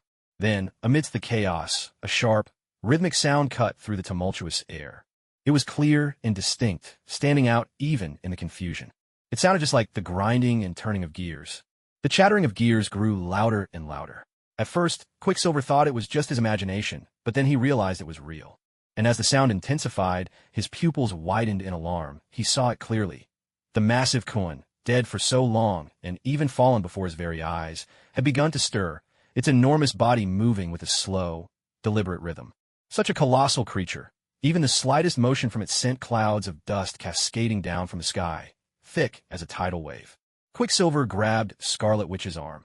In the blink of an eye, their figures vanished from where they stood. A tremendous crash rang out just as they disappeared. A gigantic stone slammed down on the spot they had occupied only a heartbeat before. With an earth-shaking roar from the giant Kun, The debris rained down with growing intensity. The beast, dead for ages, finally roused its immense form in that moment. It was the first time Quicksilver had witnessed such a titanic monster swimming through the air, a sight so astonishing he was left utterly speechless. A dead thing, brought back to life? He glanced up at the Kuin gliding through the sky, then looked toward Ronan, who stood atop the wall. How'd he done this? Yet the very next second, Quicksilver forced the question from his mind. Now was not the time to wonder how Ronan had managed it. He needed to find a way to stop him. Who knew what other horrors might be revived if this continued? But the Kuin's furious roar shattered Quicksilver's thoughts. The immense creature, contradicting its massive size, charged toward them with unexpected speed. Narrowing his eyes, Quicksilver vanished once again, his form dissolving into the air. A thunderous impact shook the ground as the Kuin crashed into the place where Quicksilver and Scarlet Witch had just stood, but they were already gone, the area deserted. Quicksilver reappeared somewhere else, casting a quick glance at the monster, then at Ronan. A faint smile curled at his lips. At this speed, you'll never catch me, he called out. I could keep this up all day. I don't believe you can trap me forever. His earlier doubts forgotten, Quicksilver felt a surge of confidence. At first, Ronan's ability to resurrect the dead and command such a massive beast had left him deeply unsettled. But after facing it firsthand, he realized the truth. The Kuin was no threat to him at all. The reason was simple. It was just too slow. To Quicksilver, the monster's movements looked no faster than a sluggish crawl. With barely any effort, he could sidestep every lunge and attack. Ronan only smiled in response, saying nothing. If this was all he had planned, reviving the Kuin would have been pointless. With a silent command, Ronan set the beast aloft once more. But this time, the Kuin did not slam forward in another charge. Instead, it lifted its head to the heavens and unleashed a furious, echoing roar. Around its body, an astonishing sight appeared. No fewer than 100 densely packed, crimson magic rings materialized. There was no doubt, these little shields were all Ronan's doing. Since you're so fast, let's play a little game. Ronan's voice was soft, yet it carried clearly to Quicksilver's ears. Instinctively, Quicksilver felt the muscles in his legs tense. For reasons he couldn't explain, a sense of foreboding welled up inside him. Snap! Another crisp finger snap rang out. Quicksilver could see with perfect clarity. The red magic rings on the giant Kuin's body began to glow ever brighter. In the next instant, whoosh, whoosh, whoosh, whoosh, whoosh, whoosh. From those glowing rings, blasts of energy erupted one after another, launching a wild, indiscriminate barrage down toward the ground. The speed of these attacks surpassed even that of the giant Kuin, though to Quicksilver's eyes, they still seemed almost slow. His abilities granted him not only extraordinary speed, but also dynamic vision far beyond normal human limits. Yet even for him, dodging was essential, and he had to keep dodging. Again and again, the energy blasts poured down like a relentless storm, sweeping the ground with reckless abandon, as if ammunition was limitless and reloading a forgotten concept. The union of infinite ammo and the multitude of magic rings created a wasteland below, bare earth, constantly erupting with dust and debris. Under this frenzied onslaught, Quicksilver could only use his utmost speed to evade the rain of attacks. For now, there was only one thing he could do: keep dodging. With his current abilities, there was no way to break through this assault. He couldn't fly, nor did he have any ranged attacks that could threaten the giant Kuin in the sky. All he could do was dodge and wait. Wait for Ronan to exhaust his magic reserves. Only then would an opportunity to strike back present itself. Yet, it seemed Ronan had already guessed his intentions. Instead of letting up, he actually intensified the barrage. The number of energy blasts continued to rise. Was Ronan's magic truly limitless as well? In a way, perhaps it was. After all, his power came borrowed from the Vishanti. But if he drew too deeply from that well, even the Vishanti might be compelled to look in his direction and wonder, which little rascal is squandering my energy like this? If that happened, Ronan the traitor would surely be exposed. So, Ronan employed an age-old strategy from his previous life. The art of illusion and deception, blending truth with falsehood, keeping his opponent guessing. In reality, 80% of those so-called energy attacks were mere illusions. Even the craters exploding the ground were nothing but special effects. Not real damage at all. But Ronan was willing to bet. Would Quicksilver dare to wager as well? Even if Quicksilver saw through Ronan's intentions, even if he began to doubt that Ronan's power was truly endless, would he have the courage to stand his ground and face Ronan's attack head-on, without dodging? Ronan could fail 99 times, but if just once he landed a solid hit, Quicksilver would be finished. That was why, From the very moment Quicksilver and the Scarlet Witch found themselves trapped within the mirror dimension, Ronan had already secured an unbeatable position. Unless... Cough, cough. At that thought, Ronan quickly brushed aside the idea. No, he couldn't risk jinxing himself at a critical moment like this. If his words turn out to be prophetic, then... Bang! Just then, Quicksilver's speed finally faltered. The price of slowing down was steep.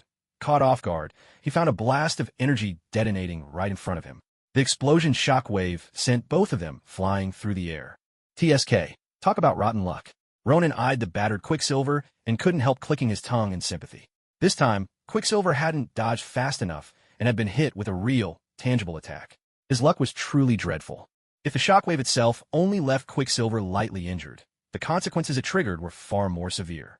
The force sent Quicksilver and the Scarlet Witch tumbling to the ground, and the energy barrage above gave Quicksilver no chance to rise again. It was already descending rapidly upon them. 3 of them. Ronan immediately picked them out. Among all those blasts, 3 were genuine, deadly energy strikes. Only 3, but that was more than enough to finish them off. Unless... Ronan's gaze shifted to the Scarlet Witch. Ah! Just as Ronan looked her way, the Scarlet Witch, who had been shielding her head, let out a piercing scream. The shrill cry made Ronan arch an eyebrow. Just as he'd expected. Before his eyes, a surge of scarlet energy erupted from the Scarlet Witch, expanding outward in a dazzling burst from her very center. The energy attacks that were moments away from striking them slammed directly into the expanding wave of red. The illusory attacks shattered instantly upon contact with the red energy, while the true blasts were deflected in the blink of an eye. As the Scarlet Wave continued to surge, more attacks were hurled away, ricocheting off the walls of the mirror dimension. Even Ronan was forced to conjure the rings of Ragador, shielding himself from his own stray attacks. Watching the barrage of deflected blasts, Ronan couldn't help but feel a pang of envy. Wasn't this, in essence, the legendary Shinra Tensei, the power to repel any assault, sweeping all attacks aside? If only Ronan possessed such a skill. Combined with his existing powers, he truly would be invincible. Aside from attacks that targeted the rules themselves, Ronan had virtually no weaknesses. Yet alas, life rarely unfolds as one wishes. Just as Ronan was sighing at this thought, the ring of Ragdur faced a test of its own. However, compared to the giant Kuin by his side, the attacks Ronan suffered were little more than a drizzle. After those assaults were deflected, the crimson energy did not return to the Scarlet Witch's body. Instead, it coalesced in midair into a massive hand, which seized the true instigator in its grasp. The giant Kuin. In a flash, the once arrogant creature was caught in that giant hand's crushing grip, and its armor shattered layer by layer. The red energy quickly spread across the giant Kuin's body. The minor magical formations nearby collapsed at a touch. The barrage of energy attacks, once as fierce as a storm, vanished in an instant without a trace. Hovering in the sky, Ronan narrowed his eyes, and the smile that had lingered on his face disappeared. For the first time, he felt an overwhelming pressure unlike anything he had ever experienced before. Not even the Ancient One had brought him such a sense of oppression. Though, to be fair, perhaps she had never fought him with her full strength. But it was certain, of all the beings Ronan had encountered, even Dormammu in the Dark Dimension, none had made him feel this way. Is this the power of chaos magic? At that moment, the Scarlet Witch, who had been shielding her head with her hands, also rose into the air. Black energy swirled ceaselessly around her body, and the red aura she radiated was deeper and darker than before. Of course, that was only the color. In terms of perception, Ronan could sense the energy itself had changed.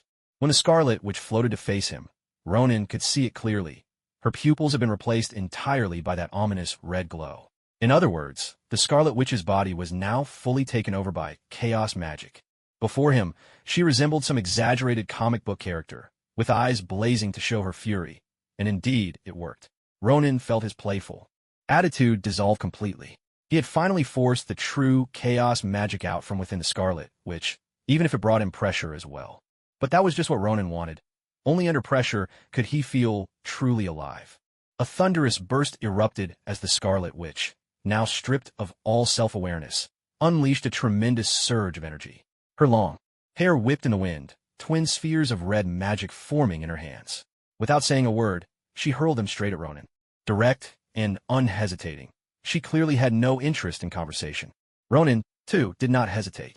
He unfolded the ring of Ragdur, pouring all his magical power into its defense. scarlet energy crashed against the crimson ring of Ragador.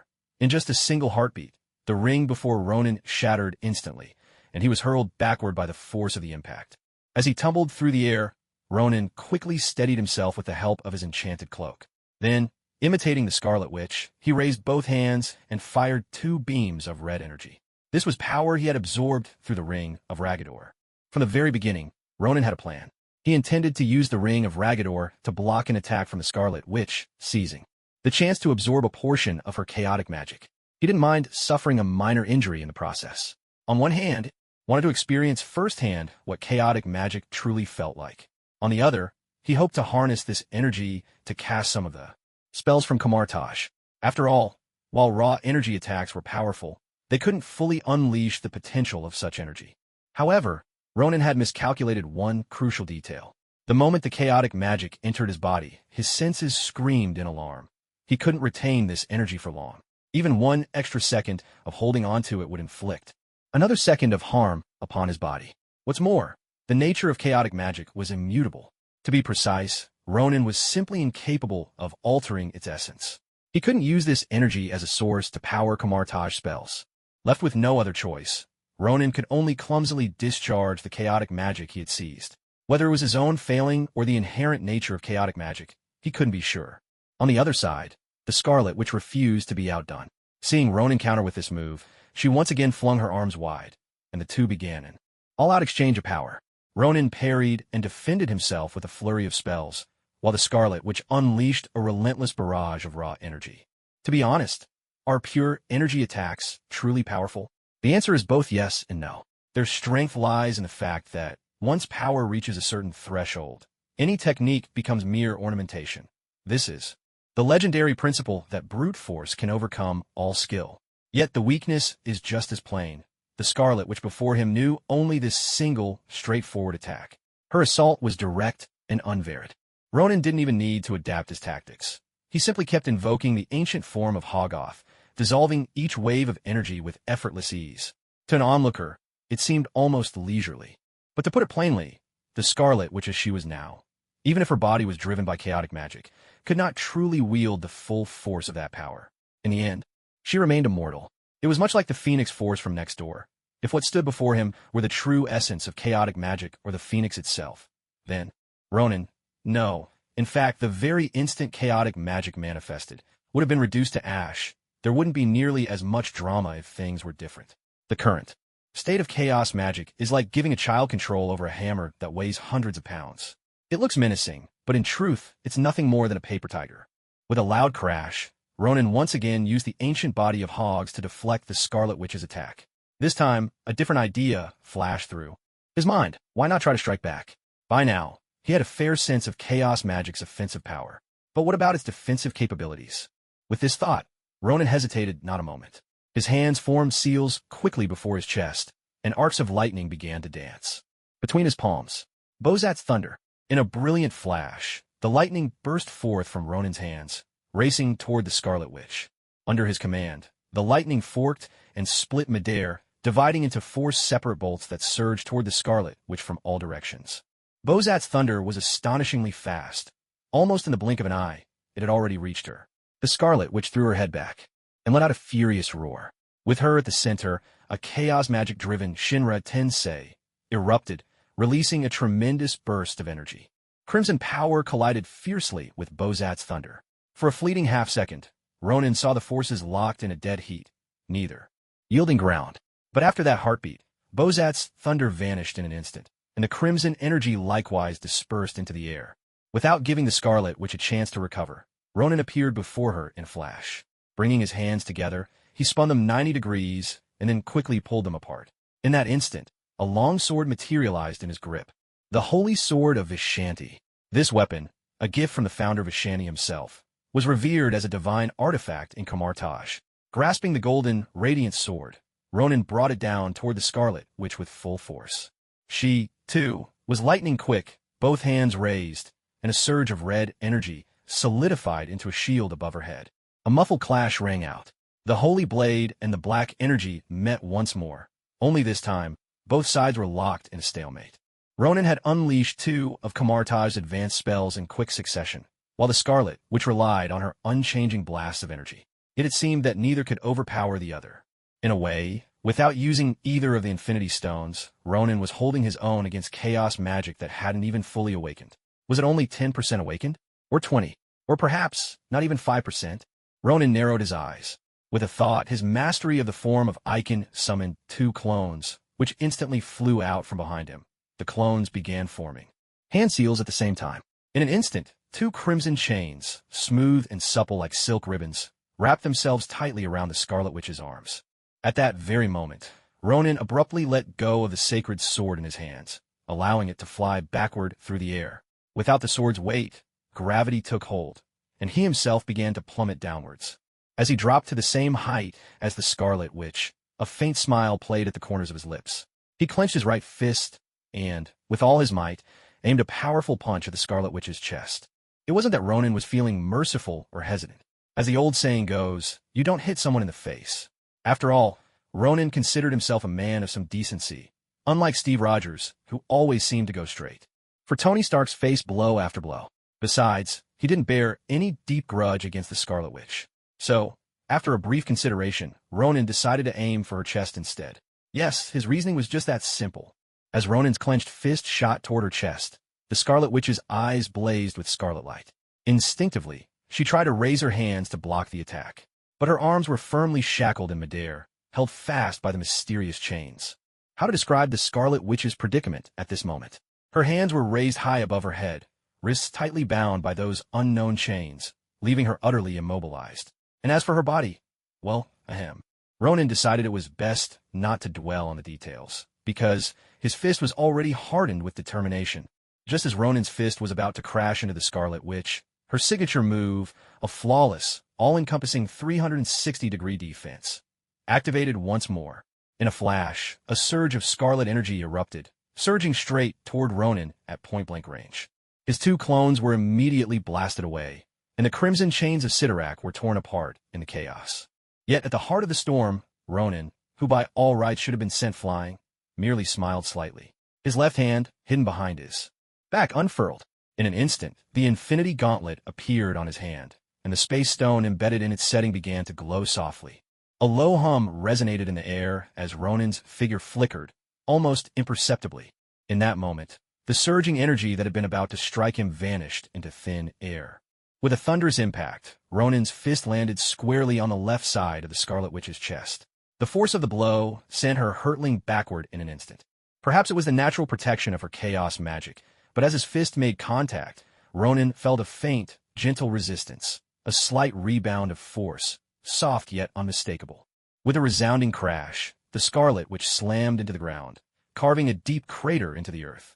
Ronan blew lightly on his right hand, a quiet sigh escaping his lips. So soft, no so weak. Compared to her formidable magical might, the Scarlet Witch's physical body was shockingly fragile. Had Ronan not held back at the last moment, that punch alone might well have shattered her heart. Of course, as a wielder of chaos magic itself would never simply stand by and watch her die. Resurrection was all but certain. But what if by chance she couldn't be revived? If chaos magic were ever to break free from the Scarlet Witch's vessel, it would become something far beyond Ronan's ability to handle. Ronan was keenly aware of this fact. For now, he could afford to push chaos magic around a little, but if it ever truly gained its freedom, well, the consequences would be unimaginable. Boom! Just then, the Scarlet Witch, who had been slammed into the ground, soared back into the air once more. This time, Ronan could distinctly sense a flicker of anger emanating from the chaos magic itself. Yes, anger. Ever since donning the Infinity Gauntlet, Ronan's mental strength had been amplified. Although the drain on his energy had increased, his perception had also sharpened somewhat. At this moment, he seemed to be picking up on the emotions of chaos magic. The realization took him by surprise. Could chaos magic truly possess emotions? Or perhaps even sentience? Boom! As Ronan pondered, the Scarlet Witch not far away erupted again with a terrifying surge of energy. The resulting shockwave whipped the surrounding air into a turbulent frenzy. And, more clearly than before, a protective shield shimmered around her. The red energy formed a barrier that encircled the Scarlet Witch, sending her long hair billowing upward. Taking in the sight, Ronan couldn't help but tug at the corner of his mouth in a wry smile. He began to wonder if chaos magic might be somehow related to the Psiots. Why did it seemed to power up whenever things got heated, with every defeat only making its strength grow? Was the next step going to be that legendary exploding clothes moment? Ahem. Ronan quickly pulled himself back to reality, eyes fixed intently on the Scarlet Witch in the distance, hands bracing the shield of Seraphim. He stood ready, watching for her next move. Yet, after holding his defensive stance for 5 or 6 seconds, the Scarlet Witch hadn't budged an inch. The two of them hung motionless in midair, as if frozen in place, posing rather than fighting. Ronan glanced skeptically at his left hand. There was no time stone there, so the legend of stopping time didn't apply here. Why wasn't she doing anything dramatic? Or, better yet, why wasn't she attacking? Ronan grumbled inwardly, but just then, the Scarlet Witch, who had been perfectly still, finally moved. She spread her hands wide, and the power swirling around her began to flow and sway with her motions. The air around them was swept outward, and Ronan could clearly hear the sharp howl of the wind. The next moment, just as he was certain he'd forced chaos magic into its second phase and had steeled himself for defense, Ronan witnessed something truly unbelievable. The Scarlet Witch's eyes suddenly rolled back, and the flames that had been burning within them vanished in an instant, returning her gaze to normal. At that very moment, the suffocating energy that had filled the air dissipated without a trace. With a swift motion, the Scarlet Witch's body plunged straight down toward the ground. With a heavy thud, she crashed onto the earth below, right before Ronan's incredulous eyes. Ronan's mouth hung slightly open as he stared at the Scarlet Witch, now lying unconscious on the ground. Is this some kind of strange new technique?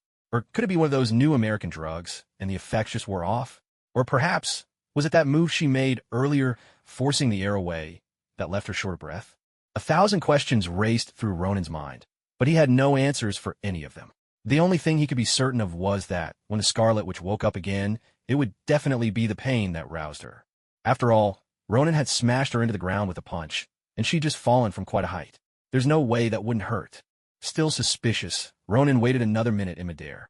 At first, he thought it might be a trick, but now he was starting to believe what he saw. The Scarlet Witch had truly passed out, and the chaotic magic that had filled the room faded away at the same time. But as for why, Ronan simply couldn't figure it out.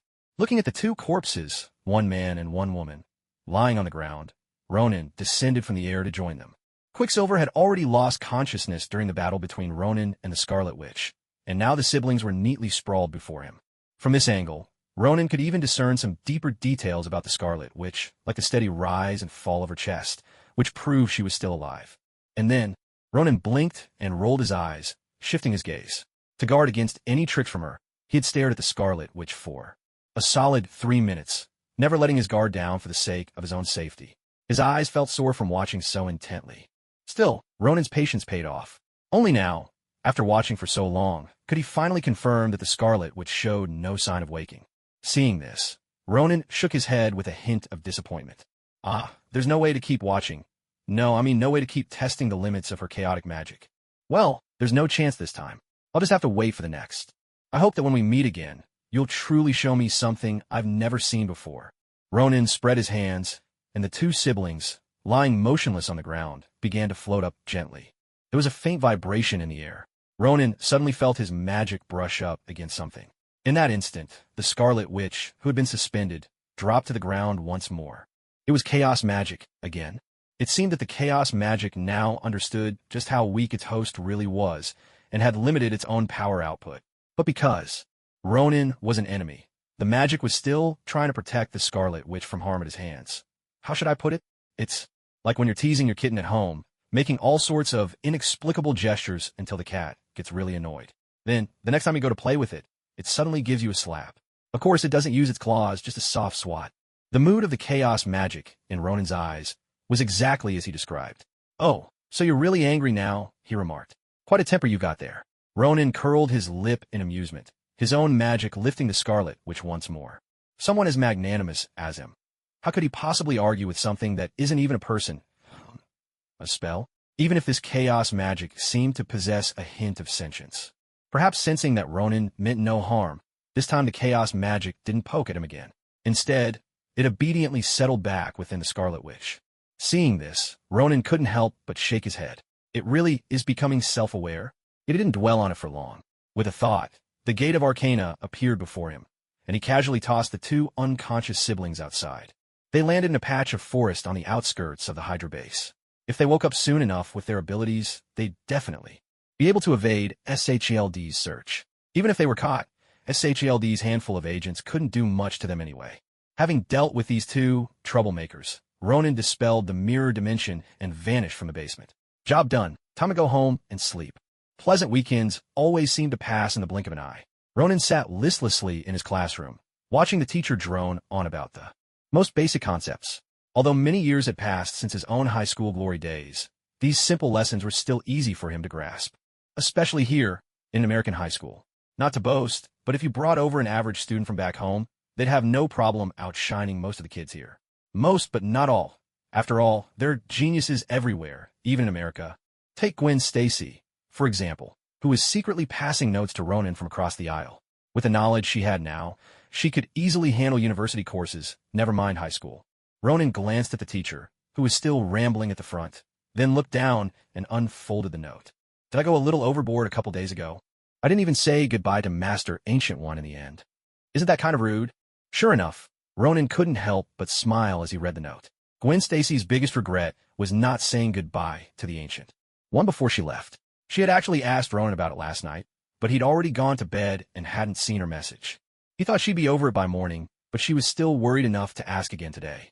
The sound of pencils scratching on paper echoed softly in the quiet classroom. Ronan grabbed another slip of paper, quickly scribbled a sentence, and then, with a gentle flick of his right hand, tossed it into the air. A portal of arcane magic, just about the size of the note itself, appeared precisely along the paper's trajectory. At the same time, another portal materialized, atop Gwen Stacy's desk. Perhaps Ronan was the very first person to ever use magic to pass notes in class. Even if the ancient founders of these spells knew about it, they wouldn't fault him. After all, the original purpose of the Arcane Gate was for swift, long-distance travel, relaying intelligence, and gathering troops. In a way, wasn't Ronan just relaying intelligence too? Gwen Stacy was momentarily startled when the note arrived. She hadn't expected Ronan to pass notes in such a way. She quickly pressed the slip under her palm, then shot Ronan a glare. On one hand, she felt Ronan's method was somehow improper. On the other, what if someone else saw? Wouldn't they start questioning Ronan's real identity? But Ronan soon met her gaze with a reassuring look, silently promising that everything was under control. As long as he didn't want his identity exposed, no one would ever discover what he'd just done. After that incident in the alley, when Peter Parker secretly witnessed his powers, Ronan was even more cautious now. Distance didn't matter. Someone could be leaning right over his desk and still wouldn't catch a glimpse of what he just pulled off.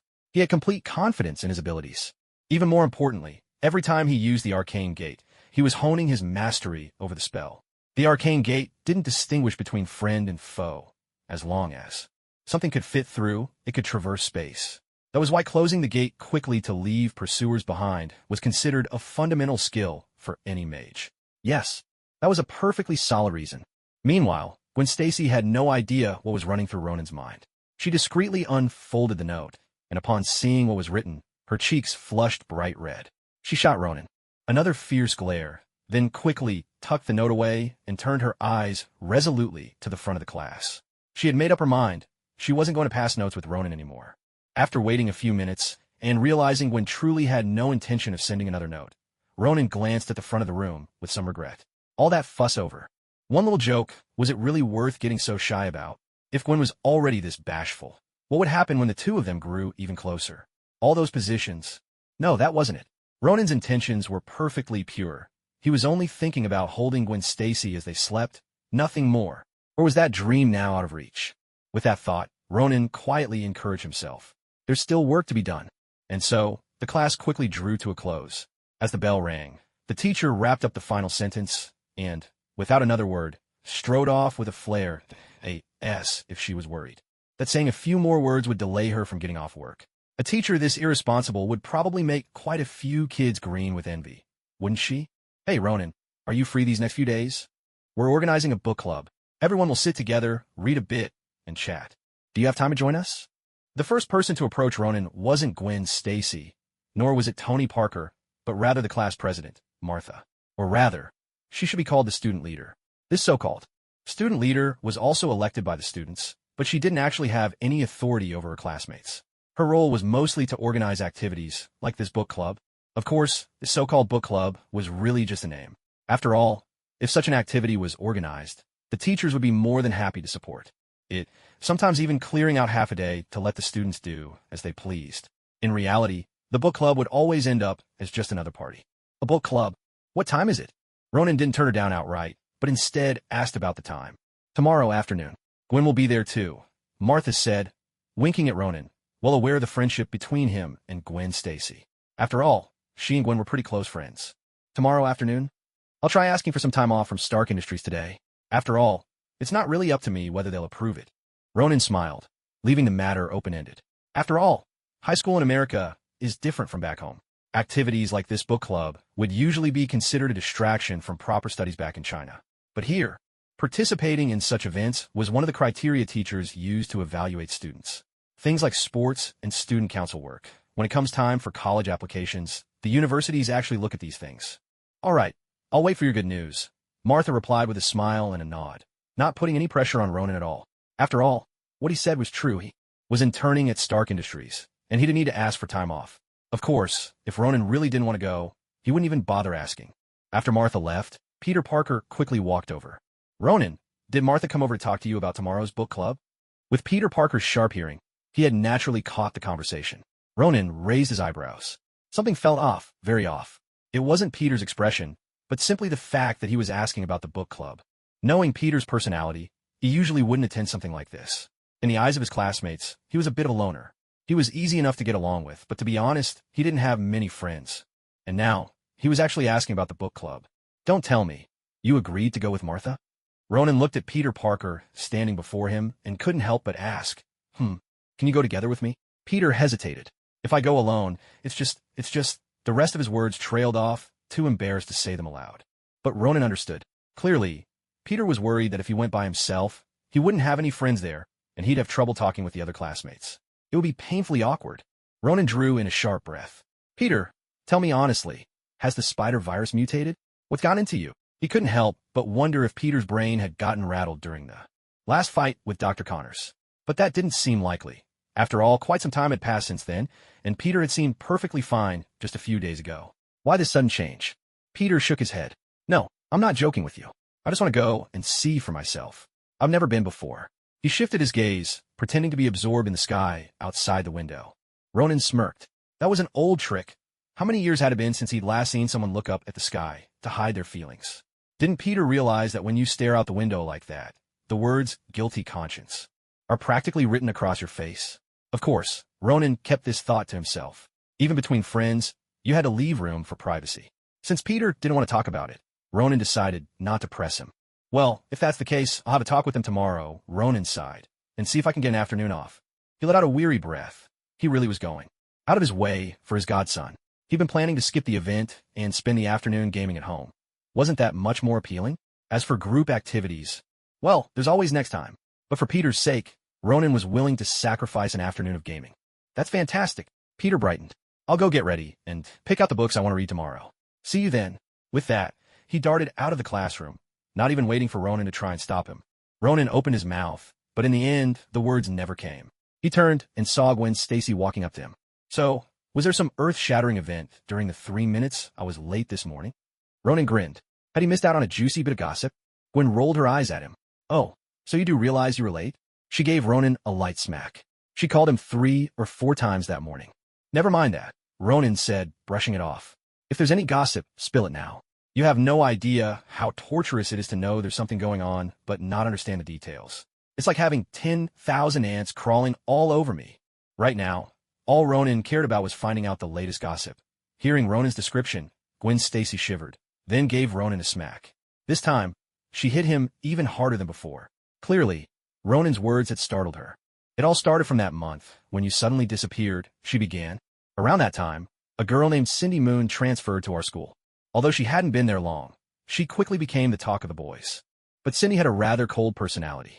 Most of the time, when boys tried to chat her up, she barely even replied. There was even an incident where she taught a lesson, in person, to a classmate who tried to force her on a date. After that, no one dared mention anything about dating in front of her again. Gwen recounted the origins of the story, while Ronan grew more and more confused. Why had he never heard about any of this? And what did it have to do with Peter Parker? Noticing Ronan's puzzled expression, Gwen Stacy shook her head with a knowing smile. Don't worry, the interesting part is still to come. On the 10th day after Cindy transferred, she ran into Peter Parker at the school gate. Cindy Moon, usually frosty and distant to everyone, actually greeted Peter Parker. And, believe it or not, she even smiled at him. As she said this, Gwen's voice carried a trace of disbelief. What was going on? Now, Ronan finally began to sense something unusual in the story. If I'm right, did Martha also invite Cindy Moon? He asked, turning to Gwen. Gwen gave him a "you're quite sharp" look and nodded. Ronan couldn't help but suck in a breath. Could it be that, with winter gone, his godson's springtime had finally arrived? But Cindy Moon, that name sounded familiar. Had he heard it somewhere before? Wasn't she? Could she be a villain coveting Peter Parker's spider powers? Whether Peter Parker's spring had arrived or not, Ronan couldn't say. But he was sure of one thing. Peter was definitely interested. Ronan kept quiet in front of Gwen Stacy, but once he got to his office at Star Tower, he looked up Cindy Moon on the student messaging app. She looked good, even with that icy, expressionless face. In fact, she was more than a match for Peter Parker. The only thing that puzzled Ronan was that he had no recollection of a Cindy Moon in his memories. Was she someone who had never appeared in the movie universe? Or is she just an ordinary transfer student who had unexpectedly caught Peter's eye? With all these questions swirling in his mind, Ronan opened his messaging app and sent a message to Martha that he decided to attend the book club meeting tomorrow. On one hand, he had promised Peter Parker that he would go with him. On the other hand, he was also curious to get a closer look at Cindy Moon. After all, it was only natural to welcome a new classmate. As Ronan was pondering which book he should read for tomorrow, the distant roar of an airplane drifted in through the window. He glanced outside. A fighter jet had already reached the top floor. It was one of the Avengers' jets. Looks like the team had returned. The good news was they had brought back Loki's scepter, the vessel for the Mind Stone. The bad news was Ronan's time for slacking off had come to an end. Mr. Ronan, Mr. Stark is waiting for you upstairs. He's asked to speak with you, came the prompt message. Sure enough, Ronan's computer was forcibly paused, and a video window popped up. Tony Stark's face filled the screen. Hey, Ro. Mr. Fantastic, we brought this back. I think you ought to take a look, Tony said, gesturing to the scepter being scanned behind him and giving Ronan a knowing wink. After all, it came to the Infinity Stones. Only he and Steve Rogers knew the whole story. They had no intention of sharing this bad news with anyone else. Ronan couldn't help but roll his eyes. As much as he disliked Tony Stark interrupting his game, he was still curious to see the legendary Mind Stone. He had already seen and used 3 of the stones. There were 3 he hadn't yet encountered. And this Mind Stone was the last Infinity Stone on Earth he had a chance to see. With a casual wave of his hand, a portal of arcane energy opened and swallowed him whole. When he emerged, Tony Stark was standing at the table, analyzing the scepter with Jarvis. Still curious about this thing? Tony asked, glancing over as Ronan pushed off with his legs, sending his wheeled chair gliding across the floor. With a small kick and a half turn, Ronan faced the Mind Stone. Directly, Tony couldn't help but raise an eyebrow at Ronan's fluid, showy maneuvering. Showing off in his own lab? If only he could actually beat Ronan in a fight, Tony might have had something to say about that. Just routine scans, Tony said. Jarvis thinks there's something inside, like a computer.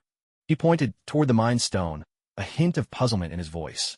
Whatever Jarvis analyzed, Tony was inclined to trust it.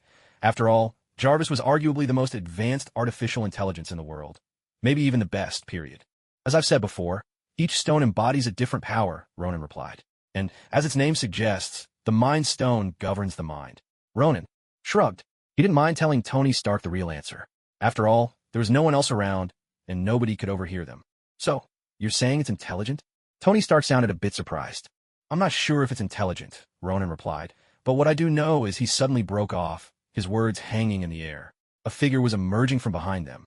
Tony, about Clint, the newcomer, Black Widow, stopped mid-sentence as well. She just caught sight of a familiar face looking back at her. No, to be exact, it was a familiar mask. Hey, Ronan said, swiveling his chair and waving at her. Black Widow was now certain. This man was none other than Mr. Miracle. Instinctively, her hand went to her hip, reaching for her pistol. But she had forgotten. She'd left her combat gear behind in the changing room just moments before. Hell, let's all calm down. No need to get worked up, Ronan said gently.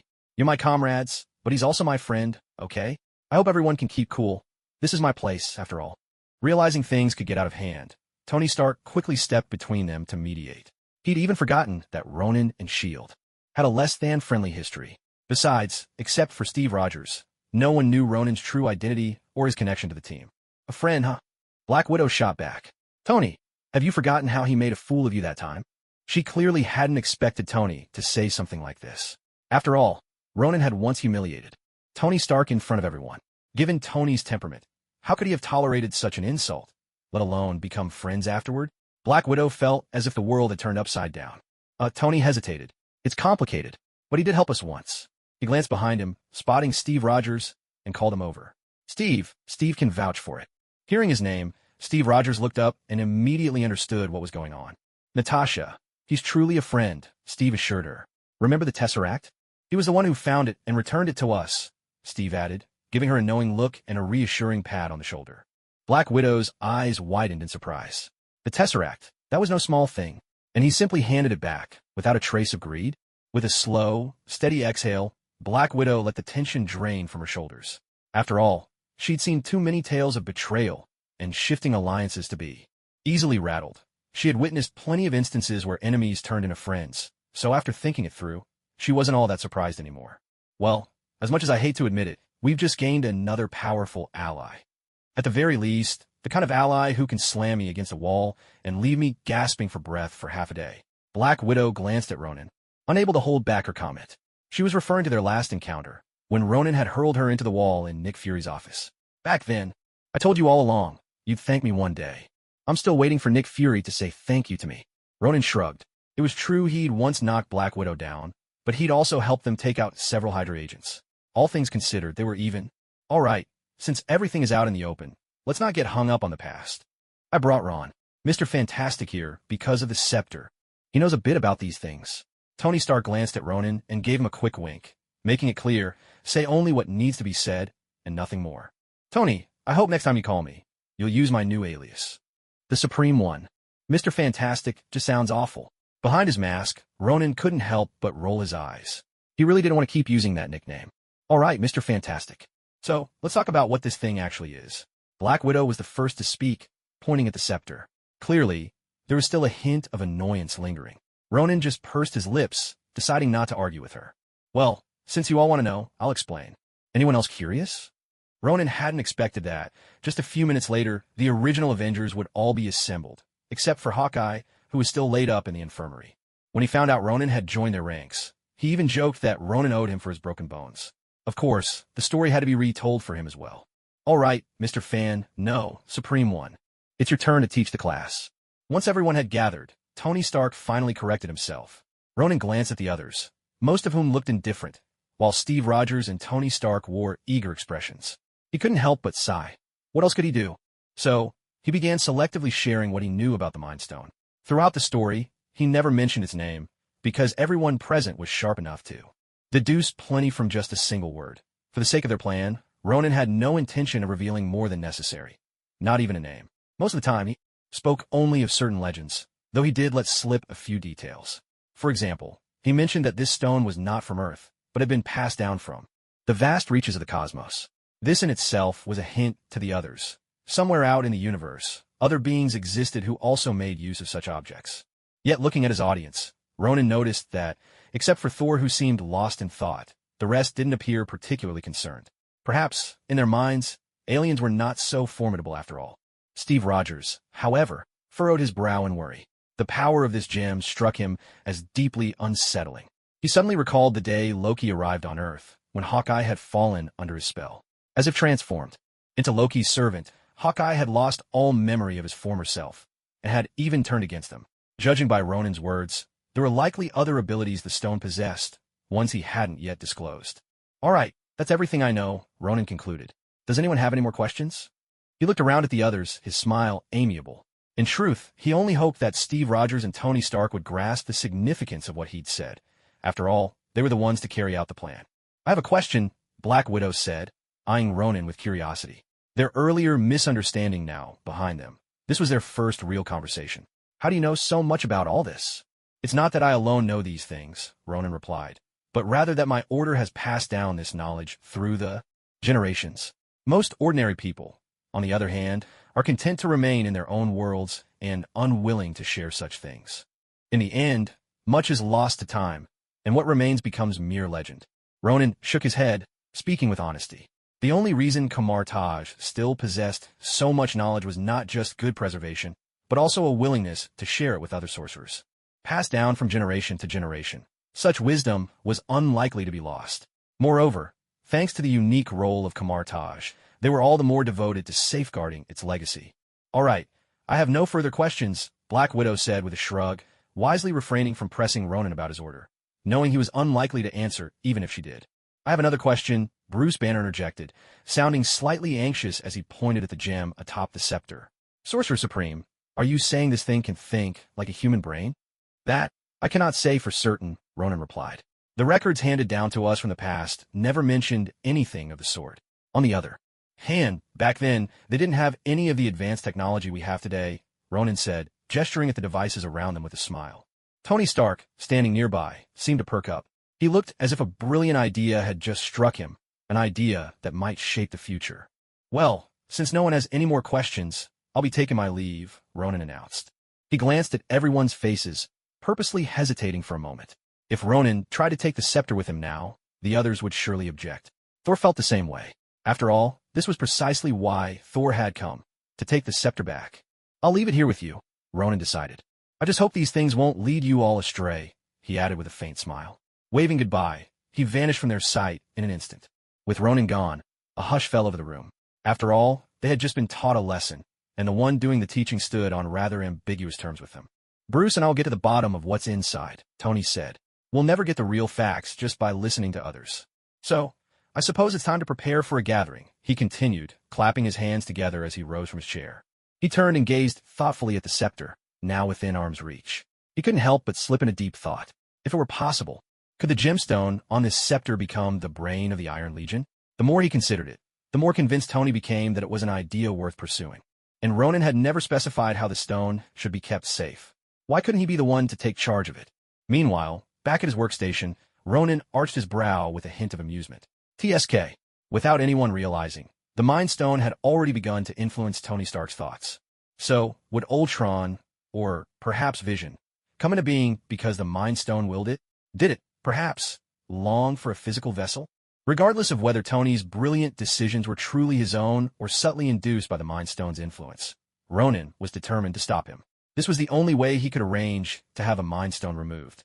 If he tried to take the stone away now, neither the others, nor especially Thor, would stand for it. After all, it had come from Loki, though no one knew where Loki had originally gotten it. Thor's sole purpose was to reclaim it for Asgard. Not to mention the other Avengers. They'd never agree to let Ronan walk off with something they'd fought so hard to retrieve. After all, he was practically a stranger to them. So Ronan's plan was simple. Wait for Tony Stark to make a mistake. Once the Mind Stone was taken away, Ronan would finally have plenty of room to maneuver. If he remembered correctly, that scepter was taken by Ultron, who planned to use it to create a perfect body, forged for vibranium and empowered by the Mind Stone. It was almost unbeatable, virtually invincible in the entire universe. At this thought, Ronan suddenly recalled something that had puzzled him for a long time. That was the fact that both Vision's body and Steve Rogers' shield were made of vibranium. Yet, Thanos had crushed Vision's skull with just a few fingers and taken the Mind Stone, while Steve Rogers' shield, after enduring so many blows in battle with Thanos, only finally broke in two when Thanos unleashed his full strength. Looking at it this way, it didn't make much sense. Could it be that, when Ultron was building the body, he just happened to skip reinforcing the head with vibranium? Or was Thanos' grip even stronger than his massive blade? Marvel, always full of mysteries that may never be solved. In any case, Ronan kept Tony Stark's little schemes to himself, revealing nothing. He waited patiently for Tony and Bruce Banner to make their move, knowing that would be his cue to act. After Ronan finished speaking, Tony Stark politely asked him if he'd like to join the celebration party in a few days. Ronan responded with a roll of his eyes and a slyly raised middle finger.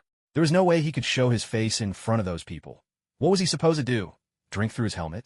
Besides, he was still underage. He couldn't drink. To avoid arousing suspicion, Ronan didn't return to work. Instead, he went straight home through a secret portal. The arrival of these Avengers had not only cost him his hard-earned job, but now had him stuck at home playing video games. Absolutely infuriating. As he fiddled with his game controller, Ronan muttered curses under his breath, wishing them all the worst luck next year. A bunch of supervillains, the lot of them. Time quickly slipped into the afternoon of the next day. From the moment they met that morning, Peter Parker's first order of business was to rush to Ronan's desk and ask if he'd already requested leave. When Ronan confirmed he had, Peter was practically glowing with happiness. If the teacher hadn't walked into the classroom just then, Peter would have launched right into sharing the book he'd prepared. Finally, Peter made it through a painfully long morning.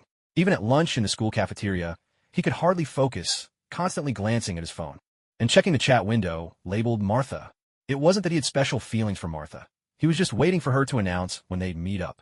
He thought he was being subtle, but to Ronan and Gwen Stacy, his intentions were as plain as day. More than once, Ronan nearly burst out laughing, but thankfully Gwen covered for him. Each time out, of course, he also received a warning glare from Gwen Stacy. Laughing like that was simply impolite. Ronan could only shrug and lower his head to study the afternoon's agenda. Everything was listed on the schedule: the bus, the specific venue, and the arrangements for staff. Nothing had been overlooked. One had to admit, Martha was truly well organized. But all of this was rooted in one thing: money. Events like this usually had a sponsor, someone who not only funded the entire activity, but also covered the evening's party as well. Today's sponsor, once again, was Martha. Yes, a student leader who was not only wealthy, but also took pleasure in serving her classmates. It was easy to imagine, when college came around, Martha would undoubtedly become a member of the student council. In a few more years, this classmate of Ronan's might even become a district representative, or perhaps climb even higher. That's how it was in aristocratic families. Their children's resumes were built up from a young age. Compared to that, Ronan, a future layabout, seemed to lead a much emptier life. At last, after another half hour of waiting, Peter Parker finally received Martha's group message. "Classmates, the bus is waiting for us at the school gate. Please make your way to the gate and board the bus within half an hour. The bus license plate number is XXXX. The moment he saw the announcement, Peter Parker nearly dashed out the door. But after only a couple of steps, he stopped short. He just remembered that Ronan hadn't yet finished his lunch. So, Peter had no choice but to turn around and sit back down. "Peter, since you're done eating, you can head over first," Ronan said, immediately noticing the awkward look on Peter's face and stepping in to help. But Peter just gave an embarrassed grin and shook his head. "Nah, let's go together." Seeing him like this, Ronan couldn't help but tug the corner of his mouth into a wry smile. Peter Parker put on a mask, and he's a chatterbox. Take it off, and suddenly he's terrified of socializing. Around strangers, he could barely utter a word. "All right, then wait for me," Ronan replied, not pressing the matter, but quietly speeding up his eating. Since his adopted son seemed to be experiencing the stirrings of spring, this old father figured he had to lend a hand, at least to help him find his own happiness. Soon enough, Ronan polished off the rest of his food in just a few quick bites. The three of them packed up their things and made their way to the bus together. By then, the bus was already filling up. Ronan picked a seat near the back and sat down, with Peter Parker following close behind. Gwen Stacy, meanwhile, took a seat up front with Martha as he was putting down his backpack. Peter Parker kept scanning his surroundings, his eyes constantly on the move. Soon enough, he spotted his target. Cindy Moon was seated just a short distance ahead of him, to his right. The moment Peter turned his gaze toward her, as if sensing his attention, Cindy Moon also turned her head and looked back at him. She greeted him with a gentle smile, while Peter, flustered, quickly averted his eyes and turned away in a jumble of awkward movements. Ronan, who had been watching all this from the side, caught Peter's little display. Taking advantage of the moment as he sat down, Ronan glanced over toward Cindy Moon's spot as well. But at that very instant, Cindy Moon turned her head once more, this time meeting Ronan's eyes directly. Unlike before, her expression as she looked at Ronan carried no hint of a smile. In fact, there was even a trace of seriousness, almost a hint of gravity in her gaze. This surprised Ronan. After all, most people never notice when someone is watching them. At most, you might occasionally feel as if someone's eyes are on you, but that feeling is rarely accurate. But Cindy Moon was different. When Peter Parker looked at her earlier, she turned back, which might have been coincidence. Yet now, when Ronan looked her way, she turned. Again, that was no accident. It was odd. Most people wouldn't react at all if Ronan looked their way. But Cindy Moon caught him, and not just once but twice in a row. Interesting, Ronan murmured with a smile, settling into his seat. After all, his gaze was not something the average person could sense. The rest of the group arrived quickly, and once everyone was accounted for, the bus rumbled to life and slowly pulled away. The only thing that disappointed Ronan was that the driver wasn't the old man he was used to, but just an ordinary middle-aged guy. "Ronan, are you planning to read today?" Peter Parker whispered quietly not long after the bus began to move. "No, I think I'll just enjoy being a listener today," Ronan replied. "But judging from your expression, you've come prepared, haven't you?" Ronan glanced at Peter's slightly nervous face, a smile playing at his lips. After all, these book club gatherings weren't meant to be taken too seriously. Most people were only here for the party later that night. The kind of party where the only thing stronger than the laughter was perhaps a bit of alcohol. Of course, who knew what might happen after the party ended? I've prepared a little something. Can you take a look and tell me what you think? Peter said, I was planning to read this section, see if it's any good. Before Ronan could respond, Peter dove into his backpack, fished out a book, and handed it over. When Ronan saw the title on the cover, he nearly burst out laughing, or threw Peter off the bus. A history of Western philosophy? Seriously? Are you trying to kill us? Don't say Ronan was just messing around. He'd actually read that book, and it was even one of the recommended reads at school. But, honestly, who needs someone to read the history of Western philosophy aloud in a setting like this? Did Peter Parker not realize that he wasn't really here for a book club tonight, but rather to to win a girl's heart? Did he really think no one would fall asleep if he picked such a dry and tedious book to read from?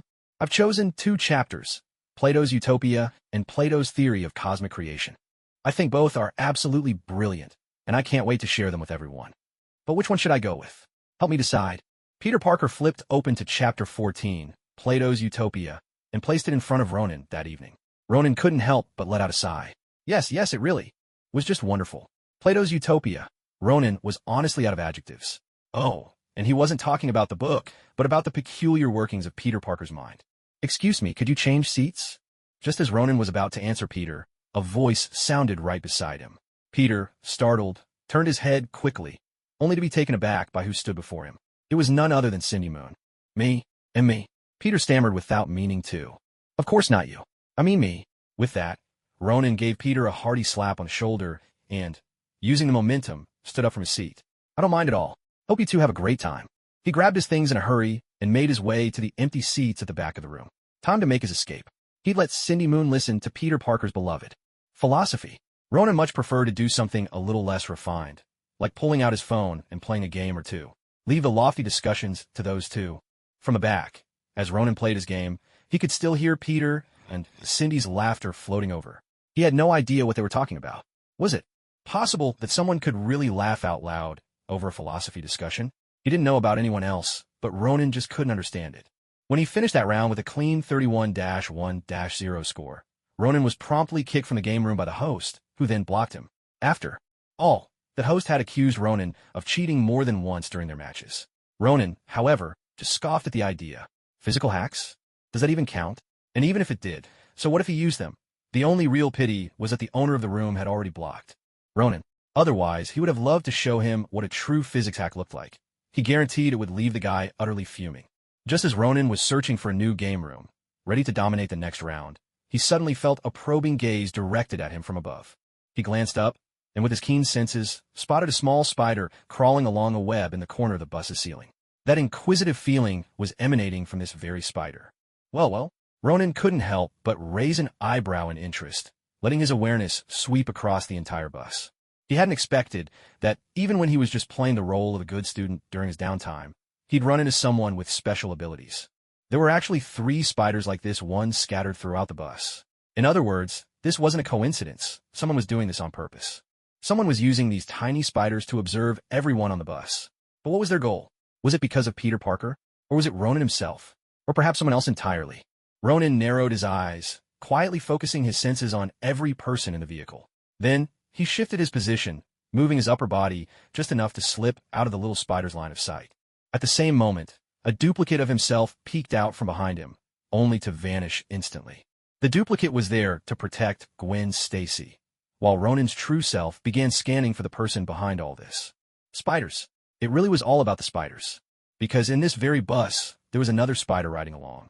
Was the person's ability limited to just controlling spiders? Or could they command sparrows, or even other animals as well? The answer might not be crucial, but it did reveal something important. If it was the former, Ronan's target would be easy to pinpoint. But if it was the latter, things could get a bit more complicated. In any case, until he figured out who was behind this and what their true intentions were, Ronan decided to lie low and wait. Whether it was these students, the bus driver, or was someone else tailing them, Ronan didn't really care.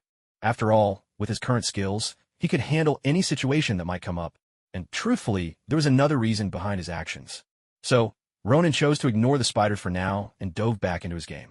Meanwhile, not far away, Cindy Moon glanced over her shoulder. Seeing that Ronan had merely shifted his posture, and continued fiddling with his phone, she frowned slightly. Could she have misjudged him? That's right, Cindy Moon was the one controlling those spiders. And her ability wasn't simply to command spiders. It was strikingly similar to the powers possessed by Peter Parker, who was sitting beside her. After she was bitten by a spider, she gained this extraordinary power. At first, she was terrified by the sudden change and guarded her secret closely, not daring to reveal anything to anyone. Then, one day, she saw a piece of news on television.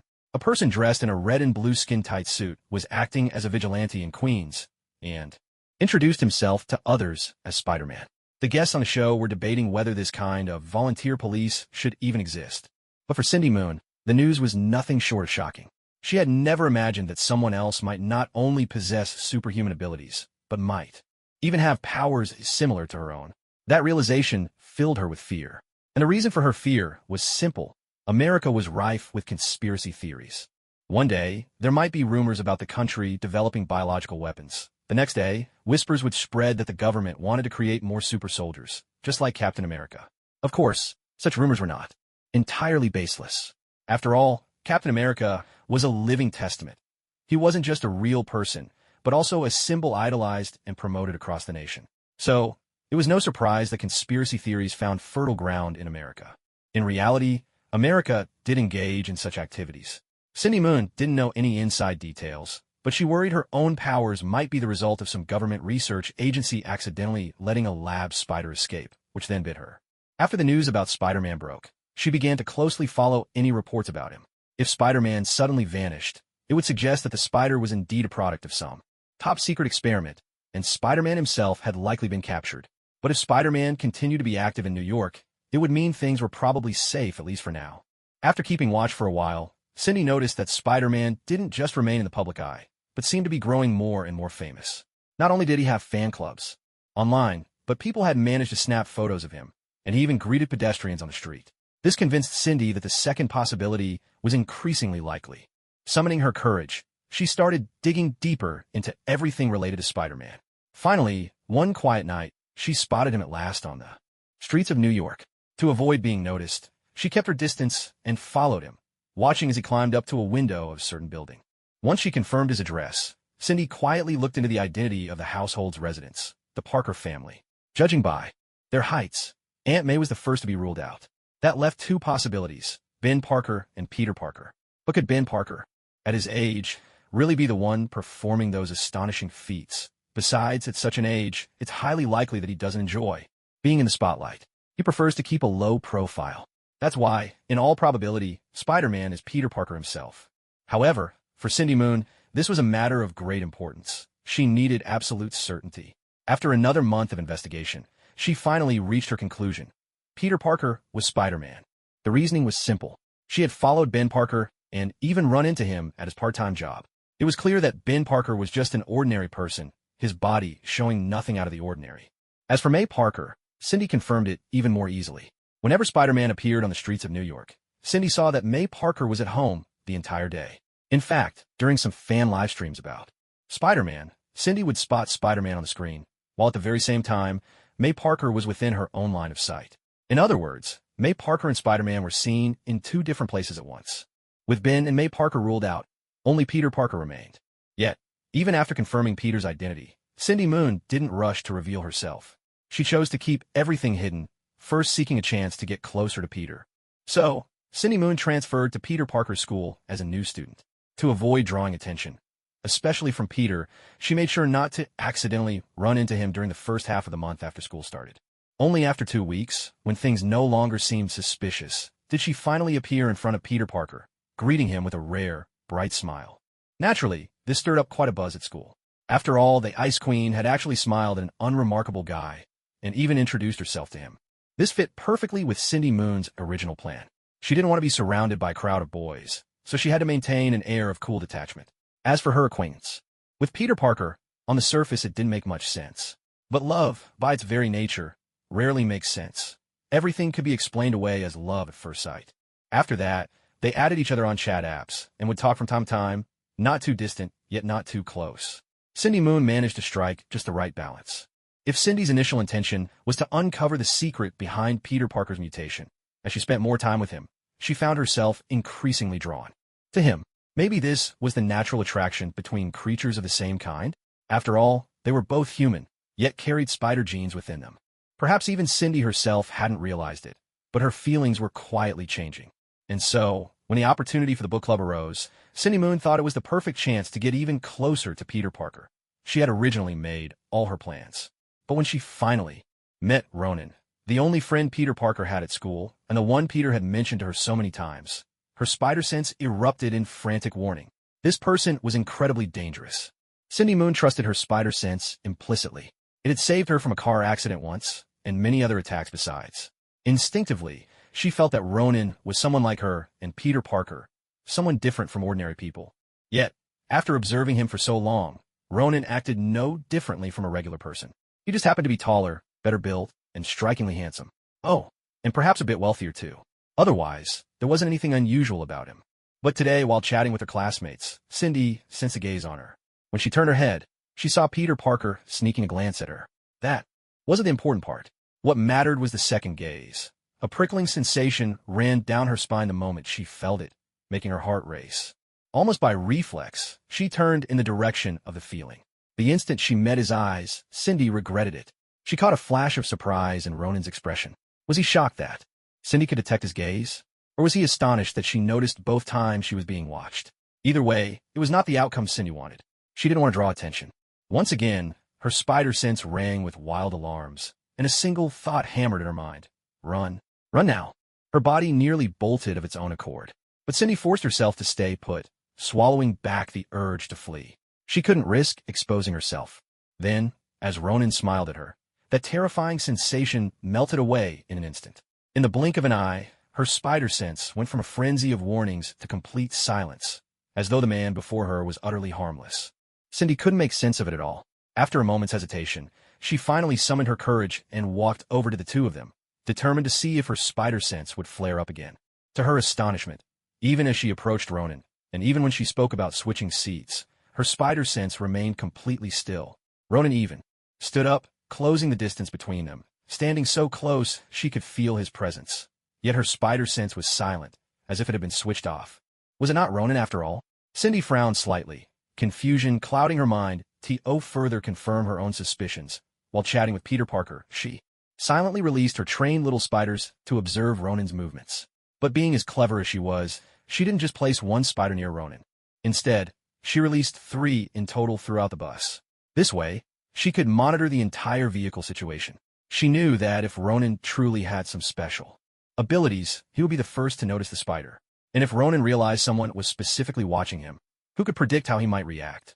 Most of the people on this bus were Ronan's classmates. They'd spent more than just a day or two together. If observation was the goal, wouldn't it be easier to watch him in the classroom?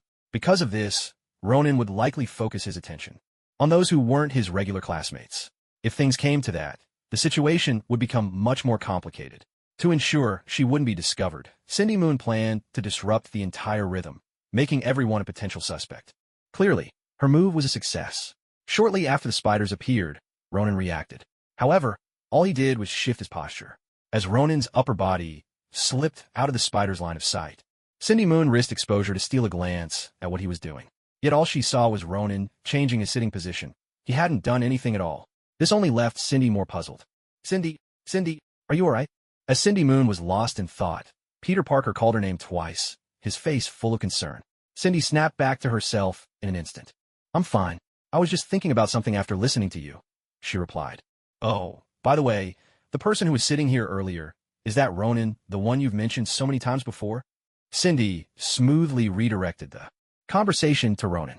Since she couldn't figure anything out herself, she thought she might as well try to glean something for Peter Parker. Maybe he'd let slip some detail that could reveal Ronan's true nature. After all, they were friends and had spent a lot of time together. The longer you know someone, the more cracks appear in their disguise. What if Peter knew some seemingly trivial thing that could shed light on who Ronan really was? Ah, you mean Ronan? Yes, that was him, Peter replied, pausing for a moment before smiling. How did you two become friends? Cindy pressed on. Would you mind telling me? Peter laughed, glancing at Cindy's pretty face. Of course I don't mind. Meanwhile, on the other side of the bus, Ronan was busy playing his game when suddenly a message popped up at the top of the screen. She's asking about you. The person who sent the message was Peter Parker, and as for the she mentioned in the message, it was certainly Cindy Moon, who was sitting right next to him. Seeing this message, Ronan couldn't help but raise his eyebrows. In fact, the moment Cindy Moon turned to look at him, he had already begun to suspect her. The reason he wanted to avoid the spider's gaze was partly to send out a double to protect Gwen Stacy. But there was another reason. He wanted to see which little cutie wouldn't be able to resist sneaking a glance back at him. Ronan was sitting in the very last row, so anyone who turned around would be noticed by him. As long as Ronan paid attention, even the slightest glance back from anyone would not escape his notice. He'd thought this was just a passing idea, since someone with such abilities wouldn't expose themselves so easily. But to his surprise, Cindy Moon actually turned around the very next second. Even Ronan, whose face was hidden behind his phone, found himself a little taken aback. Should he say she was inexperienced? Or perhaps just a bit too innocent? So, in that moment, Ronan set his primary suspicion on Cindy Moon. But none of this really mattered much to Ronan. What truly surprised him was Peter Parker's message. Ronan had assumed Peter Parker would be swept away by the sudden rush of love. But unexpectedly, Peter managed to keep a cool head, even sending Ronan a message at a time like this. Thinking of this, Ronan couldn't help but click his tongue in admiration. Kids really do grow up fast. You don't need to reply. I'm texting with one hand and can't see your messages. Soon, Peter Parker's second message arrived. Ronan raised his eyebrows again. He could almost picture Peter's current posture, juggling a conversation with the she-devil while quietly updating his teammate on the information he'd gathered. It was as if, for the sake of the team, he had no choice but to spar with the she-devil, both mentally and physically. At that thought, Ronan's expression became a little odd. She seems very interested in you, and keeps asking if there's anything different about you compared to the others. And she also seems curious about your true identity.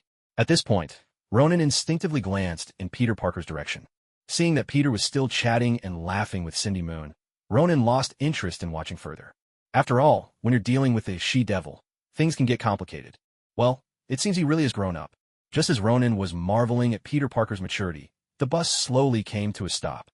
Martha, who was standing at the front, was the first to get up, eager to share this fantastic news with her classmates. And once the students heard the good news, they responded with enthusiastic cheers, filling the bus with excitement. Accompanied by whistles, cheers, and applause, everyone on the bus began to disembark in an orderly fashion. Ronan no longer held his opponents trapped by the spring to toy with them, but instead simply dismantled their crystal and stood up as well. The moment he rose to his feet, his eyes met Peter Parker's in midair for a fleeting instant. As their gazes crossed, Peter gave him a quick wink.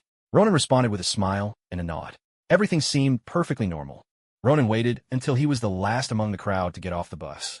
Gwen Stacy and Martha were waiting by the side of the bus together. I'm the last one. No need to wait any longer, Ronan said with a smile, glancing at Martha. I haven't even had a chance to thank you for doing me such an honor by showing up, Martha replied, smiling as well. The three of them began walking forward together. From the way you put it, I sound like someone who always keeps to himself, Ronan said, a bit surprised by Martha's words. Was he really that hard to invite? Haven't you realized? Martha said, before Cindy Moon transferred in, you were the school's officially recognized Ice King. Of course, you also had the title of school heartthrob added on, she added, looking at Ronan in mild astonishment, as if wondering how he could not know this. Ronan was even more surprised than Martha. He glanced at Gwen Stacy, who was trying to hide her amusement. When Gwen nodded and gave him a look of affirmation, Ronan finally believed it. Martha wasn't making it up. When did I ever get a nickname like that at school? Ronan muttered, tugging at the corner of his mouth. With girls, a cold and aloof demeanor could be called Ice Queen, but if a guy was seen that way, there was no need to call him Ice King. Bossy CO would do just fine. Ever since the day you beat Leon and his crew, Martha said. Your nickname used to be the Silent. She paused, glancing at Ronan. Seeing that he didn't seem to mind, she continued, well, the Silent Sissy. Ouch. Even Ronan couldn't help but draw a sharp breath at that nickname. Thankfully, he hadn't cared much about school gossip back then. Otherwise, if he'd heard that, he'd have had a serious talk with whoever started it. Sissy? Look at this face, these solid muscles, these fists the size of soup pots. Does that look like a sissy to you? Of course, after you knocked down Leon and his friends one by one, that nickname disappeared in a thin air, Martha said. It was replaced with titles like Ice King and such. The Leon Martha referred to as one of the football players who had once tried to bully Ronan at school. Yes, it's those few who still shudder, just thinking about Ronan. Well, that's a blessing, Ronan muttered, rolling his eyes. Under Martha's barely suppressed laughter, he gently pinched Gwen Stacy's cheek. The smile instantly vanished from Martha's face, replaced by an expression of sheer annoyance, as if she just swallowed something bitter. She shot the lovey-dovey pair a withering look, spun on her heel, and disappeared from sight in a flash. No need to suffer through their public displays of affection. Seeing Martha storm off in a huff, Gwen Stacy couldn't help but laugh. She knew perfectly well Ronan had done it on purpose. But so what? When you're a couple in love, you're allowed a little mischief. On the villa's lawn, quite a few people were already seated by the time Ronan and Gwen stepped outside, waiting for the event to start. Though everyone's eyes sparkled with anticipation, it was clear their excitement wasn't for the book club itself, but for the party that would follow. After all, the book club would only last about an hour and a half, while the real festivities would continue late into the night. "Hey, Ronan, over here." As soon as Ronan and Gwen arrived, Peter Parker waved to them, signaling there were seats available. Clearly, Peter had saved them a spot ahead of time. Ronan nodded and led Gwen over to sit beside Peter. When he noticed Cindy Moon sitting next to Peter, Ronan immediately understood what was going on. "Hello," he said with a friendly smile. "I'm Ronan Yao, Peter's friend." "Hi," Cindy replied, her tone cool and her face as unreadable as ever. "I'm Cindy Moon, also Peter's friend." As for Gwen and Cindy, they'd met before and already knew each other's names, so no further introductions were needed. After the brief greetings, everyone, almost instinctively, fell into a comfortable silence, listening quietly as others shared their thoughts on the books they'd read. Truth be told, this studious atmosphere didn't really suit most people here. Ronan glanced around. Nearly everyone was more of the fun-loving type. The ones who actually enjoyed learning were the ones up front, sharing their insights. Ronan couldn't help but wonder if this was all Martha's doing, or if her family had come up with such a clever plan. Getting the right people to do the right job. Figuring that out at this age was impressive.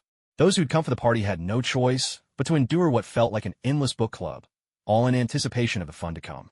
Meanwhile, the high-achieving students treated this event as another feather in their cap, something to add to their resumes and, eventually, their college recommendation letters. In the end, everyone got what they wanted. As for those who can't wait and might cause trouble, don't worry, unless they want to risk offending. Martha, the so-called student leader, and the school that stand behind her. After all, she organized this book club out of her own pocket. No, that's not quite right.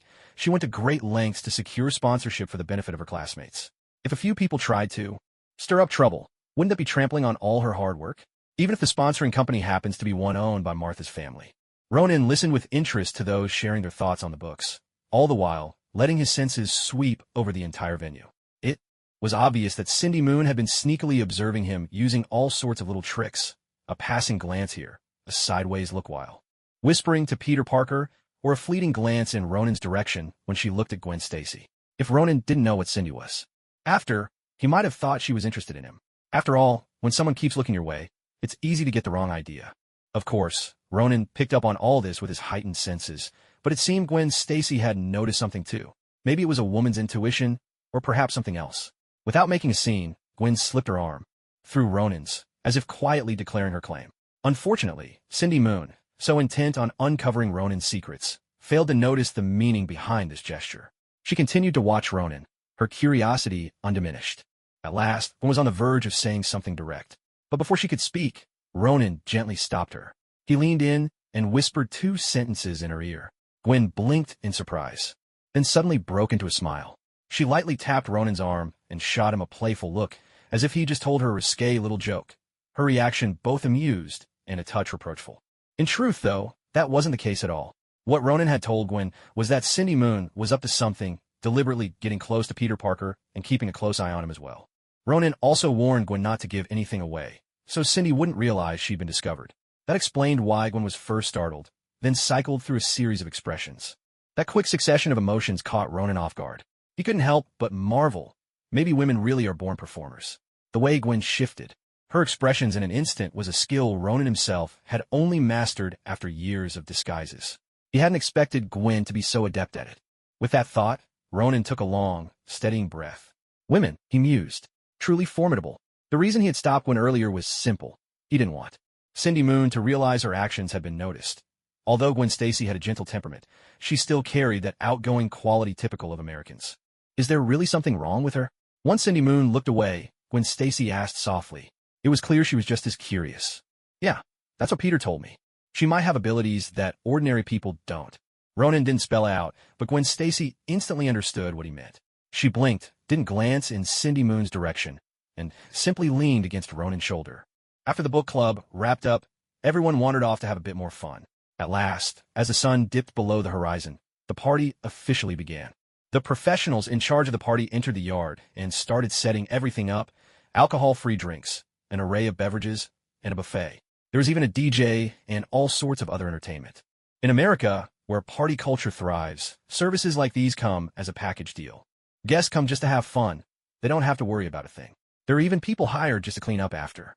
So, all anyone needs to do is immerse themselves in the party and enjoy it to the fullest. For Ronan, while he didn't dislike parties, he found an old saying to be true: all the joy belonged to them, while to him, it was just a noisy affair. Take dancing in the middle of the floor, for example. Everyone swaying their bodies to the beat. Ronan found it a bit much. Not to mention those people puffing away in the corners, which he found even more bewildering. But then he remembered that in his previous life, all that had become legal in New York, and you'd see it everywhere, even on the streets. That strange feeling inside him faded away. No wonder it's called the land of the free. It really is too free. Finally, over an hour after the party started, Gwen Stacy was the first to say her goodbyes. Her reason was simple. Her father didn't want her coming home too late. Martha knew Gwen Stacy's father well, so she readily agreed. And naturally, as her escort, Ronan also made his excuses to leave. Before heading out, Ronan glanced at Peter Parker, who was still chatting with Cindy Moon, and couldn't help but arch an eyebrow. One can't deny it. Nighttime in New York is practically a paradise for trouble. This area counted as an upscale neighborhood with decent security, but the moment you stepped outside, your safety depended on luck. So Martha thoughtfully arranged for several cars to be on standby, just in case. Soon enough, the car pulled up to Gwen Stacy's house. After a lingering farewell with Gwen, Ronan declined the driver's offer to take him home and decided to make his own way back. It wasn't that he wanted the exercise or anything. He simply wanted to come clean with Cindy Moon. That's right, Cindy Moon had been tailing him the whole time, darting between rooftops, using parkour to weave through the high-rise cityscape. Yet, even with all her agility, she couldn't escape Ronan's notice. Since she was so curious about his identity, Ronan, ever the kind-hearted and upright soul, decided to give her a chance. At the very least, he wanted her to understand just how out of her depth she really was. He also felt it necessary to remind her that the world was a complicated place, and for a young girl to follow someone so brazenly was hardly a safe or wise thing to do. After all, even boys needed to watch out for themselves when out and about. There were just too many unsavory characters around these days, and wandering alone was never without risk. With that in mind, the good-natured Ronan slipped into a side alley, planning to give Cindy Moon a gentle warning. As expected, the moment Ronan turned into the alley, Cindy followed right along. She landed silently atop a nearby wall, only to find that Ronan, who had been walking ahead, was now facing her directly. At that instant, Cindy's spider sense went haywire. Well, who's this little cutie who enjoys following people? Ronan teased with a knowing smile. You really have no idea how dangerous this world can be, do you? Stiff and frozen. That was the only way to describe how Cindy felt right then. She never imagined Ronan would confront her so suddenly, catching her completely off guard. All she could do was thank her lucky stars she'd had the foresight to put on her homemade mask. Deep down, she hoped Ronan hadn't recognized her and would just assume she was some random stalker. But regardless, she was exposed now. So, without waiting to hear what Ronan had to say, Cindy turned and bolted. At this point, running was the only option. Ronan, however, made no move to stop her. Instead, he watched her with a relaxed, almost amused expression, as if enjoying the sight of her retreat. She hadn't even made it 10 meters before several familiar strands of webbing shot out and wrapped tightly around her, bringing her to an abrupt halt. Stunned, Cindy whipped her head around, only to see a face she knew all too well. Peter Parker. The next moment, she felt a powerful tug from the webbing, and her whole body was yanked backwards, straight toward Peter's waiting arms. With a solid thud, Peter caught up to her midair. In one swift motion, he locked her arms behind her back, binding her wrists and waist securely with webbing, forming an unbreakable band. With a gentle push, Peter shot another web with his right hand, and in no time at all, both he and Cindy were left dangling from a street lamp, suspended above the ground, watching the two spiders slowly descend upside down. From the direction of the street lamp, Ronan couldn't help but twitch the corners of his mouth. If any ordinary person were to witness this scene, they would probably be scared out of their wits. It was simply too bizarre. One of them wore a red spider mask, while the other sported a homemade black hood. In perfect synchronization, the two figures dangled parallel to each other, slowly lowering themselves from the lamppost. The sight was straight out of Lovecraftian novel or comic, eerily uncanny. Hey, did I show up at just the right time? Stranger, my name is Spider-Man. I wouldn't mind if you snapped a photo of me and posted it online. Peter Parker's slightly flamboyant tone rang out. Beside him, Cindy Moon stared at her companion in disbelief. How had Peter Parker changed so much? Not long ago, when she'd first met him, he'd seemed like a chronic introvert afraid of his own shadow. But now, hearing the words Peter had just spoken, Cindy even wondered for a moment if she'd mistaken him for someone else. The current Peter Parker felt like the flip side of a cassette tape compared to the one from before. For reasons she couldn't explain, Cindy's heart fluttered with a faint excitement. All right, Peter, you can drop the act now. If I'm not mistaken, Miss Moon had already figured out your identity. Ronan rolled his eyes. He'd almost wanted to praise Peter Parker. He hadn't spent much time learning from Steve Rogers, but he'd grown a lot. Yet in this moment, Peter had revealed that he still had a ways to go. After all, if Cindy Moon could track Ronan, she'd surely uncovered Peter Parker's secret as well. Peter scratched his head and looked over at Cindy Moon, who remained silent. The atmosphere grew awkward, with neither willing to break the silence. Ronan watched the two of them, eyes wide as they stared at each other, and he nearly burst out laughing. Ever since he'd realized the person following him was Cindy Moon, memories long locked away had begun to surface. He vaguely recalled that, in his previous life, one of his friends was a die-hard Marvel fan. Not only had that friend watched every movie, but in his spare time, he'd also caught up on most of Marvel's comics. According to that friend, Spider-Man's girlfriends in other universes were all disappointing, except for a girl named Cindy Moon, who was Peter Parker's true soulmate. The reason was simple. The spider that bit Peter Parker didn't die, but went on to bite Cindy Moon as well. If that wasn't fate, what was? More importantly, their bond was like Batman and Catwoman, a perfect match. Sadly, the name Cindy Moon was known only to a handful of devoted comic fans. Most people only know about Peter Parker's two most famous girlfriends. That's why Ronan finally remembered. The girls standing before him also possessed spider-like abilities. All right, Peter, it's getting late, he said. Let's wrap this up quickly. Ronan let out a long yawn, clearly showing he was already tired. Wrap this up quickly? Peter Parker didn't quite understand what Ronan meant. Previously, they had never made any battle plans or anything of the sort. Of course, we should take care of her, once and for all. You've followed her for so long, and now you've caught her. Naturally, we should find some out-of-the-way spot, dig a hole, and bury her right there. People go missing in New York every night. No one would ever suspect us. Ronan delivered his suggestion with a straight face, all the while casting a sidelong glance at Cindy Moon. The moment he said this, Cindy Moon's eyes widened in panic. She could never have imagined that Ronan was this terrifying. Was he really going to bury her alive, just for tailing him? Cindy's eyes darted about nervously, and Ronan could hardly contain his laughter. You like stalking people? Well, let me show you just how ruthless the world can be. No. Ronan, I really don't think that's necessary, Peter protested, shaking his head. Miss Cindy Moon only followed you. She didn't mean any real harm. If we do this, aren't we murderers? Peter shook his head emphatically. He was the type who wouldn't even take the life of someone like Dr. Connors, a villain who had hurt so many. How could he possibly accept doing such a thing to Cindy Moon, a young woman who'd once made his heart flutter, even if only for a moment? No, Peter, I think we have to do it. Ronan's tone was grave as he fixed his gaze on Peter. Peter paused and looked at Ronan, as if searching for a reason behind his insistence. First of all, she knows your secret. If you let her go, it's possible that one day the whole country will know that Peter Parker is Spider-Man. When that happens, you could face expulsion, insults, and all sorts of accusations. More importantly, Uncle Ben and Aunt May, they'll become targets too because your identity's been exposed. Do you remember what I told you before? Ronan looked Peter dead in the eye, wearing a solemn expression. At the same time, he strained to keep the corners of his mouth from curling up in amusement. If one observed Ronan's expression closely at that moment, Peter Parker would have seen the faint twitch at the corner of Ronan's mouth. Hearing those words, Peter was once again taken aback. He remembered what he himself had said.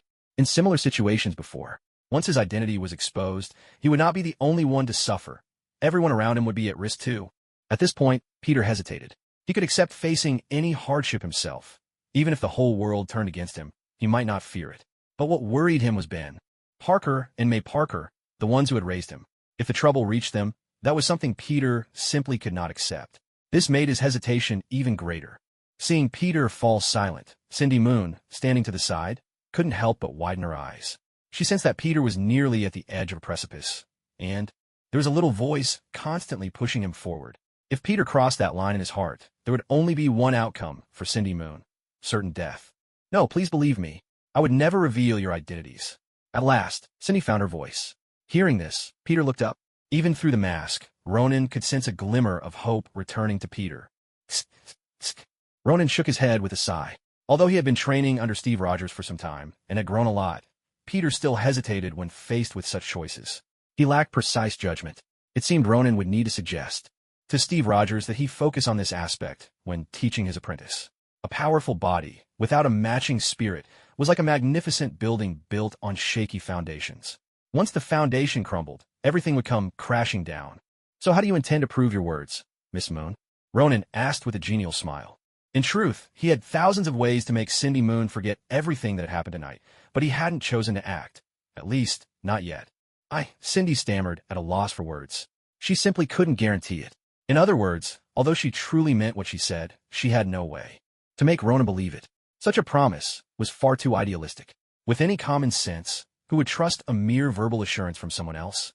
If the situation were reversed, and someone knew about her superpowers and gave her the same promise, Cindy herself would probably struggle to trust them. Seeing the disappointment clouding Cindy's eyes, Ronan couldn't help but let out a sigh. This girl is definitely more mature than Peter Parker, and by quite a lot. Just from a single sentence, she seemed to grasp the underlying reason behind it all. Meanwhile, Peter Parker stood by her side, and it was hard to tell if he understood the meaning behind Ronan's words. "I can't prove it. All I can say is, since I promised not to say a word, I will absolutely keep that promise. If you still can't trust me, then just kill me." After saying this, Cindy Moon took a deep breath, then closed her eyes. In the silent alleyway, her trembling breaths could be heard clearly. Ronan, on the other hand, smiled quietly. Was Cindy Moon being honest? Perhaps she was, at least a little. But even more than honesty, she was clearly taking a step back in order to move forward. With the words, "I can't prove it, so you may as well kill me," she was bargaining for a sliver of hope. Yet the one she truly hoped to move was not Ronan, but Peter Parker, standing to the side. Hearing her words, Ronan shrugged and slowly raised his right hand, aiming it at Cindy Moon, who was suspended from the lamppost. It seemed as if, with just a thought, he could end her life right there. Wait! Finally, after 4 or 5 seconds of tense silence, Peter Parker couldn't hold back any longer and spoke up. Cindy Moon let out an almost imperceptible sigh of relief, while Ronan's smile grew even wider. Truth be told, both of them had been waiting for Peter Parker to speak. If another 5 seconds had passed, and Peter had still said nothing, then the outcome would have been, "Well, Peter, do you have a better idea?" Ronan turned his head and looked at Peter Parker, the teasing glint in his eyes growing more pronounced. Peter, however, deliberately ignored the meaning in Ronan's gaze and lifted his head slightly. "Ronan, I remember you once said you could use magic to erase someone's memory, right?" Peter Parker removed his mask and looked straight at Ronan. This time, he chose to meet Ronan's eyes, as if he wanted Ronan to understand his true thoughts. "That's right, I do have that ability. So what are you thinking?" Ronan nodded, confirming his power. Then, erased the memory of Peter Parker as Spider-Man from her mind. "Is that possible? That way, we don't have to expose my identity, and we don't have to kill her either. Isn't that the best solution?" Hearing Ronan's confirmation, Peter Parker quickly spoke up. It was as if he'd finally found the perfect solution for everyone. Ronan looked at Peter Parker for a long moment. Then a faint smile appeared at the corner of his lips. "Of course. Since this is your idea, I have nothing more to say." Ronan nodded with a smile, though he left half of his thoughts unspoken. In the future, there will be many situations where only option A or option B is available. There will never be A, C, D, or any other choice. When that time comes, and Peter Parker can no longer find a solution that satisfies everyone, that will be his true test. And that day is not far off. "Let's do it this way," Peter Parker said, glancing at Cindy Moon beside him. Even through her mask, it seemed as though Peter could still see her face clearly. Cindy, on the other hand, was momentarily stunned. Her spider sense picked up a wave of sadness, and she immediately knew the source. It was Peter Parker right next to her. "Peter, apart from the fact that I have superpowers, I've never lied to you about anything else," she said, her voice earnest. "Including what I told you tonight." Cindy seemed desperate to explain herself. "That's enough." But before she could finish, Peter Parker cut her off. "I'm sorry, but right now I can't tell if you're being truthful," he said. "Because everything you've shown me before, all of it, was a lie. I can't trust you. Truly, I can't trust you." Peter repeated himself, and then turned away, pulling his mask back over his face. At that very moment, as he secured his mask, Ronan seemed to catch a glimmer. A single, crystalline tear slipped silently through the air. "Ronan, help me." Peter's voice sounded subtly different now. Witnessing this, Ronan couldn't help but sigh. Young men and women caught up in love. He shook his head and brought his hands together in a ritual gesture. Peter, you have to believe me. I really haven't lied, Cindy pleaded. Everything I said, it's really... But Peter seemed deaf to her words, unmoved by her explanations. In the next moment, a spell shot forward, hitting Cindy with pinpoint accuracy. Her words cut off abruptly. As the glow of magic slowly spread across Cindy's body, Ronan thought he saw a second tear fall. The following morning, Peter Parker pushed his bicycle listlessly as he slowly made his way onto campus. The faint shadows under his eyes told everyone that last night had been a sleepless one for him. He pushed his bike, head bowed, silent. Halfway across the quad, he suddenly stopped in his tracks. His spider sense was warning him. Someone was standing directly in his path. Annoyed, Peter looked up, ready to let out his frustration. But when he saw who it was, he froze. Standing in front of him, beaming with a radiant smile, was Cindy Moon. She waved at him, her greeting light and cheerful. Hi, Peter. As for whether Peter Parker's springtime has truly arrived, no one can say for sure. In any case, for several days after that, Peter Parker was leaving school even faster than Ronan. No one knew what he was up to. But right now, Ronan had far more pressing matters on his mind. Because at long last, the thing he'd been waiting for finally happened. Tony Stark called, inviting Ronan to a celebration banquet that evening. According to Tony, there would be quite a crowd, including some of society's elite, so Ronan was welcome to show his real face. His new identity had already been arranged. He would attend as a minor shareholder of Stark Industries. True, he only held 0.1%, but among personal shareholders, that was actually quite a lot. Oh, and it should be mentioned, these shares were Tony Stark's payment for Ronan's treatment services last time, with a bit extra. As a thank you. After all, Ronan had gone through no small trouble to pull Tony back from that soul state, no matter how you looked at it. Tony owed him a debt of gratitude. Though the shares might seem small, given Stark Industries' staggering market value, Ronan had basically achieved financial freedom. He could simply wait for his annual dividends and live the easy life from then on. Now that he had a legitimate identity, Ronan had no reason to refuse. Besides claiming his shares, there was one more thing he was curious about. Would he be able to lift Thor's hammer? So at the agreed-upon time, Ronan drove over to Stark Industries. By the time he arrived, the banquet was already bustling. The entire Avengers team was mingling throughout the hall, chatting with guests. Well, look who just walked in. My dear partner, my brilliant nephew, Ronan. The moment Ronan appeared at the banquet, Tony Stark caught wind of it immediately. With his trademark flair, he strode over and gave Ronan a quick, cheerful hug. Stay cool.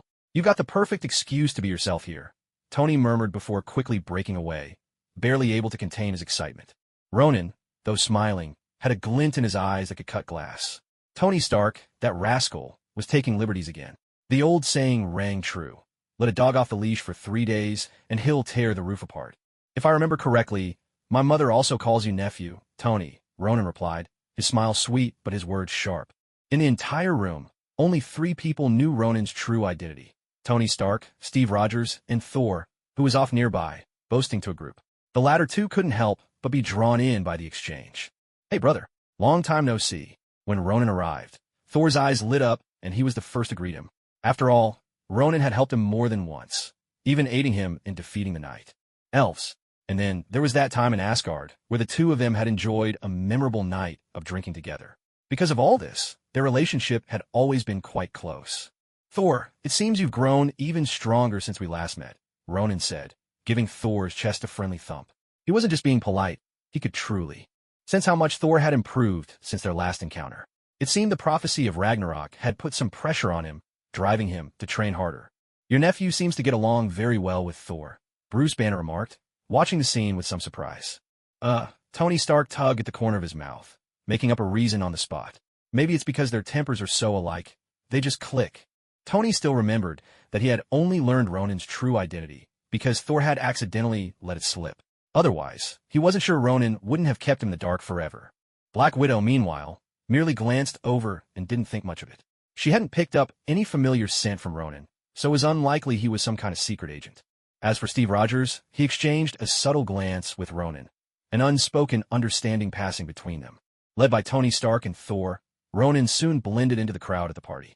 Among the guests, he spotted Dr. Cho from South Korea, as well as Maria Hill, the former S.H.I.E.L.D. agent. The former was indeed quite beautiful, though he couldn't help but wonder which parts were actually original. As for Maria Hill, Ronan barely knew her. To be honest, Ronan didn't have much interest in these kinds of parties. His main passion was eating. Fortunately, Tony Stark's Parties were among the finest. The food here was top-notch, with dishes freshly prepared by the chefs, not the usual cold buffet fare. Most guests were busy, socializing, and rarely made their way to the dining area, which left Ronan in his own personal paradise. The chefs were delighted to have someone appreciate their craft, eager to showcase their skills. Ronan ordered a steak, then a lobster, and asked the chef to get creative with a few more dishes. Given his appetite, this was just a warm-up.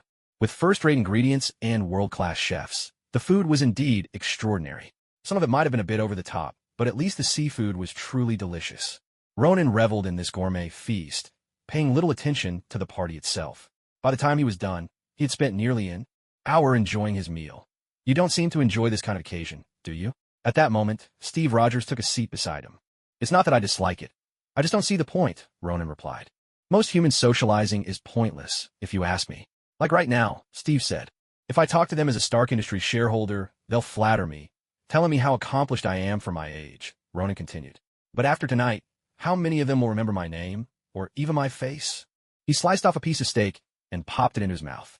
For him, the only reason to attend these events was to enjoy some good food, nothing more. Steve Rogers smiled, then gestured to a waiter, who brought over 2 glasses of wine. Care for a drink? Steve asked with a grin.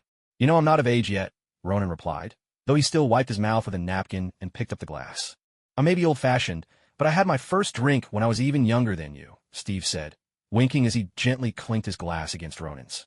So even the stoic captain had sneaked a drink or 2 in his youth. It made sense. Who hasn't had their wild years? Even now, Steve Rogers wasn't exactly old. Ronan shrugged and took a slow sip from his glass. What do you think of our team? Steve set down his wine and asked in a low voice. By team, he meant the Avengers. Ronan's hand paused briefly as he cut his steak, but he quickly composed himself. It's a good group, he answered. You've got agents skilled in intelligence, warriors who excel in close combat, and plenty of long-range firepower. If we were in a game, I'd probably suggest you add a healer to the party, Ronan joked, stuffing another piece of steak in his mouth. But Steve merely shook his head. I want the truth, he said, his voice deep and steady. There are plenty of people who could give you an honest opinion. Why ask me? Ronan replied, glancing at Steve, a little hesitant. I haven't even interacted with most of them. I barely know what they're like as people. Steve didn't press him further. He just looked at Ronan, quietly waiting for that truth. After a moment, Ronan swallowed his last bite and set down his knife and fork. With a sigh, he turned to Steve, a hint of resignation in his eyes. I get what you're asking, but all I can say is, they're all good people, he said. It's just that, if I had to describe you as a team right now, you're like a handful of loose sand. In the end, Ronan gave him the truth he wanted. Even though they had already survived an alien invasion and just recently joined forces to dismantle Hydra's stronghold and retrieve the Mind Stone, you'd think by now they would be a truly qualified team. Yet, most of the time, each of them still fought their own battles. There was still a long way to go before they could call themselves a real team. It seems this time, you really are telling the truth. Steve Rogers showed no sign of annoyance. Instead, he broke into a smile. It appeared that he and Ronan were of the same mind. So, you came to find me and asked this question. What are you after? Ronan raised an eyebrow. Do you remember what I asked you about before? You mean joining the Avengers? Steve Rogers finally revealed his true intention. Join you? Ronan frowned, not having expected Steve Rogers to bring up old business. Back then, he thought Steve had only been speaking on a whim. Who would have thought he'd actually taken it to heart? I remember saying at the time that I have my own responsibilities, Ronan said, his brow furrowing deeper. But joining us wouldn't interfere with your duties, would it?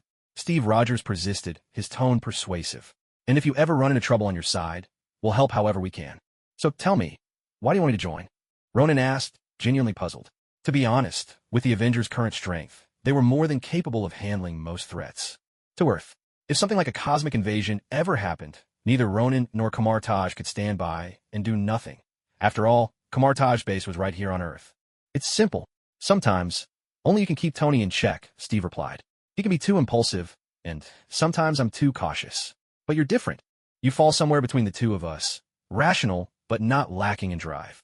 There are times when I even find your rationality a little frightening, Steve admitted, shaking his head as memories of a previous incident surfaced.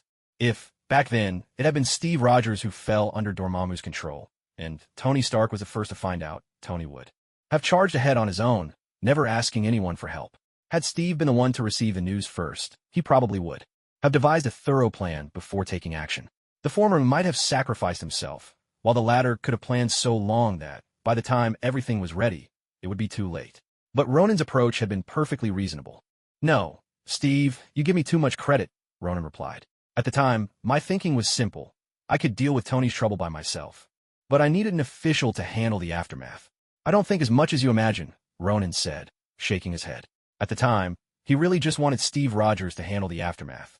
He wasn't a fool, but he wasn't much smarter than the average person either. To borrow the words of a certain bespectacled man, perhaps he was at the very peak of ordinary human wisdom, or maybe not even that. But Steve Rogers began, clearly wanting to say more. But before he could continue, Thor appeared behind them, throwing both arms over their shoulders and leaning his full weight on them. "Hey, brothers, what are you discussing?" Thor's voice was full of cheer. "Oh, nothing important. Just some idle talk," Steve replied, deftly steering the conversation away as he glanced around the nearly empty room. "Have the others all left?" "That's right. We should find somewhere else to continue our chat," Thor answered. "The party's just about over, anyway. Now comes the real fun, our private celebration." He patted both of them on the shoulders, urging them to follow. Ronan glanced helplessly at the remains of the feast, then caught the eye of a nearby server and gestured. The server nodded in understanding and quietly left. Ronan fell and stepped beside Steve Rogers, following Thor out. "Steve," Ronan said after a moment's thought, deciding he owed Steve an answer. Steve looked over, waiting. "I will join the Avengers. Just not right now. When the time is right, we'll fight side by side. And that day, I think, isn't far off." Ronan smiled, giving Steve a response that was both an answer and not quite an answer. Steve was momentarily taken aback, but quickly understood. "All right," he said, smiling as he slowly extended his right hand. Ronan couldn't help but laugh and shake his head, reaching out his own hand. It was a promise of sorts. Boom! On the outskirts of New York, two figures, one tall, one small, suddenly fell from midair. They scrambled to their feet, dusted themselves off, and surveyed their surroundings. "Well, this is definitely New York," said a woman's voice. "Though we're in the suburbs." "Yes, it's New York, but which parallel universe, I wonder," her companion replied. "Honestly, what I'm most curious about is, who's the Sorcerer Supreme in this universe?" Back at the party, only a handful of people remained. Maria Hill and Dr. Zhao sat quietly, having helped with a recent mission.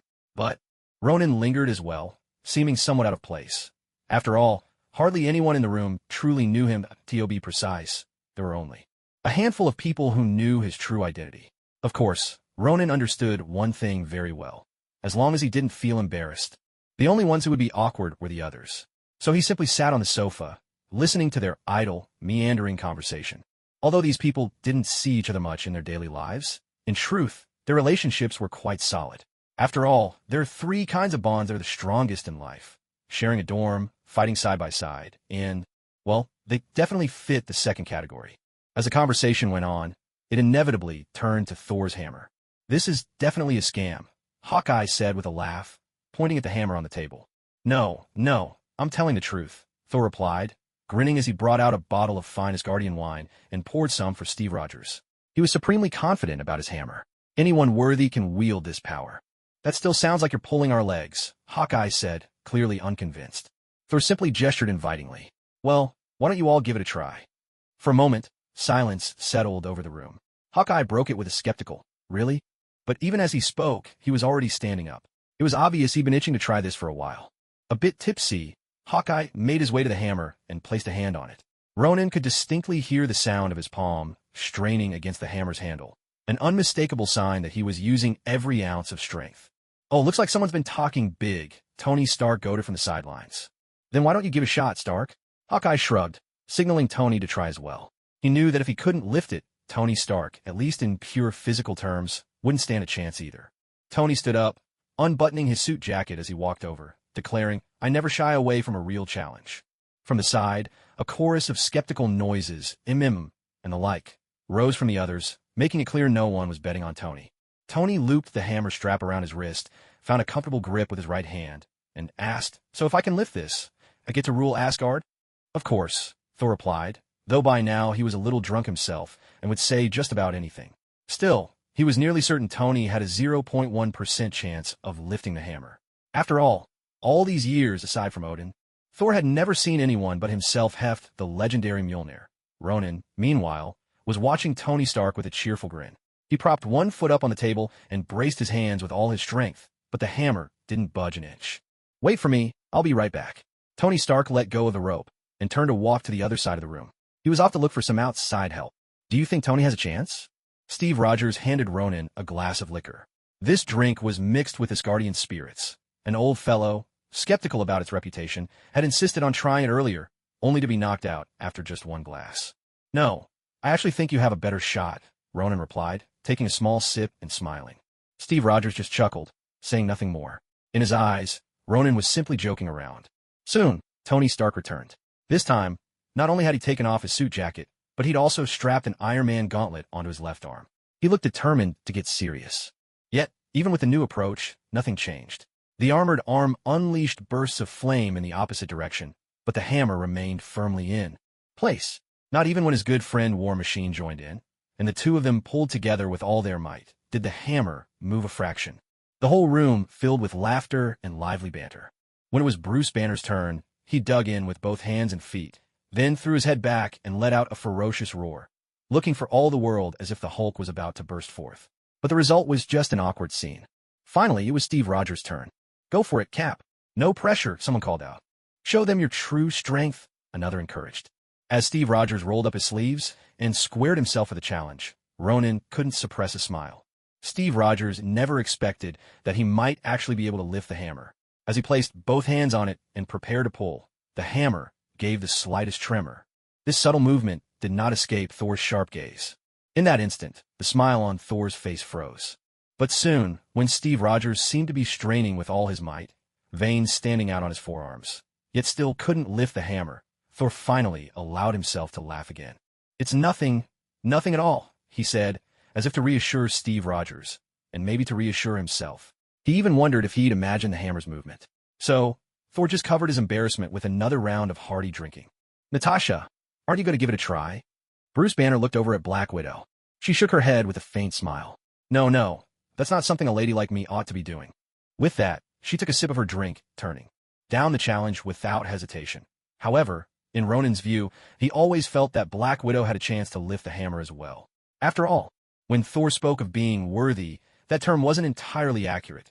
The real requirement should be, anyone who harbors justice in their heart and is truly suitable may wield this hammer. Only those who are just, kind, selfless, and willing to sacrifice for others can be acknowledged by Mjolnir.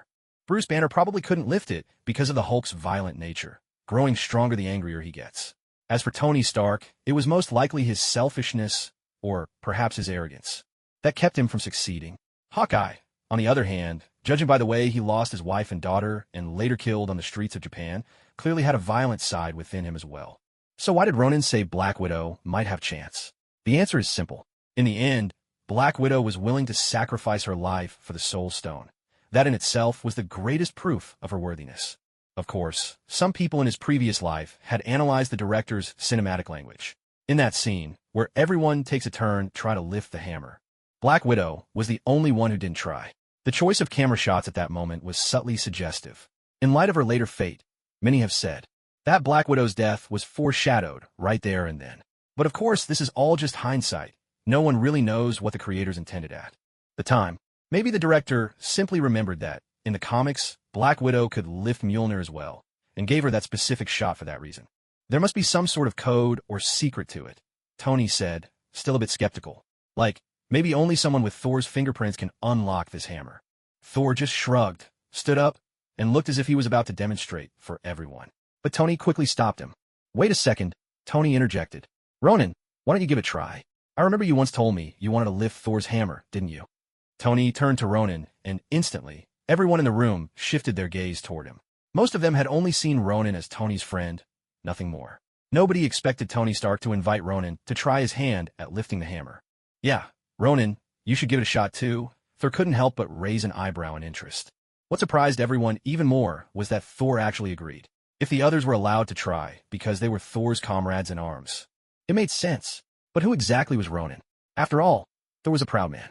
Why would he let just anyone lay hands on his hammer? I think I'll pass, Ronan said with a wry smile, tugging at the corner of his mouth. He hadn't expected Tony to single him out.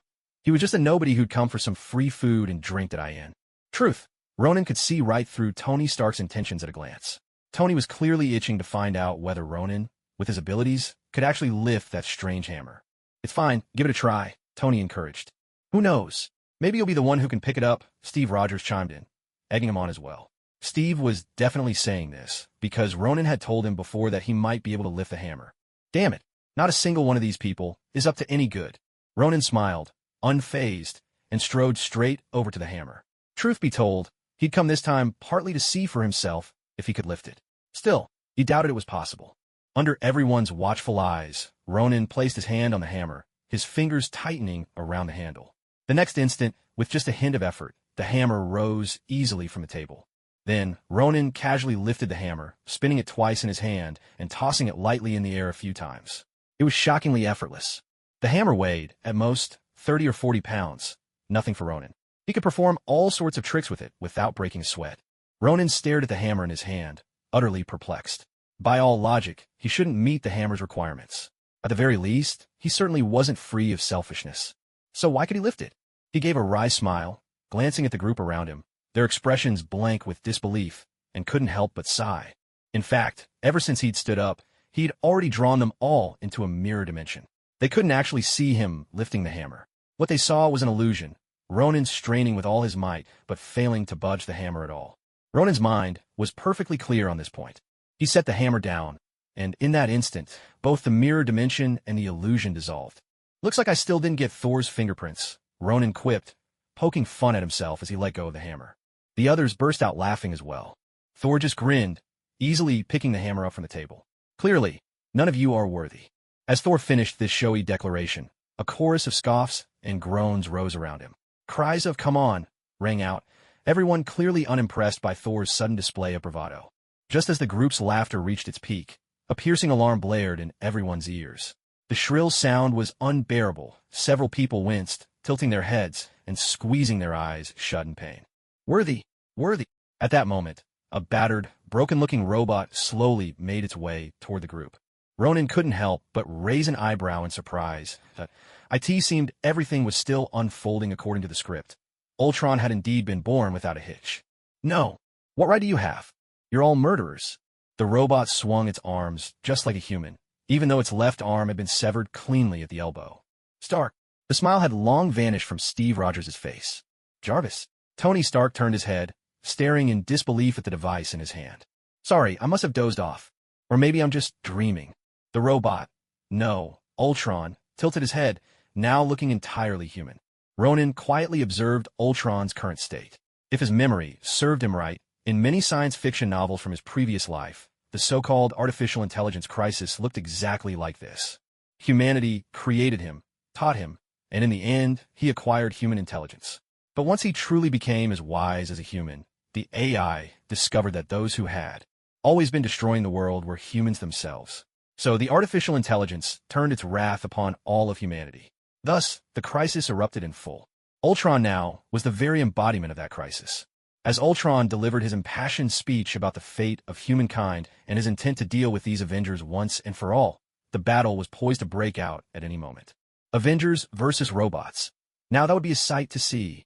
While Ultron was making his fervent declarations, Maria Hill and the others had already begun quietly preparing. Those with triggers to pull gripped their weapons, while others searched for escape routes.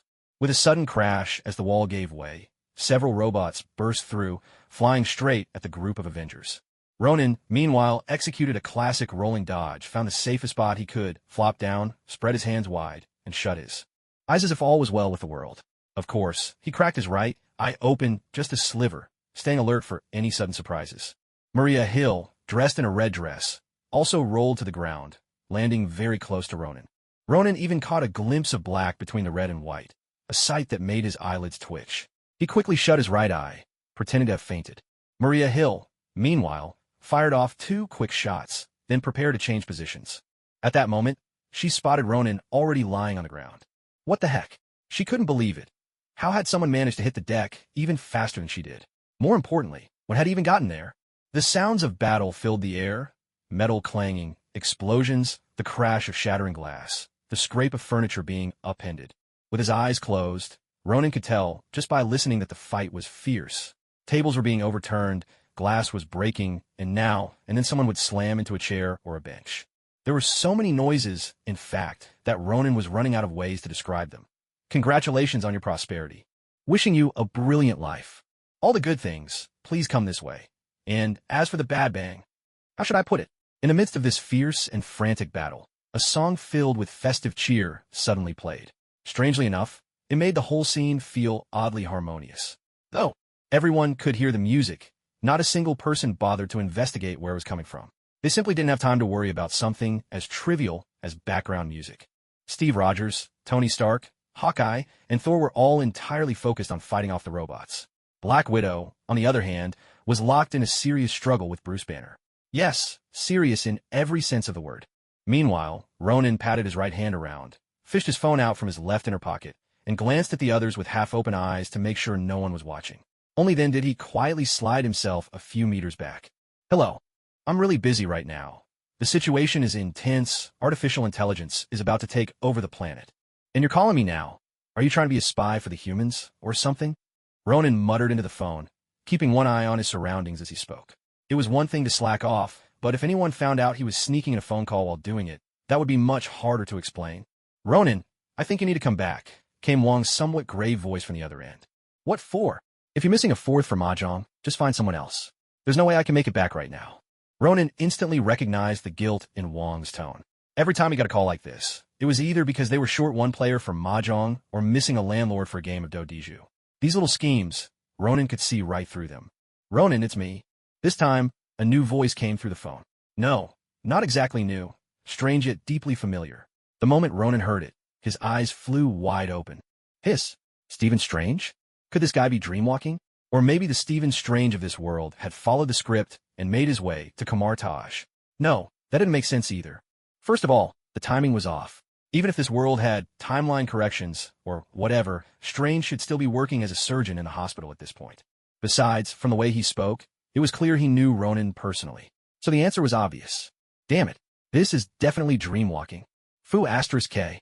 You. Right now, Ronan just wanted to shout those words at Strange. Because once dreamwalking started, the only possible outcome was a catastrophic collision between two parallel universes. A disaster in the making. Had that bastard really dreamwalked his way into this world? Wait for me. Ronan swallowed all the curses he wanted to say and simply said this into the phone, then hung up immediately. He cast a quick glance at the people locked in fierce combat, and, seeing that no one was watching him, sure enough, conjured a portal with a secret spell and slipped away. With a thud, Maria Hill rolled once more, landing back in her previous hiding spot. She took a sharp look around. This place felt so familiar. She could swear she'd hidden here before. Yet, Maria Hill scratched her head in confusion. Why did it feel like something was missing? Meanwhile, at the New York Sanctum, as the portal opened, Ronan tumbled down from above in a rather bizarre posture. The first thing he saw was Strange, seated in a chair. At this moment, Strange was wearing a somewhat disheveled suit, and beside him sat Wong, whose wary expression spoke volumes. When Ronan caught sight of Strange's appearance, his heart skipped a beat. This is bad, really bad. It had to be dreamwalking. Fu asterisk K. You. Strange. Ronan offered the most heartfelt greeting he could muster. Strange, hearing Ronan's warm words, was completely thrown off. When you visited our universe, I treated you well, good food, a nice place to stay. But now that I'm in your universe, this is the greeting I get? Ronan, do you really know him? Wong stood up, eyeing Strange with deep suspicion. Ronan's American curse, right out of the gate, only added to his confusion. Just what kind of relationship did these two have? According to this strange fellow, they should be on good terms. Ronan had even visited their universe before. So why was Ronan so agitated? Ronan, I thought we were at least friends, Strange said, forcing a smile, looking more than a little embarrassed. Let's skip the pleasantries. Just answer me. Are you dreamwalking into this universe? Ronan took a deep breath. He had no desire to make small talk with Strange right now. If this really was dreamwalking, he'd take him straight to the Ancient One. Dreamwalking? What's that? Strange looked at Ronan, utterly baffled. Judging by the term, it sounded like traveling through dreams. Could there really be a spell in Kamar Taj he'd never heard of? Dreamwalking. It's using the Darkhold to connect with versions of yourself across the multiverse and achieve a sort of alternative soul travel. Ronan took another deep breath, finally allowing himself to relax. If Strange didn't even know about dreamwalking, it meant he hadn't used that trick. You know about the Darkhold? Strange bolted upright in his seat. But before Ronan could reply, Wong cried out in alarm. You're talking about the Darkhold? And dreamwalking. Wong's face had gone pale with fear as he looked from one to the other. Strange glanced at Wong as well. He knew about the Darkhold, sure, but was it really that shocking? Ronan, meanwhile, could only pull a wry smile. Heh. As expected, the walking encyclopedia of the Marvel world is about to start giving a science lesson. Sure. Enough. When Strange asked why he was so surprised, Wong launched into a detailed explanation of what those two terms meant. He explained everything thoroughly, but as luck would have it, Ronan already knew all of it. So, Ronan didn't bother listening. However, when Strange heard that if someone dreamwalked between two parallel universes, those universes would inevitably collide, bringing about mutual destruction, his expression changed drastically. He suddenly turned to look at Ronan. In that instant, Ronan seemed to sense what was coming. At the very same moment, the two of them blurted out a name in unison.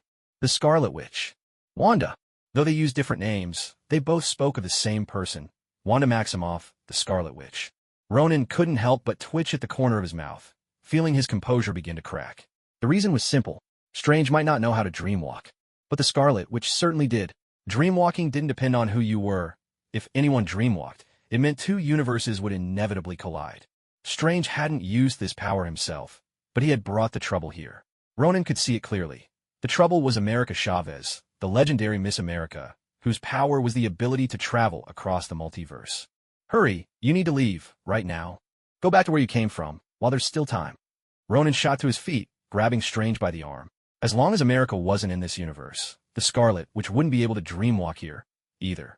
That way, this universe might be spared from catastrophe. Better than me. I'm afraid. There's no time. Before Strange could finish, a terrifying surge of energy suddenly crashed down from the sky. 177A Bleecker Street, Manhattan, New York, the Sanctum Sanctorum, was instantly shattered, reduced to rubble.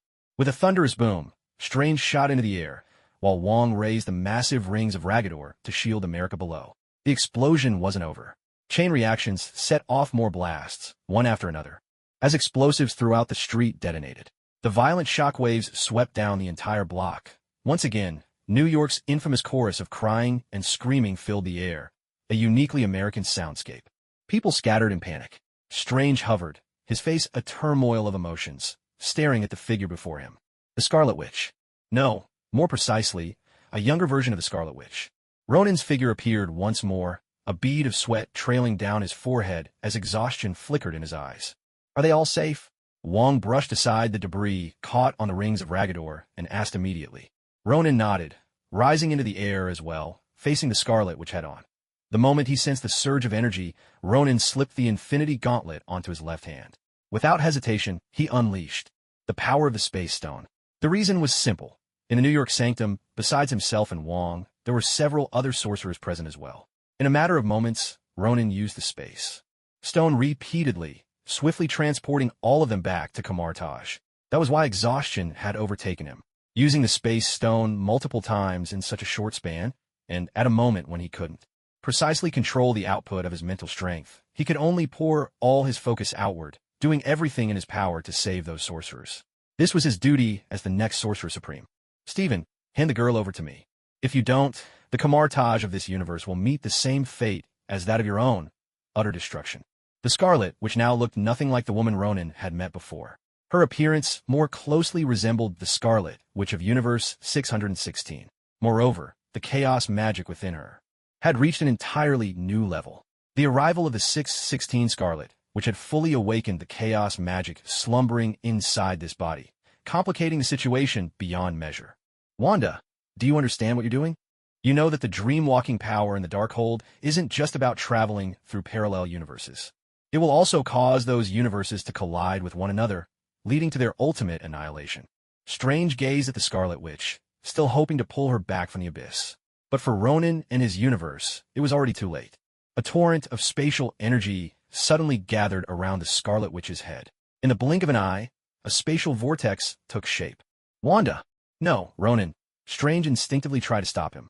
But before he could finish, the swirling vortex tore the Scarlet Witch's head apart in a brutal instant.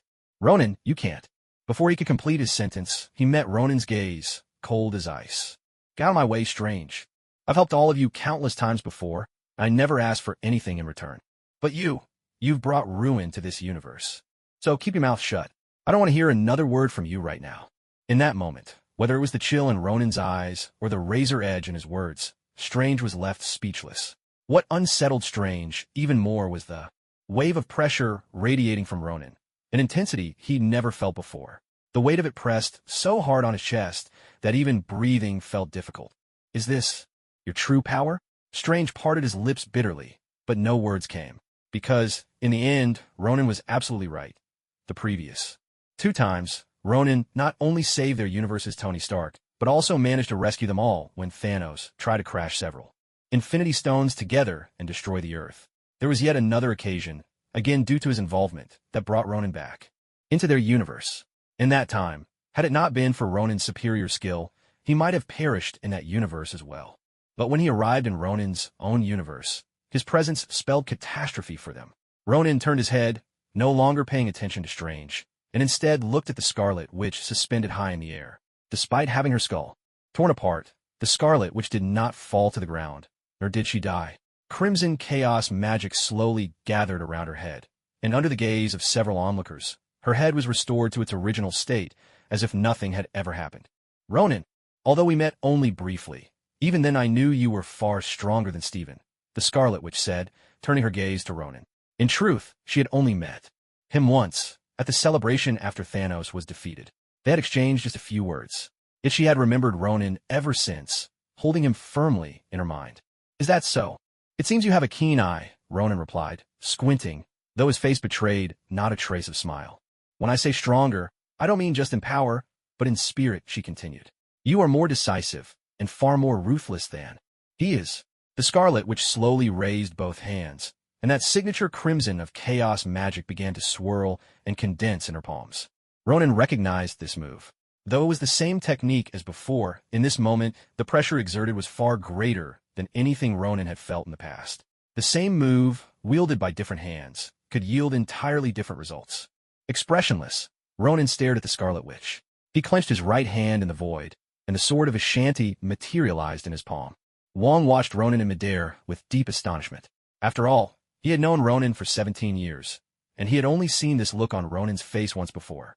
The last time Ronan set aside his usual laughter and outbursts to reveal this expression was when he first began studying the mystic arts at Kamartaj. That look meant only one thing. Ronan was about to get serious. In a pitch-black realm, the Ancient One suddenly opened her eyes. Dark energy swirled around her, encircling her form, while in the distance, Dormammu's relentless roars echoed. The Ancient One lifted her head slightly, as if gazing toward the sky. "Ronan, this is your trial. The seeds you once planted have now borne fruit. This time, your teacher cannot help you." As he spoke, the Ancient One withdrew his gaze and turned to the seething Dormammu. "But I can help pave another path for you first." The wild aura of battle surged through the entire block, and the shrill wail of sirens began to draw closer from the distance. The atmosphere was thick with a chilling sense of impending doom. In a sense, Ronan knew he was no match for the Scarlet Witch at this moment. He could feel it. The woman before him had brought chaos magic to an even higher realm. And perhaps this wasn't even the true extent of chaos magic's power. If her magic were ever to awaken fully, Ronan might have no choice but to bow and surrender. For now, though, even if he couldn't defeat her, he wasn't entirely without options. A low, tense vibration filled the air. Finally, when the oppressive tension reached its peak, the Scarlet Witch made her move at last. Once again, it was a deceptively simple burst of energy. But this time, Ronan gripped the Vishanti's sacred sword tightly in both hands and swung down with all his might at the incoming scarlet energy. There was a jarring, tooth-rattling sound as the blade met the magic. Though it wasn't the ringing clash of steel upon steel, the sacred sword of the Vishanti shuddered with a cringe-inducing resonance. While the sword in Ronan's grasp wasn't the original relic wielded by the Vishanti themselves, neither was the Scarlet Witch's chaos magic yet in its ultimate form. Summoning all his strength, Ronan forced the surge of energy back the way it came. With a swift motion, the Scarlet Witch flicked out another wave of red magic, deflecting the rebounding attack. The sky lit up once more with a burst of explosive light. In that moment, 2 streaks of fire tore across the heavens. Tony Stark had arrived in his Iron Man armor, descending right into the heart of the battlefield. "Don't tell me we're being invaded by aliens again?" Tony hovered beside Ronan, flipping open his mechanical faceplate. Ronan shook his head. The Scarlet Witch might not be an alien, but in truth, she wasn't all that different. Just as Tony finished speaking, Thor landed next to Ronan as well. "Ronan," Thor greeted him, his gaze immediately drawn to the Scarlet Witch before them. As a warrior of Asgard, Thor might look like a brawler, but his nickname, God of Thunder, spoke volumes about his sensitivity to energy. At this moment, the Scarlet Witch shone like the noonday sun, impossible to ignore. Be careful, Stark. Don't let her hit you, Thor warned. Otherwise, you won't even need me to knock you out. Despite their lingering disagreements, Thor knew well enough. The person before them was no ordinary foe. When facing a threat from beyond, they would have to fight as one that although Thor couldn't understand the language of the ancient Eastern Kingdom, he still knew that one must pacify internal affairs before resisting external threats was a flawed notion. As for Ronan, he did understand that language, but even with Thor and Tony Stark now standing by his side, he never once believed the advantage was his. Tony, Thor, it's been a long time, hasn't it? When the Scarlet Witch gazed at the two familiar faces before her, her expression grew complicated. Once they had been comrades fighting side by side against Thanos, but now they stood on opposite sides. Even though she knew that the people before her were not the same allies she once knew. You know us. But as far as I recall, we've never met before, have we? Tony Stark tilted his head, searching his memory, finding no intersection with the Scarlet Witch. Beside him, Thor was clearly pondering the same thing. From the Scarlet Witch's tone, it sounded as if they were old friends. Sorry, I forgot. You're not the Tony Stark I knew. And you're not the Thor I once knew either. At that moment, the Scarlet Witch swept away the fleeting nostalgia that had surfaced. Now, to her, the only thing that mattered was her two children. What do you mean by that? Tony Stark narrowed his eyes, suddenly turning to look at Ronan. Ronan responded with a silent nod, his face expressionless. There was no doubt Tony Stark had guessed correctly. But how? Tony hadn't finished his sentence when the Scarlet Witch's attack was already upon him. His eyes flew wide, and searing light erupted from his hands and feet. Yet he was still too slow. At his current speed, he wouldn't have time to escape. He and his Iron Man suit would be torn apart before he even took off. A familiar golden radiance flashed by. A mystical portal opened in an instant, swallowing the red energy blast hole. A heartbeat later, bang! The airborne Scarlet Witch was struck down, and the shimmering portal behind her flickered into view. Shoot. Tony Stark swallowed hard, managing only a single word. If not for Ronan, he'd have been dead just now. But the Scarlet Witch gave them no respite. Blazing, scarlet energy flared around her once more, lifting her into the air. This time, the power she unleashed was several times more terrifying than before. It was clear she was done holding back. Boom! The torrent of scarlet energy swept across the sky, transforming into a vast crimson curtain that surged toward Ronan and the others like a tidal wave. Tony quickly sealed his faceplate and raised his arms. Every kind of bomb in his arsenal locked on and launched all at once at Thor's speed was astonishing as well. Without hesitation, he hurled Mjolnir straight at the Scarlet Witch. To him, the logic was simple. If they couldn't block her attack, then take out the one launching it. Meanwhile, Ronan drew in a deep breath. He turned his head to glance at Wong and made a quick gesture. Wong hesitated, wanting to say something, but Ronan stopped him with a subtle shake of the head. The meaning of that gesture was clear. Wong should escape. Ronan saw the situation with perfect clarity. If he couldn't defeat the Scarlet Witch, or at least force her to leave this universe, the outcome would be simple. He would. Whether Wong stayed to help him wouldn't change the tide of the battle. But if Wong left now, there would be a sliver of hope for him when the Ancient One returned. Wong took a deep breath and looked at Ronan one last time. Meeting Ronan's unwavering gaze, he pressed his lips together and quickly traced a portal in the air with his right hand. As Wong disappeared into the portal and it snapped shut, Ronan finally turned his attention back to the fight. America Chavez stood frozen, at a complete loss for what to do. Fortunately, Strange was soon back at her side. As Ronan's gaze returned, it was no surprise. The attacks from Thor and Tony Stark had failed. Tony was blasted to the ground, while Thor had his neck caught in a snare of chaotic, crimson magic, utterly powerless to resist. Both of them were moments away from death at the Scarlet Witch's hands. When the Scarlet Witch turned her eyes to Ronan, he let out a quiet sigh. I know you're even more ruthless than Strange ever was, he said softly. But tell me, are you really so heartless that you'd abandon your friends as well? The Scarlet Witch regarded him, tilting her head ever so slightly. As she did, the crimson energy around Thor's throat tightened. Ronan sighed again. You must know who Thor is, and that his father is still alive. I'd wager that right now, his father is already rallying the soldiers of Asgard. He glanced up at the sky, as if expecting Asgardian reinforcements to arrive at any moment. Then let him witness with his own eyes how his only son dies here. The Scarlet Witch replied coldly. She was utterly unmoved. Her only concern was her two children. Everything else was meaningless to her. Ronan could only sigh. I knew it would come to this, he murmured, shaking his head as he raised his right hand.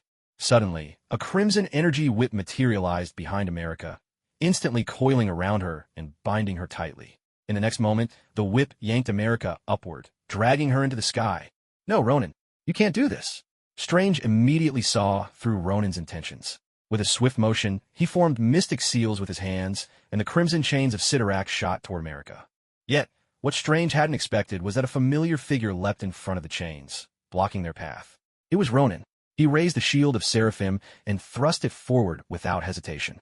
The shield of Seraphim clashed with the crimson chains of Sidorak. Though both were spells of equal power, the shield shattered the chains with ease and pressed onward, bearing down on Strange with unstoppable force. Strange quickly conjured his own shield of Seraphim to defend himself. When the impact erupted with a thunderous blast, Strange was thrown from the smoke and debris, battered and disheveled. But when he looked toward America, he saw she had already fallen into Ronan's hands. And before him, another Ronan blocked his way. Ronan, you can't hand America over to Wanda, Strange urged. You have no idea what she's capable of. If America falls into Wanda's hands, every parallel universe will become her. Before he could finish, Ronan interrupted him again. Give it up, Strange. Even now, you don't understand the true duty of Kamar-Taj, or the responsibilities of the Sorcerer Supreme. Tell me, when you inherited the mantle, what did Master Ancient One say was the Sorcerer Supreme's purpose? Ronan spoke with his back to Strange, but his words landed sharply in Strange's ears. Strange stared at him, murmuring the answer aloud. 2. Protect the Earth from incursions by forces from unreality. What happens on Earth is not our concern. We do not interfere in earthly affairs. As the last words left his lips, Strange fell silent.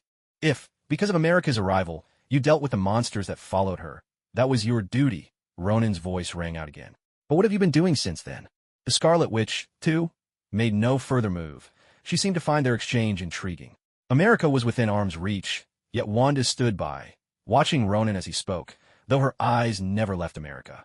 If Wanda takes America, the other universes will face utter annihilation.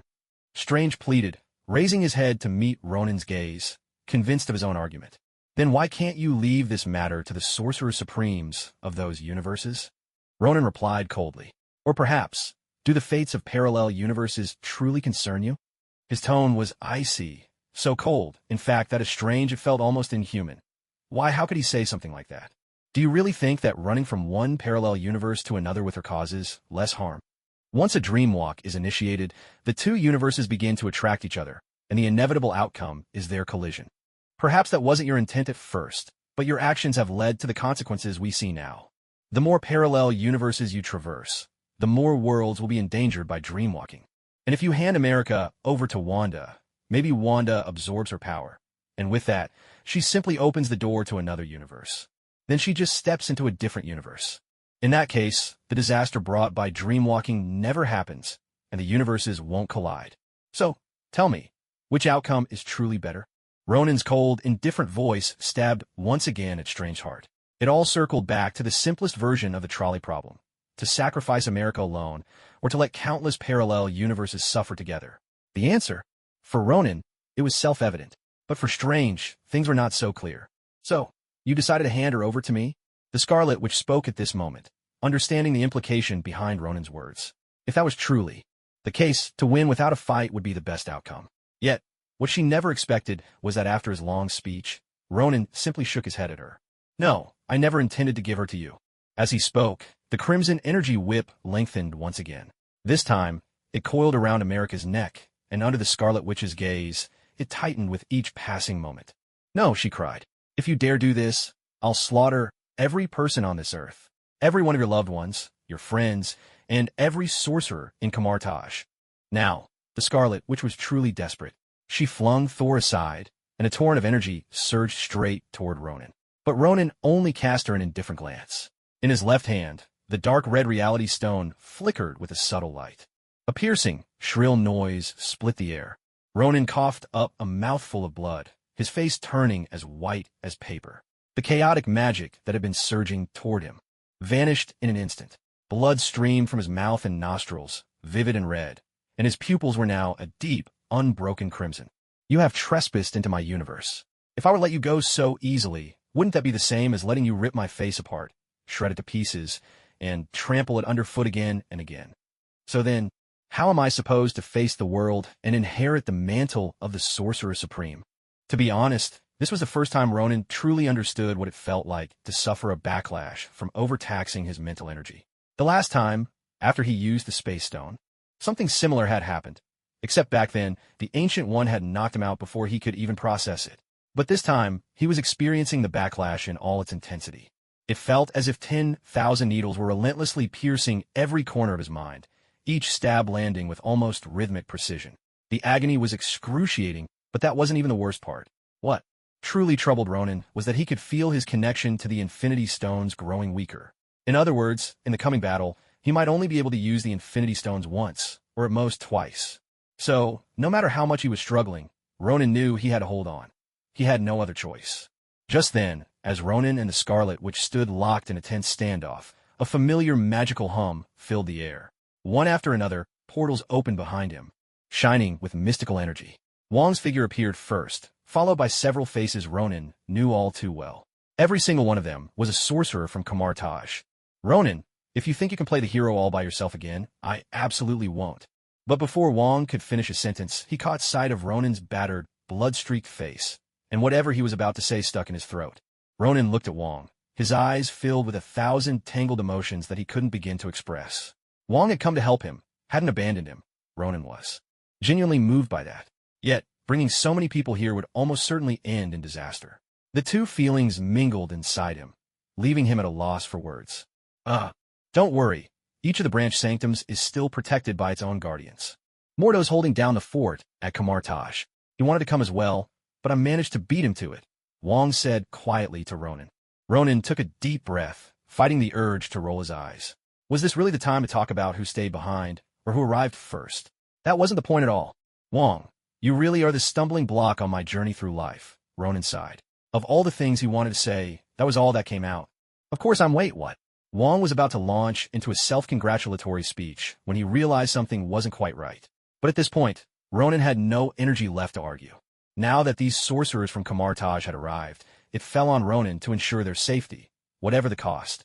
More importantly, Ronan had to ensure that the secrets of Kamar-Taj would not be discovered. Tony, can you still move? Ronan asked quietly into his earpiece. A man should never admit defeat. That's what you taught me, remember? Tony Stark replied, forcing a bit of bravado into his voice. But against that woman, I really am outmatched, he admitted, a rare note of resignation from him. No one knew just how powerful the Scarlet Witch truly was, but she'd managed to make even Tony Stark back down. You don't have to face her, Ronan said. You just need to make sure no one else finds out about this fight. Keep the police away and block all the signals in this area. Ronan had considered using the mirror dimension, but in the end, he thought better of it. The others might cooperate with him, but the Scarlet, which was unlikely to play along. Against an enemy of her caliber, the mirror dimension, normally a surefire trick, would be all but useless. So, Ronan had no choice but to fall back on the most basic methods. Don't worry, leave it to me, Tony replied without hesitation, dashing to the other side to handle his task. Ronan, meanwhile, wasn't concerned about what was happening in the sky. The crimson canopy conjured by chaos magic had already blotted out the heavens above. His only worry was the ever-increasing number of police rushing to the scene. The place was starting to resemble that small town the Scarlet Witch once created. If she managed to complete her spell, Ronan feared they'd all become prisoners in her fantasy world. So this is your trump card? Ronan challenged. If you dare lay a finger on her, the Scarlet Witch answered coldly, then I can just as easily kill all of them. Her gaze was icy as she stared Ronan down. By her, she meant America Chavez. Them referred to the sorcerers of Kamar-Taj. In the Scarlet Witch's eyes, she might not be able to defeat Ronan directly, but as long as there were people in this world whom Ronan cared about, she could threaten him. Ronan narrowed his eyes. Without hesitation, he lashed out with an energy whip, sending America tumbling toward Wong, who caught her just in time. If I die, kill her at once, Ronan ordered Wong curtly, then threw himself back into the fray. The Scarlet Witch lifted her chin, crimson energy once again gathering in her hands. With a sharp clang, Ronan's hands gripped the sword of Ashanti, cleaving through a blast of energy sent his way. More blasts followed, 1, 2, 3, ringing off the sacred blade, but none could stop Ronan's advance.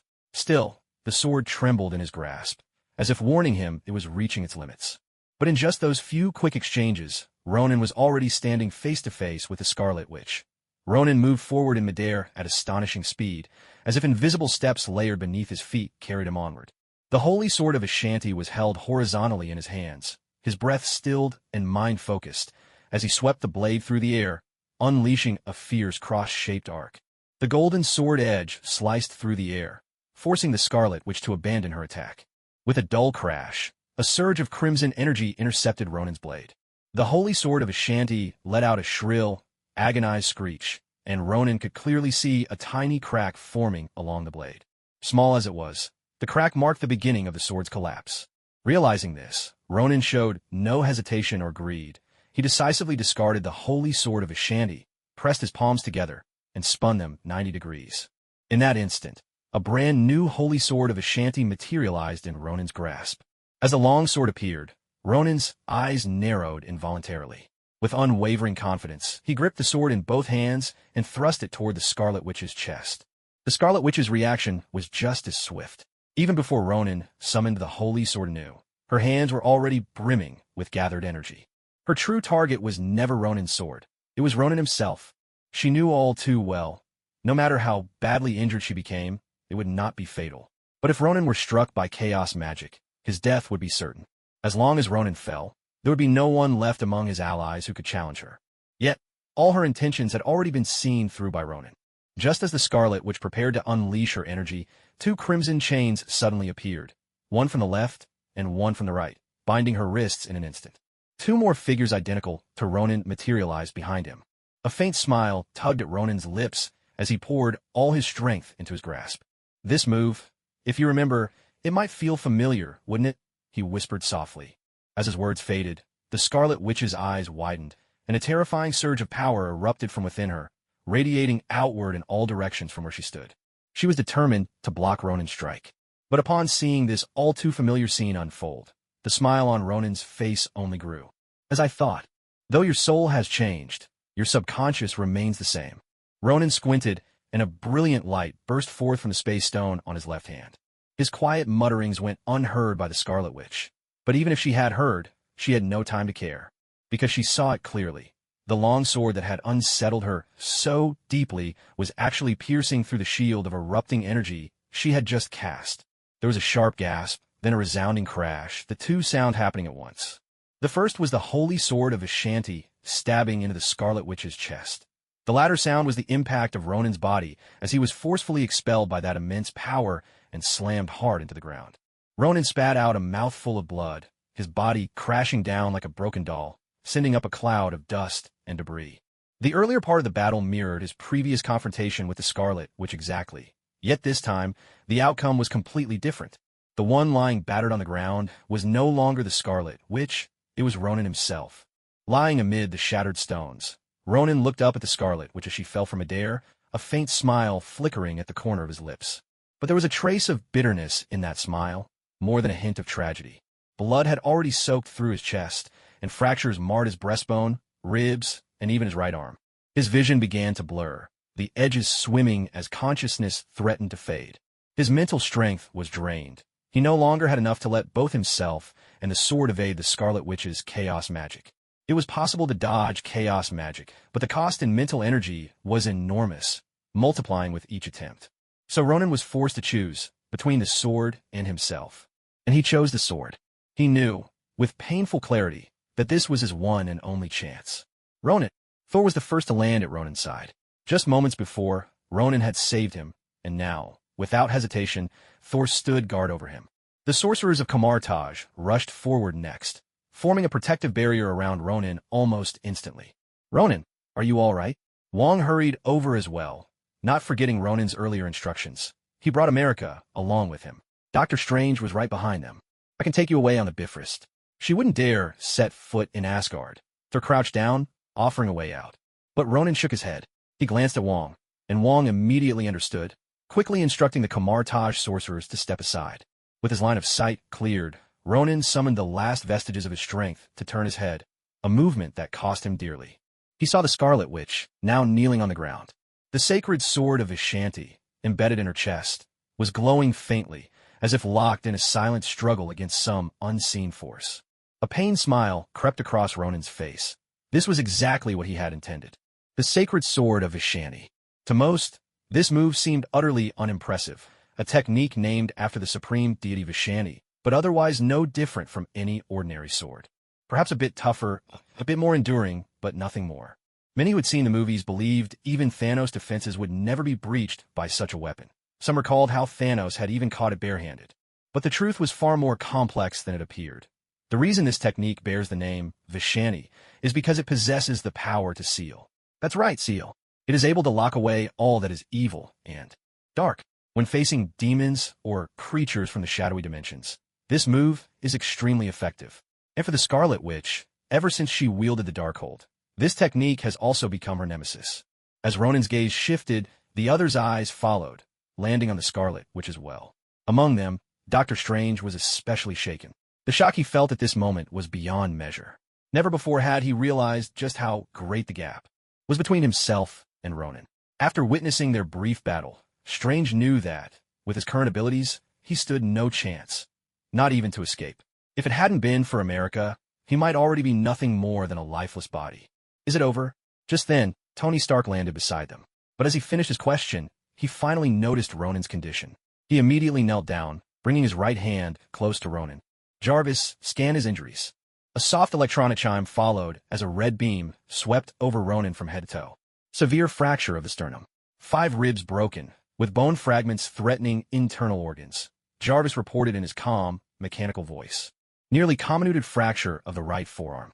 Multiple internal injuries with a risk of rupture, he continued. Blood levels are dangerously low, and there are several other undiagnosed complications as well. My recommendation, immediate hospitalization. Would you like me to call for medical assistance? With every injury Jarvis listed, Tony's mouth fell open a little wider. Was this even human? For a regular person, surviving something like this would be a miracle, let alone remaining conscious. But Ronan seemed remarkably clear-headed. No, there's no need. Ronan shook his head, having regained a bit of strength. What concerned him most now was the Scarlet Witch. He couldn't help but doubt whether this so-called forged sword of Ashanti could truly hold her.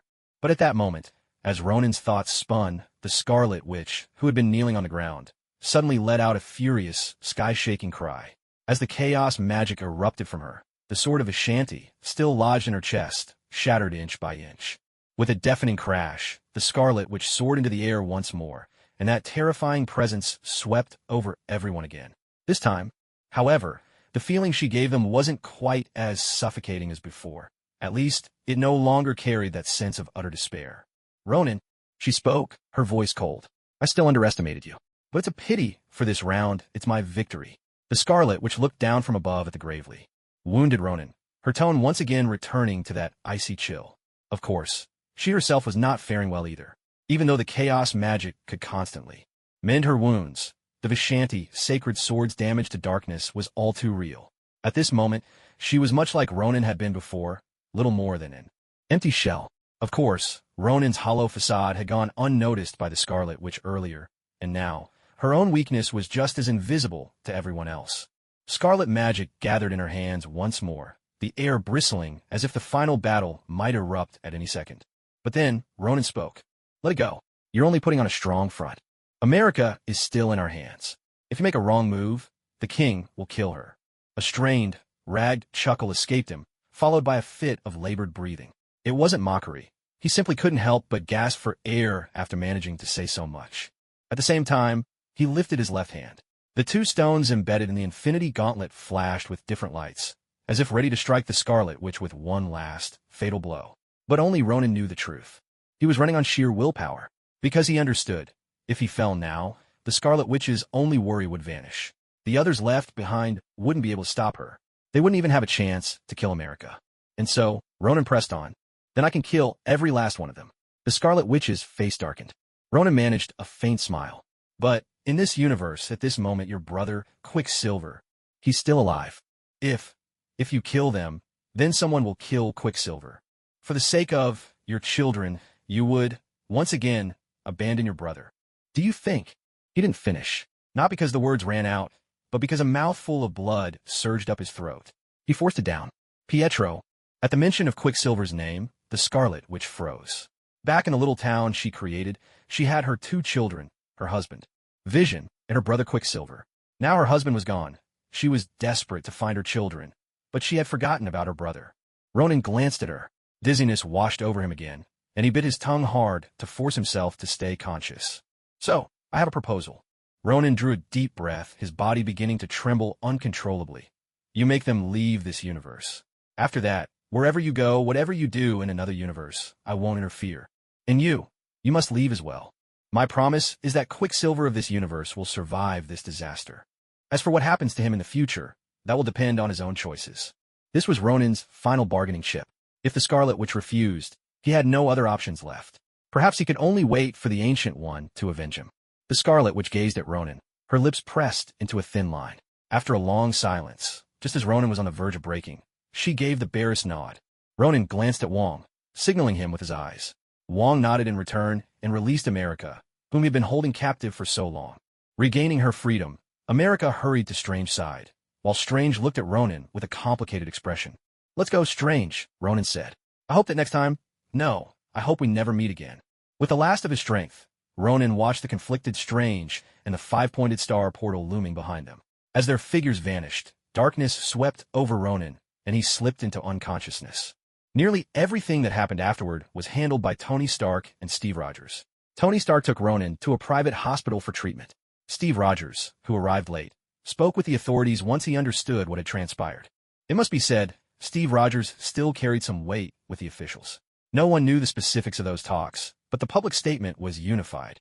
The story was that terrorists, armed with a large number of explosives, carried out a suicide bombing near Baker Street.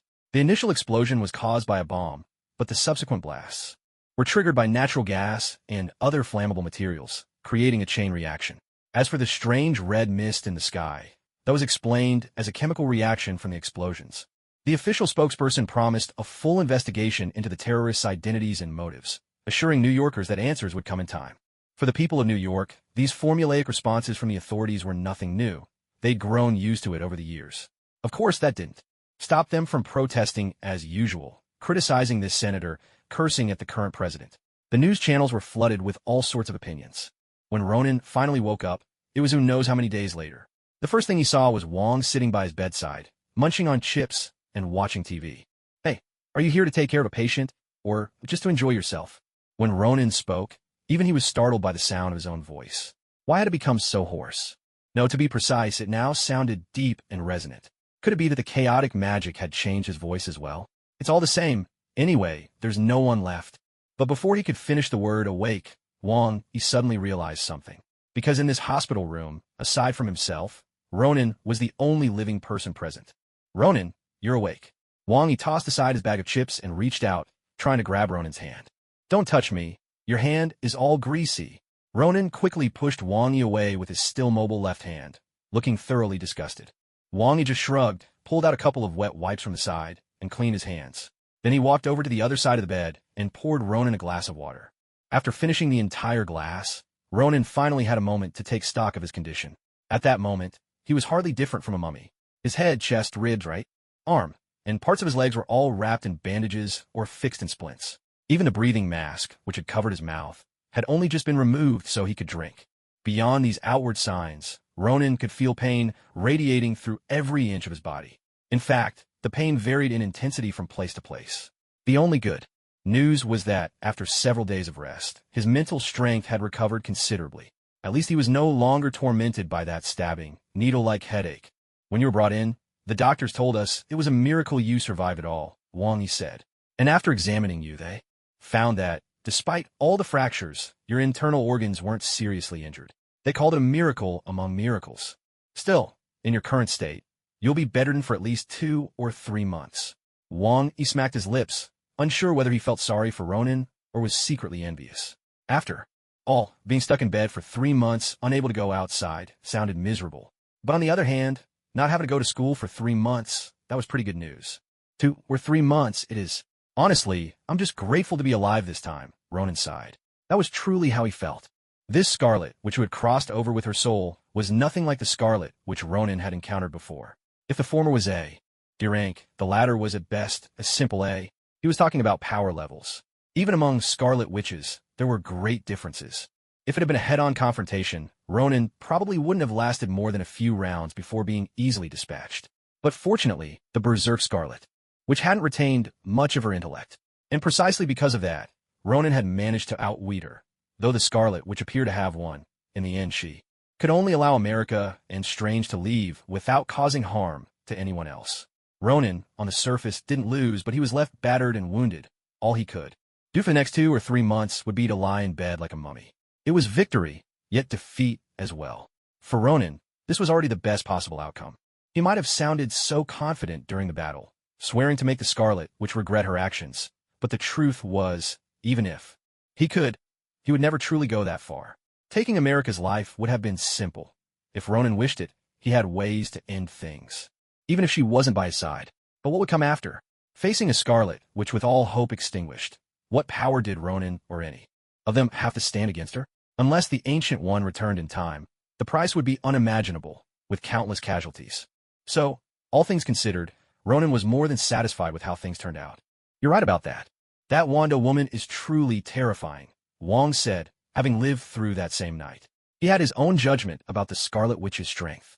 Truth be told, that night, he could have stayed at Kamartaj and simply waited for the Ancient One's return. But in the end, he chose to go help Ronan, and brought almost all of Kamartaj's sorcerers with him. To be honest, the odds of dying that night were much greater than surviving. But in the end, we worked together and drove her away, didn't we? Ronan smiled, raising his left hand. Seeing Ronan's raised hand, Wong smiled as well. He reached out, bumping Ronan's fist, and then the two grasped hands firmly. Just as they were shaking hands, the door to the hospital room opened. Tony Stark and Steve Rogers walked in, catching sight of their handshake. "Wow, did we come at a bad time?" Tony exclaimed, removing his sunglasses with a flourish. "Hope we're not interrupting anything," he added, his tone overly dramatic. Ronan rolled his eyes, let go of Wong's hand, and flashed a universal friendly gesture at Tony with his left hand. "Ronan, congratulations on waking up," Steve Rogers said as he stepped forward, setting down what he'd brought on the bedside table. Seeing Ronan awake brought a faint smile to his face, though it seemed a little strained. "What's wrong? Don't tell me you two ran into trouble as well?" Ronan asked, though he already knew the answer. "I made a little mistake, but it'll be sorted out soon enough," Tony replied. "Just focus on recovering here. Leave the rest to us." "Only," Tony hesitated, trailing off as if unsure how to continue. He seemed he wanted to ask Ronan something, but he just couldn't quite get the words out. "But what is it?" Ronan raised an eyebrow. "It's about the twins. Do you have any more detailed information on them?" "Things that aren't officially recorded." Steve Rogers spoke up on Tony Stark's behalf. It was clear they were running out of time. The twins, Wanda Maximoff and Pietro Maximoff. Ronan could only think of them when it came to twins. "That's right, those two. The night of the battle. It must have been Wanda Maximoff, right?" Tony Stark brought up the fight from that night. Recalling the event, he felt a surge of unease. After all, the Ultron they were up against had already joined forces with Wanda Maximoff, and they'd already clashed once. "You're not telling me you actually fought her, are you?" "Mind if I ask, how did she do?" Ronan was a little curious about this. After all, with another Scarlet Witch's soul inhabiting her, her chaos magic would surely be stronger. "Right? That's what strikes me as so odd," Tony admitted. "During our fight, she seemed to have forgotten everything that happened that night, and the only powers she showed were telekinesis and that mind control ability. She wasn't nearly as formidable as before. When I saw her face, I honestly thought my number was up right then and there." At last, Tony Stark spoke his mind. After all, he'd narrowly escaped death fighting her just the night before, only to encounter her again the next day, and this time, without Ronan's formidable strength by their side. Wasn't that basically a death sentence? But Tony found that she wasn't as powerful as he'd imagined, which left him even more puzzled. "I see. The Wanda you met after was not the same Wanda you fought that night. Though the body is the same, the soul inside is completely different." Ronan paused, deciding it was best to reassure Tony first. After all, by his account, the Scarlet Witch had truly left this world. "You mean soul traversal?" Tony's lips twitched. Wasn't it the stuff of science fiction? Could it really happen in reality? "Well, put it that way, and you're not wrong. She used a kind of dark magic to send her soul traveling through the bodies of her counterparts across parallel universes. Of course, that's only if the other parallel universes have someone like you." Ronan let out a sigh. Speaking of this, another particularly thorny issue came to his mind. After dreamwalking, the two parallel universes would inevitably become locked in a struggle between life and death.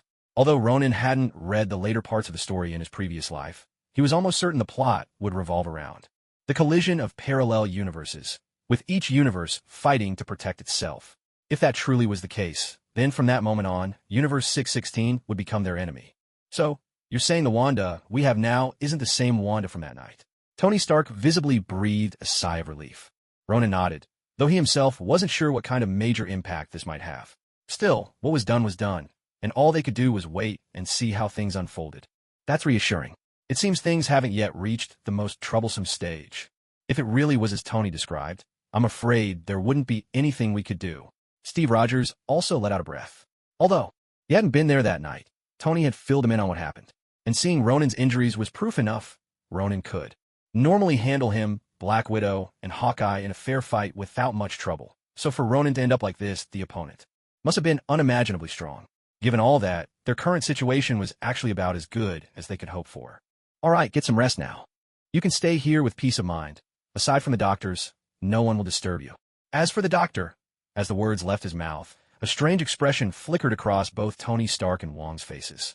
Ronan raised an eyebrow, curious about what they meant. Just then, there was a knock at the door. Come in, Wong called out. The door opened, and a tall, slender man in a white lab coat stepped into the room. When Ronan saw his face, he immediately understood why Tony and Wong had looked so peculiar. Let me introduce you.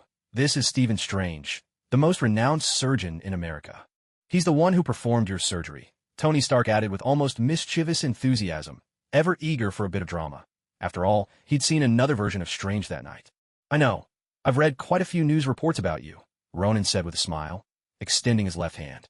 Strange was momentarily surprised by the gesture, but then reached out his own left hand in return. As their hands clasped, Ronan keenly noticed a ring glinting on Strange's left ring finger. Dr. Strange is getting married? Ronan asked, a hint of surprise in his voice. Strange, caught off guard by Ronan's keen observation, paused for a moment.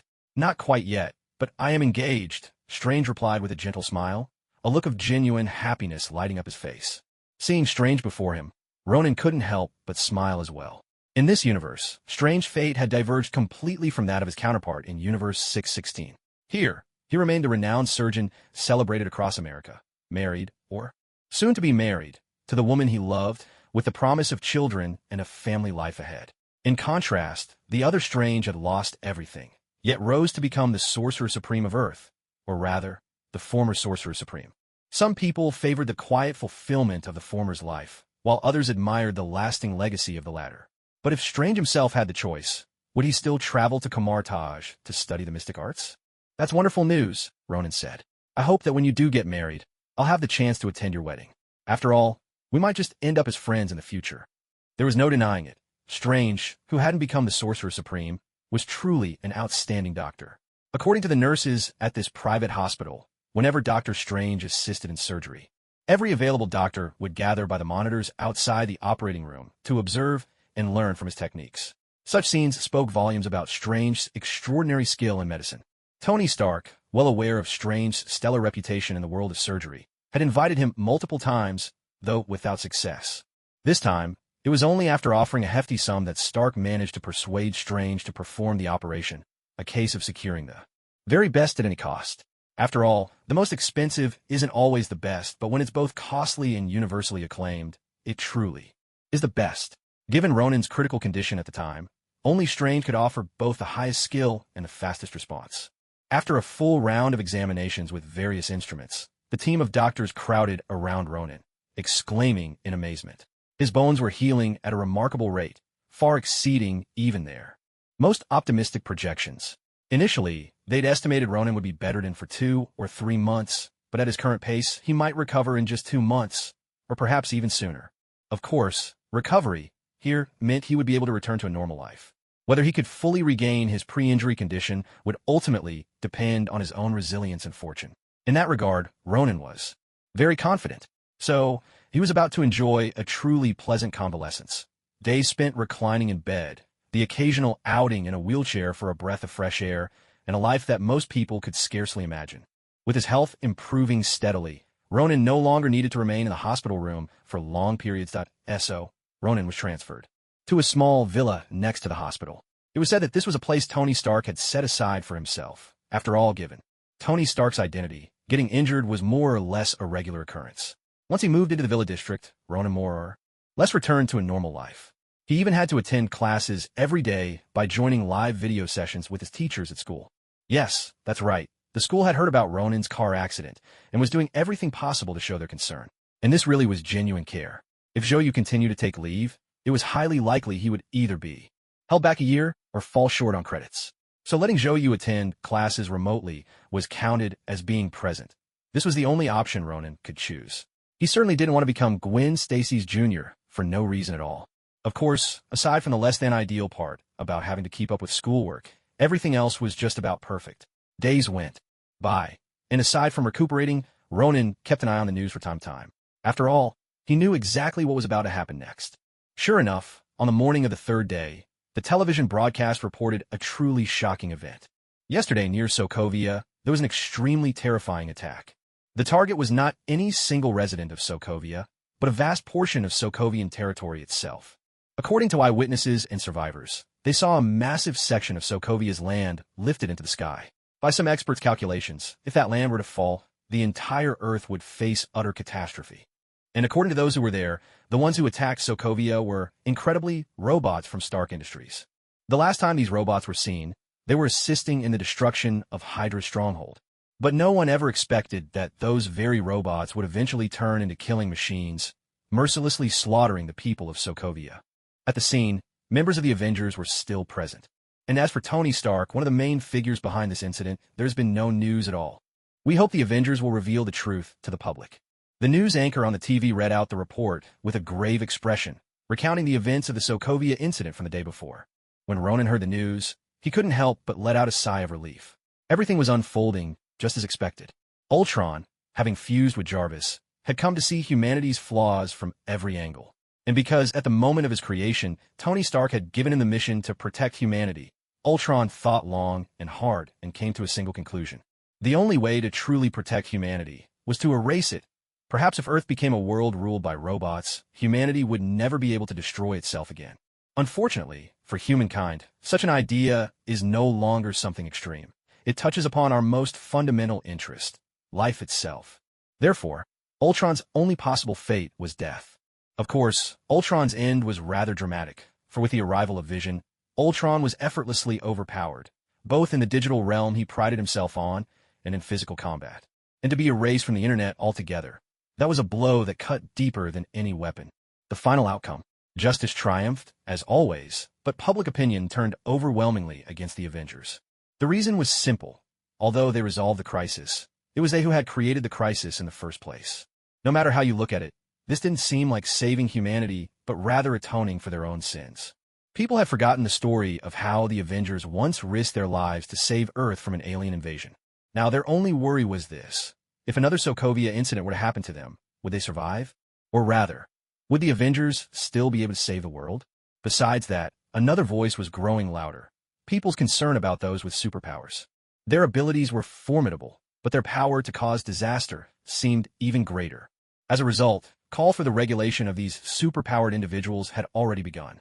Of course, this sentiment was being orchestrated from behind the scenes by the American government. They, too, wished to seize control of such power for themselves. In any case, this time the American government had the moral high ground. So now, people had already started researching ways to manage those with superhuman abilities. There was no need to say more. The implications were clear. For Ronan, none of this made much difference. Whether or not such regulations were enacted, Ronan had no intention of signing anything. Just as Zhou was watching television, Tony Stark and Steve Rogers walked in together.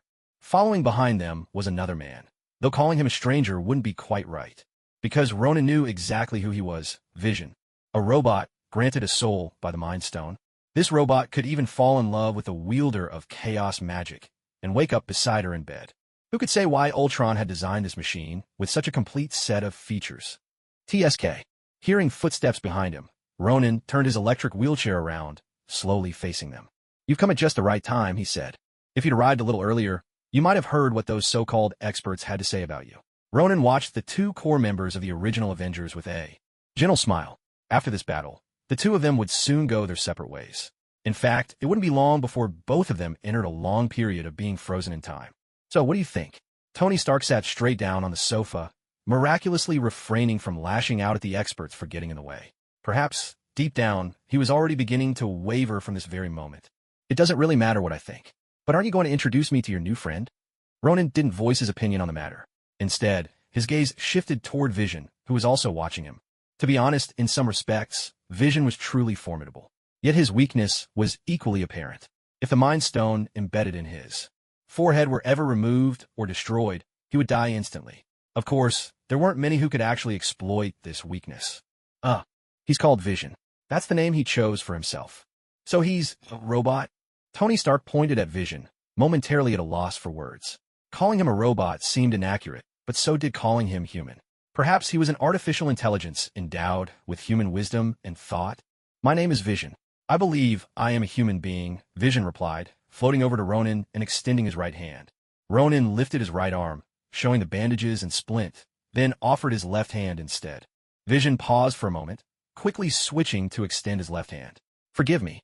Lately, I've been trying to understand how humans express their emotions, he said, and I forgot to observe the most basic human etiquette. Vision, of course, was referring to his initial offer of a right-handed handshake, an action that showed a lack of respect for Ronan, whose right hand was injured. It seems you haven't quite become human yet, Ronan observed with genuine curiosity, studying Vision. He was eager to know whether Vision was truly a new soul or simply an extension of the Mind Stone. In Ronan's memory, when the Mind Stone was removed, Vision died immediately. And when Bruce Banner snapped his fingers to bring everyone back, there were only two who didn't return, Black Widow and Vision. The former had traded her soul for the Soul Stone, so naturally, she couldn't return. As for Vision, standing here now, it was clear that he wasn't an independent person, but rather a byproduct of the Mind Stone. That was fascinating. I believe I am, Vision insisted. And from you, I seem to sense something familiar. Vision looked at Ronan in confusion, puzzled by this sense of familiarity and unsure where it came from. Ronan just smiled. How could it not be familiar? Your two brothers have been working for me for quite a while now. Let's get back to the main topic.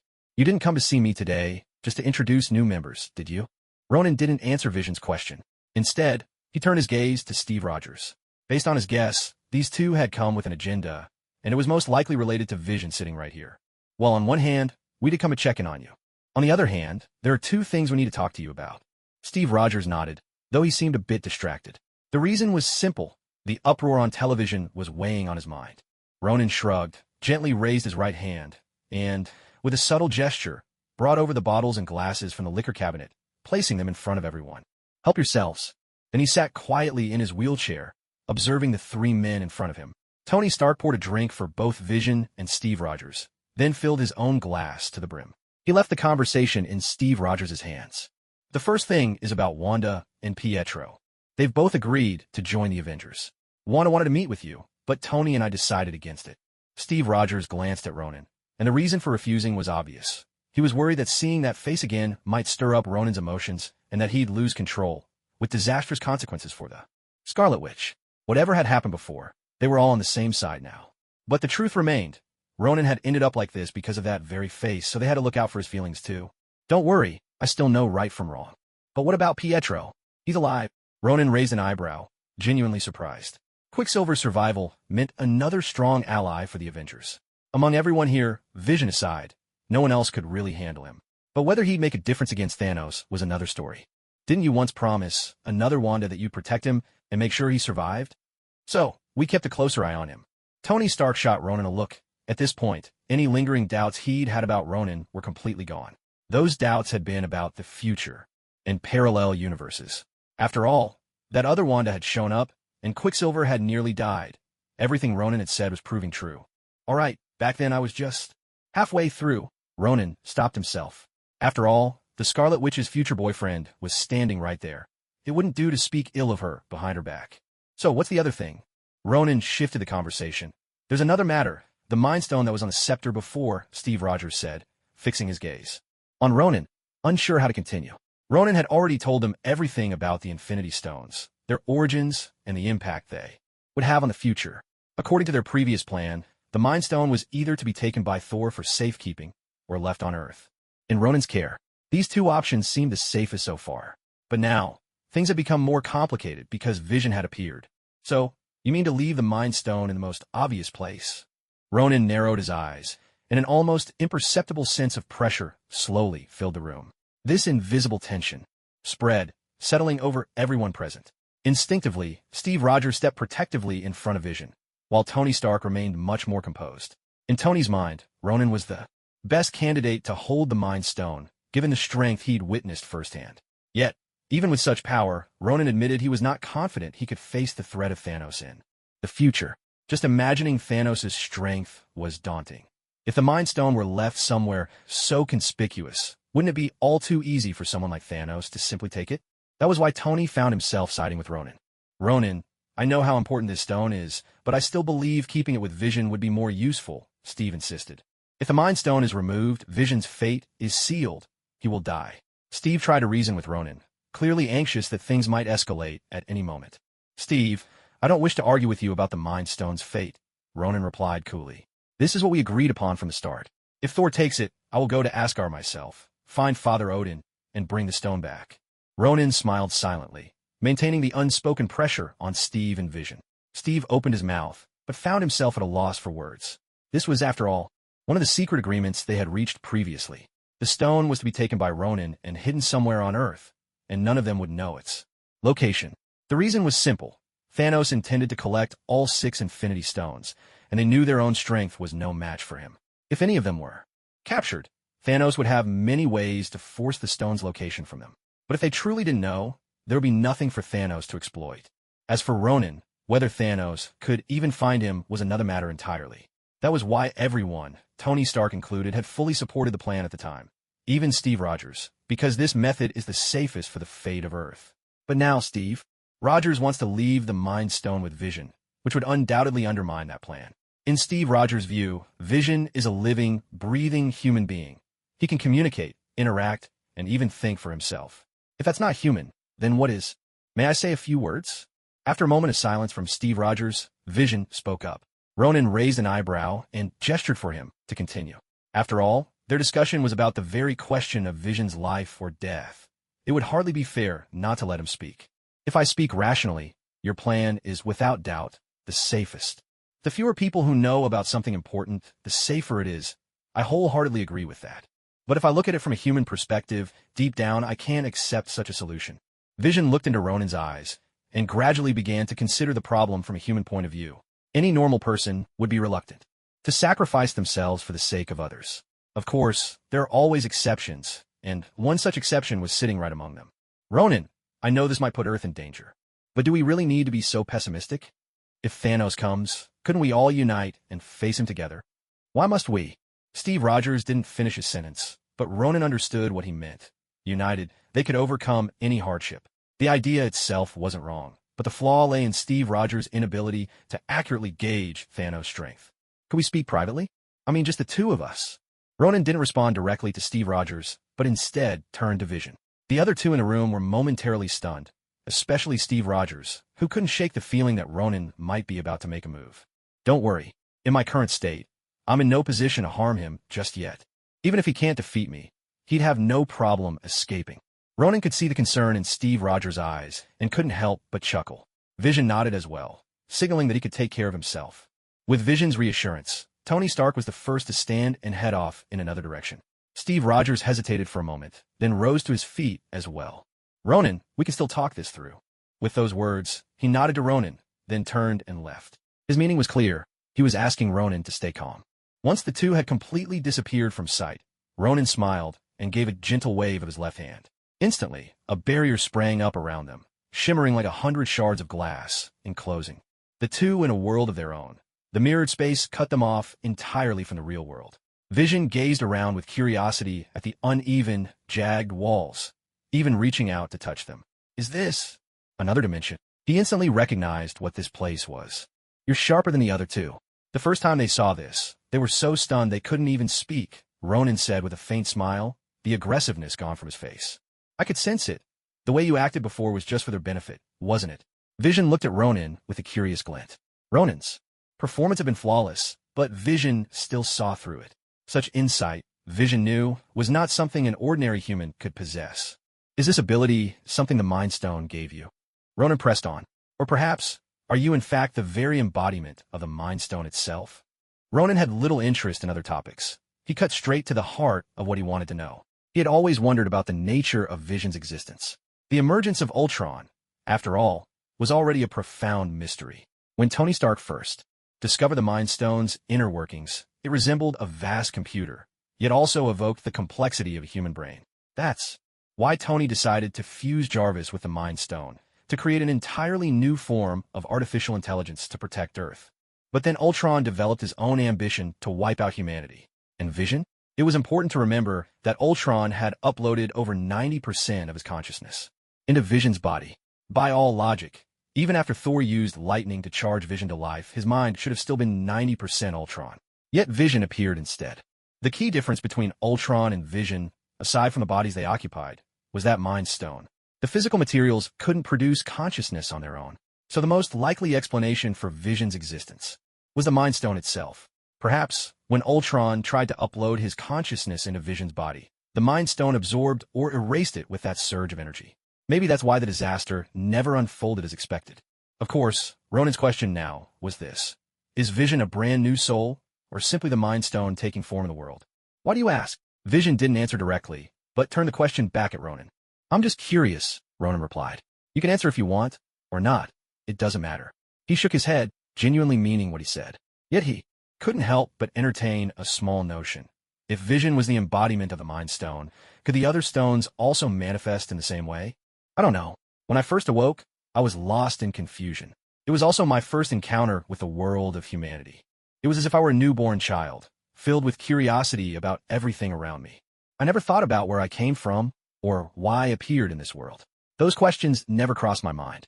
Vision shook his head, admitting even he did not know the answers. Ronan, meanwhile, narrowed his eyes. He didn't comment on Vision's words, but in his heart he caught a glimpse of the truth. Perhaps the Mind Stone had never truly considered itself just a stone, and Vision was indeed the embodiment of the Mind Stone given human form. This idea wasn't just some wild guess on Ronan's part. It was grounded in fact.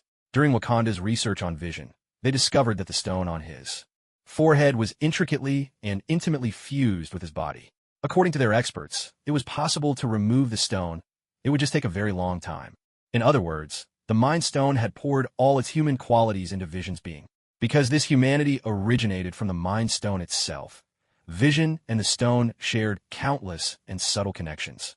What if I told you I could remove that stone from your forehead? Ronan said suddenly. And you could continue living just as you do now. Would you agree to it? Vision paused, taken aback. But a CPU was far more complex than any ordinary mind. You're saying, if you take the stone out, I could still exist as I am? That's right. Though you might lose some of your abilities, Ronan replied.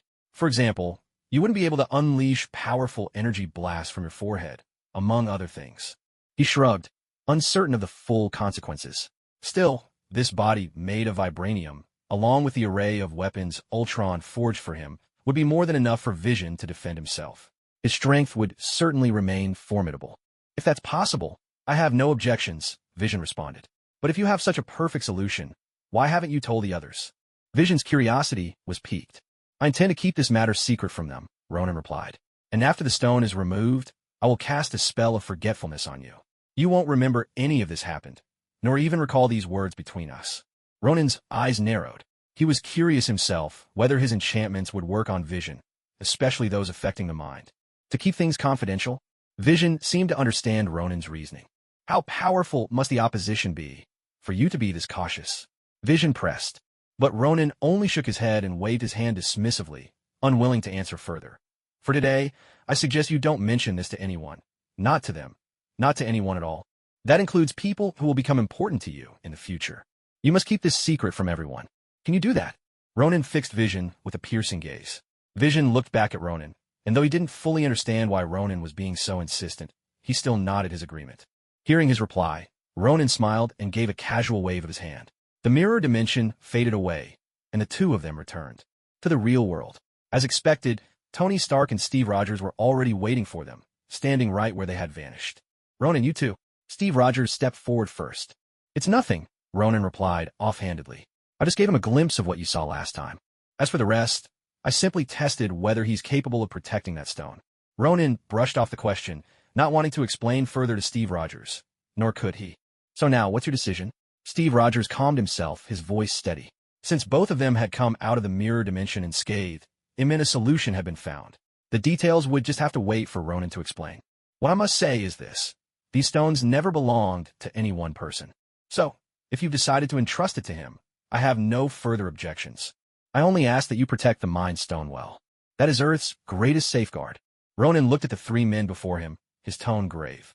The others nodded solemnly in agreement. After their battle with the Scarlet Witch, they understood the enemy they would face in the future was truly powerful. Powerful enough that someone of Ronan's strength needed to make preparations well in advance. It was clear what awaited them would be a fierce and desperate struggle. But Ronan's thoughts went beyond that. With the arrival of Strange and the Scarlet Witch, it was inevitable. Their universe and Earth's 616th would soon collide in grand, tumultuous fashion. Perhaps that day was far off, years away, decades, maybe even centuries. Or perhaps it was only days away. Ronan had no way of knowing exactly when two universes might crash together. All he could sense now was a foreboding unease. From this moment on, their universe would begin to receive visitors from parallel worlds, one after another. The gateway to the multiverse had already been opened. Thanos was sure to come, because the Thanos of this universe harbored the same ambitions. In fact, every universe had its own Thanos, and their desires were always the same. Some merely succeeded, while others failed, and still others, like Universe 616, experienced a reversal of fate. The door to the parallel universes is now wide open. So, when Thanos appears on Earth, is he truly alone? Or, just as history has already been altered, will Thanos bring allies from other universes? No one can say for sure. For Ronan, the Mind Stone's power is rather superfluous, something he would rarely, if ever, have use for. But by keeping it in his own possession, he was, in effect, weakening Thanos' strength. That was what Ronan had in mind. After bidding farewell to Steve Rogers and Tony Stark, Ronan found himself greeted by a new friend. Though to call her a friend might be a stretch, for they had only met twice in total. In fact, it was during one of those meetings that Ronan's circumstances took their current unfortunate turn. Yes, this person was none other than the Scarlet Witch, Wanda. Ronan was genuinely surprised by her arrival. If she had wished to come, she could easily have joined Tony Stark and the others, and perhaps she wouldn't have needed to face Ronan's wrath alone. She surely knew, from what others had said, about the history between herself and Ronan, and the awkwardness between them was palpable. So when Ronan sensed her silently entering the room, he found it almost unbelievable. Could it be that the Scarlet Witch from Universe 616 hadn't left yet? Or perhaps she had left a subtle clue behind, hinting that Wanda should seize the chance to eliminate him. Thus, the instant Ronan saw the Scarlet Witch, he quietly slipped the Infinity Gauntlet onto his left hand behind his back. If anything went awry, he would do only one thing, Ron. After all, revenge is a dish best served cold, even if it takes 10 years. Ronan wholeheartedly agreed with that saying. You seem afraid of me? Ronan looked at the wary expression on the Scarlet Witch's face, his surprise evident. By all logic, she shouldn't have been showing that kind of emotion. I've seen you before, but it must have been before that battle everyone talks about, the Scarlet Witch said, searching her memories for an image of Ronan as he was then. In her recollection, Ronan hadn't looked quite like this. But in my memory, we've barely crossed paths, Ronan replied, his face impassive, though inwardly he felt as if he understood the situation. It must have been that time he'd gone to tease Tony Stark, using the opportunity to test out some chaos magic. It seemed that personal experience made a much stronger impression than mere hearsay. Nevertheless, Ronan had no intention of acknowledging their encounter, since that was his future self. He was much more mature than you appear now. If you're only charming at this moment, he was both profound and handsome, the Scarlet Witch murmured as she slowly approached, as if studying Ronan's features. The way the Scarlet Witch described things made Ronan nod in approval. Look at her. She always focuses on what truly matters. And what is that? The face, of course. Unlike a certain Tony Stark, yes. I mean you. Always nitpicking, always scrutinizing, but if you can't make sense of others' advice, maybe you shouldn't try at all. Ronan was very pleased with the Scarlet Witch's accurate description, and for the first time, he found himself lowering his guard around her, if only a little. After all, someone who can appreciate beauty can't be all that bad, can they? I know what you want to say, and I know what you're hinting at, Ronan said with a faint smile, unwilling to admit that he was, in fact, that person from the future. But no matter what you claim about my future self, I simply don't believe it. A flicker of confusion crossed the Scarlet Witch's face. But you give me the exact same feeling as him. Aside from looking a bit younger, nothing about you has changed, not even your power. That was what puzzled her the most. By all logic, if he truly was Ronan from the future, his strength should have changed. Yet she sensed no difference at all. Ronan's eyelid twitched. He hadn't expected the Scarlet Witch, or more accurately, the perception that came with chaos magic, to be so sharp. Could she really sense even the nuances of someone's power? That's not something I can answer. Maybe a few years from now, or even a decade, you can ask me again, he said, skillfully steering the conversation away. The more he talked, the more likely he was to slip up, and he knew all too well that deceiving the Scarlet Witch, or the chaos magic itself, was no easy task. But right now, I'd like to know, what brings you here? The Scarlet Witch let the matter drop and got straight to the point. I came to thank you for what you did for Pietro. Ronan raised an eyebrow. If anyone deserves your gratitude, it should be Steve Rogers and the others. They're the ones who saved your brother, not me. Ordinarily, Ronan might have accepted such goodwill, but this was one of the concessions of the defeated, and he had no intention of accepting such a favor. They may have been the ones to save Pietro, but I know the real reason behind it all lies with you, she replied, shaking her head as if she knew more than she let on. Ronan regarded her with some surprise. Could it be that the other Scarlet Witch had left behind her memories? Who told you that? He asked, his curiosity piqued. No one told me anything, she said. But when I woke up and saw Pietro again, I couldn't shake the feeling that he would leave me. Later, when Pietro really was in danger and then rescued, I asked them why this happened. But all I got in response was a single sentence. This is a transaction. Scarlet Witch fixed her gaze on Ronan and laid out the entire sequence of events. Upon hearing her explanation, Ronan more or less understood the situation.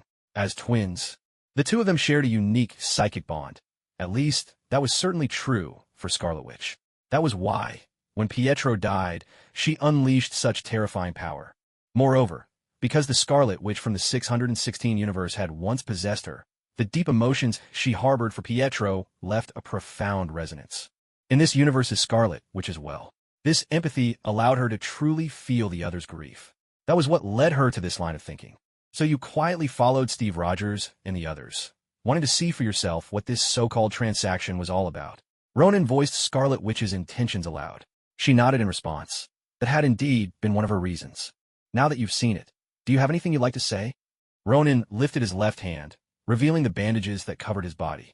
To put it plainly, this was the worst injury Ronan had suffered since he first stepped into this world of heroes. After all, up until now, he had always been the one dishing out the punishment. Rarely was he ever on the receiving end. Yet, this beating had rekindled a spark of motivation in his weary heart. Is the other me really that powerful? Scarlet Witch shook her head. She wasn't trying to mock Ronan. She simply wanted to understand some of the questions buried deep within her own heart. For instance, her memories now inexplicably included an abundance of knowledge about chaos magic, which caught her completely off guard. You can sense her? Ronan had lost track of how many times he'd been surprised tonight. According to the books, dreamwalking allowed one to possess their counterpart's body in a parallel universe, but shouldn't leave behind significant memories. Yet, Scarlet Witch seemed to be different. Could it be because of chaos magic? Yes, although it's faint, I can sense that another version of me lingered inside my body for a short time. That feeling, Scarlet would try to describe it, but could not find the right words. It was a sensation beyond the confines of language. Well, it seems that hiding the truth from you wouldn't have made much difference after all. But for me, that's actually good news. Ronan shook his head, making it clear he wasn't someone who confused right from wrong. Although both women were called Scarlet Witch, and both were named Wanda, he knew exactly which one had dealt him the blow. He'd even fought with the Scarlet Witch standing before him once before. In a sense, that meant he still owed her. So, Ronan recounted the entire story, detailing every cause and effect, and laid it all out for Scarlet Witch. How she came from Universe 616, what her purpose was, and what became of her, all of these were included. However, Ronan omitted any mention of the Dark God book and dreamwalking. After this ordeal, he had resolved to hide the Dark God book somewhere safe, so that no one could ever use it against him again. After listening to Ronan's account, the Scarlet Witch fell into a long, contemplative silence. She had never imagined that, in another path, she might have two children and a family that, at least on the surface, seemed filled with happiness. Of course, she could sense that Ronan was still withholding a great deal from her. So, everything she experienced, does that mean all of it lies in my future as well? For the first time, a look of confusion crossed the Scarlet Witch's face. Could a future like that truly belong to her? Of course not, Ronan replied. In that future, Pietro was already dead. Yet now, he is alive and well. As for the man you are fated to marry, his destiny will also change. Naturally, I won't tell you who he is. That's something you'll have to discover for yourself. After all, if I told you, love would lose all its surprises. Ronan chose not to reveal too much, sharing only fragments with the Scarlet Witch. Whether she would become disheartened by these glimpses of what might come was beyond his control. After all, It was her own choice to seek out these answers. "I understand," she said at last. "No matter what happens, I will do everything I can to prevent that tragic future." The Scarlet Witch nodded, deciding to place her trust in Ronan's words. Ronan, for his part, nodded as well, satisfied with her insight. At least he wouldn't have to explain every detail. A relief, since inventing elaborate stories was always a strain. "In that case, I hope you make good use of the legacy she left behind for you. I imagine this time you must have gained revelations you'd never dreamed of before." Though he phrased it as a question, Ronan was already certain of the answer. For someone as perceptive as the Scarlet Witch, able to detect shifts in emotion, it was only natural that she could sense other things as well, including chaos magic itself. The Scarlet Witch nodded. As she spread her hands, the familiar scarlet energy shimmered once more around her. Yet in the next instant, she frowned. "It seems it's resisting you," she murmured uncertainly. "No, perhaps it dislikes you?" Ronan's mouth twitched in response. Who could blame it? After all, he had given it quite a beating not so long ago. Of course it would hold a grudge. What surprised him even more was that this chaos magic possessed not only a degree of sentience, but also a talent for bearing grudges. That, he thought, was rather amusing. The Scarlet Witch gently moved her left hand, and a stream of crimson light flowed directly into Ronan's body. Ronan was being entered by this energy? Yet, he did not resist, for the sensation was remarkably pleasant. Of course, this comfort was purely physical, as that energy was steadily mending Ronan's wounds. Although it wasn't as miraculous as the Scarlet Witch of Earth, 616, who could instantly recover from a fatal blow, the healing was still impressively swift. That gentle, soothing warmth lasted for about half a minute before the Scarlet Witch finally withdrew her hand. "I'm sorry, this is the best I can do," she said softly. "There are still some powers I haven't fully mastered." She offered Ronan an apologetic smile as she drew her hand back. But Ronan shook his head. "No, thank you. This is already more than enough," he replied.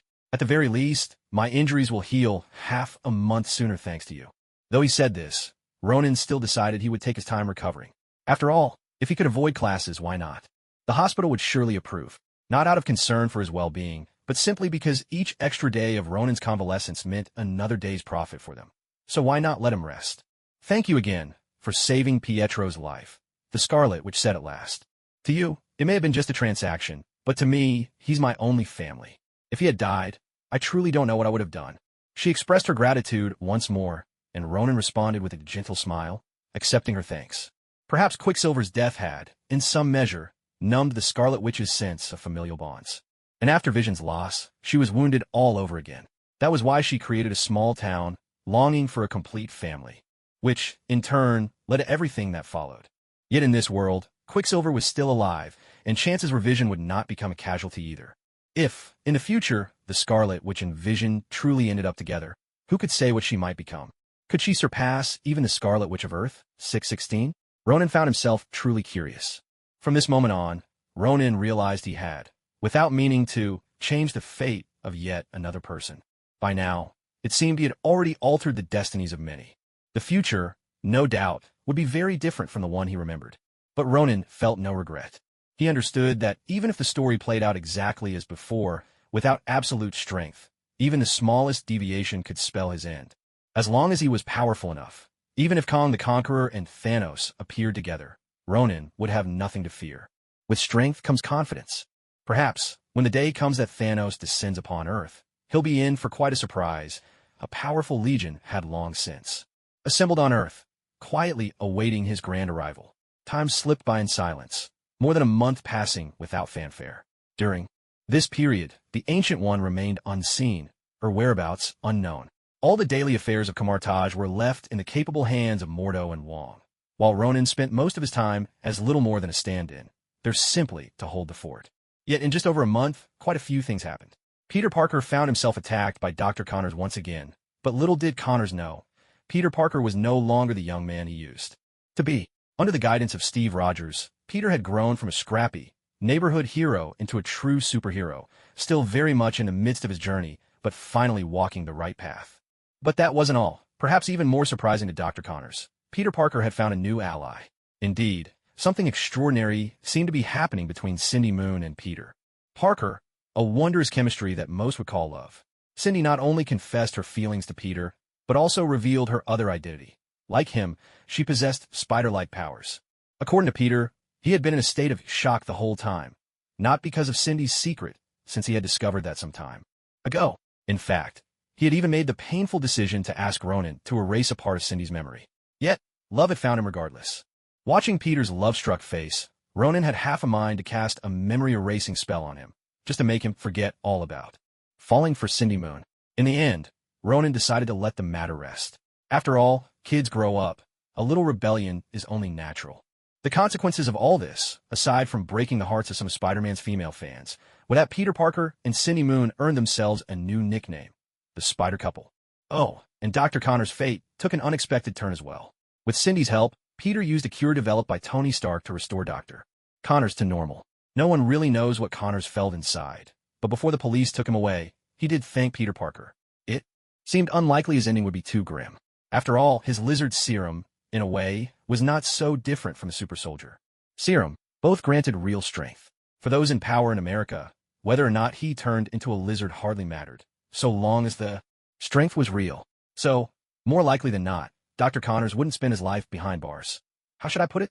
After everything he'd just been through, Ronan no longer cared about these trivial matters. At this moment, he stood at the entrance of a villa. Today was the day he'd be leaving this place. Due to his particular constitution, and especially after the surge of energy the Scarlet Witch had infused into him, he had almost fully recovered. The doctors had advised him to stay a few more days, but Ronan was ready to go. Initially, he'd planned to remain here for a while longer, but things hadn't turned out as simple as he'd hoped. The public discourse lately had grown increasingly strange. Ronan recalled seeing people, or so-called experts, on television, loudly calling for superheroes to undergo real name registration. Or rather, the proper term was supervision and management. The idea was to prevent another Sokovia incident. For a while, these discussions had quieted down, but over the past 2 weeks, the debate had flared up again, now even more intense than before. In recent days, Tony Stark had been visiting quite frequently, hoping to gauge Ronan's opinion. Tony leaned towards supporting the proposal, but Steve Rogers stood firmly opposed. The two of them seemed to be at odds now, their disagreement growing over this very issue. Both sides had their arguments, each sounding reasonable in their own way. Tony believed that accepting oversight would prevent much of the destruction caused by those with superpowers, making things safer both for the gifted and for ordinary people. But as the symbol of America, a champion of liberty, Steve Rogers couldn't agree. To him, being monitored would be no different than becoming caged animals. He also worried that once under government control, superheroes and others like them would find themselves compelled to serve the government's interests, something that went against the very founding spirit of the Avengers. As for Ronan, when faced with their opposing views, he had only one answer. He didn't know. To avoid being persuaded any further, Ronan had decided to slip away quietly. Not only was his apartment in New York no longer an option, but he wasn't planning to return to school, either. With finals approaching, he figured it was best to continue attending classes remotely, just as he was now. Just as Ronan was about to step into the car, a low horn sounded not far off. Looking toward the noise, he saw Steve Rogers waiting for him atop his signature motorcycle. Ronan couldn't help but sigh. He had taken every precaution not to let anyone know about his departure, yet somehow Steve had still found him.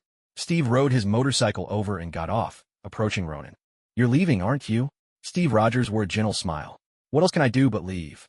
If I have to put up with you two every day, I'll die of sheer annoyance." Ronan couldn't help but grumble. He really didn't understand. These two, why did they keep picking on him, as if he were the only sheep to fleece? Had it never occurred to them to find someone else? "We just have different philosophies about this matter. That's all," Steve replied. "Besides, to us, your decision carries a lot of weight." Steve smiled again, unfazed by Ronan's complaints. The truth was, he and Tony really could be quite a nuisance. "My decision doesn't actually matter," Ronan said. "No matter what, I could never reveal my identity publicly. Keeping our existence a secret has always been the way of us sorcerers. In that respect, I'm more inclined to agree with you," Steve admitted. "But at the same time, we won't meddle with affairs on Earth. For the most part, we leave earthly matters alone, unless, of course, someone is foolish enough to try summoning an evil god or the like." Ronan shrugged. He understood all too well what Steve meant by very important. Ronan's stance didn't just represent himself. It represented the powerful force behind him. Steve and Tony had no idea just how vast that network of sorcerers was. But if Ronan sided with either one of them, the balance would tip, and the other side would feel the impact. "All right, I think I get what you're saying now," Steve said. I didn't expect our philosophical debate to put you in such a tough spot. Steve shook his head, feeling a bit apologetic toward Ronan. After all, Ronan was still recovering from his injuries, and because of Steve and Tony, he'd been forced to leave. Let's be honest, I don't think this is even about philosophy anymore, Ronan replied. It started to feel like a battle of wills between you two. Normally, as your friend, I suppose I should try to talk some sense into you both, he continued. But I also know that what's happening between you now isn't something a few words will fix. Ronan shook his head, well aware of both men's stubbornness. They'd always rubbed each other the wrong way. Even after everything they'd been through together, those old irritations had only been temporarily set aside. The moment conflict flared up, that all-too-human instinct to dig up old grievances would rear its head. And as it turned out, it wasn't just star-crossed lovers who rehashed the past. Two grown men could do it just as well. That's why a falling out between them seemed inevitable. Of course, you two aren't actually the main reason I'm leaving, Ronan admitted. There's something bigger waiting for me. He sighed, hesitating. There was one thing he'd never told them, the matter of the Scarlet Witch's dream-walking. Something bigger? Steve's curiosity was piqued. Can you tell me about it? Steve Rogers was a little surprised. It was rare to hear such things from Ronan. The last time was when Ronan had told them about Thanos. In fact, this matter is also related to the appearance of another Wanda some time ago. Ronan didn't try to hide anything, and recounted the whole story to Steve Rogers, explaining how things had unfolded. After all, there was no reason to keep this a secret. On one hand, he believed that Steve Rogers was not the kind of person who would panic easily. Telling him wouldn't make him despair. When Steve heard collision of parallel universes, something straight out of a science fiction movie, an unmistakable look of shock crossed his face. After all, he was an ordinary person just a bit stronger than most. In his mind, the most outrageous thing he could believe was aliens invading Earth. Now Ronan was telling him that there was another universe about to collide with their own. Is there no solution? Steve Rogers blurted out almost instinctively. I don't have a solution yet, Ronan replied, but I'm heading back this time to look for one. He paused. Of course, if in the end we can't stop this disaster, then there's only one option left. We destroy that other universe, or they destroy us. Ronan shrugged. As rare as it was, this was the final solution. Hearing Ronan's so-called solution, Steve Rogers couldn't help but show a trace of resignation. Was that really a solution? But Ronan just smiled. Who knows? Maybe one day in the future, we'll find ourselves in some special place, fighting alongside, or against, versions of ourselves from another universe. You might see all kinds of versions of you, Ronan said, like an older you, a younger you, even mutated versions. He gave Steve's shoulder a reassuring pat. Ronan wasn't just making things up. He vaguely remembered someone in his previous life telling him about a comic with a similar premise. Two universes on the brink of collision, with superheroes from both sides locked in battle. He couldn't recall where or how those battles played out, so he needed to go back and check the details. Or maybe wait for Kamartaj's all-knowing Ancient One to return, so they could figure out what to do. Let's hope we find a good solution by then, Steve said with a sigh. At the very least, maybe I won't have to fight myself. Though I suppose I'd have to keep it up all day. Despite himself, Steve found that he couldn't help but believe Ronan. So many strange things had happened lately, and it was starting to feel like Earth really wasn't as safe as it once seemed. Especially on the day Vision was born, Thor further confirmed the rumors about the Infinity Stones, albeit indirectly. This made them all the more certain that everything Ronan had told them was true. No, with your temper, I think you'd definitely choose to fight Tony Stark first. After all, the Tony Stark from that universe is no less impressive than the one you know now. As if recalling the Tony Stark from Universe 616, Ronan couldn't help but laugh. He wondered how Morgan Stark was doing these days. As much as Strange might be unreliable, surely he wouldn't fail to protect the daughter of his old friend, right? At that thought, a familiar phrase bubbled up in Ronan's mind. Damn it, Strange. Well, I just hope that the day you mentioned won't come too soon.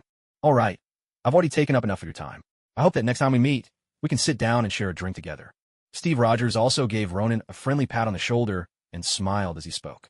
I'm always up for that, Ronan replied, returning the smile with a hint of meaning in his words. And when the time comes, I might even have a safe haven ready for you. But he didn't give Steve Rogers any time to ponder the offer. Ronan simply opened the car door, waved to Steve, and climbed in. Steve, next time we meet, I hope you'll have resolved the conflicts among yourselves. With that, Ronan ducked into the car, and Wong, who was driving, started the engine. As the car gradually drove away, Steve Rogers could only give a resigned smile. Will I end up failing after all? He'd heard the implication in Ronan's words. And, truth be told, he wasn't all that optimistic about the outcome either. As a soldier, he knew all too well how terrifying the machinery of the state could be once set in motion. If they refused to sign the accord, their lives would be turned completely upside down. They might no longer be hailed as heroes who protected America and the world. Instead, they could be branded as fugitives. As he pondered this, Steve Rogers silently shook his head. He didn't want those who supported him to be forced into a life on the run. It just wasn't fair. As long as there was even a sliver of hope, he wanted to try and make a difference. To fight for freedom. With that thought, Steve Rogers swung his leg over his motorcycle and twisted the throttle. As for what the future might hold, he'd let the future decide. Just as Ronan himself had said, there wasn't much leisure time waiting for him once he returned to Kamar-Taj. Compared to the domestic squabbles between Steve Rogers and Tony Stark, Ronan's mission was far more troublesome.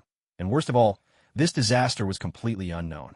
Unknown in time, unknown in place, and they didn't even know what signs to watch for before catastrophe struck. Therefore, Ronan had to find these things as well. He had no intention of dying without understanding why.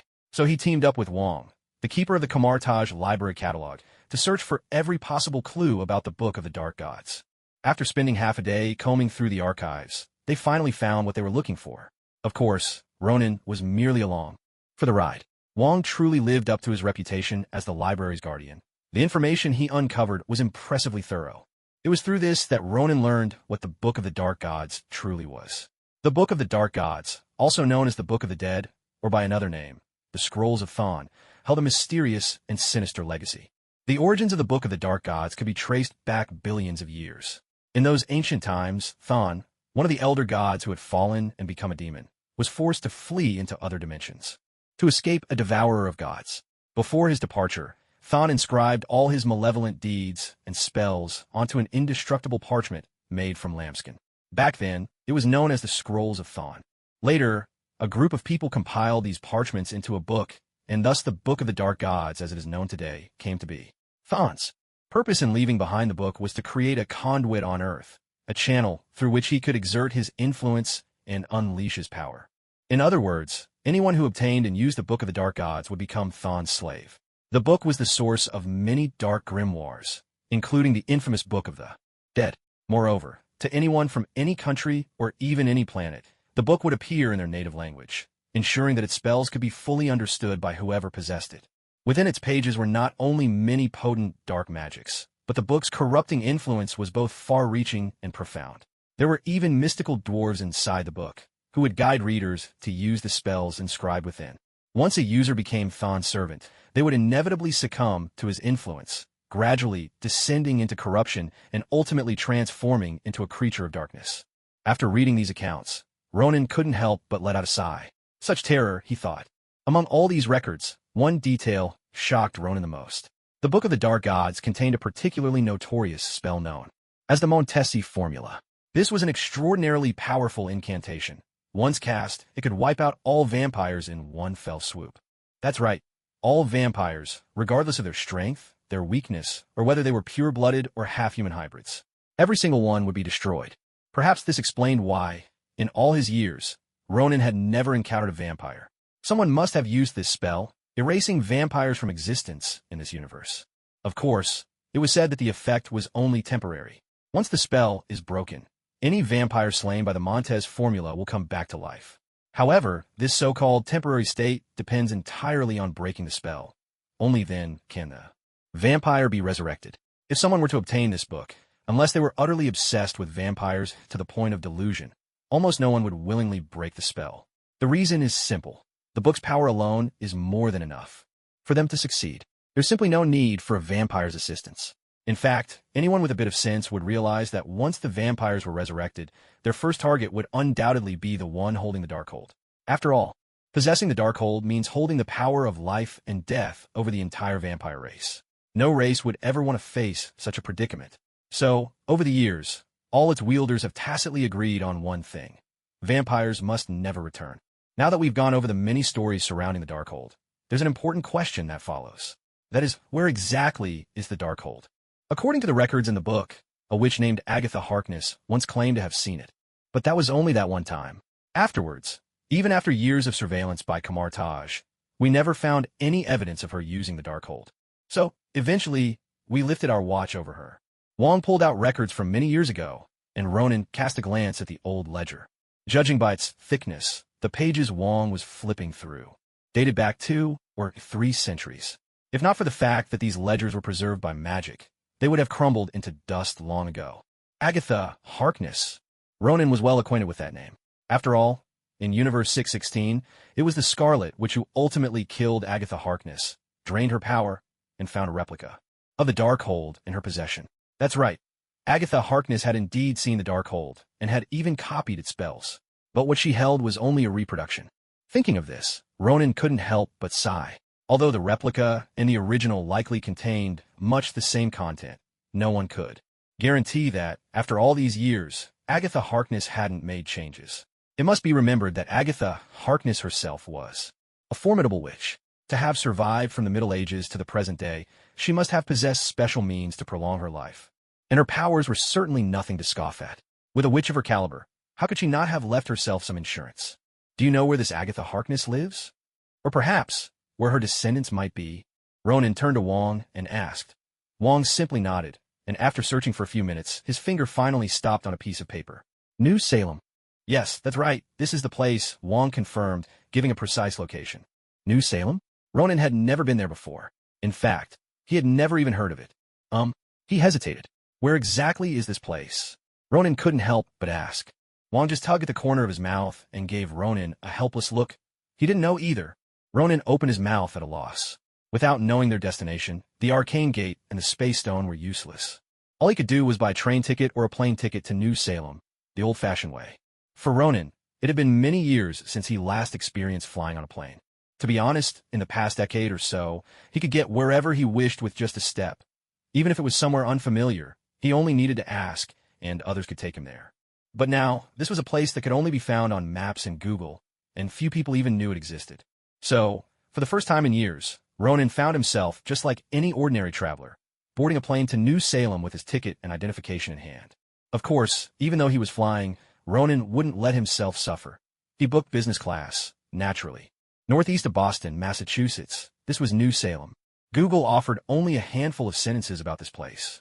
One of the oldest seaports in New England. That was all there was to it. After landing in Boston, Ronan took the subway to the bus station, then transferred to a coach that would take him from Boston to New Salem. In a single day, Ronan managed to use nearly every mode of transportation most Americans rely on when traveling.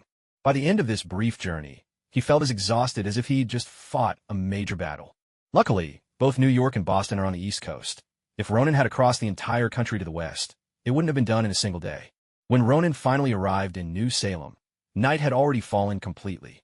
Being a small town without much in the way of business, Ronan didn't have many options for accommodation. He could only check into the only hotel in town that looked halfway decent. If nothing else, at least it was clean. After checking in, Ronan headed to a nearby bar that had a good reputation. It was one of the few entertainment spots in the whole town, but at night, it was always the busiest place. Many people think that once night falls in America, the streets become a playground for gangs and robbers. There's some truth to that, but it's not the whole picture. In major cities like New York, gangs and robbers usually come out at night, creating a sense of chaos. But in small towns like this, the nights are actually quite safe. After all, in a place this small, you could walk from the eastern edge to the western edge in an hour, if not less. Everyone knows each other, or at least recognizes one another, so even if there are occasional tensions, it rarely escalates into violence. That's why these little towns often have better public safety. The moment Ronan stepped into the bar, his senses picked up something unusual. He could feel a trace of mysterious energy in the air. This power didn't resemble anything he'd encountered before, but he could tell it belonged to the domain of magic. Nevertheless, Ronan kept his composure, made his way to the counter, ordered a rack of lamb and a glass of wine, and sat down to eat. This bar wasn't the kind where people danced to loud music. It was more like a quiet lounge. Men and women took turns singing gentle, soothing songs on a small stage, while most of the patrons sat around, chatting over drinks. Upstairs, a few tables were set up where people played bridge and Texas Hold'em. It wasn't really a casino, so the stakes were low. If Ronan wanted to gather information, he knew the folks downstairs weren't likely to give up anything useful. So, he shifted his gaze to the second floor. After satisfying his hunger, Ronan slowly made his way up the stairs. The moment he reached the second floor, many eyes turned toward him. As an outsider, Ronan had expected this reaction. America prided itself on being open and inclusive, but beneath the surface, a sense of suspicion toward strangers lingered everywhere you went, even among people of the same background. Ronan acted as if he hadn't noticed, strolling over to a poker table and observing the game. But before he could watch for long, a burly man with a thick beard at the table spoke up. "Hey, stranger, not planning to try your luck?" The bearded man had immediately pegged Ronan as someone from out of town.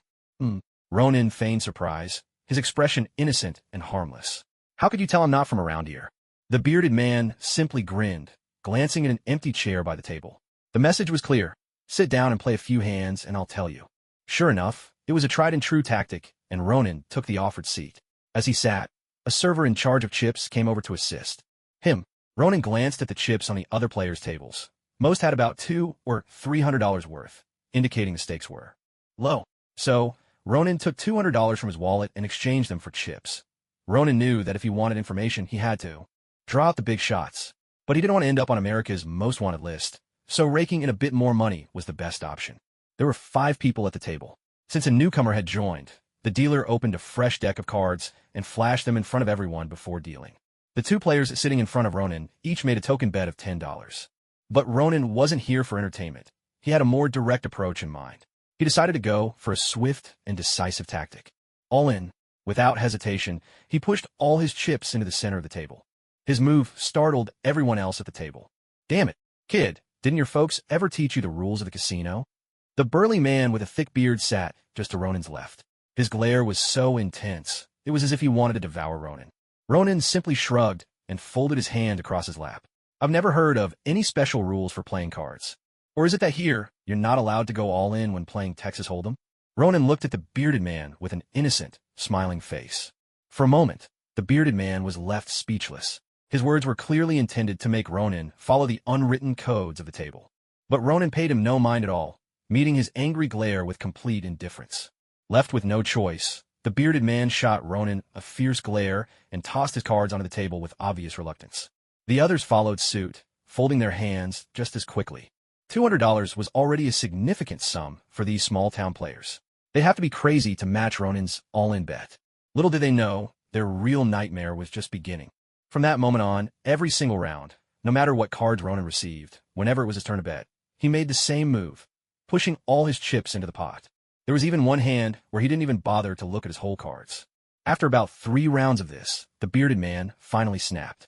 When Ronan pushed his chips to the center of the pot yet again, the bearded man threw his cards down with a thud and shoved his own chips in as well. "Kid, I really want to see what the hell makes you so gutsy."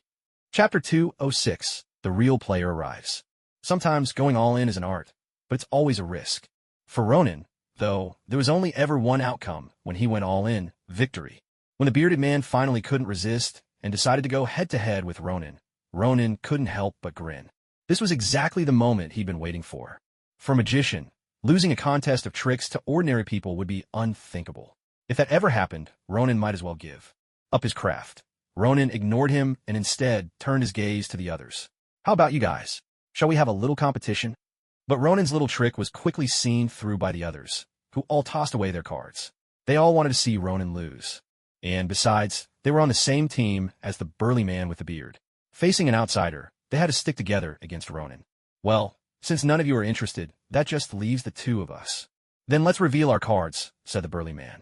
Ronan shrugged and casually threw his cards onto the table. A 2 of hearts and a 5 of hearts. The moment those 2 cards were revealed, the bearded man couldn't hold back his laughter. "Kid, with those cards, you dare play show hand with me?" As he spoke, the bearded man revealed his own hand, 2 kings. Aside from a pair of aces, that was the best opening hand possible. Otherwise, he wouldn't have dared to go all in against Ronan. "While I was playing cards, you were still just a glint in your father's eye." The confidence was clear in the burly man's voice. With a hand like his, unless the extremely unlikely flush or straight flush appeared, his chances of winning were high. Not to mention 4 of a kind. That chance was even slimmer. Ronan, however, just smiled and tapped the table lightly, signaling to the dealer. "Deal." That was all he said. But to the others watching, Ronan's attitude looked like nothing more than bravado. The dealer pressed her lips together and started drawing cards from the deck. What happened next left everyone who had been waiting for a good laugh utterly stunned. 3, 4, 7. The 3 cards laid out on the flop were all hearts. Every time a card appeared, the people around the table couldn't help but gasp. By the time the 3rd card was turned over, the bearded man was already falling apart inside. With those 5 cards on the table, Ronan had hit a flush, already stronger than his pair of kings. His only hope now was that the next two cards would both be kings, or perhaps one king and one card that matched the three already revealed. After all, a full house beats a flush. I wonder who should really be feeling desperate right now. Ronan smiled warmly at the bearded man, his tone almost friendly. The chances of getting two more kings in the next two cards were slimmer than winning the lottery. No, for Ronan, even the impossible didn't seem all that hard. Cut the chatter, keep dealing, the bearded man barked, swallowing hard as he glared at Ronan. A man can lose anything, just not his composure. Ronan just shrugged, signaling the dealer to continue. The turn card was next, the card that would decide the bearded man's fate. King.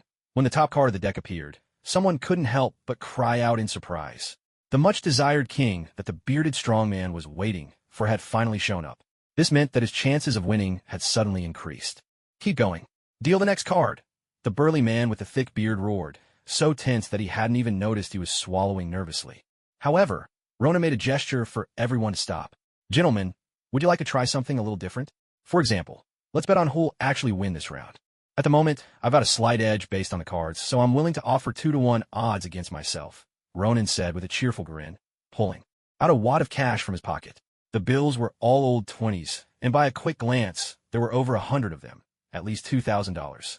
Ronan had already done the math. The total cash these guys had wouldn't add up to more than $1,000, so $2,000 was plenty to cover any losses.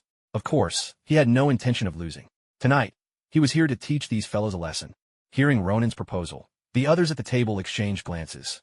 With the current cards, Ronan did have the upper hand. After all, the bearded strongman only had a chance with 4 cards, the 3, 4, 7, or king. Any other card, and Ronan would win. But the 2-to-1 odds were hard to resist. The white guy sitting to Ronan's left fiddled with a ring on his finger, then casually shot a look at the dealer.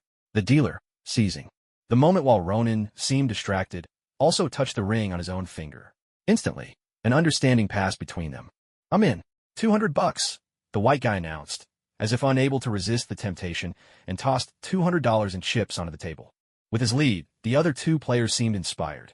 Without further hesitation, they both pushed all their money forward as well.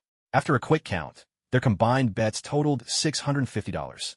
Ronan nodded, then turned his attention to the burly man with the beard. And what about you? Do you trust your luck? Ronan asked, with a sly, inviting smile. In that moment, he seemed more like a devil luring mortals into hell, his voice dripping with temptation. The strong man drew a deep breath and glanced at the others, seeing the same familiar glint in their eyes. This trick was a classic, one they often used to fleece outsiders. In fact, much of their earlier play had been an act, all to lure Ronan in. I'll add 200 more, the bearded man shouted, pulling every last bill from his pocket. After pooling together what he had, it came to a total of $198. Close enough. We'll call it 200, Ronan said with a shrug, signaling the dealer to deal the next card. The dealer simply nodded, hesitating slightly before revealing the final card, the one that would decide everything for everyone at the table. The card was slowly turned over, and a red 6 appeared before everyone's eyes. What the hell? Holy shit! A chorus of curses erupted from the second floor, echoing through the room. This 6 of hearts not only completed Ronan's straight flush, but also shattered the bearded man's dream of a comeback right before his eyes. No way. How could it possibly be the 6 of hearts? Shouldn't it be? But before the bearded man could finish, he realized something was wrong. The words died on his lips as he stared blankly at the card lying on the table. The other 3 players were just as stunned. None of them had expected the final card to be a 6 of hearts. In perfect unison, they turned their gazes to the dealer. This wasn't what they had agreed upon. At that moment, the dealer's face turned ashen. The card she had drawn should have been the last king. How had it become a 6 of hearts? No, this can't be right. Someone must have cheated. Instinctively, the dealer glanced at Ronan, but quickly dismissed the thought. From the very start, Ronan hadn't even touched the cards. How could he possibly have cheated? Unless he possessed some supernatural ability to switch cards under everyone's noses, something she just couldn't believe. After all, dozens of watchful eyes were fixed on this table from every corner of the second floor. It simply wasn't possible. Yet, perhaps the dealer had never heard the old saying, once every other possibility has been eliminated, whatever remains, no matter how impossible, must be the truth. Oh, it seems Lady Luck is smiling on me tonight. Sorry, straight flush, just a bit higher than yours. With that, Ronan, utterly unfazed by the 4. No, make that 5. Glares like a kill, swept all the chips and cash to his side with effortless flair. Oh, I almost forgot about our other Lady Luck. Suddenly, as if a thought had just occurred to him, Ronan took out 5 $10 chips and tossed them to the dealer. Afterward, he even gave her a playful wink, as if the two of them were in cahoots. The others immediately shot their gazes toward the dealer again. Some of them even wondered if the dealer and Ronan were working together to fleece them. Looking at the money on the table, the dealer's expression grew increasingly awkward. She couldn't decide whether to take the tip or leave it. This was supposed to be a scheme to make money off outsiders, but now it seemed more like she was helping an outsider take money from her own people. The bearded man was practically seething with rage. He slammed his palm onto the table and shot to his feet, glaring at Ronan as if he was about to land a punch on his face at any moment. Unfortunately for him, Ronan didn't seem to notice at all. "You're out of chips. Still want to keep playing?" Ronan still wore his usual cheerful smile, completely ignoring the bearded man's intense glare. The burly man took a deep breath. It was clear he was fighting hard to keep his temper in check. "All right, kid, you got lucky this time," he growled. "But I want to see just how long your luck will last." With that, the bearded man slammed the table again and called over a waiter. He whispered a couple of words into the waiter's ear, who then hesitated with a troubled expression. But the bearded man didn't care. He simply snatched a stack of chips from the waiter's hands. This time, it was worth $500. Seeing this, Ronan couldn't help but laugh. "Well, since you got more chips, let's keep going." For the next hour, Ronan didn't use any fancy gambling tricks. He played strictly by the rules. Even so, he didn't lose a single hand. Not once. No matter what cards he was dealt, good or bad, Ronan matched every bet, never backing. Down. Upstairs in the bar, gasps and exclamations echoed one after another. Sometimes, Ronan started with a strong hand. Other times, he was dealt the worst cards, but then, in the turn of a card, he'd pull off an impossible win. His pile of chips grew ever larger. They switched out decks every 2 hands, then every hand, and even replaced the dealer twice. But through it all, Ronan did just one thing. He won. No matter the cards, he swept the table. The white man sitting across from Ronan had gone pale, slumped in his chair, staring blankly, muttering to himself. The other 2 players looked much the same, and they'd lost even more than the first. The only one left at the table with any fight in him was the bearded brute. He was down to his last chance. This round, he drew 2 aces for his whole cards, while Ronan had the lowest pair, 2 twos. The first 3 cards on the table included another ace, while the other 2 meant nothing. All the man needed was for the next 2 cards to be anything but twos, or better yet, another ace, and victory would be his. He fixed his gaze on the final 2 cards, hanging all his hopes on them. Ronan glanced at the bearded man's dwindling pile of chips and casually tossed in another $100. "Looks like you're about to win. Let me sponsor you a little more." Ronan's arrogance made the bearded man grit his teeth so hard they might have shattered, but there was nothing he could do. The other guy kept winning. "I'll call," he spat, forced to match the bet. Ronan just smiled and gestured for the dealer to reveal the cards. A 2. As the 2 was turned over, a collective gasp rippled through the room. Now, the bearded man's 3 aces were still higher than Ronan's 3 twos. But what if the last card was another 2? "Turn it over," Ronan said calmly. Ronan once again gave a signal to the dealer. However, before he could finish speaking, the burly man with the thick beard stood up again. "We both need to have our hands held down next. No one moves." "I suspect you're cheating." The bearded man glared at Ronan, proactively reaching out his hands. Ronan only chuckled. He extended his own hands, placing them in front of 2 people nearby. Cheating? Sorry, he didn't need to use his hands. Ronan's hands were also restrained, and now the bearded man had nothing left to say. As everyone held their breath in anticipation, the dealer, sweating under the pressure, flipped over the final card. A 2. When the last 2 appeared before everyone's eyes, the entire second floor of the bar erupted in chaos. No one could have imagined that Ronan would pull off such a dramatic reversal with the very last card. How is this any different from watching a movie? No, perhaps there was a difference, because in movies, everything is make-believe, while this was happening right before their eyes. Throughout the whole game, Ronan had kept his hands in plain sight. For the final card, his hands were even tied up, yet he still managed to turn the tables. What kind of sorcery was this? Was Lady Luck really doting on him this much? For him to win like this? Wasn't it as if the goddess of fortune was kneeling at his feet? At that moment, the bearded man slumped back into his chair, utterly defeated. He'd just lost another $500. This was the 3rd time in an hour he'd borrowed $500, which meant that, in just over an hour, he'd lost a total of $2,000. For someone from a small town, that was a fortune, especially for Americans not accustomed to saving. This kind of loss was enough to bankrupt him. Just as Ronan was grinning and collecting his winnings, a voice sounded from the crowd. "Outsider, you've won enough for one night. It's time to stop. Using magic for gambling. It's a little too unfair to everyone else, don't you think? The moment he heard that voice and sensed the magical ripple behind him, a radiant smile broke out on Ronan's face. The real player he'd been waiting for all night, his true target, had finally made an appearance. Ronan slowly turned to look over his shoulder at the newcomer. There stood an elderly man with a crown of silver hair. Though his frame was thin and frail, he carried himself with a proud, upright posture. His sharp, penetrating eyes seemed able to see straight through a man's soul. He was dressed in a distinctly old-fashioned suit, a vintage pocket watch gleaming on his chest. He looked every bit the gentleman from an old story. Yet it was this seemingly unremarkable old man who radiated the aura of a true powerhouse. This man was no ordinary figure. Ronan narrowed his eyes, for with the old man's arrival, the entire atmosphere on the second floor grew tense and solemn. Mr. Kyle. What surprised Ronan was that the moment this Mr. Kyle appeared, everyone else on the second floor, whether seated or standing, became visibly tense. Even a few rowdy drunkards instantly quieted down and behaved themselves.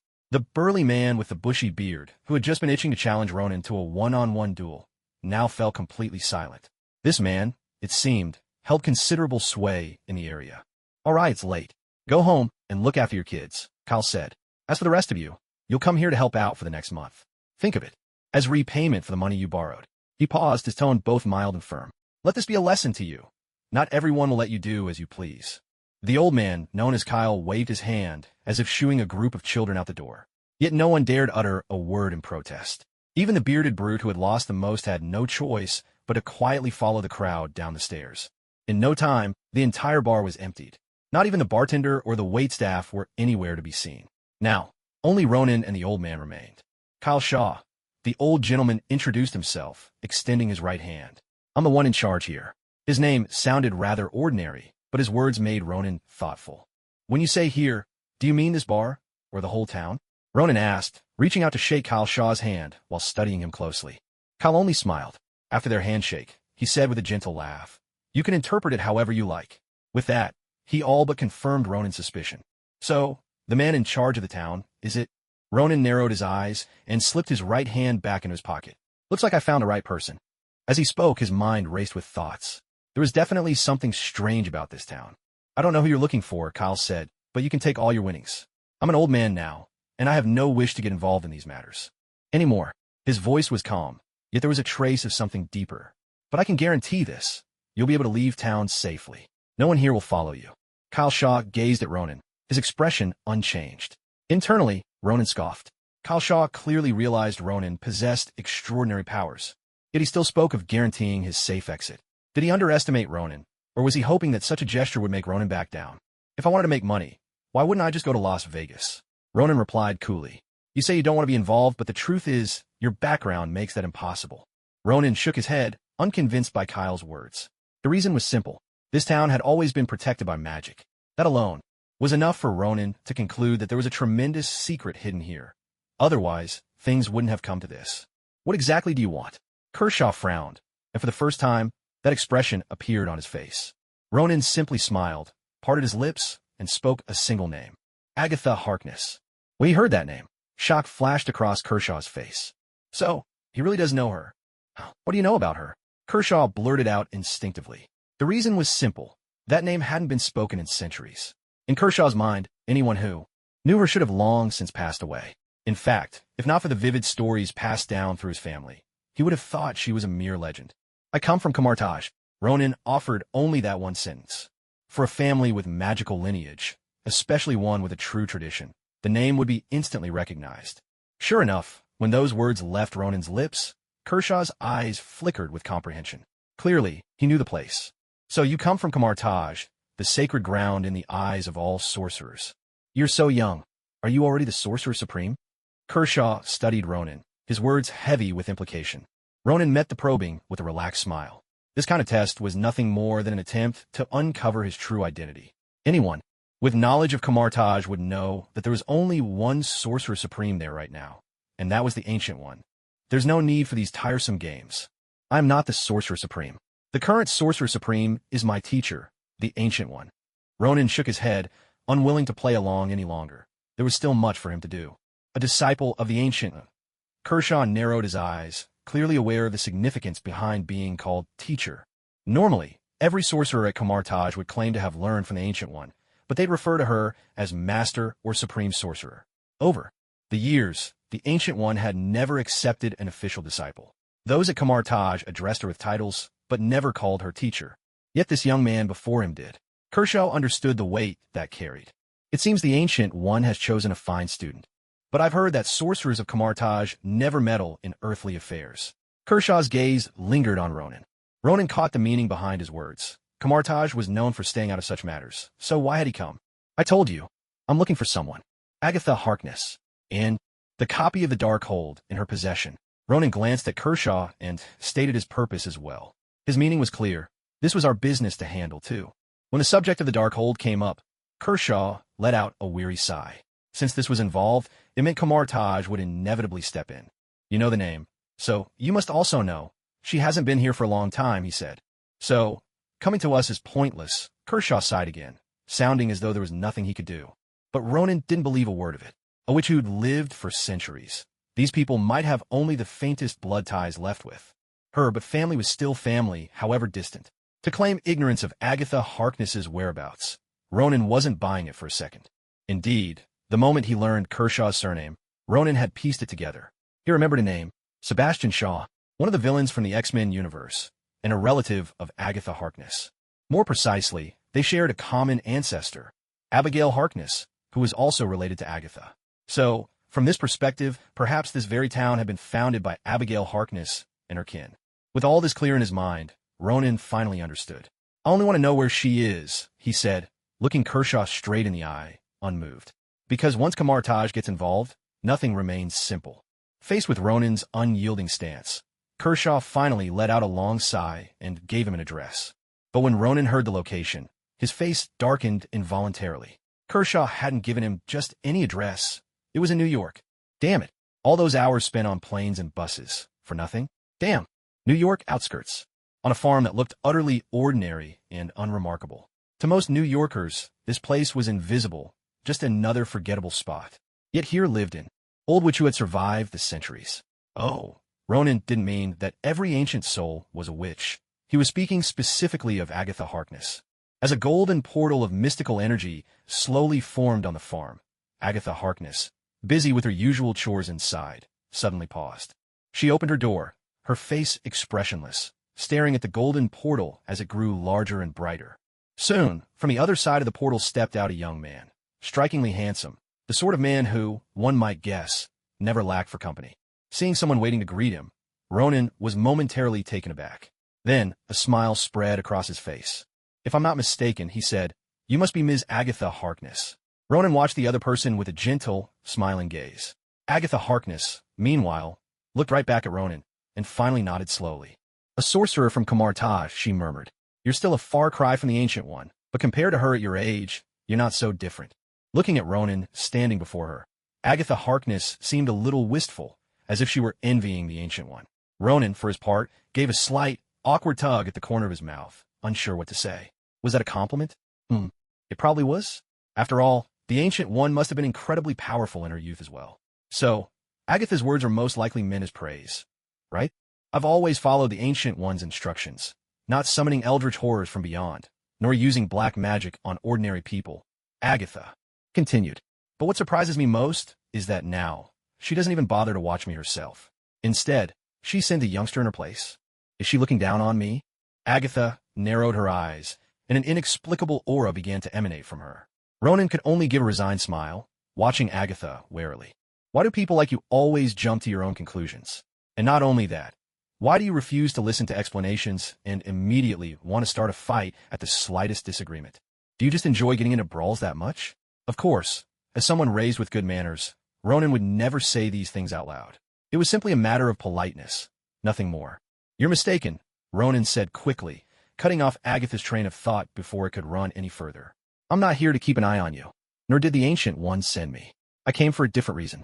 He was genuinely afraid that if he let Agatha continue imagining things, his own fate might end up as tragic and bizarre as the protagonist in a certain novel he'd read in his previous life, especially since that novelist had given their villain the very same name as the witch standing before him. Now that was truly unsettling. Something else, Agatha echoed. The Ancient One hasn't taken on a disciple for many years, she said, but a little over a decade ago, her fate seemed to shift. Judging by your age, I suspect that change was because of you, wasn't it? A strange glimmer flickered in Agatha's eyes as she regarded Ronan, as if she were trying to see straight through him. But before Ronan could shield himself, Agatha suddenly coughed up a mouthful of blood, and her entire demeanor wilted in an instant. She stared at Ronan with a look of utter disbelief, as if she were gazing at a creature beyond comprehension. Ronan, however, was inwardly delighted. Serves you right, you old witch trying to pry into my irresistibly alluring body. Shameless. That's what you get. Ever since his ordeal in the Dark Dimension, Ronan had a rough idea of the secrets he was hiding within himself. If he pretended not to know at this point, he deserved to be called a complete fool. That's why he took the initiative to let Agatha Harkness take a look. Go ahead, take a look. Curiosity doesn't just kill the cat. It could be the end of you, old witch. How is it possible? How could you possibly? Agatha Harkness still couldn't quite believe her eyes. In that brief glance, just now, she seemed to have glimpsed boundless darkness. Kamartaj prided itself on resisting the Dark Dimension. So why would a creature like this exist among them? What on earth was the Ancient One up to? That's what I'm curious about. What exactly did you see? Ronan looked at Agatha Harkness with a face full of innocent curiosity. Seeing that expression, Agatha was so infuriated she nearly spat blood again. Was the Ancient One's plan to send this aggravating man just to drive her mad? If you have something to say it quickly. If you say even one more irrelevant word, to see if I won't drag you with me and die together. Agatha's face was growing darker by the second. She looked as if she might turn and storm off at any moment. She was truly losing her patience. Ronan pursed his lips. The witty retorts he'd been preparing were swallowed back down. After all, considering she had survived a chaotic magical self-destruction, she probably did have a few more tricks up her sleeve. He'd only lived for a handful of years. She'd lived for centuries. If they both died together, he'd be getting the short end of the stick. Dying alongside an old witch. Would his epitaph have to read, perished in a tragic pact with an ancient hag? The thought alone made Ronan's expression turn grim. Absolutely not. He couldn't let that happen. I'm here for one simple reason. I just want to know one thing. Where's the original Darkhold? The Darkhold? When Agatha heard the name, her face showed no surprise. Instead, there was a flash of understanding. She now realized what Ronan was after. But that understanding quickly turned to mockery. So, as the Ancient One's disciple, you really are following in her footsteps. She once promised that Kamartaj would never covet my Darkhold. So now she wants to play that cheap trick. I made the promise, but my disciple didn't. Anger was written all over Agatha's face. Clearly, she was deeply dissatisfied with Ronan's request. But as for Agatha's words, Ronan didn't believe a single syllable. For a simple reason. Standing before him wasn't some innocent soul, but a which who'd survived for centuries. To put it bluntly, the number of lovers she'd had probably outnumbered all the salt Ronan had ever eaten. If someone could live for hundreds of years by being honest, that could only mean one thing. The rest of the bad guys had all died off. A person can be simple and honest, but it's impossible to remain simple and honest forever. Deep down, Ronan silently made an internationally recognized rude gesture, but his expression didn't change in the slightest. As for whether the Ancient One made any promises to you, I don't know, I don't care, and frankly, I have neither the desire nor the ability to meddle in your affairs.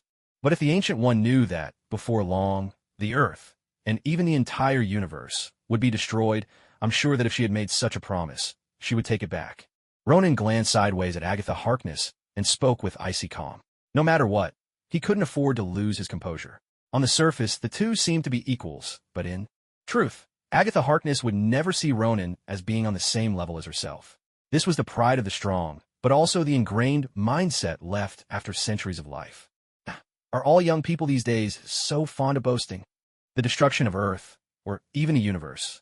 It's not that I'm looking down on you, but with your current abilities, can you even leave Earth and set foot in the broader universe? Agatha Harkness let out a cold laugh, just as Ronan had expected. She didn't think much of him. Ronan, for his part, shook his head. With his current strength, he could technically leave Earth, but without oxygen, there'd be no need to discuss what would happen next. He wasn't one of those main characters in Marvel who could explore any planet without an oxygen tank, whether they were human or alien. In that case, I suggest you leave now. Otherwise, when the Ancient One comes looking for you, whether you'll still be alive, or whether I'll have turned you into something else, you'll have no one to blame but yourself. Agatha looked Ronan up and down. Yes, he'd make a decent puppet, could even serve as a manservant. Ronan's face darkened. This old witch was definitely thinking of something unsavory. Some time ago, a massive surge of energy appeared on Earth. You must have sensed it, right? Weighing their respective strengths, and the fact that he was on her turf, Ronan decided to reason with her. Indeed, but I couldn't determine who exactly unleashed that energy. Agatha didn't bother denying it. Ronan couldn't help rolling his eyes. This old witch, 9 out of 10 things she said were lies. And even that last truthful sentence was utterly useless. I know perfectly well that you've already realized that surge was the eruption of chaos magic. And I also know you covet chaos magic for yourself, but that doesn't matter to me. I just want to tell you, the chaos magic that appeared that day did not come from Wanda of our universe. That energy comes from another universe. Ronan shook his head. Agatha Harkness had been searching for a way to break through, because she had already walked nearly every path she could find. For a sorcerer, this was an agonizing ordeal. That's why she once considered going to Kamar Taj to study, hoping to find a new direction. However, the Ancient One turned her away. Ronan had learned all this from the records in Kamar Taj. For someone as dangerous as Agatha Harkness, who could summon eldritch gods, Kamar Taj still accorded her a measure of respect. The reason Ronan had sought out this information was simple. When dealing with someone whose villainy sometimes outweighed their virtue, it would be downright foolish not to understand them thoroughly. What a joke, another universe. Wanda from another universe? How could that possibly be? Yet before Agatha Harkness could finish her sentence, the sneer at the corner of her mouth froze. She wasn't a fool. She understood at once what Ronan was implying. Ronan had mentioned the Darkhold before, and now he brought up the Scarlet Witch from another universe. So, clearly, there was a connection between the two. If that was the case, what was the link? The answer was obvious. It lay with the Darkhold itself. By chance, Agatha Harkness, having read the entire Darkhold, knew of a spell called dreamwalking. It allowed one's consciousness and soul to traverse universes and inhabit the body of one's alternate self. But the cost for doing so was... It seems you figured it out. Seeing Agatha Harkness's face twist with fear, Ronan could hardly contain his delight. Go on, say it. Why be gone quiet now? I'm curious to hear what you'd say next. The expression on Agatha Harkness's face was a spectacle in itself. A mix of terror, confusion, unease, and even a hint of realization. All in all, she looked utterly distraught. And why should I believe you? After a long silence, Agatha finally managed to speak. Ronan merely shrugged, looking unconcerned. Believe me or not, it doesn't matter. I can't defeat you, and I certainly can't force you to trust me. But as long as the Ancient One believes me, that's enough. If the Ancient One learns of this, then it won't be me coming to see you. It'll be her paying you a visit in person. Ronan smiled, his eyes glinting with mischief. At his words, a flash of anger crossed Agatha Harkness's face.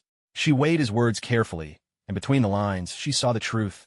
Every word screamed of one thing. Threat. A naked, undisguised threat. Yet there was nothing she could do about it. She saw it clearly. After Ronan finished speaking, he deliberately and slowly reached into his pocket and pulled out a small necklace, then fastened it around his neck. Hanging from that necklace was something that looked remarkably like an eye.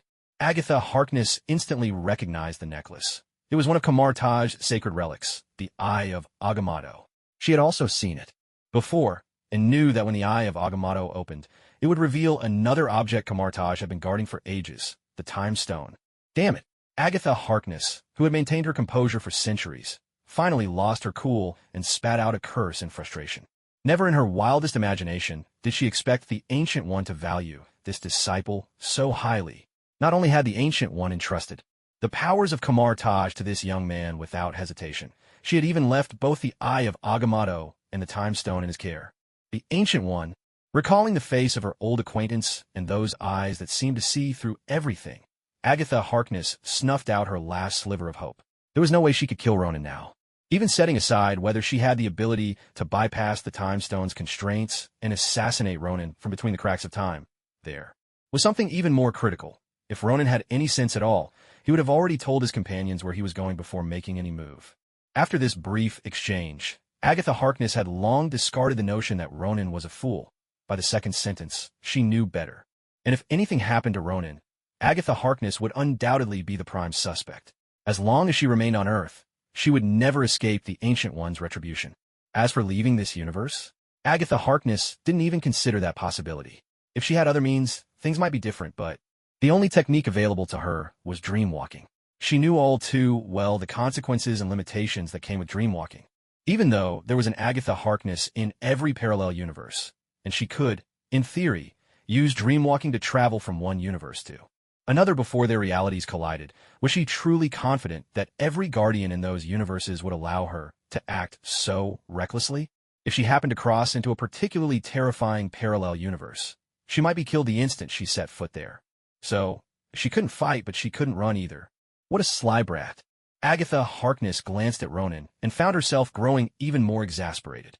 For some reason, Ronan had closed his left eye and was peering closely at the eye of Agamotto with his right, as if he were trying to uncover its secrets. His meaning was all too clear to Agatha Harkness. He was reminding her, there's something very valuable in here, you know. Agatha took a deep breath, then another, struggling to calm herself, reminding herself over and over, don't get angry. Don't get angry. That it wasn't that she didn't want to get angry. She truly had no other choice. All I can tell you is, the last time I heard any news about that book was a long time ago. But so many years have passed since then, I have no idea whose hands it has ended up in. The only thing I can say for certain is that every faction is searching for this book, and countless mortals long to uncover the secrets of its magic. I've heard that Joseph Bauer from the Power and Energy Laboratory might have some information about the whereabouts of this book. After much hesitation, Agatha Harkness finally offered Ronan a bit of useful information. Power and Energy Laboratory. Joseph Bauer. Ronan narrowed his eyes, silently committing the name to memory. At the same time, he turned his gaze to Agatha Harkness. For some reason, Agatha Harkness shivered, a sudden sense of being outplayed creeping over her. If I'm not mistaken, Ms. Harkness, you possess a copy of the Darkhold. I wonder if you might let me take a look at it first. Ronan asked with a cheerful, innocent smile. Hearing this, Agatha Harkness couldn't help but take a deep breath. Damn, that was the second time she'd curse it today. When there's nothing going on, she's just an old witch. When there's trouble, she becomes Ms. Harkness. Besides, this book was Agatha Harkness's most treasured possession. There was no way she'd hand it over to Ronan. Oh, don't worry. I only want to take a look. I won't take it with me. As if remembering something, Ronan quickly added another reassurance. He wasn't like certain scoundrels who promise they'll just lie together and do nothing, but end up doing everything anyway. They say it's just a spark and a match brushing against each other. Absolutely no intention of lighting a fire. Yet in the end, the fire is lit all the same. Just a look. Agatha Harkness swallowed her anger. She couldn't quite believe Ronan's promise.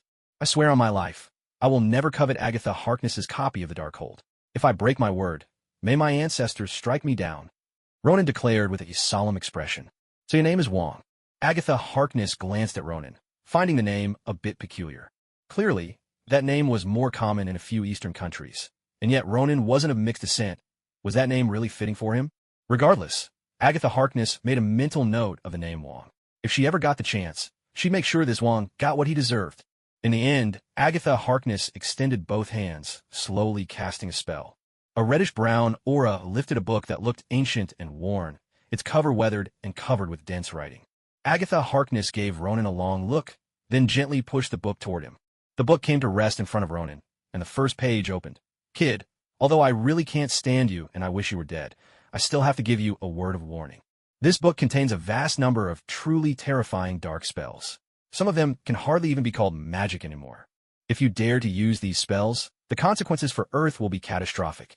Agatha Harkness seemed to be giving Ronan a well-intentioned reminder. But Ronan just glanced at her, unable to stop himself from curling his lip in disdain. Was this really a warning? In his eyes, she was simply telling him that the spells in this book were powerful and that some were forbidden, but she never said he couldn't learn the rest. As for the risk of being tempted and eventually corrupted by Thawne, she didn't mention a word about it. Truly petty. One look, and it's obvious she's no saint. Ronan once again inwardly offered his own colorful greetings to Agatha Harkness's family and friends, then shot her a retort in kind. Don't worry. Thawne can't set foot on Earth, and I won't let him get his way. He put special emphasis on the word him, leaving it unclear whether he meant Thawne or Agatha herself. With that, Ronan didn't bother to look at Agatha's expression anymore. Instead, his gaze fell on the ominous tome before him, the Darkhold. What secrets were hidden in this so-called Book of the Damned that the world had never known? Chapter 209, The Power of the Dark Dimension. The more powerful a person is, the greater the allure of the Darkhold. It's not that the spells within are absolutely unique, but rather, this book offers knowledge and insights that you can't find anywhere else. For the average person, reading this might simply inspire awe, remarkable and nothing more. But for those with true power, the same spells can lead to results beyond imagination. Take Ronan, for example. After finishing the Darkhold, he didn't possess a photographic memory. nor could he read at superhuman speed. But as a mage, what's more natural than casting a spell to enhance your learning? And why not add another to sharpen your memory? So in just a few short minutes, Ronan finished the entire book. Agatha Harkness stood quietly to the side, watching him. For some reason, a trace of envy flickered in her eyes. It was hard to say whether she envied Ronan himself or the Ancient One for having such a talented disciple. Perhaps, in her mind, Ronan was destined to become a mage of tremendous power. Whether he would be a great mage, however, only time could tell. As he turned the final page of the Darkhold, Ronan emerged from his trance-like state, a hint of caution flashing in his eyes. He had to admit, every single spell in the Darkhold was enough to make any sorcerer's heart race with desire. Even as Ronan was reading this book, he could sense the temptation woven between the lines, as if the author was luring him to use these spells, eagerly waiting to teach him every secret and leave him no chance to fail. Although Ronan had mentally prepared himself before opening the book, he still felt his heart flutter as he read. "It seems you've finished reading," Agatha Harkness said, watching Ronan closely. The envy in her eyes had shifted into caution. She was wary, anxious to see if Ronan would undergo a dramatic change of character. Over the years, Agatha Harkness had conducted many experiments herself, letting ordinary people stumble upon this book by accident, and then observing their reactions after reading it. Without exception, every one of them changed at their core. If the Ancient One hadn't discovered these little tricks of hers back then, who knows how many more would have perished. "I'm done. You can take it back now." Ronan nodded, his gaze returning to normal. Seeing the clarity return to Ronan's eyes in an instant, Agatha Harkness let slip a subtle look of regret. She had been curious if her own apprentice were corrupted by the Darkhold. What would the Ancient One do? Would she, after trying everything to save him, resort to a deadly solution? But Ronan hadn't given her that chance. With some disappointment, Agatha Harkness retrieved the Darkhold. Before putting it away completely, she studied Ronan once more. When she saw no other reaction from him, she took a deep breath. "This little fox. Thank you for your help, Miss Harkness. If I'm ever fortunate enough to save the universe from destruction, the credit will be yours," Ronan said, paying no mind to the look in Agatha Harkness's eyes. He didn't know what she was thinking, and in truth, in terms of age, experience, and everything else, he was at a disadvantage. So he simply gave up on guessing. You little brat. You're even more shameless than your master, the Ancient One," Agatha Harkness snapped, unable to keep from complaining. Whenever the Ancient One took advantage of her, she would just leave. She couldn't beat Agatha anyway, and there was no point in arguing. But Ronan was different. After getting what he wanted, he still had to throw in a few sarcastic words. Wasn't that just rubbing salt in the wound? The more Agatha Harkness thought about it, the more annoyed she became. Then, under Ronan's puzzled gaze, she slammed the door shut with a loud bang. Staring at the firmly closed door, Ronan couldn't help but twitch the corner of his mouth. Why was this old woman's temper so explosive? Did he come the wrong time? Was it that time of the month for her? But as soon as this thought surfaced in his mind, Ronan couldn't help but shiver. A witch who's several centuries old, and yet still. Ahem. Ronan hurriedly brushed aside those thoughts. Since it was clear he was no longer welcome, there was no reason for him to linger. Without further hesitation, he opened the Gate of Arcana, ready to depart. Just as Ronan activated the Gate of Arcana, a voice suddenly echoed by his ear. It was the Ancient One. "Ronan, come to Kamartosh." This was the telepathic message unique to Kamartosh. As long as the Ancient One wished, she could converse with any living being anywhere on Earth. Hearing the Ancient One's summons, a smile spread across Ronan's face. At last, he could finally put down this burden. With the Ancient One taking charge, he could return to the carefree life of a high school student. So, Ronan immediately redirected the gate's destination and vanished from the farmland. Meanwhile, on the second floor of the house, Agatha Harkness gazed into her crystal ball at Ronan's disappearing figure, a hint of wistfulness in her eyes. "Oh, Ancient One, why is it that fortune always seems to smile upon you?" "Kamartosh." Ronan stepped through the Gate of Arcana, greeting a few passing sorcerers with a cheerful nod before striding toward the Sanctum Supreme. The Ancient One was already waiting inside. The moment Ronan saw her, he was almost moved to tears. "Master, oh Master, you have no idea what ordeals your charming and handsome disciple has had to endure." With tears brimming in his eyes, Ronan approached the Ancient One, his performance so convincing that he nearly fooled himself. The Ancient One, however, simply smiled, as if genuinely taken in by her disciple's theatrics. After he finished his vivid, embellished account of his hardships, and still saw no particular reaction from her, Ronan could only pout and drop the act. His original plan had been to complain a little more, Maybe then he wouldn't have to deal with the next round of troubles himself. But I've already heard about your ordeal from Wong. You handled it admirably and resolved the crisis for Earth. It seems you're now qualified to shoulder the responsibilities of a Sorcerer Supreme. When it came to this disciple, there was no doubt the Ancient One was deeply satisfied, especially when she had seen how the many sorcerers of Kamartaj had stood bravely in front of the enemy for his sake. This brought her great comfort. The Sorcerer Supreme of Kamartaj, in terms of status, was really only half a leader, equal in rank to the other sorcerers. Simply put, the Sorcerer Supreme was more of a spiritual figurehead, without the authority to command others on a daily basis. Only in the face of great crises did the Sorcerer Supreme assume command, becoming the central pillar for all. This is also why the Sorcerer Supreme must not only be powerful, but also possess the hearts and minds of the people. Don't joke, Master. I can only blame myself for not considering this. Otherwise, none of this would have happened. To be honest, Ronan felt a bit frustrated. The whole affair had originated from his own actions, which had led to the current situation. Handling these problems now was, in his mind, nothing more than making amends for his past mistakes. No, this isn't your fault. Fate is unpredictable at times. There's no need to dwell on it, the Ancient One replied gently.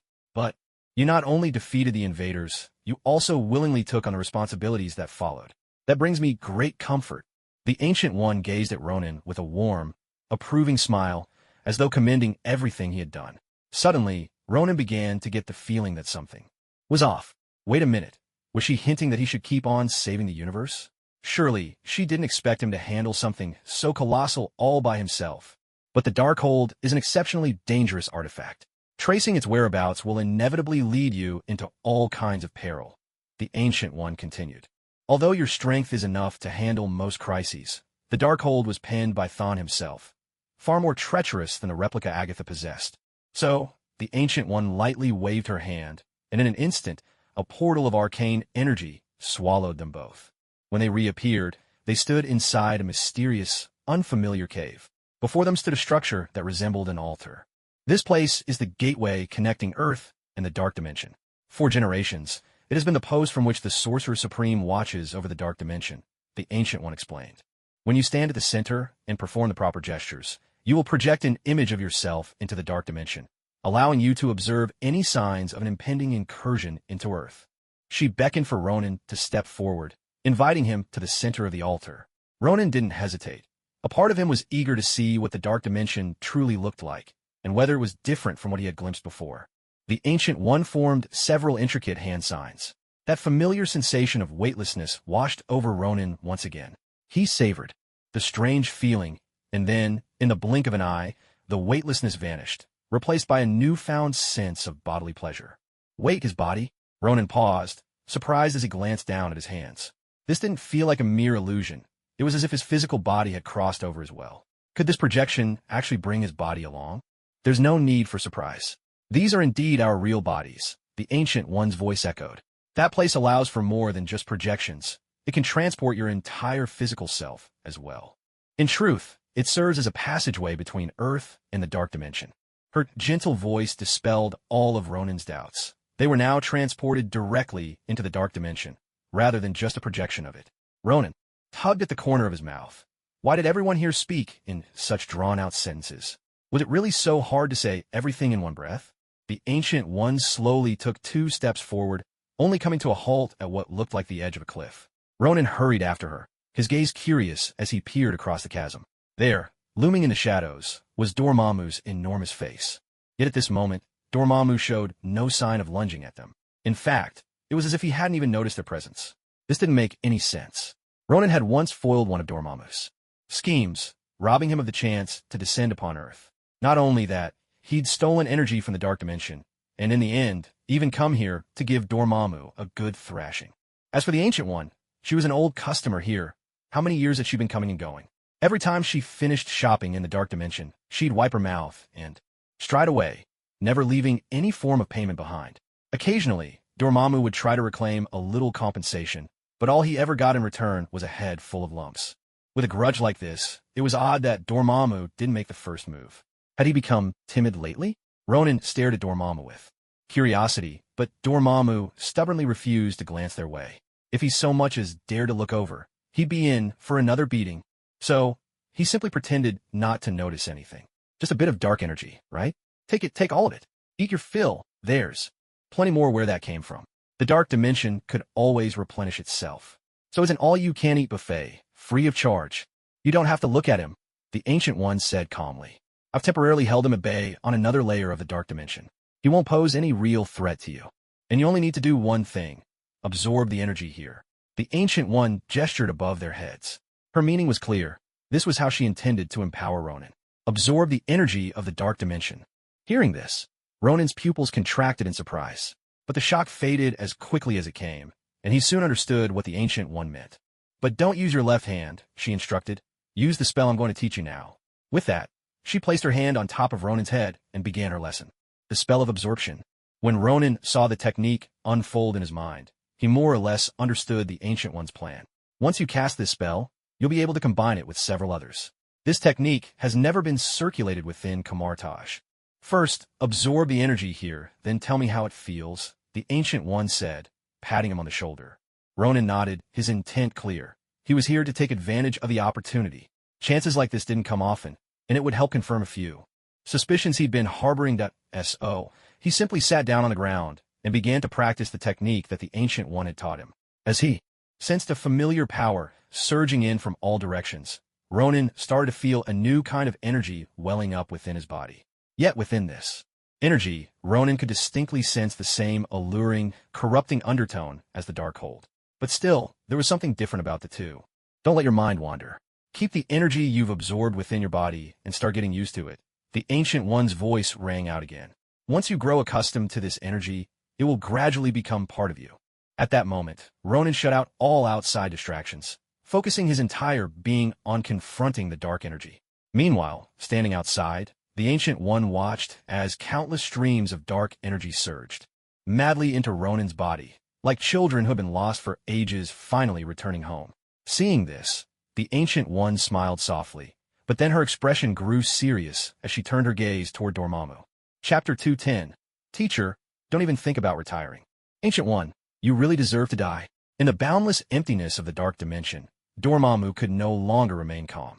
As Ronan absorbed the dark energy at a startling speed, Dormammu finally realized that something was terribly wrong. His eyes widened as he stared at the spot where the dark energy was vanishing. Though no figure could be seen, he was certain someone was right there, greedily devouring his power. Furious, he let out a deafening roar, and a vast wave of dark energy crashed toward Ronan's location. Even though no one was visible there, the Ancient One, hands clasped behind her back, simply watched everything unfold in silence. A thunderous boom shook the air as the dark energy struck, and suddenly a red wall of air appeared in Dormammu's line of sight. It withstood the violent blast, then quickly faded from view. Everything seemed to be going smoothly, but in the place where the Ancient One and Ronan were, the tremors from the impact could still be felt. The ground shook violently as huge chunks of stone fell from above, slamming into the earth and making it tremble ever so slightly. The Ancient One glanced up, her hands weaving through the air as ring after ring of the shields of seraphim flew from her fingers, slicing the falling stones into harmless fragments. Guided by her power, the shards avoided Ronan entirely, landing safely around him. The dark energy continued to gather within Ronan's body. At this moment, he was like a bottomless pit. No matter how much darkness poured in, it could never fill him. Another deafening crash resounded. The invisible shield had been struck once more.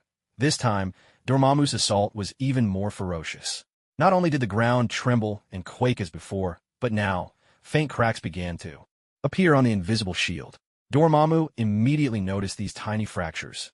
Once more, he gathered a vast, ominous darkness into a sphere before him, then hurled it with tremendous force right at the weakened spot. A deafening boom resounded, followed by the sharp, unmistakable sound of shattering. The invisible shield overhead began to split like glass, fissures racing across its surface on the verge of total collapse. The Ancient One narrowed her eyes, watching all of this unfold. This particular spell was designed to render both Ronan and the Ancient One herself invisible, while also ensuring Ronan's position shifted randomly within the shelter. As a result, it was nearly impossible for Dormammu to target Ronan directly. Yet nothing in this world is flawless, not even magic. The spell that concealed their forms also greatly weakened the shield's defensive strength, especially after being struck twice in the same place. Under normal circumstances, the Ancient One could simply abandon the shield and confront Dormammu head-on once more. But she chose not to. She understood that her true task was to protect Ronan.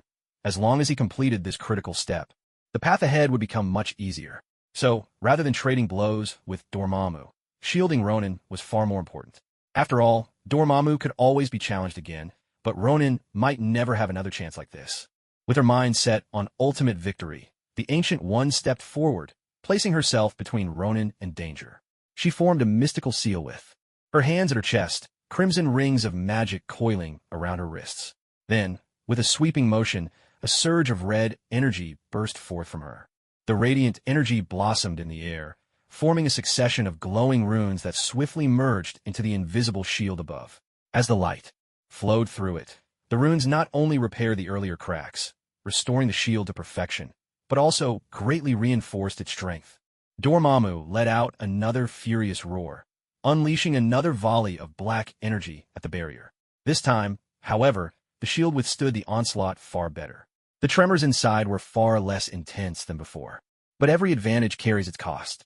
The appearance of the runes caused the previously hidden shield to become fully visible, a shimmering sphere isolating Ronan and the Ancient One, turning their location into a solitary island.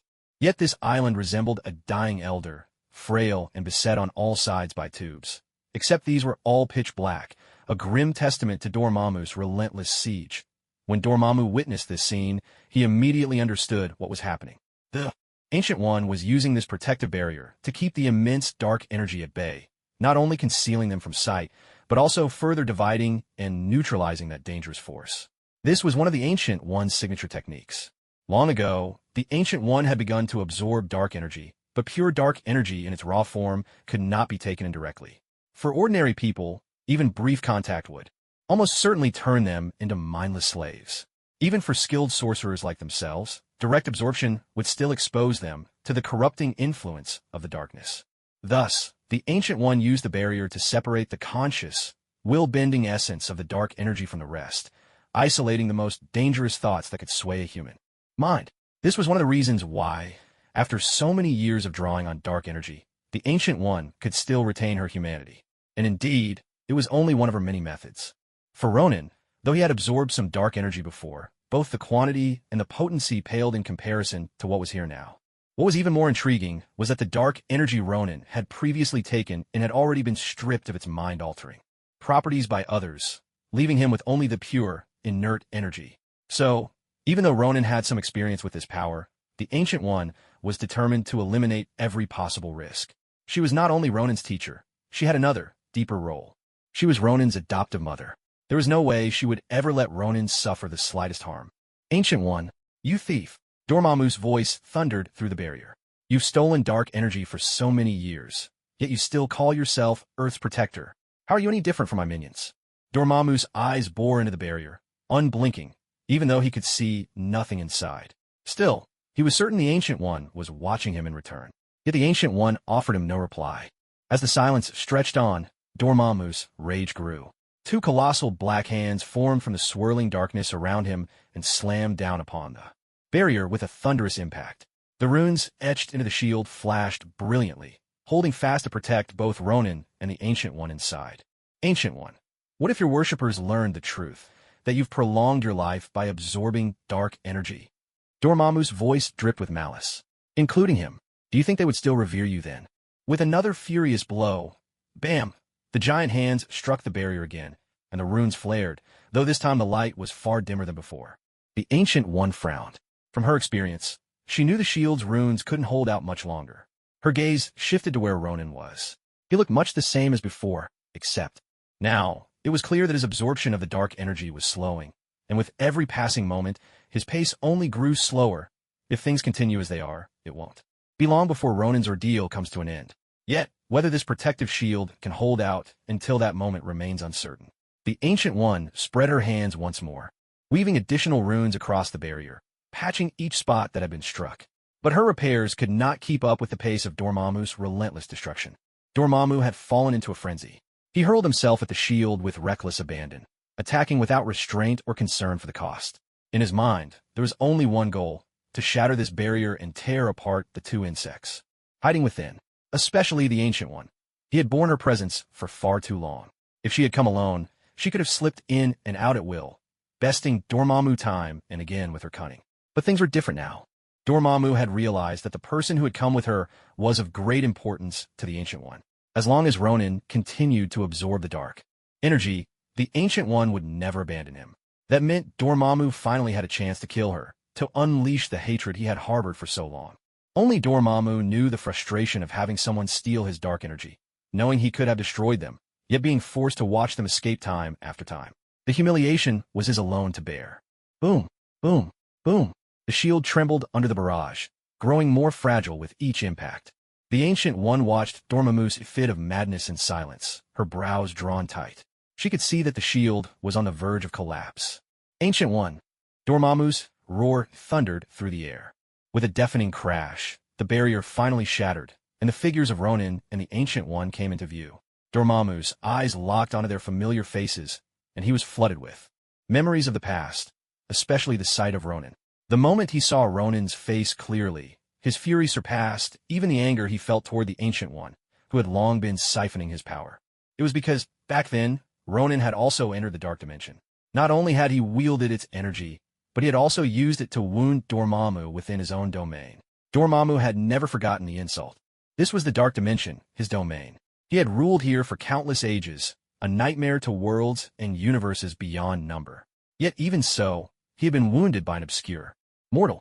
If it had only been a wound, perhaps Dormammu's rage would not burn so hot. What enraged him most was that Ronan had used the dark energy that belonged to him alone.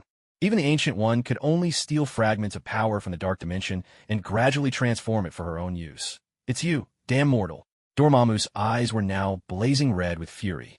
The old grudge against the Ancient One combined with this new vendetta against Ronan had pushed Dormammu completely over the edge.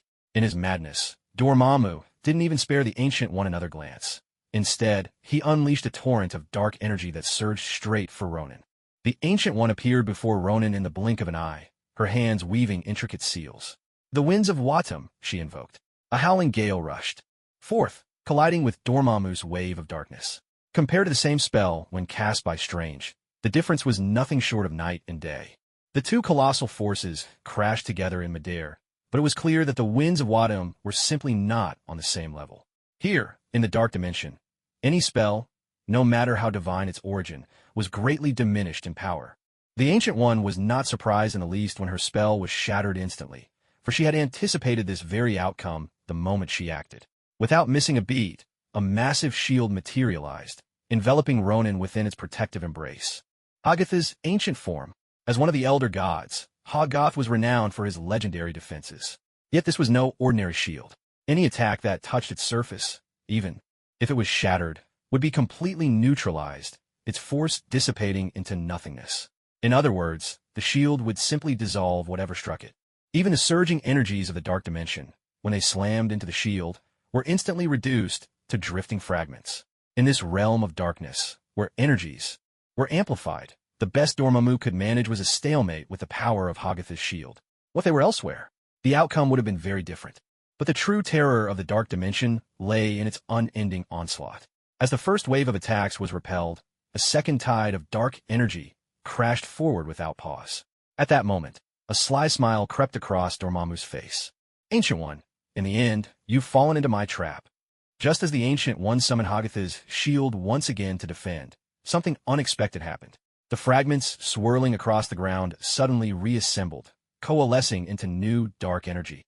But this time, they were only half a step away from her. In an instant, the lingering darkness condensed into a gleaming blade. The long knife aimed straight for the Ancient One's back, driving forward with lethal intent.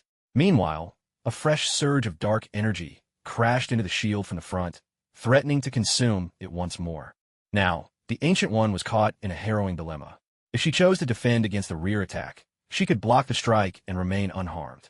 However, the dark energy in front would sweep over them, annihilating everyone in its path. Alternatively, she could evade the frontal assault before it struck, but in doing so, she would leave Ronan to certain death.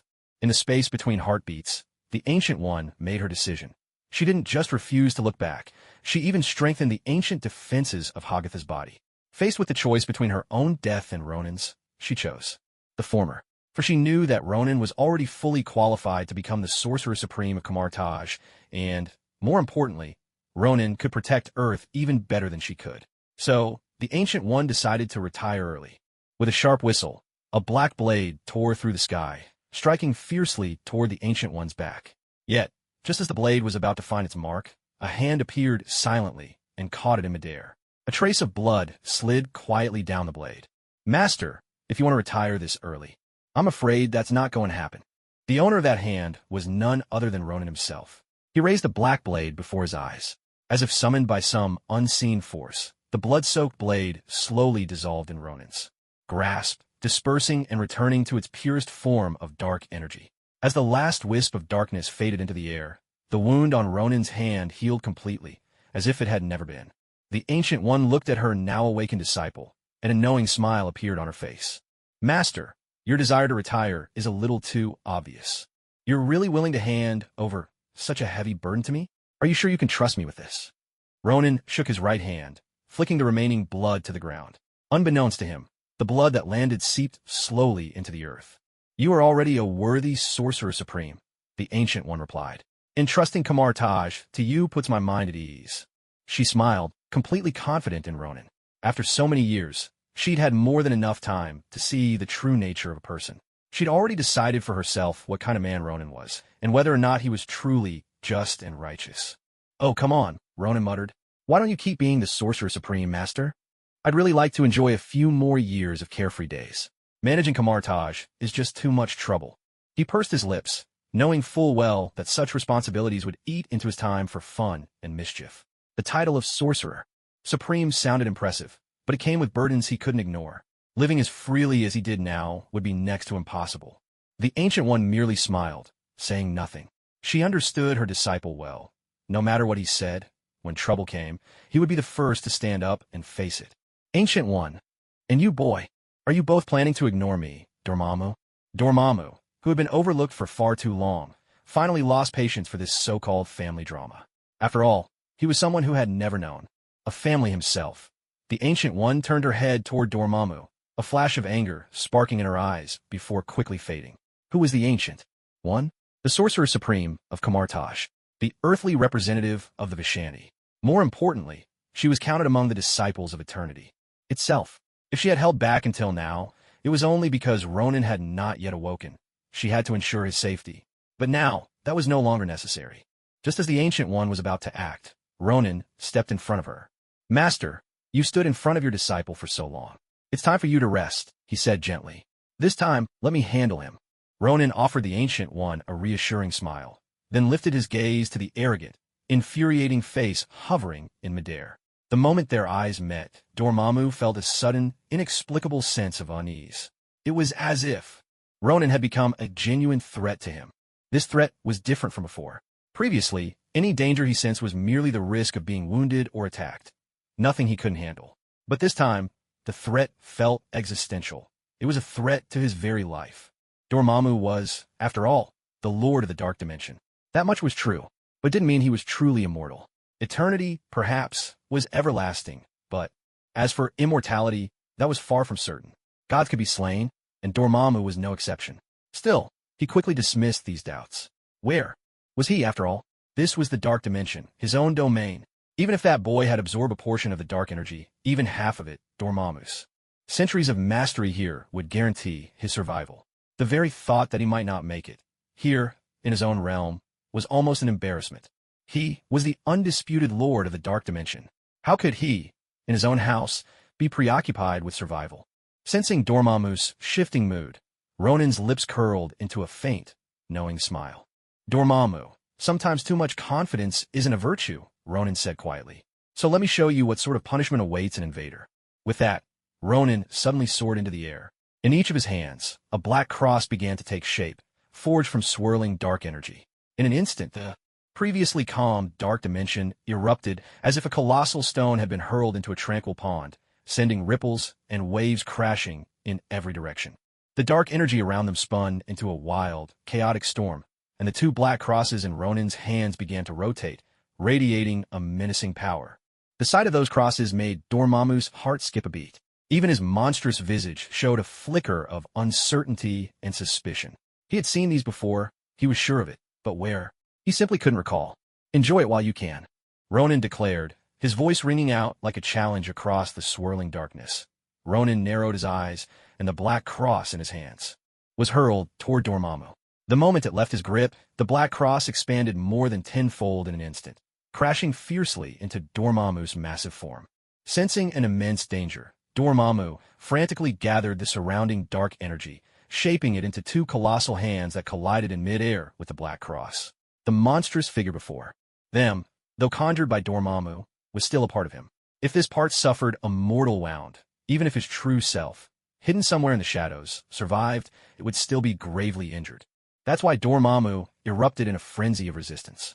In mid-air, the giant hands and the black cross locked in a furious struggle. The enormous hands gripped the black cross, refusing to let it inch forward, while the cross, driven by Ronan's command, pressed on relentlessly, its sole purpose to pierce Dormammu's body. The two forces were locked in a deadlock, neither able to overpower the other. "Kid, is talking big all you know how to do?" Dormammu began to taunt him.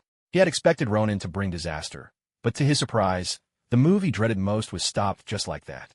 Ronan, however, only shrugged. "Don't be in such a hurry. The real show is just beginning." No sooner had Ronan spoken than the two gigantic crosses suddenly broke apart.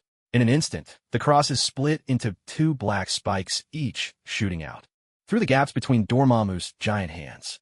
Four black spikes, from four different directions, drove themselves viciously into Dormammu's body. A deafening scream tore from Dormammu's mouth. He had no time to react. The four spikes had already sunk deep into his flesh. It was the first time in ages, no, the second time, that he had felt such pain. The last person to inflict this agony on him had also been Ronan. Now, at last, Dormammu remembered why the shape of the cross had seemed so familiar. It was Ronan's spear, the very weapon that wounded him last time. Only this time, Ronan had crossed two spears into the shape of a cross to throw him off. "Don't be impatient, it's not over yet." Ronan raised his right hand again, and from his palm, one golden magic ring after another shot forth. Dormammu, gritting his teeth against the pain, quickly summoned torrents of dark energy to shield himself. But the golden rings did not attack Dormammu. Instead, they soared upward, flying into the sunless, blackened sky. This continued for a full minute, and when Ronan finally lowered his hand, a trace of exhaustion showed on his face. "This move is still a bit clumsy. So, let's just try it out for now." Ronan shook his head, stretched out his left hand, and snapped his fingers. A sharp snap echoed throughout the entire dark dimension, for reasons unknown. Yet with just that snap, the once chaotic dark energies slowly ceased their rampage, and, like obedient children, began to follow Ronan's command. At the same moment, the golden arrays burst into light. In an instant, the entire realm of darkness was flooded with illumination. Dormammu's eyes widened in disbelief at the scene before him. Where's this place? The dark dimension. Here, darkness is meant to be the eternal adversary of light, so there should never be a single ray of brightness anywhere. But now, even this shadowy domain had been set ablaze with light. Ronan waved a hand skyward, as if greeting someone unseen above. The dark energies seemed to tremble with excitement, surging upward into the countless golden rings in the sky. In that very moment, the golden rings and the black energies merged as one. Had Scarlet, Witch, and Quicksilver been present, the siblings would have instantly recognized this technique. The only difference was, this time, the number of arrays was nearly 10 times greater than before, and every single one was real. "Dormammu, you've been away from Earth for so many years. I bet you've forgotten what rain feels like. Let me help you remember." Ronan squinted his left eye, extended his right hand with thumb and forefinger raised like a gun, the other 3 fingers curled in. Then, he slowly brought the hand up in front of his right eye. Bang! With a silent mouthing of the word, the arrays all activated at once. And every one of them had a single target, Dormammu. A deluge of black energy bullets poured down, as swift and relentless as a summer storm, too fast for the eye to follow. The battering impacts landed one after another, pounding against the shield Dormammu had hastily conjured. The barrier barely lasted a few seconds before shattering into pieces. Countless energy blasts struck Dormammu's body, and once again, he tasted what it meant to be caught in a rainstorm. Only, this rain was more like a barrage of miniature nuclear warheads. Boom! Finally, after nearly half a minute of relentless bombardment, Dormammu managed to recover from the initial agony. A tremendous surge of energy erupted from within, enveloping his massive form and holding back the oncoming projectiles. For a moment, it seemed he might launch a counterattack against Ronin. But Dormammu did not make a move that in fact. All it took was a glare burning with hatred from him toward Ronin, and then he was swallowed up by that surge of energy, vanishing on the spot. He didn't even leave behind a single word. Gazing at the spot where Dormammu disappeared, Ronin couldn't help but arch an eyebrow. After all, as the saying goes, barking dogs seldom bite. Whether it was Dormammu's constant threats or his taunts earlier, Ronin hadn't cared in the slightest. But now, it seemed Dormammu had truly recognized Ronin's strength.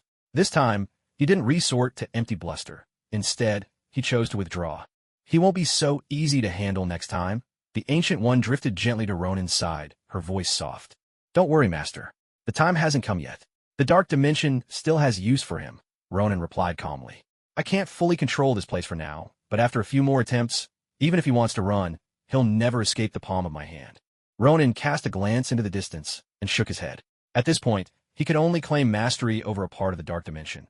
Or rather, he had forcibly borrowed a portion of Dormammu's authority. Here, from now on, he could come and go as he pleased, and even draw upon the Dark Dimension's power in the outside world. Whether Dormammu was willing to lend it or not was no concern of Ronin's. Let's go, said the Ancient One, nodding slightly as her hands moved through a series of intricate gestures. Ronin nodded as well, following the Ancient One's movements. In the blink of an eye, the two of them vanished from the Dark Dimension.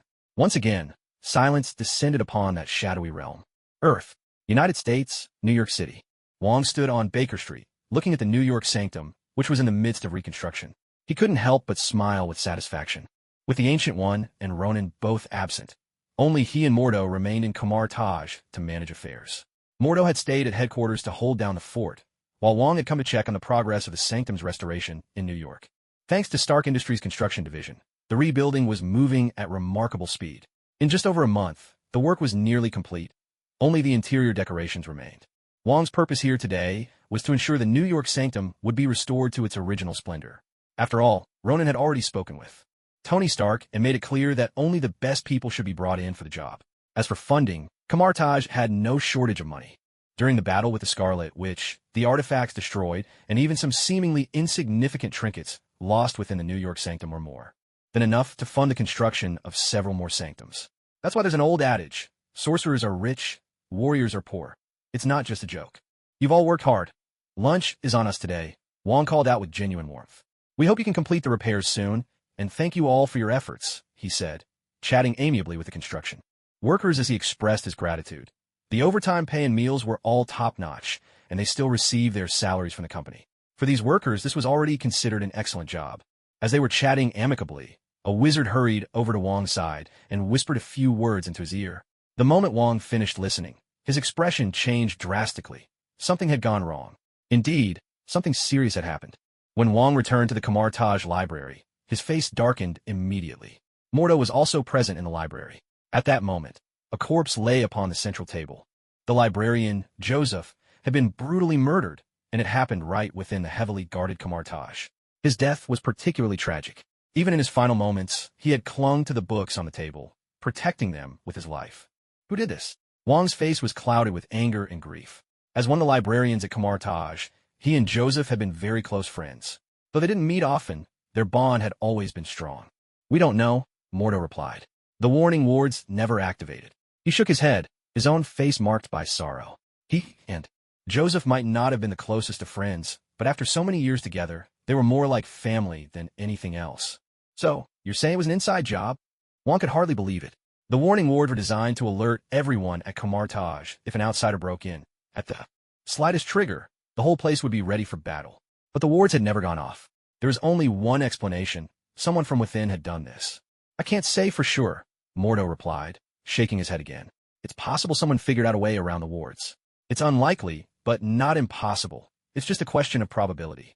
Master Hammer, notify everyone at Kamar Taj. Wong began. Gather at once. Mordo called out.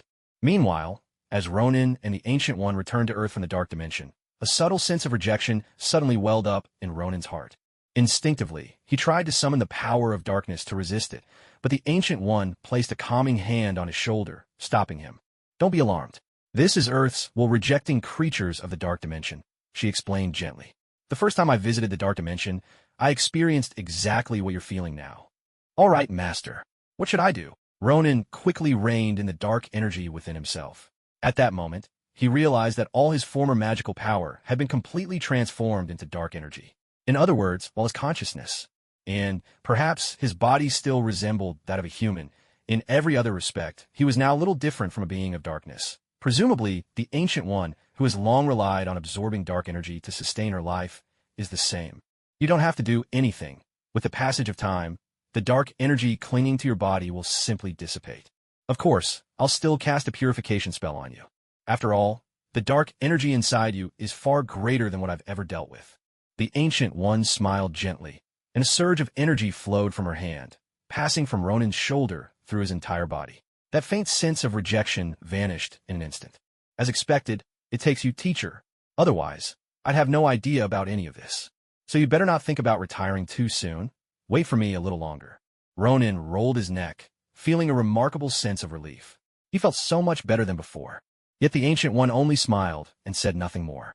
In her eyes, however, there flickered an unusual trace of reluctance, rarely seen.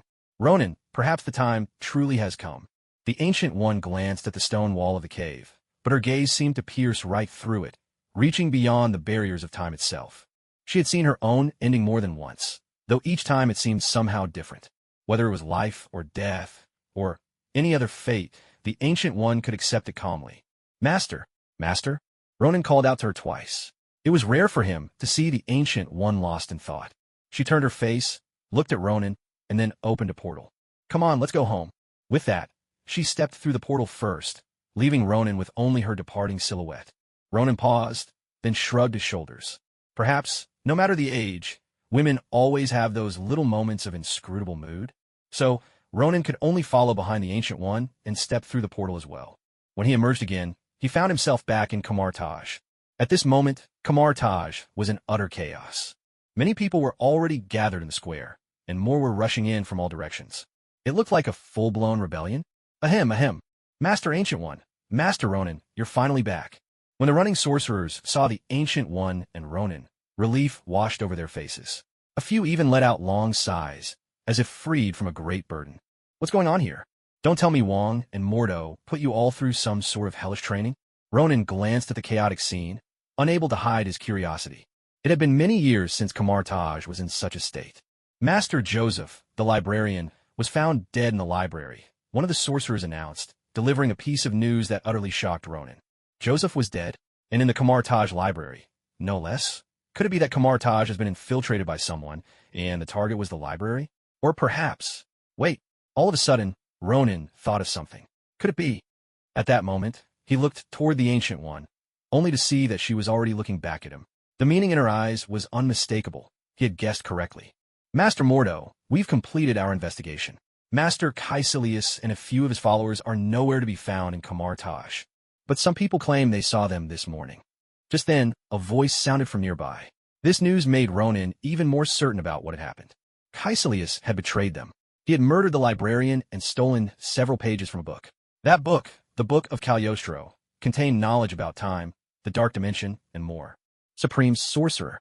Wong and Mordo hurried over. Was it Caecilius? Wong asked. The Ancient One nodded slightly, as if she already knew the culprit's identity. Yes, Caecilius and a handful of his followers killed Joseph, tore out several pages from the Book of Cagliostro, and took them. He's betrayed Kamar Taj. Wong's face darkened. After all, he and Joseph had been close, friends for many years. In fact, they had known each other longer than Ronan had been alive. Understand. Go inform the three sanctums and have them raise their defenses. The Ancient One issued her first command. Caecilius, no certain secrets. Our most important task now is to secure the sanctums and prevent an invasion from the Dark Dimension.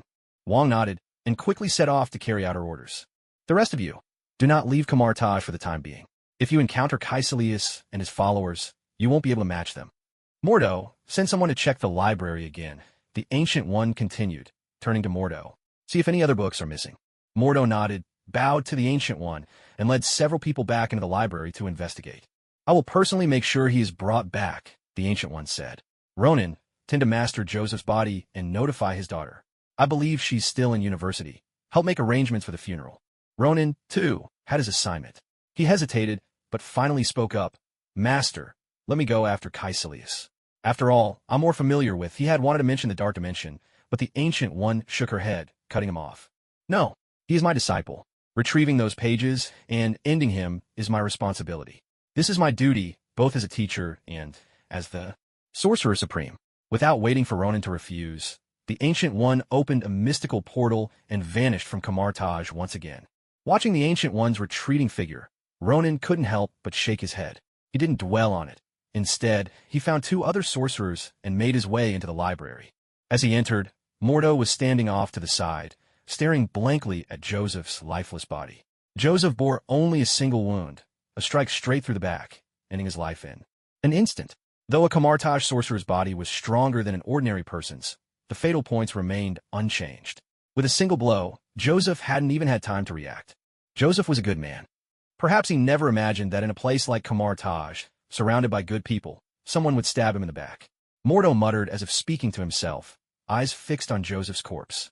There's no organization in the world made up entirely of good people. Even in Camartage history, many sorcerers have succumbed to the temptations of Mephisto or Dormammu, turning from protectors of Earth into mere puppets of those dark powers. All I can say is, people always change. Ronan sighed softly. He had once joked with Wong and Joseph, warning them to beware of dangers lurking behind their backs. But clearly, Joseph had never taken that warning to heart. Perhaps, just as Mordo said, he never imagined he would be betrayed from behind. Can even the Sorcerer Supreme not see the changes in someone's heart? Mordo looked up at Ronan, his tone laden with unspoken meaning. Ronan could only give a wry smile and shake his head. The Sorcerer Supreme is still human, not a god. A god might see through a person's nature, but mortals cannot.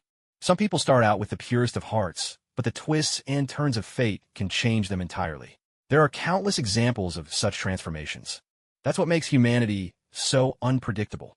Perhaps Ronan's words had struck a chord, for Mordo's gaze softened, the anger in his eyes fading away. Yes, ever since you revealed your extraordinary talent, Caecilius has been unbalanced, struggling with himself. I understand how he feels. Maybe, in his eyes, he's always believed himself to be more gifted than you. But it was you the Ancient One chose as her successor. Mordo looked at Ronan again, but there was no blame in his expression. He knew this was never Ronan's fault. Ronan was truly gifted and exceptional. Mordo himself had once envied him, but he soon realized he could never measure up, and so he adjusted his own heart and mind. But things are different with Caecilius. Perhaps it's precisely his pride that makes the master even less willing to entrust Camartage to him. The duty of Camartage is to remain hidden on Earth, and thus safeguard the planet. If Caecilius were to become the Sorcerer Supreme, it wouldn't take long before Camartage turned into a terrifying organization. And not just any organization, a force no one could stand against. Ronan let out a sigh, not out of pity for Caecilius, but because he felt that Joseph deserved a better fate. Mordo nodded. On this point, he agreed wholeheartedly with Ronan. He knew well enough what kind of person Caecilius was. Even if the Ancient One had wanted to groom Caecilius as Camartage's successor, Mordo doubted he could ever accept his leadership. Could you pay a visit to Joseph's daughter for me? And when you talk about his passing, try to make it sound noble. His daughter has always looked up to her father. Mordo gazed into Ronan's eyes, and there was a silent plea in his expression. Ronan felt a complex mix of emotions welling up inside him. I understand. Don't worry, I'll take care of it. With that, Ronan patted Mordo gently on the shoulder, signaling him not to dwell too much on his sadness. In truth, Wong was the one who needed comfort most right now, but the Ancient One had given him the busiest task of all. Perhaps she understood well that only the distraction of relentless work could help Wong keep his grief at bay for now. Oh, and once you're done checking, see if you can track down Caecilius. If you can't find him, look for any of his followers. A sudden thought crossed Ronan's mind. Didn't the Ancient One go after him herself? Are you suggesting? Mordo stared at Ronan in surprise. Was Ronan implying that the Ancient One might let Caecilius slip away? But Ronan simply shook his head. There are many of them. They may not all be together, so I'm worried they'll scatter and escape. And their intentions are clear. They want to summon the power of the Dark Dimension to invade Earth. If even one of them gets away, it could be disastrous for our world. That's why we should prepare in advance. Ronan pondered for a moment. He didn't believe the Ancient One would let Caecilius go this time. The reason was simple. In Universe 616, all this happened because the Ancient One wanted to test Strange and was looking for a chance to retire. But in this universe, Ronan saw no need for such trials. and the Ancient One couldn't retire anytime soon. At least, not before Ronan completed that particular plan. Retirement was simply off the table for now. That's why Ronan came to this conclusion. Still, for the sake of caution, he decided to investigate anyway. After all, if Dormammu really did make it to Earth, the planet would pretty much be finished. More importantly, deep down, Ronan's true intention was to keep the Ancient One from catching up with Caecilius. That way, when the time came, he could step in himself. Wong was Ronan's closest friend, and now the friend of his friend had been killed. If Ronan didn't intervene, he'd truly be letting Wong down. So, Caecilius' fate was already clear. Joseph's funeral, in truth, was rather simple. Ever since his wife passed away, he had spent most of his time either in Camartage or raising his daughter. After his daughter went off to college, he dedicated all his time to Camartage. You could say that this man hardly ever lived for himself. There weren't many people at the funeral, just Joseph's daughter and his only sister's family. After the priest finished the eulogy and everyone paid their final respects, the coffin was slowly lowered into the grave. As the first shovelful of earth landed on the coffin, Joseph's daughter could no longer hold back her tears and finally began to sob. During these past few days with her, Ronan had come to see her as a remarkably strong young woman. Even when she received the news of Joseph's death, she had seemed composed. Of course, it was only relative calm. At last, today, at the moment of Joseph's burial, the tears she had been holding back burst forth. Truth be told, Ronan had witnessed scenes like this many times over the past 17 years. So many sorcerers had lost their lives young, fighting demons who had slipped into Earth. Such stories were all too common. Yet, every time he faced the families of these sorcerers, Ronan could not help but feel a profound sorrow.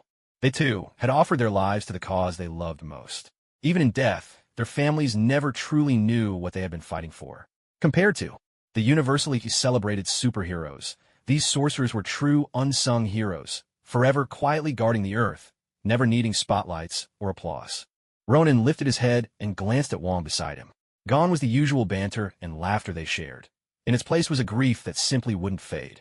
Clearly, Wong was still struggling to accept what had happened. Joseph was a truly brave man. He protected the books of Camartage until the very end, Ronan said softly, giving Wong's shoulder a gentle pat and comfort. Wong said nothing, only nodded silently, his eyes still fixed on the small grave as it was slowly filled. One of the best friends he'd ever had. He would never see him again. How are things with Caecilius? Had they caught him yet?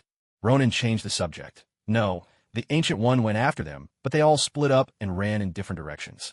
In the end, the Ancient One only managed to capture 2 of Caecilius' followers. They refused to reveal anything about Caecilius' plot. Wong shook his head, clearly surprised by this outcome. Ronan narrowed his eyes. If they won't talk, then we'll just have to pry the truth out of them. Let's go. It's time we paid those 2 a visit. Let's see what's really on their minds. Ronan glanced at the nearly concluded funeral. The rest could be left to the professionals. In Camartage, there were people with the right skills to handle these matters. After all, the work of a sorcerer was fraught with danger, and death could come at any moment. Since they were all guardians of Earth, Camartage, as their leader, couldn't just let its people bleed and weep with nothing in return. That's one reason why the Ancient One, and Camartage itself, was so wealthy.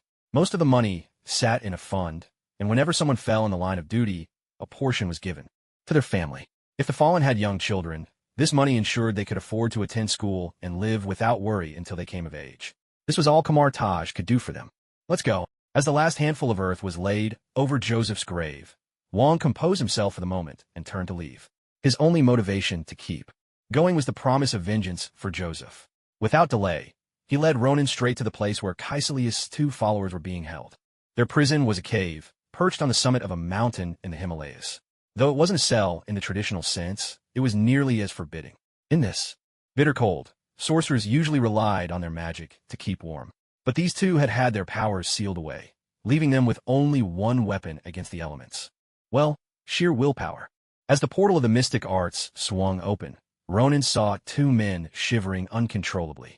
Despite their trembling bodies, both wore expressions of unyielding defiance. There's no point in questioning us any further. We will never answer you. The great Caecilius will lead us to Eterna. Smack! Before the man could finish, Wong, who rarely resorted to violence, struck him hard across the face. Grabbing the man by the collar, Wong landed 3 more sharp slaps. Still, not even this could wipe the arrogant sneer from his face.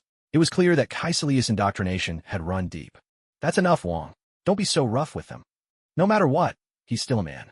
Getting slapped in the face like this is just too humiliating for him. Ronan patted Wong on the shoulder, signaling him to relax. Ronan understood that Wong could no longer tolerate letting Cassius live. However, interrogation was an art that required skill. Wong turned his head to look at Ronan. When he saw the smile on Ronan's face, he let go of the man's collar. You're full of wicked ideas. Why don't you come up with something? With that, he turned his head away, doing his best to hide his anger. Ronan's eyelid twitched. Full of wicked ideas. What kind of description is that? Of all the adjectives you could use, you had to pick that one? Do you? Think you're being trendy or something? If it weren't for Wong's current foul mood, Ronan would have made sure he got a taste of the powers of darkness. Sigh. All right, let's talk about some other terms then. Ronan crouched down in front of the two captives, his smile gentle and disarming. What will it take for you to tell us where Cassius is hiding? But the two men ignored him completely. In their minds, Cassius had always said that Ronan was his greatest enemy. If he was Cassius's greatest enemy, then to these small fry, he was theirs as well. Oh, Ronan arched an eyebrow in amusement. So you're both tough guys, huh? That's great. I've always had a soft spot for tough guys.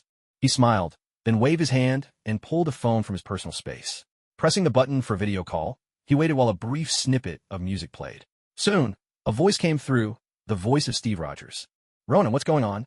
Steve Rogers looked tired, the burden of the recent Superhuman Registration Act clearly weighing on him. Steve, as a soldier, there's something I've been meaning to ask. Ronan's tone was casual, but his eyes were sharp.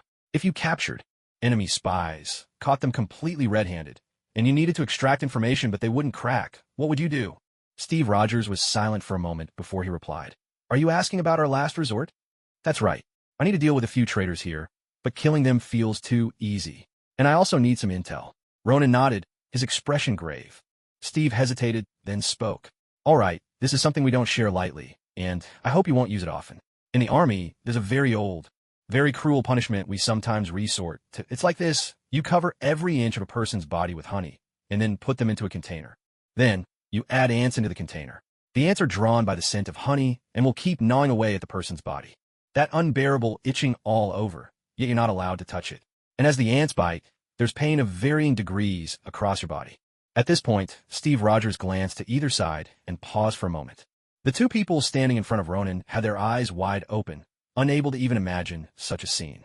Ants crawling all over you, biting into your flesh. The torment of simultaneous itchiness and pain, with no way to scratch or relieve it. Just picturing it made both of them feel queasy, as if their own bodies had started to itch. There's a final step. You coat a man's most sensitive area with honey, especially that narrow passage. That way, the ants will crawl along the passage and go right into a man's core. I've never tried it myself, but according to the prisoners who described it, it's intense pleasure, but at the same time. Steve Rogers didn't finish his sentence, but the implication was obvious. Ronan's lips twitched, and he couldn't help shuddering. Damn, any man who imagines this would shiver. Ronan was trembling just from the mental image, but the two people in front of him were shaking because they knew this punishment might be used on them. Of course, if you prefer, you can swap the honey for chili paste, hydrochloric acid, or something else. That last sentence was the ultimate blow. Ronan's lips twitched again, and he immediately pressed the hang-up button. He didn't want to hear anymore. Hydrochloric acid? What the hell? Well, honestly, that method's not bad. But I think maybe we could try something a little more humane. For example, what if we use some kind of aphrodisiac and lock them in a pen with a sow? What do you think? Ronan turned to Wong beside him. Wong's eyelid twitched, his expression a little odd. He wasn't sure what kind of friends Ronan had. After all, this friend turned out to be Captain America. Have you ever considered that the pig might think it's unfair? Wong pursed his lips, feeling as if from now on, he'd never dare eat pork again, even though he usually ate beef or chicken. How about this then? Just put the two of them together and let them comfort each other. What do you think? Ronan offered another suggestion. Wong's eyes lit up, and he gave Ronan a thumbs up. But the two men across from them felt as if the sky was falling. They were both straight. How could they ever do such a thing? No way would they allow it. Just kill me. Ronan, how dare you insult me? Cassius will never let you get away with this. One of them couldn't help but shout out. Ronan, meanwhile, took a step back. He had no intention of getting spat on. Fine, then I'll just kill you. Let's go find a stable and give the horses some aphrodisiac. Since you don't want to be with people, then let the horses do it. Maybe you'll even find the experience a little more memorable. With that, Ronan opened the arcane gate and grabbed the man by the collar. Though the man struggled violently, stripped of his magic and completely restrained, how could he possibly be a match for Ronan? So with one swift motion, Ronan kicked him straight into the stable. Ronan exchanged a quick glance with Wong, who immediately understood and followed him into the stable. The arcane gate closed behind them, leaving only Ronan and the other man in the cave. So, how should I deal with you? I think Steve's method earlier was pretty effective. Why don't you give it a try? But the other man clearly wanted nothing to do with that idea, shaking his head frantically. Don't refuse so quickly. Let's just treat this as an experiment. The result doesn't mean anything. As long as we finish the experiment, whether you want to talk or not, I'll still let you go. Though, unfortunately, by then, your weapon might be useless. Ronan's gaze drifted to 3 inches below the man's belly, and he shook his head with a look of genuine pity. For a man, this was the second greatest humiliation. The greatest, of course, is a woman telling you that you're useless. No, no. At this point, the man was stunned, frozen where he stood. He couldn't imagine how he'd go on after this. Once we're done with the experiment, I promise I'll let you go. If you want to join Cassius in eternal life, that's up to you. It's just, as a man, what's the point of immortality if you're left with nothing? Ronan shook his head again, twisting the knife even deeper. If the man truly became immortal, it would be a fate worse than death. After all, what is immortality for, if not to savor the pleasures of life in every corner of the world? But now, no, impossible. I'll talk. I'll tell you everything. Whatever you want to know, I'll say it all. The man staggered back 2 steps, terror written all over his face as he looked at Ronan. In this moment, Ronan seemed less like a man and more like a demon. Seeing his reaction, Ronan couldn't help but click his tongue in disappointment. Why'd he give in so quickly? Come on, stand your ground a bit. I haven't even started my illusions yet, and you've already surrendered. That's just not how nature works. Huh, if you'd said you wanted to come clean earlier, isn't it a bit late now? Well, if they started talking over there, by now, they'd pretty much be done. That means, you're not much use to me anymore, are you? Ronan looked a little troubled. No, absolutely not. I'll tell you first, definitely me. Caecilius is right here in Hong Kong, and his scheme is quite straightforward. He wants to summon Dormammu from the dark dimension to Earth. His plan is... Actually, it was more or less as Ronan had guessed. Caecilius' plot was nothing more than establishing contact with Dormammu and then, by some means, letting Dormammu bypass the barriers of the 3 sanctums and descend upon Earth. The method for bypassing the barrier was crude and direct. Destroy one of them. That's right. The reason Caecilius chose this particular moment was also because of Ronan. In the aftermath of Ronan's fierce battle with the Scarlet Witch from Universe 616, the New York Sanctum was destroyed, providing Caecilius with his opportunity. According to Caecilius, the New York Sanctum had already been reduced to ruins at the time, but for some reason, Dormammu didn't seize the chance to invade Earth. Instead, there was nothing but silence from his end. So Caecilius had no choice but to reach out to Dormammu himself. That was when he discovered that the Ancient One happened to be confronting Dormammu in the Dark Dimension at that very moment, leaving Dormammu with no opening. Dormammu told Caecilius that as long as he could destroy one sanctum, he'd be able to invade Earth. When that happened, Caecilius would become his most loyal servant and be granted eternal life. Before that, Dormammu even bestowed a portion of dark energy upon Caecilius, empowering him for the coming battles. With Dormammu's guidance, Caecilius grew even more fervent. His next target then was the Hong Kong Sanctum. Compared to the New York Sanctum, which was still under repair, and the London Sanctum, Hong Kong was by far the best choice. The reason was simple. The Hong Kong Sanctum served as the connecting node between the other 2. What's more, judging by strength, the sorcerer guarding the Hong Kong Sanctum was a woman, supposedly weaker than the others. At a previous gathering, the Guardian of Hong Kong had seemed especially modest and didn't spar much with the others, leaving an impression of being rather feeble. Of course, those were Caecilius' words. When Ronan heard this, he couldn't help but laugh. Caecilius really did know how to pick his spots, but after all his scheming, he'd chosen to butt heads with the toughest opponent of all. Perhaps Caecilius didn't realize that, since ancient times, people from the East have cherished a certain virtue, humility. It's not that. They lack ambition. They simply see no need to compete with you. If it came down to real strength, Caecilius might not be her match at all. So now, Ronan was ready with a 2-pronged plan done on one hand. He sent Wong to find Nicole, telling her to make every possible preparation. Because once Caecilius launched his attack, it would be far from a simple affair. He must have already devised a plan. Though for now, they still didn't know what that plan was. But Ronan was determined not to let anything go wrong. On the other hand, Ronan didn't sit idle either. He went straight to find Tony Stark. There was no other reason for seeking him out, except to ask for help locating Caecilius. According to Tony Stark, with the sole exception of that country in the east, he had ways to quickly find anyone in any other nation, even the big white bear that never cooperated with America. So, when it came to finding someone, Ronin's first choice was always him. The portal of arcane magic opened, and Ronin stepped directly into Tony Stark's location. Yet the instant he set foot inside, he immediately regretted it. Because it wasn't just Tony Stark he saw, there were many others present as well. The Avengers, every single one of them. It seems I come at the wrong time. I can come back a little later, Ronin said, glancing around at everyone in the room. The tension in the air was so thick it nearly spilled out of the door. On every face was practically written in bold letters, "We're arguing." Faced with a scene like this, the only solution Ronin could think of was to come back later. Wait, Ronin, now is exactly when we need you. But Tony Stark came over to Ronin, grabbing him firmly by the arm. Feeling Tony's grip, Ronin couldn't help but twitch his lips. Damn it, did I accidentally pick up some detective or protagonist trait when I was reborn? Why does trouble always seem to follow me wherever I go? We've been debating whether to accept government oversight, but the answer isn't really up to us. And now, we have a perfect example right here. Ronin's organization is a lot like ours. Tony gestured to Ronin, using the secret of Camartage as an example. Though he didn't truly understand what Camartage was, Ronin's fragmented descriptions had given him a general idea. But they also refused to be led by any government. Just as the Avengers once were, everyone was free to make their own choices. If we come under government regulation, there will be many times when we're needed but aren't permitted to go. There may be places we never needed to go at all, yet we end up becoming weapons that take lives. That's not the outcome any of us wanted, Steve Rogers echoed, using the example of Camartage, the organization behind Ronin. By now, hearing all this, Ronin more or less understood what they meant.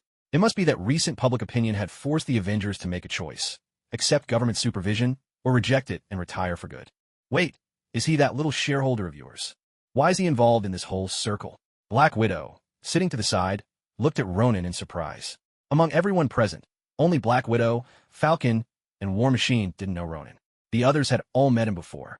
We'll introduce who he is later, but isn't Ronin's organization exactly what we've dreamed of? Steve Rogers said. They aren't under anyone's control. They make their own decisions, yet they can still act in unity, each playing their part. Steve looked over at Tony Stark, who let out a sigh. The truth is, we don't need to spell out our personalities, Tony said. Expecting us to operate like they do, it's just not realistic. If we were truly capable of that, we'd have done it long ago. Tony shook his head. He was nothing if not clear-headed. No one knew the team's real situation better than he did. His words left Steve Rogers at a loss for words. The team's problems weren't just Tony's or Steve's. They belonged to everyone around that table. Expecting all of them to come together as one was more difficult than reaching for the stars. For a moment, silence once again filled the conference room. Ronin stood awkwardly to the side. He was here to ask for help, not to be put on display. All right, guys, Ronin sighed. Why don't you finish your own discussion first? We can talk about my issue later. He understood what was really going on here. And as for who was right or wrong, Ronin couldn't say. After everything that had happened, and especially after that little boy's words, Tony Stark had begun to realize a lot. Many of the tragedies on Earth, he now saw, were caused by the Avengers themselves. If the Battle of New York could be blamed on Loki, then Sokovia, the fall of the helicarriers in Washington, or to the recent events in Lagos, those were all on them. No, not almost all, definitely all of them. The words spoken by that boy's mother had shaken Tony Stark, plunging him into deep self-doubt. And Steve Rogers wasn't wrong, either. With the kind of power the Avengers possessed, it would be child's play for them to wipe out a small country. But if they once accepted government supervision, then they would become weapons in the hands of the government, lethal weapons at that. If danger arose elsewhere, but the authorities refused to let them act, things could become far more complicated. So, the argument between the two of them was not as simple as it seemed. No, I'm going to head out first. Steve Rogers, having just read a new message on his phone, stood up and turned to leave without another word. The message was about Peggy Carter. She passed away peacefully in her sleep. Another pillar holding up Steve Rogers' spirit in this world had now completely crumbled. Once everyone else had left, Tony Stark sat alone on the couch, exhaustion written all over his face as he stared at the television. The screen cycled through news reports. Without exception, every one of them condemned the Avengers' supposed crimes. Among them was a statement from the King of Wakanda, who denounced the Avengers, since over a dozen Wakandans had lost their lives during one of their missions. Click. Ronin walked over and turned off the TV. He handed Tony Stark a glass of whiskey before sitting down on the adjacent sofa himself. Tony accepted the glass, glanced at Ronin, and pulled himself together. Aren't you underage? You know it's against the law to drink alcohol, he added, gesturing at the identical glass in Ronan's hand. What's this, Tony Stark, the notorious rule-breaker, trying to become a model citizen now? Ronan's eyes sparkled with amusement as he took a sip. Or are you just jealous of my drink? When it came to drinking, Ronan could outdrink 3 Tony Starks without so much as a peanut for support. No, I'm just reflecting on what we've done lately. What do you think I should do? Tony took a sip as well. It was clear he was torn. By nature, he resented the idea of being shackled by some international council. Yet, the mounting evidence left him with no choice but to face reality. Sorry, I can't give you an answer to that, Ronan replied. Besides, I came here today to ask for your help. He shrugged, as if to say these internal disputes were best left to the Avengers themselves. After all, this was a family argument. He might be well acquainted with them, but he wasn't part of their team. He was responsible only for his friends, not for his friends' friends. All right, what do you need? Tony took a deep breath, setting his own worries aside for the moment. I need your help to find someone, Ronan said, setting down his glass and handing Tony a photograph of Caecilius he had prepared in advance. When he saw Caecilius's attire, Tony Stark couldn't help but raise an eyebrow. Don't tell me he's one of yours. After Ronan confirmed it, Tony's interest seemed to be piqued. Can you tell me what you need him for? Faced with Tony Stark's question, Ronan made no attempt to hide the truth. It's nothing much. He betrayed our organization. To be precise, he broke the vow we all swore to uphold together. Ronan didn't go into the details. He simply touched on the heart of the matter. Hearing this, Tony Stark looked a bit surprised. Even an organization like yours can have traitors? He seemed genuinely incredulous about such a thing. Why wouldn't we? As long as there's an organization, it's made up of people. And as long as people are involved, you can only achieve relative unity, never absolute unity. There are always those who will sell out their country or their group for personal gain. Likewise, there are those who, tempted by greater power or longer life, would betray us. Ronan wasn't at all surprised by this. The reason was simple. Camartage had been around for so many years that it would be more unbelievable if there hadn't been a few traitors. Dealing with the mystical every day, someone was bound to get some cunning ideas. Immortality, after all, is one of the greatest temptations, isn't it? Over the years, how many mortals and Camartage sorcerers has Dormammu lured with the promise of eternal life? So long as people are involved, there's a darker side to human nature, regardless of race or nationality. Looks like I praised your organization a bit too soon, Tony Stark remarked, raising his eyebrow again, his usual personality resurfacing. You did jump the gun there, but at least our organization doesn't fall into infighting. Oh, sorry, I've lost track of how many times your teams had internal disputes, Ronan shot back, mercilessly rubbing salt in Tony's wounds. As the words landed, Tony Stark truly felt the sting. He tugged at the corner of his mouth and turned away. What's his name? Tony quickly changed the subject. Caecilius. Just like in a photo, Caucasian, curly hair. At the mention of a white man with curly hair, Ronan inexplicably thought of Strange, who was still busy working in a hospital, and the operating room. Strange's wedding should be coming up soon, shouldn't it? Looks like he'd have to attend when the time came. All right, I can help you look for him. It just surprises me that, no matter the organization, there are always traitors. Tony seemed genuinely moved. Ronan just shrugged. Sure, Camartage had its traitors, but that was still better than the Avengers, who seemed to split up every other week. If you remember correctly, the rift between the two sides didn't truly begin to ease until Thanos arrived. If that was the case, Ronan might have to run back and forth between both camps in the future. To be honest, under Jarvis's it should be Friday's surveillance, Caecilius was almost impossible to hide. Whether Caecilius showed up on the streets of America or boarded a plane to go abroad, Friday could track him down every time. After all, no matter how much you try to change, you can't really change your face. Even with all sorts of disguises, Friday's artificial intelligence could pick him out in no time.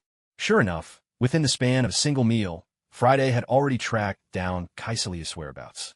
He had bought a ticket to a tiny country in Eastern Europe, with his flight scheduled to depart around 3:40 in the afternoon. There were still 20 minutes left. But Ronan was the picture of calm, still enjoying his lunch without a care in the world. After all, it was Tony Stark who was footing the bill, and the table was covered with delicacies. Ronan wasn't about to let any of it go to waste. Looks like you're not worried at all, Tony remarked. Aren't you afraid he'll slip out of America and become even harder to find? No, Ronan replied. I believe he's still somewhere in America. If he really wanted to go to Eastern Europe, he wouldn't need to buy a plane ticket.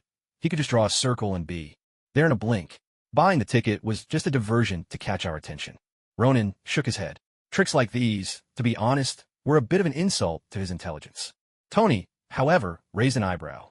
But what if he knows that's what you'd think, and actually goes to that very place? Catch you off guard. Tony wasn't just being argumentative. Lots of people like to play mind games like this. If you think I won't do it, then that's exactly what I'll do. Well, it doesn't really matter. Our agents are everywhere on Earth, Ronan said, glancing at Tony as he pulled out his phone and dialed a number. He was calling the head of the London Sanctum. Hey, can you send a few sorcerers to check out that country? Yes, that little one over there. Word is Caecilius bought a ticket to go there. Don't engage with him. Just report back the moment you spot him. With that, Zhou hung up and turned his attention back to the pricey steak in front of him. Already his third. Tony Stark merely pulled at the corner of his mouth. He wasn't upset about the steak. It was just that Ronan's presence here was making it hard for him to think. After finishing the steak at a leisurely pace, Ronan tapped the small bell beside him. The waiter, who was in charge of serving the dishes, hurried over. Bring me another one, and while you're at it, I'd like another lobster like the one from earlier, Ronan said with a smile. And give me a bottle of Pepsi as well. The waiter hesitated for a moment, subtly glancing at Tony Stark. His thoughts were simple. Pepsi? A high-end restaurant like theirs didn't serve things like that. But since the owner of the restaurant was sitting right across from Ronan and hadn't said a word, the waiter certainly couldn't object either. You look so troubled. How about I help you figure something out? Ronan offered, noticing Tony Stark's distracted expression. Earlier, Ronan had planned to keep quiet about these matters. But now, things are different. When you're treated to a good meal, and you want a favor. In return, you need to put your mind to work, don't you?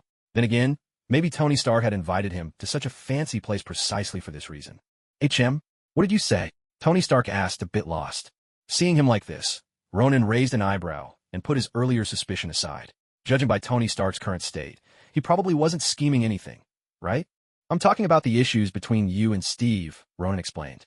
Actually, you don't have to let things spiral out of control. All you need is a mediator. Let's hear your idea. Tony Stark responded, his interest piqued. The Avengers are a team, but there's no one who truly brings all of you together, Ronan continued. That's why even you all feel the team is so loosely connected. Steve is the nominal leader, but his views have clashed with quite a few of you. Honestly, conflicts are normal. What team doesn't have its share of disagreements? That's why, at a time like this, you need a middleman, a buffer between you and the various nations. As Ronan took the Pepsi from the waiter, he discreetly erased from the waiter's mind everything he'd overheard. Best not to let news like this spread. After all, if the waiter heard something today, in half an hour the whole world might know that the Avengers were having internal strife. I've thought of that, of course, but there's no suitable candidate, Tony Stark replied with a shake of his head. The idea was good, but where would he find the right person? Ronan slowly opened the bottle of Pepsi, took a sip, and let out a satisfied belch. Nick Fury. Isn't he one of the founders of the Avengers? Ronan let out a soft breath. Nothing felt as refreshing as drinking cola. Compared to those expensive liquors that cost hundreds of dollars, he much preferred this simple beverage. Egghead? Who's that? Oh, you mean Nick Fury? Tony Stark opened his mouth, intending to list a few of Nick Fury's shortcomings. But after thinking about it for quite a while, he didn't say a word. The truth was, Nick Fury had 10,000 faults, some of which were truly hard to tolerate. Yet, when it came to dealing with governments, he was far ahead of anyone else in the Avengers. At the very least, thanks to his previous line of work, the 5 major powers would still give him some respect, even if he had messed up S.H.I.E.L.D. Wait, why does this idea sound so familiar to me? Tony seemed to recall something, while Ronan just whistled and gazed up at the ceiling. I remember now. Isn't this just a reboot of S.H.I.E.L.D.? S.H.I.E.L.D's job was to protect Earth, and Nick Fury, as director, coordinated between the agency and the 5 major countries. The only difference now is that S.H.I.E.L.D. has become the Avengers, and the 5 nations have turned into 110 countries. Tony looked at Ronan, barely restraining himself from flipping him off. Wasn't this just recreating S.H.I.E.L.D. under a different name? How is this supposed to be a brilliant idea? Don't worry about whether this has been done before. The fact is, it suits your situation perfectly.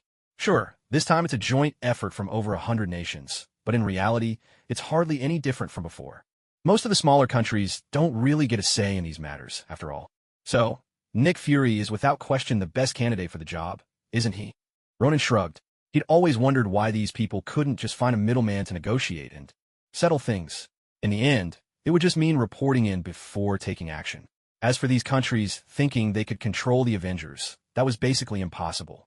After all, look at who they were dealing with. Push them too far, and there's nothing these people wouldn't dare do. I thought you and Nick Fury were on bad terms. So why are you recommending him?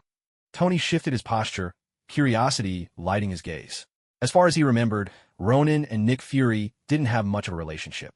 In fact, if anything, it was a pretty lousy one. What does that have to do with me? He invaded my privacy back then, so I had to give him a beating. But after that, we're even. He doesn't owe me, I don't owe him. Isn't that how it should be? Besides, I'm just trying to help you come up with a solution. Whether you take it or not, that's your business. Why are you asking me all these questions? Ronan curled his lips in disdain. It wasn't like he was the one dealing with Nick Fury. Nick Fury was the type of man who always schemed too much, wanting everything at once, only to end up stabbed in the back. Ah, the righteous betrayal. All right, pretend I didn't ask. Tony Stark leaned back into his chair again, as though weighing the merit of Ronan's suggestion. Nick Fury was certainly alive, but whether they should look for him or even could find him was another question. Just then, Ronan's phone rang. He picked up, muttering and responding vaguely for a moment, then hung up. Well, you were right. That place you mentioned was just a decoy. Ronan's tone was dry. Caecilius didn't even board the plane. He shot Tony Stark a look, subtly implying that Tony's information wasn't very reliable. That fast. Tony Stark sounded genuinely surprised. Ronan rolled his eyes. What's got you so shocked? Camartage has a few tricks up its sleeve. Otherwise, do you think we'd have just sat back and watched you guys grow all these years? Of course, those tricks he mentioned were nothing more than having a stake in things. In fact, Camartage held shares, more or less, in virtually every major airline around the globe. Tracking whether someone boarded a flight was child's play for them. All right, well, Friday just told me she spotted Caecilius in New York. Tony delivered the latest update. He's heading for Baker Street. You know, your usual haunt. Ronan's eyes flickered as something urgent dawned on him. I'm heading out first. Don't forget to pack up his stuff. With that, he vanished from sight. Tony stared at the empty chair, the corners of his mouth twitching. He glanced at the bewildered waiter standing nearby, who was holding a steak, looking utterly innocent and confused. The waiter had seen Ronan just moments before, but by the time he arrived, Ronan had disappeared. Just leave it here. Tony gestured to the table. When the waiter finally left, Tony picked up his knife and fork and stabbed into the steak with zeal. There was no way he was packing anything up. Tony Stark hadn't even had his meal yet. On the streets of New York, Caecilius strode briskly on a Baker Street, for followers trailing close behind. Their group was thoroughly disguised. Unless you knew them well, you'd never recognize their faces. The markings on their faces made it clear they'd already made contact with Dormammu, every single one of them. All they needed was to destroy one of the sanctums, and Dormammu would descend upon Earth. When that happened, Dormammu had promised them not just eternal life, but dominion over the entire planet, according to the plan that Caecilius told the others. He chose the Hong Kong sanctum. But in reality, that was nothing more than a smokescreen he threw out. His true target was only one, the New York sanctum. The New York sanctum was undergoing reconstruction, and its defensive measures had yet to be fully established, making it the perfect time for him to launch a surprise attack. As for the number of guardians, Caecilius couldn't care less. With the power bestowed upon him by Dormammu, his strength now surpassed everyone in Camartage. Even against the Ancient One, he was confident he could exchange a few blows, and if things went south, he was certain he could escape. So, Caecilius set his sights directly on the New York sanctum, the closest of them all. However, as Caecilius was striding forward at full speed, he suddenly came to a halt. He sensed something was wrong. Judging by his pace and the distance he'd covered, should have already arrived at the site of the New York sanctum. Yet, where he found himself now, he hadn't even passed by it. This unexpected turn forced him to stop. Well, Caecilius. It's been a while, hasn't it? At that moment, Caecilius heard a voice that was all too familiar. Ronan appeared not far in front of him. It's you, Ronan. The instant he saw Ronan's infuriating face, memories he tried to bury came surging back, tormenting Caecilius. Back then, in front of so many people, he had actually knelt to Ronan. Worse yet, he later realized, to his deep shame, that in that moment he had genuinely felt fear toward Ronan. The humiliation was unbearable. That's right, it's me. To see me one last time before you die. Aren't you moved? Ronan looked at Caecilius with a broad, mischievous smile, as if he wasn't the least bit angry. But Caecilius' temper was already at its limit. The more he saw Ronan smile, the more vividly he recalled the humiliation of that day, kneeling before Ronan in public. That was an indignity he could never tolerate. Why did the Ancient One pick someone with such a venomous tongue like you as the next Sorcerer Supreme? Does she really think that a sharp mouth alone can protect Earth from invasion? Caecilius shot back with biting sarcasm of his own. Ronan shrugged and even pulled a face, as if mocking him further. Even so, I'm still the next Sorcerer Supreme of Camartage. But what about you? You're nothing more than a traitor. Ronan's words succeeded in stoking the flames of Caecilius' fury. His eyes burned with hatred, as if he wanted nothing more than to swallow Ronan whole. No, before that, He would make sure to torment Ronan thoroughly. Just wait. Let's see if you're still so sharp-tongued after I cut out that wagging tongue of yours. Let me show you the power Lord Dormammu has bestowed upon me. It must be said, after receiving dark energy from Dormammu, Caecilius did look a touch more imposing. At the very least, he could now power up in dramatic fashion. Unfortunately, after witnessing the battle with the Scarlet Witch of Universe 616, Ronan found Caecilius' attempt at powering up completely unimpressive. When others gathered their energy, at least it would cause a stir. When Caecilius did it, nothing happened at all. So, Ronan simply watched with an amused smile as Caecilius performed his ritual, looking for all the world like a shaman dancing at some village festival. How to put it? The moves looked impressive, but as for their actual effect, dark dimension energy surged within Caecilius, and as he moved, his followers behind him mirrored his actions in perfect sync. In truth, dark energy can be used in all sorts of ways. For example, it can strengthen the body, prolong one's life. Looked at this way, dark energy almost sounded like a miracle cure for all ailments. Everyone who used it raved about its benefits. But the miracle cure always hides a sinister intent. Behind every dose lurks Dormammu's malevolent will. Anyone who draws on his power enjoys a fleeting moment of ecstasy, but what follows is an endless, hollow emptiness. You become Dormammu's puppet, your every move orchestrated by him. Perhaps Caecilius had already forgotten the most heartfelt advice given to every apprentice who graduates. Never trust a demon or a creature from the dark dimension, because if you do, in the end, all that will be left in your mind are a few hollow words. Born of your mother. Transformed into his dark mode, Caecilius had indeed changed. Striking markings now etched across his face, his expression a pie chart of emotion. Part cold disdain, part mocking sneer. So this is the great power Dormammu granted you? He really is stingy, isn't he? Sensing the tiny sliver of dark energy within Caecilius, Ronan couldn't help but curl his lip. He could cough up more dark energy than that without even trying. If such meager power was enough to win over Caecilius, Ronan thought, he should have recruited him himself. He might not have much use for Caecilius, but at least he'd make good cannon fodder. Do you even know what you're saying? Even the Ancient One, every time she siphoned dark energy from Lord Dormammu, never managed to steal even 1% of this. And you still have the gall to belittle it.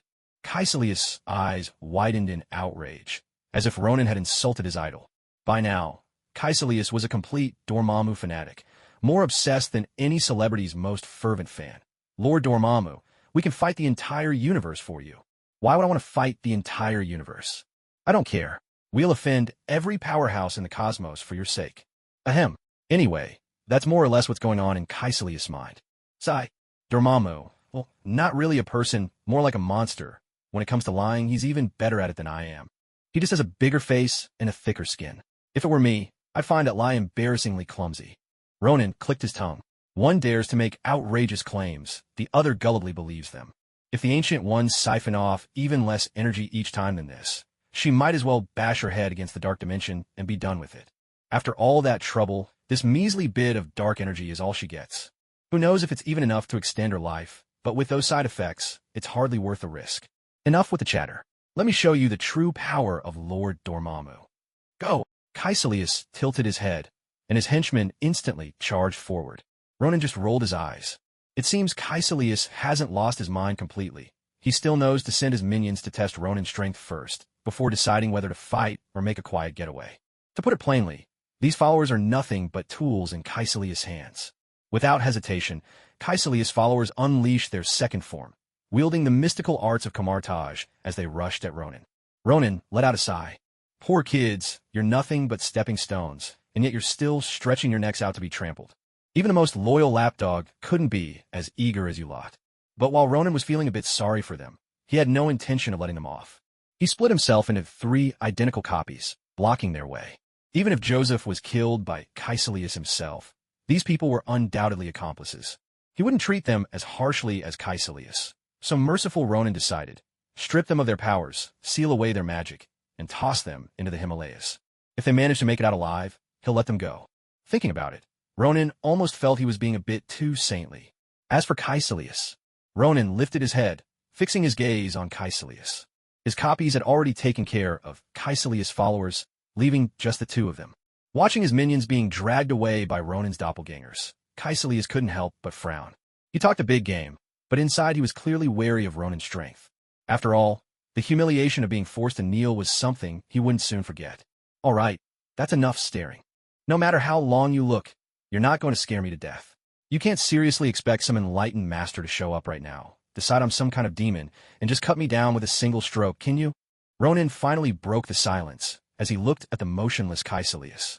He had no time to pose around with Caecilius. There were far too many things he needed to do. It seems being the Supreme Sorcerer's chosen successor has made you unbearably arrogant. In that case, let me show you what true despair feels like. With a furious roar, Caecilius charged at Ronan at full speed. Ronan, on the other hand, couldn't help but roll his eyes. Villains, he thought, always so fond of making grand threats before a fight. What's the point? It's only impressive if you win. If you lose, it's just embarrassing. As Caecilius hurtled toward him, Ronan calmly clasped his hands behind his back, right in front of his opponent. The gesture was pure provocation, a clear message to Caecilius. I don't even need my hands to deal with you. As expected, this only infuriated Caecilius further. His shout rose even higher, reminiscent of those shonen anime Ronan remembered from his previous life. The louder the battle cry, the stronger the fighter. Caecilius leapt high, his right fist hurtling toward Ronan, and the crimson ring of Ragador gleamed on his knuckles. With a thud, Caecilius was sent flying backward, crashing to the ground. Ronan stood where he was, balancing on one leg, the other still raised, smiling cheerfully at the fallen Caecilius. That's it? That's all you've got? No way. No way. Don't tell me someone blessed with such powerful dark energy can't even defeat a wizard who isn't yet 18? Surely no one is actually that weak. Each line, paired with Ronan's playful expression, was a lethal blow in itself.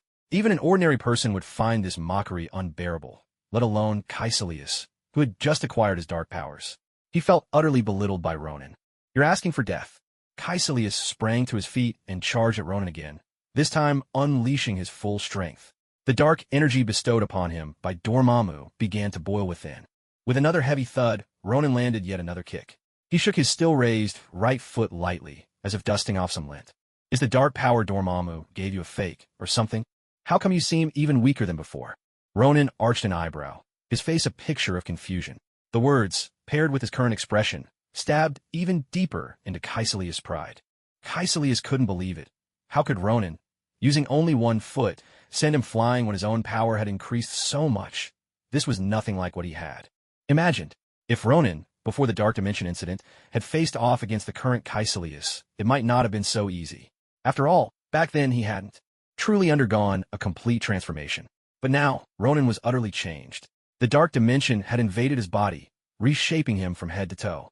To put it plainly, the Ronan who stood here now could hardly be called human anymore.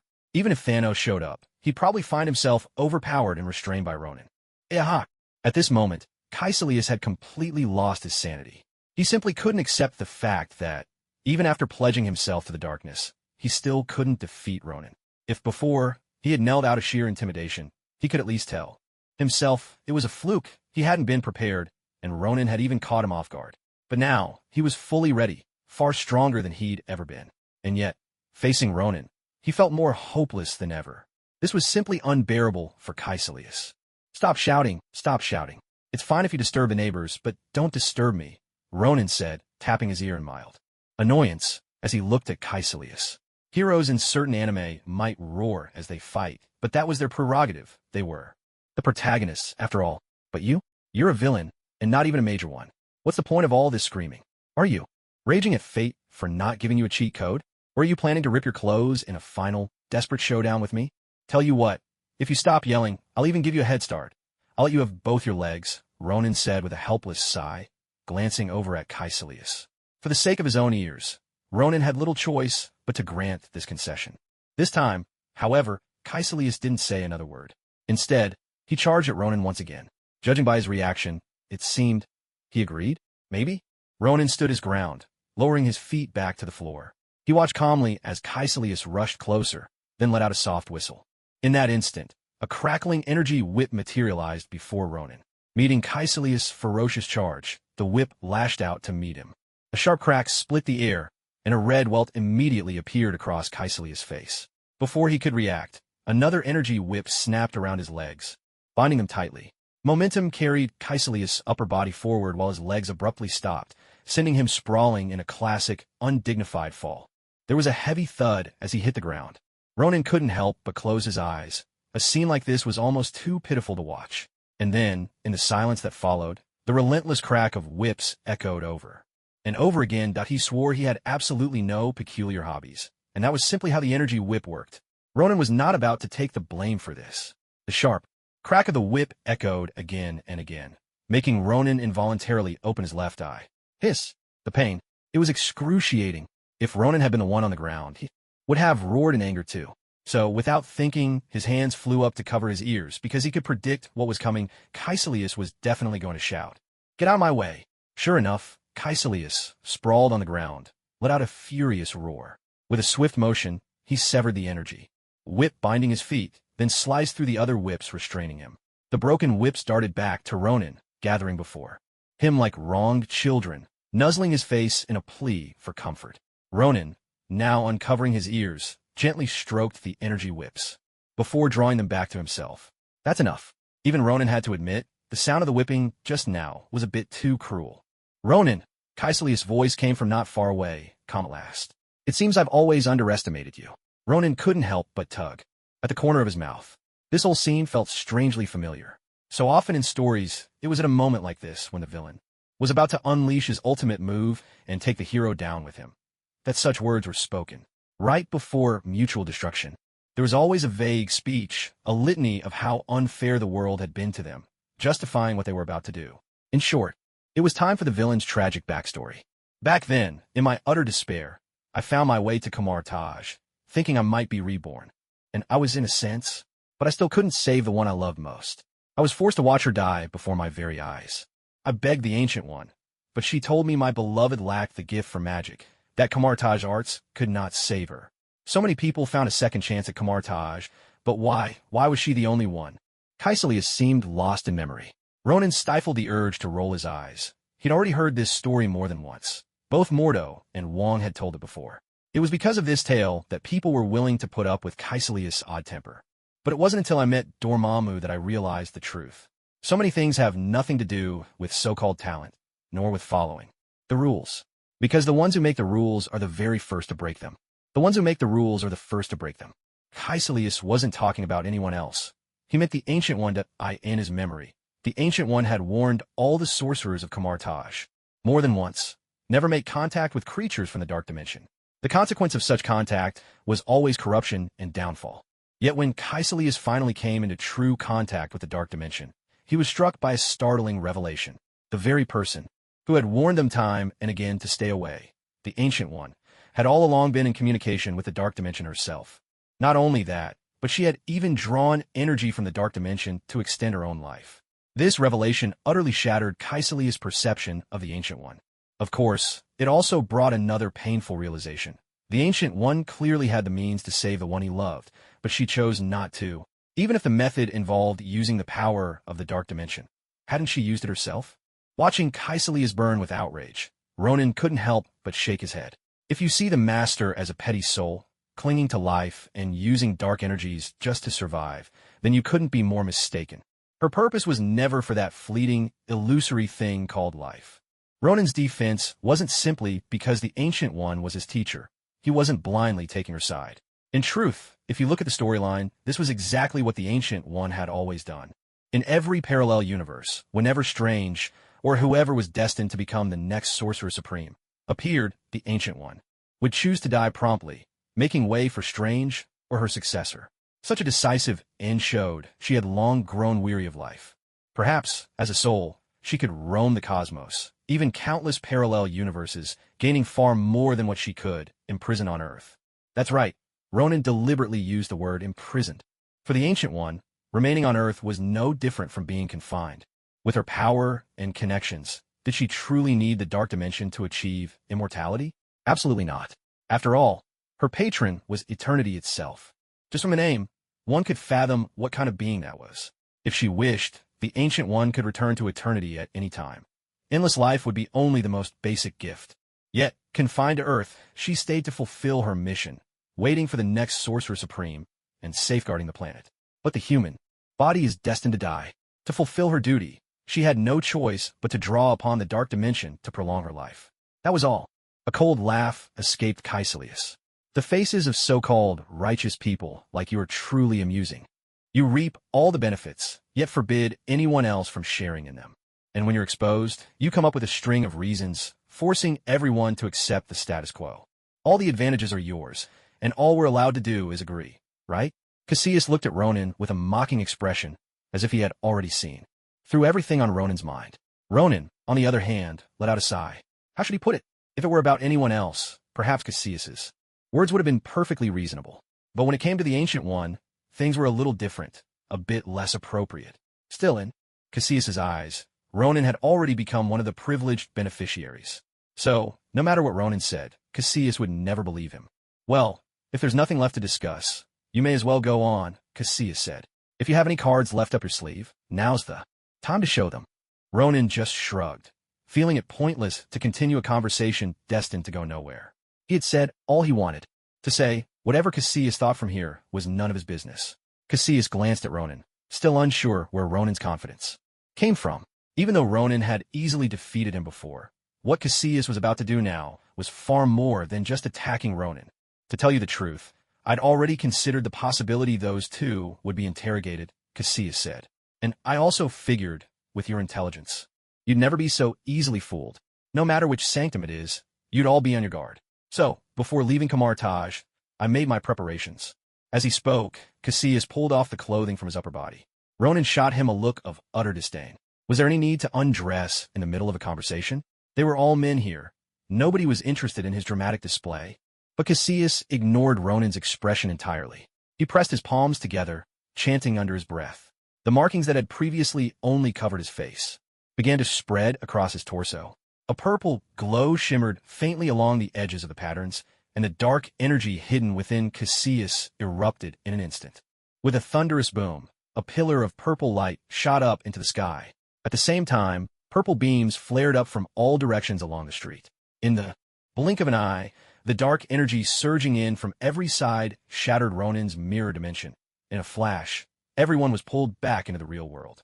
What was truly surprising, though, was that there wasn't a single civilian to be seen on the street. Such a dazzling spectacle and the overwhelming surge of dark power immediately caught the attention of the sorcerers standing guard at the New York sanctum nearby. Led by Wong, they all assembled behind Ronan. Is everything settled? Wong whispered quietly. Don't worry, came the reply. The street's been cleared of everyone, and all the surveillance cameras have been disabled. With the electromagnetic interference, even phones and cameras have all stopped working. Ronan had already made meticulous preparations. Now is not the time for Kamar-Taj to reveal itself to the world. After all, just the existence of the Avengers had already put so many countries on edge. If Kamar-Taj were added into the mix, things would become far more complicated. I'm all set on my end, but that beam of light, there's no way we can keep it hidden from others. Wong glanced at the pillar of dark energy shooting straight into the sky and let out a weary sigh. Ronan, on the other hand, simply smiled and gently patted his chest. He had truly come armed for the occasion. Let me show you the power of my lord Dormammu. As Caecilius shouted, the world seemed to change color, the wind and clouds churning in turmoil. The earth shook violently, and in that instant, the sky was swallowed by darkness.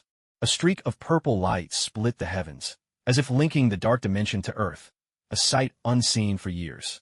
The people of Earth, unfamiliar with the dark dimension, found themselves face to face with an old adversary once more. As for the other sorcerers, they were utterly stunned. They had heard countless tales of the dark dimension, but this was the first time they had witnessed it with their own eyes. Even Wong was no exception. So this is the dark dimension? Feeling the overwhelming oppression bearing down on him, Wong muttered in a low voice. It was the first time he had ever experienced such immense pressure. Wong, could you not embarrass me like this? Ronan couldn't help but laugh as he patted Wong's shoulder. It's just a little commotion, and you're already so shaken? Next time, don't call yourself my right-hand man. Though his words held a hint of jest, the gesture itself helped Wong's shoulder much of the pressure. With Ronan's hand on his shoulder, Wong immediately felt a great weight lifted. All right, since you mean well this time, I'll let slide.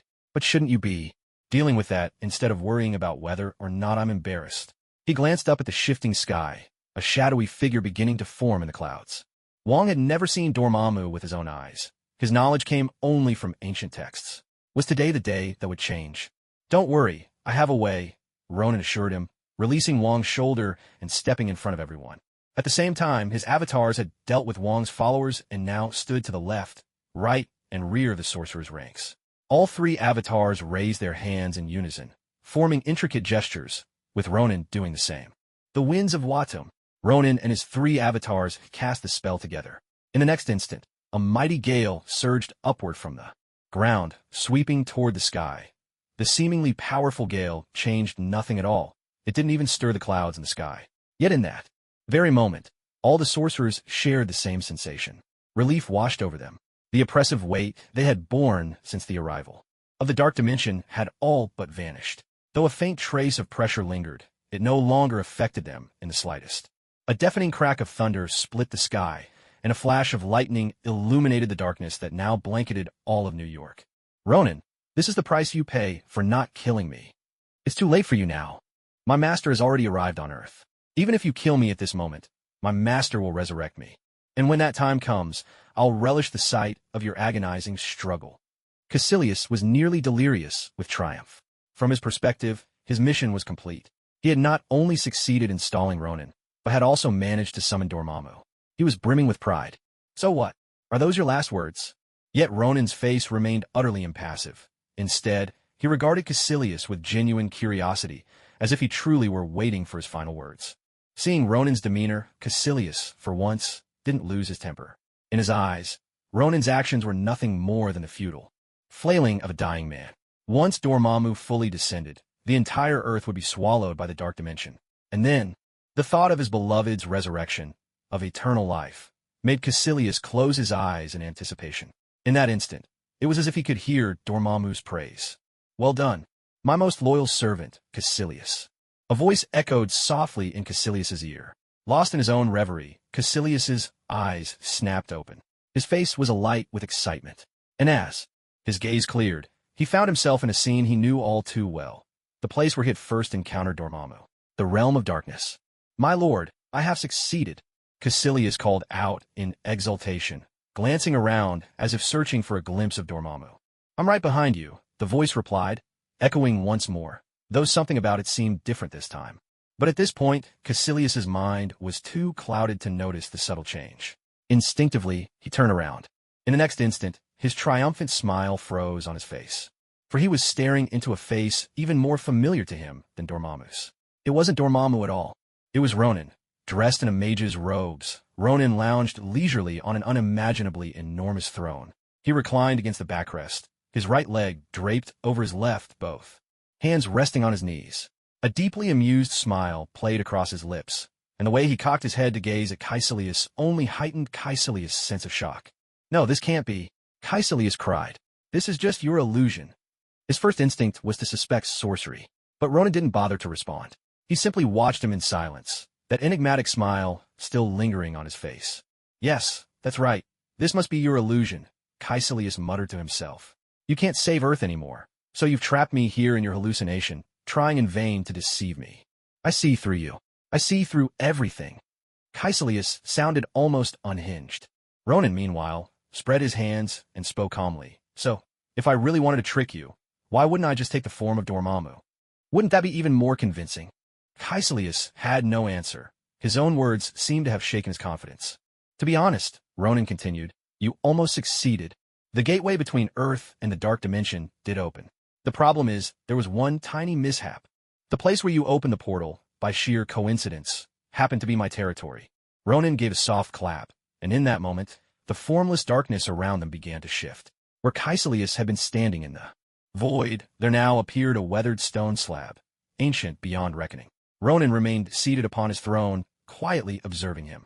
Not far away, though invisible to Caecilius, Dormammu was raging, his furious roars shaking the very fabric of the dimension. After all, not only had Ronin seized a piece of his domain, but now, disturbingly, he was even beginning to devour what remained of Dormammu's territory. Ronin glanced at his right hand, where the scar on his palm had vanished without a trace. Yet he remembered with perfect clarity the single drop of blood he'd carelessly spilled. He had always belonged to this place, just as it had always belonged to him. When his blood touched this realm, the authority he had claimed began to manifest itself within the dark dimension. In other words, Dormammu would soon be driven out of the dark dimension by him. As for Caecilius, his fate in the end was truly tragic. Though Ronan only heard the details later, Caecilius' followers had their magic sealed, were stripped, bare, and thrown into the endless snows of the Himalayas. In the end, for the sake of so-called humanitarianism, and perhaps his own conscience, Ronan couldn't help but show a touch of mercy. He left each of them with a pair of underwear. After all, they were all men. There was no need to be too candid with each other. Most importantly, Ronan simply wasn't interested in seeing more. As for the ringleader, Caecilius, his fate was hardly any better. It wasn't until a month later that Ronan finally heard the full story from the king himself. According to the king, the scene at that time could only be described as utter chaos.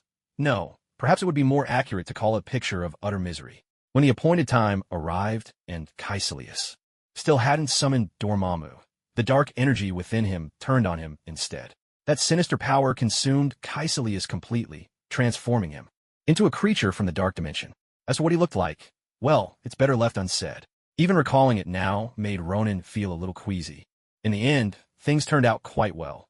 The traitors were thoroughly eliminated, and Camartage suffered no losses at all. Thanks to his role in these events, Ronan's reputation in Camartage rose yet another notch. Over that month, quite a few things happened. The rift within the Avengers remained, though the process was entirely different from before. The Winter Soldier, whom Ronan had previously handed over to Steve Rogers, never got the chance to assassinate the king of Wakanda this time. However, the real mastermind, disguised as a psychologist, still managed to coax the location of a secret Moscow base out of him. With the existence of another group of Winter Soldiers revealed, the Avengers banded together to crush the conspiracy behind it all. The truth about Howard Stark's death, long hidden, became the trump card for the shadowy manipulator. In the end, a rift formed between Tony Stark and Steve Rogers, all the same. One departed for Wakanda, while Tony Stark flatly hung up on General Ross. That's right, once Tony had calmed down, he watched as Steve led the others away. In his heart, he knew that, while it was indeed the Winter Soldier who killed his parents, the real culprit was something else entirely. The Winter Soldier was merely a weapon, no more than a knife in a killer's hand. If a knife takes a life, is it the knife's fault or the killer's? Even so, Tony Stark, unwilling to swallow his pride, had no intention of making peace first. Steve Rogers, however, still left him a phone. You could say the Avengers were Avengers in name only. In fact, only the public believed the team still existed. Even the Avengers base had been shut down. In New York, aside from Hawkeye and Scott Lang, had to plead guilty for family reasons. There were only War Machine, Tony Stark, Peter Parker, and Bruce Banner, who hadn't participated in the fighting. That's right, Bruce Banner never left Earth. Hoping to avoid the internal strife, he approached Ronan and asked to spend some time training at Camartage. Ronan didn't object to this matter either. In the end, he agreed to it. Unfortunately, perhaps due to the Hulk, Bruce Banner was unable to learn the mystic arts of Camartage. However, during his time at Camartage, he did master meditation. According to him, it seems he's now able to communicate with the Hulk, though only for brief periods. During this time, the Hulk did make appearances, but before he could throw a tantrum, Ronan would quickly serve him a special combo meal, what you might call a troublesome kid special. When dealing with a wild child, the only way to earn respect is to make them fear you. So Ronan gave the Hulk a proper beating. Ever since then, the Hulk remembered Ronan's one rule. He was forbidden from appearing in Camartage. Of course, after the stick comes the carrot. Everyone knows that. So Ronan made a separate arrangement with Bruce Banner. Every so often, Bruce would be sent to some remote, uninhabited area where the Hulk could transform and have some fun. This approach, Ronan thought, felt an awful lot like taking a dog out for a walk. Aside from all this, Vision also slipped away quietly from New York, taking a Quinjet with him. He could fly, of course, so he didn't really need the Quinjet, but Steve Rogers and the others did. Wakanda's technology was too advanced to be shown to the world, so for their day-to-day travels, they relied on that Quinjet. Who knows if that particular Quinjet had already been in service for 2.5 years. As for Black Panther, he didn't have much to do with Ronan. Family disputes were not Ronan's place to meddle in, but he did reach out to him privately through Tony Stark. Ronan's idea was simple: get hold of a little vibranium, just to see if he could do any research with it. And if he couldn't make any breakthroughs, vibranium would still make a fine investment asset. As for Ronan himself, beyond his daily cultivation and occasional meetings with Gwen Stacy, the rest of his time was spent making regular trips to the Dark Dimension to spar with Dormammu, about once a month. Each time he brought back a portion of dark energy, which took a while to tame before it could truly become his own power. Dormammu had ruled the Dark Dimension for who knows how many years, and by now, that dimension's energies were entirely his. So this process was unavoidable, and Ronan learned to be patient, taking things one step at a time. What filled Ronan with the most regret was that the Ancient One was leaving. Kamartaj, inside the Sanctum Supreme, Ronan looked at the Ancient One, who wore a gentle smile, and a surge of indescribable emotion rose in his chest. Master, have you truly decided to go? Just moments ago, the Ancient One had told Ronan clearly of her wish to depart, and the care of Kamartaj would now fall to him. Yes, now is the time for me to leave. Now, within Kamartaj, they have already acknowledged your abilities and are willing to stand with you in protecting the earth. So the time has come. The Ancient One looked at Ronan with a gentle smile, though a trace of reluctance flickered in her eyes. Although the Ancient One had lived on Earth for centuries and had witnessed countless events and met innumerable people, her feelings for Ronan were unique. After all, years ago, Ronan was the one she rescued from Dormammu's minions, an infant she raised from swaddling clothes all the way to adulthood. One could say that the Ancient One had never truly known what it meant to be a mother until Ronan came into her life. Through him, for the first time, she understood what motherhood felt like. Well, I've searched for excuses for a long time, but I simply can't find a good reason to make you stay. Sigh, Master, you finally get to retire, but now I have to take on this mountain of responsibilities. My fate is simply too hard, Ronan said, half jokingly, trying to mask the sorrow in his heart. He had considered, more than once, whether he should persuade the Ancient One to stay a little longer, even just a few more years. After all, he knew that if he asked, she would never refuse. But in the end, he let those words remain unspoken. The reason was simple. He imagined himself in the Ancient One's place and felt what she must have felt. With the time stone in her possession, the Ancient One had spent her days peering into the future to protect Earth. She could foresee what was to come, down to the very day, the hour, the country, even the city where a superhuman or a monster might appear. Some might wonder, what's wrong with gazing into the future? At first, knowing what lies ahead is exhilarating, but after a while, it becomes monotonous. When every secret of the future is laid bare, can you truly feel happiness? Let's imagine it. Perhaps in the beginning, you'd feel a rush of joy, knowing exactly what will happen in the next moment. You might even use this knowledge to win the attention of the girl you love. Thanks to your miraculous foresight, you win her heart, and the two of you come together. But then, one day, as you glimpse into the future, you see that the girl you love will fall for someone else. What'd you do then? Break up with her? Yet at this moment, she's done nothing wrong and still loves you deeply.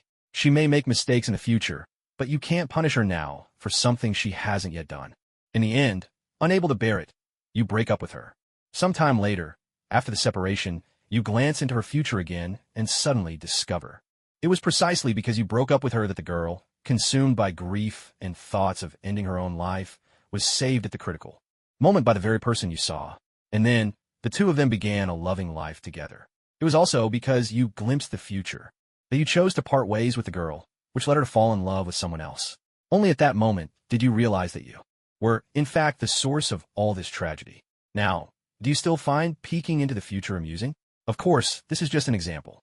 In days where the end could be seen from the very beginning, the Ancient One had lived for over 400 years.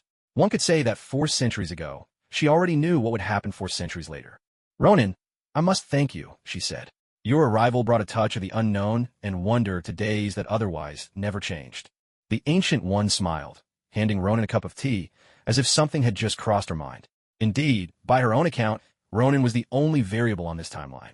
Because the future involving Ronan could not be observed, for the past 17 years, the Ancient One's life had gained a sliver of uncertainty.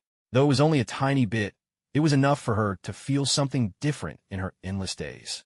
Master, if you say this to comfort me, then I'll gladly accept it, Ronan replied. But, could you tell me where you'll go in the future? Ronan was genuinely curious about this. After all these centuries, there was likely no corner of Earth the Ancient One hadn't visited.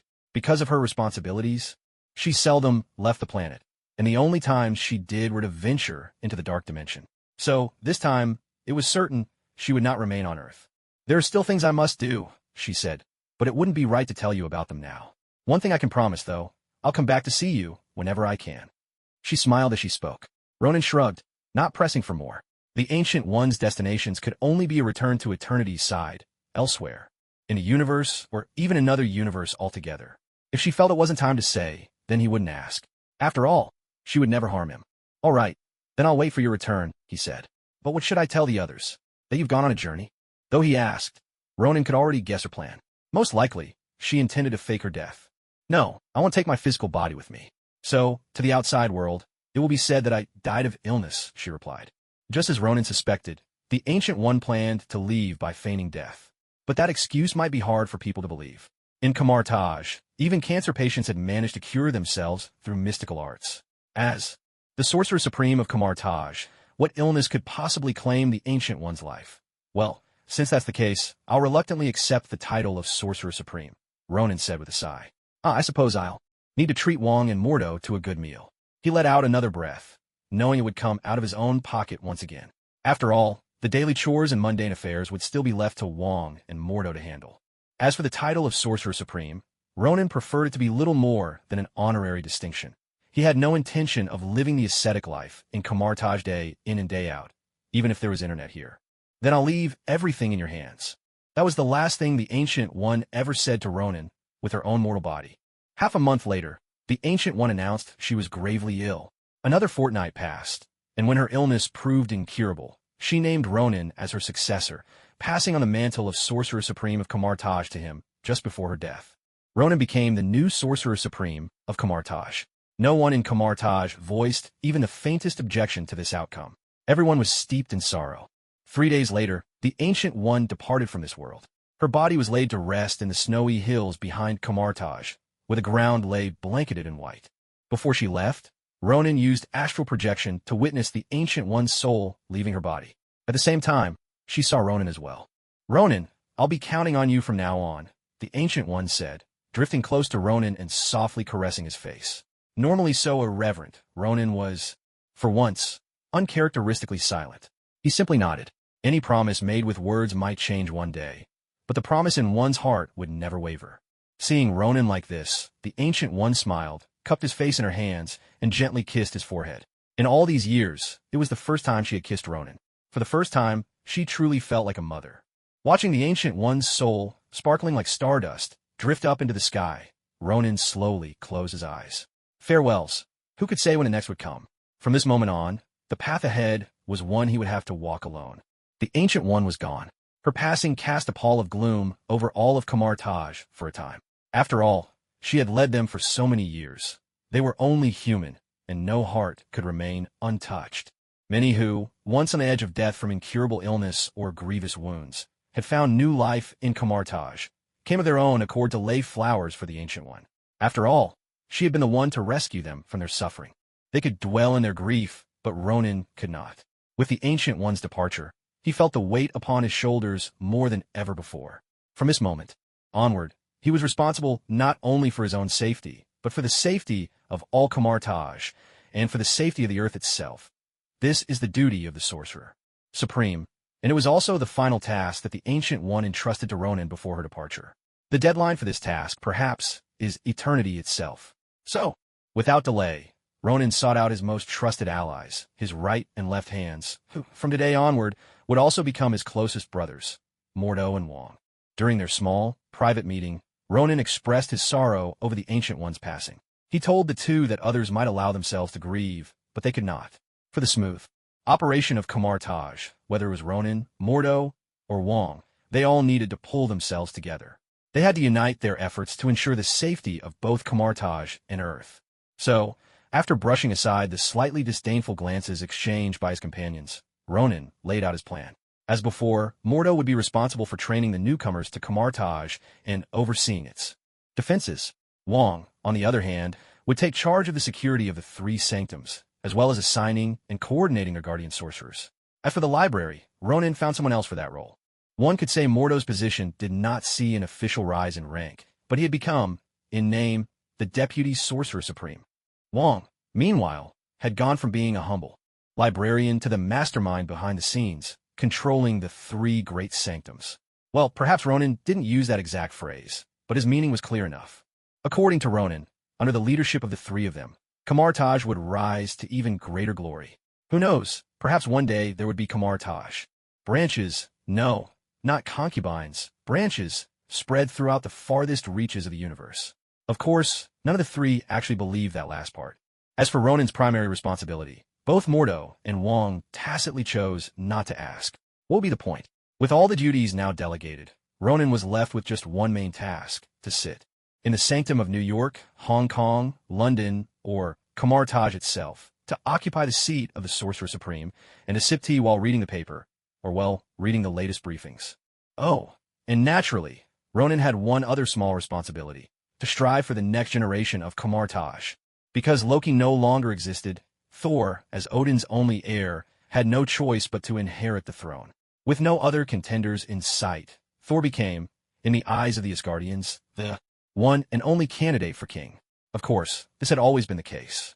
Compared to the brooding and shadowy Loki, the bold and generous Thor was undoubtedly the people's favorite. Thus, Thor had to submit to the endless training for the future king within the palace. No matter how much he resisted, there was no escaping it. As a result, aside from a few days he could sneak away to Earth to reunite with Jane Foster, his only other solace was to seek Ronan's company over a drink. New York. Ah, it really is the best to drink with you, Thor exclaimed, the familiar crash of a shattered mug ringing out once more. Ronan just rolled his eyes and gave a casual wave of his hand. Instantly, the broken mug restored itself, returning to Thor's grasp, now brimming full of beer again. No matter how many times I see you do this, I'm always amazed at this part, Thor said, gazing at the once more replenished mug. Are you sure I really can't learn this spell of yours? Just this trick. Ronan shook his head gently. No, you just don't have a knack for it. With your talent and temperament, my advice is you're better off charging forward on the front lines as a warrior. Someone like me, frailier in body, is much more suited to standing at the back as a mobile artillery. He declined Thor's request with the utmost tact. Yes, tactful. You're best suited to be a warrior. Less tactful. Why did you put all your points in strength and none in brains? Thor glanced at Ronan's build, a wry smile tugging at his lips. Frail? Who was it that, the other night, after a few too many drinks, carried me across an entire street and then swung me around like a barbell in front of Jane Foster? You put on that Tony Stark mask, but I'm the rightful next king of Asgard. Ended up trending all over the internet. Speaking of which, Thor said, I've already inherited the title of Sorcerer Supreme at Camartage. Why haven't you stepped up as king of Asgard yet? Are you still not qualified? Ronan looked Thor up and down, his expression saying it all. Back in the day, Thor used to flaunt his title as Odin's son and thought it sounded grand. But as he got older, it started to feel a bit childish, like he was just riding on his father's coattails to show off across the 9 realms. So he switched it up, calling himself the future king of Asgard. Don't doubt it. He picked that up from Ronan as well. But after his recent studies in Asgard, Thor had grown a little allergic to the title of king. Now everyone just called him Thor, God of Thunder. I've been ready to take the throne for ages, Thor insisted. Very soon, just a few more days, my father will enter his Odin sleep. When that happens, Asgard will be mine to rule. Though he spoke with bravado, a flicker of unease clouded Thor's eyes. Once Odin slipped into his deep slumber, the prophecy of Ragnarok would loom ever closer. Thor was certain nothing could shake his confidence that he would weather that storm. Still, the undercurrent of anxiety was impossible to ignore. Well, I'll be looking forward to the day you ascend the throne, Ronan replied with a smile. And when that day comes, don't forget to invite me. Oh, and make sure to come to Earth and buy me a drink. Ronan seemed to recall something. According to their previous agreement, he was supposed to help Thor and Asgard survive the legendary Ragnarok. But Ronan also knew that this so-called Ragnarok was merely the result of Hela's appearance. Nobody could stand against her. And so they had no choice but to destroy Asgard. After all, Hela's power was drawn from Asgard itself. Without its destruction, there was no way to kill her. If it had been the old Ronan, perhaps he would have simply followed this story to its inevitable conclusion. But now, Ronan found himself wanting to confront Hela directly, the legendary goddess of death, a woman who could shatter Mjolnir with a single hand. She certainly appeared utterly formidable. As this idea took root, Ronan's thoughts began to drift. Just how powerful was Hela? Compared to Captain Marvel, who would come out on top? Ronan recalled that Hela seemed to have both a first and second form, which basically meant she could appear either wild-haired or, more worryingly, with a receding hairline. If these two titans fought with all their might, what would the outcome be? Pondering this, Ronan took a sip from his cup, mango juice masquerading as beer. Hey, what's on your mind? You haven't had another one of your prophecies, have you? Thor clapped Ronan on the shoulder. Thor knew all about Ronan, or rather, the Sorcerer Supreme of Camartage and his prophetic abilities. Odin himself had spoken of it. He also knew that one of the 6 Infinity Stones, the Time Stone, was kept safe by the Sorcerer Supreme. And right now, it was in Ronan's possession. No, nothing like that. I was just thinking about a few things. My promise still stands, Ronan said, thinking back to their earlier agreement. Don't forget, when the time comes, just come find me. After all, he still wanted to test himself against Hela. How else would he know the true extent of his powers? At this point, there was no superhero on Earth who could challenge him, not even the Hulk. Of course, perhaps a truly enraged Hulk could last a few rounds, but these days, that was nearly impossible. Hulk had become quite the gentle giant. As for the others, perhaps Scarlet, which might have a chance. Her potential was truly great, and the power of chaos magic was nothing to be taken lightly. But at the rate she was progressing, it would probably take another 1,000 years before she could truly face off against Ronan. I know. I won't forget you, brother. When all this is over, I'll treat you to the finest wine in all of Asgard, Thor promised, his laughter ringing out. In his world, this was the greatest gesture of gratitude. Ronan did not refuse such an offer. Oh, by the way, have you heard from Loki lately? Ronan suddenly remembered Loki, the mastermind behind Ragnarok, to end this universe. However, Loki was finally about to be freed from that old accusation. No. What? Do you have any news? Thor was briefly taken aback, then shook his head. Ever since Loki had led the Chitauri to invade Earth, Thor hadn't seen him again. In fact, there hadn't been a single word about him. During that time, the Avengers had also searched for him on Earth, but after a long hunt, not a trace of Loki was found. So Thor concluded that Loki must have left Earth for another planet. Though he said this, Ronan was still keeping something from Thor. Apart from having met Loki previously at the Time Variance Authority, Ronan had recently come to learn something else. Sylvie had appeared on Earth, but it wasn't in the present timeline, it was in one from long ago. After acquiring the Time Stone, Ronan had also used it to glimpse both the past and the future, as any Sorcerer Supreme must. If the old Ronan could once face challenges with composure, now he put the protection of Earth above all else. That was why, in the timeline of the 1980s, Ronan had encountered Sylvie. Of course, it was pure coincidence, but Ronan was not one to believe in mere coincidence. So he wondered, since Sylvie had already arrived in this universe and lingered on this timeline, wouldn't it be only a matter of time before Loki returned as well? With that thought, an idea took shape in Ronan's mind. He would travel to the era where Sylvie was and ask her exactly what had happened. Sylvie surely knew secrets about the Time Variance Authority that she had shared with no one. And as luck would have it, on the very next day after Ronan tracked down Sylvie, the device that Kong the Conqueror had left him, the one capable of controlling the TVA, showed subtle, mysterious changes for the first time. What these changes meant, Ronan couldn't say. If he wanted to unravel the mystery, he would have to visit the Time Variance Authority once more. Since that was the case, Ronan would need to set aside time to get to the bottom of it. Come on, let's have another drink. Thor's voice cut through Ronan's thoughts. Ronan decided to let his musings rest for now. He raised his glass and clinked it against Thor's, then downed the juice in one go. Overthinking can lead to hair loss. Even though Ronan's hairline was perfectly safe for now, he had no desire to end up with Wong's hairstyle. There was a sharp clack as Thor set his empty mug on the table instead of smashing it this time. I should get going. Otherwise, Jane will blame me for making her late for dinner again. Thor stood up, casting a glance at the setting sun. It seemed the hour had come. Ronan just pulled a wry smile. If anyone else had heard those words, their jaw would surely have dropped. After all, Thor, the mighty god of thunder from Norse mythology, who has lived for nearly 1,000 years, still fears his wife? And the combination of a Norse god with a mortal woman feels oddly reminiscent of plot lines you'd find on popular novel websites in a certain Eastern country.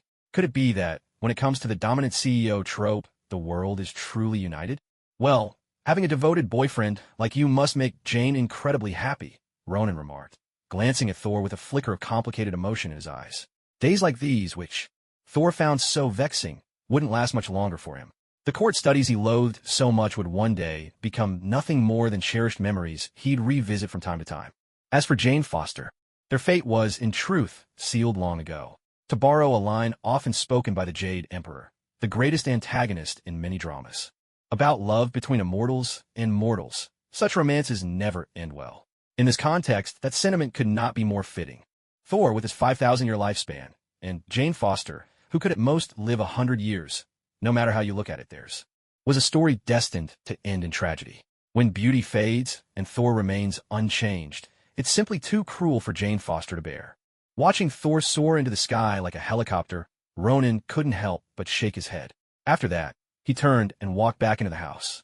At that moment, a message notification chimed from his phone in his pocket. The sender was Stephen Strange, and tomorrow he was getting married. Strange's wedding was held as planned.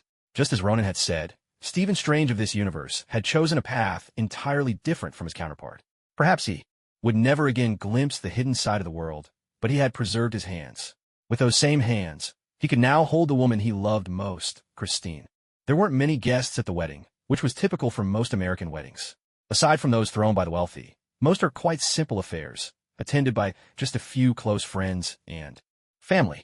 Ronan and Strange weren't especially close, but after Strange cured Ronan last time, Ronan had mentioned he'd like to attend Strange's wedding.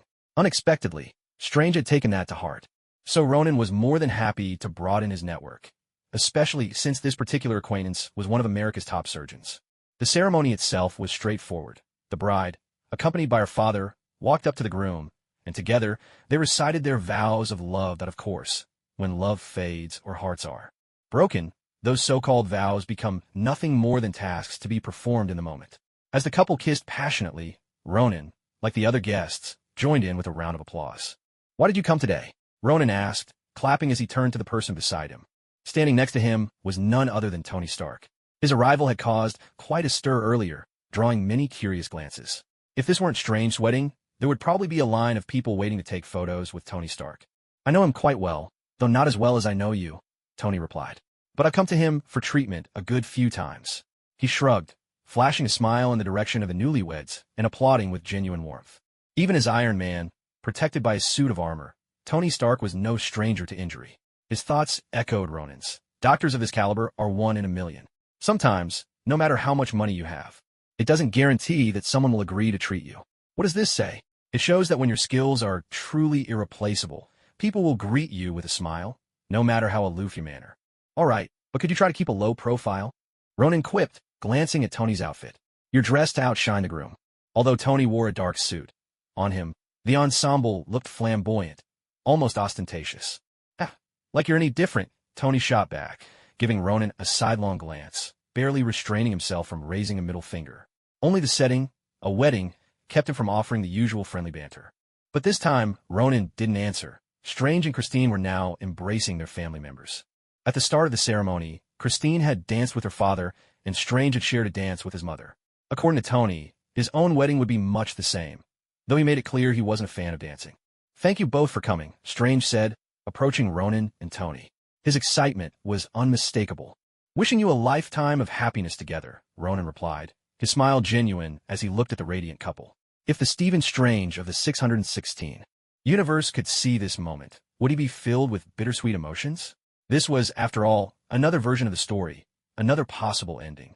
"Stay for the party later," Christine chimed in, picking up the conversation. "There are so many friends who'd love to meet you both." Of course. Here's the sentence-by-sentence English translation as requested. She naturally wanted to meet Strange friends as well. Moreover, not far away, several of Christine's girlfriends kept whispering among themselves, sneaking glances in this direction from time to time. Clearly, this invitation might not be as innocent as it seemed. However, Ronan didn't mind any of this, because at his age, those young women would surely keep their distance. As for Tony Stark, Ronan was actually curious to see him make a fool of himself. Just as Ronan was about to accept the invitation, he suddenly sensed a familiar presence descending upon Earth. That unmistakable feeling was coming from the Time Variance Authority. "Sorry, I have something to take care of later. I won't be able to make it to the party. Tony, why don't you go in my place?" Ronan immediately shifted the focus to Tony Stark. After all, someone like Tony, rich, handsome, and charming, would certainly draw more attention from the ladies. I've got plans too. I promised Pepper I'd have dinner with her tonight. Pepper is my girlfriend." That last line was meant as an explanation for Strange and Christine. Hearing this, both of them exchanged looks of understanding. "No problem. Let's get together another time," Strange said politely, then moved on to greet the next guest. Ronan glanced at them, keeping his composure and choosing not to leave the wedding early. After all, leaving at this moment would be terribly rude. As for the people from the Time Variance Authority, they couldn't interfere with events on this timeline, so Ronan wasn't particularly worried. What concerned him more was something else entirely. Did the TVA come to this timeline because something had gone wrong here? At last, Strange and Christine's wedding concluded smoothly. After bidding them farewell, Ronan planned to find a quiet spot to seek out the TVA personnel directly. But before he could slip away, Tony Stark called out to him. "The vibranium you asked about earlier, Wakanda has agreed to it. But their king wants to meet you in person." Tony brought up the matter of vibranium. Previously, Ronan had asked him to help procure some vibranium for his research. He hadn't expected Wakanda, to actually agree. What do they want to meet me for? You didn't tell them anything about me, did you? Suspicion written all over his face, Ronan eyed Tony Stark. Tony tugged at the corner of his mouth, looking rather sheepish. I only told them a little bit. Really just a tiny bit. What's with that look? You know me, right? I'm not that kind of person. Tony Stark looked at Ronan, almost ready to thump his chest and swear an oath right then and there. But Ronan merely curled his lips in a half-smile, clearly not buying a word of Tony's story. Tony Stark's intelligence was unmatched by ordinary people, but when it came to lying, he was nowhere near as gifted. Especially with that guilty look plastered all over his face, it gave him away instantly. All right, I'll call you when I'm ready, Ronan said, cutting him off. With a friend like you, I must have been blessed for 3 lifetimes, Tony replied with mock sincerity. Ronan rolled his eyes, then opened the door of mysticism and vanished, leaving Tony Stark standing there, eyes gleaming with anticipation. Tony was quite eager to see just what Ronan could manage with a stash of vibranium at his disposal. Far to the north of Canada, a vast snowfield stretched as far as the eye could see. Unlike New York, which was already basking in the warmth of spring, this place remained locked in winter's icy grip. Agent B-15 and Mobius stood together on the endless expanse of snow, having just wiped a hunter's memories. Watching the hunter's confused expression, Mobius nodded in satisfaction. Mission accomplished. Time for us to leave, he said. But just at that moment, a golden light flared before them. Instinctively, B-15 reached for her weapon and leveled it at the source of the glow. A circular portal opened, and Ronan stepped out, his silhouette framed by swirling magic. This damned weather, Ronan muttered, glancing around at the boundless snow. He couldn't help but complain. One reason he refused to live at Kamartaj was because he'd have to endure snow every single day. Nothing but snow in sight. Truth be told, Ronan rather enjoyed snowfall. But if he had to look at nothing but snow for the entire year, he wouldn't be so fond of it. Who is this? B-15 asked warily, turning to Mobius. According to their scans of the future, no one should be here. Aside from the hunter, there were no other humans for miles. But before Mobius could answer, Ronan spoke up. You barge into the timeline at will, and you don't even know who I am, he said, amusement flickering in his eyes as he looked at the familiar B-15. Clearly, you never intended to ask anyone's permission, Ronan continued, a faint smile appearing on his face. At this point, he'd already changed into his full Kamartaj mage regalia. The standard robes, a black cloak draped over his shoulders, and the eye of Agamotto gleaming on his chest. You can see us? B-15 was utterly stunned. The thing was, even though they, as agents of the TVA, could enter any timeline, only those who had caused the deviation, timeline offenders, could perceive them. Ordinary people simply couldn't see them at all. So when B-15 realized Ronan could see them perfectly, shock was written all over her face. And why shouldn't I be able to see you? Ronan replied nonchalantly. Members of the Time Variance Authority? Ronan looked at the two of them with a sly, knowing smile. His enigmatic expression immediately unsettled them. After all, the name Time Variance Authority was a closely guarded secret across all timelines. Anyone who knew of it was either a fugitive time criminal or an insider. But Ronan didn't look at all like someone from the inside. B-15 cast a glance at Mobius, her meaning clear. You'd better think of something. Mobius, on his guard, kept his eyes fixed on Ronan and subtly made a hand gesture to B-15 with his right hand. That gesture signaled a temporary retreat. Mobius was cautious, and his mind was racing with possibilities. Someone who knew who they were and seemed to be waiting for them on purpose. This was an extremely dangerous sign. Besides, the TVA had only just recently been restored. Picking a fight with someone like this was definitely unwise. The best thing they could do now was leave first, then investigate this person's identity. If he really did turn out to be a time criminal, they could deal with him later. Seeing the signal, B-15 said nothing more. She simply took out the time device and pressed a button. Instantly, a shimmering portal opened behind them. Leaving so soon? Don't you want to stay a little longer? Ronan seemed to have guessed their intentions. Both agents eyed Ronan warily, inching backwards toward the portal. As long as they made it through, they'd be safe. Noticing their actions, Ronan just smiled. I wonder if you've ever heard the saying. He brought his hands together in a mysterious gesture before his chest. Those who toy with time will, sooner or later, be toyed with by time itself. As he spoke, he slowly spread his arms wide, and the eye of Agamotto on his chest began to spin and open. The unique glow of the time stone gradually bloomed, filling the air with an otherworldly radiance. Under B-15 and Mobius's astonished gazes, their movements began to rewind, little by little, as if the world had slowed to a crawl in a film. Though their minds were perfectly clear, their bodies felt as if controlled by some invisible force.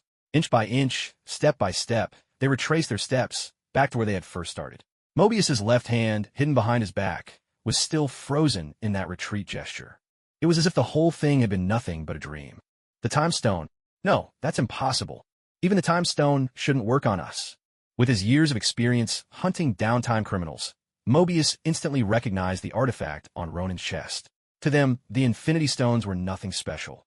If anything, they treated them like useless trinkets, tossed carelessly into office drawers. But now, the Space Stone actually worked on them? This went against everything they'd always believed. Maybe my time stone is a little special. Ronin shrugged, and at that very moment, the energy whip behind him lashed out toward the two of them. B-15 didn't wait for Mobius's orders. She raised her weapon and unleashed a barrage of fire at Ronin. But each frenzied bullet, as if by some strange coincidence, merely grazed past Ronin without hitting him. B-15 could even see with her own eyes that bullets originally aimed straight for Ronin's torso would, just before reaching him, curve an exaggerated arc around him and land harmlessly in the snow behind. It was a sight B-15 had never witnessed before. As the energy whip bore down on them, Mobius didn't hesitate. He drew his weapon in a flash. Instantly, time slowed around the energy whip, and Mobius darted past it, charging straight toward Ronin. This was the signature move of the time agents, the ability to manipulate the flow of time around their own bodies. Just as Mobius reached Ronin's side, Ronin suddenly turned his head and flashed him a brilliant smile.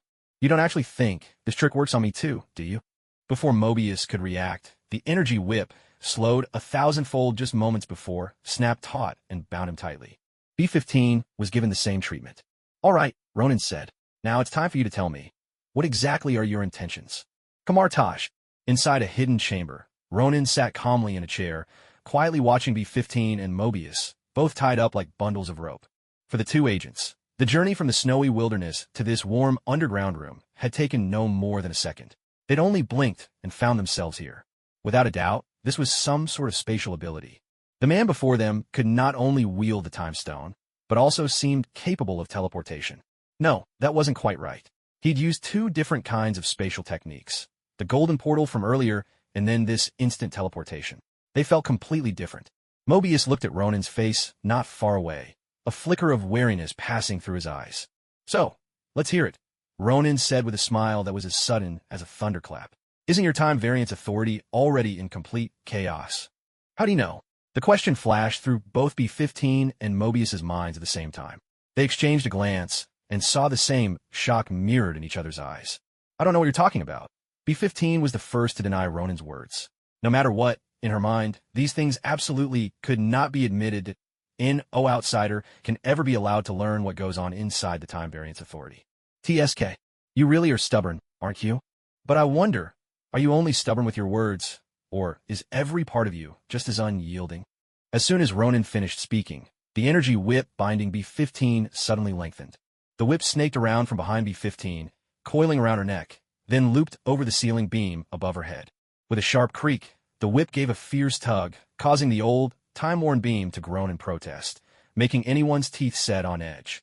At the same moment, B-15 felt a tightness around her throat, and a wave of suffocation crashed over her. They say employees of the Time Variance Authority are all like machines, capable of working tirelessly, without sleep or rest, for endless stretches. But when it comes to birth, aging, sickness, and death, can you really endure that last word, death? Ronin traced a lazy circle in the air with his right index finger, and the energy whip tightened again, pulling sharply. B-15's rather large frame was hoisted off the ground, left dangling in midair. Overwhelmed by the crushing lack of air, B-15's eyes grew wide as she desperately tried to suck in a breath, but not a hint of oxygen reached her lungs. She kicked, she struggled, she tried to make a sound. Anything, but it was all in vain. Bit by bit, her lips turned purple, and her face grew pale, textbook signs of oxygen deprivation. Wait, I'll tell you. At this moment, Mobius stepped forward. If this had been the TVA of some time ago, perhaps he would have let B-15 die. The reason was simple. According to the timekeepers, none of the agents could truly die. Even if they did, upon returning to the TVA, the timekeepers would resurrect them. This was the source of their confidence. But now, the timekeepers they had always looked up to were revealed to be nothing but three puppet-like automatons, destroyed by Loki and Sylvie. Now, if B-15 were to die, Mobius had no idea how to bring her back. Oh, so you're finally ready to talk? Ronan raised an eyebrow, but the whip did not loosen in the slightest. I'll tell you everything you want to know. Anything I know, I'll share. Mobius glanced at B-15's state, his words tumbling out faster now, because he could see clearly that she was on the verge of collapse. Very well. With a snap of his fingers, Ronan severed the whip. B-15's heavy body crashed to the floor with a thud, and she instantly lost consciousness. Mobius stared anxiously at B-15 lying on the ground, desperate to know if she was all right.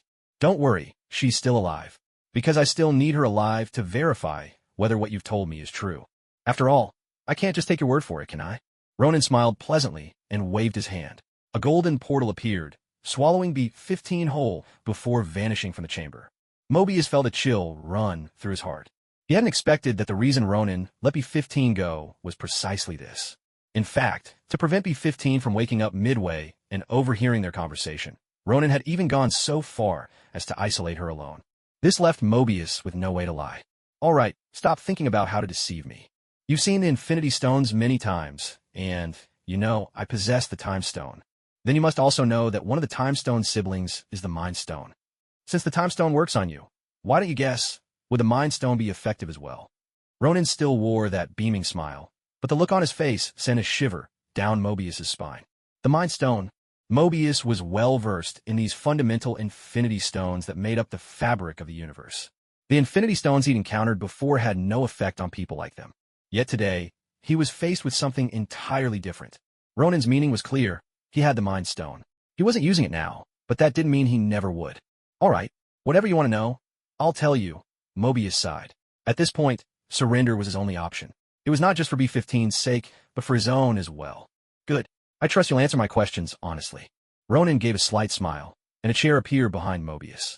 Mobius glanced at the energy whip wrapped around him, then looked at Ronan. Could you ease up a little? It still stings, you know. Mobius tried his best to lighten the mood. Ronan didn't answer, but the energy whip quietly slid away. All right, first question. What's the current situation at the Time Variance Authority? Half an hour later, in the same chamber, Ronan sat in his chair, deep in thought. Just now, he had learned from Mobius what had become of the TVA. To be honest, the situation was far from good. In fact, it was dire. Ever since Sylvie killed Kong the Conqueror with a single stroke, causing the so-called sacred timeline to unravel, the multiverse had truly begun. Countless branching timelines had given rise to an endless array of time offenders. Faced with such chaos, all B-15 and Mobius could do was try their best to eliminate timeline offenders across the many branches. But with Judge Ravana Renslayer gone, the truth behind it all remained out of reach. But what Mobius was certain of was this. The source of everything could only be traced back to the moment when Loki and Sylvie pierced through Alioth's fog and ventured into its deepest recesses. Something must have happened there, something unknown to anyone else. That was what led to the current outcome. Yet, unfortunately, Mobius could no longer enter those depths of the mist to uncover the truth himself. Ronan, for his part, largely believed Mobius's account. After all, he had personally witnessed Sylvie plunge her blade into the man who called himself He Who Remains, Kong the Conqueror. It was precisely because of this that the doors to the multiverse had been thrown open, and Kong the Conqueror had stepped onto the stage. One could say that every parallel universe now had its own Kong. Some had changed history, others had yet to arrive from the future. Even so, Mobius's presence made Ronan wary. Who exactly was the Kong of his own universe? As for our purpose here, Mobius continued, it's simply to erase the memories of that particular hunter. The prey he caught was carrying a fatal virus. When he brought it home and sold it, several people would die as a result. Among those victims, one man's son, driven by the loss of his father, would be consumed by a desire for revenge against the world. And in a splintered parallel universe, this would set off a terrifying nuclear crisis. Mobius flexed his limbs, finally feeling restored. Earlier, when that red rope had been wrapped around him, he'd even felt the blood in his veins slow to a crawl. It had taken him half an hour to recover. Standing nearby, Ronan curled his lip in disbelief. A nuclear crisis, all because of a single piece of game? Was this the legendary butterfly effect? This doesn't seem like the style of your Time Variance Authority, Ronan said. Your job has always been to take people who've deviated from the original timeline and erase them. By rights, that hunter's actions didn't even diverge from the timeline. Yet you've chosen to forcibly alter his future. Aren't you afraid of triggering an even greater disaster? Narrowing his eyes, Ronan sensed something was off. In the past, the TVA had seemed more like enforcers. Anyone who broke the time law would be taken and erased. But now, they appeared to have adopted the role of redeemers. You're right, Mobius admitted. That's the result we came to after much discussion. The TVA today is no longer stubbornly fixated on erasing time offenders, but instead seeks to understand the reasons behind their actions. The emergence of parallel universes is now irreversible. We no longer have the power to restore everything to the so-called sacred timeline. So, we've decided not to focus on eliminating time offenders anymore, but rather to address the root cause at its source. As for whether this will affect the future, Mobius glanced at Ronin and continued. Based on our calculations, making such changes to the future is highly unlikely to create any problems. If something does go wrong again, we'll show up to fix it. Although Mobius spoke with sincerity, Ronin remained unconvinced. This new approach seemed not only more complicated than simply erasing time offenders, but also more likely to cause larger disruptions. It didn't align with the Time Authority's usual protocols. But Ronin had no intention of digging deeper. As soon as Mobius finished explaining his purpose, Ronin used the time stone to take a glimpse into the future. Nothing seemed to have changed. Satisfied, he decided to let the matter rest. What about Loki? Ronin asked, taking the initiative. For what I know, after he went to the Time Authority, he never appeared again. Even though Ronin knew that Loki had eventually ended up in another parallel universe, he still wanted to ask, just in case Mobius had some unexpected news. After he and Sylvie crossed into the end of time, neither of them ever returned to the Authority, Mobius replied. Sylvie disappeared as well. Mobius shot Ronin a curious look, surprised that he knew anything about Loki's situation. It was true that Loki had vanished from Earth, but hardly anyone should have known about it. However, during our subsequent investigations, we discovered that a time controller had once opened a portal, Mobius continued. The portal's coordinates did lead inside the Time Authority, but the exact location was slightly different. So, I believe Loki ended up in another parallel universe. Mobius made no attempt to hide this fact. Ronin was a bit surprised. Could the Time Authority really trace things in such detail? But, thinking it over, he realized it made sense. All those time controllers originated within the Authority. Tracking down an address shouldn't be too difficult. Still, if Mobius and the others could uncover this much, what about Ronin's own time controller? At this thought, Ronin gave a gentle clap. A portal of arcane energy opened once more. Another Ronin, guiding B-15, stepped out from the gateway. With a thud, poor B-15 was once again dropped unceremoniously to the ground. Mobius could only watch as the other Ronin sat down and merged seamlessly into the Ronin before him, the two becoming one. A short while later, Ronin opened his eyes and gave a nod. It seems you're all telling the same story. All right, you can go now. Ronin waved his hand, signaling that they were free to leave. When they heard this, both Mobius and B-15 stood frozen on the spot, momentarily stunned. Go now. The words didn't even register at first. What's the matter? Ronin looked at them with mild curiosity. Aren't you planning to leave?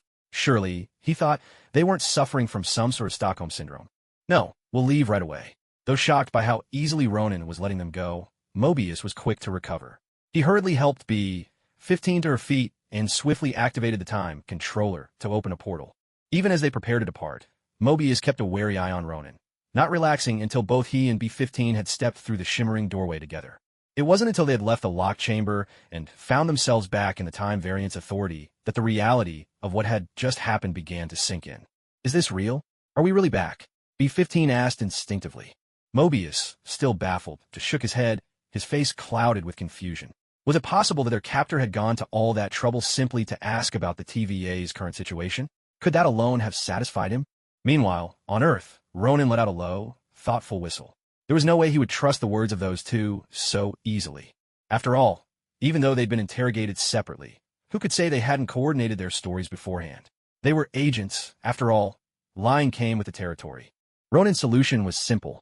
Why not see for himself? With that thought, he took out the controller that Kong the Conqueror had once given him. In this world, many things, whether something is extraordinary or merely average, can often be judged at a glance. It's like when you see a car. If its design is striking, perfectly matching your expectations, you can almost guarantee that driving it would turn heads. But chances are, its price tag would make you hesitate. On the other hand, a car with average specs, average features, and an average look will almost certainly come with an average price. Of course, this isn't always the case, but it holds true often enough. As Ronin studied the controller in his hand, similar thoughts ran through his mind. Since receiving it, he had tinkered with it long enough to understand the basics, how to turn it on and navigate the main interface. Unfortunately, by the time he'd had the chance to experiment, he was already back on Earth. Every time he tried to use it, the device would display a message, unable to connect to the main system. Ronan surmised that the controller could only function inside Kang's old fortress. So he'd long harbored the idea of going back, just to see what might happen. Unfortunately, at that time, he wasn't nearly as powerful, and within the Time Variance Authority, all magic was strictly forbidden. Even the Infinity Stones were rendered useless. But now, Ronan was no longer the same man he once was. Even if dark energy couldn't be used within the TVA's walls, with his current physical prowess, Ronan could take on a group of them single-handedly. Of course, before leaving, Ronan planned to give himself one more layer of insurance. Africa, Wakanda. When Ronan sat in the sleek, high-tech living room, sunlight streaming through spotless windows, he couldn't help but marvel. He'd always known Wakanda's science and technology were decades, if not centuries, ahead of the rest of the world. But only upon experiencing it firsthand did he truly understand what it meant to be worlds apart. If upon first arriving in Wakanda, he'd been greeted by the wild beauty of the African landscape, a vivid tapestry of nature, then now, he was witnessing the other extreme, the awe-inspiring might of human technological civilization. T'Challa sat upon the throne in the room, exuding regal composure, while his sister Shuri stood to the side, her eyes brimming with curiosity as she studied Ronan. For a scientific genius like Shuri, magic was a tantalizing novelty. Wakanda's technology could accomplish feats beyond the reach of any other nation on Earth. Yet, there were things that even Wakanda's science could not achieve, but magic could. Mr. T'Challa, I'm sure you already know why I've come, Ronan began.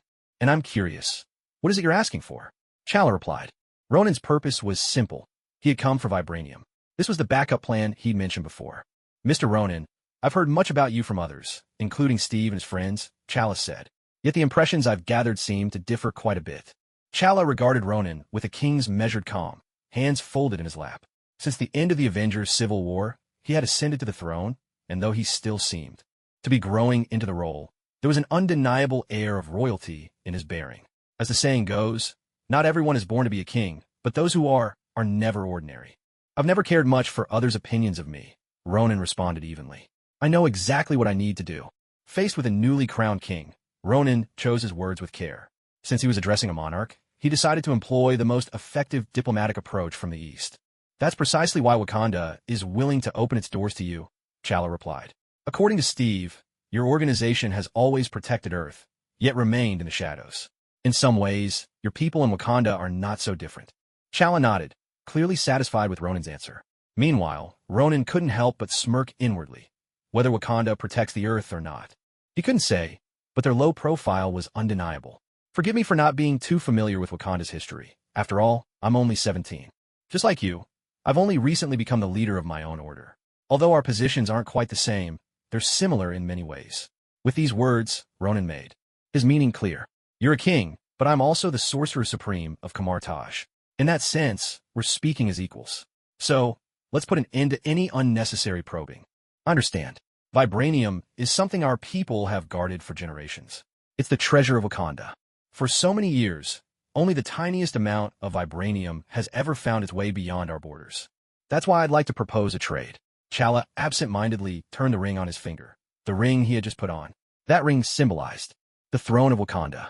Whenever he faced a difficult decision, he would unconsciously make this gesture, though he never realized it himself. Let's hear it, Ronan said, turning his gaze to T'Challa. He, too, was curious about what kind of deal Wakanda and Kamar-Taj could strike. Steve said you can see into the future, and Star claims you predicted a looming crisis for Earth, T'Challa began. I want to know, will Wakanda be part of what's to come? As he asked his question, T'Challa's eyes fixed intently on Ronan, as if the answer meant everything to him. Yet Ronan simply smiled. Mr. T'Challa, that's not a question for me. It's a question for you. At the same time, Ronan couldn't help but joke to himself. Do you take me for some fortune teller now? Should I read your palm and predict your love life and career? Too? For me to answer? T'Challa was taken aback. That's right.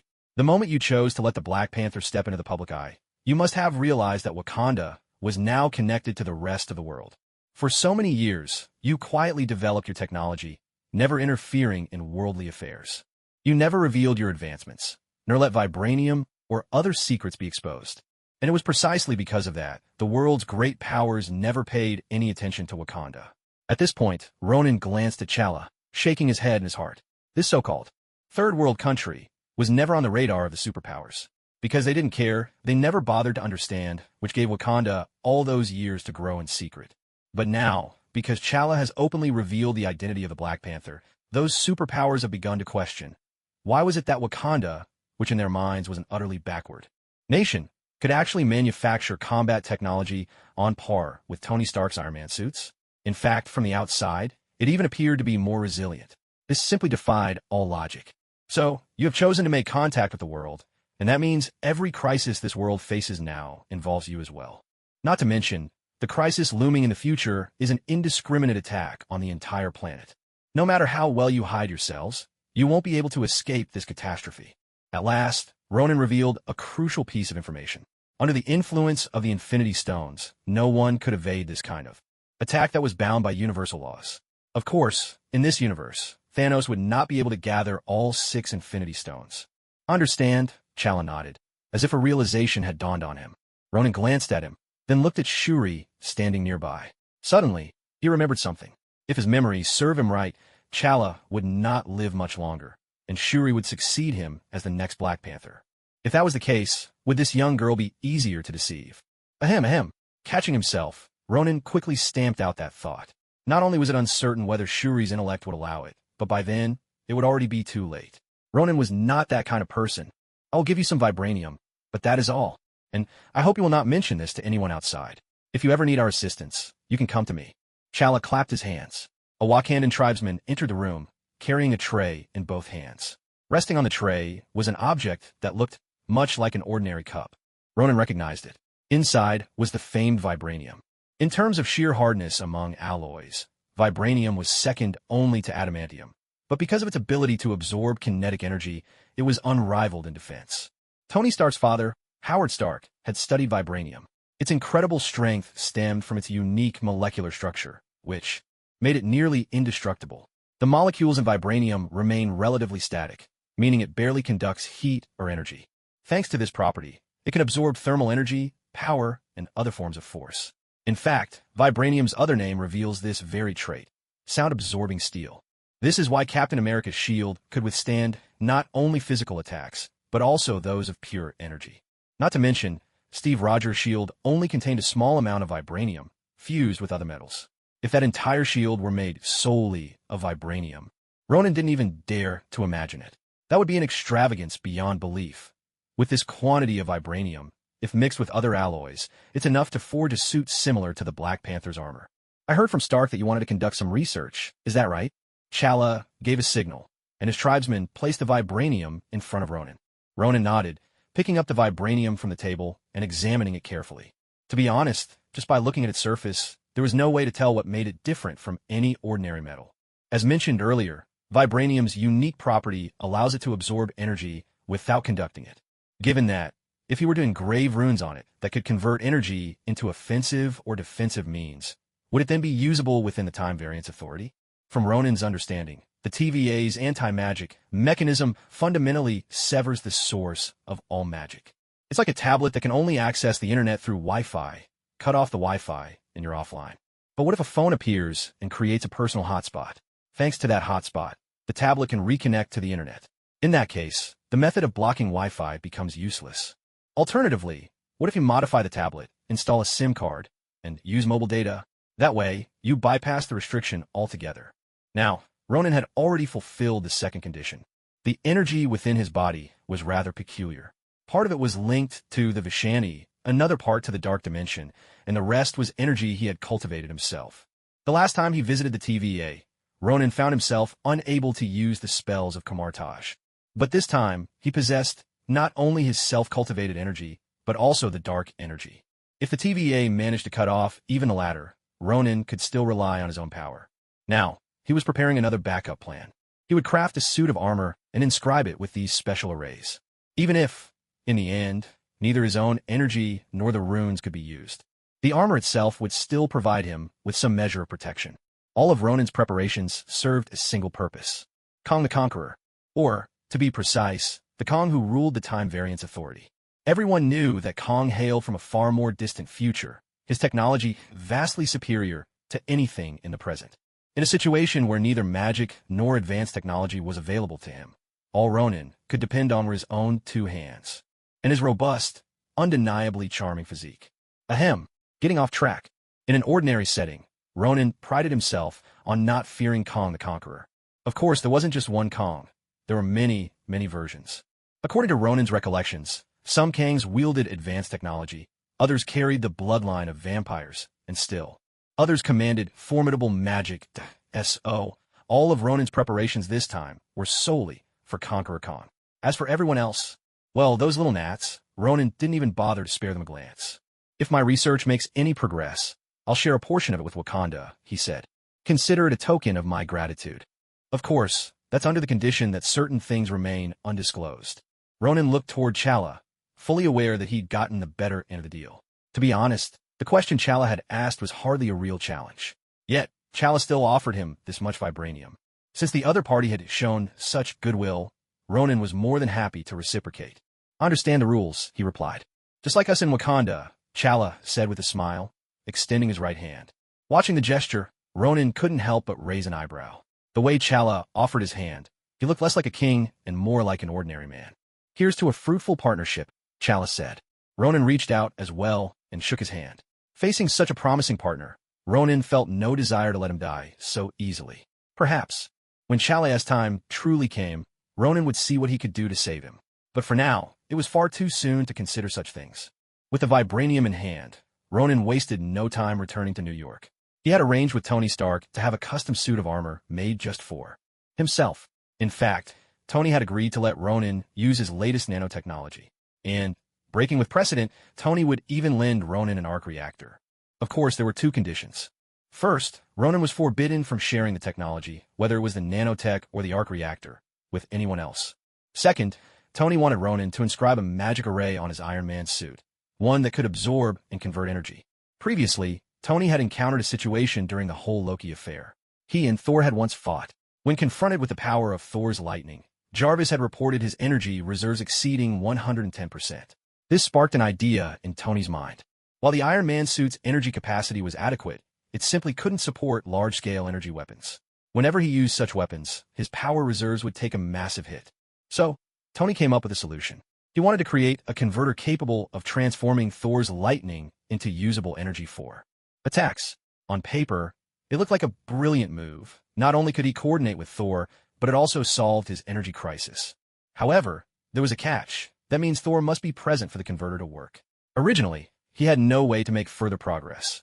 All he could do was finish building the converter and set the whole idea aside. But that day, Ronan came to him with a request. He wanted help crafting a suit of armor. On the outside of this armor, Ronan planned to engrave a set of magical runes. When Tony Stark heard mention of runes, his curiosity was instantly piqued. For a long time, he had wondered if it might be possible to etch the mystical spells and enchantments Ronan used onto his Iron Man suits. This was the legendary fusion of science and magic.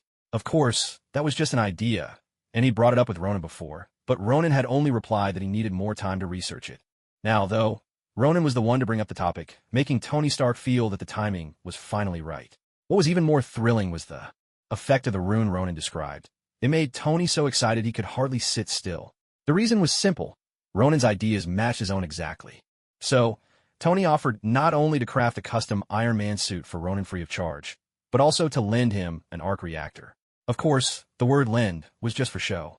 After all, on the entire planet, aside from his good friend War Machine, no one else was allowed to use Iron Man suits he had built. Even War Machine's gear was a relatively outdated model. So, Tony lent Ronan an arc reactor, but they both understood that this was a gift in all but name.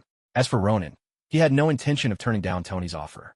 On one hand, the principle of Camartage was never to refuse anyone seeking knowledge, provided they could find Camartage and possess the talent for magic. Only then could they be allowed to stay and study the mystic arts. Although these two conditions seemed simple on the surface, in reality, they were far from easy. The first required both fate and determination, while the second demanded innate talent. As for Tony Stark, he wasn't interested in learning magic himself, but he was certainly fascinated by magic as a concept, especially the idea of combining it with his beloved Iron Man suits. That was his ultimate goal. So, Ronan saw no reason to refuse him. In the end, both sides stood to benefit. Inside Tony Stark's lab, he examined the blueprints Ronan had brought, a peculiar expression crossing his face. Judging from the designs, this suit of armor looked pretty cool. This suit, did you design it yourself? Tony looked over at Ronan, who was lounging on the sofa. Ronan swirled the cola in his glass and nodded. Of course. If I hadn't designed it myself, do you really think you'd have seen anything like it elsewhere? Ronan had seen plenty of designs similar to this armored suit in his previous life. Whether in video games, anime, or elsewhere, he'd come across many such creations. So, he simply picked the one that suited him best from among them. First of all, the faceplate of Ronan's suit, like the classic Iron Man armor, offered full coverage. However, unlike Tony Stark's design, Ronan's mask fit snugly to the contours of his oval-shaped face, forming a striking inverted triangle. Upon the mask, he painted a golden inverted triangle as well. Just below this triangle, a sharply angled V parted slightly at the center. The golden triangle served a dual purpose. It allowed Ronan to see the outside world clearly and paid homage to his signature move, the Arcane Gate. As for the V underneath it, wasn't mere decoration. Far from it. Ronan intended to inscribe the most crucial core part of a magic array right beneath that V. Its luminous glow would further help conceal the core. For the suit's color, Ronan chose a pure black, which matched perfectly with his cloak. The main concentration of vibranium was around the chest, where two diamond-shaped modules completely protected both sides of his chest. On the left side of his chest, yet another inverted triangle served as an emblem. This was where the arc reactor would be placed. At the abdomen, a set of golden, lightning-shaped lines slanted down from the right chest module all the way to the left rib, adding a touch of dynamic energy to the design. The legs, in contrast, were simpler, with fewer patterns but no shortage of technological flair. As for the arms, Ronan only designed armor for his right arm, leaving his left arm bare. Ronan did not opt for the fully enclosed style of Tony Stark's Iron Man suits. Instead, he chose a semi-enclosed design. The reason was straightforward. He needed to engage in close combat. Having used Tony's Iron Man armor before, Ronan knew that while full coverage greatly enhanced defense, it also severely hampered his agility in close quarters. His reaction speed and flexibility were no match for what his own body could achieve. So, between flexibility and defense, Ronan chose the former. Your suit really does excel when it comes to mobility, Tony Stark commented, examining the arm section of the schematic. But why not add some protective armor to your left arm, just like the right? That way, you wouldn't sacrifice agility, but would still have extra protection. Ronan simply shook his head. It wasn't about looking cool. He needed to wear the Infinity Gauntlet on that arm. Just follow this design and make it for me. Do you see anything else that needs adjusting? Ronan asked Tony Stark for his opinion. I think it's pretty good. You've chosen lightness and flexibility, so this suit of armor will probably feel just like wearing regular clothes. In terms of defense, it can't quite compare to my own suit, but with vibranium added, it's not far behind. If I were you, I'd add a thruster here at the soles. That way you could fly in. Before Tony could finish, he saw a cloak wrapping itself around Ronan's back. And then, Ronan simply lifted off the ground, flying upward. Tony's mouth twitched. He'd forgotten that Ronan could already fly on his own. And another thing, your armor has pitifully few ways to attack. Aside from the energy cannon on your right arm, the rest of it can't attack at all. That's just a waste. Tony immediately shifted gears, coming up with a new line of thinking. Ronan, for his part, didn't argue this point. If he ever found himself somewhere without access to energy, the only attack method he'd have left would be the defensive arts he'd learned at Camartage. That's exactly why I came to you. You know far more about this than I do.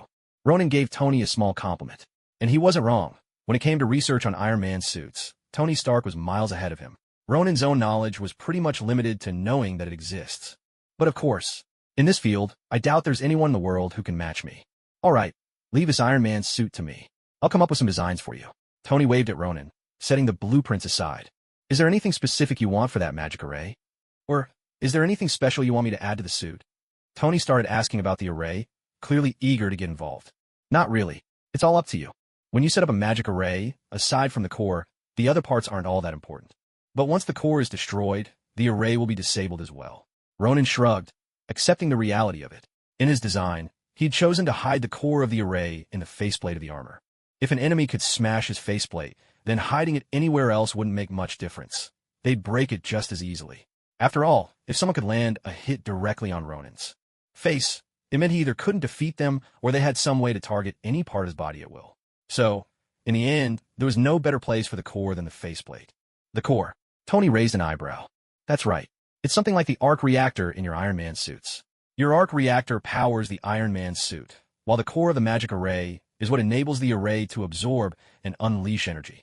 In other words, it works like a relay station. If it's destroyed, the entire array will fail. Ronan nodded, explaining it to Tony Stark in simpler, more accessible terms. As expected, Tony understood immediately. So basically, this core is pretty important, right? Tony stroked his chin, as if deep in thought. Ronan nodded again. It's definitely important. In that case, Tony continued, let's test it out and see just how much damage it can withstand before the core shatters. Can you inscribe that array onto this suit? Tony waved his hand, and an Iron Man suit materialized in front of Ronan. The moment the suit appeared, Ronan's eyes lit up with interest. This suit looked familiar, compared to the ones Tony had worn before. This one was far more agile, much less bulky. From its appearance, it resembled the Mark 49, but not quite the finished version. Of course, Ronan replied, nodding as he formed a hand seal before his chest. Red light gathered between his palms, and beneath his feet, a complex magical pattern began to glow. The dim room brightened under the light of the array. Tony's eyes widened a fraction. It was the first time he'd witnessed anything like this. He didn't fully understand the principles at work, but he could sense a subtle pressure in the air. Was this the legendary magic? As Ronan moved his hands along the surface of the suit, Tony watched, fascinated, as intricate markings embedded themselves into the armor. For the first time, he saw spellcasting up close, equal parts wonder and astonishment. Where do you want to place the core? Ronan asked, his focus divided. Right in the chest, Tony answered without hesitation. I need to run some tests. Ronan didn't hesitate either, anchoring the core at the chest, the same spot as the arc reactor. With a brilliant flash of light, the array was completed. The previously dazzling scene faded gently away. All done, Ronan announced. Just a bit of advice. Don't put the core somewhere so obvious, he added. If your arc reactor ever gets damaged, the surge of energy inside could destroy the core as well. Tony nodded. He was well aware of that risk, since this was to prevent the arc reactor from running out of energy, or as a backup in case it was destroyed. Tony Stark couldn't afford to put all his eggs in one basket. The reason he did this was merely for testing purposes. I understand. This suit will be phased out soon anyway, so it doesn't matter. Tony Stark waved his hand with a casual extravagance, making it obvious that he didn't care about one mere set of Iron Man armor. Ronan couldn't help but curl his lip, silently flipping him the bird in his mind. Damn rich guy. Of course, Tony Stark didn't notice Ronan's look of disdain. He gently ran his fingers over the surface of the suit, his eyes filled with a kind of obsession. After all, the dream of fusing magic and science no longer seemed so distant. Without hesitation, he called up Friday and threw himself into studying this brand-new project, completely forgetting that Ronan was even there. Ronan just smiled and didn't interrupt Tony Stark, simply turning to leave. He felt perfectly at ease leaving something like this to Tony Stark. As for whether there was any danger, well, that would depend on just how far Tony Stark was willing to go. At this point, Ronan felt as if he'd entered a sage-like state, or rather, a leisurely one. Here, at Kamar Taj, with his trusted aides standing at the forefront, most of the work was already handled. Besides, there wasn't much tedious business within Kamar Taj itself. As for matters on Earth, there was little need for Ronan to intervene, since nothing major was happening. Ever since Steve Rogers had slipped away with most of the Avengers, the higher-ups in the American government had been acting as if they'd swallowed gunpowder, frantically searching for anyone with superpowers. The reason was simple. They wanted to assemble a super team that would follow government orders.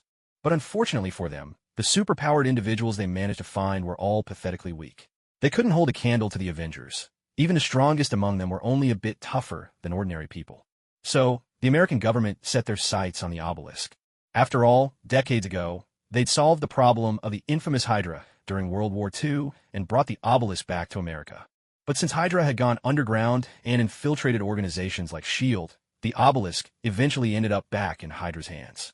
Now, however, Phil Coulson, leading what remained of S.H.I.E.L.D., had recovered the obelisk and discovered how to turn ordinary people into Inhumans. Of course, none of this was of particular importance to Ronan. As the Sorcerer Supreme of Kamar Taj, it wasn't his place to meddle in humanity's choices or the flow of history. His duty is solely to protect Earth from destruction by external, otherworldly forces. As for the choices people on Earth make, they are beyond his concern. What occupies his mind more is that Phil Coulson's team has finally found traces of the Darkhold, the very book Ronan had been searching for some time ago. Back then, he had sought out the Ancient One to inquire about it. The Ancient One told Ronan that, once she was gone, he would understand. Sure enough, after Ronan inherited the title of Sorcerer Supreme, he used the Time Stone and saw it all. The Darkhold would be discovered by Phil Coulson's team, setting off a chain of events. That's why Ronan waited for the right moment to recover the Darkhold himself. At the same time, he reached out to his inside source within S.H.I.E.L.D., or rather, it was Skye who contacted him. So, you reached out to me just to have me do something this bloody? Ronan sat behind Sky, a hint of exasperation in his eyes as he looked at the wound before him. Indeed, the first thing Ronan did upon finding Sky was to help her deal with the gunshot wound on her back. Don't get the wrong idea. There was none of that ambiguous tension you see in TV dramas. All Ronan could smell was the sharp tang of blood, and the sound of Sky sucking in a breath through her teeth as he cleaned the wound. Nothing about the scene was remotely alluring. "Sorry, I really couldn't think of anyone else," Sky said, her voice lacking the playful spark it had carried the last few times they'd met. It was hard to describe, but if she had been 20 the last time, now she seemed closer to 30. Even her makeup and hair had changed. "Although I don't particularly mind. After all, we can at least call each other friends," Ronan said. "But are you really the same Sky I used to know? I don't mean you've changed as a person, but honestly, I can't get used to this smoky eye makeup." He gently pressed a piece of sterilized gauze to Sky's wound. She shuddered visibly. No surprise. Really, the sting of disinfectant on an open wound must be excruciating. "Life just doesn't always go the way you expect," Sky replied. With her right hand, she grabbed a bottle of liquor and in one bold move, took a long swig, draining nearly half the bottle in one go. "TSK. Ronan clicked his tongue, secured the gauze, and walked around to face her. He looked at her left arm, immobilized in a cast, and couldn't help but shake his head. She really had changed, a change that was, in some ways, devastating. "Has anyone ever told you," Ronan said, settling onto the sofa and speaking with genuine concern, "that if you keep using your powers, they might just be the death of you?" Sky looked at Ronan in surprise, but soon, a look of realization dawned on her face. "I almost forgot. You're still a powerful mage." With that thought, Sky gave a faint smile and raised her left hand. "You're not the only one who's ever told me that. But still, it always comes down to the same thing. The world is unpredictable. I have things I must accomplish." Bearing the pain radiating from her back and all over her body, Sky sank into the sofa. As the tension left her, she let out a long breath. It was obvious just how exhausted she was. In truth, Ronan knew exactly what she was busy with, and he understood what drove her. Ever since Sky discovered who her mother was, and who she herself truly was, she had changed. Her name had shifted from Sky to Daisy Johnson, and her personality had transformed as well. At the root of it all was the Inhuman Registration Act, a policy enforced by the American government. This act had splintered off from the Avengers controversy prompted by the Terrigen crystals that unleashed a wave of Inhumans across the globe. To keep these new superhumans under control, the government had instituted the registration system. But, as the saying goes, where there is oppression, there is resistance. Of course, both sides had their own justifications for their actions. Seeing Sky in such a state, Ronan couldn't help but sigh. He slowly raised his right hand, and a current of crimson energy flowed from his palm into Sky's body. Before Sky could react, she found herself floating weightlessly in midair. Instinctively, she tried to call upon her own powers. "Don't move. I won't hurt you." Ronan's words instantly calmed Sky. She knew well enough that if Ronan intended to harm her, he wouldn't need to go to such lengths. So, she let go of her defenses and waited quietly to see what he would do next. A soft crack echoed through her bones. Then, Sky felt a gentle warmth slowly coursing through her body. The bones that had suffered hairline. Fractures from her own powers began to mend, bit by bit. Even the more serious injuries, though healing slowly, were undeniably repairing themselves. For the first time in ages, Sky's left hand felt renewed, brimming with life. The pain that had haunted her for so long began to fade, little by little. In that moment, Sky experienced a rare sense of comfort. Ever since she had started wielding her abilities, her life had been a cycle of violence and disaster, followed by the constant protest of her bones, the sound of them breaking, being patched up with medicine, and breaking again. Sky had almost grown used to days like this. The medication her friends at S.H.I.E.L.D. gave her could only speed up the healing of her bones, but did nothing to ease her pain. So, nearly every night, she drifted off to sleep with pain gnawing at her, and every morning, she woke to that same pain. Over and over, the cycle repeated itself. But now, as a gentle warmth coursed through her entire body, Sky felt a surge of vitality, as if she had been brought back to life. The injuries in her left hand had completely healed, and even the gunshot wound on her back had become much less painful. With a dull thud, Sky found herself lying back on the sofa as Ronan withdrew his right hand. "My research into healing magic is still quite limited," he said, glancing at Sky, who looked utterly relaxed. "This is as much as I can do." Yet Sky didn't respond. The next moment, Ronan distinctly heard the sound of her gentle snoring. It wasn't loud, but it was unmistakably coming from Sky. Ronan shook his head. Who knew how long it had been since Sky had enjoyed a good night's sleep? If he had to drift off every night with pain racking his entire body, he was sure his own mind would be on the verge of breaking. No wonder Sky had switched to wearing smoky eye makeup. Was it mostly to cover up her dark circles?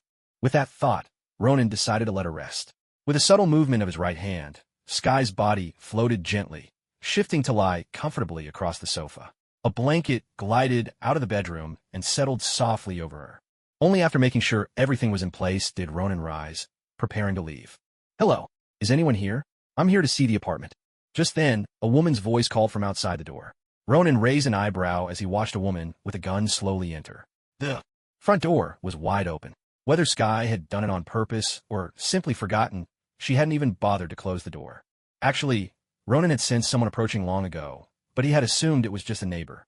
He hadn't expected anyone to come into this room. Now it seemed this wasn't Sky's place after all. "Are you the owner?" Gemma Simmons had clearly spotted Ronan.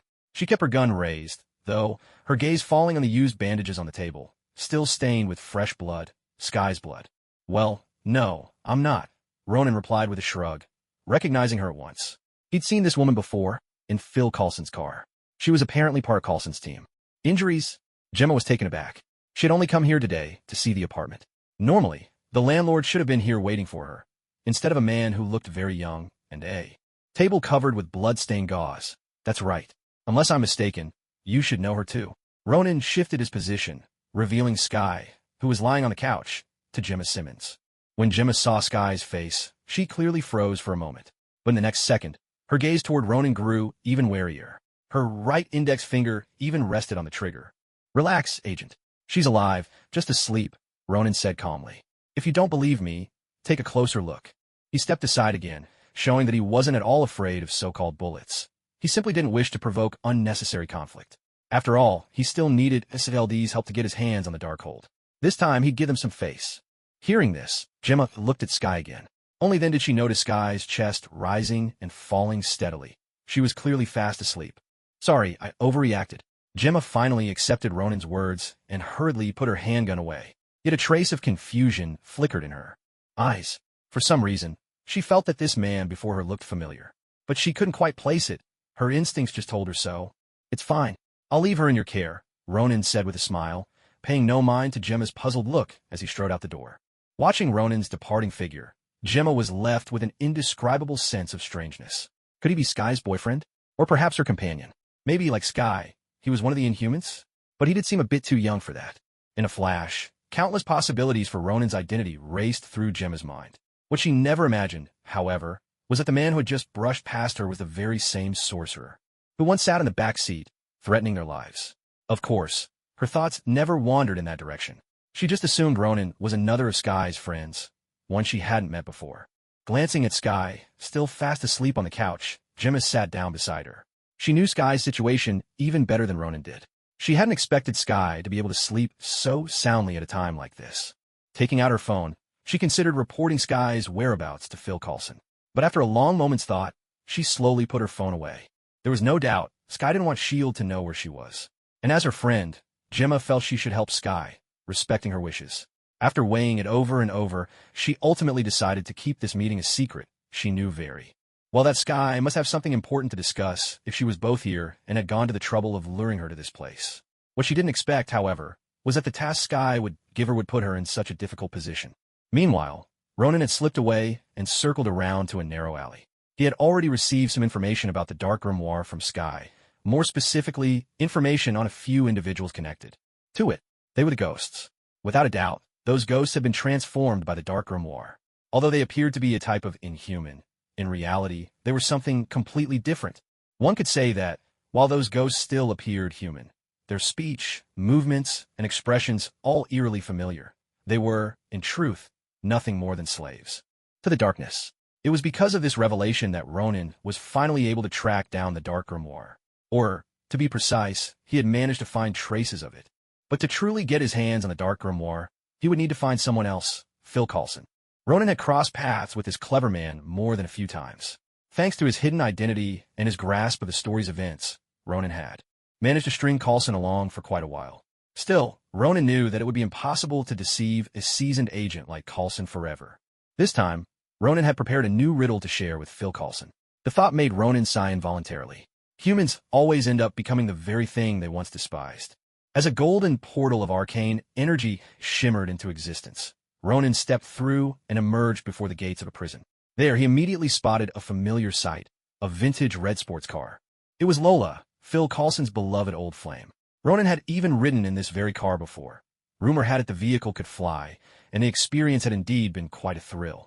Inside the red sports car sat a burly black man. He was most likely one of Coulson's agents. Ronan couldn't recall his name, but he did remember that, in the end, this man would eventually become the new director of S.H.I.E.L.D. As expected, after several white directors, the role of S.H.I.E.L.D. director would ultimately go to a black man, a decision that fit perfectly with the ways of the great American narrative.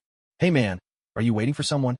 Ronan greeted him with a casual familiarity, perching himself right on the car's back cover. These two-seater sports cars might look cool, but they sure didn't offer much practicality.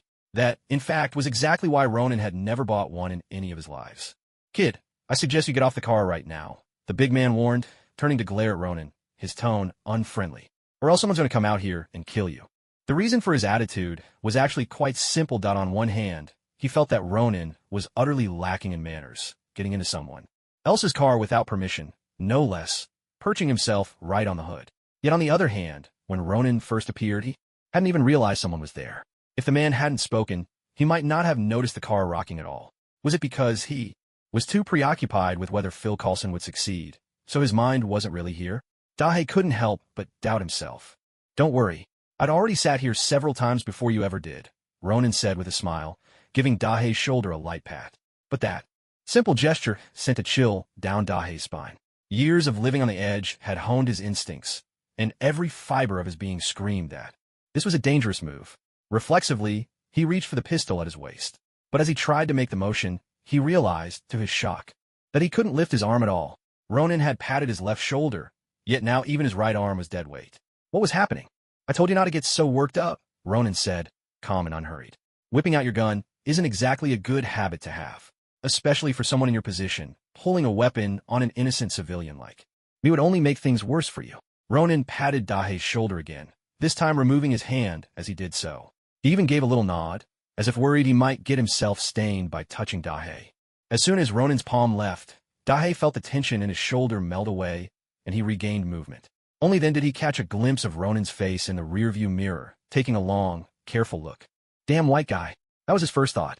And then his mind was flooded with nothing but words for handsome, especially when a breeze lifted Ronan's bangs. Dahé found himself wanting to flip him off with his middle finger. Damn it.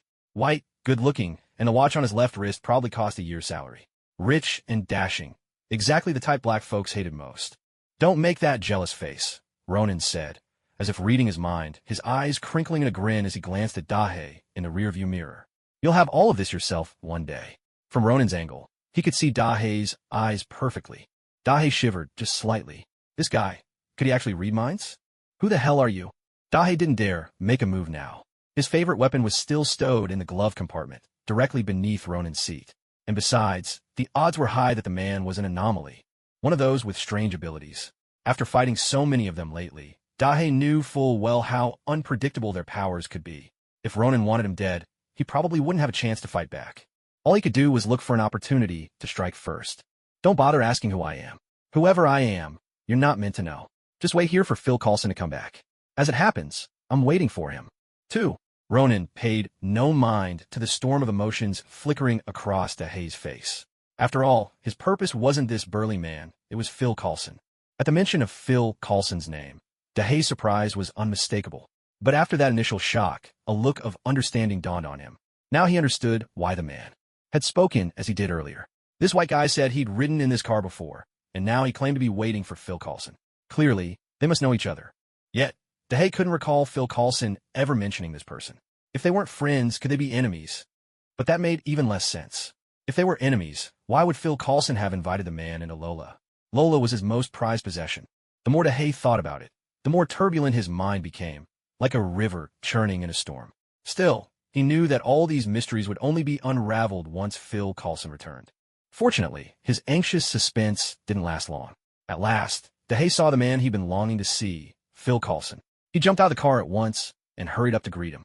But when Phil Coulson caught sight of Ronan, he involuntarily froze mid-step, his eyes flashing with guarded suspicion. How did it go? Dahei asked quickly. He was, of course, referring to their mission, trying to extract information from someone in the prison. Phil Coulson shook his head and signaled to Dahei with a glance before walking over to the car. Dahei instantly understood and began scanning the surroundings with heightened vigilance. We meet again, Ronan said with a gentle, seemingly harmless smile. That expression only made Phil Coulson all the more wary.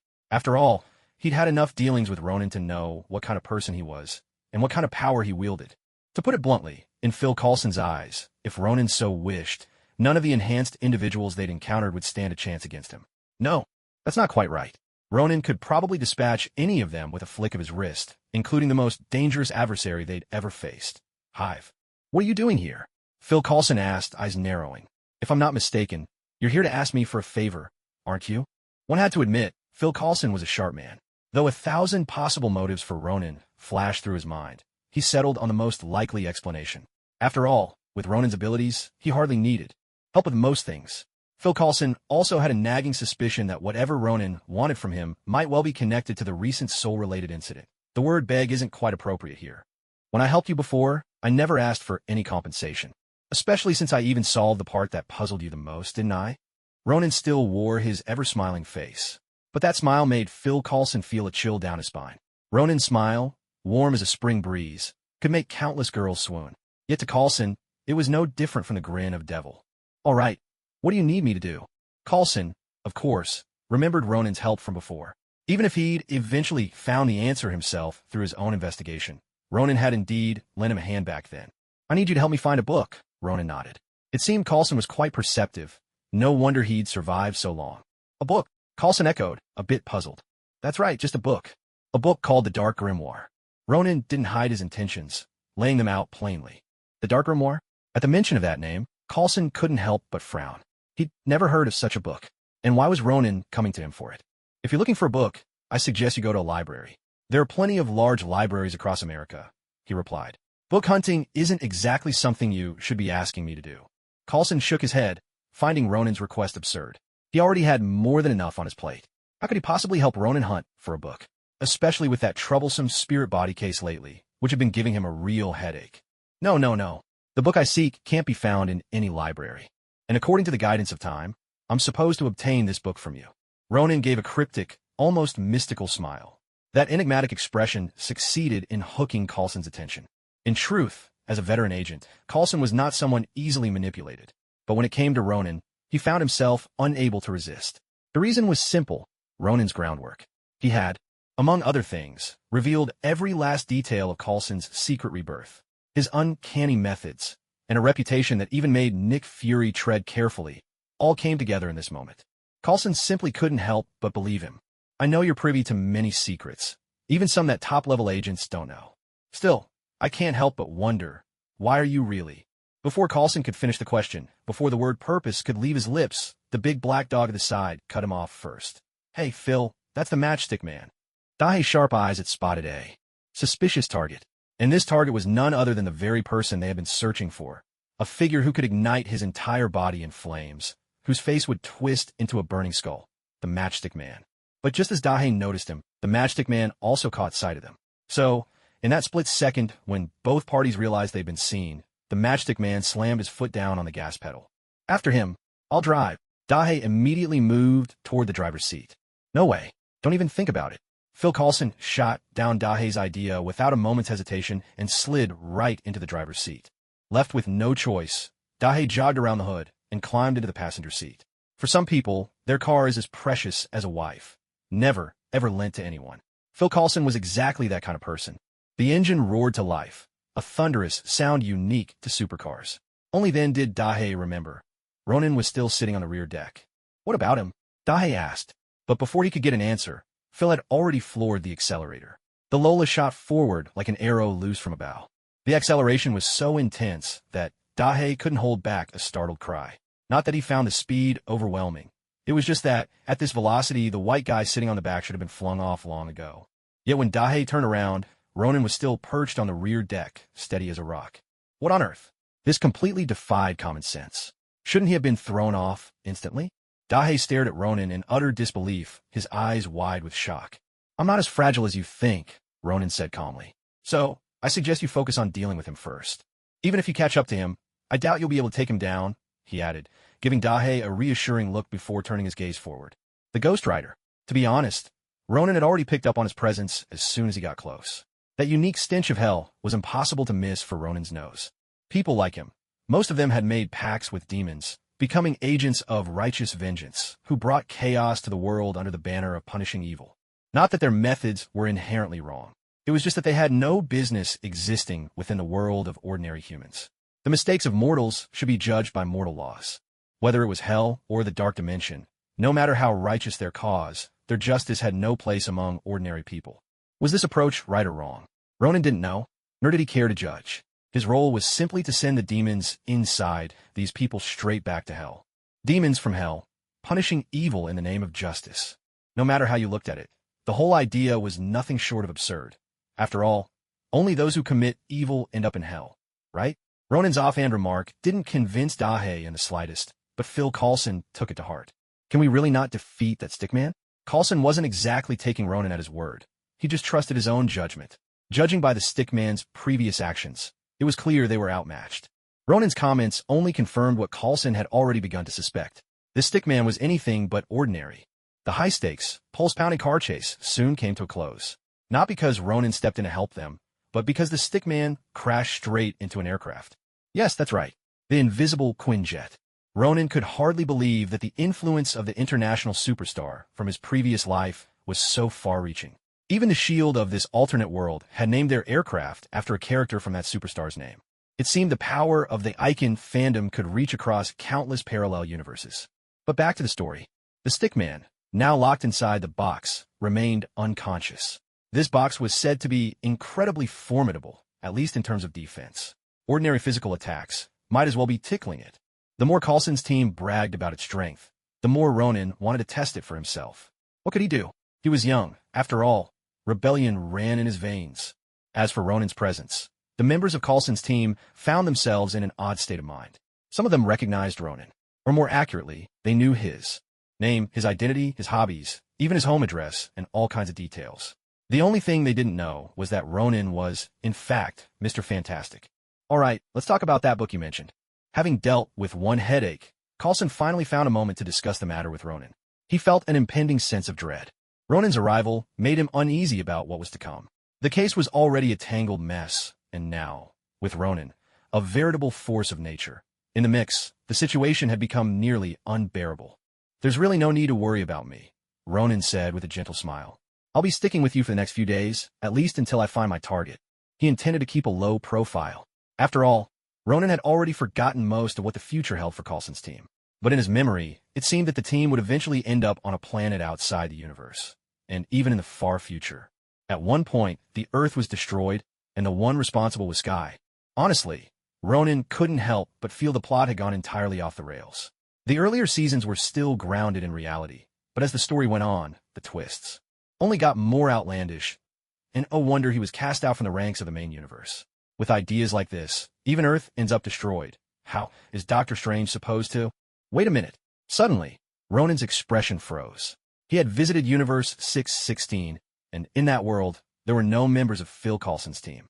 Or rather, perhaps there were people like them, but each of their destinies was entirely different from what they were now. None of them had joined Phil Coulson's team, nor had they gone through what was happening here.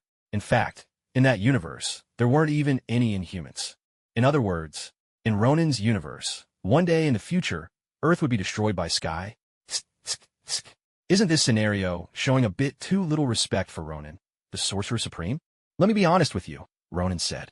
Having you around gives me a strange sense of fear. Your power is far beyond ours. But to call it fear isn't quite accurate. It was really just Phil Coulson's inability to control Ronan.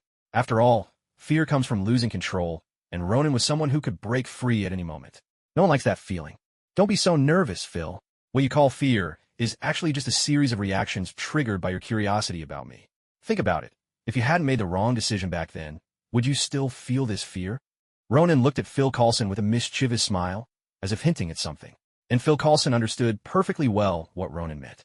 He was being very clear. The so-called wrong decision referred to the time Phil Coulson chose to follow Ronan in Sky, only to have Ronan threaten the lives of his teammates. In truth, Phil Coulson had thought about this many times afterward, and every time, a cold sweat would break out on his back. If he hadn't misjudged Ronan's character and strength back then, he never would have chosen to follow him. More importantly, if Ronan had truly been ruthless that day, how many of them would have made it back alive? Every time he considered that question, Phil Coulson always came to the same answer. There was only one. They would all have died. It could be said that Ronan simply spared their lives that day.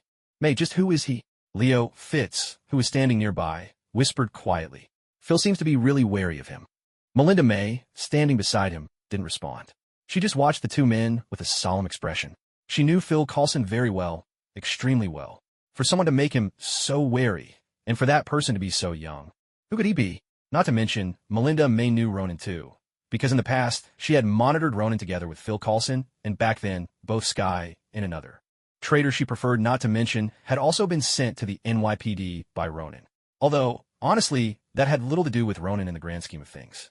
You'd better not ask too many questions, Melinda May warned Leo Fitz, a subtle suspicion already forming in her mind. If it involved Ronan, and if S.H.I.E.L.D. was entangled in the matter as well, there could only be one explanation. Mr. Miracle. Of course, Melinda May wasn't yet so imaginative as to believe Ronan was actually Mr. Miracle. Still, her sharp instincts told her that Ronan was certainly no ordinary player. I admit, I misjudged you, she said. But if you want our help, yet aren't willing to give anything in return, she paused, her tone turning firm. Then I'm sorry, but I don't think that's fair. Phil Coulson finally composed himself and looked Ronan straight in the eyes as he spoke. Truth be told, he couldn't even remember the last time he delivered such a gentle threat to someone. While his words might have sounded forceful, deep down, Coulson himself felt uncertain. He ran through every card he had to play, but none seemed to work on Ronan, which meant he had no real leverage. Phil, you really are stingy, Ronan replied with a faint, teasing smile. You should know before I came here, I even showed a bit of humanitarian spirit by helping one of your team members. He paused, then added, and I also ran into another female agent. She actually pointed a gun at me. He chuckled softly. Seems the temperament of your team reflects its leader. With that, Ronan offered Phil Coulson a subtle warning. His words were loaded with meaning. He'd helped a team member, and he'd crossed paths with a female agent. In Coulson's team, there were only 3 female agents. Sky had already gone rogue, and of the remaining 2, one, Melinda May, was standing right here. Judging from May's expression, it was clear she hadn't encountered Ronan. That left only one possible candidate. What happened to Gemma? Leo Fitz demanded, stepping forward at once, protective concern clear in his voice. What did you do to her? As her boyfriend, he wasted no time. Fitz wasn't a fool. Quite the opposite. He was remarkably sharp for the conversation between Coulson and Ronan. And for May's warning, he could already tell the man before him was extremely dangerous. Yet just now, Ronan had mentioned Gemma Simmons by name, which filled Fitz with a sudden, uneasy dread. Ronan simply shrugged and sank comfortably into the sofa, as if the tension in the room didn't touch him at all. His evasive answer only made Leo Fitz even more anxious. Could something have happened to Gemma Simmons? Hey, I'm talking to you. What did you do to Gemma? Fitz demanded, stepping forward to confront Ronan. But before he could take a second step, Phil Coulson put a firm hand on his shoulder, stopping him in his tracks. If Fitz got any closer, who knew what might happen? Relax, Coulson said calmly. I don't like having guns pointed at me either, but I do understand one thing. When you ask someone for help, you show them respect, even if she's just a member of your team. She's safe. I give you my word. Ronan shrugged, finally giving Fitz an answer. Fitz studied Ronan warily, unable to tell if he was telling the truth or not. Go make the call. Coulson whispered the words quietly in Fitz's ear. The message was clear. Fitz immediately turned and hurried back toward the lab, where his phone was waiting. That's enough, Coulson said, drawing a line. I don't believe you came here just to scare my team. I can help you find that book, but I need you to handle a little problem of mine in return. That's a fair deal, wouldn't you say? Coulson took a deep breath, forcing himself not to press Ronan for more information. Originally, he'd hoped to learn something about the Darkhold from Ronan, suspecting that this book was tied to the situation he now faced. But the way things were going, if he pushed any further, Ronan might say something even more unsettling. So Coulson decided to take a step back. Of course, that won't be a problem. But if by problem, you mean that person, I can take care of it right now. Ronan pointed at the now-awake figure of Robbie Reyes, a sly smile spreading across his face. At that moment, Robbie Reyes felt fear for the first time. No, that wasn't quite right. He clutched at his chest, his expression shifting to surprise. The fear didn't come from him. It was the thing inside him that was afraid of the man standing before them. And that sense of dread was so sharp, so vivid, that Robbie could feel the thing inside him trembling. Him, you mean? Coulson turned and saw that Robbie Reyes had regained consciousness. That's right. If you want me to deal with him, or rather, what he becomes, I can take care of it right now. Ronan's offer was almost too tempting to refuse. Coulson fell silent, weighing his options. For someone as dangerous as Robbie Reyes, he had considered such a scenario. Who exactly are you? Why is it afraid? Robbie Reyes stared at Ronan through the window, unable to believe what he was feeling in that moment. For so many years, he had been tormented without end. And now, he had encountered someone who could fill the monster inside him with terror. In a flash, Ronan's figure blurred and instantly crossed several meters, appearing right inside the container. He tilted his head, fixing his gaze on Robbie Reyes. In Ronan's eyes, all he saw was the demon residing within Robbie. Just then, Leo Fitz, having finished confirming Gemma Simmons' safety over the phone, came back out.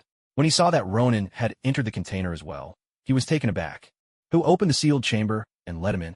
Fitz asked, yet no one around him answered. They were all too stunned by the scene unfolding before them. Ronan reached out and grabbed Robbie Reyes by the throat, lifting him effortlessly into the air. A crushing wave of suffocation engulfed Robbie's entire body. Hey, Ronan, let him go. I never said I wanted him dead. Phil Coulson stepped forward, shouting at Ronan. Killing Robbie Reyes was never his plan. He still had other uses for him. But Ronan simply cocked his head and glanced at Coulson, the smile from earlier long gone from his face. Whether you want to deal with him or not, I will take care of him, Ronan said coldly. Because that is my duty. With those words, Ronan's grip on Robbie's throat tightened ever so slightly. The pain and suffocation intensified once again. Robbie struggled with every ounce of strength he had left, trying to fight back against Ronan. But it was futile. He was simply too weak. At that perilous moment, a deep, resonant thrum seemed to echo from within Robbie's body. The long-dormant demon inside him finally awakened. Flames erupted, instantly engulfing Robbie's body. As the fires raged, his head transformed into a flaming skull, a fiend wreathed in hellfire. Though Coulson and the others had seen Robbie in this form before, never had they witnessed it at such close range. What shocked them even more was Ronan's reaction. Ronan's right hand gripped not only Robbie's throat, but also the roaring flames themselves. Was he immune to being burned? Damn you, Kamartaj sorcerer. I'll tear you apart. The demon within Robbie clearly recognized who Ronan was. In fact, ever since Ronan had appeared, it had stayed obediently hidden inside Robbie's body, because the feeling Ronan gave him was in some ways reminiscent of the Lord of Hell himself. Kamartaj? Sorcerer? Phil Coulson's sharp mind immediately caught these two names. Sorcerer was a professional title. He understood that much. But what was Kamartaj? Was it the name of Ronan's organization? Or perhaps a place unknown to them? A demon from hell? Why can't you just stay where you belong in hell? Hellfire blazed wildly atop Robbie Reyes' skull, his head transformed into a burning skeleton. Yet, in the hearts of Coulson and the others, Ronan's words had ignited a different kind of fire, one that rekindled their very sense of reality, their worldview, their values. Long ago, when Thor descended upon Earth, people thought they were witnessing the god of thunder from ancient myths. After all, legends of these beings have been passed down for millennia. But it was later revealed that these so-called gods were nothing more than aliens from another planet. Their lives were long, their powers immense. Though they matched the traditional image of deities, science had finally provided an explanation. To modern humanity, aliens were somehow easier to accept than deities from ancient lore. So when Thor's true identity was revealed, the fervor in the West about the coming of God faded quietly into obscurity. However, new cults sprang up like mushrooms after the rain. Some sects claimed that God came from another dimension, and that it was indeed he who created humanity, just that from his higher dimensional perspective, creating humans was as trivial as scattering seeds by accident. In this way, God was moved from the pedestal of divinity to that of a higher dimensional being. Perhaps such theories found agreement among a portion of the population, but only a portion. Yet now, Ronan had delivered another heavy blow to Coulson and his team. Hellish beings. There truly was a hell in this world. And if hell existed, did that mean heaven might exist too? Wait, did you say he's from hell? Leo Fitz was the first to voice his skepticism. As someone who put his faith in science, he found this claim hard to believe. Despite everything he'd experienced, the unbelievable and the extraordinary, he had always managed to fit it within the bounds of scientific explanation. Take the Inhumans, for example. To him, they were ultimately just the result of genetic mutations. As for Thor and the other extraterrestrials, hadn't humanity already theorized about life beyond Earth? And that had turned out to be true. But Ronan gave no reply to Fitz's question. Instead, he gently raised his other hand, and in his palm, a dark crimson spell circle shimmered into existence. It looked as though Ronan was about to make his move. Wait, we still need Robbie to help us with a few things. Phil Coulson hurriedly called out, hoping to stop him. But even as the words left his lips, he realized it was already too late. Ronan's hand, charged with magical energy, slammed forcefully against Robbie Reyes's chest. A dull thud rang out, echoing in everyone's ears. The unmistakable sound, coupled with the sight of Robbie Reyes being flung backward, made Coulson and the others widen their eyes in shock. It's over, they thought. If Robbie Reyes died, then their plan to extract information from his uncle would be completely ruined. But then, something happened that none of them could have predicted. A more ethereal, ghostly version of Robbie Reyes suddenly burst forth from his body. Compared to the Robbie now crumpled on the ground, this apparition looked even more menacing. Flames blazed fiercely all around him, and his face shifted back and forth in a blur. One moment Robbie Reyes's own features, the next a terrifying skull. The transitions were rapid and unsettling. A wild, echoing laugh burst from the specter hovering in midair. I've already made a pact of souls with him. If you want to kill me, you'll have to kill him first. Come on, sorcerers of Kamartaj. Let's see if you have the nerve to end this human's life. Even if you do, the remnants of my essence will be enough to corrupt every soul aboard this plane. Robbie Reyes's phantom laughed upwards, his voice constantly shifting. One moment it was Robbie's own, the next a hoarse, guttural tone. It was as if two beings had fused so completely there was no way to separate them. But Ronan only smiled. As expected of a demon, he said calmly. You think threatening human lives will make me back down? He looked at the fiendish apparition, whose arrogance was clear, but there was not a hint of worry on Ronan's face. The demon, on the other hand, seemed convinced he'd found Ronan's weak spot, certain that Ronan wouldn't dare go further. The reason was simple. He'd heard from other demons in hell about these sorcerers from Kamartaj. One of their duties was to prevent demons like him from descending upon Earth and endangering it.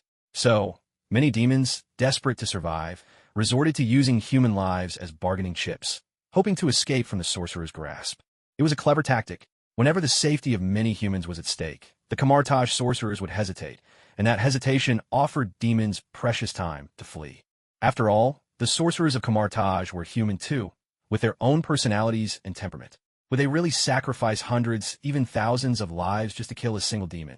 At the time, he might have believed his conscience was clear, thinking he had no choice but to act in order to protect the safety of many others. Yet once the deed was done, that feeling called guilt would linger with him for the rest of his life.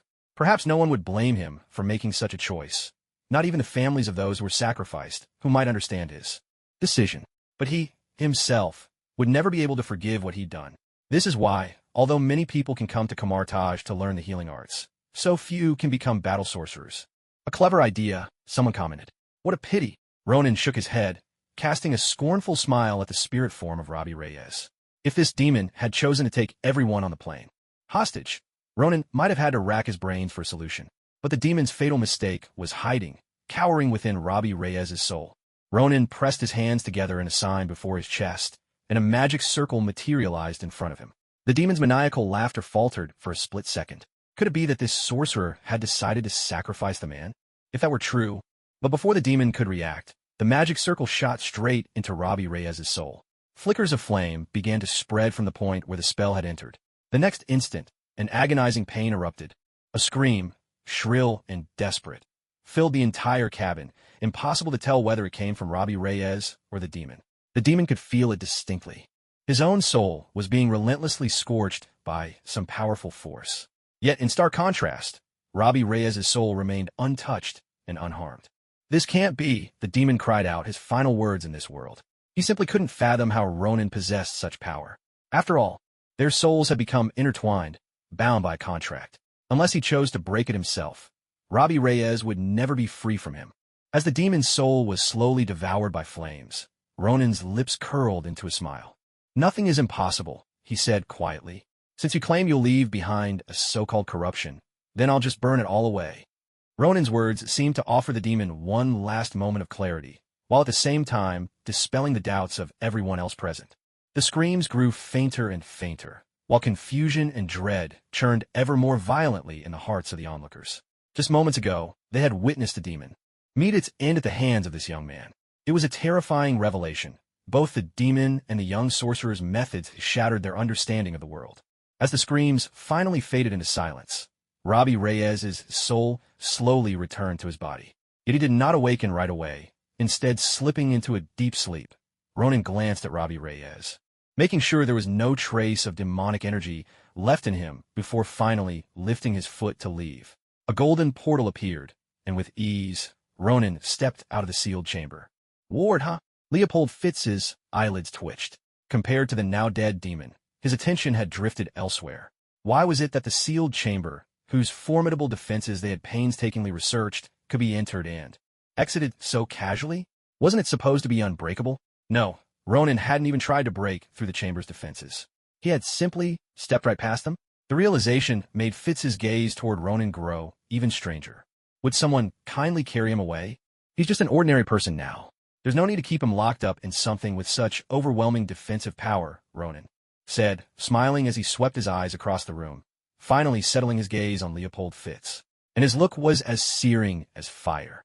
Fitz couldn't help but feel that Ronan was doing this on purpose. His words practically dripped with sarcasm. After all, just moments ago, Fitz had been boasting about how impenetrable his sealed chamber was. And yet, Ronan had bypassed it with little effort. "I'll do it," Max said, glancing at Phil Coulson and seeing no objection from his superior before stepping forward. After all, there weren't many who could manage the task of hauling someone away. Phil, Coulson, and Melinda May were both leaders. It was unthinkable for them to do such grunt work. As for Fitz, with his slight build, it was best not to even consider it. So, naturally, the job fell to Mac. Once Mac had carried Robbie Reyes away, the others finally began to regain their composure. "You're Mr. Strange?"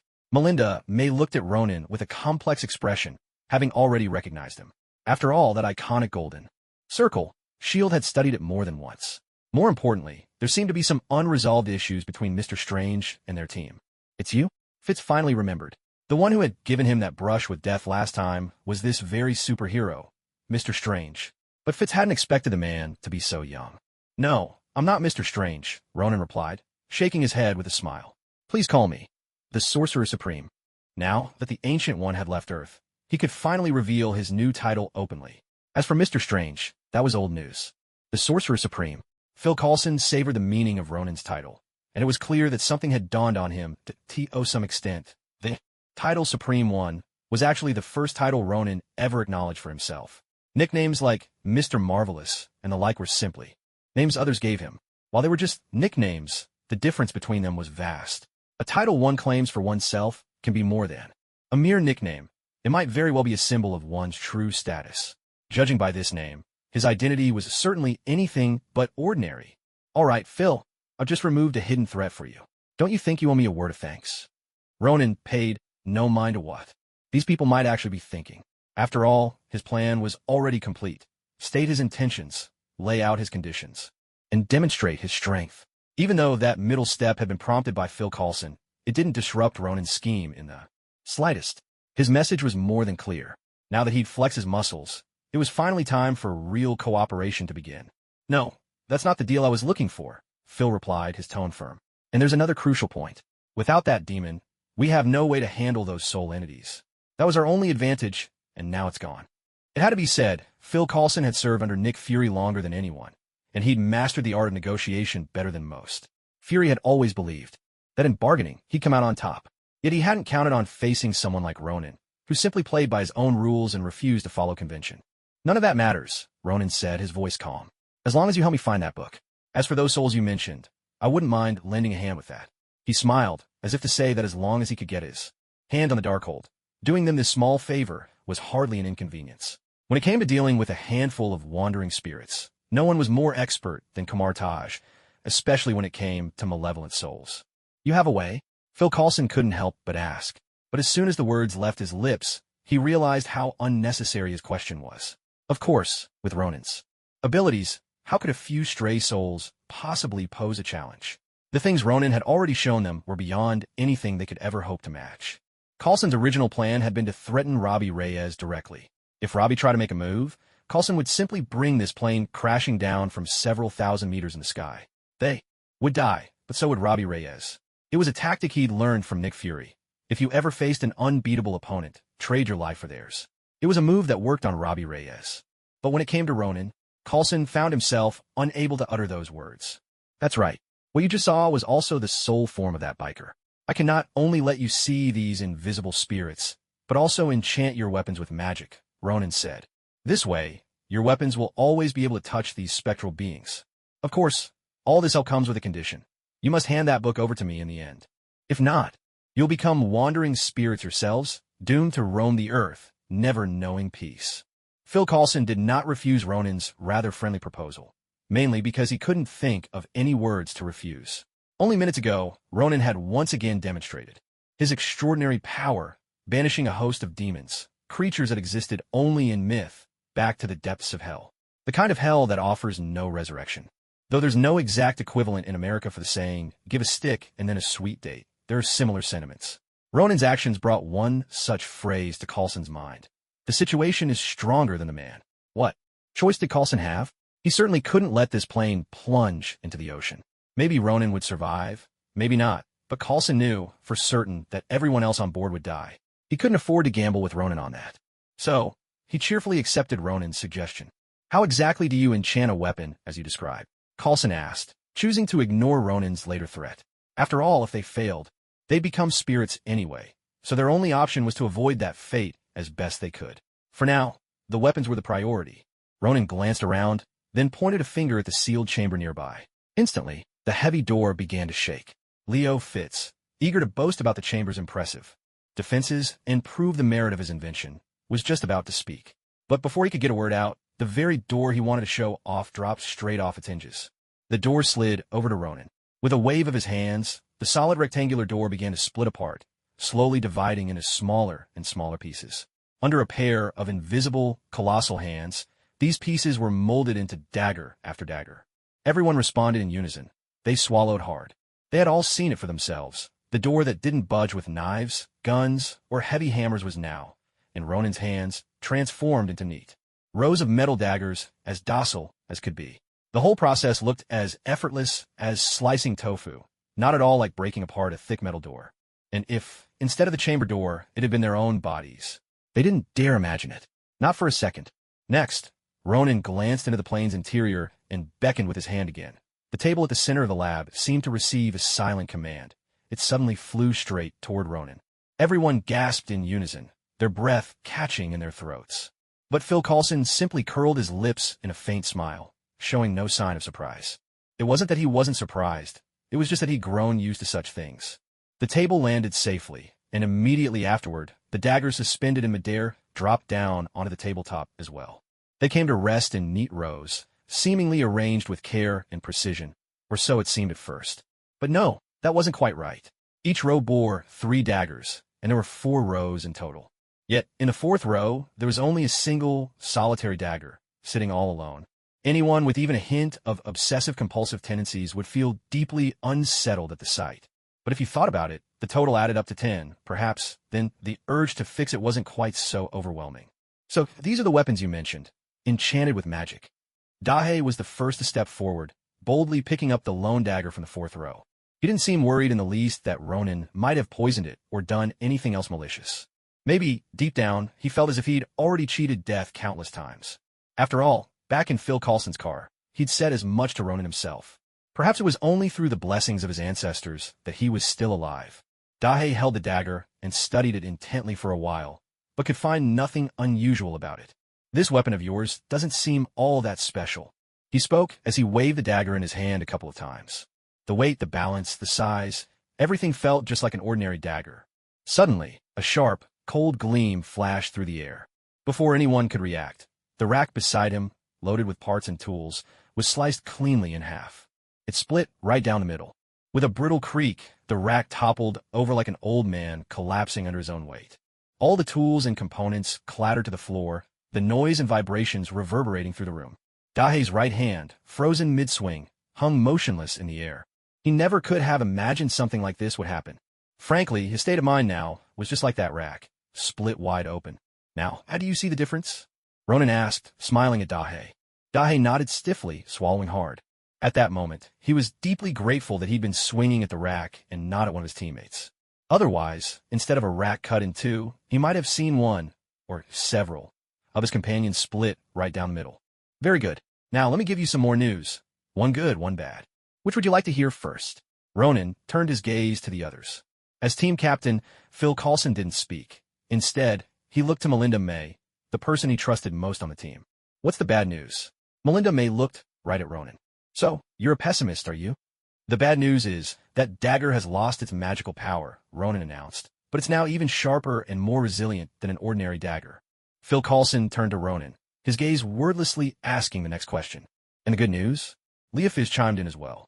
The good news is you still have 9 more daggers just like this one. Would you call that a huge stroke of luck? Ronan gestured at the daggers on the table, his smile as bright as ever. The others in the cabin, however, were far less enthusiastic.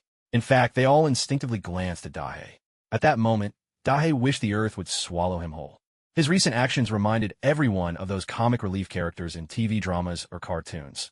The ones whose every decision seemed to hold the team back, a so-called liability among teammates.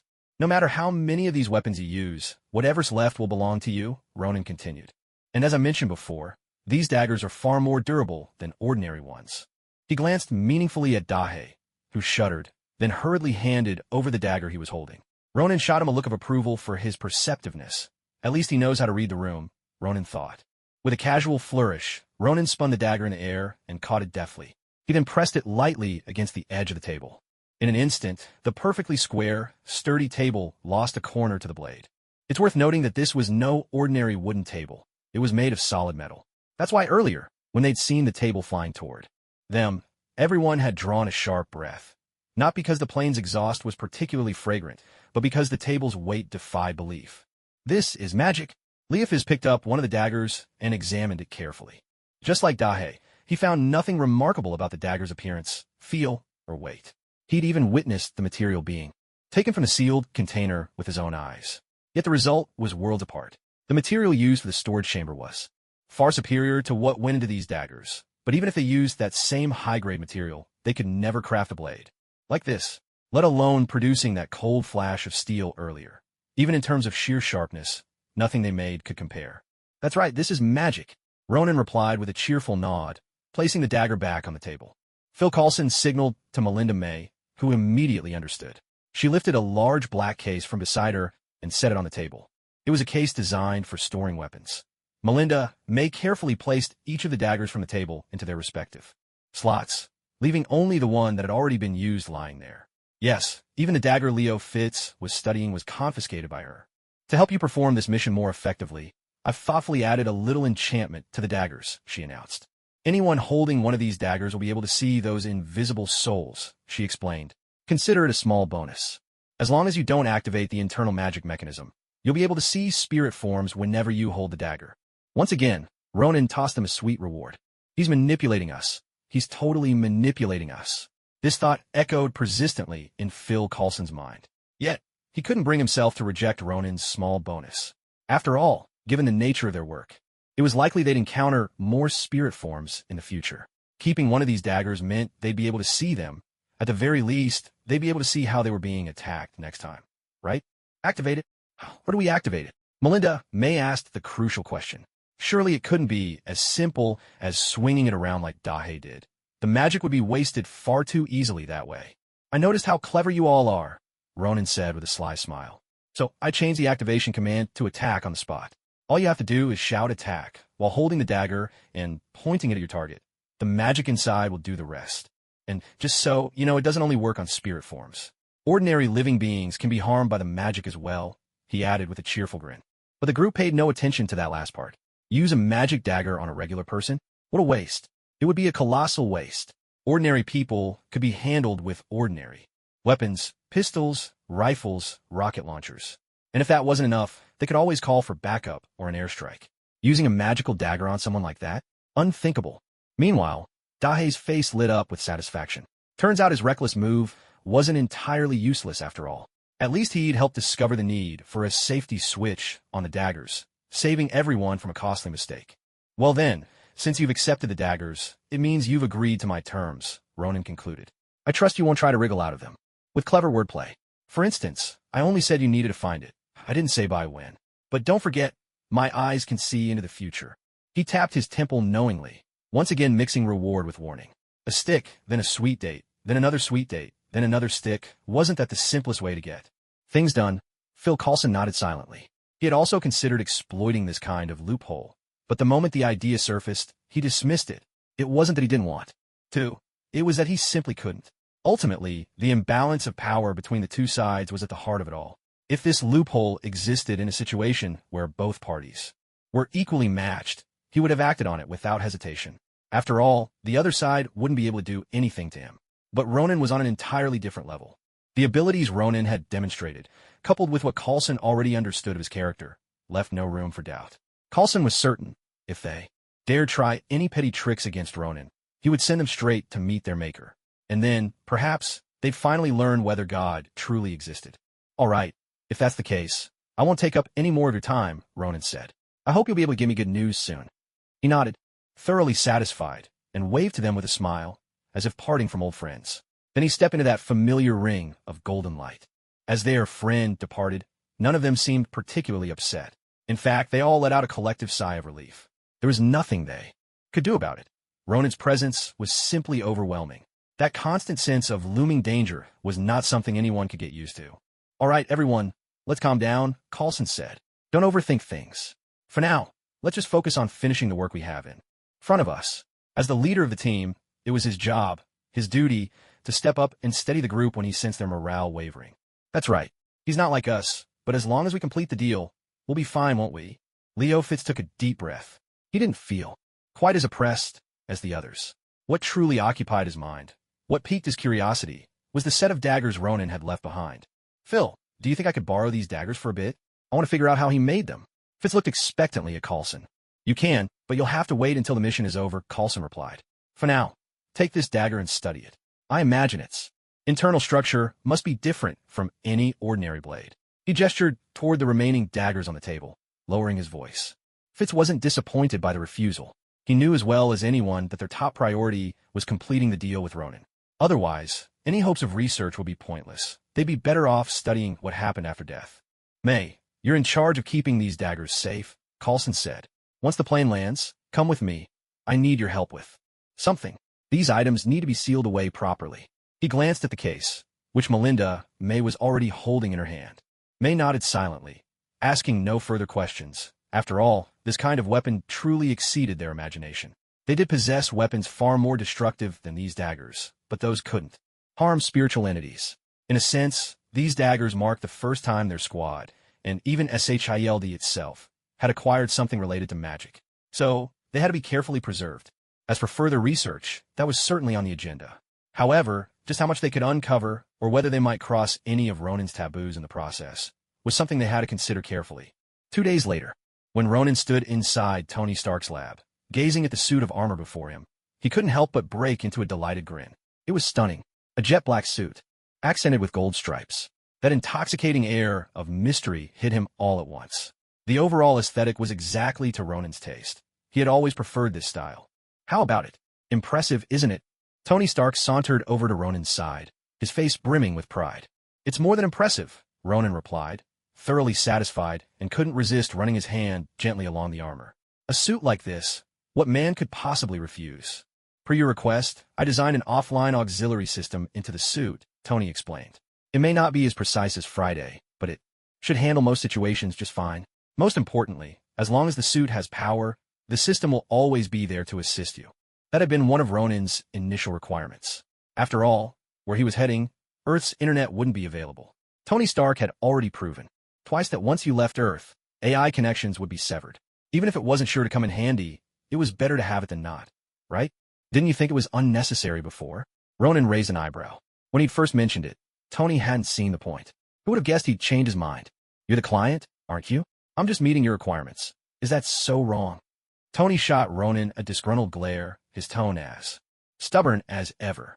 If Ronan hadn't known that Tony's own suits were equipped with the same kind of system, he might have actually believed him. All right, you're right, Ronan conceded, deciding to let it slide, especially since Tony had perfectly recreated his design. This suit is activated by your fingerprint and DNA, Tony continued. No one but you can use it. Go ahead, give it a try. All you have to do is place your hand on the energy core. Tony Stark, realizing he was in the wrong, quickly changed the subject. Hearing this, Ronan glanced at Tony. Meeting Tony's reassuring gaze, Ronan reached out his right hand and placed it over the energy core on his chest. In the next moment, the entire suit of armor began to flow across his body like liquid, starting from where his right hand touched. First, it covered his right arm, then his chest, head, and legs. Finally, the suit stopped when it reached his left shoulder. The whole process took only a few seconds. Now, Ronan stood encased in this brand new suit of armor, one that was made just for him. A gentle hum resonated as the golden inverted triangle at his eyes lit up, restoring his vision back to normal. But now, his view was filled with far more information. Mental link established. Primary armor functions activated. Auxiliary modules engaged. Current power, 100%.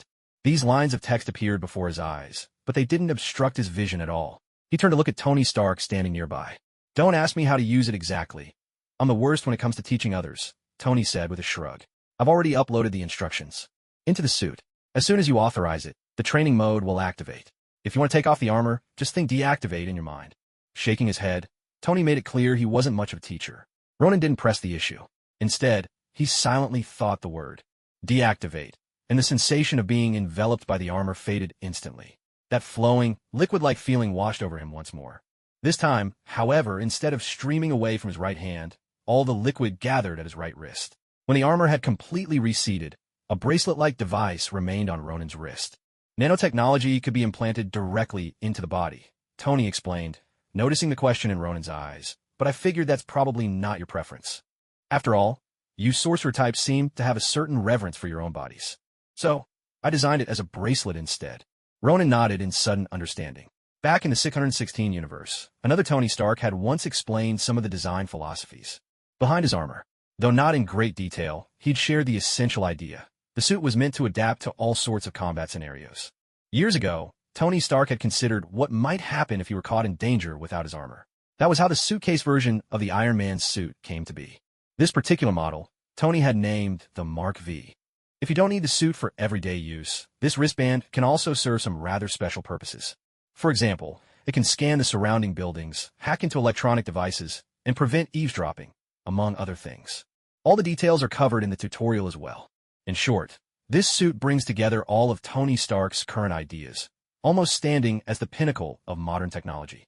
It's clear Tony invested a great deal of thought into this suit, even down to the smallest details.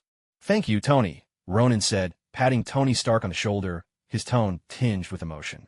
Tony, for his part, seemed a bit unaccustomed to seeing Ronan like this. But I'd still recommend you keep a low profile, he added. After all, I haven't given gifts to anyone else. Tony gave Ronan's arm a friendly slap. Ronan understood Tony's character well enough. Although Tony could be somewhat self-centered at times, when it came to important matters, he was remarkably reliable. That was part of his unique charisma. After all, everyone makes mistakes, but the true mark of humanity is the willingness to change after making them. Thank you for the gift, Ronan said. I owe you one. For the next few days, Ronan basked in the joy of having a brand new toy. There's something about novelty that excites every human being. Ronan was no exception. He spent those days following the tutorial and almost completely mastered the suit's functions. More than once, much to Wong's envy, Ronan accidentally transformed right in front of him. If there's one word to describe the whole suit, it would be stylish. Seriously stylish. Not only did it look phenomenal, but its performance was exceptional as well. Tony Stark had made it remarkably lightweight. Although this compromised some of its defensive capabilities, it didn't slow Ronan down at all. Wearing the suit in battle opened up all kinds of possibilities for close combat. For example, when sparring with Wong, Ronan could use the spells of Kamartage, and even during hand-to-hand exchanges, unexpected weapons would spring out from hidden spots. From his palm, he could unleash a repulsor blast. From his arms, throwing knives and short swords would pop out for both offense and defense. And there were many other features Ronan had never even imagined before. Even if some functions wouldn't be used very often, they were still delightful bonuses. I give up. I couldn't beat you before, and now that you're suited up in all that armor, I stand even less of a chance. On the training ground, under Ronan's relentless onslaught, Wong finally threw in the towel that, in terms of hand-to-hand combat, Wong was never a match for Ronan. To begin with. Now, with this new set of battle armor, Ronan had even more tricks up his sleeve in close-quarters fighting. Wong stood even less of a chance. Don't be so hard on yourself, Ronan chided. Wong, as my right-hand man, you need to work on your combat skills too. Ronan powered down his suit, revealing a gleaming, white-toothed grin. If it weren't for that smile, Wong might actually have believed his nonsense. You think everyone is like you? Wong shot back, rolling his eyes. You freak. From Wong's point of view, there were almost no people left on Earth who could go toe-to-toe with Ronan. In fact, it was fair to say Ronan was already invincible on this planet. Fine, so I can beat you. But that's no reason to insult me personally, Ronan retorted. Find a better word to praise my greatness. He pouted, clearly dissatisfied with Wong's choice of words. What did freak even mean, anyway? He wasn't some sort of weirdo. Huh, just look at everyone else's faces. Do you really think I'm wrong? Wong motioned with his lips, signaling for Ronan to glance around. During their sparring, a crowd of Kamartaj sorcerers had gathered to watch. After all, opportunities to witness a match of this caliber were rare. They were all here to learn. Sure enough, when Ronan looked at the onlookers, he could see the same word written on their faces. Monster. Unbelievable. He forced a smile, not quite convinced he was as formidable as they believed. In fact, he was itching for a run-in with Captain Marvel, just to see who was truly the strongest Earthling. Well, hybrids didn't count. Those half-bloods were basically interplanetary imports. If anyone was freakish, it was them. Ah, it's all my fault. Ronan sighed in mock regret.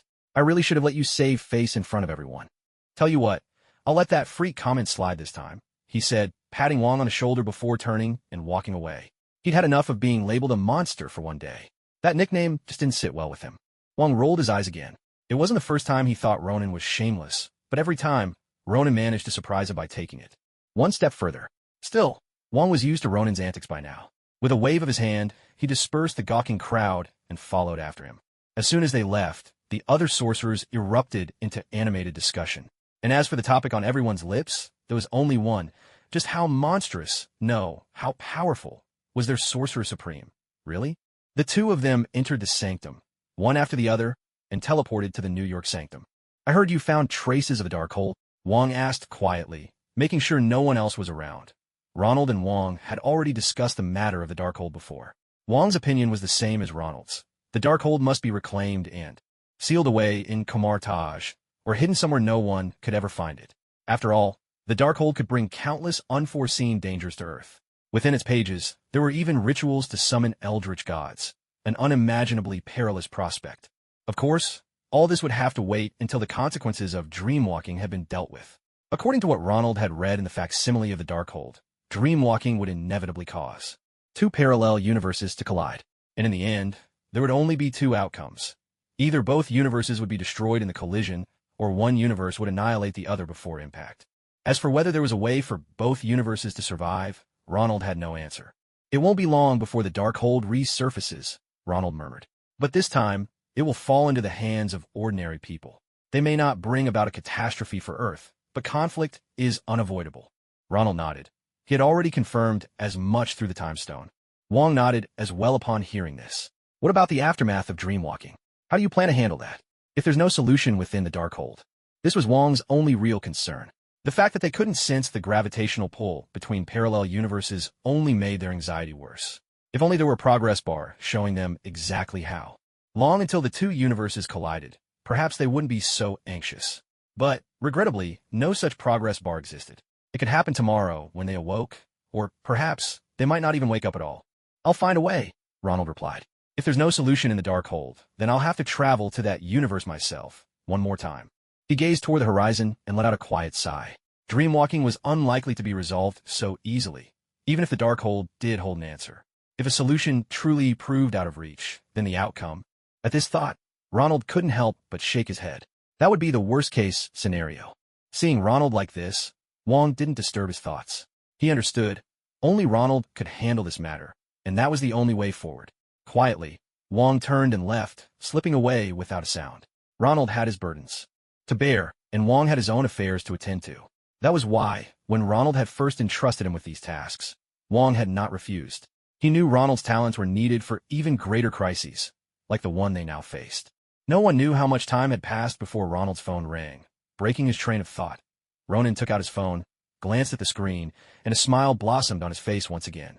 After several days, Ronan had finally received another call from Phil Coulson. This time, it seemed Coulson had brought good news. If Ronan's guess was right, the Darkhold had finally surfaced. In New York, at a charming little cafe, Ronan sat by the street, sipping his coffee while admiring the lively scenes passing by. Here, he could enjoy a wide variety of sights and sounds. And, yes, he really did mean just the scenery. A man in sunglasses and a suit walked straight over and took the seat across from Ronan. He was none other than Phil Coulson himself. "Looks like your job isn't keeping you all that busy," Ronan said with a cheerful grin, setting his cup down on the table. "You actually found the time to invite me out for coffee. Busy or not, a promise is a promise. I had to keep my word, didn't I?" Coulson replied, taking off his sunglasses with a hint of a smile. It was clear that he didn't seem all that reluctant to hand over the Darkhold. "So, did you bring what I asked for?" Ronan arched an eyebrow, genuinely a little surprised. Normally, when S.H.I.E.L.D. came across something this powerful, their first instinct would be to keep it for themselves. But Coulson didn't seem nearly as greedy as he'd expected. Coulson nodded, picked up a briefcase from the ground, and placed it on the table, sliding it gently toward Ronan. Ronan shot him a look, then, under Coulson's watchful gaze, opened the case. There it was, the Darkhold in all its ominous glory. Running his fingers over the rough, embossed cover, Ronan felt a faint surge of dark energy emanating from within. In the back of his mind, he could almost hear a voice urging him to open the book. So this was the Darkhold. Narrowing his eyes, Ronan's right hand flashed subtly with golden light. A small barrier shimmered into existence, enveloping the book, and in an instant, it vanished from within the case. Ronan shut the briefcase and slid it back across the table. "Not bad. That's exactly what I wanted. Judging by your reaction, you already know what it's capable of." Ronan grinned at Coulson, watching him reclaim the empty case. He'd seen, at the moment he'd opened it, a flicker of wariness in Coulson's eyes, not toward Ronan, but toward the book that had been locked inside. "I had the pleasure of a complimentary trip to another world, all thanks to that thing." Coulson's expression was complicated as he looked at Ronan. When he'd first gotten his hands on the Darkhold, he'd been thrown into a rift between worlds, experiencing the state of a wandering soul, able to see others, but completely invisible to them. It wasn't an experience he cared to repeat, even if it was something utterly novel. "It seems you've been through quite a lot," Ronan said, as if he could read the look in Phil Coulson's eyes. After all, there weren't many things in the world that could make an agent of S.H.I.E.L.D. show such an expression. They'd even handled the Tesseract with barely concealed delight. "We almost had the world destroyed by artificial intelligence." "No, to be more precise, it was an artificial intelligence that created an entirely different life for us," Coulson replied with a wry smile, as memories of that ordeal flickered through his mind. Ida, a robot. In order to pull Coulson and the others back from another world, Melinda May had shown this robot the Darkhold. At first, the outcome seemed favorable enough. They successfully escaped that other world and made it back to Earth. But what happened next still jolted Coulson awake in the middle of the night. After reading the Darkhold, the robot Ida began to think like a human being. And, after going through a series of events, she built a helmet. One that linked Coulson and his team directly into an entirely virtual world. There, in that artificial reality, Coulson lived out a life utterly unlike his own. It was as if he were starring in a film called What If He Had Never Been an Agent? How would his life unfold? Not only him, but several members of his team shared the same fate. The good news is, in the end, they all managed to escape. "That is an astonishing tale," Ronan remarked. "I truly can't imagine what was going through your Melinda May's mind," he continued. "To think she'd let a robot read such a dangerous book. Did it never occur to her that if the robot began to have ideas it shouldn't, the legendary artificial intelligence crisis might come to pass?" After hearing Coulson's story, Ronan couldn't help but comment. In his view, it was only by chance that this robot, Ida, had just acquired human-like thinking. Her actions, though extreme, were limited in scope. If she had chosen to quietly blend in and remain unnoticed, that would have been truly terrifying for humanity. "I understand what you mean," Coulson said, shaking his head with a bitter smile. "That's why I brought the book here, to entrust it to your safekeeping. In your hands, I doubt anything like that will ever happen again." Coulson was well aware of what Ronan was implying. Looking back, they all felt a chill in their hearts. At the time, they believed the book was so dangerous that any human who read it would be corrupted by forbidden knowledge. So, they decided to let a robot read it instead. It had been nothing more than a desperate measure, a solution Melinda May came up with in a moment of crisis. Fortunately, the matter was now completely resolved. "All right, I'll seal this book away somewhere no one else can ever find it. And apart from you, no one will know where it's gone." Ronan nodded. This was his promise. The Darkhold appearing on Earth was never a good thing to begin with. If it fell into the wrong hands, it wouldn't be used for scientific research, but to summon dark gods. That would truly spell the end of the world. Let's hope we never have to go through something like this again. All I want right now is a proper vacation. Phil Coulson rubbed his temples, looking utterly exhausted. For someone as much of a workaholic as he was to say something like that, it was clear this incident had taken quite a toll on him. But Ronan knew that even stranger things awaited Coulson in the future, like traveling to a time years ahead. Just now, I heard you say that in the virtual world, you lived a completely different life. I'm curious, which life do you prefer, compared to the one you have now? Having settled official business, Ronan finally indulged his own curiosity. He knew that the virtual world was, more often than not, a place where people try to make up for their regrets. Coulson was taken aback. He hadn't expected Ronan to ask a question like that. He was silent for a long while, then quietly put on his glasses and stood up. The person I am now might long for that other kind of life. But if I'd chosen that path from the start, I'm sure, at that moment, I would have envied the life I have now. With those words, Coulson smiled at Ronan and extended his right hand. Ronan smiled too, standing up and reaching out his hand. Their hands met in a firm handshake. As he watched Coulson's figure disappear into the distance, Ronan couldn't help but shake his head. Perhaps Coulson's story had come to a close, but his own was just beginning. Kamar Taj. Under the watchful eyes of Wong and Mordo, Ronan placed the Darkhold in the deepest recess of the library. He locked it with heavy chains and slid the cover shut. The infamous Darkhold was now sealed within. This book is different from the others. This is knowledge that cannot be shared. I've set up protective wards around it, and I'll reinforce them from time to time. Ronan turned to look at Wong and Mordo, the trusted allies left to him by the Ancient One, and spoke in a low voice. Both Mordo and Wong nodded. They understood the gravity of this book. The Darkhold's power to corrupt was as terrifying as Dormammu himself. So, whether it was knowledge of the Dark Dimension or the Darkhold itself, such things must be sealed away. For a while, I'll be traveling elsewhere. I might not be on Earth for some time. So, I'll have to count on you both. Ronan began to explain other matters. Now that the Book of Dark Gods was in his hands and his own battle suit had been completed, it was time for him to pay a visit to the Time Variance Authority. He was deeply curious about the state of the TVA, especially regarding that particular timeline. What had it become? Sylvie's stroke of the blade back then had flung open the gates to the multiverse. All the variants of Kong the Conqueror, once sealed away, had now been set free. So, he wanted to see it all for himself. I understand, just like the Ancient One in the past. Mordo nodded, not pressing further for details. After all, when the Ancient One served as Sorcerer Supreme, she would often leave Earth to attend to matters elsewhere. For Mordo, he had grown used to such departures. During my absence from Earth, I will leave the Time Stone in Kamar Taj, Ronan said. If you ever encounter grave danger, you may use the Time Stone. But remember, this is your last resort. I trust you both understand that those who tamper with time are often, in turn, toyed with by time itself. With that, Ronan removed the Eye of Agamotto from around his neck and placed it upon the pedestal. Both Wong and Mordo were capable of wielding its power, though their expressions grew somewhat grave. Relax, Ronan said with a gentle smile, sensing their unease.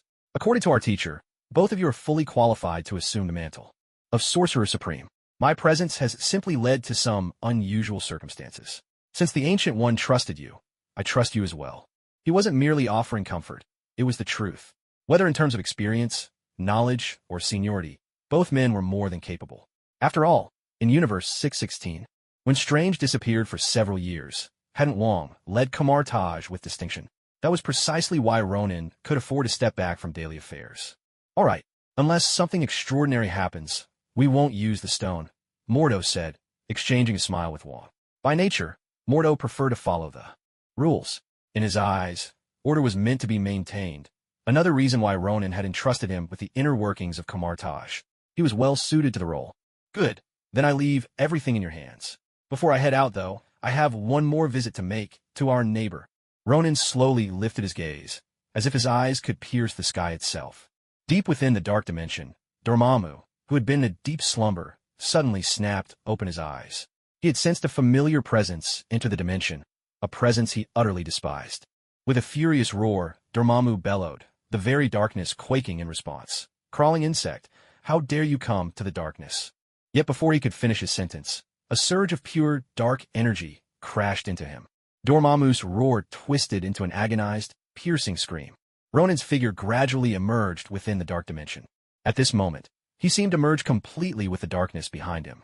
I've allowed you to eke out a temporary existence in my domain. Consider that my greatest mercy to you. But tell me, why is it that your words are always so foul every time you speak? Ronan crossed his arms, looking at Dormammu with an air of helpless exasperation. With Ronin's arrival, the Dark Dimension, once split in two, began to change yet again. The small portion that belonged to Ronin started to slowly advance, inch by inch, consuming more of Dormammu's territory. And faced with this turn of events, Dormammu seemed utterly powerless. "Damn you, worm. This is my realm. This is my Dark Dimension." Dormammu bellowed in fury, his resistance to Ronin's intrusion fierce and unyielding. But Ronin paid no heed to Dormammu's outrage. The pace of encroachment only grew quicker. "Dormammu, back then you discovered an unclaimed Dark Dimension and seized it for yourself. Did it never cross your mind that one day, the true master of the Dark Dimension would come looking for the thief who stole it?" Ronin narrowed his eyes, regarding Dormammu with a hint of mockery. It could be said that Dormammu had only managed to become the lord of the Dark Dimension because it lacked an owner in those days. He usurped the nest, making himself the Dark Overlord feared across the cosmos. But now, everything was different. The true master of the Dark Dimension had returned. Impossible. How could you possibly be the master here? This was supposed to be a land without a ruler. Dormammu glared at Ronin, unwilling to accept the truth. It wasn't that he didn't want to destroy Ronin. He couldn't. The Dark Dimension, his greatest pride and source of power, now seemed utterly useless against Ronin. Because Ronin's control outstripped his own. That was what Dormammu could not accept. A land without a ruler? You really like to joke, don't you? Could a place of such immense power truly have no master? Or will you claim that, before you took control, you never once worried that the true owner of this place might return? Ronin chuckled, clearly unimpressed with Dormammu's excuses. But it no longer mattered. Now that Ronin had returned, he would reclaim what was rightfully his. No matter how fiercely Dormammu resisted, no matter how much he denied the truth, he would have to accept this new reality. After draining Dormammu once again, Ronin left the Dark Dimension feeling fully satisfied. The dark energy he absorbed this time would be enough for him to digest for quite a while. Odd as it might sound, that was simply the reality. In his current state, Ronin couldn't seize control over the entire Dark Dimension in a single stroke. So he began his own strategy of gradual encroachment. A few more visits, and his command over the Dark Dimension would grow ever stronger, while Dormammu's influence would wane. Eventually, Dormammu would be utterly at his mercy. Upon returning to Earth, Ronin didn't reach out to anyone. Instead, he immediately took out the Conqueror Kang's controller. He strapped the device onto his wrist and pressed one of the buttons on it. As the button clicked, a portal shimmered open before him. This portal was slightly different from the one Ronin had used during his first visit to the Time Variance Authority. Perhaps the permissions had been set differently from the start. As Ronin had suspected, when he stepped through the portal, what greeted him was not the interior of the TVA. Instead, he found himself back at the castle he had left behind. Yes, the very castle where Kong the Conqueror had long resided. The castle was just as Ronin had left it, a scene of chaos and devastation. The damage from the previous battle remained, with not a trace of repair work anywhere. In other words, since Ronin's departure, no one had set foot here. Kong the Conqueror's corpse was still slumped in the chair, showing no signs of decay. Ronin was not surprised by this. Here, time itself seemed to have come to a standstill, as if it had been frozen at a single moment forever. As I expected, just as I guessed, magic is still forbidden here, Ronin murmured, sensing the magic within himself, only to realize his connection to the Vishanti had already been severed. For the sorcerers of Kamartaj, both their magical power and spells were on loan from their founder, the Vishanti. Once that link was cut, these sorcerers were little more than physically fit humans, barely stronger than ordinary people. But Ronin was different. Within him, another source of power remained. He could feel that wild, uncontrollable energy surging inside him, and couldn't help but shake his head. Just as he thought, this place was, in essence, equipped with a kind of signal jammer. This device not only blocked all external connections, but also sealed the power within everyone present. Even those born with, or who had, acquired superhuman abilities would find themselves limited here, forced to rely solely on technology or their own physical abilities. In a way, this made Kong the Conqueror almost invincible, at least in his technological incarnation. What puzzled Ronin, however, was this: how exactly did Kong the Conqueror manage to pull it off? Ronin couldn't speak for others, but his own connection was with the Vishanti, the trinity of gods themselves. How could Kong the Conqueror possibly block a link to such divine beings? Then again, Ronin recalled how, just a few years in the future, Tony Stark would use technology to craft the Infinity Gauntlet, capable of wielding the Infinity Stones. Fast forward several centuries, with technology advancing at such a staggering pace, It was no longer so shocking that someone could create a signal jammer of this kind. After all, in the Marvel Universe, science had a way of explaining even the most mystical phenomena. Having made sense of this, Ronan walked to the window and gazed outside. Just as when he first arrived, the glowing band representing the timeline still stretched out, teeming with countless branches. This was proof that the structure of the multiverse had already taken shape. The many Kangs were now rampaging joyfully along the timelines of parallel universes, leaving chaos in their wake. Those working for the Time Variance Authority could no longer stop the birth of parallel universes. Perhaps, from the very beginning, the multiverse had already been born the moment Ronan entered Universe 616. Ronan shook his head and pressed the band on his right wrist. A red beam swept through the room as an infrared scan completed its work. No hidden chambers and no other exits. There isn't even a secret compartment anywhere in this entire room. Ronan glanced at the results of the infrared scan, unable to suppress a frown. Could it be that this so-called office was really this simple? Or perhaps, he raised his left arm. Ever since arriving here, the controller on his left wrist had finally started working, as if it had at last connected to a Wi-Fi signal. The lights on it flickered to life. It seems all the secrets are hidden right here, Ronan mused, recalling the look on Kong the Conqueror's face when he handed over the controller. Without further hesitation, Ronan pressed the button that had previously been unresponsive. But to his surprise, he found that no matter which controls he touched, the device showed no reaction at all. It was as if something essential was missing. It looks like the Time Variance Authority is still hiding plenty of secrets. At the very least, uncovering those secrets won't be easy, at least not right now. Since he couldn't unravel the TVA's mysteries for the time being, Ronan decided not to press the matter. It wasn't for lack of curiosity, but because his sharp ears had picked up the sound of approaching footsteps, drawing nearer by the second. Ronan turned in the direction of the sound. As the footsteps drew closer, a figure emerged, someone Ronan knew all too well. Kong the Conqueror. No, more precisely, another Kong the Conqueror.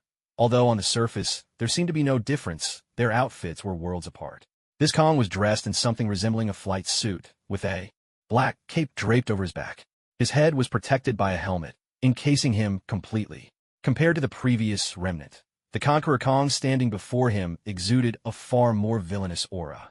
Ronan tapped his wristband twice, and his personalized suit of iron armor assembled itself around him.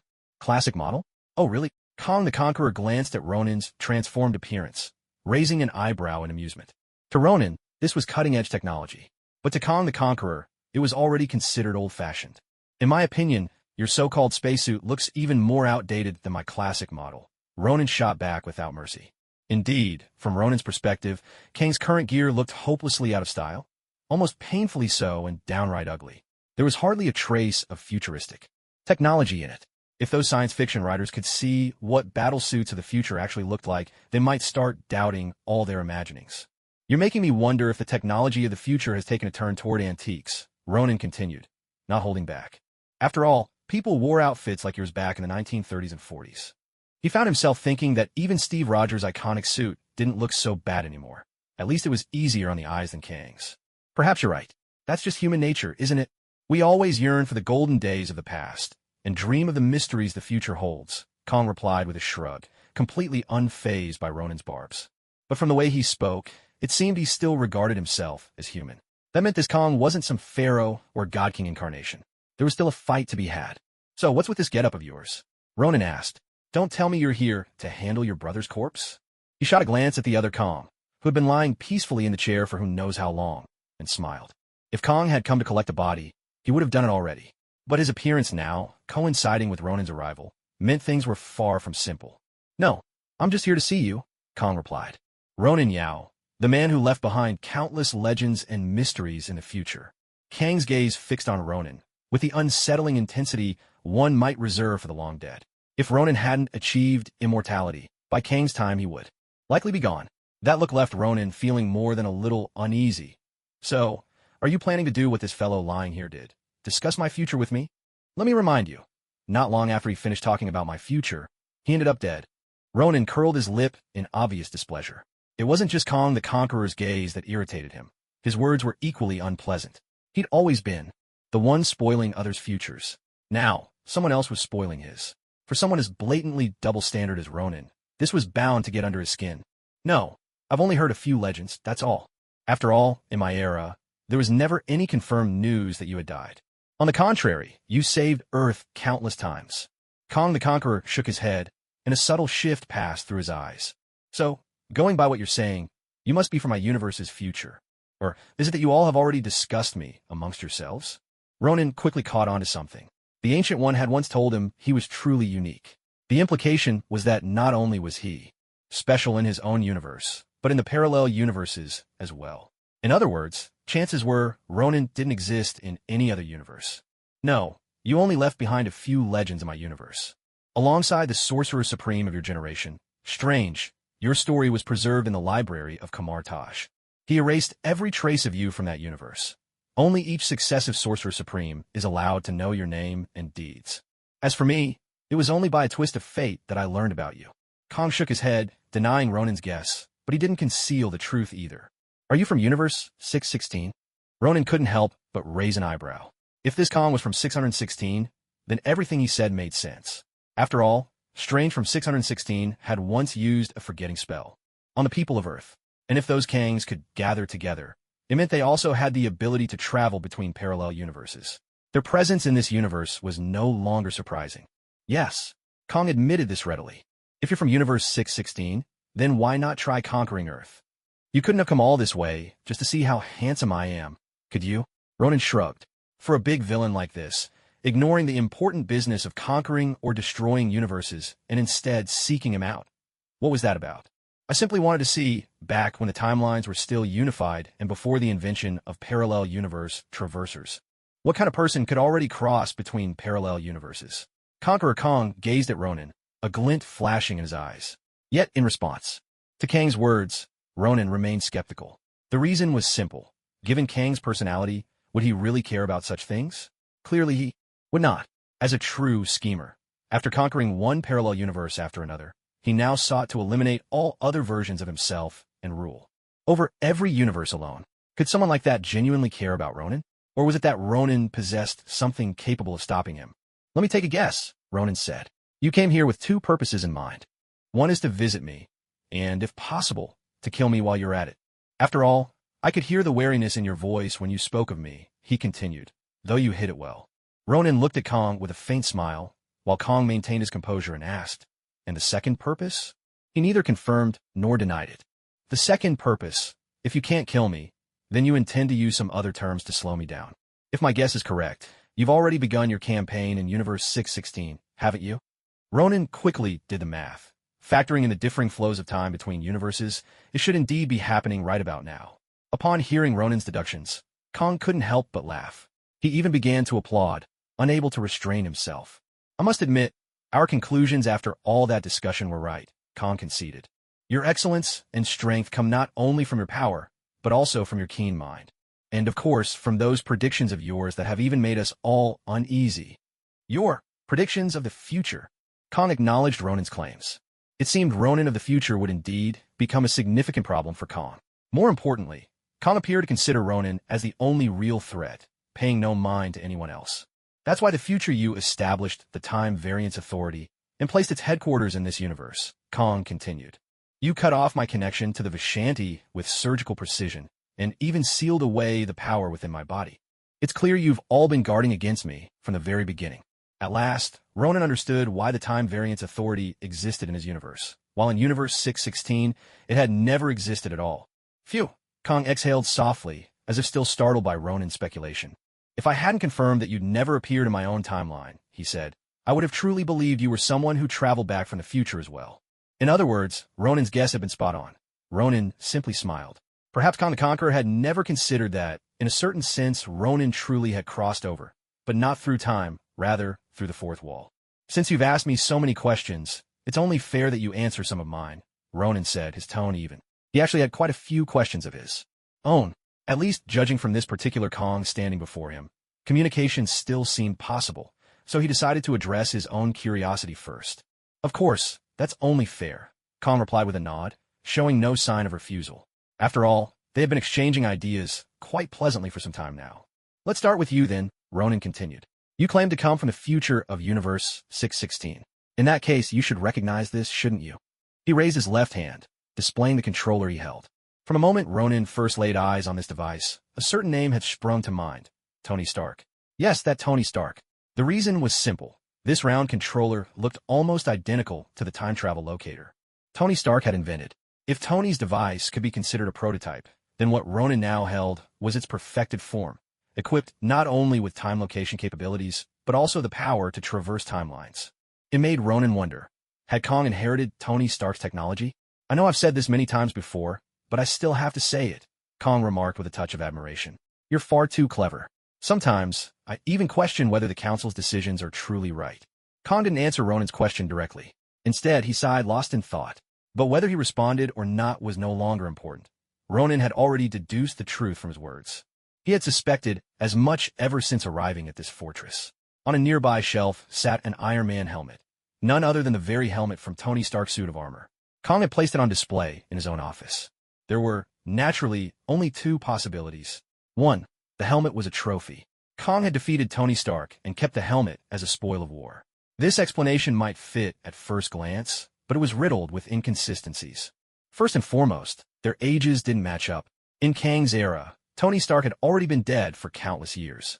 The odds of the two ever meeting were slim, unless the helmet had belonged to one of Tony's descendants, someone who had inherited the mantle of Iron Man. However, Ronan had examined the helmet closely, and it was almost identical to the one Tony Stark used to wear. If this helmet had truly been left behind by Tony Stark's descendants, it would have been upgraded several times by now. It simply couldn't have remained unchanged. Alternatively, perhaps one of the Kong the Conquerors had traveled through the timeline and killed Tony Stark himself. But that raised another question. If Kong had crossed time to slay Tony Stark, would Steve Rogers and the others really have stood by and done nothing? And if Kong had killed all the Avengers, wouldn't Captain America's shield count as a trophy? Wouldn't Thor's hammer be considered a prize as well? Why then, was only Tony Stark's helmet on display? So Ronan considered a second possibility, that the helmet was in fact a memorial. Especially when he noticed the controller in the hands of He Who Remains. It looked strikingly similar to the time positioning device Tony Stark had invented. In other words, Kong the Conqueror had taken Tony Stark's time device, improved upon it, and thus gained his ability to travel the timelines. As you've guessed, Kong said, Tony Stark, he was in a way my teacher, though we never met face to face. Kong shook his head, having read the thoughts reflected on Ronan's face. Since Ronan had already pieced things together, there was no need for further concealment. It was the kind of secret that wouldn't escape a keen mind for long. Previously, another version of you mentioned that once you, or one of your variants, discovered the secret of time travel, you used technology to become a master of the timeline, Ronan said. And because you roamed at will, countless parallel universes came into being. After meeting all the different versions of yourself from those parallel universes, you established a rule together. That is, only you are allowed to rule the timeline. No one else may traverse time. If anyone is discovered attempting it, they are to be eliminated, no questions asked. Ronan fixed his gaze on Kong, as if seeking confirmation of this story. Of course, the so-called He Who Remains had never actually said these words. This was Ronan's own deduction. The reasoning was simple. If Kong the Conqueror could travel through time, surely someone else could do the same. Yet, after all these years, there was still only one Kong the Conqueror. The answer was obvious. So he even told you that much, Kong replied, a hint of surprise in his tone. That's right. It was our decision from the beginning. Whether it's the future or the past, if anyone dares to tamper with the timeline, we destroy them. Kong nodded, confirming that Ronan's suspicions were true. So, you're saying Tony Stark and the others traveling through the timeline was something you allowed? No, it would be more accurate to say that it was bound to happen. Because if they hadn't traveled through time, Tony Stark's time locator wouldn't have survived. In that case, the controller you're holding wouldn't exist either. Ronan continued with his deductions. Yet this time, Kong the Conqueror neither confirmed nor denied his guesses. Instead, he posed a question to Ronan. What else have you figured out? Kong frowned, feeling that Ronan knew a little too much. I've also guessed that the reason you allowed them to travel through time and collect the Infinity Stones was because you didn't care how many people would be revived or how many would die. What truly mattered to you was ensuring that one thing, no, two things were accomplished. Ronan lifted his head, having finally pieced together Kong the Conqueror's intentions. The first was to make sure the time locator worked and that it would endure. That way, in the future, you would have a chance to get your hands on it and use it for time travel. And the second thing, you needed Tony Stark to die in the battle against Thanos. If Tony Stark lived, someone would inevitably continue studying the time locator. If Tony Stark were still alive, he would absolutely keep researching it. And by then, Ronan's lips curled into a subtle smile as he spoke, while Kang's face grew darker with every word. Truth be told, according to Kang's original plan, everything should have played out this way. After Tony Stark's death, his belongings would almost certainly be sealed away. Even if Morgan Stark wished to inherit his legacy, she might only inherit the mantle of Iron Man or the Stark Corporation. After all, Morgan Stark in the future wouldn't necessarily be smarter than Tony Stark. Or perhaps she might be, but her talents could lie elsewhere. This was what gave Kang the chance to take over the time locator and continue his temporal journeys. But now a problem had arisen. Tony Stark of Universe 616 was still alive. During the battle with Thanos, because of Ronin's intervention, Thanos never even got the chance to snap his fingers. Everyone survived. With things as they are, would Tony Stark continue his research on the time locator?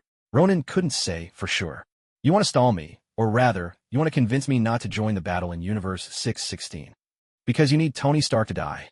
At this moment, Tony Stark was perhaps still immersed in the joys of family life, having not yet resumed his research on the time locator. But you, on the other hand, were deeply worried. With Tony Stark's unpredictable nature, who could say when he might suddenly have a new idea and pick up the time locator project once more?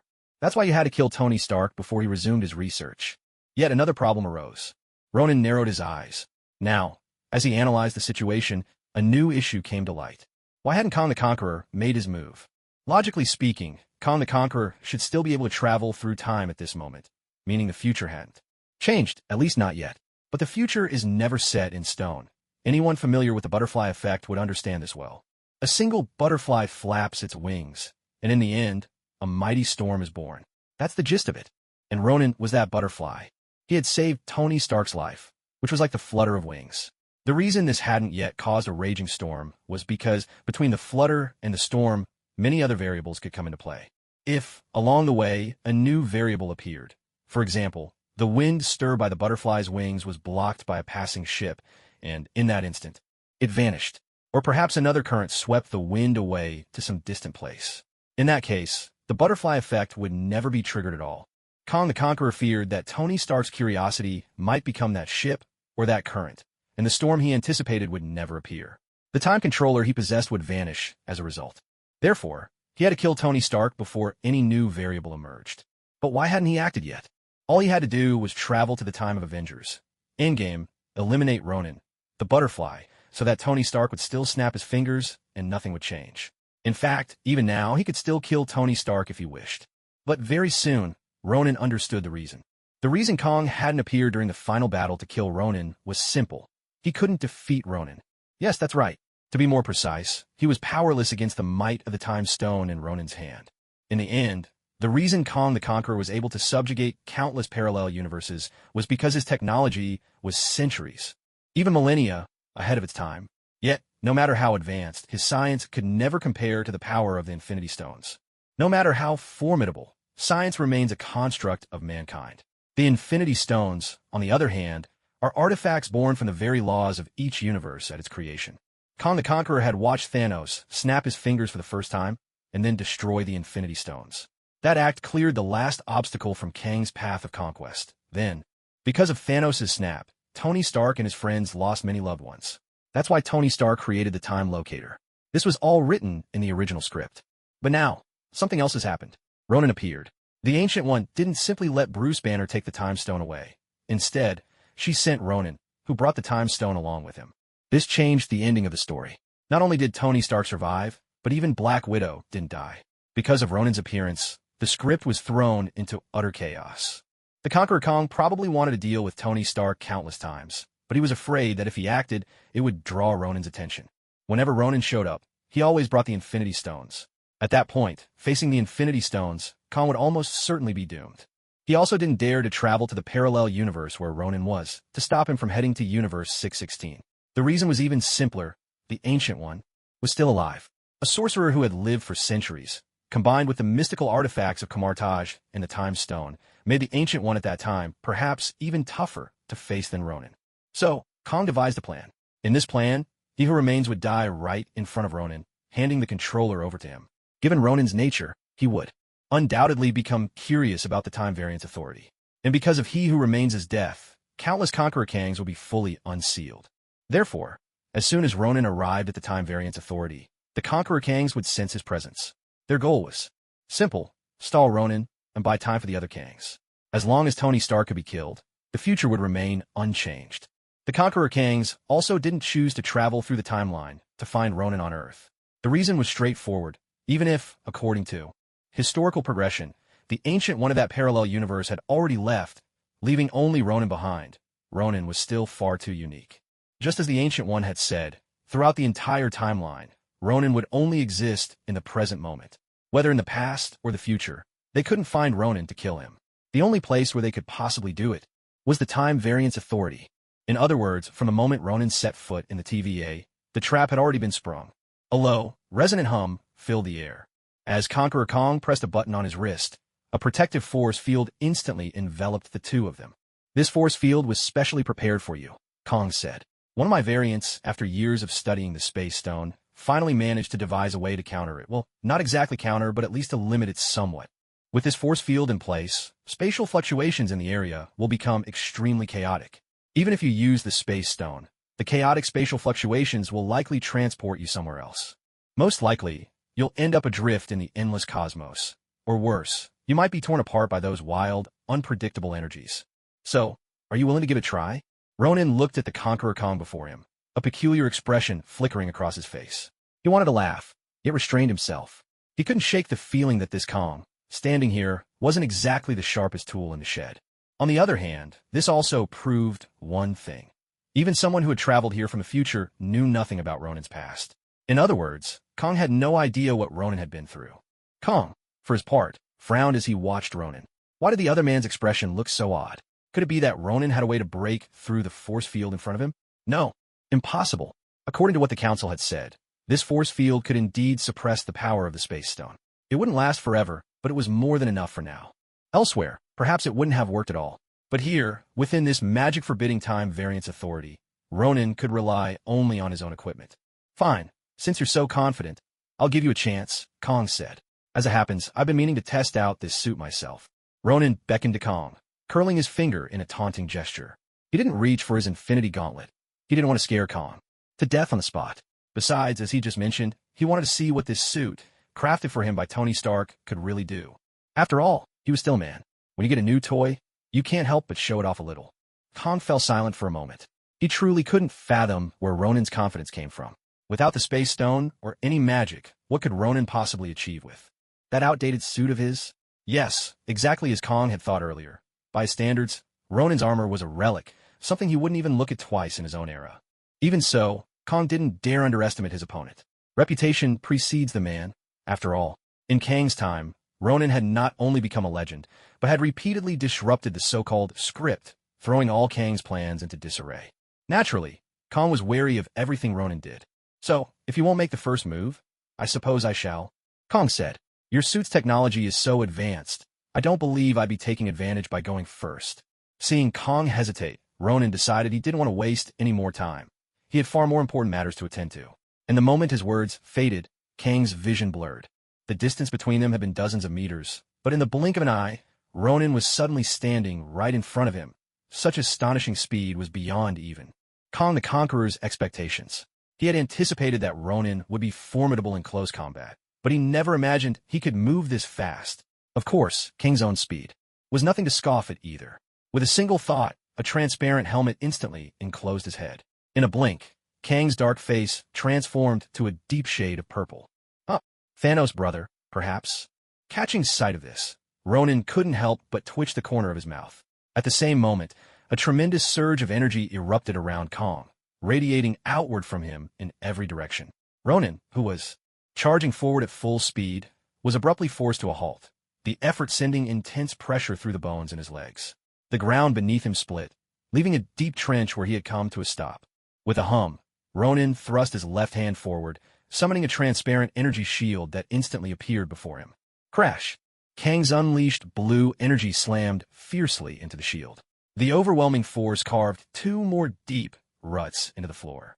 Taking advantage of the moment, Kong clenched his right fist, launching an energy cannon straight at Ronan. Boom! The transparent shield shattered on impact. Ronan flipped through the air twice and a half, narrowly dodging the energy blast. The cannon shot that pierced the shield blasted into the wall behind him, leaving a gaping crater in its wake. This is your office, after all, Ronan remarked coolly. Don't you care about it at all? He didn't wait for Kang's reply. Raising both hands, he aimed at his opponent. Beep, beep, beep. Twin golden energy cannons formed in his palms and fired at Kong in an instant. Kong spread his arms wide, summoning a transparent ring in front of him that intercepted the blasts at a safe distance. Another series of similar rings appeared behind him, forming a layered defense. In the next second, Kong raised his right hand high and brought it down with force. A streak of blue light tore through the ceiling, sending massive stone slabs crashing down toward Ronin's head under the force of the energy blast. Not bad. Fast enough, Ronin muttered with a smirk, but his movements were faster still. With a mental command, his support system responded at once, deploying 4 mechanical arms from his back. The arms spun in a quick circle, each center lighting up with energy. Let's put on a fireworks show. Ronin grinned, lowering his upper body so his back faced the sky. Boom! An energy shot erupted from his back, instantly pulverizing the massive stones overhead. Shattered debris rained down from above, while the mechanical arms detached from Ronin's back, morphing into a series of C-shaped devices that shot through the air, hurtling straight toward Kong, the Conqueror. Conqueror Kong narrowed his eyes, and the ring behind him immediately surged forward. However, to Kang's surprise, the moment the ring collided with the C-shaped device, a powerful surge of electricity burst forth from the device. In the next instant, an explosion erupted. The mechanical C-arm triggered a violent blast. Flames engulfed the rings at once, swallowing them whole, while Ronin, at some point, had silently appeared behind Kong. With a sharp crack, Ronin's right elbow slammed fiercely into the back of Kang's neck. He then gripped Kang's shoulders with both hands and squeezed down with brutal force. There was a crisp, sickening snap as Kang's shoulder bone was crushed under Ronin's grip. But that was not the end. As Kong was racked with pain, another bone-breaking sound echoed in his ears, this time from his waist. Ronin's knee drove mercilessly into Kang's lower back. With Ronin's immense strength, the blow would surely leave Kong crippled, if not dead. Kang's wretched scream reverberated throughout the room. Yet Ronin did not relent. His right arm snaked around Kang's neck, preparing to finish him off with a classic submission maneuver, a rear naked choke. But before Ronin could complete his move, a tremendous burst of energy erupted from around Kang's body. The force hurled Ronin backward, and, as he tumbled through the air, he was caught in the shockwave of the explosion. Freed from Ronin's grasp, Kong collapsed to his knees. He stared wide-eyed, his breathing ragged. Agonizing pain from his crushed shoulders and shattered waist sent beads of sweat streaming down his forehead.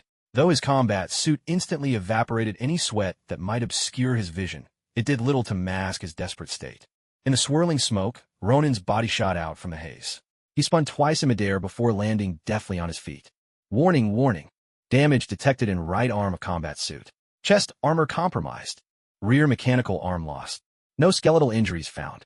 Minor internal vibration detected. No harm. Current energy reserves, 66%. The support system promptly reported Ronin's status. Ronin glanced down at his suit. As the system had noted, deep cracks marred his right arm, and a large section of his chest armor had been blasted away. The explosion and energy surge had certainly taken their toll, but the suit had absorbed the brunt of the damage. Begin repair protocol, Ronin murmured to himself. Instantly, the repair sequence was initiated.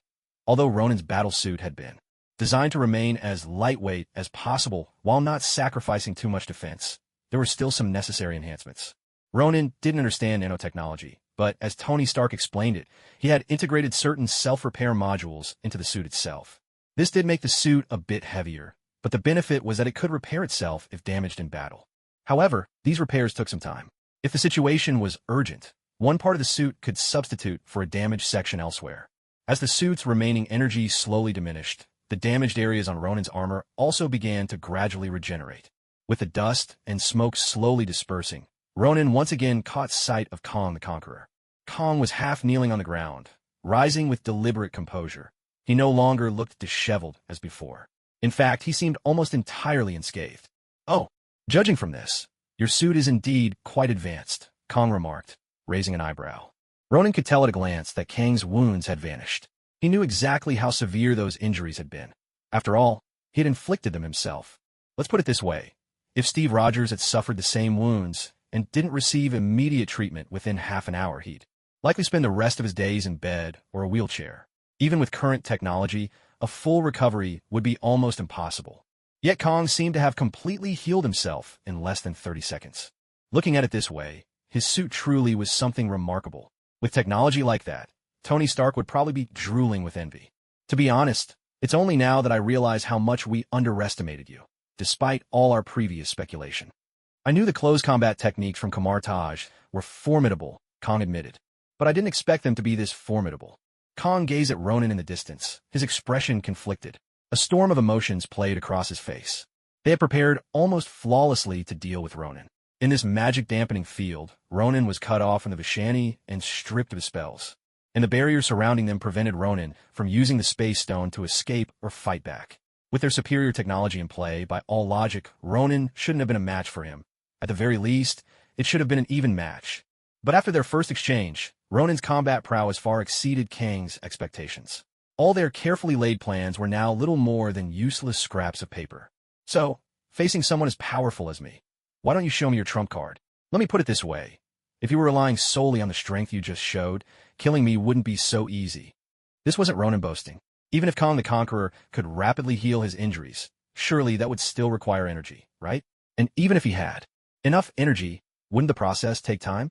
With the wounds Kang had just sustained, if Ronan had only 3 more seconds, he could have finished him off. I know, but that was just the first round, wasn't it? Once again, Kang the Conqueror spread his arms wide, but this time his expression grew intensely serious. A faint crackling of electricity filled the air. Ronan tilted his head, noticing how quickly the sound came and went, so fleeting he wondered if he had imagined it. But soon, Ronan's expression changed. His suit's auxiliary system delivered troubling news. Unknown effect detected. Suit energy consumption rate increasing. Estimated energy depletion in 30 seconds.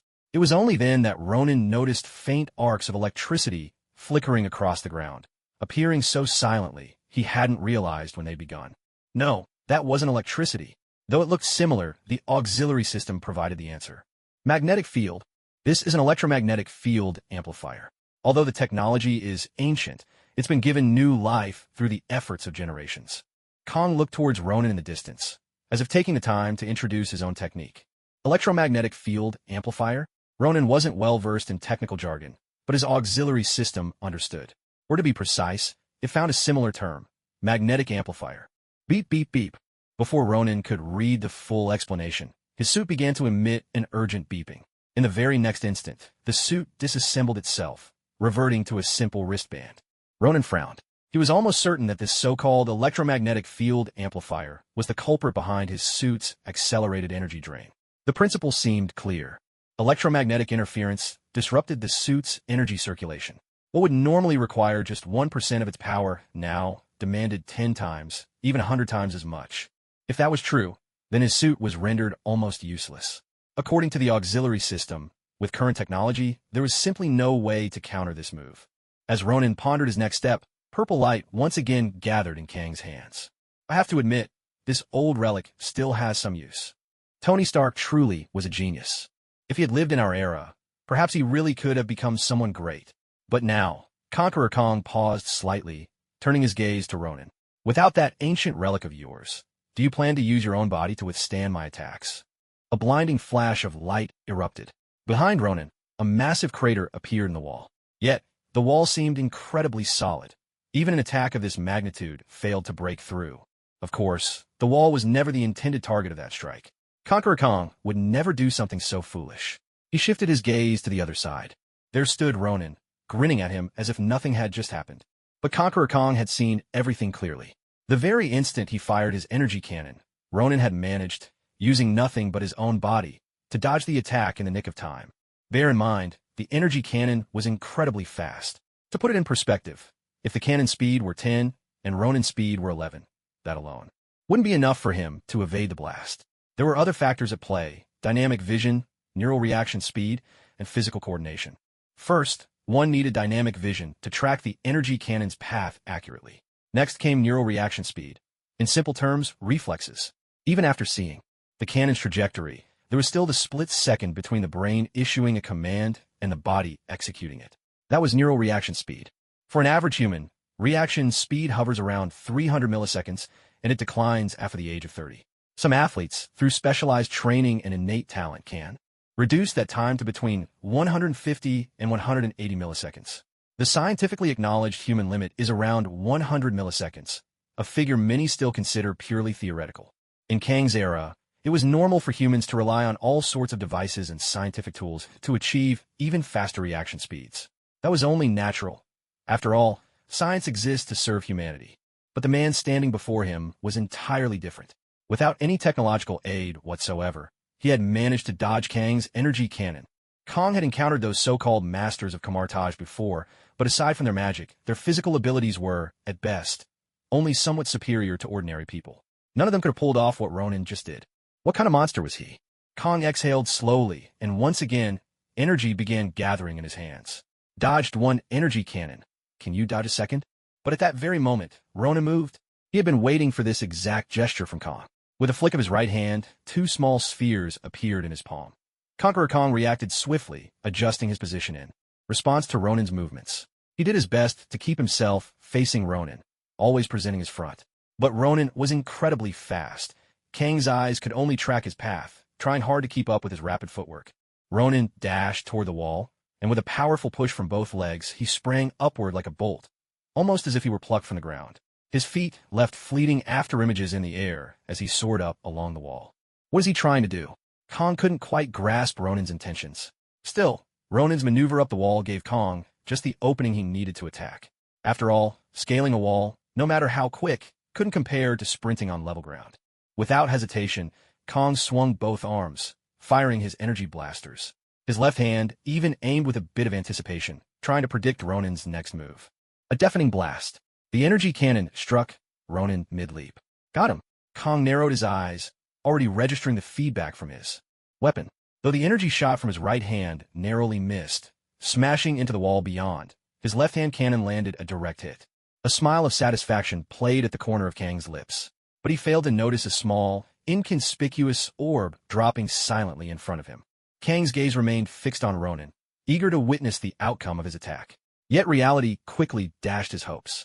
As the smoke cleared, Ronan's figure emerged, completely unscathed, clinging to the ceiling. That's right, he was crouched on the ceiling as if gravity itself had forgotten him. He balanced there, knees bent, arms crossed protectively over his chest, and before him was a battered, nearly shattered shield. How is this possible? Kang blurted out in disbelief. He could see it clearly. Behind the shield, on Ronan's forearms, that old, antique battle suit had reappeared. Not long ago, due to the effects of the magnetic amplifier, Ronan's suit had lost all power. There was no way it could function again. So how could it be back now? Nothing's impossible. You're probably wondering how my suit could activate when it was clearly out of power, aren't you? Ronan shook out his arms, and the shield vanished. Though the shield had absorbed the blast, the force of impact still lingered. His arms were strong, yes, but that didn't mean he was immune to pain. Kang didn't reply, his eyes locked unwaveringly on Ronan. If you could think of that, then how could Tony Stark, the genius you so admire, not think of it? Ronan tilted his head, a sly smile curving his lips. Whether it was intentional or not, no one could say. His smile, the curve of his lips, even its placement, was exactly the same as Kang the Conqueror's earlier grin.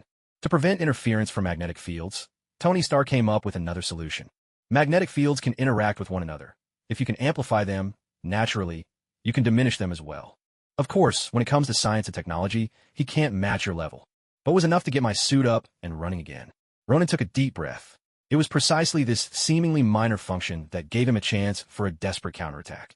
No, on second thought, desperate counterattack didn't seem quite right. Perhaps well, regardless, it meant Ronan had a chance to deal with Kang the Conqueror without the Infinity Gauntlet. Tony Stark, is it? Kang squinted, silently mouthing the name. But before he could say anything more, Ronan's voice cut through his thoughts. Next, let me show you, traveler from the future, how we fight in this era. With a thunderous pop, Ronan's words had barely faded when the small sphere resting quietly before Kang suddenly burst open. A thick, choking cloud of smoke erupted in an instant. In less than a second, Kang was completely engulfed by the swirling smoke. A smoke or not? Kang froze for a heartbeat, unable to recall the last time he'd encountered such a thing. But his reaction was swift. He flung his arms wide, sweeping them out in a powerful motion. A surge of air blasted from his hands, scattering the dense smoke in a heartbeat. Yet, as the air cleared, another small orb flashed into Kang's view. Not good. Kang's mind screamed a silent warning. But he was already too late. There was a sharp, piercing pop. Unlike anything Kang had expected. It wasn't a bomb. It was a flashbang. For the first time, Kang truly experienced the full force of a flashbang's effects. A blinding burst of light shredded his vision in an instant. At the same time, a relentless, shrill ringing invaded his ears. In a single moment, Kang's two most vital senses were stripped away. Meanwhile, Ronin, already wearing his helmet, hadn't stayed put.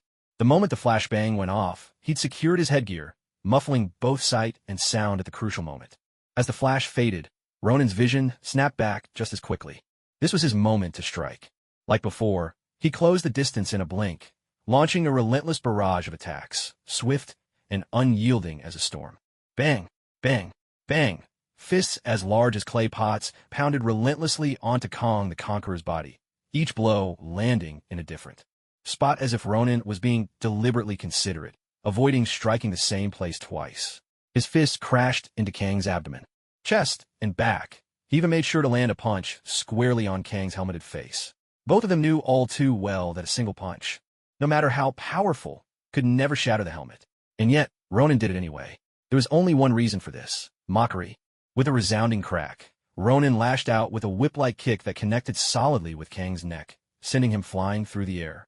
Even though Kong had deployed a few defensive gadgets that managed to absorb part of Ronin's assault, he still sustained serious injuries. At that moment, Kong finally shook off the effects of the flashbang. Not only had the explosion left him blind for a moment, but it had also damaged his retinas. Fortunately, his body's repair mechanisms worked fast, impressively so, even though he hadn't encountered such weapons in years.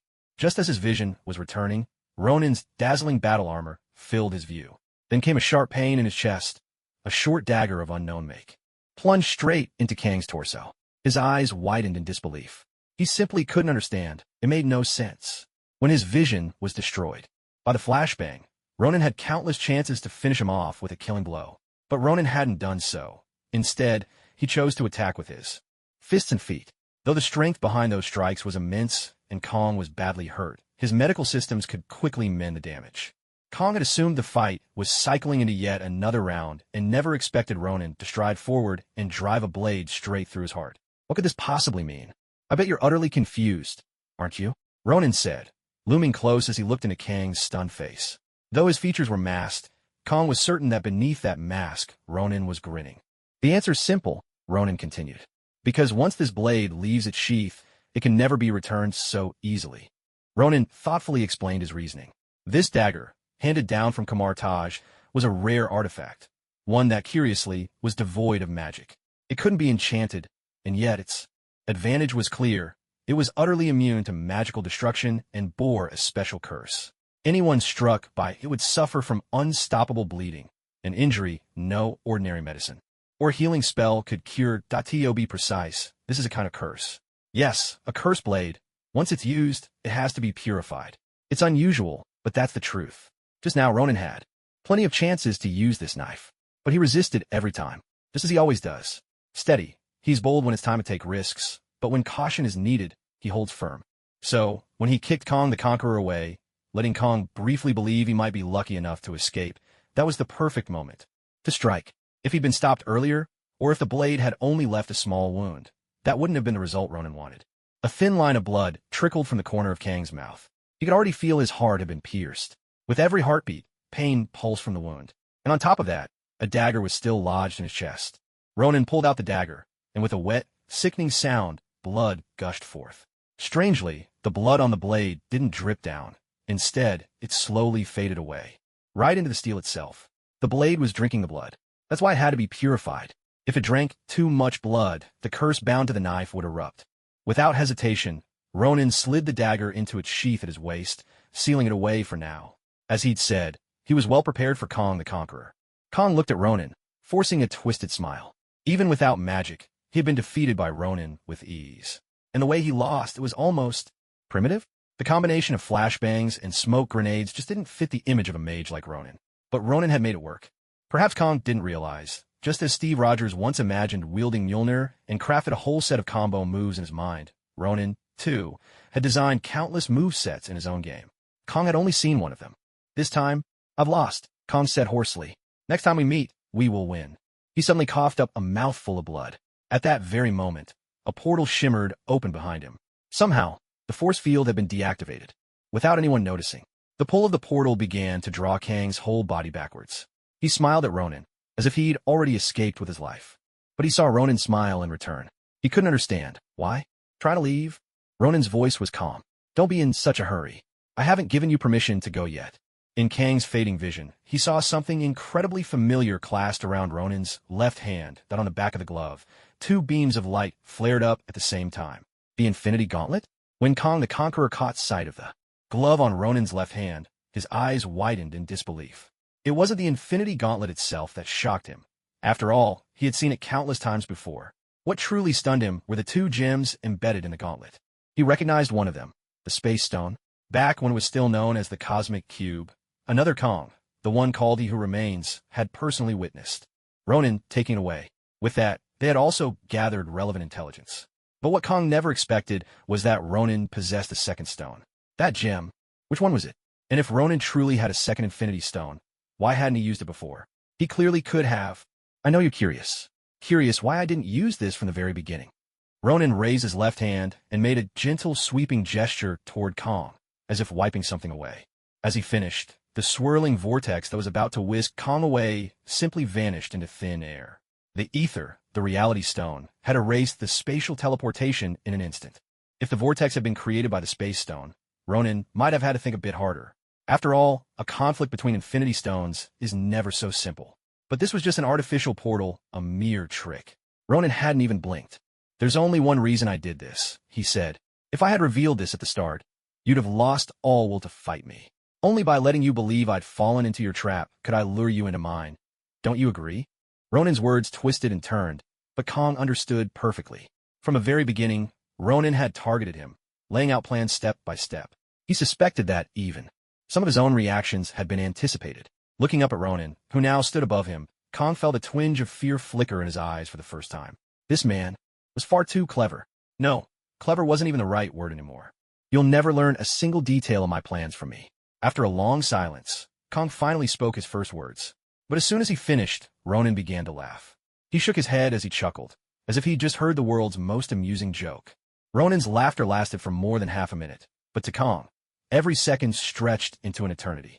He couldn't understand what was so funny. What are you laughing at? Kang finally burst out, unable to take it any longer. He may have lost, but he refused to be humiliated like this. He was the man who had conquered the timeline. I'm laughing at you, you know.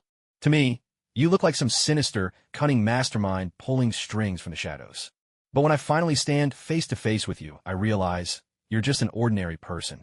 An ordinary person who stumbled upon the secret of time travel by accident. A man from the future, relying on advanced technology, recklessly trying to conquer the ancient past. Ronin's laughter faded, but the smile on his face only made Kang the Conqueror feel more mocked. Why would he say that? Could a single defeat really make him think I'm a fool? Kang couldn't help but sink into self-doubt. You know, I actually don't need you to tell me any of your plans.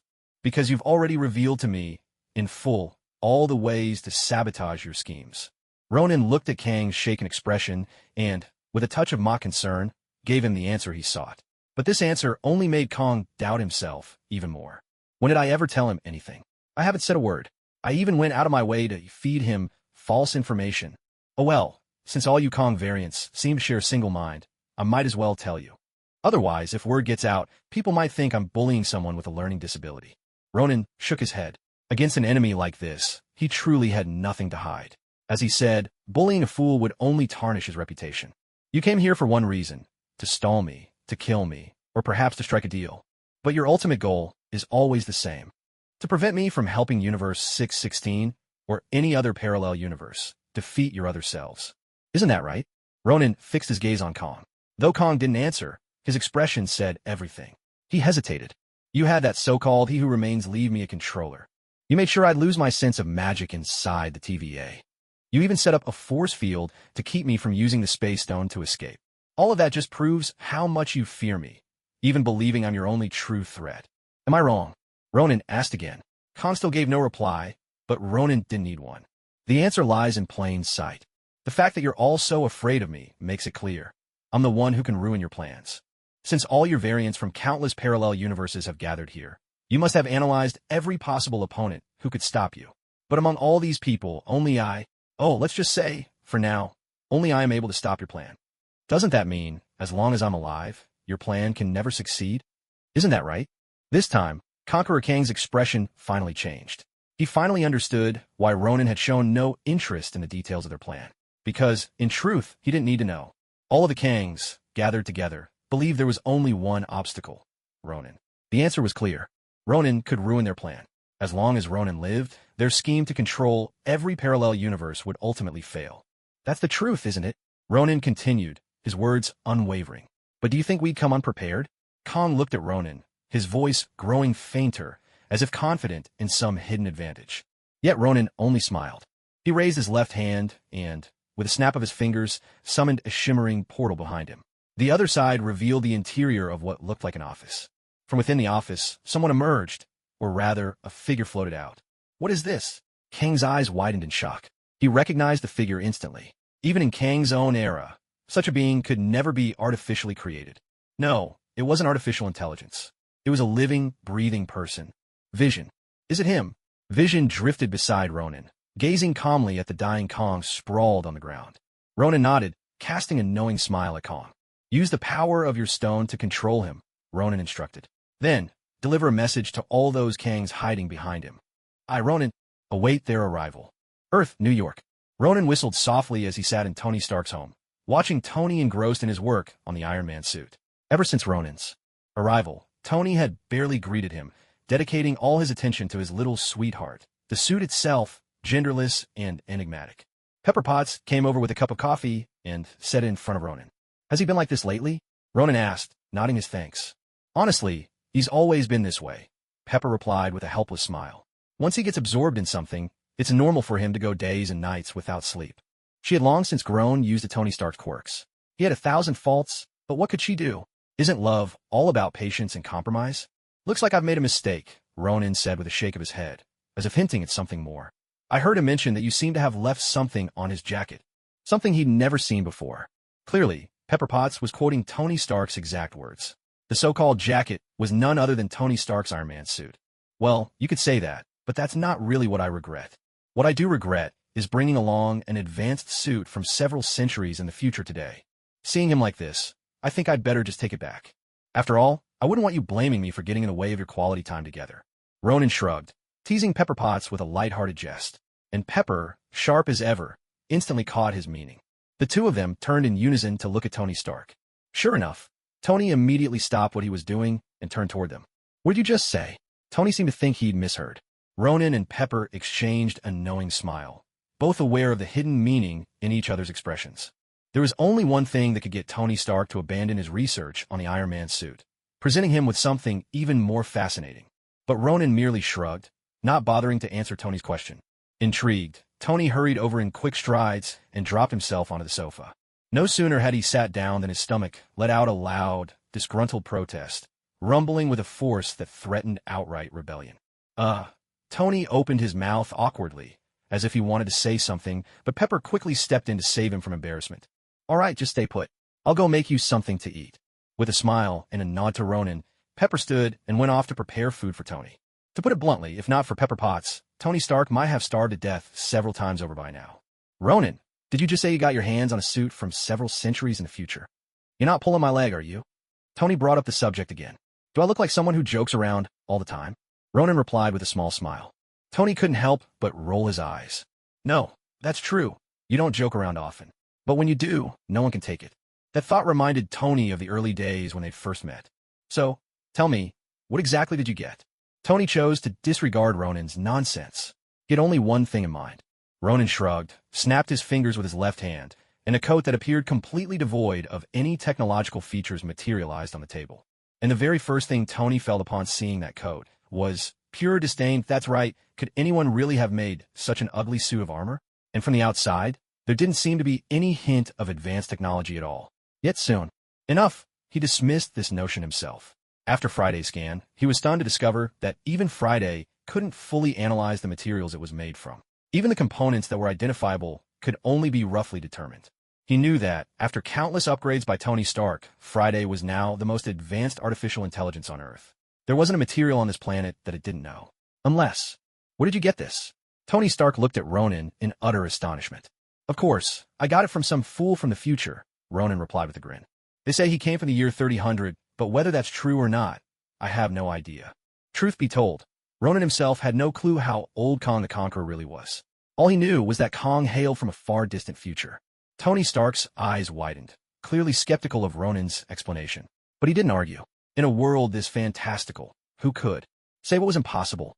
With aliens already making appearances, was it really so strange for time travelers to show up as well? A man from the future? Tony mused. You defeated a man from the future. He couldn't help but shake his head in wonder. There was no need to state the obvious. Ronan's strength was beyond question.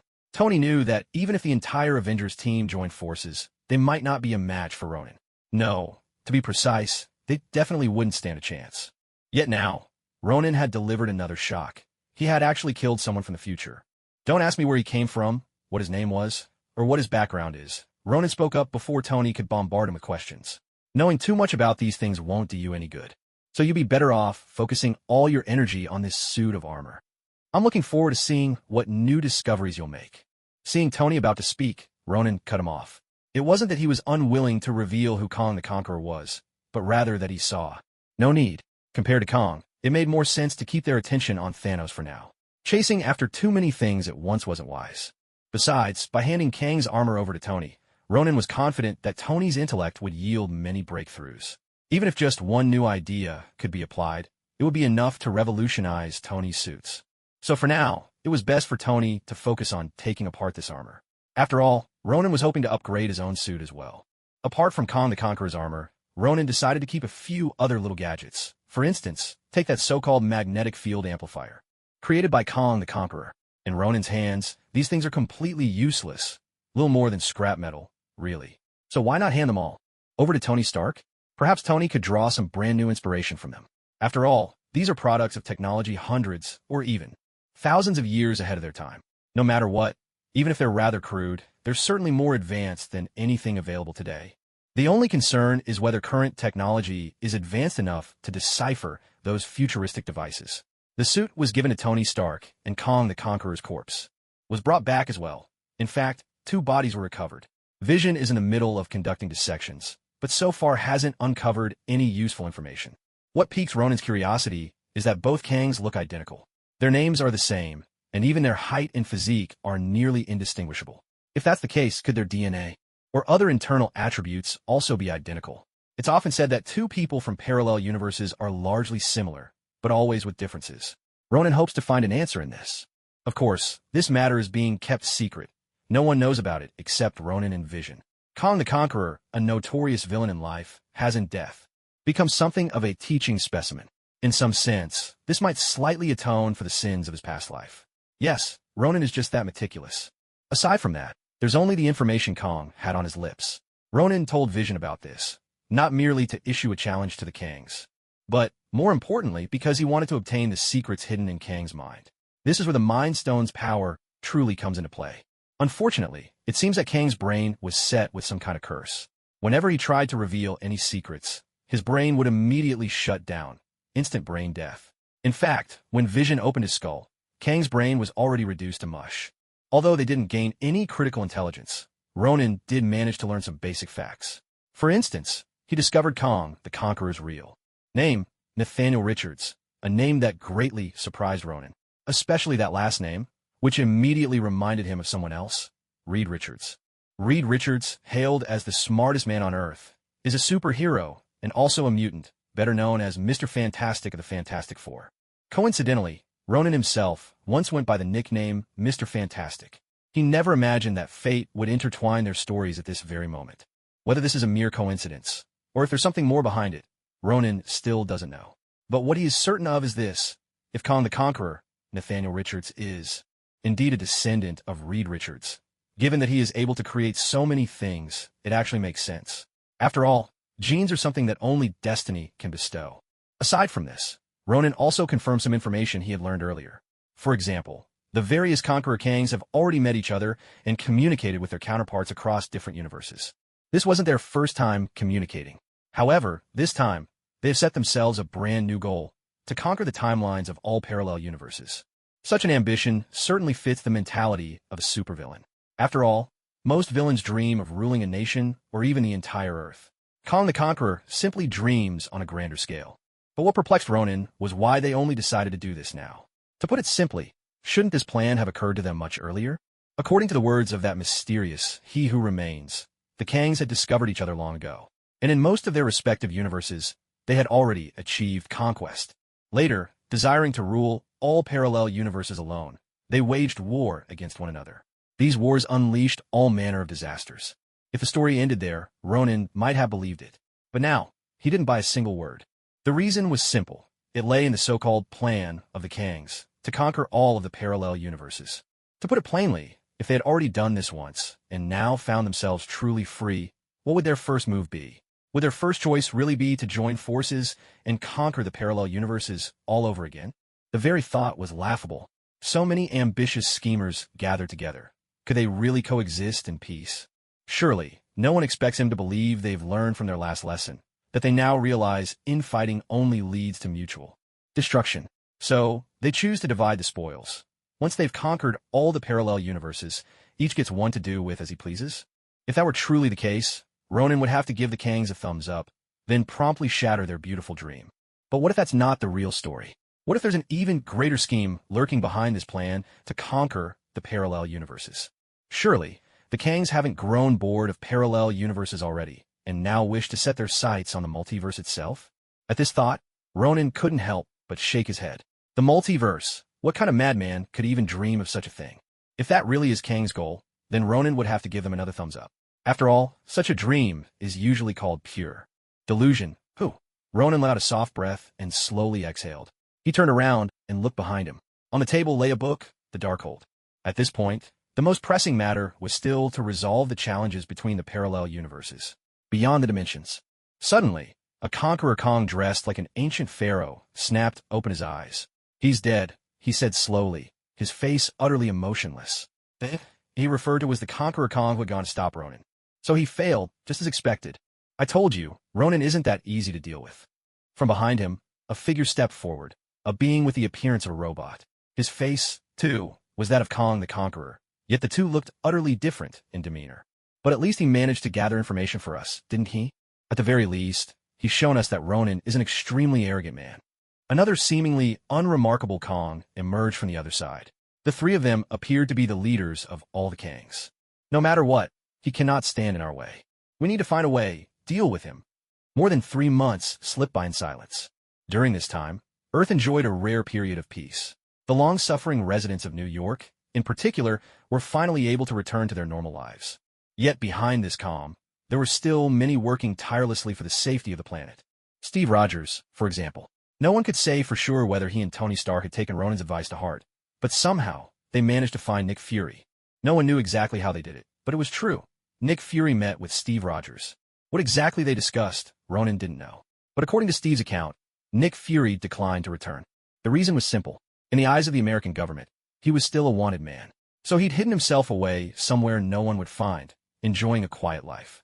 Before leaving, however, he promised that if Earth faced a true crisis, he would step in to help. Ronan believed him.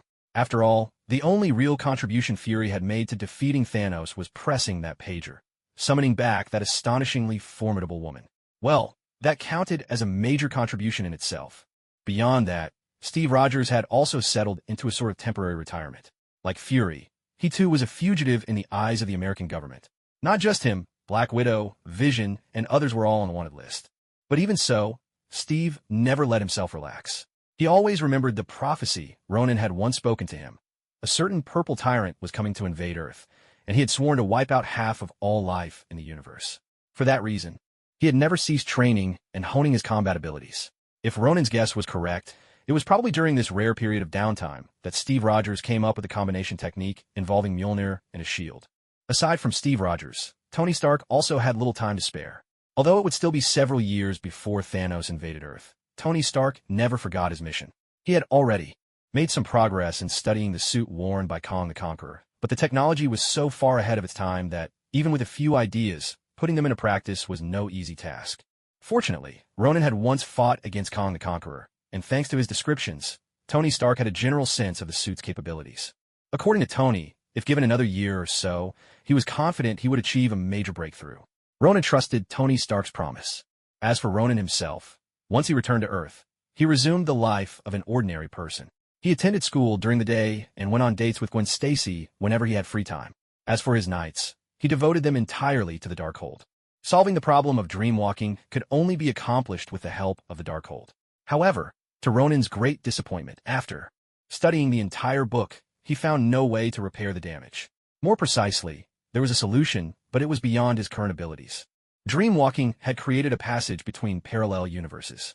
This passage not only allowed people to travel back and forth between the two universes, but also caused the universes to draw closer to each other.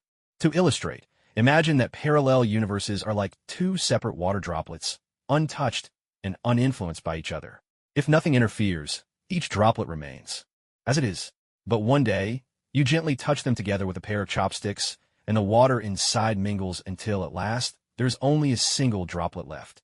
Such is the fate of parallel universes. To repair the situation, someone must cross the barriers between universes and enter the space between them, severing the passage and completely mending the breach. Only then can the two parallel universes be prevented from merging. To achieve this, one must first possess the ability to traverse the cosmic barrier, a feat Ronin, for now, could not accomplish. Beyond that, fixing the damaged rift was a daunting challenge in itself. Not only must one identify the two parallel universes among countless possibilities, but the repairs in both must also be completed together. After all, if only one side is fixed while the other remains broken, those parallel universes that haven't been repaired will also gradually move closer to the ones that have already been restored. Although the process will slow down considerably, the outcome remains unchanged. For Ronin as he is now, this is still far too difficult. So, Ronin didn't let himself get completely bogged down by this issue. He understood that worrying would be pointless, since he currently lacked the means to solve the problem. There's only one way for Ronin to deal with this challenge: Dormammu and the Dark Dimension. As the ruler of the Dark Dimension, or rather, the former ruler, Dormammu clearly possesses the ability to travel between universes. What's more, the Dark Dimension itself can serve as a vessel to carry Ronin into these parallel worlds. That is why Ronin only lacks the ability for now. He knows that once he gains full control over the Dark Dimension, he will have the power to resolve the issue. When that day comes, Ronin will naturally be able to fix everything. Of course, aside from himself, he still needs to wait for another person, Strange. If his memory serves him right, after Strange returned to Universe 616, not only did he awaken the eye of Agamotto on his forehead, but he also met his destined wife, Dormammu's niece, Clea. By that point, Strange is sure to seek him out. Ronin knows little about Clea, just bits and pieces. She is not only Strange's lover, but also Dormammu's niece. However, her relationship with Dormammu is far from harmonious. Once, when Dormammu left the Dark Dimension, Clea led its inhabitants to overthrow the rule of the witch Umar, rightfully becoming the ruler of the Dark Dimension. It was then that she and the arriving Strange became husband and wife. Sadly, all this happiness was shattered the moment Dormammu returned to the Dark Dimension. Regaining control, Dormammu defeated Clea. From that day forward, Clea began her path of resistance against Dormammu. Of course, all of this is information Ronin picked up from science fiction tidbits in his past life. How accurate it really is, he can't say. But what he does know is this: if Strange intends to mend the fissures in Universe 616, he will inevitably come looking for him. When that happens, Ronin will finally uncover Clea's true identity. So, Ronin is in no hurry. For now, his sole priority is to deal with Dormammu first. In Los Angeles, inside Tony Stark's coastal mansion, Tony had organized a small gathering, a very intimate one. The guests were mostly close friends and family of Tony Stark and Pepper Potts. The occasion was simple. The two of them were getting engaged in America. Many couples go through a particular period after they fall in love. Engagement serves as a buffer between dating and marriage. When they feel ready to get married but still worry that things might not go smoothly after tying the knot, the couple often chooses to get engaged first. During the time between engagement and marriage, there's still room to turn back if anyone has second thoughts. That's more or less how it is. At least, that's the gist Ronin has gathered. Of course, with Tony Stark and Pepper Potts, there's almost no doubt they'll end up married. After all, the two of them have weathered so many storms together over the years. Their bond is already unbreakable. Tony Stark, once a notorious playboy, is now willing to forsake the whole world's forests for Pepper Potts. In short, not getting married at this point would be unthinkable. Congratulations to you both, Ronin said as he stepped into the room and was immediately greeted by the happy couple. When they saw Ronin, smiles appeared on both their faces. You're a bit late, you know, Tony Stark teased with a grin. Everyone else got here ages ago. Everyone else? Ronan raised a curious eyebrow. Don't get me wrong, they haven't actually arrived, Tony added with a shrug, clearly knowing what Ronan was about to ask. By they, he naturally meant Steve Rogers and the others. After all, they were still wanted in America, and it was better not to stir up trouble. Looks like I don't know many people here, Ronan replied with a small smile. Of all Tony Stark's friends, there were only a handful he recognized, maybe War Machine at best. It's fine, just relax and enjoy yourself, Tony reassured him. They don't know you, and you don't know them. Isn't that exactly how you like it? Tony winked, the implication clear. Unlike himself, Ronan had always gone to great lengths to keep his identity hidden, whereas Tony was a world-famous superhero. For Ronan, the fewer people who knew him, the better. Ronan just smiled without answering. After exchanging hugs with the couple, he made his way further into the house. As he expected, he hardly recognized anyone among the guests. So he simply poured himself a glass of juice and found a quiet spot on a sofa away from the crowd, sitting back to observe the scene. Everyone here, aside from Tony and Pepper's family and friends, was someone of wealth or influence. Ronan even spotted members of the U.S. military among the guests, and of course, high-ranking government officials. As well, it was clear that, even though Tony Stark no longer made weapons, the clean energy from the arc reactor made him someone everyone wanted to win over. Naturally, the Iron Man identity only added to the draw. But as Ronan watched, he started to sense that something wasn't quite right. These people. Something seems off about them. Ronan glanced around at the guests in the hall, his brow furrowing deeper with each passing moment. Judging by their words and actions, they appeared to be perfectly ordinary, tall or short, slim or heavy-set, each with their own look. Yet, among them, a few gave Ronan a distinctly different feeling. He couldn't quite put that feeling into words, but it was clear that something wasn't right.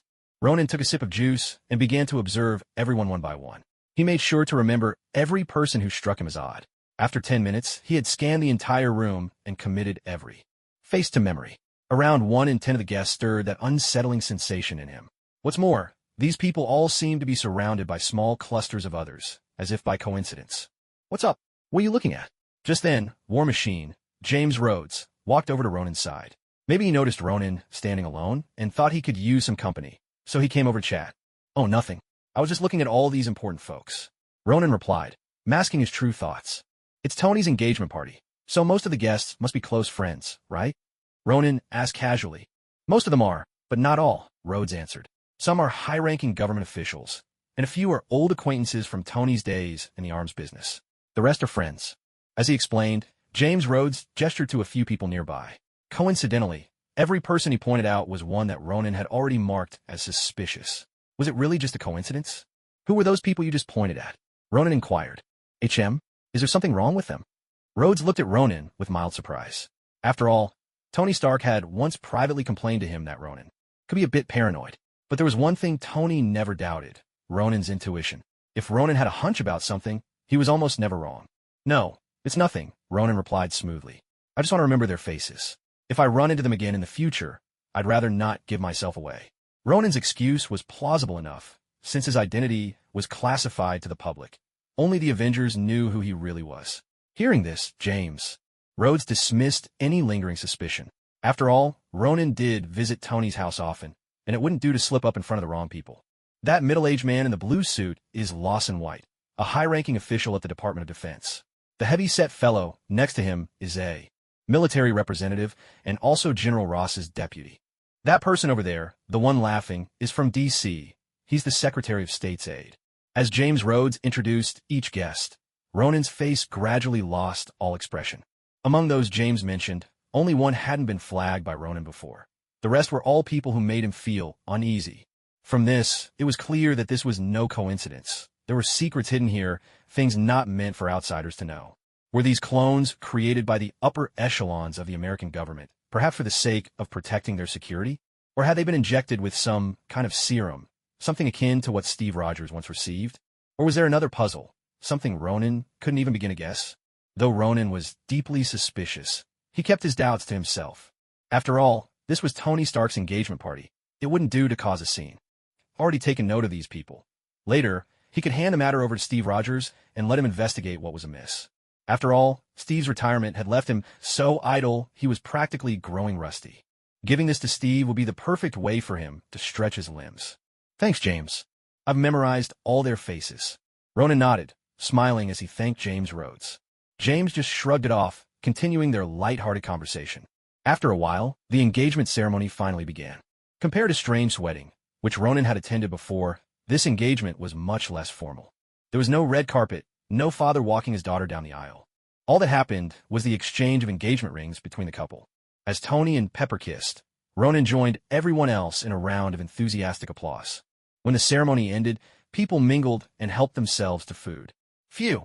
This troublesome sense of ceremony, Tony Stark muttered as he and Pepper Potts came over to Ronan to offer a toast of thanks. Had Pepper not been right beside him, Tony might have blurted out something a little less polite. I have to say, Tony, you and Pepper are truly made for each other, Ronan said with a smile. Only a knight as brilliant as Pepper could tame a wild stallion like you. James Rhodes laughed as he chimed in. Tony just curled his lip, unwilling to admit it, but knowing it was true. Since he and Pepper had gotten together, his wild days had come to an end. That's why Tony needs someone to keep him in check, or else he'd end up doing something outrageous, Ronan joked, raising his glass. After all, Tony was the star tonight. It was only right to tease him a little. All right, that's enough out of you. This is my engagement party, after all. Pepper, could you go and greet the others? I'd like to have a word with Ronan. Tony Stark gave Pepper Potts' hand a gentle pat. Although she didn't know why he made this arrangement, Pepper chose not to ask. She gave Ronan and James Rhodes a polite nod, then went off to welcome the other guests. I'll go keep the military folks company, James Rhodes said, showing his understanding of the situation and leaving Tony and Ronan alone. Once Rhodes had departed, Tony turned his attention back to Ronan. What's up? Is there something you want to tell me? Tony seemed to have picked up on Ronan's intention. There are a few people in your ballroom who seem off, Ronan cautioned. You'd better be careful. If anything happens, contact me right away and make sure Pepper is safe. Ronan felt it necessary to warn Tony. Though his words were somewhat veiled, Tony still caught the underlying message. He wanted to press further, but Ronan stopped him with a shake of his head. This wasn't a matter Tony should investigate personally, since he was a public figure. Someone like Steve Rogers, who operated in the shadows, was much better suited to look into these people's backgrounds. All Tony needed to do was stay alert and keep himself safe. While Ronan enjoyed a life of leisure on Earth, Thor in Asgard was anything but idle. Each day, aside from his regular training and the occasional trip to the other realms to quell uprisings, he spent most of his time in Asgard. Of course, not every day was filled with feasting and revelry. He had his own worries to contend with. As Asgard's sole remaining heir, there was much he needed to learn. Though Asgard wasn't weighed down by endless ceremonies, there were still essential traditions he had to master. Compared to the fate of Thor in Universe 616 during this same period, this Thor's life was practically idyllic. His mother was still alive, his father unharmed, and the only brother who could have competed with him for the throne had been missing for a long time. In many ways, he was the very model that countless heirs could only dream of becoming. Beyond that, he was surrounded by comrades who would stand by him through thick and thin, people destined to be his loyal subjects in the future. From this perspective, who wouldn't envy him? And yet, Thor found no happiness in it. The reason was simple. More than the throne, he craved a life without restraints. There was a time he even considered giving up his claim and letting his brother Loki take the throne instead. But Loki had been missing for ages, and Thor had searched far and wide across the 9 realms, all in vain. Left with no other choice, he remained in Asgard as its heir. To his regret, this also meant that his love with Jane Foster was nearing its end. After all, no one would willingly accept that their partner is absent for half the week. So, as Thor stood atop Asgard's castle, gazing into the distance, his thoughts revolved around how he could be honest with Jane Foster. Thor. At that moment, Frigga quietly approached from behind him. Mother. Seeing that it was his mother, Thor quickly stood up. Frigga's heart ached a little as she looked at her son, whose face was clouded with worry. As his mother, she understood his thoughts better than anyone. You haven't been to Midgard lately. Did you have a fight with Jane? Frigga walked to his side and asked softly. Thor forced a faint smile and shook his head. Though his words tried to deny it, the truth was written all over his face. Is it because of Asgard's affairs? Don't try to hide it from me. I am your mother. Before Thor could utter the excuse he'd prepared, Frigga gently cut him off. Hearing this, Thor swallowed his explanation. Yes, there's been some trouble between us. After all, what woman could bear to see her partner only half the week? Thor looked into the distance, recalling the day he and Jane Foster quarreled. They had argued fiercely, so loudly that the neighbors called the police. After that, they separated and haven't spoken since. Thor, I know what's on your mind. And as a woman myself, I understand Jane's feelings too. Neither of you are selfish. You both try to consider each other's needs.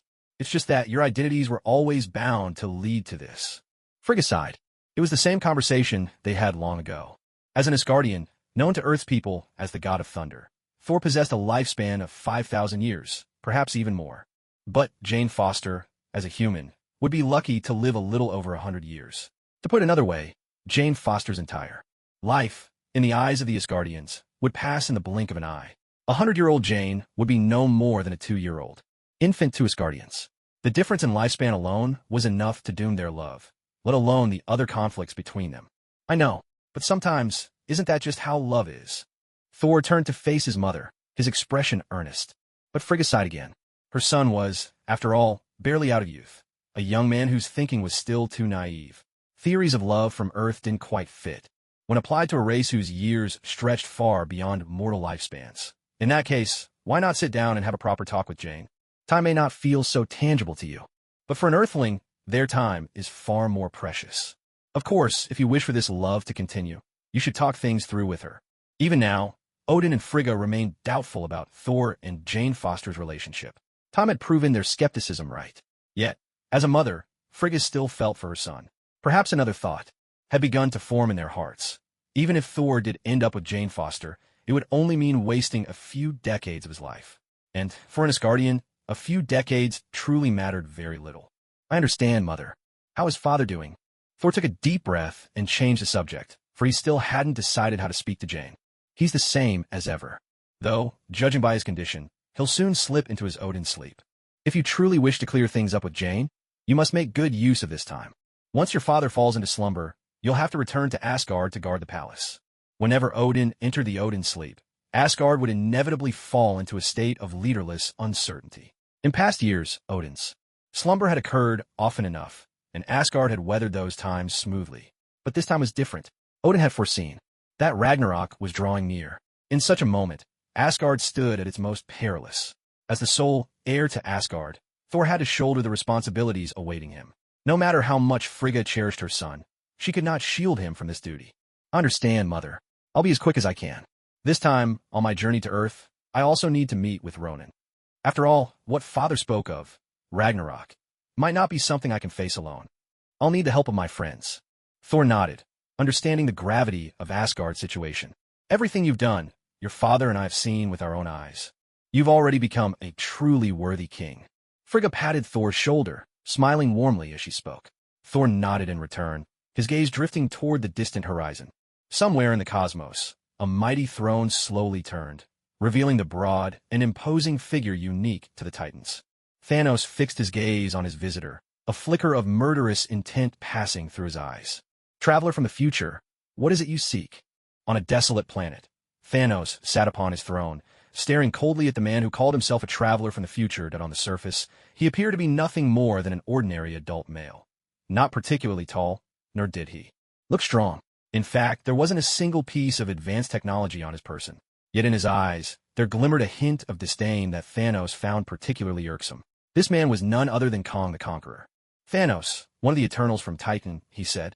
You were cast out by your own people for proposing to eliminate half the population in order to ease Titan's energy crisis. Later, when disaster finally struck Titan, you resolved to gather the Infinity Stones, to use their power to wipe out half the life in the universe. Did I get that right? Kong the Conqueror, or rather, Kong the Immortal. Indeed, this was the immortal Kong. Long before the multiverse was unified under the so-called sacred timeline, he had already seized eternal life. When the sacred timeline shattered and the multiverse emerged anew, every Kong the Conqueror set out to seek their own destiny. In this new era, he became one of the Council's 3 most significant figures. Most beings in the universe don't know how to cherish life, he said. They'll never understand that an unchecked population boom will only drive them further towards extinction. So, since they refuse to face this harsh reality, I'll make the choice for them. Thanos didn't dispute Kong the Immortal's perspective. Instead, he took the opportunity to voice his own objective. But what intrigues me more, Thanos replied, is how you know all this. He considered those around him, but quickly dismissed the thought this was something known only to himself. His followers merely received orders to retrieve the 6 Infinity Stones scattered across the cosmos. As for what he truly intended, there was no way they could possibly know. I told you. I come from a much farther future, Kong said, his tone calm and assured. That means I can see your fate with perfect clarity. Kong the Immortal smiled, exuding a harmless air. But anyone who possessed eternal life could hardly be considered weak. Eternal life merely meant his. Years would stretch endlessly, he could still die if slain.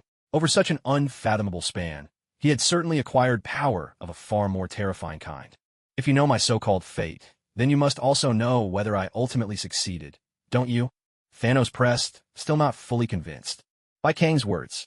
True, the man had revealed both his ultimate goal and his origins, but that alone was no proof of his authenticity. In some realities, you succeeded. In others, you failed. And in some, you achieved your goal, only to have a group of superheroes from Earth reverse everything you accomplished. Perhaps I do not know every ending you will face, but what I do know is the fate of the you standing before me now. Kong the Immortal's tone was measured and calm, as if he had already foreseen every choice Thanos would ever make, and knew precisely how it would all end. Yet to Thanos, an ambitious soul, these words meant little. After all, convincing him to change his mind was near impossible. I'm not here to thwart your plans, nor do I intend to alter your grand ambitions. I simply wish for you to help me deal with someone, and in return, I will reveal to you the location of all the Infinity Stones. Kong the Immortal laid out what he believed to be his most tempting offer. Unfortunately, he had underestimated Thanos. A fine offer, I must admit, it is truly tempting. Thanos let a wry smile slip across his lips. He braced his right leg and rose slowly from his throne, looking down on this human-shaped being before him. In Kang's eyes, he caught a glint of disdain he had not seen in ages. Though Kong concealed it well, Thanos' keen senses picked up on it instantly. To Kong the Immortal, Thanos was a failure, hardly worth his attention. More importantly, in all universes that the many Kangs had conquered across the multiverse, some of them had encountered Thanos. Without exception, the Thanoses who survived were those who had succeeded in their cataclysmic plans. Some, like the Thanos of Universe 616, withdrew into obscurity and lived in seclusion after fulfilling their grand designs. Others kept the 6 Infinity Stones for themselves, rising as undisputed overlords of their cosmos. A rare few even gained powers beyond imagination, such as the favor of death herself. Eternally immortal, they secured their rule over the universe once and for all. Yet, every single one of these Thanoses, without exception, was ultimately eliminated by the conquering Kangs from other parallel universes. Small wonder, then, that Kong regarded Thanos with such contempt. Still, he had underestimated Thanos' pride. But I'm afraid I do not require your assistance. The Infinity Stones, if I desire them, they will be mine. Thanos' voice rang with a commanding finality, his authority impossible to ignore, as if his very name demanded it. Kong the Immortal narrowed his eyes. He had not expected Thanos to refuse the lure of the Infinity Stones. What's more, Thanos now looked at him with the same withering scorn, as though watching a rat scuttle through the gutter. That look, for one who had lived countless years, Kong the Immortal would not be provoked by such a trivial expression. Instead, he smiled, as if he had gained new insight into Thanos. It seems you truly are a king among men, Kong remarked, nodding in respect. In that moment, the derision in his eyes faded away. Thanos glanced at him, but gave no reply. Allow me to apologize for my previous behavior. I simply wanted to know whether you would truly sacrifice everything for the ideals you hold dear. After all, in every parallel world, there are always a few versions of you who eventually awaken to the truth. At the very last moment, just as the plan is about to be completed, they abandon the victory well within their grasp and choose another path instead. Kong the Immortal bowed his head slightly, giving the impression that he was genuinely apologizing for his earlier actions. Thanos said nothing, but slowly sat down. The atmosphere, tense since Thanos had stood up, gradually eased. It seemed he was willing to hear what the other had to say. This outcome, of course, was precisely what Kong the Immortal wanted. I will help you obtain the Infinity Stones and complete your plan. Of course, I have my own agenda. Not for now, but for a far more distant future. With that, Kong the Conqueror bowed his head once more, showing his respect. It was as though nothing had ever happened between them. At last, after a long silence, Thanos spoke again. Tell me your plan. Hearing these words, a smile once more spread across Kong the Immortal's face. Does Thanos trust him? The answer is certainly no. Does he trust Thanos? The answer is also no. But does it matter? From the very beginning, they were only ever using each other. This so-called alliance is nothing more than a tool to serve their respective interests. As long as their goals are temporarily aligned, what else really matters? Chapter 241, The Target, Nidavellir. For both Thanos and Kong the Immortal, it was clear they were simply making use of one another. Kong wanted Thanos to keep Ronan occupied, while Thanos sought to collect all the Infinity Stones and realize his grand ambition. In this sense, there was truly no difference between them. My plan is simple. I just need your help to deal with one person. If you can't eliminate him, then do whatever it takes to keep him here. Don't let him leave this universe. Kong the Immortal smiled, fixing his gaze on Thanos. His condition, or mission, sounded deceptively simple, but in reality, it was anything but. For a being as powerful as Thanos, dealing with a single individual should have been trivial. He could send someone to do the job, or simply handle it himself. If neither of those worked, he still commanded an invincible fleet. As long as that person couldn't escape the planet, the bombardment from Thanos' fleet could reduce the entire world to rubble. Of course, this last option hardly aligned with Thanos' lofty ideals, so he seldom resorted to such measures. Kong the Immortal's true cunning, however, lay in the choices he presented Thanos. If you can't get rid of him, then stall him. On the surface, this sounds lenient, but underneath, it's actually a subtle way of telling Thanos that he probably won't be able to kill his opponent. This kind of goading tactic is obvious to many, and Thanos is certainly among them. Tell me, who is he? Thanos, seeing through the ploy, didn't expose it, but instead asked about the other's identity. At these words, Kong the Immortal broke into a smile. Ronan, an Earthling, the supreme sorcerer of the human realms. In fact, he's one of your targets as well, because in his possession are at least the Space Stone and the Time Stone. Kong revealed Ronan's identity. So what if his scheme was seen through? As long as it works, isn't that enough? Even if Thanos recognized the provocation for what it was, with his arrogance, how could he possibly just let it slide? Outwardly, he might keep his composure, but inside, he was anything but calm. In short, everything seemed to be unfolding just as Kong the Immortal intended. Supreme Sorcerer? Thanos seemed to question, but also to echo the title. In truth, he already knew of this so-called Supreme Sorcerer, and he was aware that Earth's Guardian held the time. Stony saw it. After all, the sorcerers of Kamartaj were all disciples and followers of the Vishani, and as one of the Trinity gods, Thanos had some understanding of the Vishani's power. That's right, it's him, Kong confirmed. My minimum requirement is that you do not let him leave this universe for a duration of 1 month. Of course, that's 1 month from the start of the mission, Kong reminded Thanos once again. If you can keep him occupied, you've succeeded. Thanos gave a cold grunt. Understood. As long as I collect the other Infinity Stones, I'll naturally invade Earth and take the final one.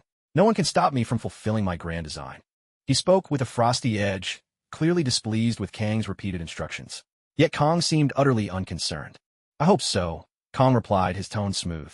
I'm quite willing to trust your commitment. Despite his words, when Kong looked up at Thanos, a hint of disdain flashed in his eyes. That so-called, no one can stop me, was little more than a joke.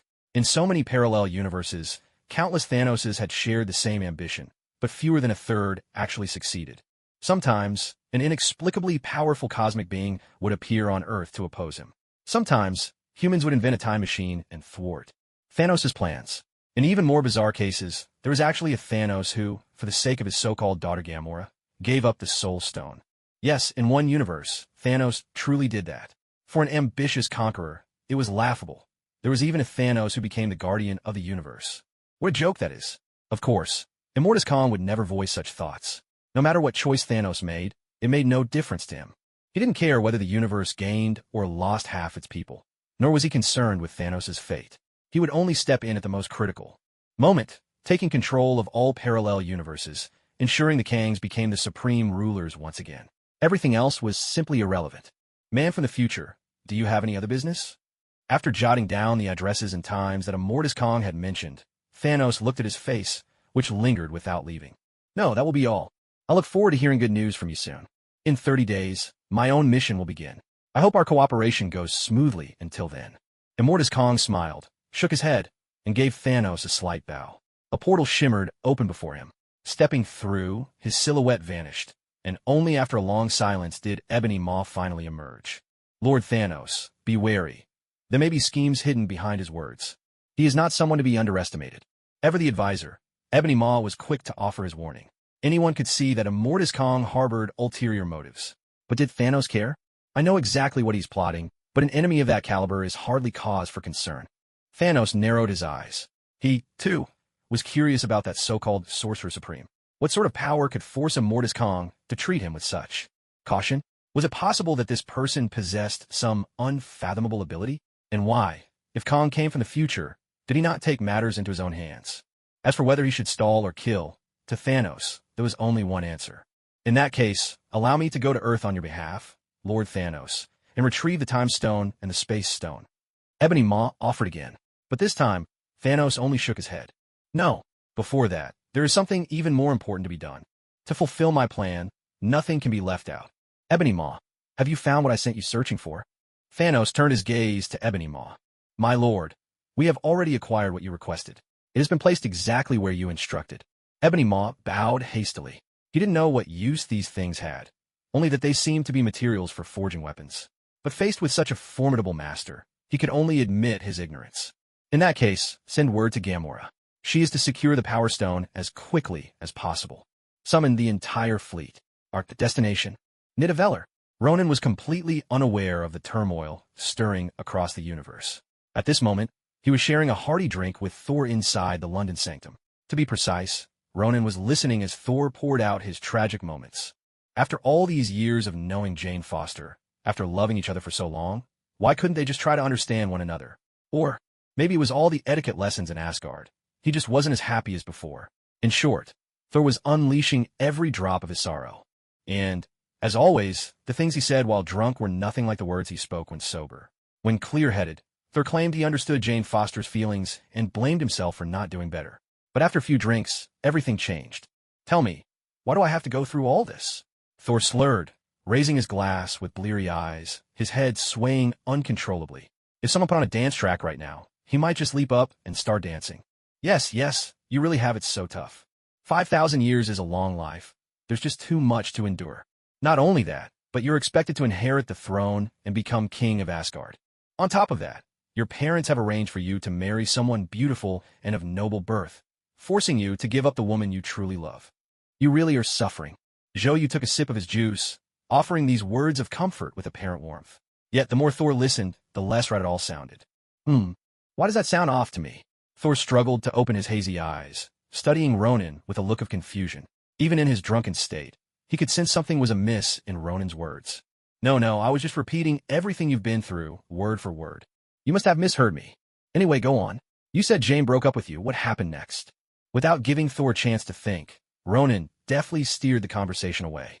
For someone who had lived through countless generations, Ronan simply couldn't relate to these royal woes. All he could do for Thor's troubles was to raise a straight middle finger in silent salute. What else could I do? We broke up. I couldn't give her the happiness she wanted, and she... At this point, Thor's voice caught, choked with emotion. Ronan understood what Thor meant. Because of Asgard, Thor was bound to the heavy responsibilities of a crown prince. One day, he would be king, leading the people of Asgard into the future. In Universe 616, because Loki wasn't taken away by the Time Variance Authority, he briefly became king of Asgard. That was how Thor finally found some time on Earth for love and romance. Yet, even so, an immortal with a lifespan of 5,000 years and a human who only has a fleeting century are, in the end, destined to part ways because of this difference. It is inevitable. I'm just a teenager. I can't possibly understand the passions and grudges of you grown-ups, Ronan remarked. So, I only have one mission tonight, to drink with you. Ronan raised his glass, clinked it against Thor's, and took a hearty sip of what looked very much like wheat juice. Thor, not to be outdone, drained his glass in one go. Clearly, he had been craving a drink. By the way, how have things been for you lately? Ronan asked. I heard Earth hasn't exactly been peaceful these days. With Odin's abilities, it was only natural that he knew the Ancient One had already left Earth. So, Thor must have known as well. Plus, with the chaos caused by the Darkhold, Earth had certainly been anything but calm. When has Earth ever truly been at peace? Thor replied, especially New York. Who knows, maybe in a while some strange character will invade. Earth again. Ronan shrugged, looking unconcerned. As he said, Earth was never truly quiet. Every so often, something bizarre would happen. For example, not long ago, there had been those unusual mutants, ordinary people transformed by the Terrigen crystals. Because of them, Earth had been thrown into turmoil for quite some time. An invasion of Earth. Thor tensed, suddenly more alert. Did you see something? After all, Odin had told him that the Sorcerer Supreme on Earth possessed one of the Infinity Stones, the Time Stone. With it, they could glimpse what was yet to come, allowing them to better protect Earth. That's why, after the Asgardians visited Earth thousands of years ago and left behind legends of gods, they never returned openly, because Earth had a powerful guardian. I've seen many things, Ronan replied with a mysterious shake of his head. But I'm sorry, I can't speak of them. In truth, he hadn't used the time stone recently, nor had he peered into the future. To him, if he knew everything about what was going to happen each day, what joy would there be in living? A day or two might be amusing, but over time, it would all become rather dull. Forget it. You sorcerers are all so secretive, Thor grumbled. Even my father is the same. He still hasn't told me what this so-called Ragnarok is really about. Thor pursed his lips and gazed across the table at Ronan, as if hinting at something unspoken. Ronan didn't respond right away. He simply cast a quiet glance at the sky. Thor surely knew that Heimdall could see and hear everything happening on Earth. Was Thor saying this on purpose, or was it just a slip? Either way, Thor could complain about his own father, but as for Ronan, he'd better not. After all, Odin was the All-Father, king of the gods. And as for Ragnarok, to put it plainly, it was their family's own affair. Don't look at me like that. Even if I know something, I can't tell you. Because once I tell you, if the future changes, then what I've said might never come to pass. Ronan shook his head. He had no intention of telling Thor anymore. After all, it was their family business. If Odin wouldn't share it with him, Ronan certainly wouldn't overstep his bounds. So, he just found a convenient excuse and brushed the matter aside. Hearing Ronan's words, Thor curled his lip and downed the rest of his drink. Still, my promise from before still stands. If you ever face any difficult trouble, you can always reach out to me, Ronan said with a warm smile. By the rules of the Sorcerer Supreme, once you become one, you're not allowed to leave Earth. The Sorcerer Supreme's sole duty is to protect the planet. But because this was a promise Ronan made to Thor and Asgard before he took up the mantle, he figured he could bend the rules just this once. Oh, and as for the time variance authority, that didn't count. As the two of them traded drinks and conversation, a radiant arc of color suddenly appeared in the open space outside the door. The Bifrost had arrived. Thor, something's happened to Odin. Something happened to Odin? The news left Ronan momentarily stunned. Thor had only been on Earth for a few days. How could something have happened to Odin back in Asgard already? Was it possible Odin had some sort of if Thor leaves, he'll die curse? Impossible. The moment he heard this, Thor shot to his feet. He didn't ask what had happened to Odin, or what the trouble was. His first instinctive reaction was simple, impossible.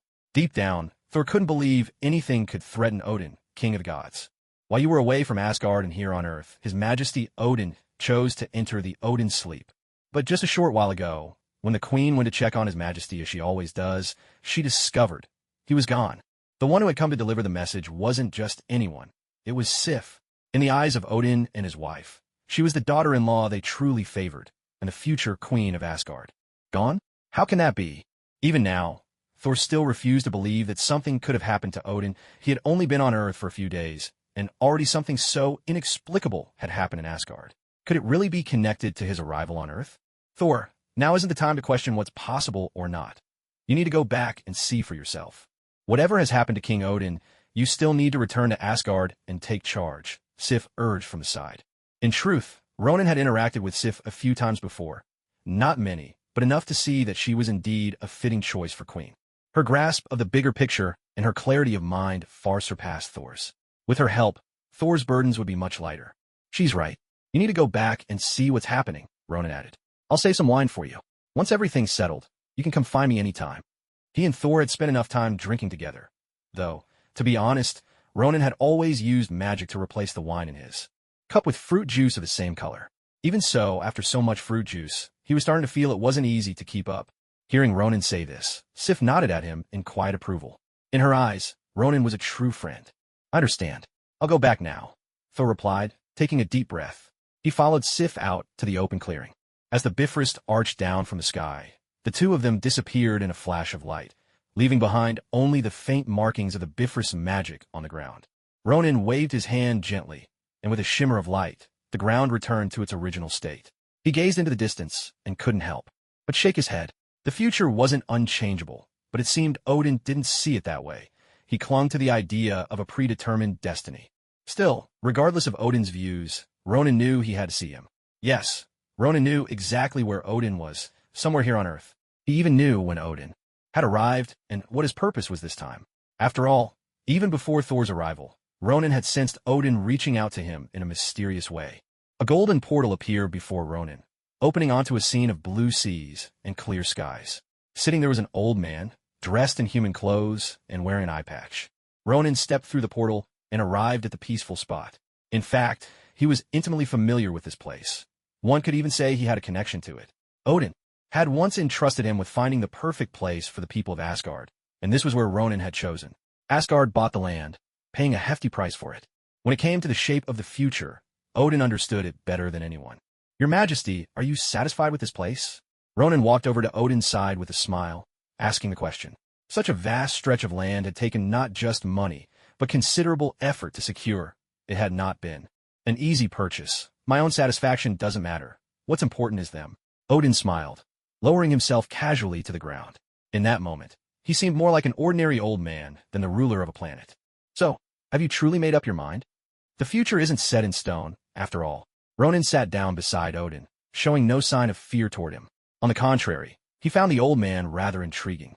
"For someone of my age, the shape of the future no longer holds much meaning." Odin gave a gentle smile, his words drifting away from a direct answer. "That's something for the younger generation." Ronan let out a faint sigh, a hint of resignation in his voice. "I understand your intentions. If Thor is to truly stand on his own and grow into his full potential, then he cannot rely on the so-called safety net behind him. It's only when the weight of responsibility rests squarely on his shoulders that he can become the king he was meant to be." This was exactly what Odin believed as well. In fact, back when Ronan had just inherited the mantle of Supreme Sorcerer, he'd already discussed these matters with Odin. At that time, the two had talked at length about Ragnarok.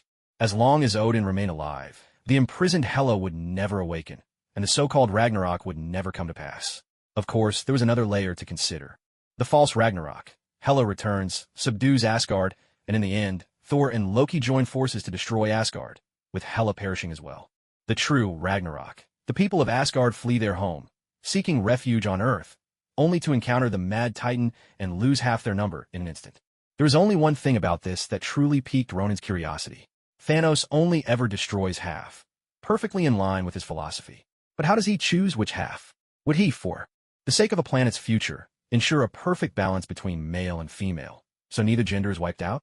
Or perhaps split them into adults and children, sparing half of each group? Looking at it like this, Thanos certainly isn't aligned with modern political correctness. Imagine, he actually claims there are only two genders. If the freedom-loving people of America ever got wind of that, wouldn't they roast him on social media for years to come? Back to the point, Ronan had made his stance quite clear back then. With Ronan and Odin joining forces, and with Thor and the warriors of Asgard by their side, they would almost certainly be able to protect their people, perhaps even defeat Thanos. But now, it was clear Odin had chosen a different path. The reason was likely just as Ronan had surmised. Yes, Thor has fought in many battles, but he still hasn't discovered who he truly is. He relies too much on his hammer, instead of the power within himself. That is the lesson he must learn, and the only way to truly make him understand this is to let him lose what he relies on. In truth, Odin saw the situation more clearly than anyone. He was right. Thor, as he was now, shouldn't really be called the god of thunder. He was more aptly named the god of the hammer. Mjolnir was indeed Thor's most formidable weapon, but it had also elevated him to a height he hadn't truly earned. Without his hammer, Thor's fighting power would be greatly diminished. Of course, any worthy warrior would lose some of their strength if they lost their weapon. Yet, their true power should far surpass that of any weapon they wield. Take a simple example, one that Ronan had experienced himself, back during the Great War with Thanos. In Universe 616, he could still remember the terror Thanos inspired. Even when wielding the Infinity Gauntlet, Thanos had given the Avengers a slim chance to resist him. But when he fought them without the gauntlet, he still managed to utterly crush the Avengers. And this was no ordinary team. It was a roster that boasted the likes of Captain Marvel and Scarlet Witch, heroes of immense strength. Yet, even they were no match for Thanos. This proves that a powerful weapon might give a warrior an edge, but it can also become a burden. In the end, the old saying holds true: to forge iron, one must be strong oneself. Perhaps, for him, all of this is a little too cruel, Ronan muttered. And as for Lady Frigga, if she finds out I've hidden you here, I fear she'll be quite angry with me. Ronan shook his head with a wry smile. All things considered, Frigga had always treated him well. Yet he still had to hide Odin's true intentions from her and the others. "No, Frigga will understand me," Odin replied. "After all these years together, she's long since known what I am capable of deciding." Odin's smile suggested he had already seen through everything. If anyone was perceptive, it was Frigga. She could see straight to the heart. He exhaled slowly. "Well then, it seems Thor will truly have to face these disasters alone this time." This time, he won't even have his brother by his side. Ronan shrugged, deciding not to try and persuade Odin any further. Hela might be formidable, but Ronan had his own ways of contending with her. At the very least, he was confident he could keep Thor alive. Odin turned, his one remaining eye fixing Ronan with a searching gaze, as if seeking answers. Ronan simply smiled. All right, old man. I know you want to ask about Loki's whereabouts, he said. What I can tell you, and all I know myself, is that he isn't dead. He's simply gone to a place that is both strange and strangely familiar. Perhaps, before long, he'll return. Ronan understood exactly what Odin was truly asking. Odin didn't take offense at all when Ronan called him old man. Instead, he smiled warmly. After all these years, he had always been a lofty king of gods, and anyone who wished to approach him had to be mindful of his status. But Ronan, even at a time like this, could still offer him a touch of warmth beyond the title of All-Father. That's good, Odin said. Just knowing that is enough for me. Ronan, I need your help with something. Odin smiled. No matter what else he might have thought, in his heart, Loki was still his son, even after all his acts of rebellion. After all, what family doesn't have a child who rebels during adolescence? Go ahead, old man. As long as it's within my power, I'll do it, Ronan replied with a nod, already guessing what Odin was about to ask. When the time is right, tell Thor to come find me here, Odin said. I will reveal everything to him. And as thanks for your help, I'll keep your little secret safe. Odin added with a wink, his meaning clear. Ronan knew exactly what he was referring to. The little secret was the reality stone he had entrusted to Asgard. To be honest, Ronan had always wondered whether Odin might see through the secret of the stone. Now, it was clear, Odin had chosen to help him keep it hidden all along. This was a favor Ronan had owed him for quite some time. No problem. When the time comes, I'll let Thor know, Ronan promised. Poor me, though. I'll probably end up drinking with Thor till dawn again. He shook his head and sighed, unable to help himself. He didn't mind the drinking, but Thor's stamina was just too much to handle. Try to outdrink someone who never gets drunk was a real headache. Odin chuckled softly. Well then, let this old man have a moment to reminisce about the days of his youth. With that, Odin gazed out at the endless sea stretching beyond the horizon.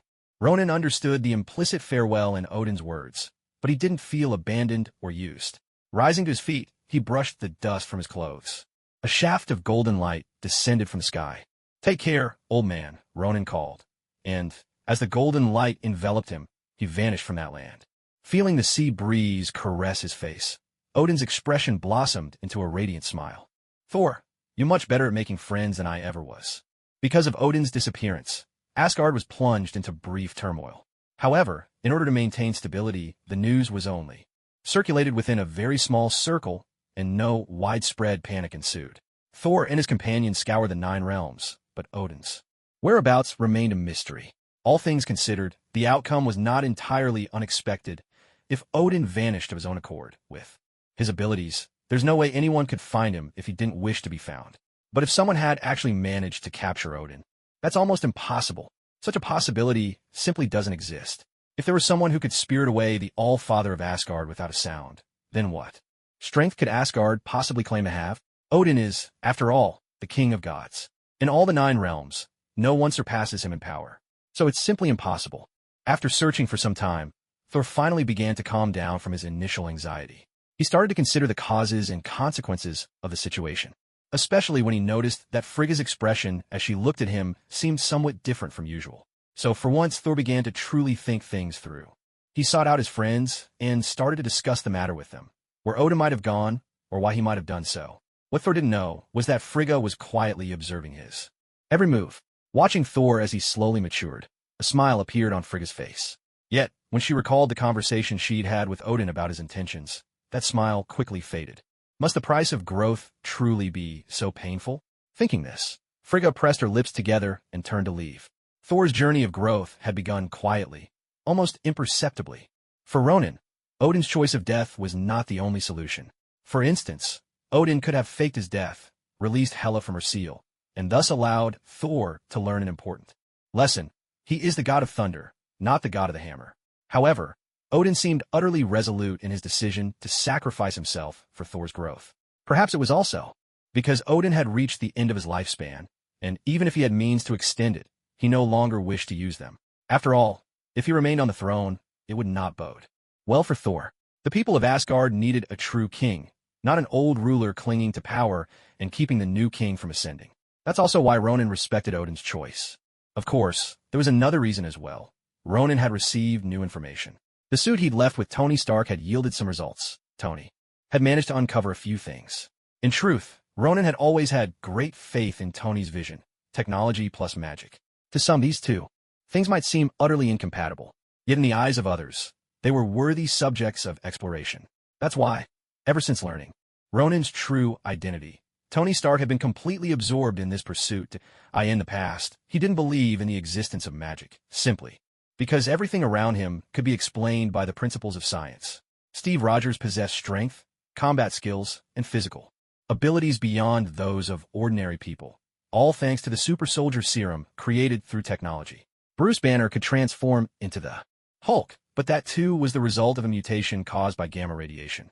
As for the Norse god of thunder, Thor, who was celebrated in countless legends, it turned out he was merely an alien from another world. All of these phenomena could be explained from a scientific perspective. But ever since Ronan appeared, Tony Stark's worldview had undergone a transformation unlike anything before. He witnessed a man who, with a gentle wave of his hand, could open a portal and travel not only anywhere on Earth, but to any corner of the universe. He saw another person use magic to predict and foresee the future. For Tony Stark, who had always put his faith in science, this was no small blow. Yet, Tony Stark possessed a remarkable trait. He was highly adaptable. Though Ronan's arrival had upended his understanding of the world, Tony quickly came to terms with reality and began to ponder the fusion of magic and technology. Previously, Ronan had incorporated a magic array into the Iron Man suit, a rudimentary attempt at best. Now, Tony Stark had come up with an entirely new idea. In New York, at Stark Tower, Ronan stood at the center of Tony Stark's laboratory, his eyes filled with astonishment as he gazed at a newly crafted Iron Man suit. He saw something truly extraordinary. Upon the suit's surface were the very same magical sigils he had once inscribed. But these markings were not drawn by Ronan's own hand. Instead, Tony Stark had reproduced them. That's right, this was a replica.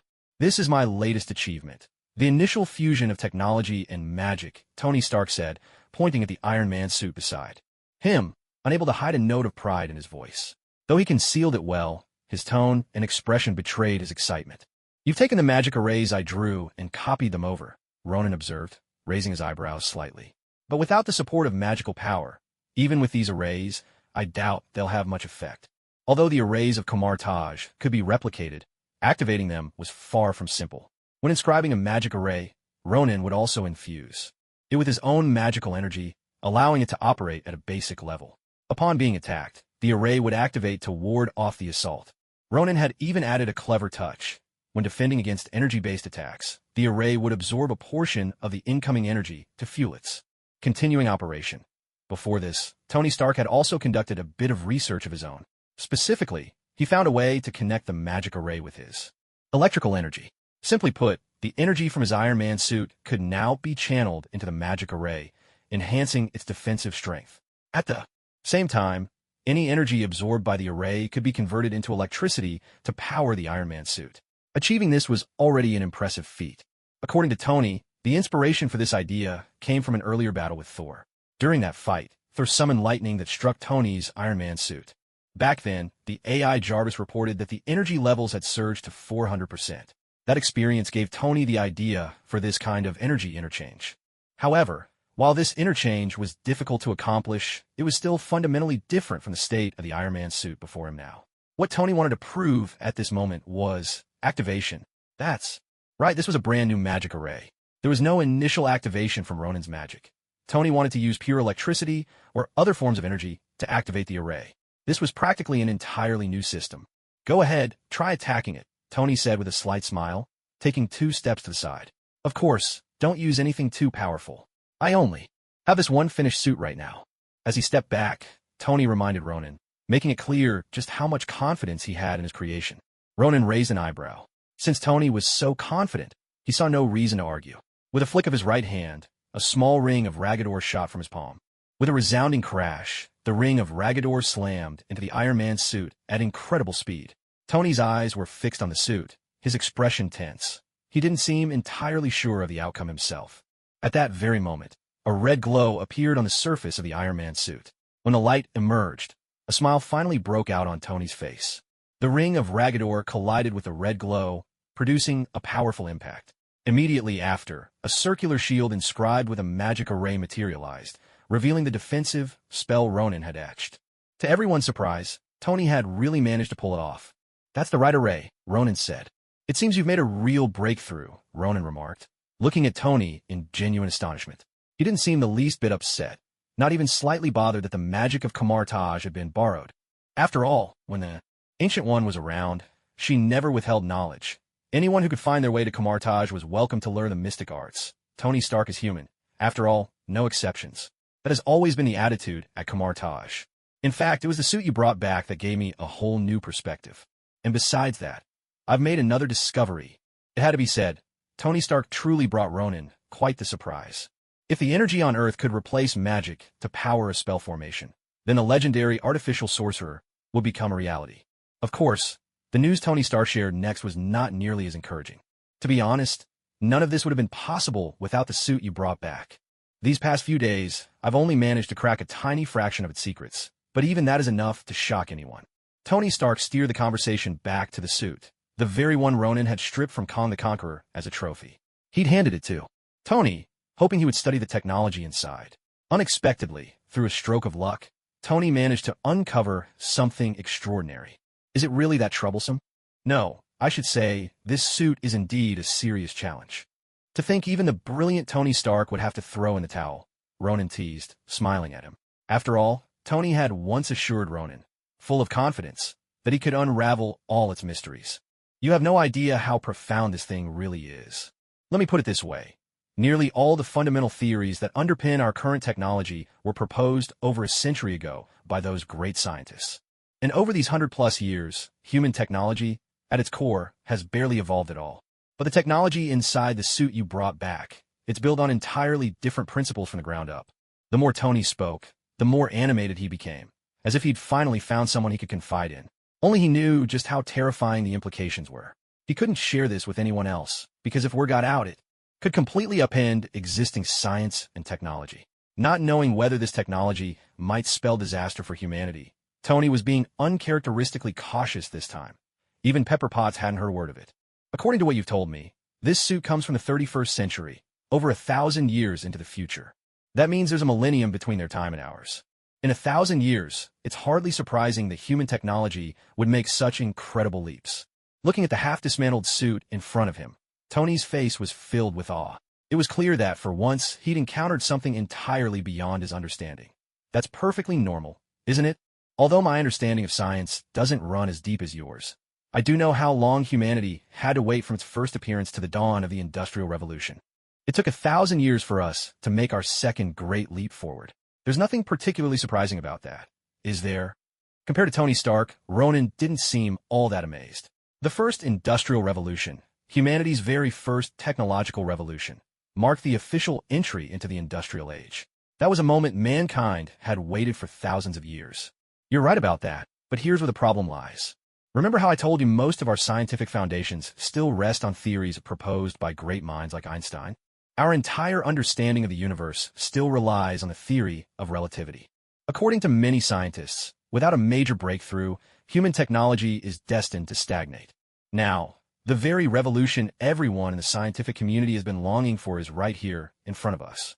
It's sitting right here, and yet, I'm almost completely at a loss as to what to do with it. Tony Stark drew a deep breath, visibly stirred. For all his wealth, pride, and status as a superhero, at heart, he was a genius with a passion for science. He had even managed to unlock the secrets of the Infinity Stones, though that journey nearly resulted in the creation of Ultron, who almost destroyed the world. Then take your time with it. With your resources now, there's nothing in this world you can't acquire. If you spend the rest of your life unraveling this monumental breakthrough, wouldn't that be the best possible ending? Ronan patted Tony's shoulder, encouraging him to relax. He understood exactly what Tony was feeling. If their roles were reversed, he'd probably be even more excited than Tony. I know. Tony let out a heavy sigh, as if trying to quickly bring his emotions under control. The loneliness of having no one to share this with was almost unbearable. Well then, since I've entrusted this to you, I'll accept whatever you decide to do with it. If you want to turn it over to the government, I won't object. Ronan smiled. Truthfully, he didn't care much about these things. But Tony Stark shook his head. Those people in power would only use this for their own ends. If I need help, I'll go to someone I trust. Let's get back to the point. Take a look at this. Tony's mood shifted as quickly as it had come. He spread his armor out on the table, pulled out a few wires, and began connecting them to the suit. Then he turned to the computer. Beside him, his hands flying across the keyboard at an incredible speed. Whatever he was doing, Ronan couldn't make heads or tails of it. Well, that wasn't entirely true. He could at least recognize the English letters on the computer screen, but beyond that, he was completely clueless. The words those letters formed meant nothing to him. To Ronan, it was all a black void of incomprehension. That was precisely why he felt comfortable leaving things in Tony Stark's hands, because, quite frankly, he just didn't understand any of it. Take a look at this, Tony Stark said, pausing his hands. With a flick of his right hand, he dragged a section of content from the screen and tossed it into the air. Instantly, a virtual display materialized in front of Ronan. On it, his own suit was slowly rotating, accompanied by a series of data analyses on the side. What does this mean? Ronan raised an eyebrow in curiosity. These numbers are conclusions I came to after analyzing the array you use, Tony replied. Now look at this. With a sharp tap on the keyboard, the virtual screen shifted. This time, the suit of Kong the Conqueror appeared on the display, with a similar set of data and analysis. Do you know why I was able to combine your array with my energy systems? Tony asked. The answer lies right here.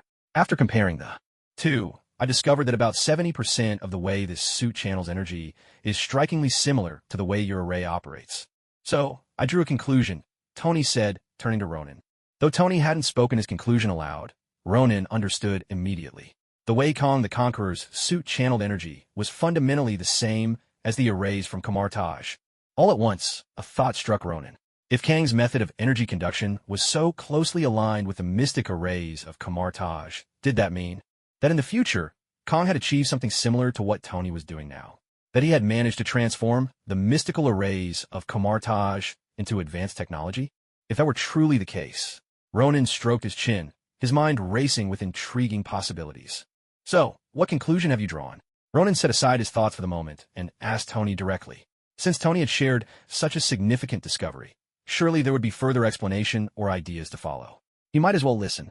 What I mean is, since we've found that, in terms of energy conduction, this suit and your magic share such similarities, Tony explained, I need your help to see if there are other places I couldn't decipher, spots that might also bear traces of magic.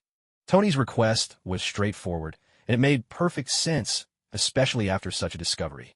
If Ronan agreed to help, who knew what unexpected breakthroughs might be made? Yet, Ronan only shook his head. Let me put it this way. When it comes to this technology, I'm pretty much clueless.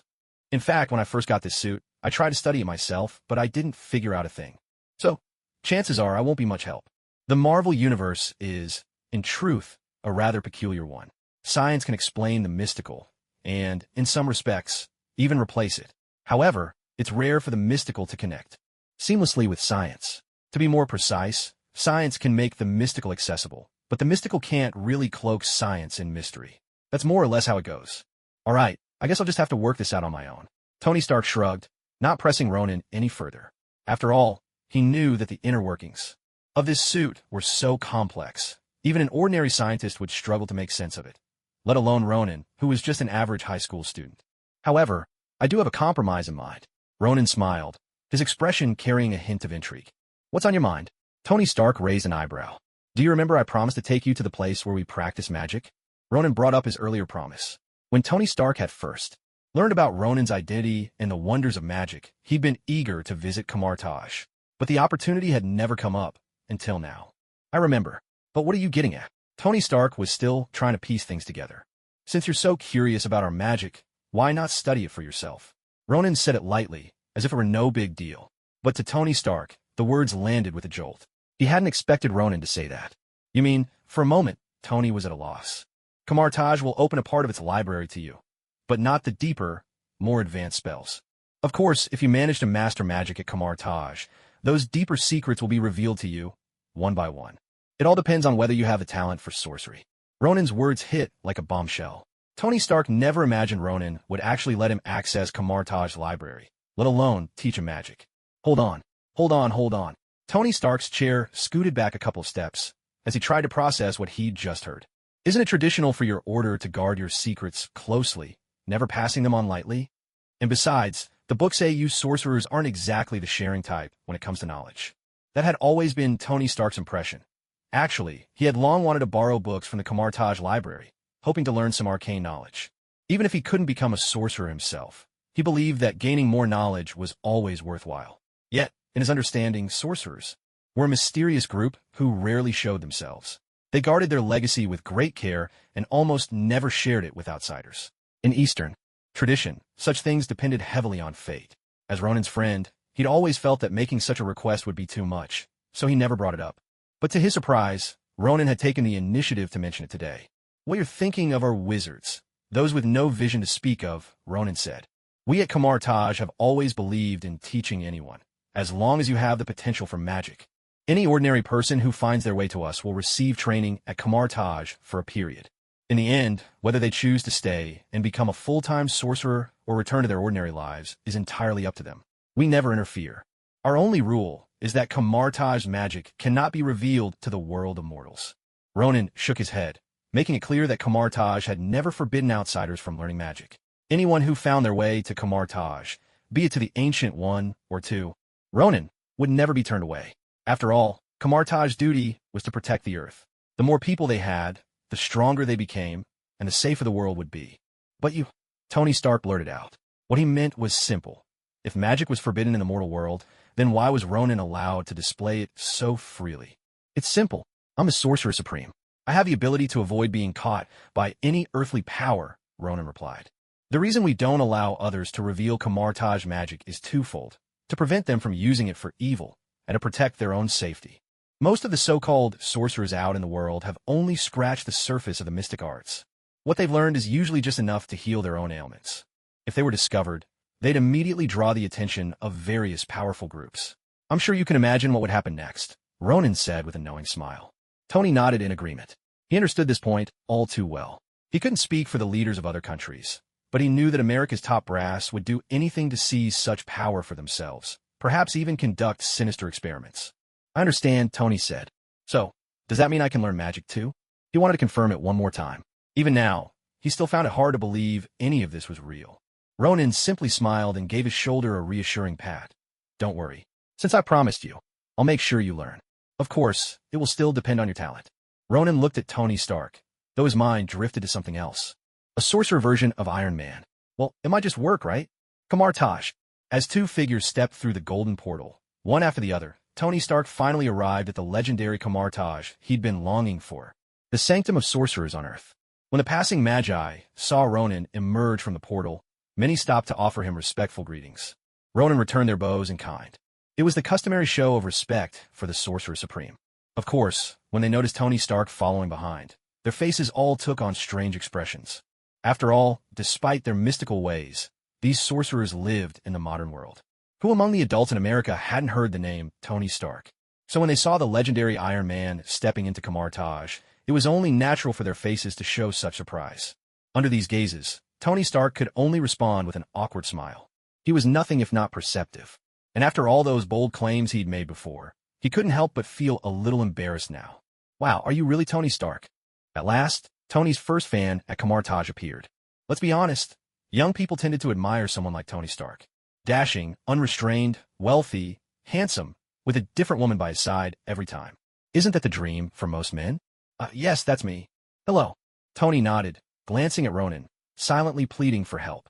But Ronan acted as if he hadn't noticed, chatting away with the other sorcerers. "Can we take a photo together? I'm your biggest fan." This young sorcerer whipped out a cell phone.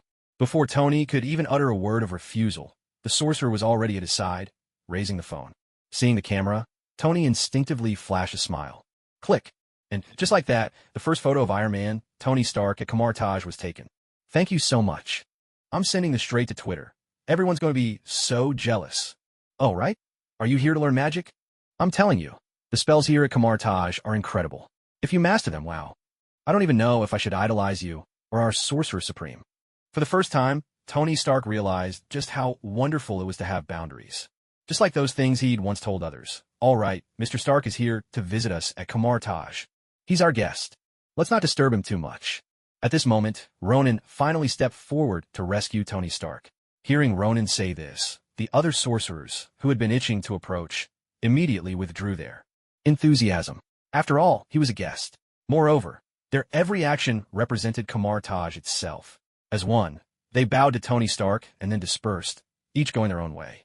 This left Tony Stark a bit flustered, unsure how to react. "Come on, I'll show you to your quarters for the next few days," Ronan said.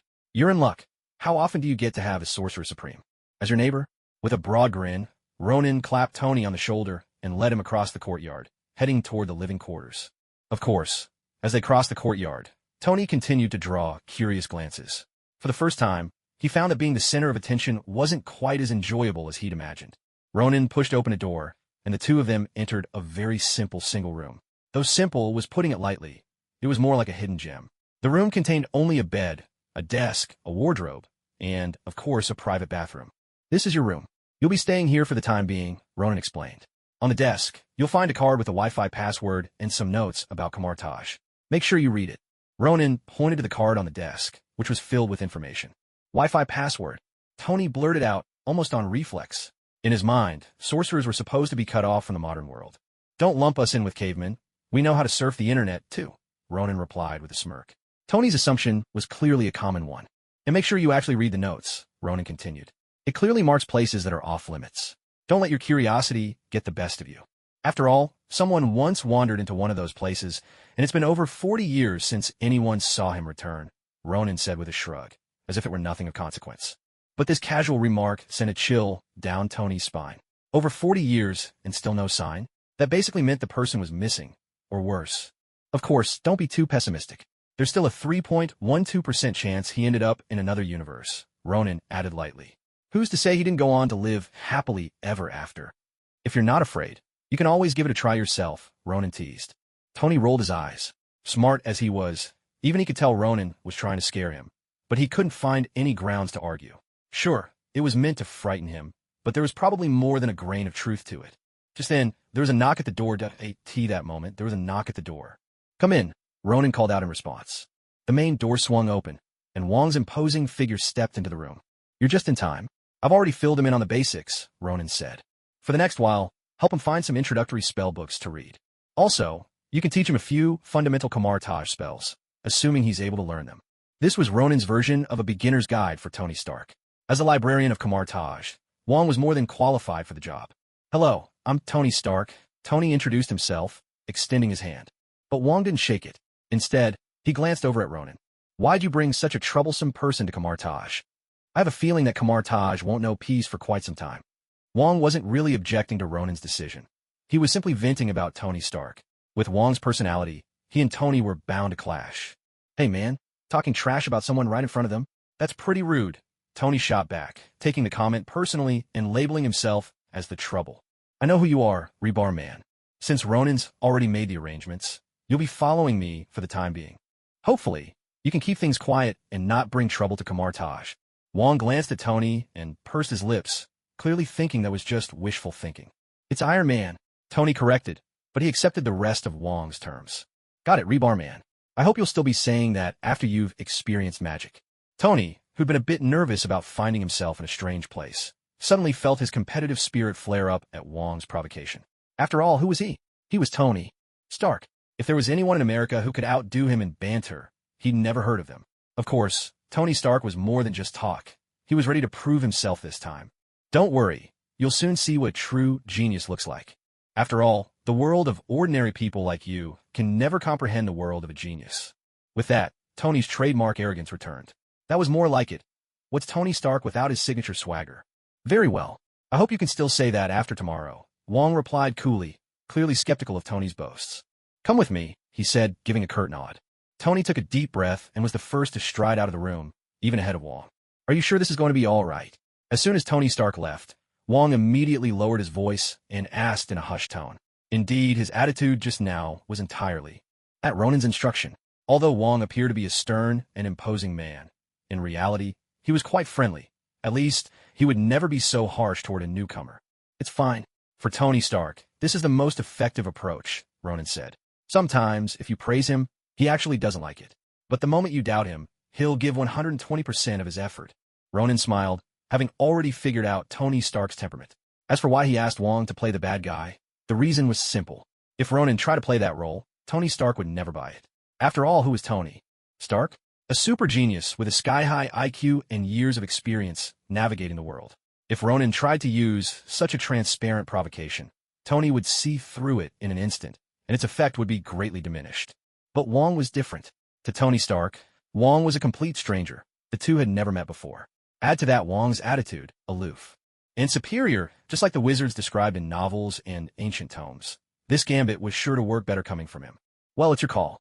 Just remember, if anything blows up in your face, you'll be the one cleaning up the mess.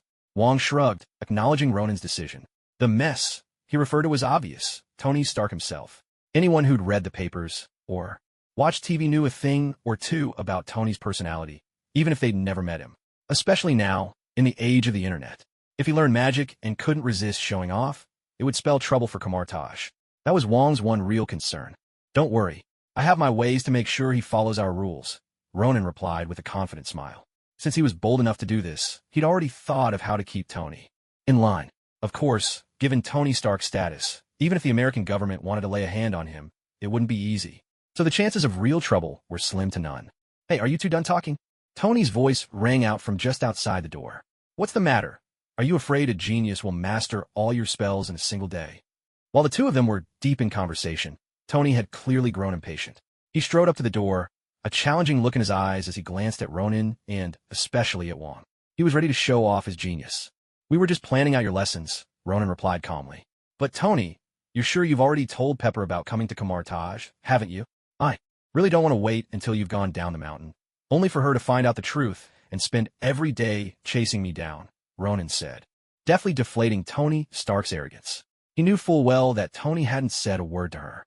The moment Tony happily agreed to Ronan's proposal, the two of them had rushed straight to Kamar-Taj, not even bothering to pack a change of clothes. There had been absolutely no time to inform Pepper Potts.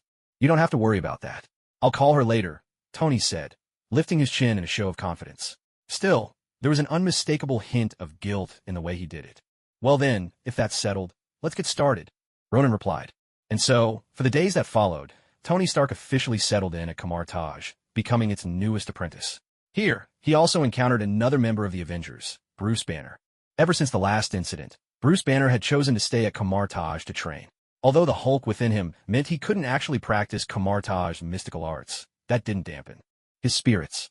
For the first time in ages, he found himself enveloped in a sense of peace. Each day, he meditated and trained alongside the other sorcerers, engaging in thoughtful discussions and exchanges. He even had the chance to read a wealth of knowledge unrelated to magic. After all, Kamar-Taj had existed for ages, and its library contained volumes of historical records. These weren't esoteric or arcane texts, nor did they have anything to do with spells, so they were usually overlooked. But for Bruce Banner, this information was a perfect fit for his own field of expertise. So, Bruce spent his days practicing and reading at Kamar-Taj, and his mood became far more stable than before. As for the Hulk, ever since a certain conversation with Ronan, he hadn't dared to lose his temper at Kamar-Taj. If he ever felt the urge to come out and play, Bruce would simply trek into the endless snow-covered mountains and let the Hulk run wild for a few hours. Naturally, Wong and Mordo would follow up with spells to restore the landscape. In short, Bruce Banner had found his ideal sanctuary, secluded, undisturbed, and safe for everyone else. As for Tony Stark, the grand boasts he'd made on his first day were never mentioned again. His progress lagged behind even Bruce Banner's. Other than basic meditation and the physical training techniques of Kamar-Taj, he couldn't grasp anything related to the mystic arts. Ronan had seen this result coming a mile away. Was Tony Stark smart? Without a doubt, he was brilliant.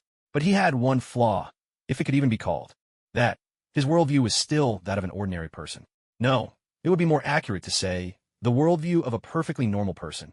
After all, he could accept the existence of aliens, and he could accept technology altering genes. But when it came to magic, it was truly difficult for him to accept it from the bottom of his heart. And the mysterious nature of magic lies precisely here. If you cannot believe in it, you cannot wield it. Ronan, however, wasn't actually worried about this. In a few days, when Tony Stark reached his breaking point, he could step in and reshape Tony's entire worldview. By then, everything would fall into place naturally. But right now, Ronan didn't have that kind of time. He could sense that Odin was about to depart from this world. And that could only mean one thing. Hela was about to return. Compared to Tony Stark, who remained frustrated with magic, Ronan's attention was firmly fixed on Hela. To be honest, Ronan's feelings about Hela were rather complicated. If you look at the background from a movie, as the general who helped Odin conquer the realms, Hela's performance was flawless. Whether it was commanding armies or fighting on the battlefield, she left nothing to be criticized. Her only mistake was her disagreement with Odin. After conquering the 9 realms, Odin wanted to rest and recuperate, to rule with mercy and kindness over his people. Hela, on the other hand, believed that mercy was useless. If you wanted to subdue others, you had to use force and instill fear. Their relationship was strikingly similar to that of an ancient king and his crown prince. The prince, valiant and victorious, conquers the world for the king, but in the end, their differences, be it in philosophy or for other reasons, create a rift between father and child. At such a crossroads, there are usually only 2 outcomes. The first is what happened with Hela. The powerful king suppresses the rebellious prince and selects a new heir. The second possibility is the king being overthrown by the prince, who then ascends to the throne. Doesn't that sound a bit like a certain emperor from China's long history? From an outsider's perspective, Ronan might say that neither of them was truly wrong. But if he looked through the eyes of an earthling in this universe, he would probably side with Odin. After all, if Hela ever became the king of Asgard, the 9 realms would likely be plunged into endless darkness. Of course, this was all just Ronan's own speculation. Right now, he definitely stood with Odin. The reason was simple. He was friends with Thor, and Odin had always treated him well. Odin had gifted him treasures from Asgard's vault without hesitation, and when Ronan inherited the role of Sorcerer Supreme, Asgard even sent a congratulatory gift, an indirect recognition of Ronan's legitimacy. Of course, Ronan didn't need Asgard approval to be Sorcerer Supreme, but it was always nice to have their goodwill.so as a textbook double standard. Hypocrite, Ronan naturally chose to side with his own, rather than with reason. Besides, it wasn't certain that Hela was in the right, anyway. Far away in Kamartaj, Ronan sat with his eyes half closed, the sounds of the sorcerer's training echoing in his ears. Yet, he could keenly sense the divine power radiating from Odin slowly ebbing away. This signified one thing. Odin's time was almost up. With that thought, Ronan opened his eyes and looked up at the sky. Simultaneously, he began to chant softly, a spell that would allow him to communicate with Asgard. More precisely, he was trying to reach Heimdall. Heimdall's all-seeing eyes could observe any corner of the 9 realms, and when Ronan uttered the incantation, Heimdall would instantly know someone was seeking him. As Heimdall turned his gaze toward Ronan, he understood the message in Ronan's words. I found Odin. It was a simple statement, but 3 seconds later, the Bifrost appeared in the square at Kamartaj. The brilliant light drew everyone's attention in an instant. Out of the rainbow glow stepped Thor, dressed in casual clothes. Ronan, have you found Odin? That was the first thing Thor asked, and it was clear he was deeply anxious. As Thor arrived, Tony Stark and Bruce Banner, who had been training nearby, also walked over. After all, they were friends, and besides, they were considered Ronan's backup for this search. That's right. I've located Odin, Ronan replied. He's on Earth. With that, Ronan tapped the air lightly with his right hand, opening a portal shimmering with arcane energy. All they had to do was step through, and they'd see Odin. Do you need our help? Bruce Banner was the first to speak up. Although he had once deeply resented the Hulk, their time together had brought them closer, and he had come to realize that the Hulk was really just a big kid at heart, not someone impossible to reach. If I need help, I'll say so. Thank you, Ronan replied. I'll go ahead. Thor first thanked Bruce Banner and Tony Stark, then nodded to Ronan. Ronan understood and responded with a nod of his own. Without further delay, Thor strode through the portal. Did he just mention Odin? Tony Stark asked, walking up to Ronan. Curiosity piqued. He knew well that Odin was Thor's father. What puzzled him more, though, was why Odin, the king of Asgard, would be on Earth, and how Earth's so-called defense systems hadn't picked up a thing. This is a family matter for them. I'm not really sure about the details, Ronan answered. But I have a feeling we'll be busy very soon. Ronan shook his head. When it came to Thor's family matters, it wasn't his place to say much. If Thor wished to speak, he would do so in his own time. Tony Stark nodded as well, sharing a vague sense of impending trouble. But this wasn't his concern for now. At the moment, his entire focus was on learning magic. So, after a couple of brief questions, he returned to the group and resumed his training. Ronan, meanwhile, closed his eyes, granting father and son these final moments together. Once Odin was gone, Hela would soon appear. By the seashore, the very place where Ronan had met Odin not long ago. Now, it was still Odin by the water, but Ronan had been replaced by Thor. The moment Thor stepped through the portal, he immediately saw an elderly man dressed in earthly clothes. The old man sat alone at the edge of the shore, gazing out at the ever-changing tides of the sea. Thor recognized him at once. His father, Odin, king of the gods of Asgard. But compared to the wise, mighty, and commanding god-king he had known, Odin now looked like nothing more than an ordinary, frail old man. The sight stirred a sudden pang of pity in Thor's heart. "Father," Thor blurted out almost instinctively. "Is that you, Thor?" Odin slowly turned his head, smiling warmly at his son standing behind him. At the sight of his father's face, Thor was suddenly overwhelmed by a surge of emotion, an urge to weep he could not explain. At the same time, an uneasy premonition crept into his heart. Seeing his eldest son frozen in place, Odin's smile softened with parental warmth. "Don't just stand there," he said gently. "Come, sit with me." He patted the ground beside him, inviting Thor to join. Thor opened his mouth as if to speak, but in the end he simply walked over and sat down next to Odin. His mind was swirling with questions, yet none would come out. "It's been a long time since we sat down and talked like this, hasn't it?" Odin said quietly. "You've grown, Thor." For reasons he couldn't fathom, the sound of Odin's voice made Thor's nose sting and his eyes prickle with old, forgotten feelings. Perhaps it was because, since childhood, he had always seen his father as the stern king of the gods, a man of few words and iron will. When Thor had fallen in love with Jane Foster, it was Odin who had first separated them. There were many such moments, too many for Thor to list. Because of all this, Odin's authority had always been absolute in Thor's heart. But today, Odin himself was breaking that old pattern. "Father, why have you chosen this place?" Thor asked softly. "Asgard cannot be without you. The palace needs you."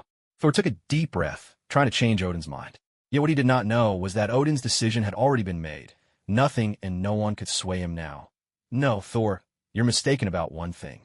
Asgard is not about any one person. Even without him, Asgard endures. Even if the palace is destroyed, as long as there are Asgardians, Asgard will live on forever." Odin's words were a little convoluted, but the meaning was clear. Simply put, Asgard will remain Asgard, with or without Odin. But Thor tried to protest, but Odin gently interrupted him.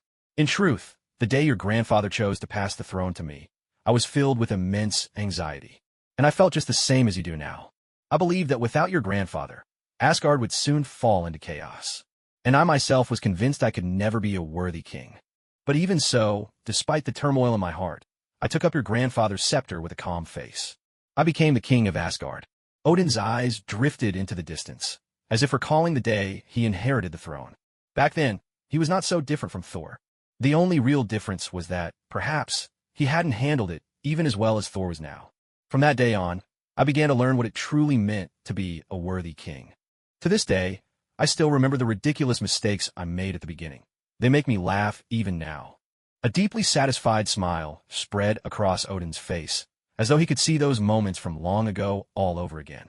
Thor stood quietly by his side, lost in thought. He might not be as clever as his brother Loki, but he was no fool. Odin's words, though wrapped in memories of the past, were really meant for Thor. Odin understood the fear and the reluctance in Thor's heart. Yet, this was the only way forward. If Loki were here, perhaps he would make an even finer heir than I. Thor lifted his head, gazing at Odin's profile. It had been a long time since he'd heard his brother Loki mentioned aloud. No, the worthiness of a king isn't measured by his cleverness. It lies in whether he possesses a heart willing to sacrifice for his people. Once, I too had an outstanding heir, someone exceptional, both in commanding armies and ruling a kingdom. As he spoke, the smile faded from Odin's face, replaced for a moment by a flicker of sorrow in his eyes. Thor caught the word instantly. "That's right. You never knew this, but you have a sister, Hela." Odin nodded, finally letting slip the secret he had kept hidden for so long. Thor was utterly astonished. All his life, he had never heard of this. He had a sister, but where did she go? "Why have I never heard of her?" Thor asked instinctively. Odin pressed his lips together, as if memories of the past weighed heavily on him. His expression suddenly turned somber. "I sealed her away in Midgard. As long as I live, she will remain imprisoned there forever. And there's only one reason for this. Her ideas were far too radical. After we had pacified the 9 realms, she wanted to go to war beyond our borders. But years of battle had already left the soldiers of Asgard weary and devastated, their losses immense. So, I refused her.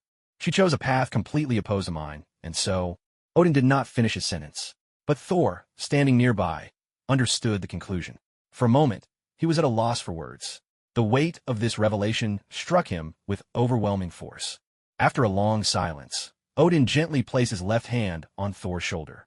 "Thor, perhaps you do not possess Loki's cunning, nor Hela's strength," he said softly. "But I have seen the unique heart within you. That is why you're the one most fit to inherit the throne. A smile returned to Odin's face.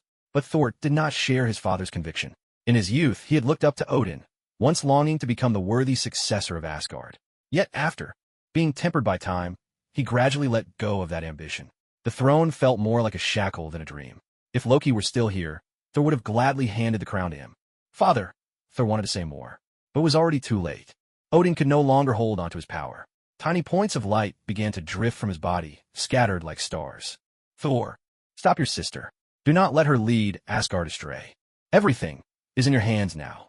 As Odin's form dissolved into a sky full of starlight, vanishing before his very eyes, Thor reached out, desperate to hold on to him, only to grasp at empty air. He lifted his head, sorrow filling his gaze as he watched the starlight ascend to the heavens. His father had left him so suddenly. Thor stood up, his mouth opening as if to call out to Odin, to say something, anything, but not a single word escaped his lips. Yet as Thor was lost in his grief, an immense force suddenly gathered above his head. Dark clouds swept over the once clear sky, and the air grew heavy with the promise of a storm. Thunder rumbled in the distance, flickering and ominous. Thor quickly mastered his sorrow. Turning to face what awaited behind him, a black portal appeared out of thin air. A woman stepped through, dressed head to toe in black armor, her long hair as dark as midnight, and even the circles around her eyes were inky black. Though Thor had never laid eyes on her before, he had no doubt, standing before him was his long-lost elder sister. Hela! Thor raised his right hand high. In a crackle of lightning, his body was clad in armor, and Mjolnir appeared in his grip, ready for battle. He had made up his mind to test just how powerful his sister truly was. Ah, so he's dead now, is he? Hela's voice was cold, but Thor understood immediately. By he, she meant their father, Odin. Or more accurately, their father for both of them. So you're Hela? Thor showed no sign of backing down. After all, he had yet to experience just how hard his sister's fist could hit. His confidence hadn't faltered. What a pity, Hela replied with a faint, almost wistful smile. I'd hoped to watch him die with my own eyes. The regret in her tone seemed almost genuine. To an outsider who knew the backstory, it would be hard to believe these two were father and daughter. Instead, they seemed more like sworn enemies. And in truth, that was not far from reality. So you're Hela. I am Thor, son of Odin. With this declaration, Thor was making it clear, I am your brother. To say it outright would have felt awkward, and part of him still hoped to persuade Hela to turn back from her path. Really? Hela replied, her tone light and almost teasing. You don't look a thing like him. She seemed to be appraising the two of them, not just by appearance, but by character as well. Kneel. Kneel before your queen of Asgard. With those words, the previously relaxed atmosphere turned tense in an instant. Hela was demanding that Thor kneel, for in her mind, she was the true ruler of Asgard. It seems father was right, Thor said, keeping his composure. He had grown a lot since his younger days. Oh, I underestimated you. At this moment, you do remind me a little of him. Hela's words were almost approving, but she pressed on. So, what's your answer? As she spoke, she gently opened her left hand. Out of thin air, a long black sword materialized in her grasp. In Kamartaj, Ronan couldn't help but twitch the corners of his mouth. Through his magic, he had seen everything clearly. Hela's conjuring act looked exactly like the legendary art of creation from nothingness. If it were just an energy blade, Ronan could have done the same. But if that was a real sword, things were about to get interesting. My answer is no, Thor shouted, voice booming with authority. With that, Mjolnir shot from his right hand, hurtling straight at Hela. This incredibly stylish move, however, made Ronan gasp in shock. Oh, Mjolnir, dear Mjolnir. Thor dared to throw you, and she actually dared to catch you head on. It looked so formidable at first, but in the end, just a gentle grasp from this mature woman shattered it completely. What difference is there between you and, well, you know what? As Mjolnir buzzed with a low hum, it flashed through the air and arrived before Hela in the blink of an eye. But then, Hela raised her right hand and caught the hammer's head without hesitation. In Thor's eyes, full of disbelief, the two were locked in a stalemate, suspended in midair. This is impossible, Thor blurted out almost involuntarily. On one hand, he had never seen anyone besides himself lift Mjolnir, not counting a certain burly fellow. And with Mjolnir's weight, it should be able to crush any enemy to the ground in an instant. No matter how powerful the opponent, this rule had never been broken. In his mind, Hela should have been flattened immediately.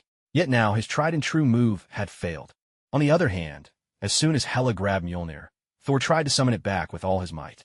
But the result stunned him yet again. He could feel Mjolnir's desperate urge to return to him, but it was being held back by a tremendous force. There was no doubt. The source of that power was Hela. "Nothing is impossible," Hela declared coolly. "My dear little brother."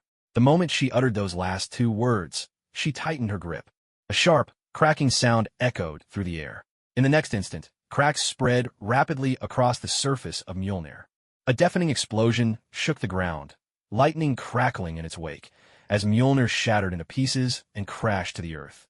The sight made Ronin's eyelid twitch uncontrollably. In his mind, he had wanted to save Mjolnir. After all, he himself had once lifted the hammer, so there was a certain bond there. But Odin's intentions held him back. According to Odin, his own death was meant to be the key turning point for Thor's growth. And the first thing Thor needed to let go of was Mjolnir. Ever since Thor possessed Mjolnir as his weapon, he had relied on it constantly, even grown dependent on it. Gradually, Odin noticed the problem. The hammer was simply too powerful, and Thor used its might in every battle. Whenever he faced a stronger opponent, he would resort to pinning them down with Mjolnir's weight, then defeating them. On the surface, it looked like Thor was winning, but in reality, he gained nothing from these victories. If Thor ever lost his hammer, how would he overcome his enemies then? Thus, the first step to truly help Thor grow was to destroy this hammer. Let him truly transform from the god of hammers into the god of thunder. At the very moment Ronin drew in a sharp breath, Hela opened her right hand once more. Another black, long sword materialized in her grasp. Twin blades, no, twin swords. While Thor was still in a daze, Hela had already shot forward at lightning speed, closing the distance between them in the blink of an eye. The two swords in her hands slashed straight for Thor's throat, aiming to end the fight with a single, lethal blow. Of course, Thor wasn't entirely inexperienced. He had weathered countless battles, and his reflexes didn't fail him now. Facing the biting edge of the swords, he acted on instinct, pulling out two daggers from his belt and crossing them before him in defense. A harsh, metallic clang rang out as sword and dagger clashed, the impact echoing sharply. The force of Hela's assault was so great that Thor was hurled backward, sent flying across the grass. He crashed to the ground with a heavy thud, but quickly rolled to his feet, facing Hela once more. In that moment, he couldn't help but feel a surge of relief. These two daggers were none other than Loki's blades. Ever since Loki's disappearance, Thor had carried them with him everywhere, though the reasons hardly needed saying. What he hadn't expected was that this habit would actually save his life today. Had he tried to block Hela's twin swords with just his arm or any other part of his body, the consequences would have been unimaginable. But before Thor could indulge in his relief, his vision blurred, and a long leg suddenly lashed out at him. He barely managed to raise both arms to shield his face, but still couldn't avoid being sent flying by the tremendous force. Once again, Thor was slammed down onto the grass. This time, however, he didn't recover so easily. The impact was so powerful that even his grip on the daggers faltered, and they slipped from his hands. A cold chuckle escaped Hela's lips. It seems he didn't teach you much after all. She strode over to Thor, planting one foot firmly on his head. Without hesitation, she raised her sword high and drove it down hard, showing not a trace of familial affection. But just then, a golden light streaked past. Hela reacted instantly, raising her right hand as a shield of black energy formed, intercepting the incoming force. With a thunderous impact, she was forced to take 2 steps back. "Hela," a calm, commanding voice rang out. "Earth is not a place for your recklessness." It was Ronin who had come to Thor's aid. In truth, he was acting on Odin's orders. Odin's plan was simple. Only when Thor truly tasted despair could he awaken his full potential. Anything short of a life-or-death crisis simply wouldn't suffice. After those few exchanges, Thor had been completely overpowered. As a song from Ronin's previous life put it, "All the beauty you are praised for pales in comparison to the moment I first met you." In this case, it referred to Thor and you to Hela. A sorcerer from Midgard? Though she was caught off guard, Hela quickly regained her composure. She turned to look at Ronin, instantly recognizing who he was. It seemed she, too, was aware of the existence of Kamartaj. "Since you know who I am, then you surely understand what my duty is. Earth is not a battlefield for you Asgardians. Leave this world." Ronin met Hela's gaze, his face utterly expressionless. Though he appeared calm, in truth, that was not the case. Just moments ago, he had exerted nearly all his strength, relying on the element of surprise to push Hela back a few steps. That alone spoke volumes about how formidable she truly was. More importantly, this wasn't even Hela at her most powerful. Only in Asgard did she possess an inexhaustible source of strength. When that time came, she would become truly terrifying. "A sorcerer of earth, are you?" Hella's lips curled in amusement. Your little order is remarkably persistent. You've existed in Midgard for thousands of years, and yet the people of Midgard show no sign of improving their fighting prowess. Hela studied Ronan with great interest, as if recalling her last visit to Earth. From her tone, it was clear that she had been here long before Thor and the others, likely accompanying Odin himself. Ronan said nothing, simply watching Hela in silence. There was nothing he could say to that. After all, Hela was many times his senior, her age outstripping his by decades, or even centuries. Age shouldn't matter, but Ronan found her tendency to use it as leverage irritating. Hela, Thor, who until now had been beaten down without a chance to fight back, finally stepped forward. I won't let you have your way. But his battered and desperate appearance robbed his words of any real conviction. Hela merely cast him a fleeting glance before turning her attention back to Ronan. She understood immediately that this young man, practically still a boy, posed far more of a threat to her than Thor did. Even more crucially, this time Hela had returned not only to reclaim Asgard. Conquering it was but the first step in her plan. Her ambitions were clear, to bring all 9 realms under her dominion. And that meant Ronan, here on Earth, was an obstacle she had to overcome. If she could deal with him now, Earth would be left with almost no resistance. She was eager to see what Ronan was truly capable of. Take it easy, Thor. Heimdall can bring you back to Asgard now, Ronan said quietly. Leave this to me. It wasn't that he was eager to take on Hela's wrath in place of Thor and his family. He had simply been planning for this moment. All along, on the one hand, this was Odin's request. After all, the two of them had struck a small deal. On the other hand, Ronan harbored the same thoughts as Hela. He knew perfectly well that once Hela broke free from her seal, her first move would be to head straight for Asgard and seize the throne she had coveted day and night. The next step would be to conquer all 9 realms. Earth, as one of the 9 realms, was undoubtedly the weakest among them. Until now, it had always hidden behind Asgard's protection, shielded from harm. But now, the guardian who once stood before it had become a fearsome dragon, raising its blade in menace. If Earth wished to avoid the ravages of war, then only Ronan could step forward. After all, protecting Earth from threats was part of Ronan's duty as the Sorcerer Supreme. And Asgard's threat was a threat all the same. Yet, there was something more beneath the surface. If Ronan managed to defeat Hela this time, or at least fought her to a standstill, it would certainly make her wary of him. Since Hela could only reach her full strength in Asgard, she would be unable to leave her domain. As long as Ronan avoided stepping into her stronghold, he would most likely remain undefeated. No, I can't go back, Thor said firmly. Once the Bifrost opens, she'll return to Asgard as well. At that moment, her power will become limitless. Thor shook his head, resolute in his refusal to return to Asgard. After all, there was only one way back, through the Bifrost. He could not risk giving Hela any opportunity. Don't worry, she won't be able to interfere with you, Ronan reassured him. You have many things to do back home, including delivering this news and ensuring the safety of the others in Asgard. Ronan had decided that Thor should leave. With Thor here, he simply couldn't divide his attention to protect him. If Thor were to die, here, would Odin's spirit not strike Ronan down with a bolt of lightning in his wrath? After all, Ronan had promised to keep Thor safe. All right, Thor relented. I trust you. After a half-minute's contemplation, Thor finally agreed with Ronan's reasoning. After all, what Ronan said was important. So, keeping a wary eye on Hela, Thor cautiously backed away a dozen steps before lifting his head. Heimdall, take me home.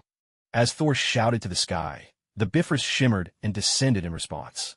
At that very instant, Hela, who had remained concealed until now, finally sprang into action. Though she longed to end it all in a single stroke, killing Ronan to pave the way for her conquest of the 9 realms, she knew all too well what she needed. Most, to return to Asgard. Ruling Asgard was the crucial first step. Only with that foundation could she move on to the next, second, third, and fourth steps. And so, in the very moment the Bifrost descended, she made her move. However, how could Ronan possibly give her that chance? At the very instant Hela moved, Ronan thrust his hands forward, and a wall as clear as glass suddenly surged toward her. Hela spread her arms once more, and her twin swords traced an X in midair, aiming to shatter the wall. But just as her blades met the barrier, something strange happened. The swords passed straight through, as did Hela's entire body. They slipped through the glass-like wall as if it weren't there at all. The transparent barrier melted into the air the moment it passed through her, vanishing without a trace, as if it had never existed. A faint smile finally appeared at the corner of Ronan's mouth. Hela, welcome to my world. In an instant, The mirror dimension enveloped both Ronan and Hela. The surroundings looked unchanged, yet Hela's keen senses picked up subtle differences. Most unsettling was the strange wall, as clear as glass, that had passed right through her body. This put her on alert. Coupled with Ronan's words, she halted her advance, exercising caution. Seeing Hela stop, the smile in Ronan's eyes deepened. This was exactly why he had insisted Thor return to Asgard. Only at the moment the Bifrost appeared would Hela, otherwise flawless, reveal even the slightest opening. As long as she stepped forward, Ronan could draw her into the mirror dimension. Of course, this was not his only plan. If Hela evaded this move, Ronan had more tricks ready for her. He had devised several strategies just for her. It seems you planned all this long ago, Hela said. If I'm not mistaken, Thor was just your bait, wasn't he? She glanced around. The scenery was unchanged, but she sensed something was off. There were no marks on the ground left by the Bifrost, nor any trace of Thor's presence. It defied logic. I finally understand why Odin said you could see right through people, she continued. You're not wrong. Thor was my bait, but I was fishing with a bare hook. If you hadn't shown that moment of weakness at the sight of the Bifrost, I never would have had the chance. Ronan chuckled, making no attempt to hide his intentions. He knew there was no use concealing anything from someone so perceptive. Better than to speak plainly and let her guess at the rest. It seems you and Thor have a good relationship, Hela observed. His strength is nothing special, but he does have an eye for choosing friends. A peculiar smile flickered across Hela's face, as if to say that choosing friends was really just finding someone powerful to cling to. Ronan betrayed no emotion, but inwardly, he gave Hela a silent nod of approval. You're absolutely right, he thought. How about this? I have a rather appealing proposal. If you bow to me and acknowledge me as your queen, I will grant you dominion over Midgard. From now on, you will be the king of Midgard. Hela tilted her head slightly, adopting the air of a sovereign seeking to win over her rival. In her heart, Asgard was already her private domain, and she was already its queen. No, to be precise, she believed she was always meant to be the queen of Asgard. However, Ronan simply raised an eyebrow, as if genuinely surprised. Indeed, he was surprised. From everything he'd seen so far, Hela was a person of overwhelming force. Her domineering nature was evident in just a few words. Yet before Ronan, she had uncharacteristically taken a step back. That hardly matched the nature of a queen. Don't worry, I'm not someone who lacks magnanimity, Hela continued. Nor would I, after the war was won, seal away my greatest heroes and champions, keeping all the glory for myself. Though she never once named Odin, every word was aimed at him.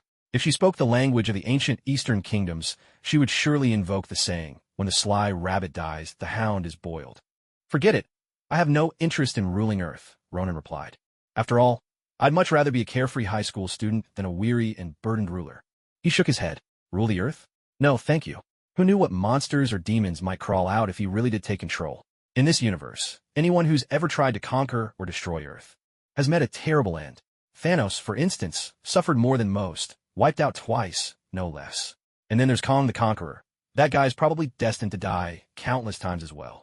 Although Hela didn't understand what a high school student was, she clearly got Ronan's meaning. The smile on her face gradually faded, and she slowly ran her hands over her head. Her loose black hair began to transform. In its place, a headpiece sprouted, its spidery legs arching out like the limbs of some dark creature. To Ronan, it could only be described as a helmet. After all, Asgard was home to all manner of bizarre helmets. Just look at Loki. Clearly, eccentric headwear ran in the family.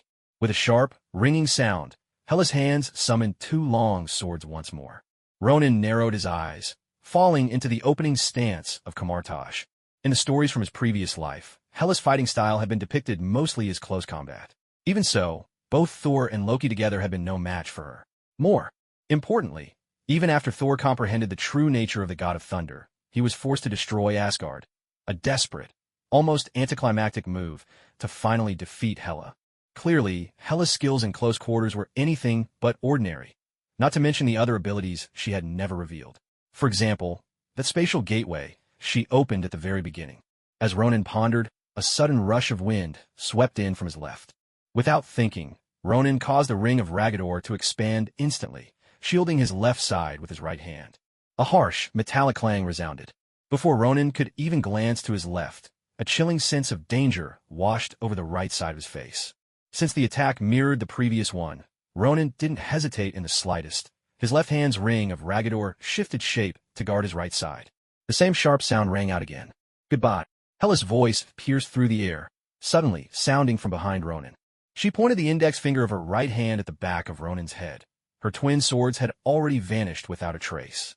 A beam of light shot from her fingertip, aimed straight for the back of Ronan's head. But just as Hela unleashed her attack, something happened that she could never have predicted. Before their very eyes, the entire world underwent a violent transformation. The sun, moon, and stars spun in reverse, while the ground beneath them twisted and warped like a giant kaleidoscope.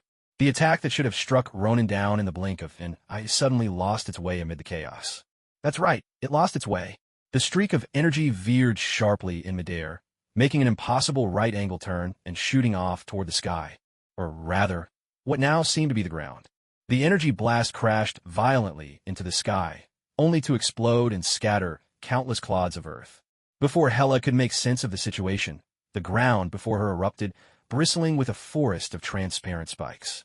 The spikes rushed in from all directions, hemming Hela in as if she would become a bloodied pincushion at any moment. Narrowing her eyes, Hela dropped into a low crouch, her right palm slamming forcefully onto the ground. An invisible shockwave burst forth from her, sending the spikes flying in all directions. At that very moment, a size 40 boot smashed squarely into her face. Just like Thor before her, Hela was sent hurtling backward through the air. Now, round 2 begins. The bizarre power of the mirror dimension was on full display, disorienting angles, disrupted attacks, and a dazzling onslaught of special effects. In his previous life, someone once joked that the Ancient One died because the special effects budget was too high. Now, it was Ronan's turn to experience the same. Hela, sprawled from the blow, wiped the blood from the corner of her mouth and glanced down at her palm. A smear of bright, crimson blood stained her hand. She couldn't even remember the last time she bled. It seems I underestimated you. To make me bleed, that alone is enough to earn my respect. Hela flicked her hand lightly, flinging the blood from her right palm onto the ground. Ronan glanced at the blood on the ground and couldn't help but purse his lips in disapproval. It seemed Hela truly feared neither heaven nor earth. Didn't she know there were countless spells in the world that could use someone's blood to let them experience all manner of deaths? If a sorcerer can imagine it, they can make it happen. Unfortunately, according to the rules of Kamartaj, these spells were classified as black magic. For those of them who practiced the arts of white magic, the use of black magic was strictly forbidden. If caught, the consequences hardly needed to be spelled out. Thus, Ronan could only withdraw his gaze with regret. After all, some lines should never be crossed. Break them once, and it becomes easier the second and third time, until eventually those boundaries all but disappear. Are you thinking of using my blood? Just as Ronan's mind ran in circles, Hela's familiar voice suddenly sounded behind his head. Ronan's pupils tightened ever so slightly. He hadn't expected Hela to approach from behind. How could that be? Off in the distance, he could see the image of Hela dissolving bit by bit, with a portal yawning behind her. In an instant, Ronan understood. He'd been on guard against her, but Hela had used a method he'd never seen before to evade his watchful eye, and now she was right behind him. You're absolutely right. I do want to use your blood, he replied, and I've been waiting for the freshest sample. As he spoke, a faint, enigmatic smile curled at the corner of his lips. His left hand twitched ever so slightly. Yet Hela paid no heed to Ronan's subtle change in demeanor. Instead, she slammed her hands together with force. Don't even think about using that trick again. The next moment, a surge of immense energy erupted from within her, tearing open a massive rift in Ronan's mirror dimension. Through that gaping wound, torrents of seawater poured in, transforming into crashing waves that surged straight towards Ronan. Without hesitation, Ronan's duplicate appeared behind him, stepping forward to take on the task of restraining Hela. Meanwhile, his true self soared toward the roaring waves, beginning the same work as Strange of Universe 616. What would go down in history as the sorcerer's battle against the flood.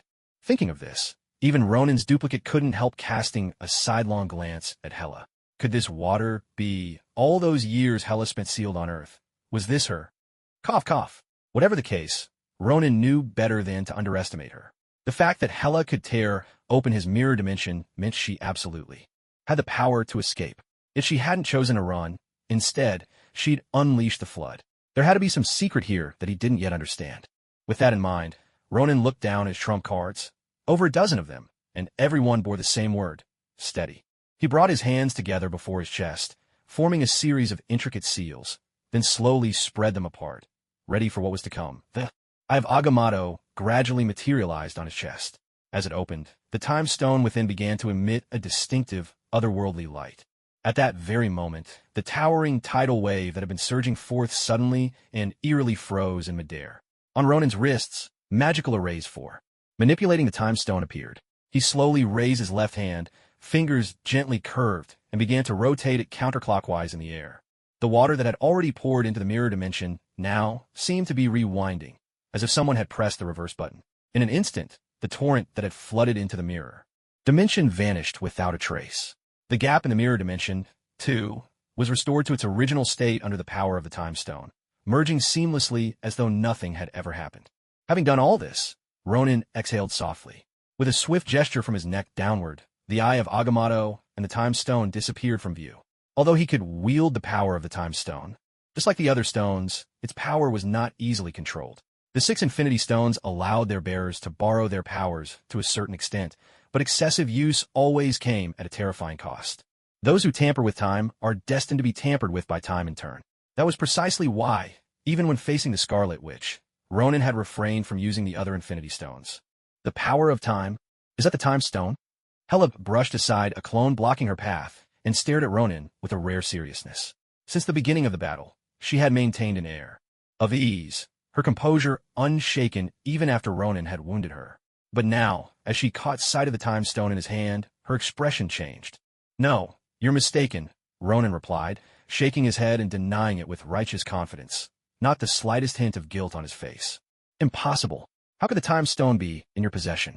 That thing shouldn't even exist in—" Hela ignored Ronin's denial, muttering to herself, her brow deeply furrowed. It was clear she remained extremely wary of the infinity stones. "I told you you're seeing things." "That's simply impossible," Ronin insisted, going so far as to demand an explanation from Hela herself. "And besides, what exactly are infinity stones? Don't you think you ought to explain that to me?" Hela gave him a long, searching look.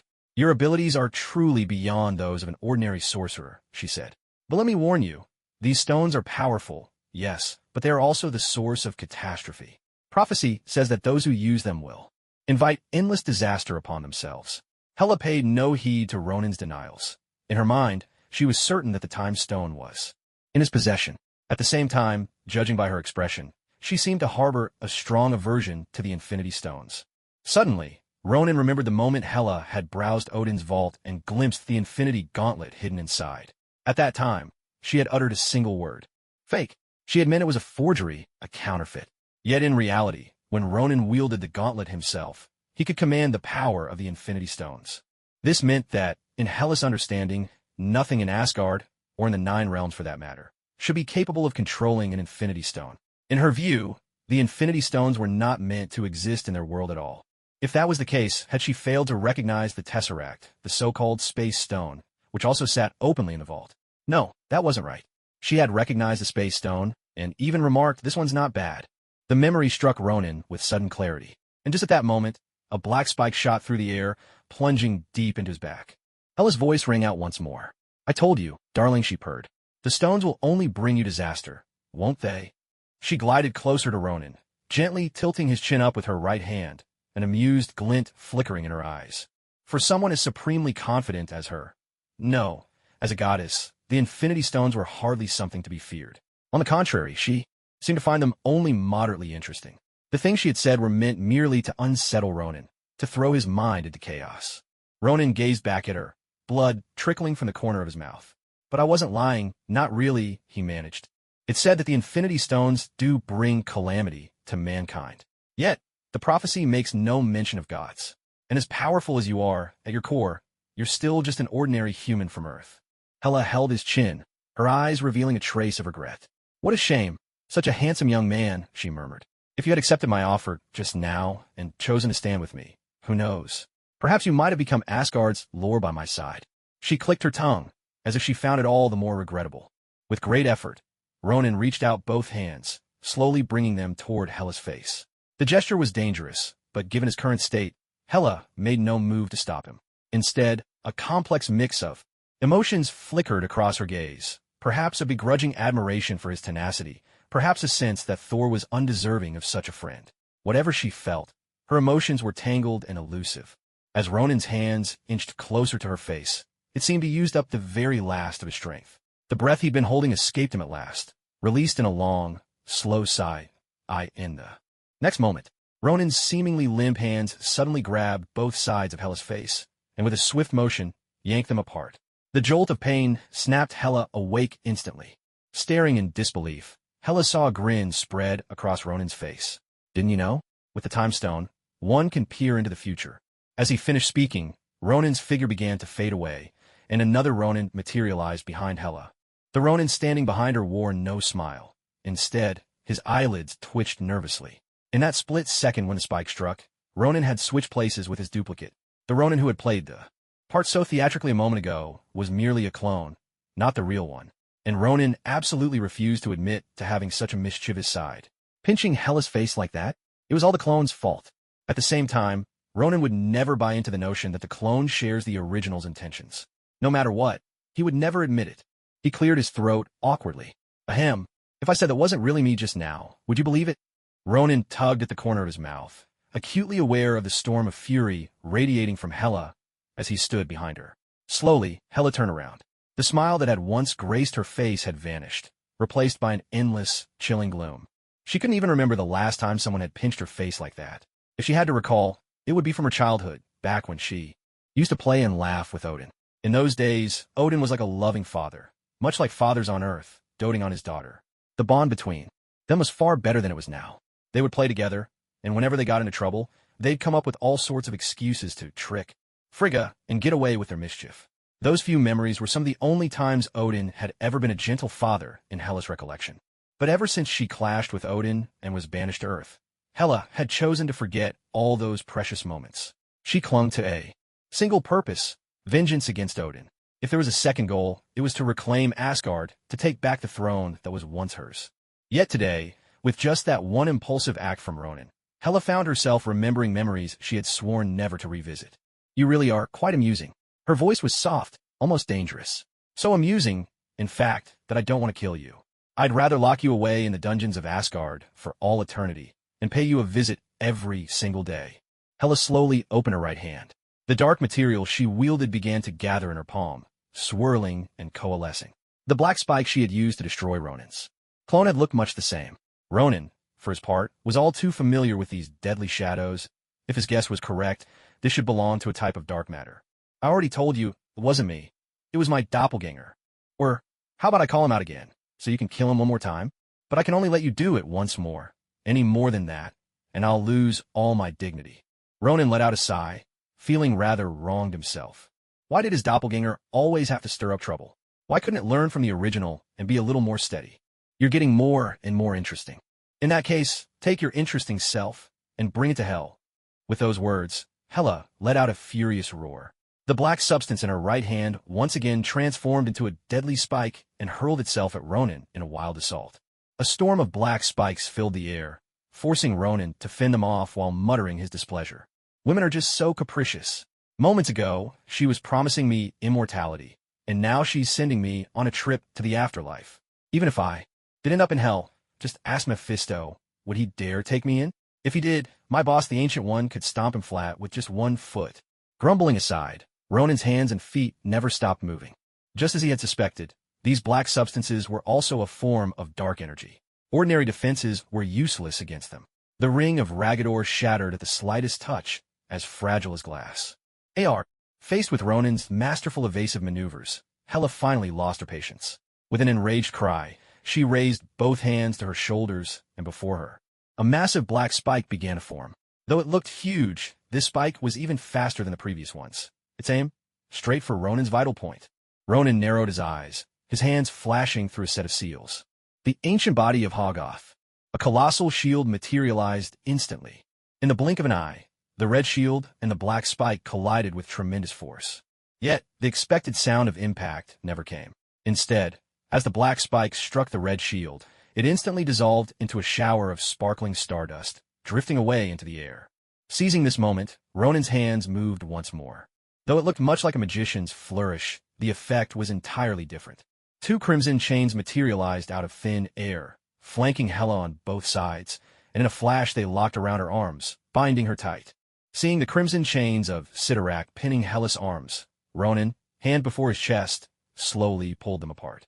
In response, Hellas' arms were forced open by an overwhelming force. In that instant, they were locked in a trial of strength. On one side, Ronan stood open-hearted in total honesty. On the other, Hela had no choice but to bear her true self in return. Though she fought back with every ounce of her strength, the flexibility of Sidorak's crimson chains exceeded anything she could have imagined. Under such immense force from both sides, the two red chains not only showed no sign of breaking, but instead seemed to tighten even further. Yet, despite this, Hela managed to hold her ground against Ronan. Aside from being caught off guard at the very start, the two of them remained almost evenly matched throughout their struggle. More importantly, as Hela gradually became more attuned to this power, it seemed likely that soon the tables would turn and Ronan would be the one at a disadvantage. After all, Hela possessed the body of a god. While Ronan's body had been transformed by dark energy, he still faced a significant disadvantage. He was not engaging in this contest with brute strength, but rather relying on his willpower and magical force to oppose Hela. For that reason, Ronan had no intention of grappling with Hela endlessly. However, before Ronan could make the first move, Hela's patience snapped. She had no idea how long Ronan could endure, nor what his true purpose was in urging her to let go of all restraint. But she was certain of one thing. Whatever he had planned, it couldn't be anything good. She could not allow the situation to continue unchecked. With a thought, the two long swords she'd previously cast aside sprang up from the ground and shot toward Ronan's back. In Hela's mind, Ronan now had only two choices: be pierced by the swords or abandon his struggle against her. But she forgot about Ronan's troublesome, both in action and in words, clones. In fact, not just one, but more than one. Sensing the twin waves of danger surging from behind, Ronan didn't hesitate for an instant. He immediately split off two clones. He could have used his energy whip, but in a fight of this magnitude, it wouldn't have made much difference. Clones, on the other hand, were a safer bet. At Ronan's command, two doppelgangers instantly appeared behind him, standing guard to his left and right, just in time to intercept the oncoming swords. 2. Hela narrowed her eyes, realizing she'd underestimated Ronan's ability. She knew he could create clones, but she hadn't expected him to summon two solid, tangible doubles at once. These were not mere illusions. If they had been, Hela never would have been caught off guard earlier. The two clones moved in perfect sync, unfolding the ancient hog's shield, their poise and steadiness unmistakably inherited from Ronan himself. The long swords struck the shields and were instantly deflected by their unyielding surfaces. But then, black spikes erupted from the ground, instantly enveloping Ronan and his two clones. The clones vanished in a flash, but Ronan's true self was flung high into the air, narrowly avoiding the deadly attack by the slimmest of margins. The price he paid, however, was the destruction of his third clone. Though Ronan could summon his doubles an unlimited number of times, each summoning cost him a measure of mental energy. Although Ronan's mental power was formidable, considering he would soon need to wield the Infinity Stone, he decided not to summon any more avatars. After all, in a battle of this level, his two avatars amounted to nothing more than cannon fodder and sacrificial shields. But Hela gave Ronan not a moment's respite for thought. Just as he soared into the sky, two long swords streaked toward him once again. At that very instant, Ronan finally broke through Hela's embrace. "Go," he commanded in a low voice. Instantly, the ground surrounding Hela erupted with a surge of mighty energy. Golden lightning burst forth from all directions, converging and crashing fiercely into Hela's chest and back. A deafening explosion filled the air. At the same time as the thunder struck, Hela's two long swords pierced Ronan's back. Without hesitation, the eye of Agamotto on his chest flared to life once more. As green light flooded into his body, time itself began to slowly rewind around Ronan. The two swords withdrew from his body, and the blood that had gushed forth flowed back into his wounds. His body, pierced moments before, was restored to its original, unscathed state. With a crash, Ronan knocked the two long swords aside and slowly descended to the ground. It was plain to see that his face now looked even paler than before. As the saying goes, there's always a price to pay for using the Infinity Stones. Throughout history, most Sorcerer Supremes have only used the Time Stone to glimpse the future of Earth, striving to steer the planet away from disaster. Very rarely would they actually reverse the flow of time itself, for everyone knew too well that the price of doing so was simply too great. Ronan's frequent use of the stone was possible largely because the power of the Dark Dimension had transformed his body. Coupled with his own immense mental strength, This allowed him to withstand much of the harm others might have suffered. Even so, to wield the power of time so often would inevitably invite retribution from time itself. Yet these were worries for another day. For now, Ronan's focus was solely on Hela. As the smoke and dust from the explosion slowly cleared, Hela, who had taken the full force of Bozat's thunder, began to emerge. No, something's wrong. Hela wasn't as she should be.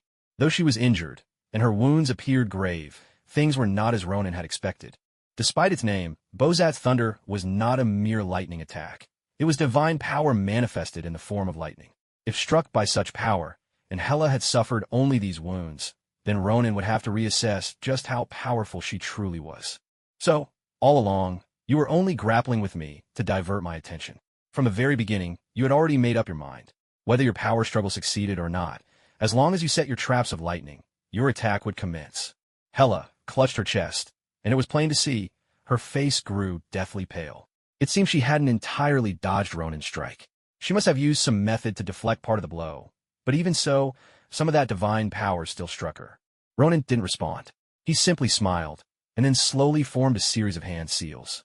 Above Hela's head, a long sword materialized out of thin air, the sacred sword of the Vishanti. As the gleaming blade took shape, Ronan glanced at Hela, and with a subtle motion, he drew his right index finger downward.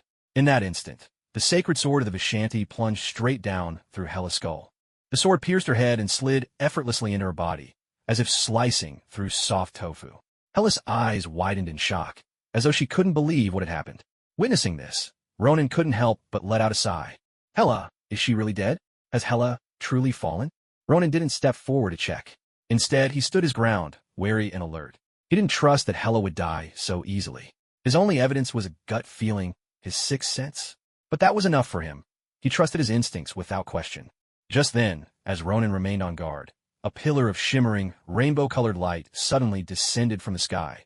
The Bifrost. In a flash, Thor's figure appeared in Ronan's line of sight, accompanied by several formidable warriors from Asgard. Ronan, we're here to help you, Thor called out as he strode up beside Ronan. Ronan nodded, but kept his gaze fixed on Hela's motionless body. Up to this point, she showed no sign of stirring, no sign of resurrection. She truly seemed dead. Hela, she's dead. You killed her. Following Ronan's gaze, Thor immediately spotted the familiar figure, the woman who had crushed Mjolnir with one hand, now lying lifeless before them. It was almost impossible for Thor to believe. The warriors who came with Thor from Asgard also looked on with curiosity at Thor's sister. They had only heard about Hela through Thor himself. For countless years, the very name Hela had been sealed away in the thick folds of Asgardian history by Odin. Aside from a handful, nearly every Asgardian who knew of Hela was long dead. After all, not everyone could enter Odin's slumber and extend their life as he did. The rest were mere mortals of Asgard.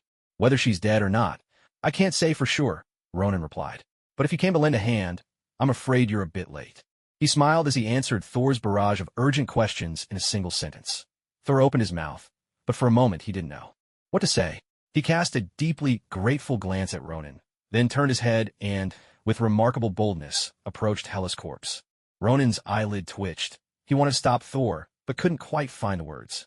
Should he praise Thor's courage, or say he'd never experienced an ambush from a cunning foe? What if Hela's body was laced with some deadly poison, or exploded the moment someone got too close? Thor might end up joining Hela in death. But none of these worries seemed to cross Thor's mind.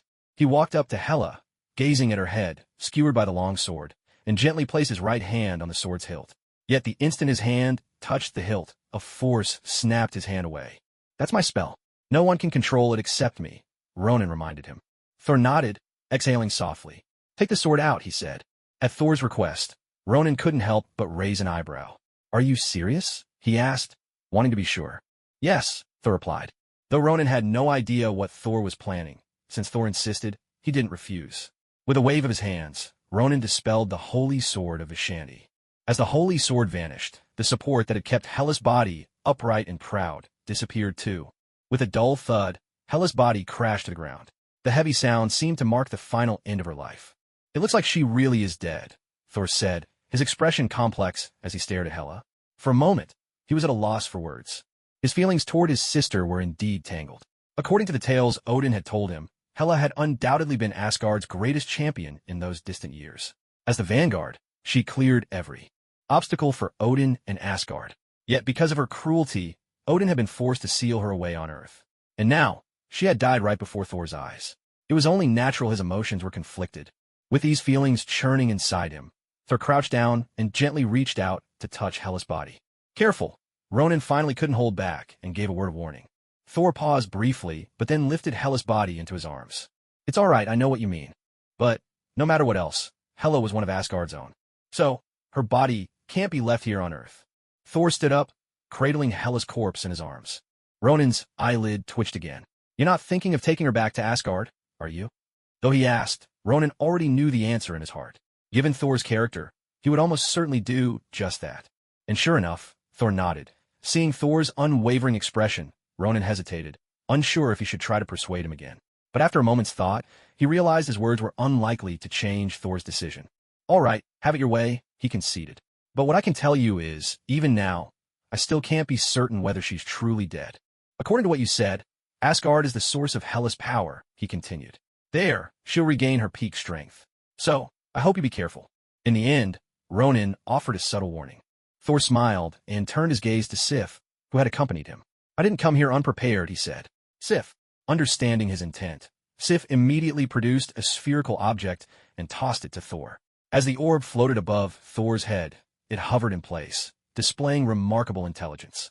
A beam of light shot out from the sphere, enveloping Hela's body. This eel will completely contain Hela's corpse, Thor explained. It will be buried with her deep underground. Even if someone tries to resurrect her in the future, it will be impossible. Thor let go, and guided by the sphere, Hela's body floated gently in midair. He seemed to have complete faith in this seal. Since Thor was so confident, Ronan simply smiled. Very well, take Hela back with you, he said. I just hope that next time we meet, it won't be because you've been beaten black and blue and have come to Earth asking for my help. Ronan joked, then formed a series of hand seals. The damage from the earlier battle began to mend, piece by piece. Thor, in turn, cheerfully flipped Ronan the middle finger, then raised his head toward the sky. Heimdall, take us back, he called. With the shimmering arc of the Bifrost descending once again, Thor and his companions vanished from Ronan's sight.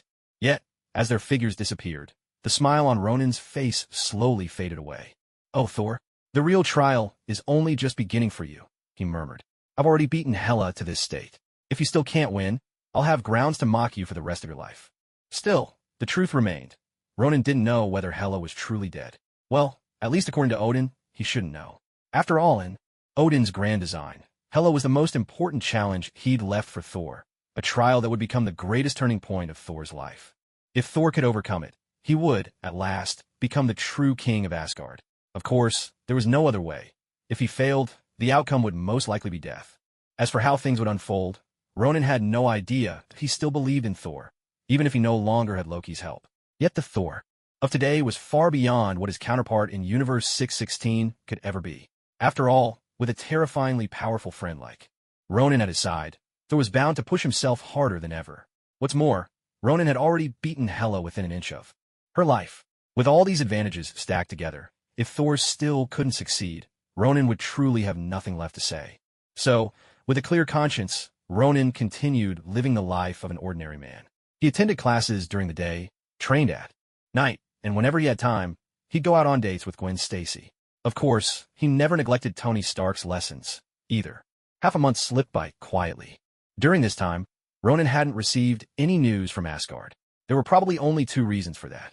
Either Hela was still lying low, recovering from her wounds, or plotting some other scheme, or, as unlikely as it seemed, she had already taken control of Asgard.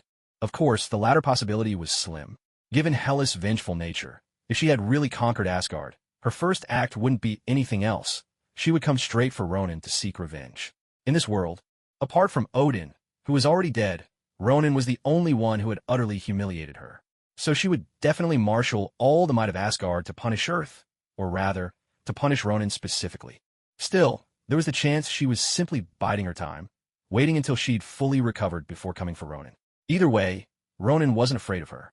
Setting aside concerns about Asgard for now, Ronan turned his attention to the training grounds. In the past half-month, Tony Stark had finished mastering the basics in Asgard.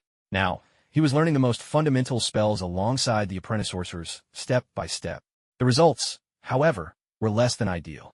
After all, Stark was a man in his 40s and had spent his life immersed in a world ruled by science that had given him certain habits and a new catchphrase he'd picked up recently. This makes no sense. He kept trying to explain. Everything was science, but every time he got halfway through, he'd run out of arguments. In fact, his catchphrase, "This makes no sense," was first uttered by Ronan in a mocking tone, and now Stark had adopted it as his own. "All right, let's take a break, everyone. We'll meet back here this afternoon for more training." At last, just before lunchtime, Wong announced the end of the morning session. The apprentice sorcerers bowed in unison, then burst into animated discussions about their progress. Among them were a few particularly bright students. Their first lesson, using the sling ring to sense space and open the portal of mysticism, had come to them with remarkable ease. Some had even managed to open a tiny crack already at AS for Tony Stark. Ronan glanced at the slightly awkward Tony Stark and almost burst out laughing. Let's put it this way. Nearly everyone here knew Tony Stark, with only a handful of foreigners not so familiar with him. But after a round of introductions, everyone quickly learned who he was. And that's precisely where the awkwardness began. Before meeting him, everyone assumed Tony Stark was a brilliant, wealthy genius. After all, anyone capable of inventing the Iron Man suit and advancing the arc reactor, a clean energy source, across various industries couldn't possibly be an idiot, right? However, over the recent days of study, Tony Stark's so-called genius aura had been stripped away. He had a solid grasp of the theories and was remarkably quick when it came to understanding concepts, or rather, his memorization skills were quite formidable. But when it came to hands-on practice, Tony Stark always ended up at the bottom of the class. For the past 3 days of training, Ronan had watched him every day, raising his left hand while his right hand traced circles in the air before him. Yes, just drawing circles in thin air. Occasionally, a glimmer of golden light would flicker at his fingertips, but it would vanish almost instantly. From his boastful declaration on the first day, a genius just needs to grasp that 1% of inspiration. To the second day's philosophical, every beginning is tough. Failure is the mother of success. And now today. Don't look at me. I've already got it down. Just wait until I go home and mull it over. I'll definitely get it tomorrow. At this, Ronan nodded in satisfaction. This was Tony Stark, the king of stubborn pride. Exactly. The world-famous genius Tony Stark needs 3 or 4 days to master the most basic step. So what? Just 3 or 4 days. No big deal. By the way, Wong, how long did it take me to master the door of mysticism? Ronan turned his gaze to Wong, who stood at his side. Wong, ever mindful of the persona Ronan had assigned him, responded with icy indifference, raising his right index finger. The first day, Tony Stark's tone had already risen a notch, but Wong simply shook his head, cold as ever. The first attempt. Those 3 words struck Tony Stark like a bolt of lightning. What did he mean, the first attempt? Was there really someone who could learn it in just one try? Oh, that's right. I remember now. Ronan chimed in as though suddenly enlightened. Back then, Master Ancient One only demonstrated it once, and I opened the door of mysticism right away. The first place I went with it was actually the rooftop of the New York Sanctum. Ronan wore a look of sudden realization. Beside him, Tony Stark instantly grasped the meaning behind Ronan's words. He was being mocked. Without hesitation, Tony shot up both middle fingers, refusing to listen to another word, and strode off toward his room without looking back. Halfway there, he paused, changed direction, and headed for the cafeteria. After all, as the saying goes, man cannot live without food. Skipping a meal was enough to make anyone feel faint with hunger. Here, there was no one assigned to cook just for him, and on top of that, he couldn't even leave. That was the most infuriating part. Do you really think he'll succeed? He seems completely incapable of grasping what magic truly is. Watching Tony Stark's retreating figure, Wong spoke softly. Ronan smiled, laced his fingers behind his head, and leaned back gently in his rocking chair. Does it really matter whether he succeeds or not? It's all up to fate. If he manages to break through that barrier in a month, perhaps he'll become quite an impressive sorcerer. If not, then let this be nothing more than a journey for him. 3 months later, news arrived from Asgard. Hela had returned to life. But her resurrection wasn't driven by any desire for vengeance against Thor or Ronan. She had no choice but to come back. The reason was simple. A new enemy had appeared. Thanos' army descended upon Asgard in utter silence. The defenses that Asgard had always prided itself on crumbled under the relentless barrage from Thanos' forces. In a single round of bombardment, all of Asgard's defense mechanisms were destroyed. With Thanos' troops running wild across Asgard, Hela, who had been biding her time, finally emerged. She set aside her vendetta with Thor for the moment, and the siblings stood united against Thanos. For Hela, Her power was rooted in Asgard itself. If Asgard fell, she would lose all her strength. Thor's motivation was simpler. He was merely doing what a king ought to do. Because of their combined efforts, Asgard's soldiers and Hellas' undead army managed to withstand Thanos' first assault. But the price was steep.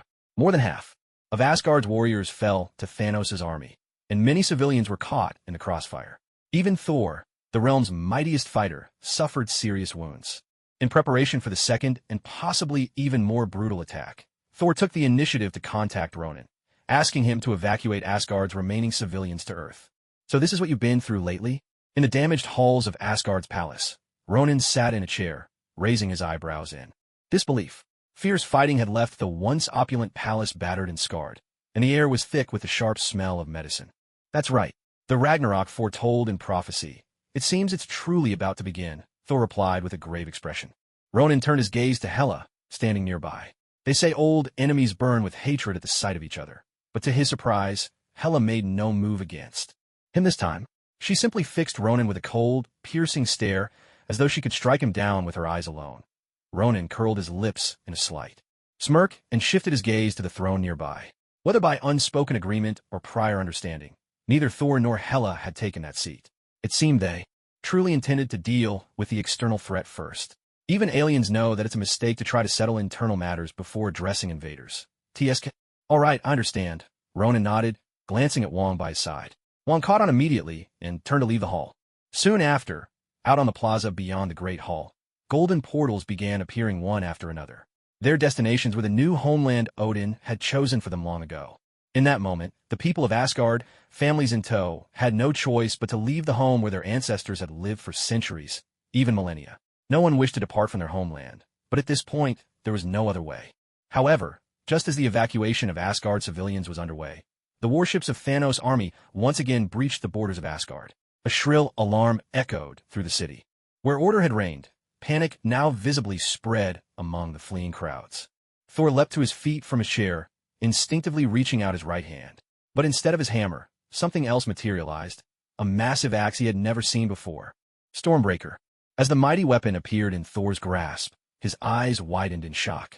An overwhelming sense of familiarity swept over him, yet he was certain he had never wielded, or even glimpsed, this axe before. Before Thor could make sense of what was happening, two portals opened up on either side of Ronan. From the portal to the left, Tony Stark, Bruce Banner, Steve Rogers, and the others stepped through, emerging into the hall. Almost simultaneously, from the portal on the right, a few more familiar figures appeared. Tony Stark, Banner as Hulk, and Falcon, now carrying the iconic shield, all entered one after another. Thor stared, bewildered, unable to comprehend what was unfolding. Two Tony Starks? And why was Falcon wearing Captain America's uniform? He looked past Ronan to the newcomers, only to see them smiling knowingly. Just then, a figure Thor knew all too well appeared. Brilliant lightning crashed down into the hall of Asgard. Another Thor, one who looked so much like him, yet carried a much different air, stood before them. As this other Thor surveyed the great hall, a wave of nostalgia flickered in his eyes. Before long, he too turned his gaze to meet Thor's own. Looks like he recognizes you two. To thank you for lending me your hammer back then, let me return the favor and lend you this axe for a while, the older Thor said with a gentle smile. Thor, gripping the Stormbreaker, stared at the people before him with utter confusion written across his face. Finally, his gaze settled on Ronan. He spoke almost without thinking. Are these people? Ronan responded with a faint smile, glancing to either side behind him. Instantly, the people on both sides mirrored his smile. Avengers! Avengers! Thor's eyes widened in astonishment at the answer, while Ronan's smile slowly faded. He turned his gaze toward the doors, as though in that moment, his eyes could pierce through the grand hall, across the plaza, and even beyond the planet itself. He saw Thanos, just stepping off his ship, and behind him, Kong the Conqueror. Taking in the sight, a smile once again blossomed on Ronan's lips. He rose slowly from his seat, arms opening gently at his sides. In the blink of an eye, his casual clothes were replaced by the distinctive robes of a Kamartaj sorcerer. The Avengers, Ronan murmured softly. At that moment, every eye turned toward him. Assemble.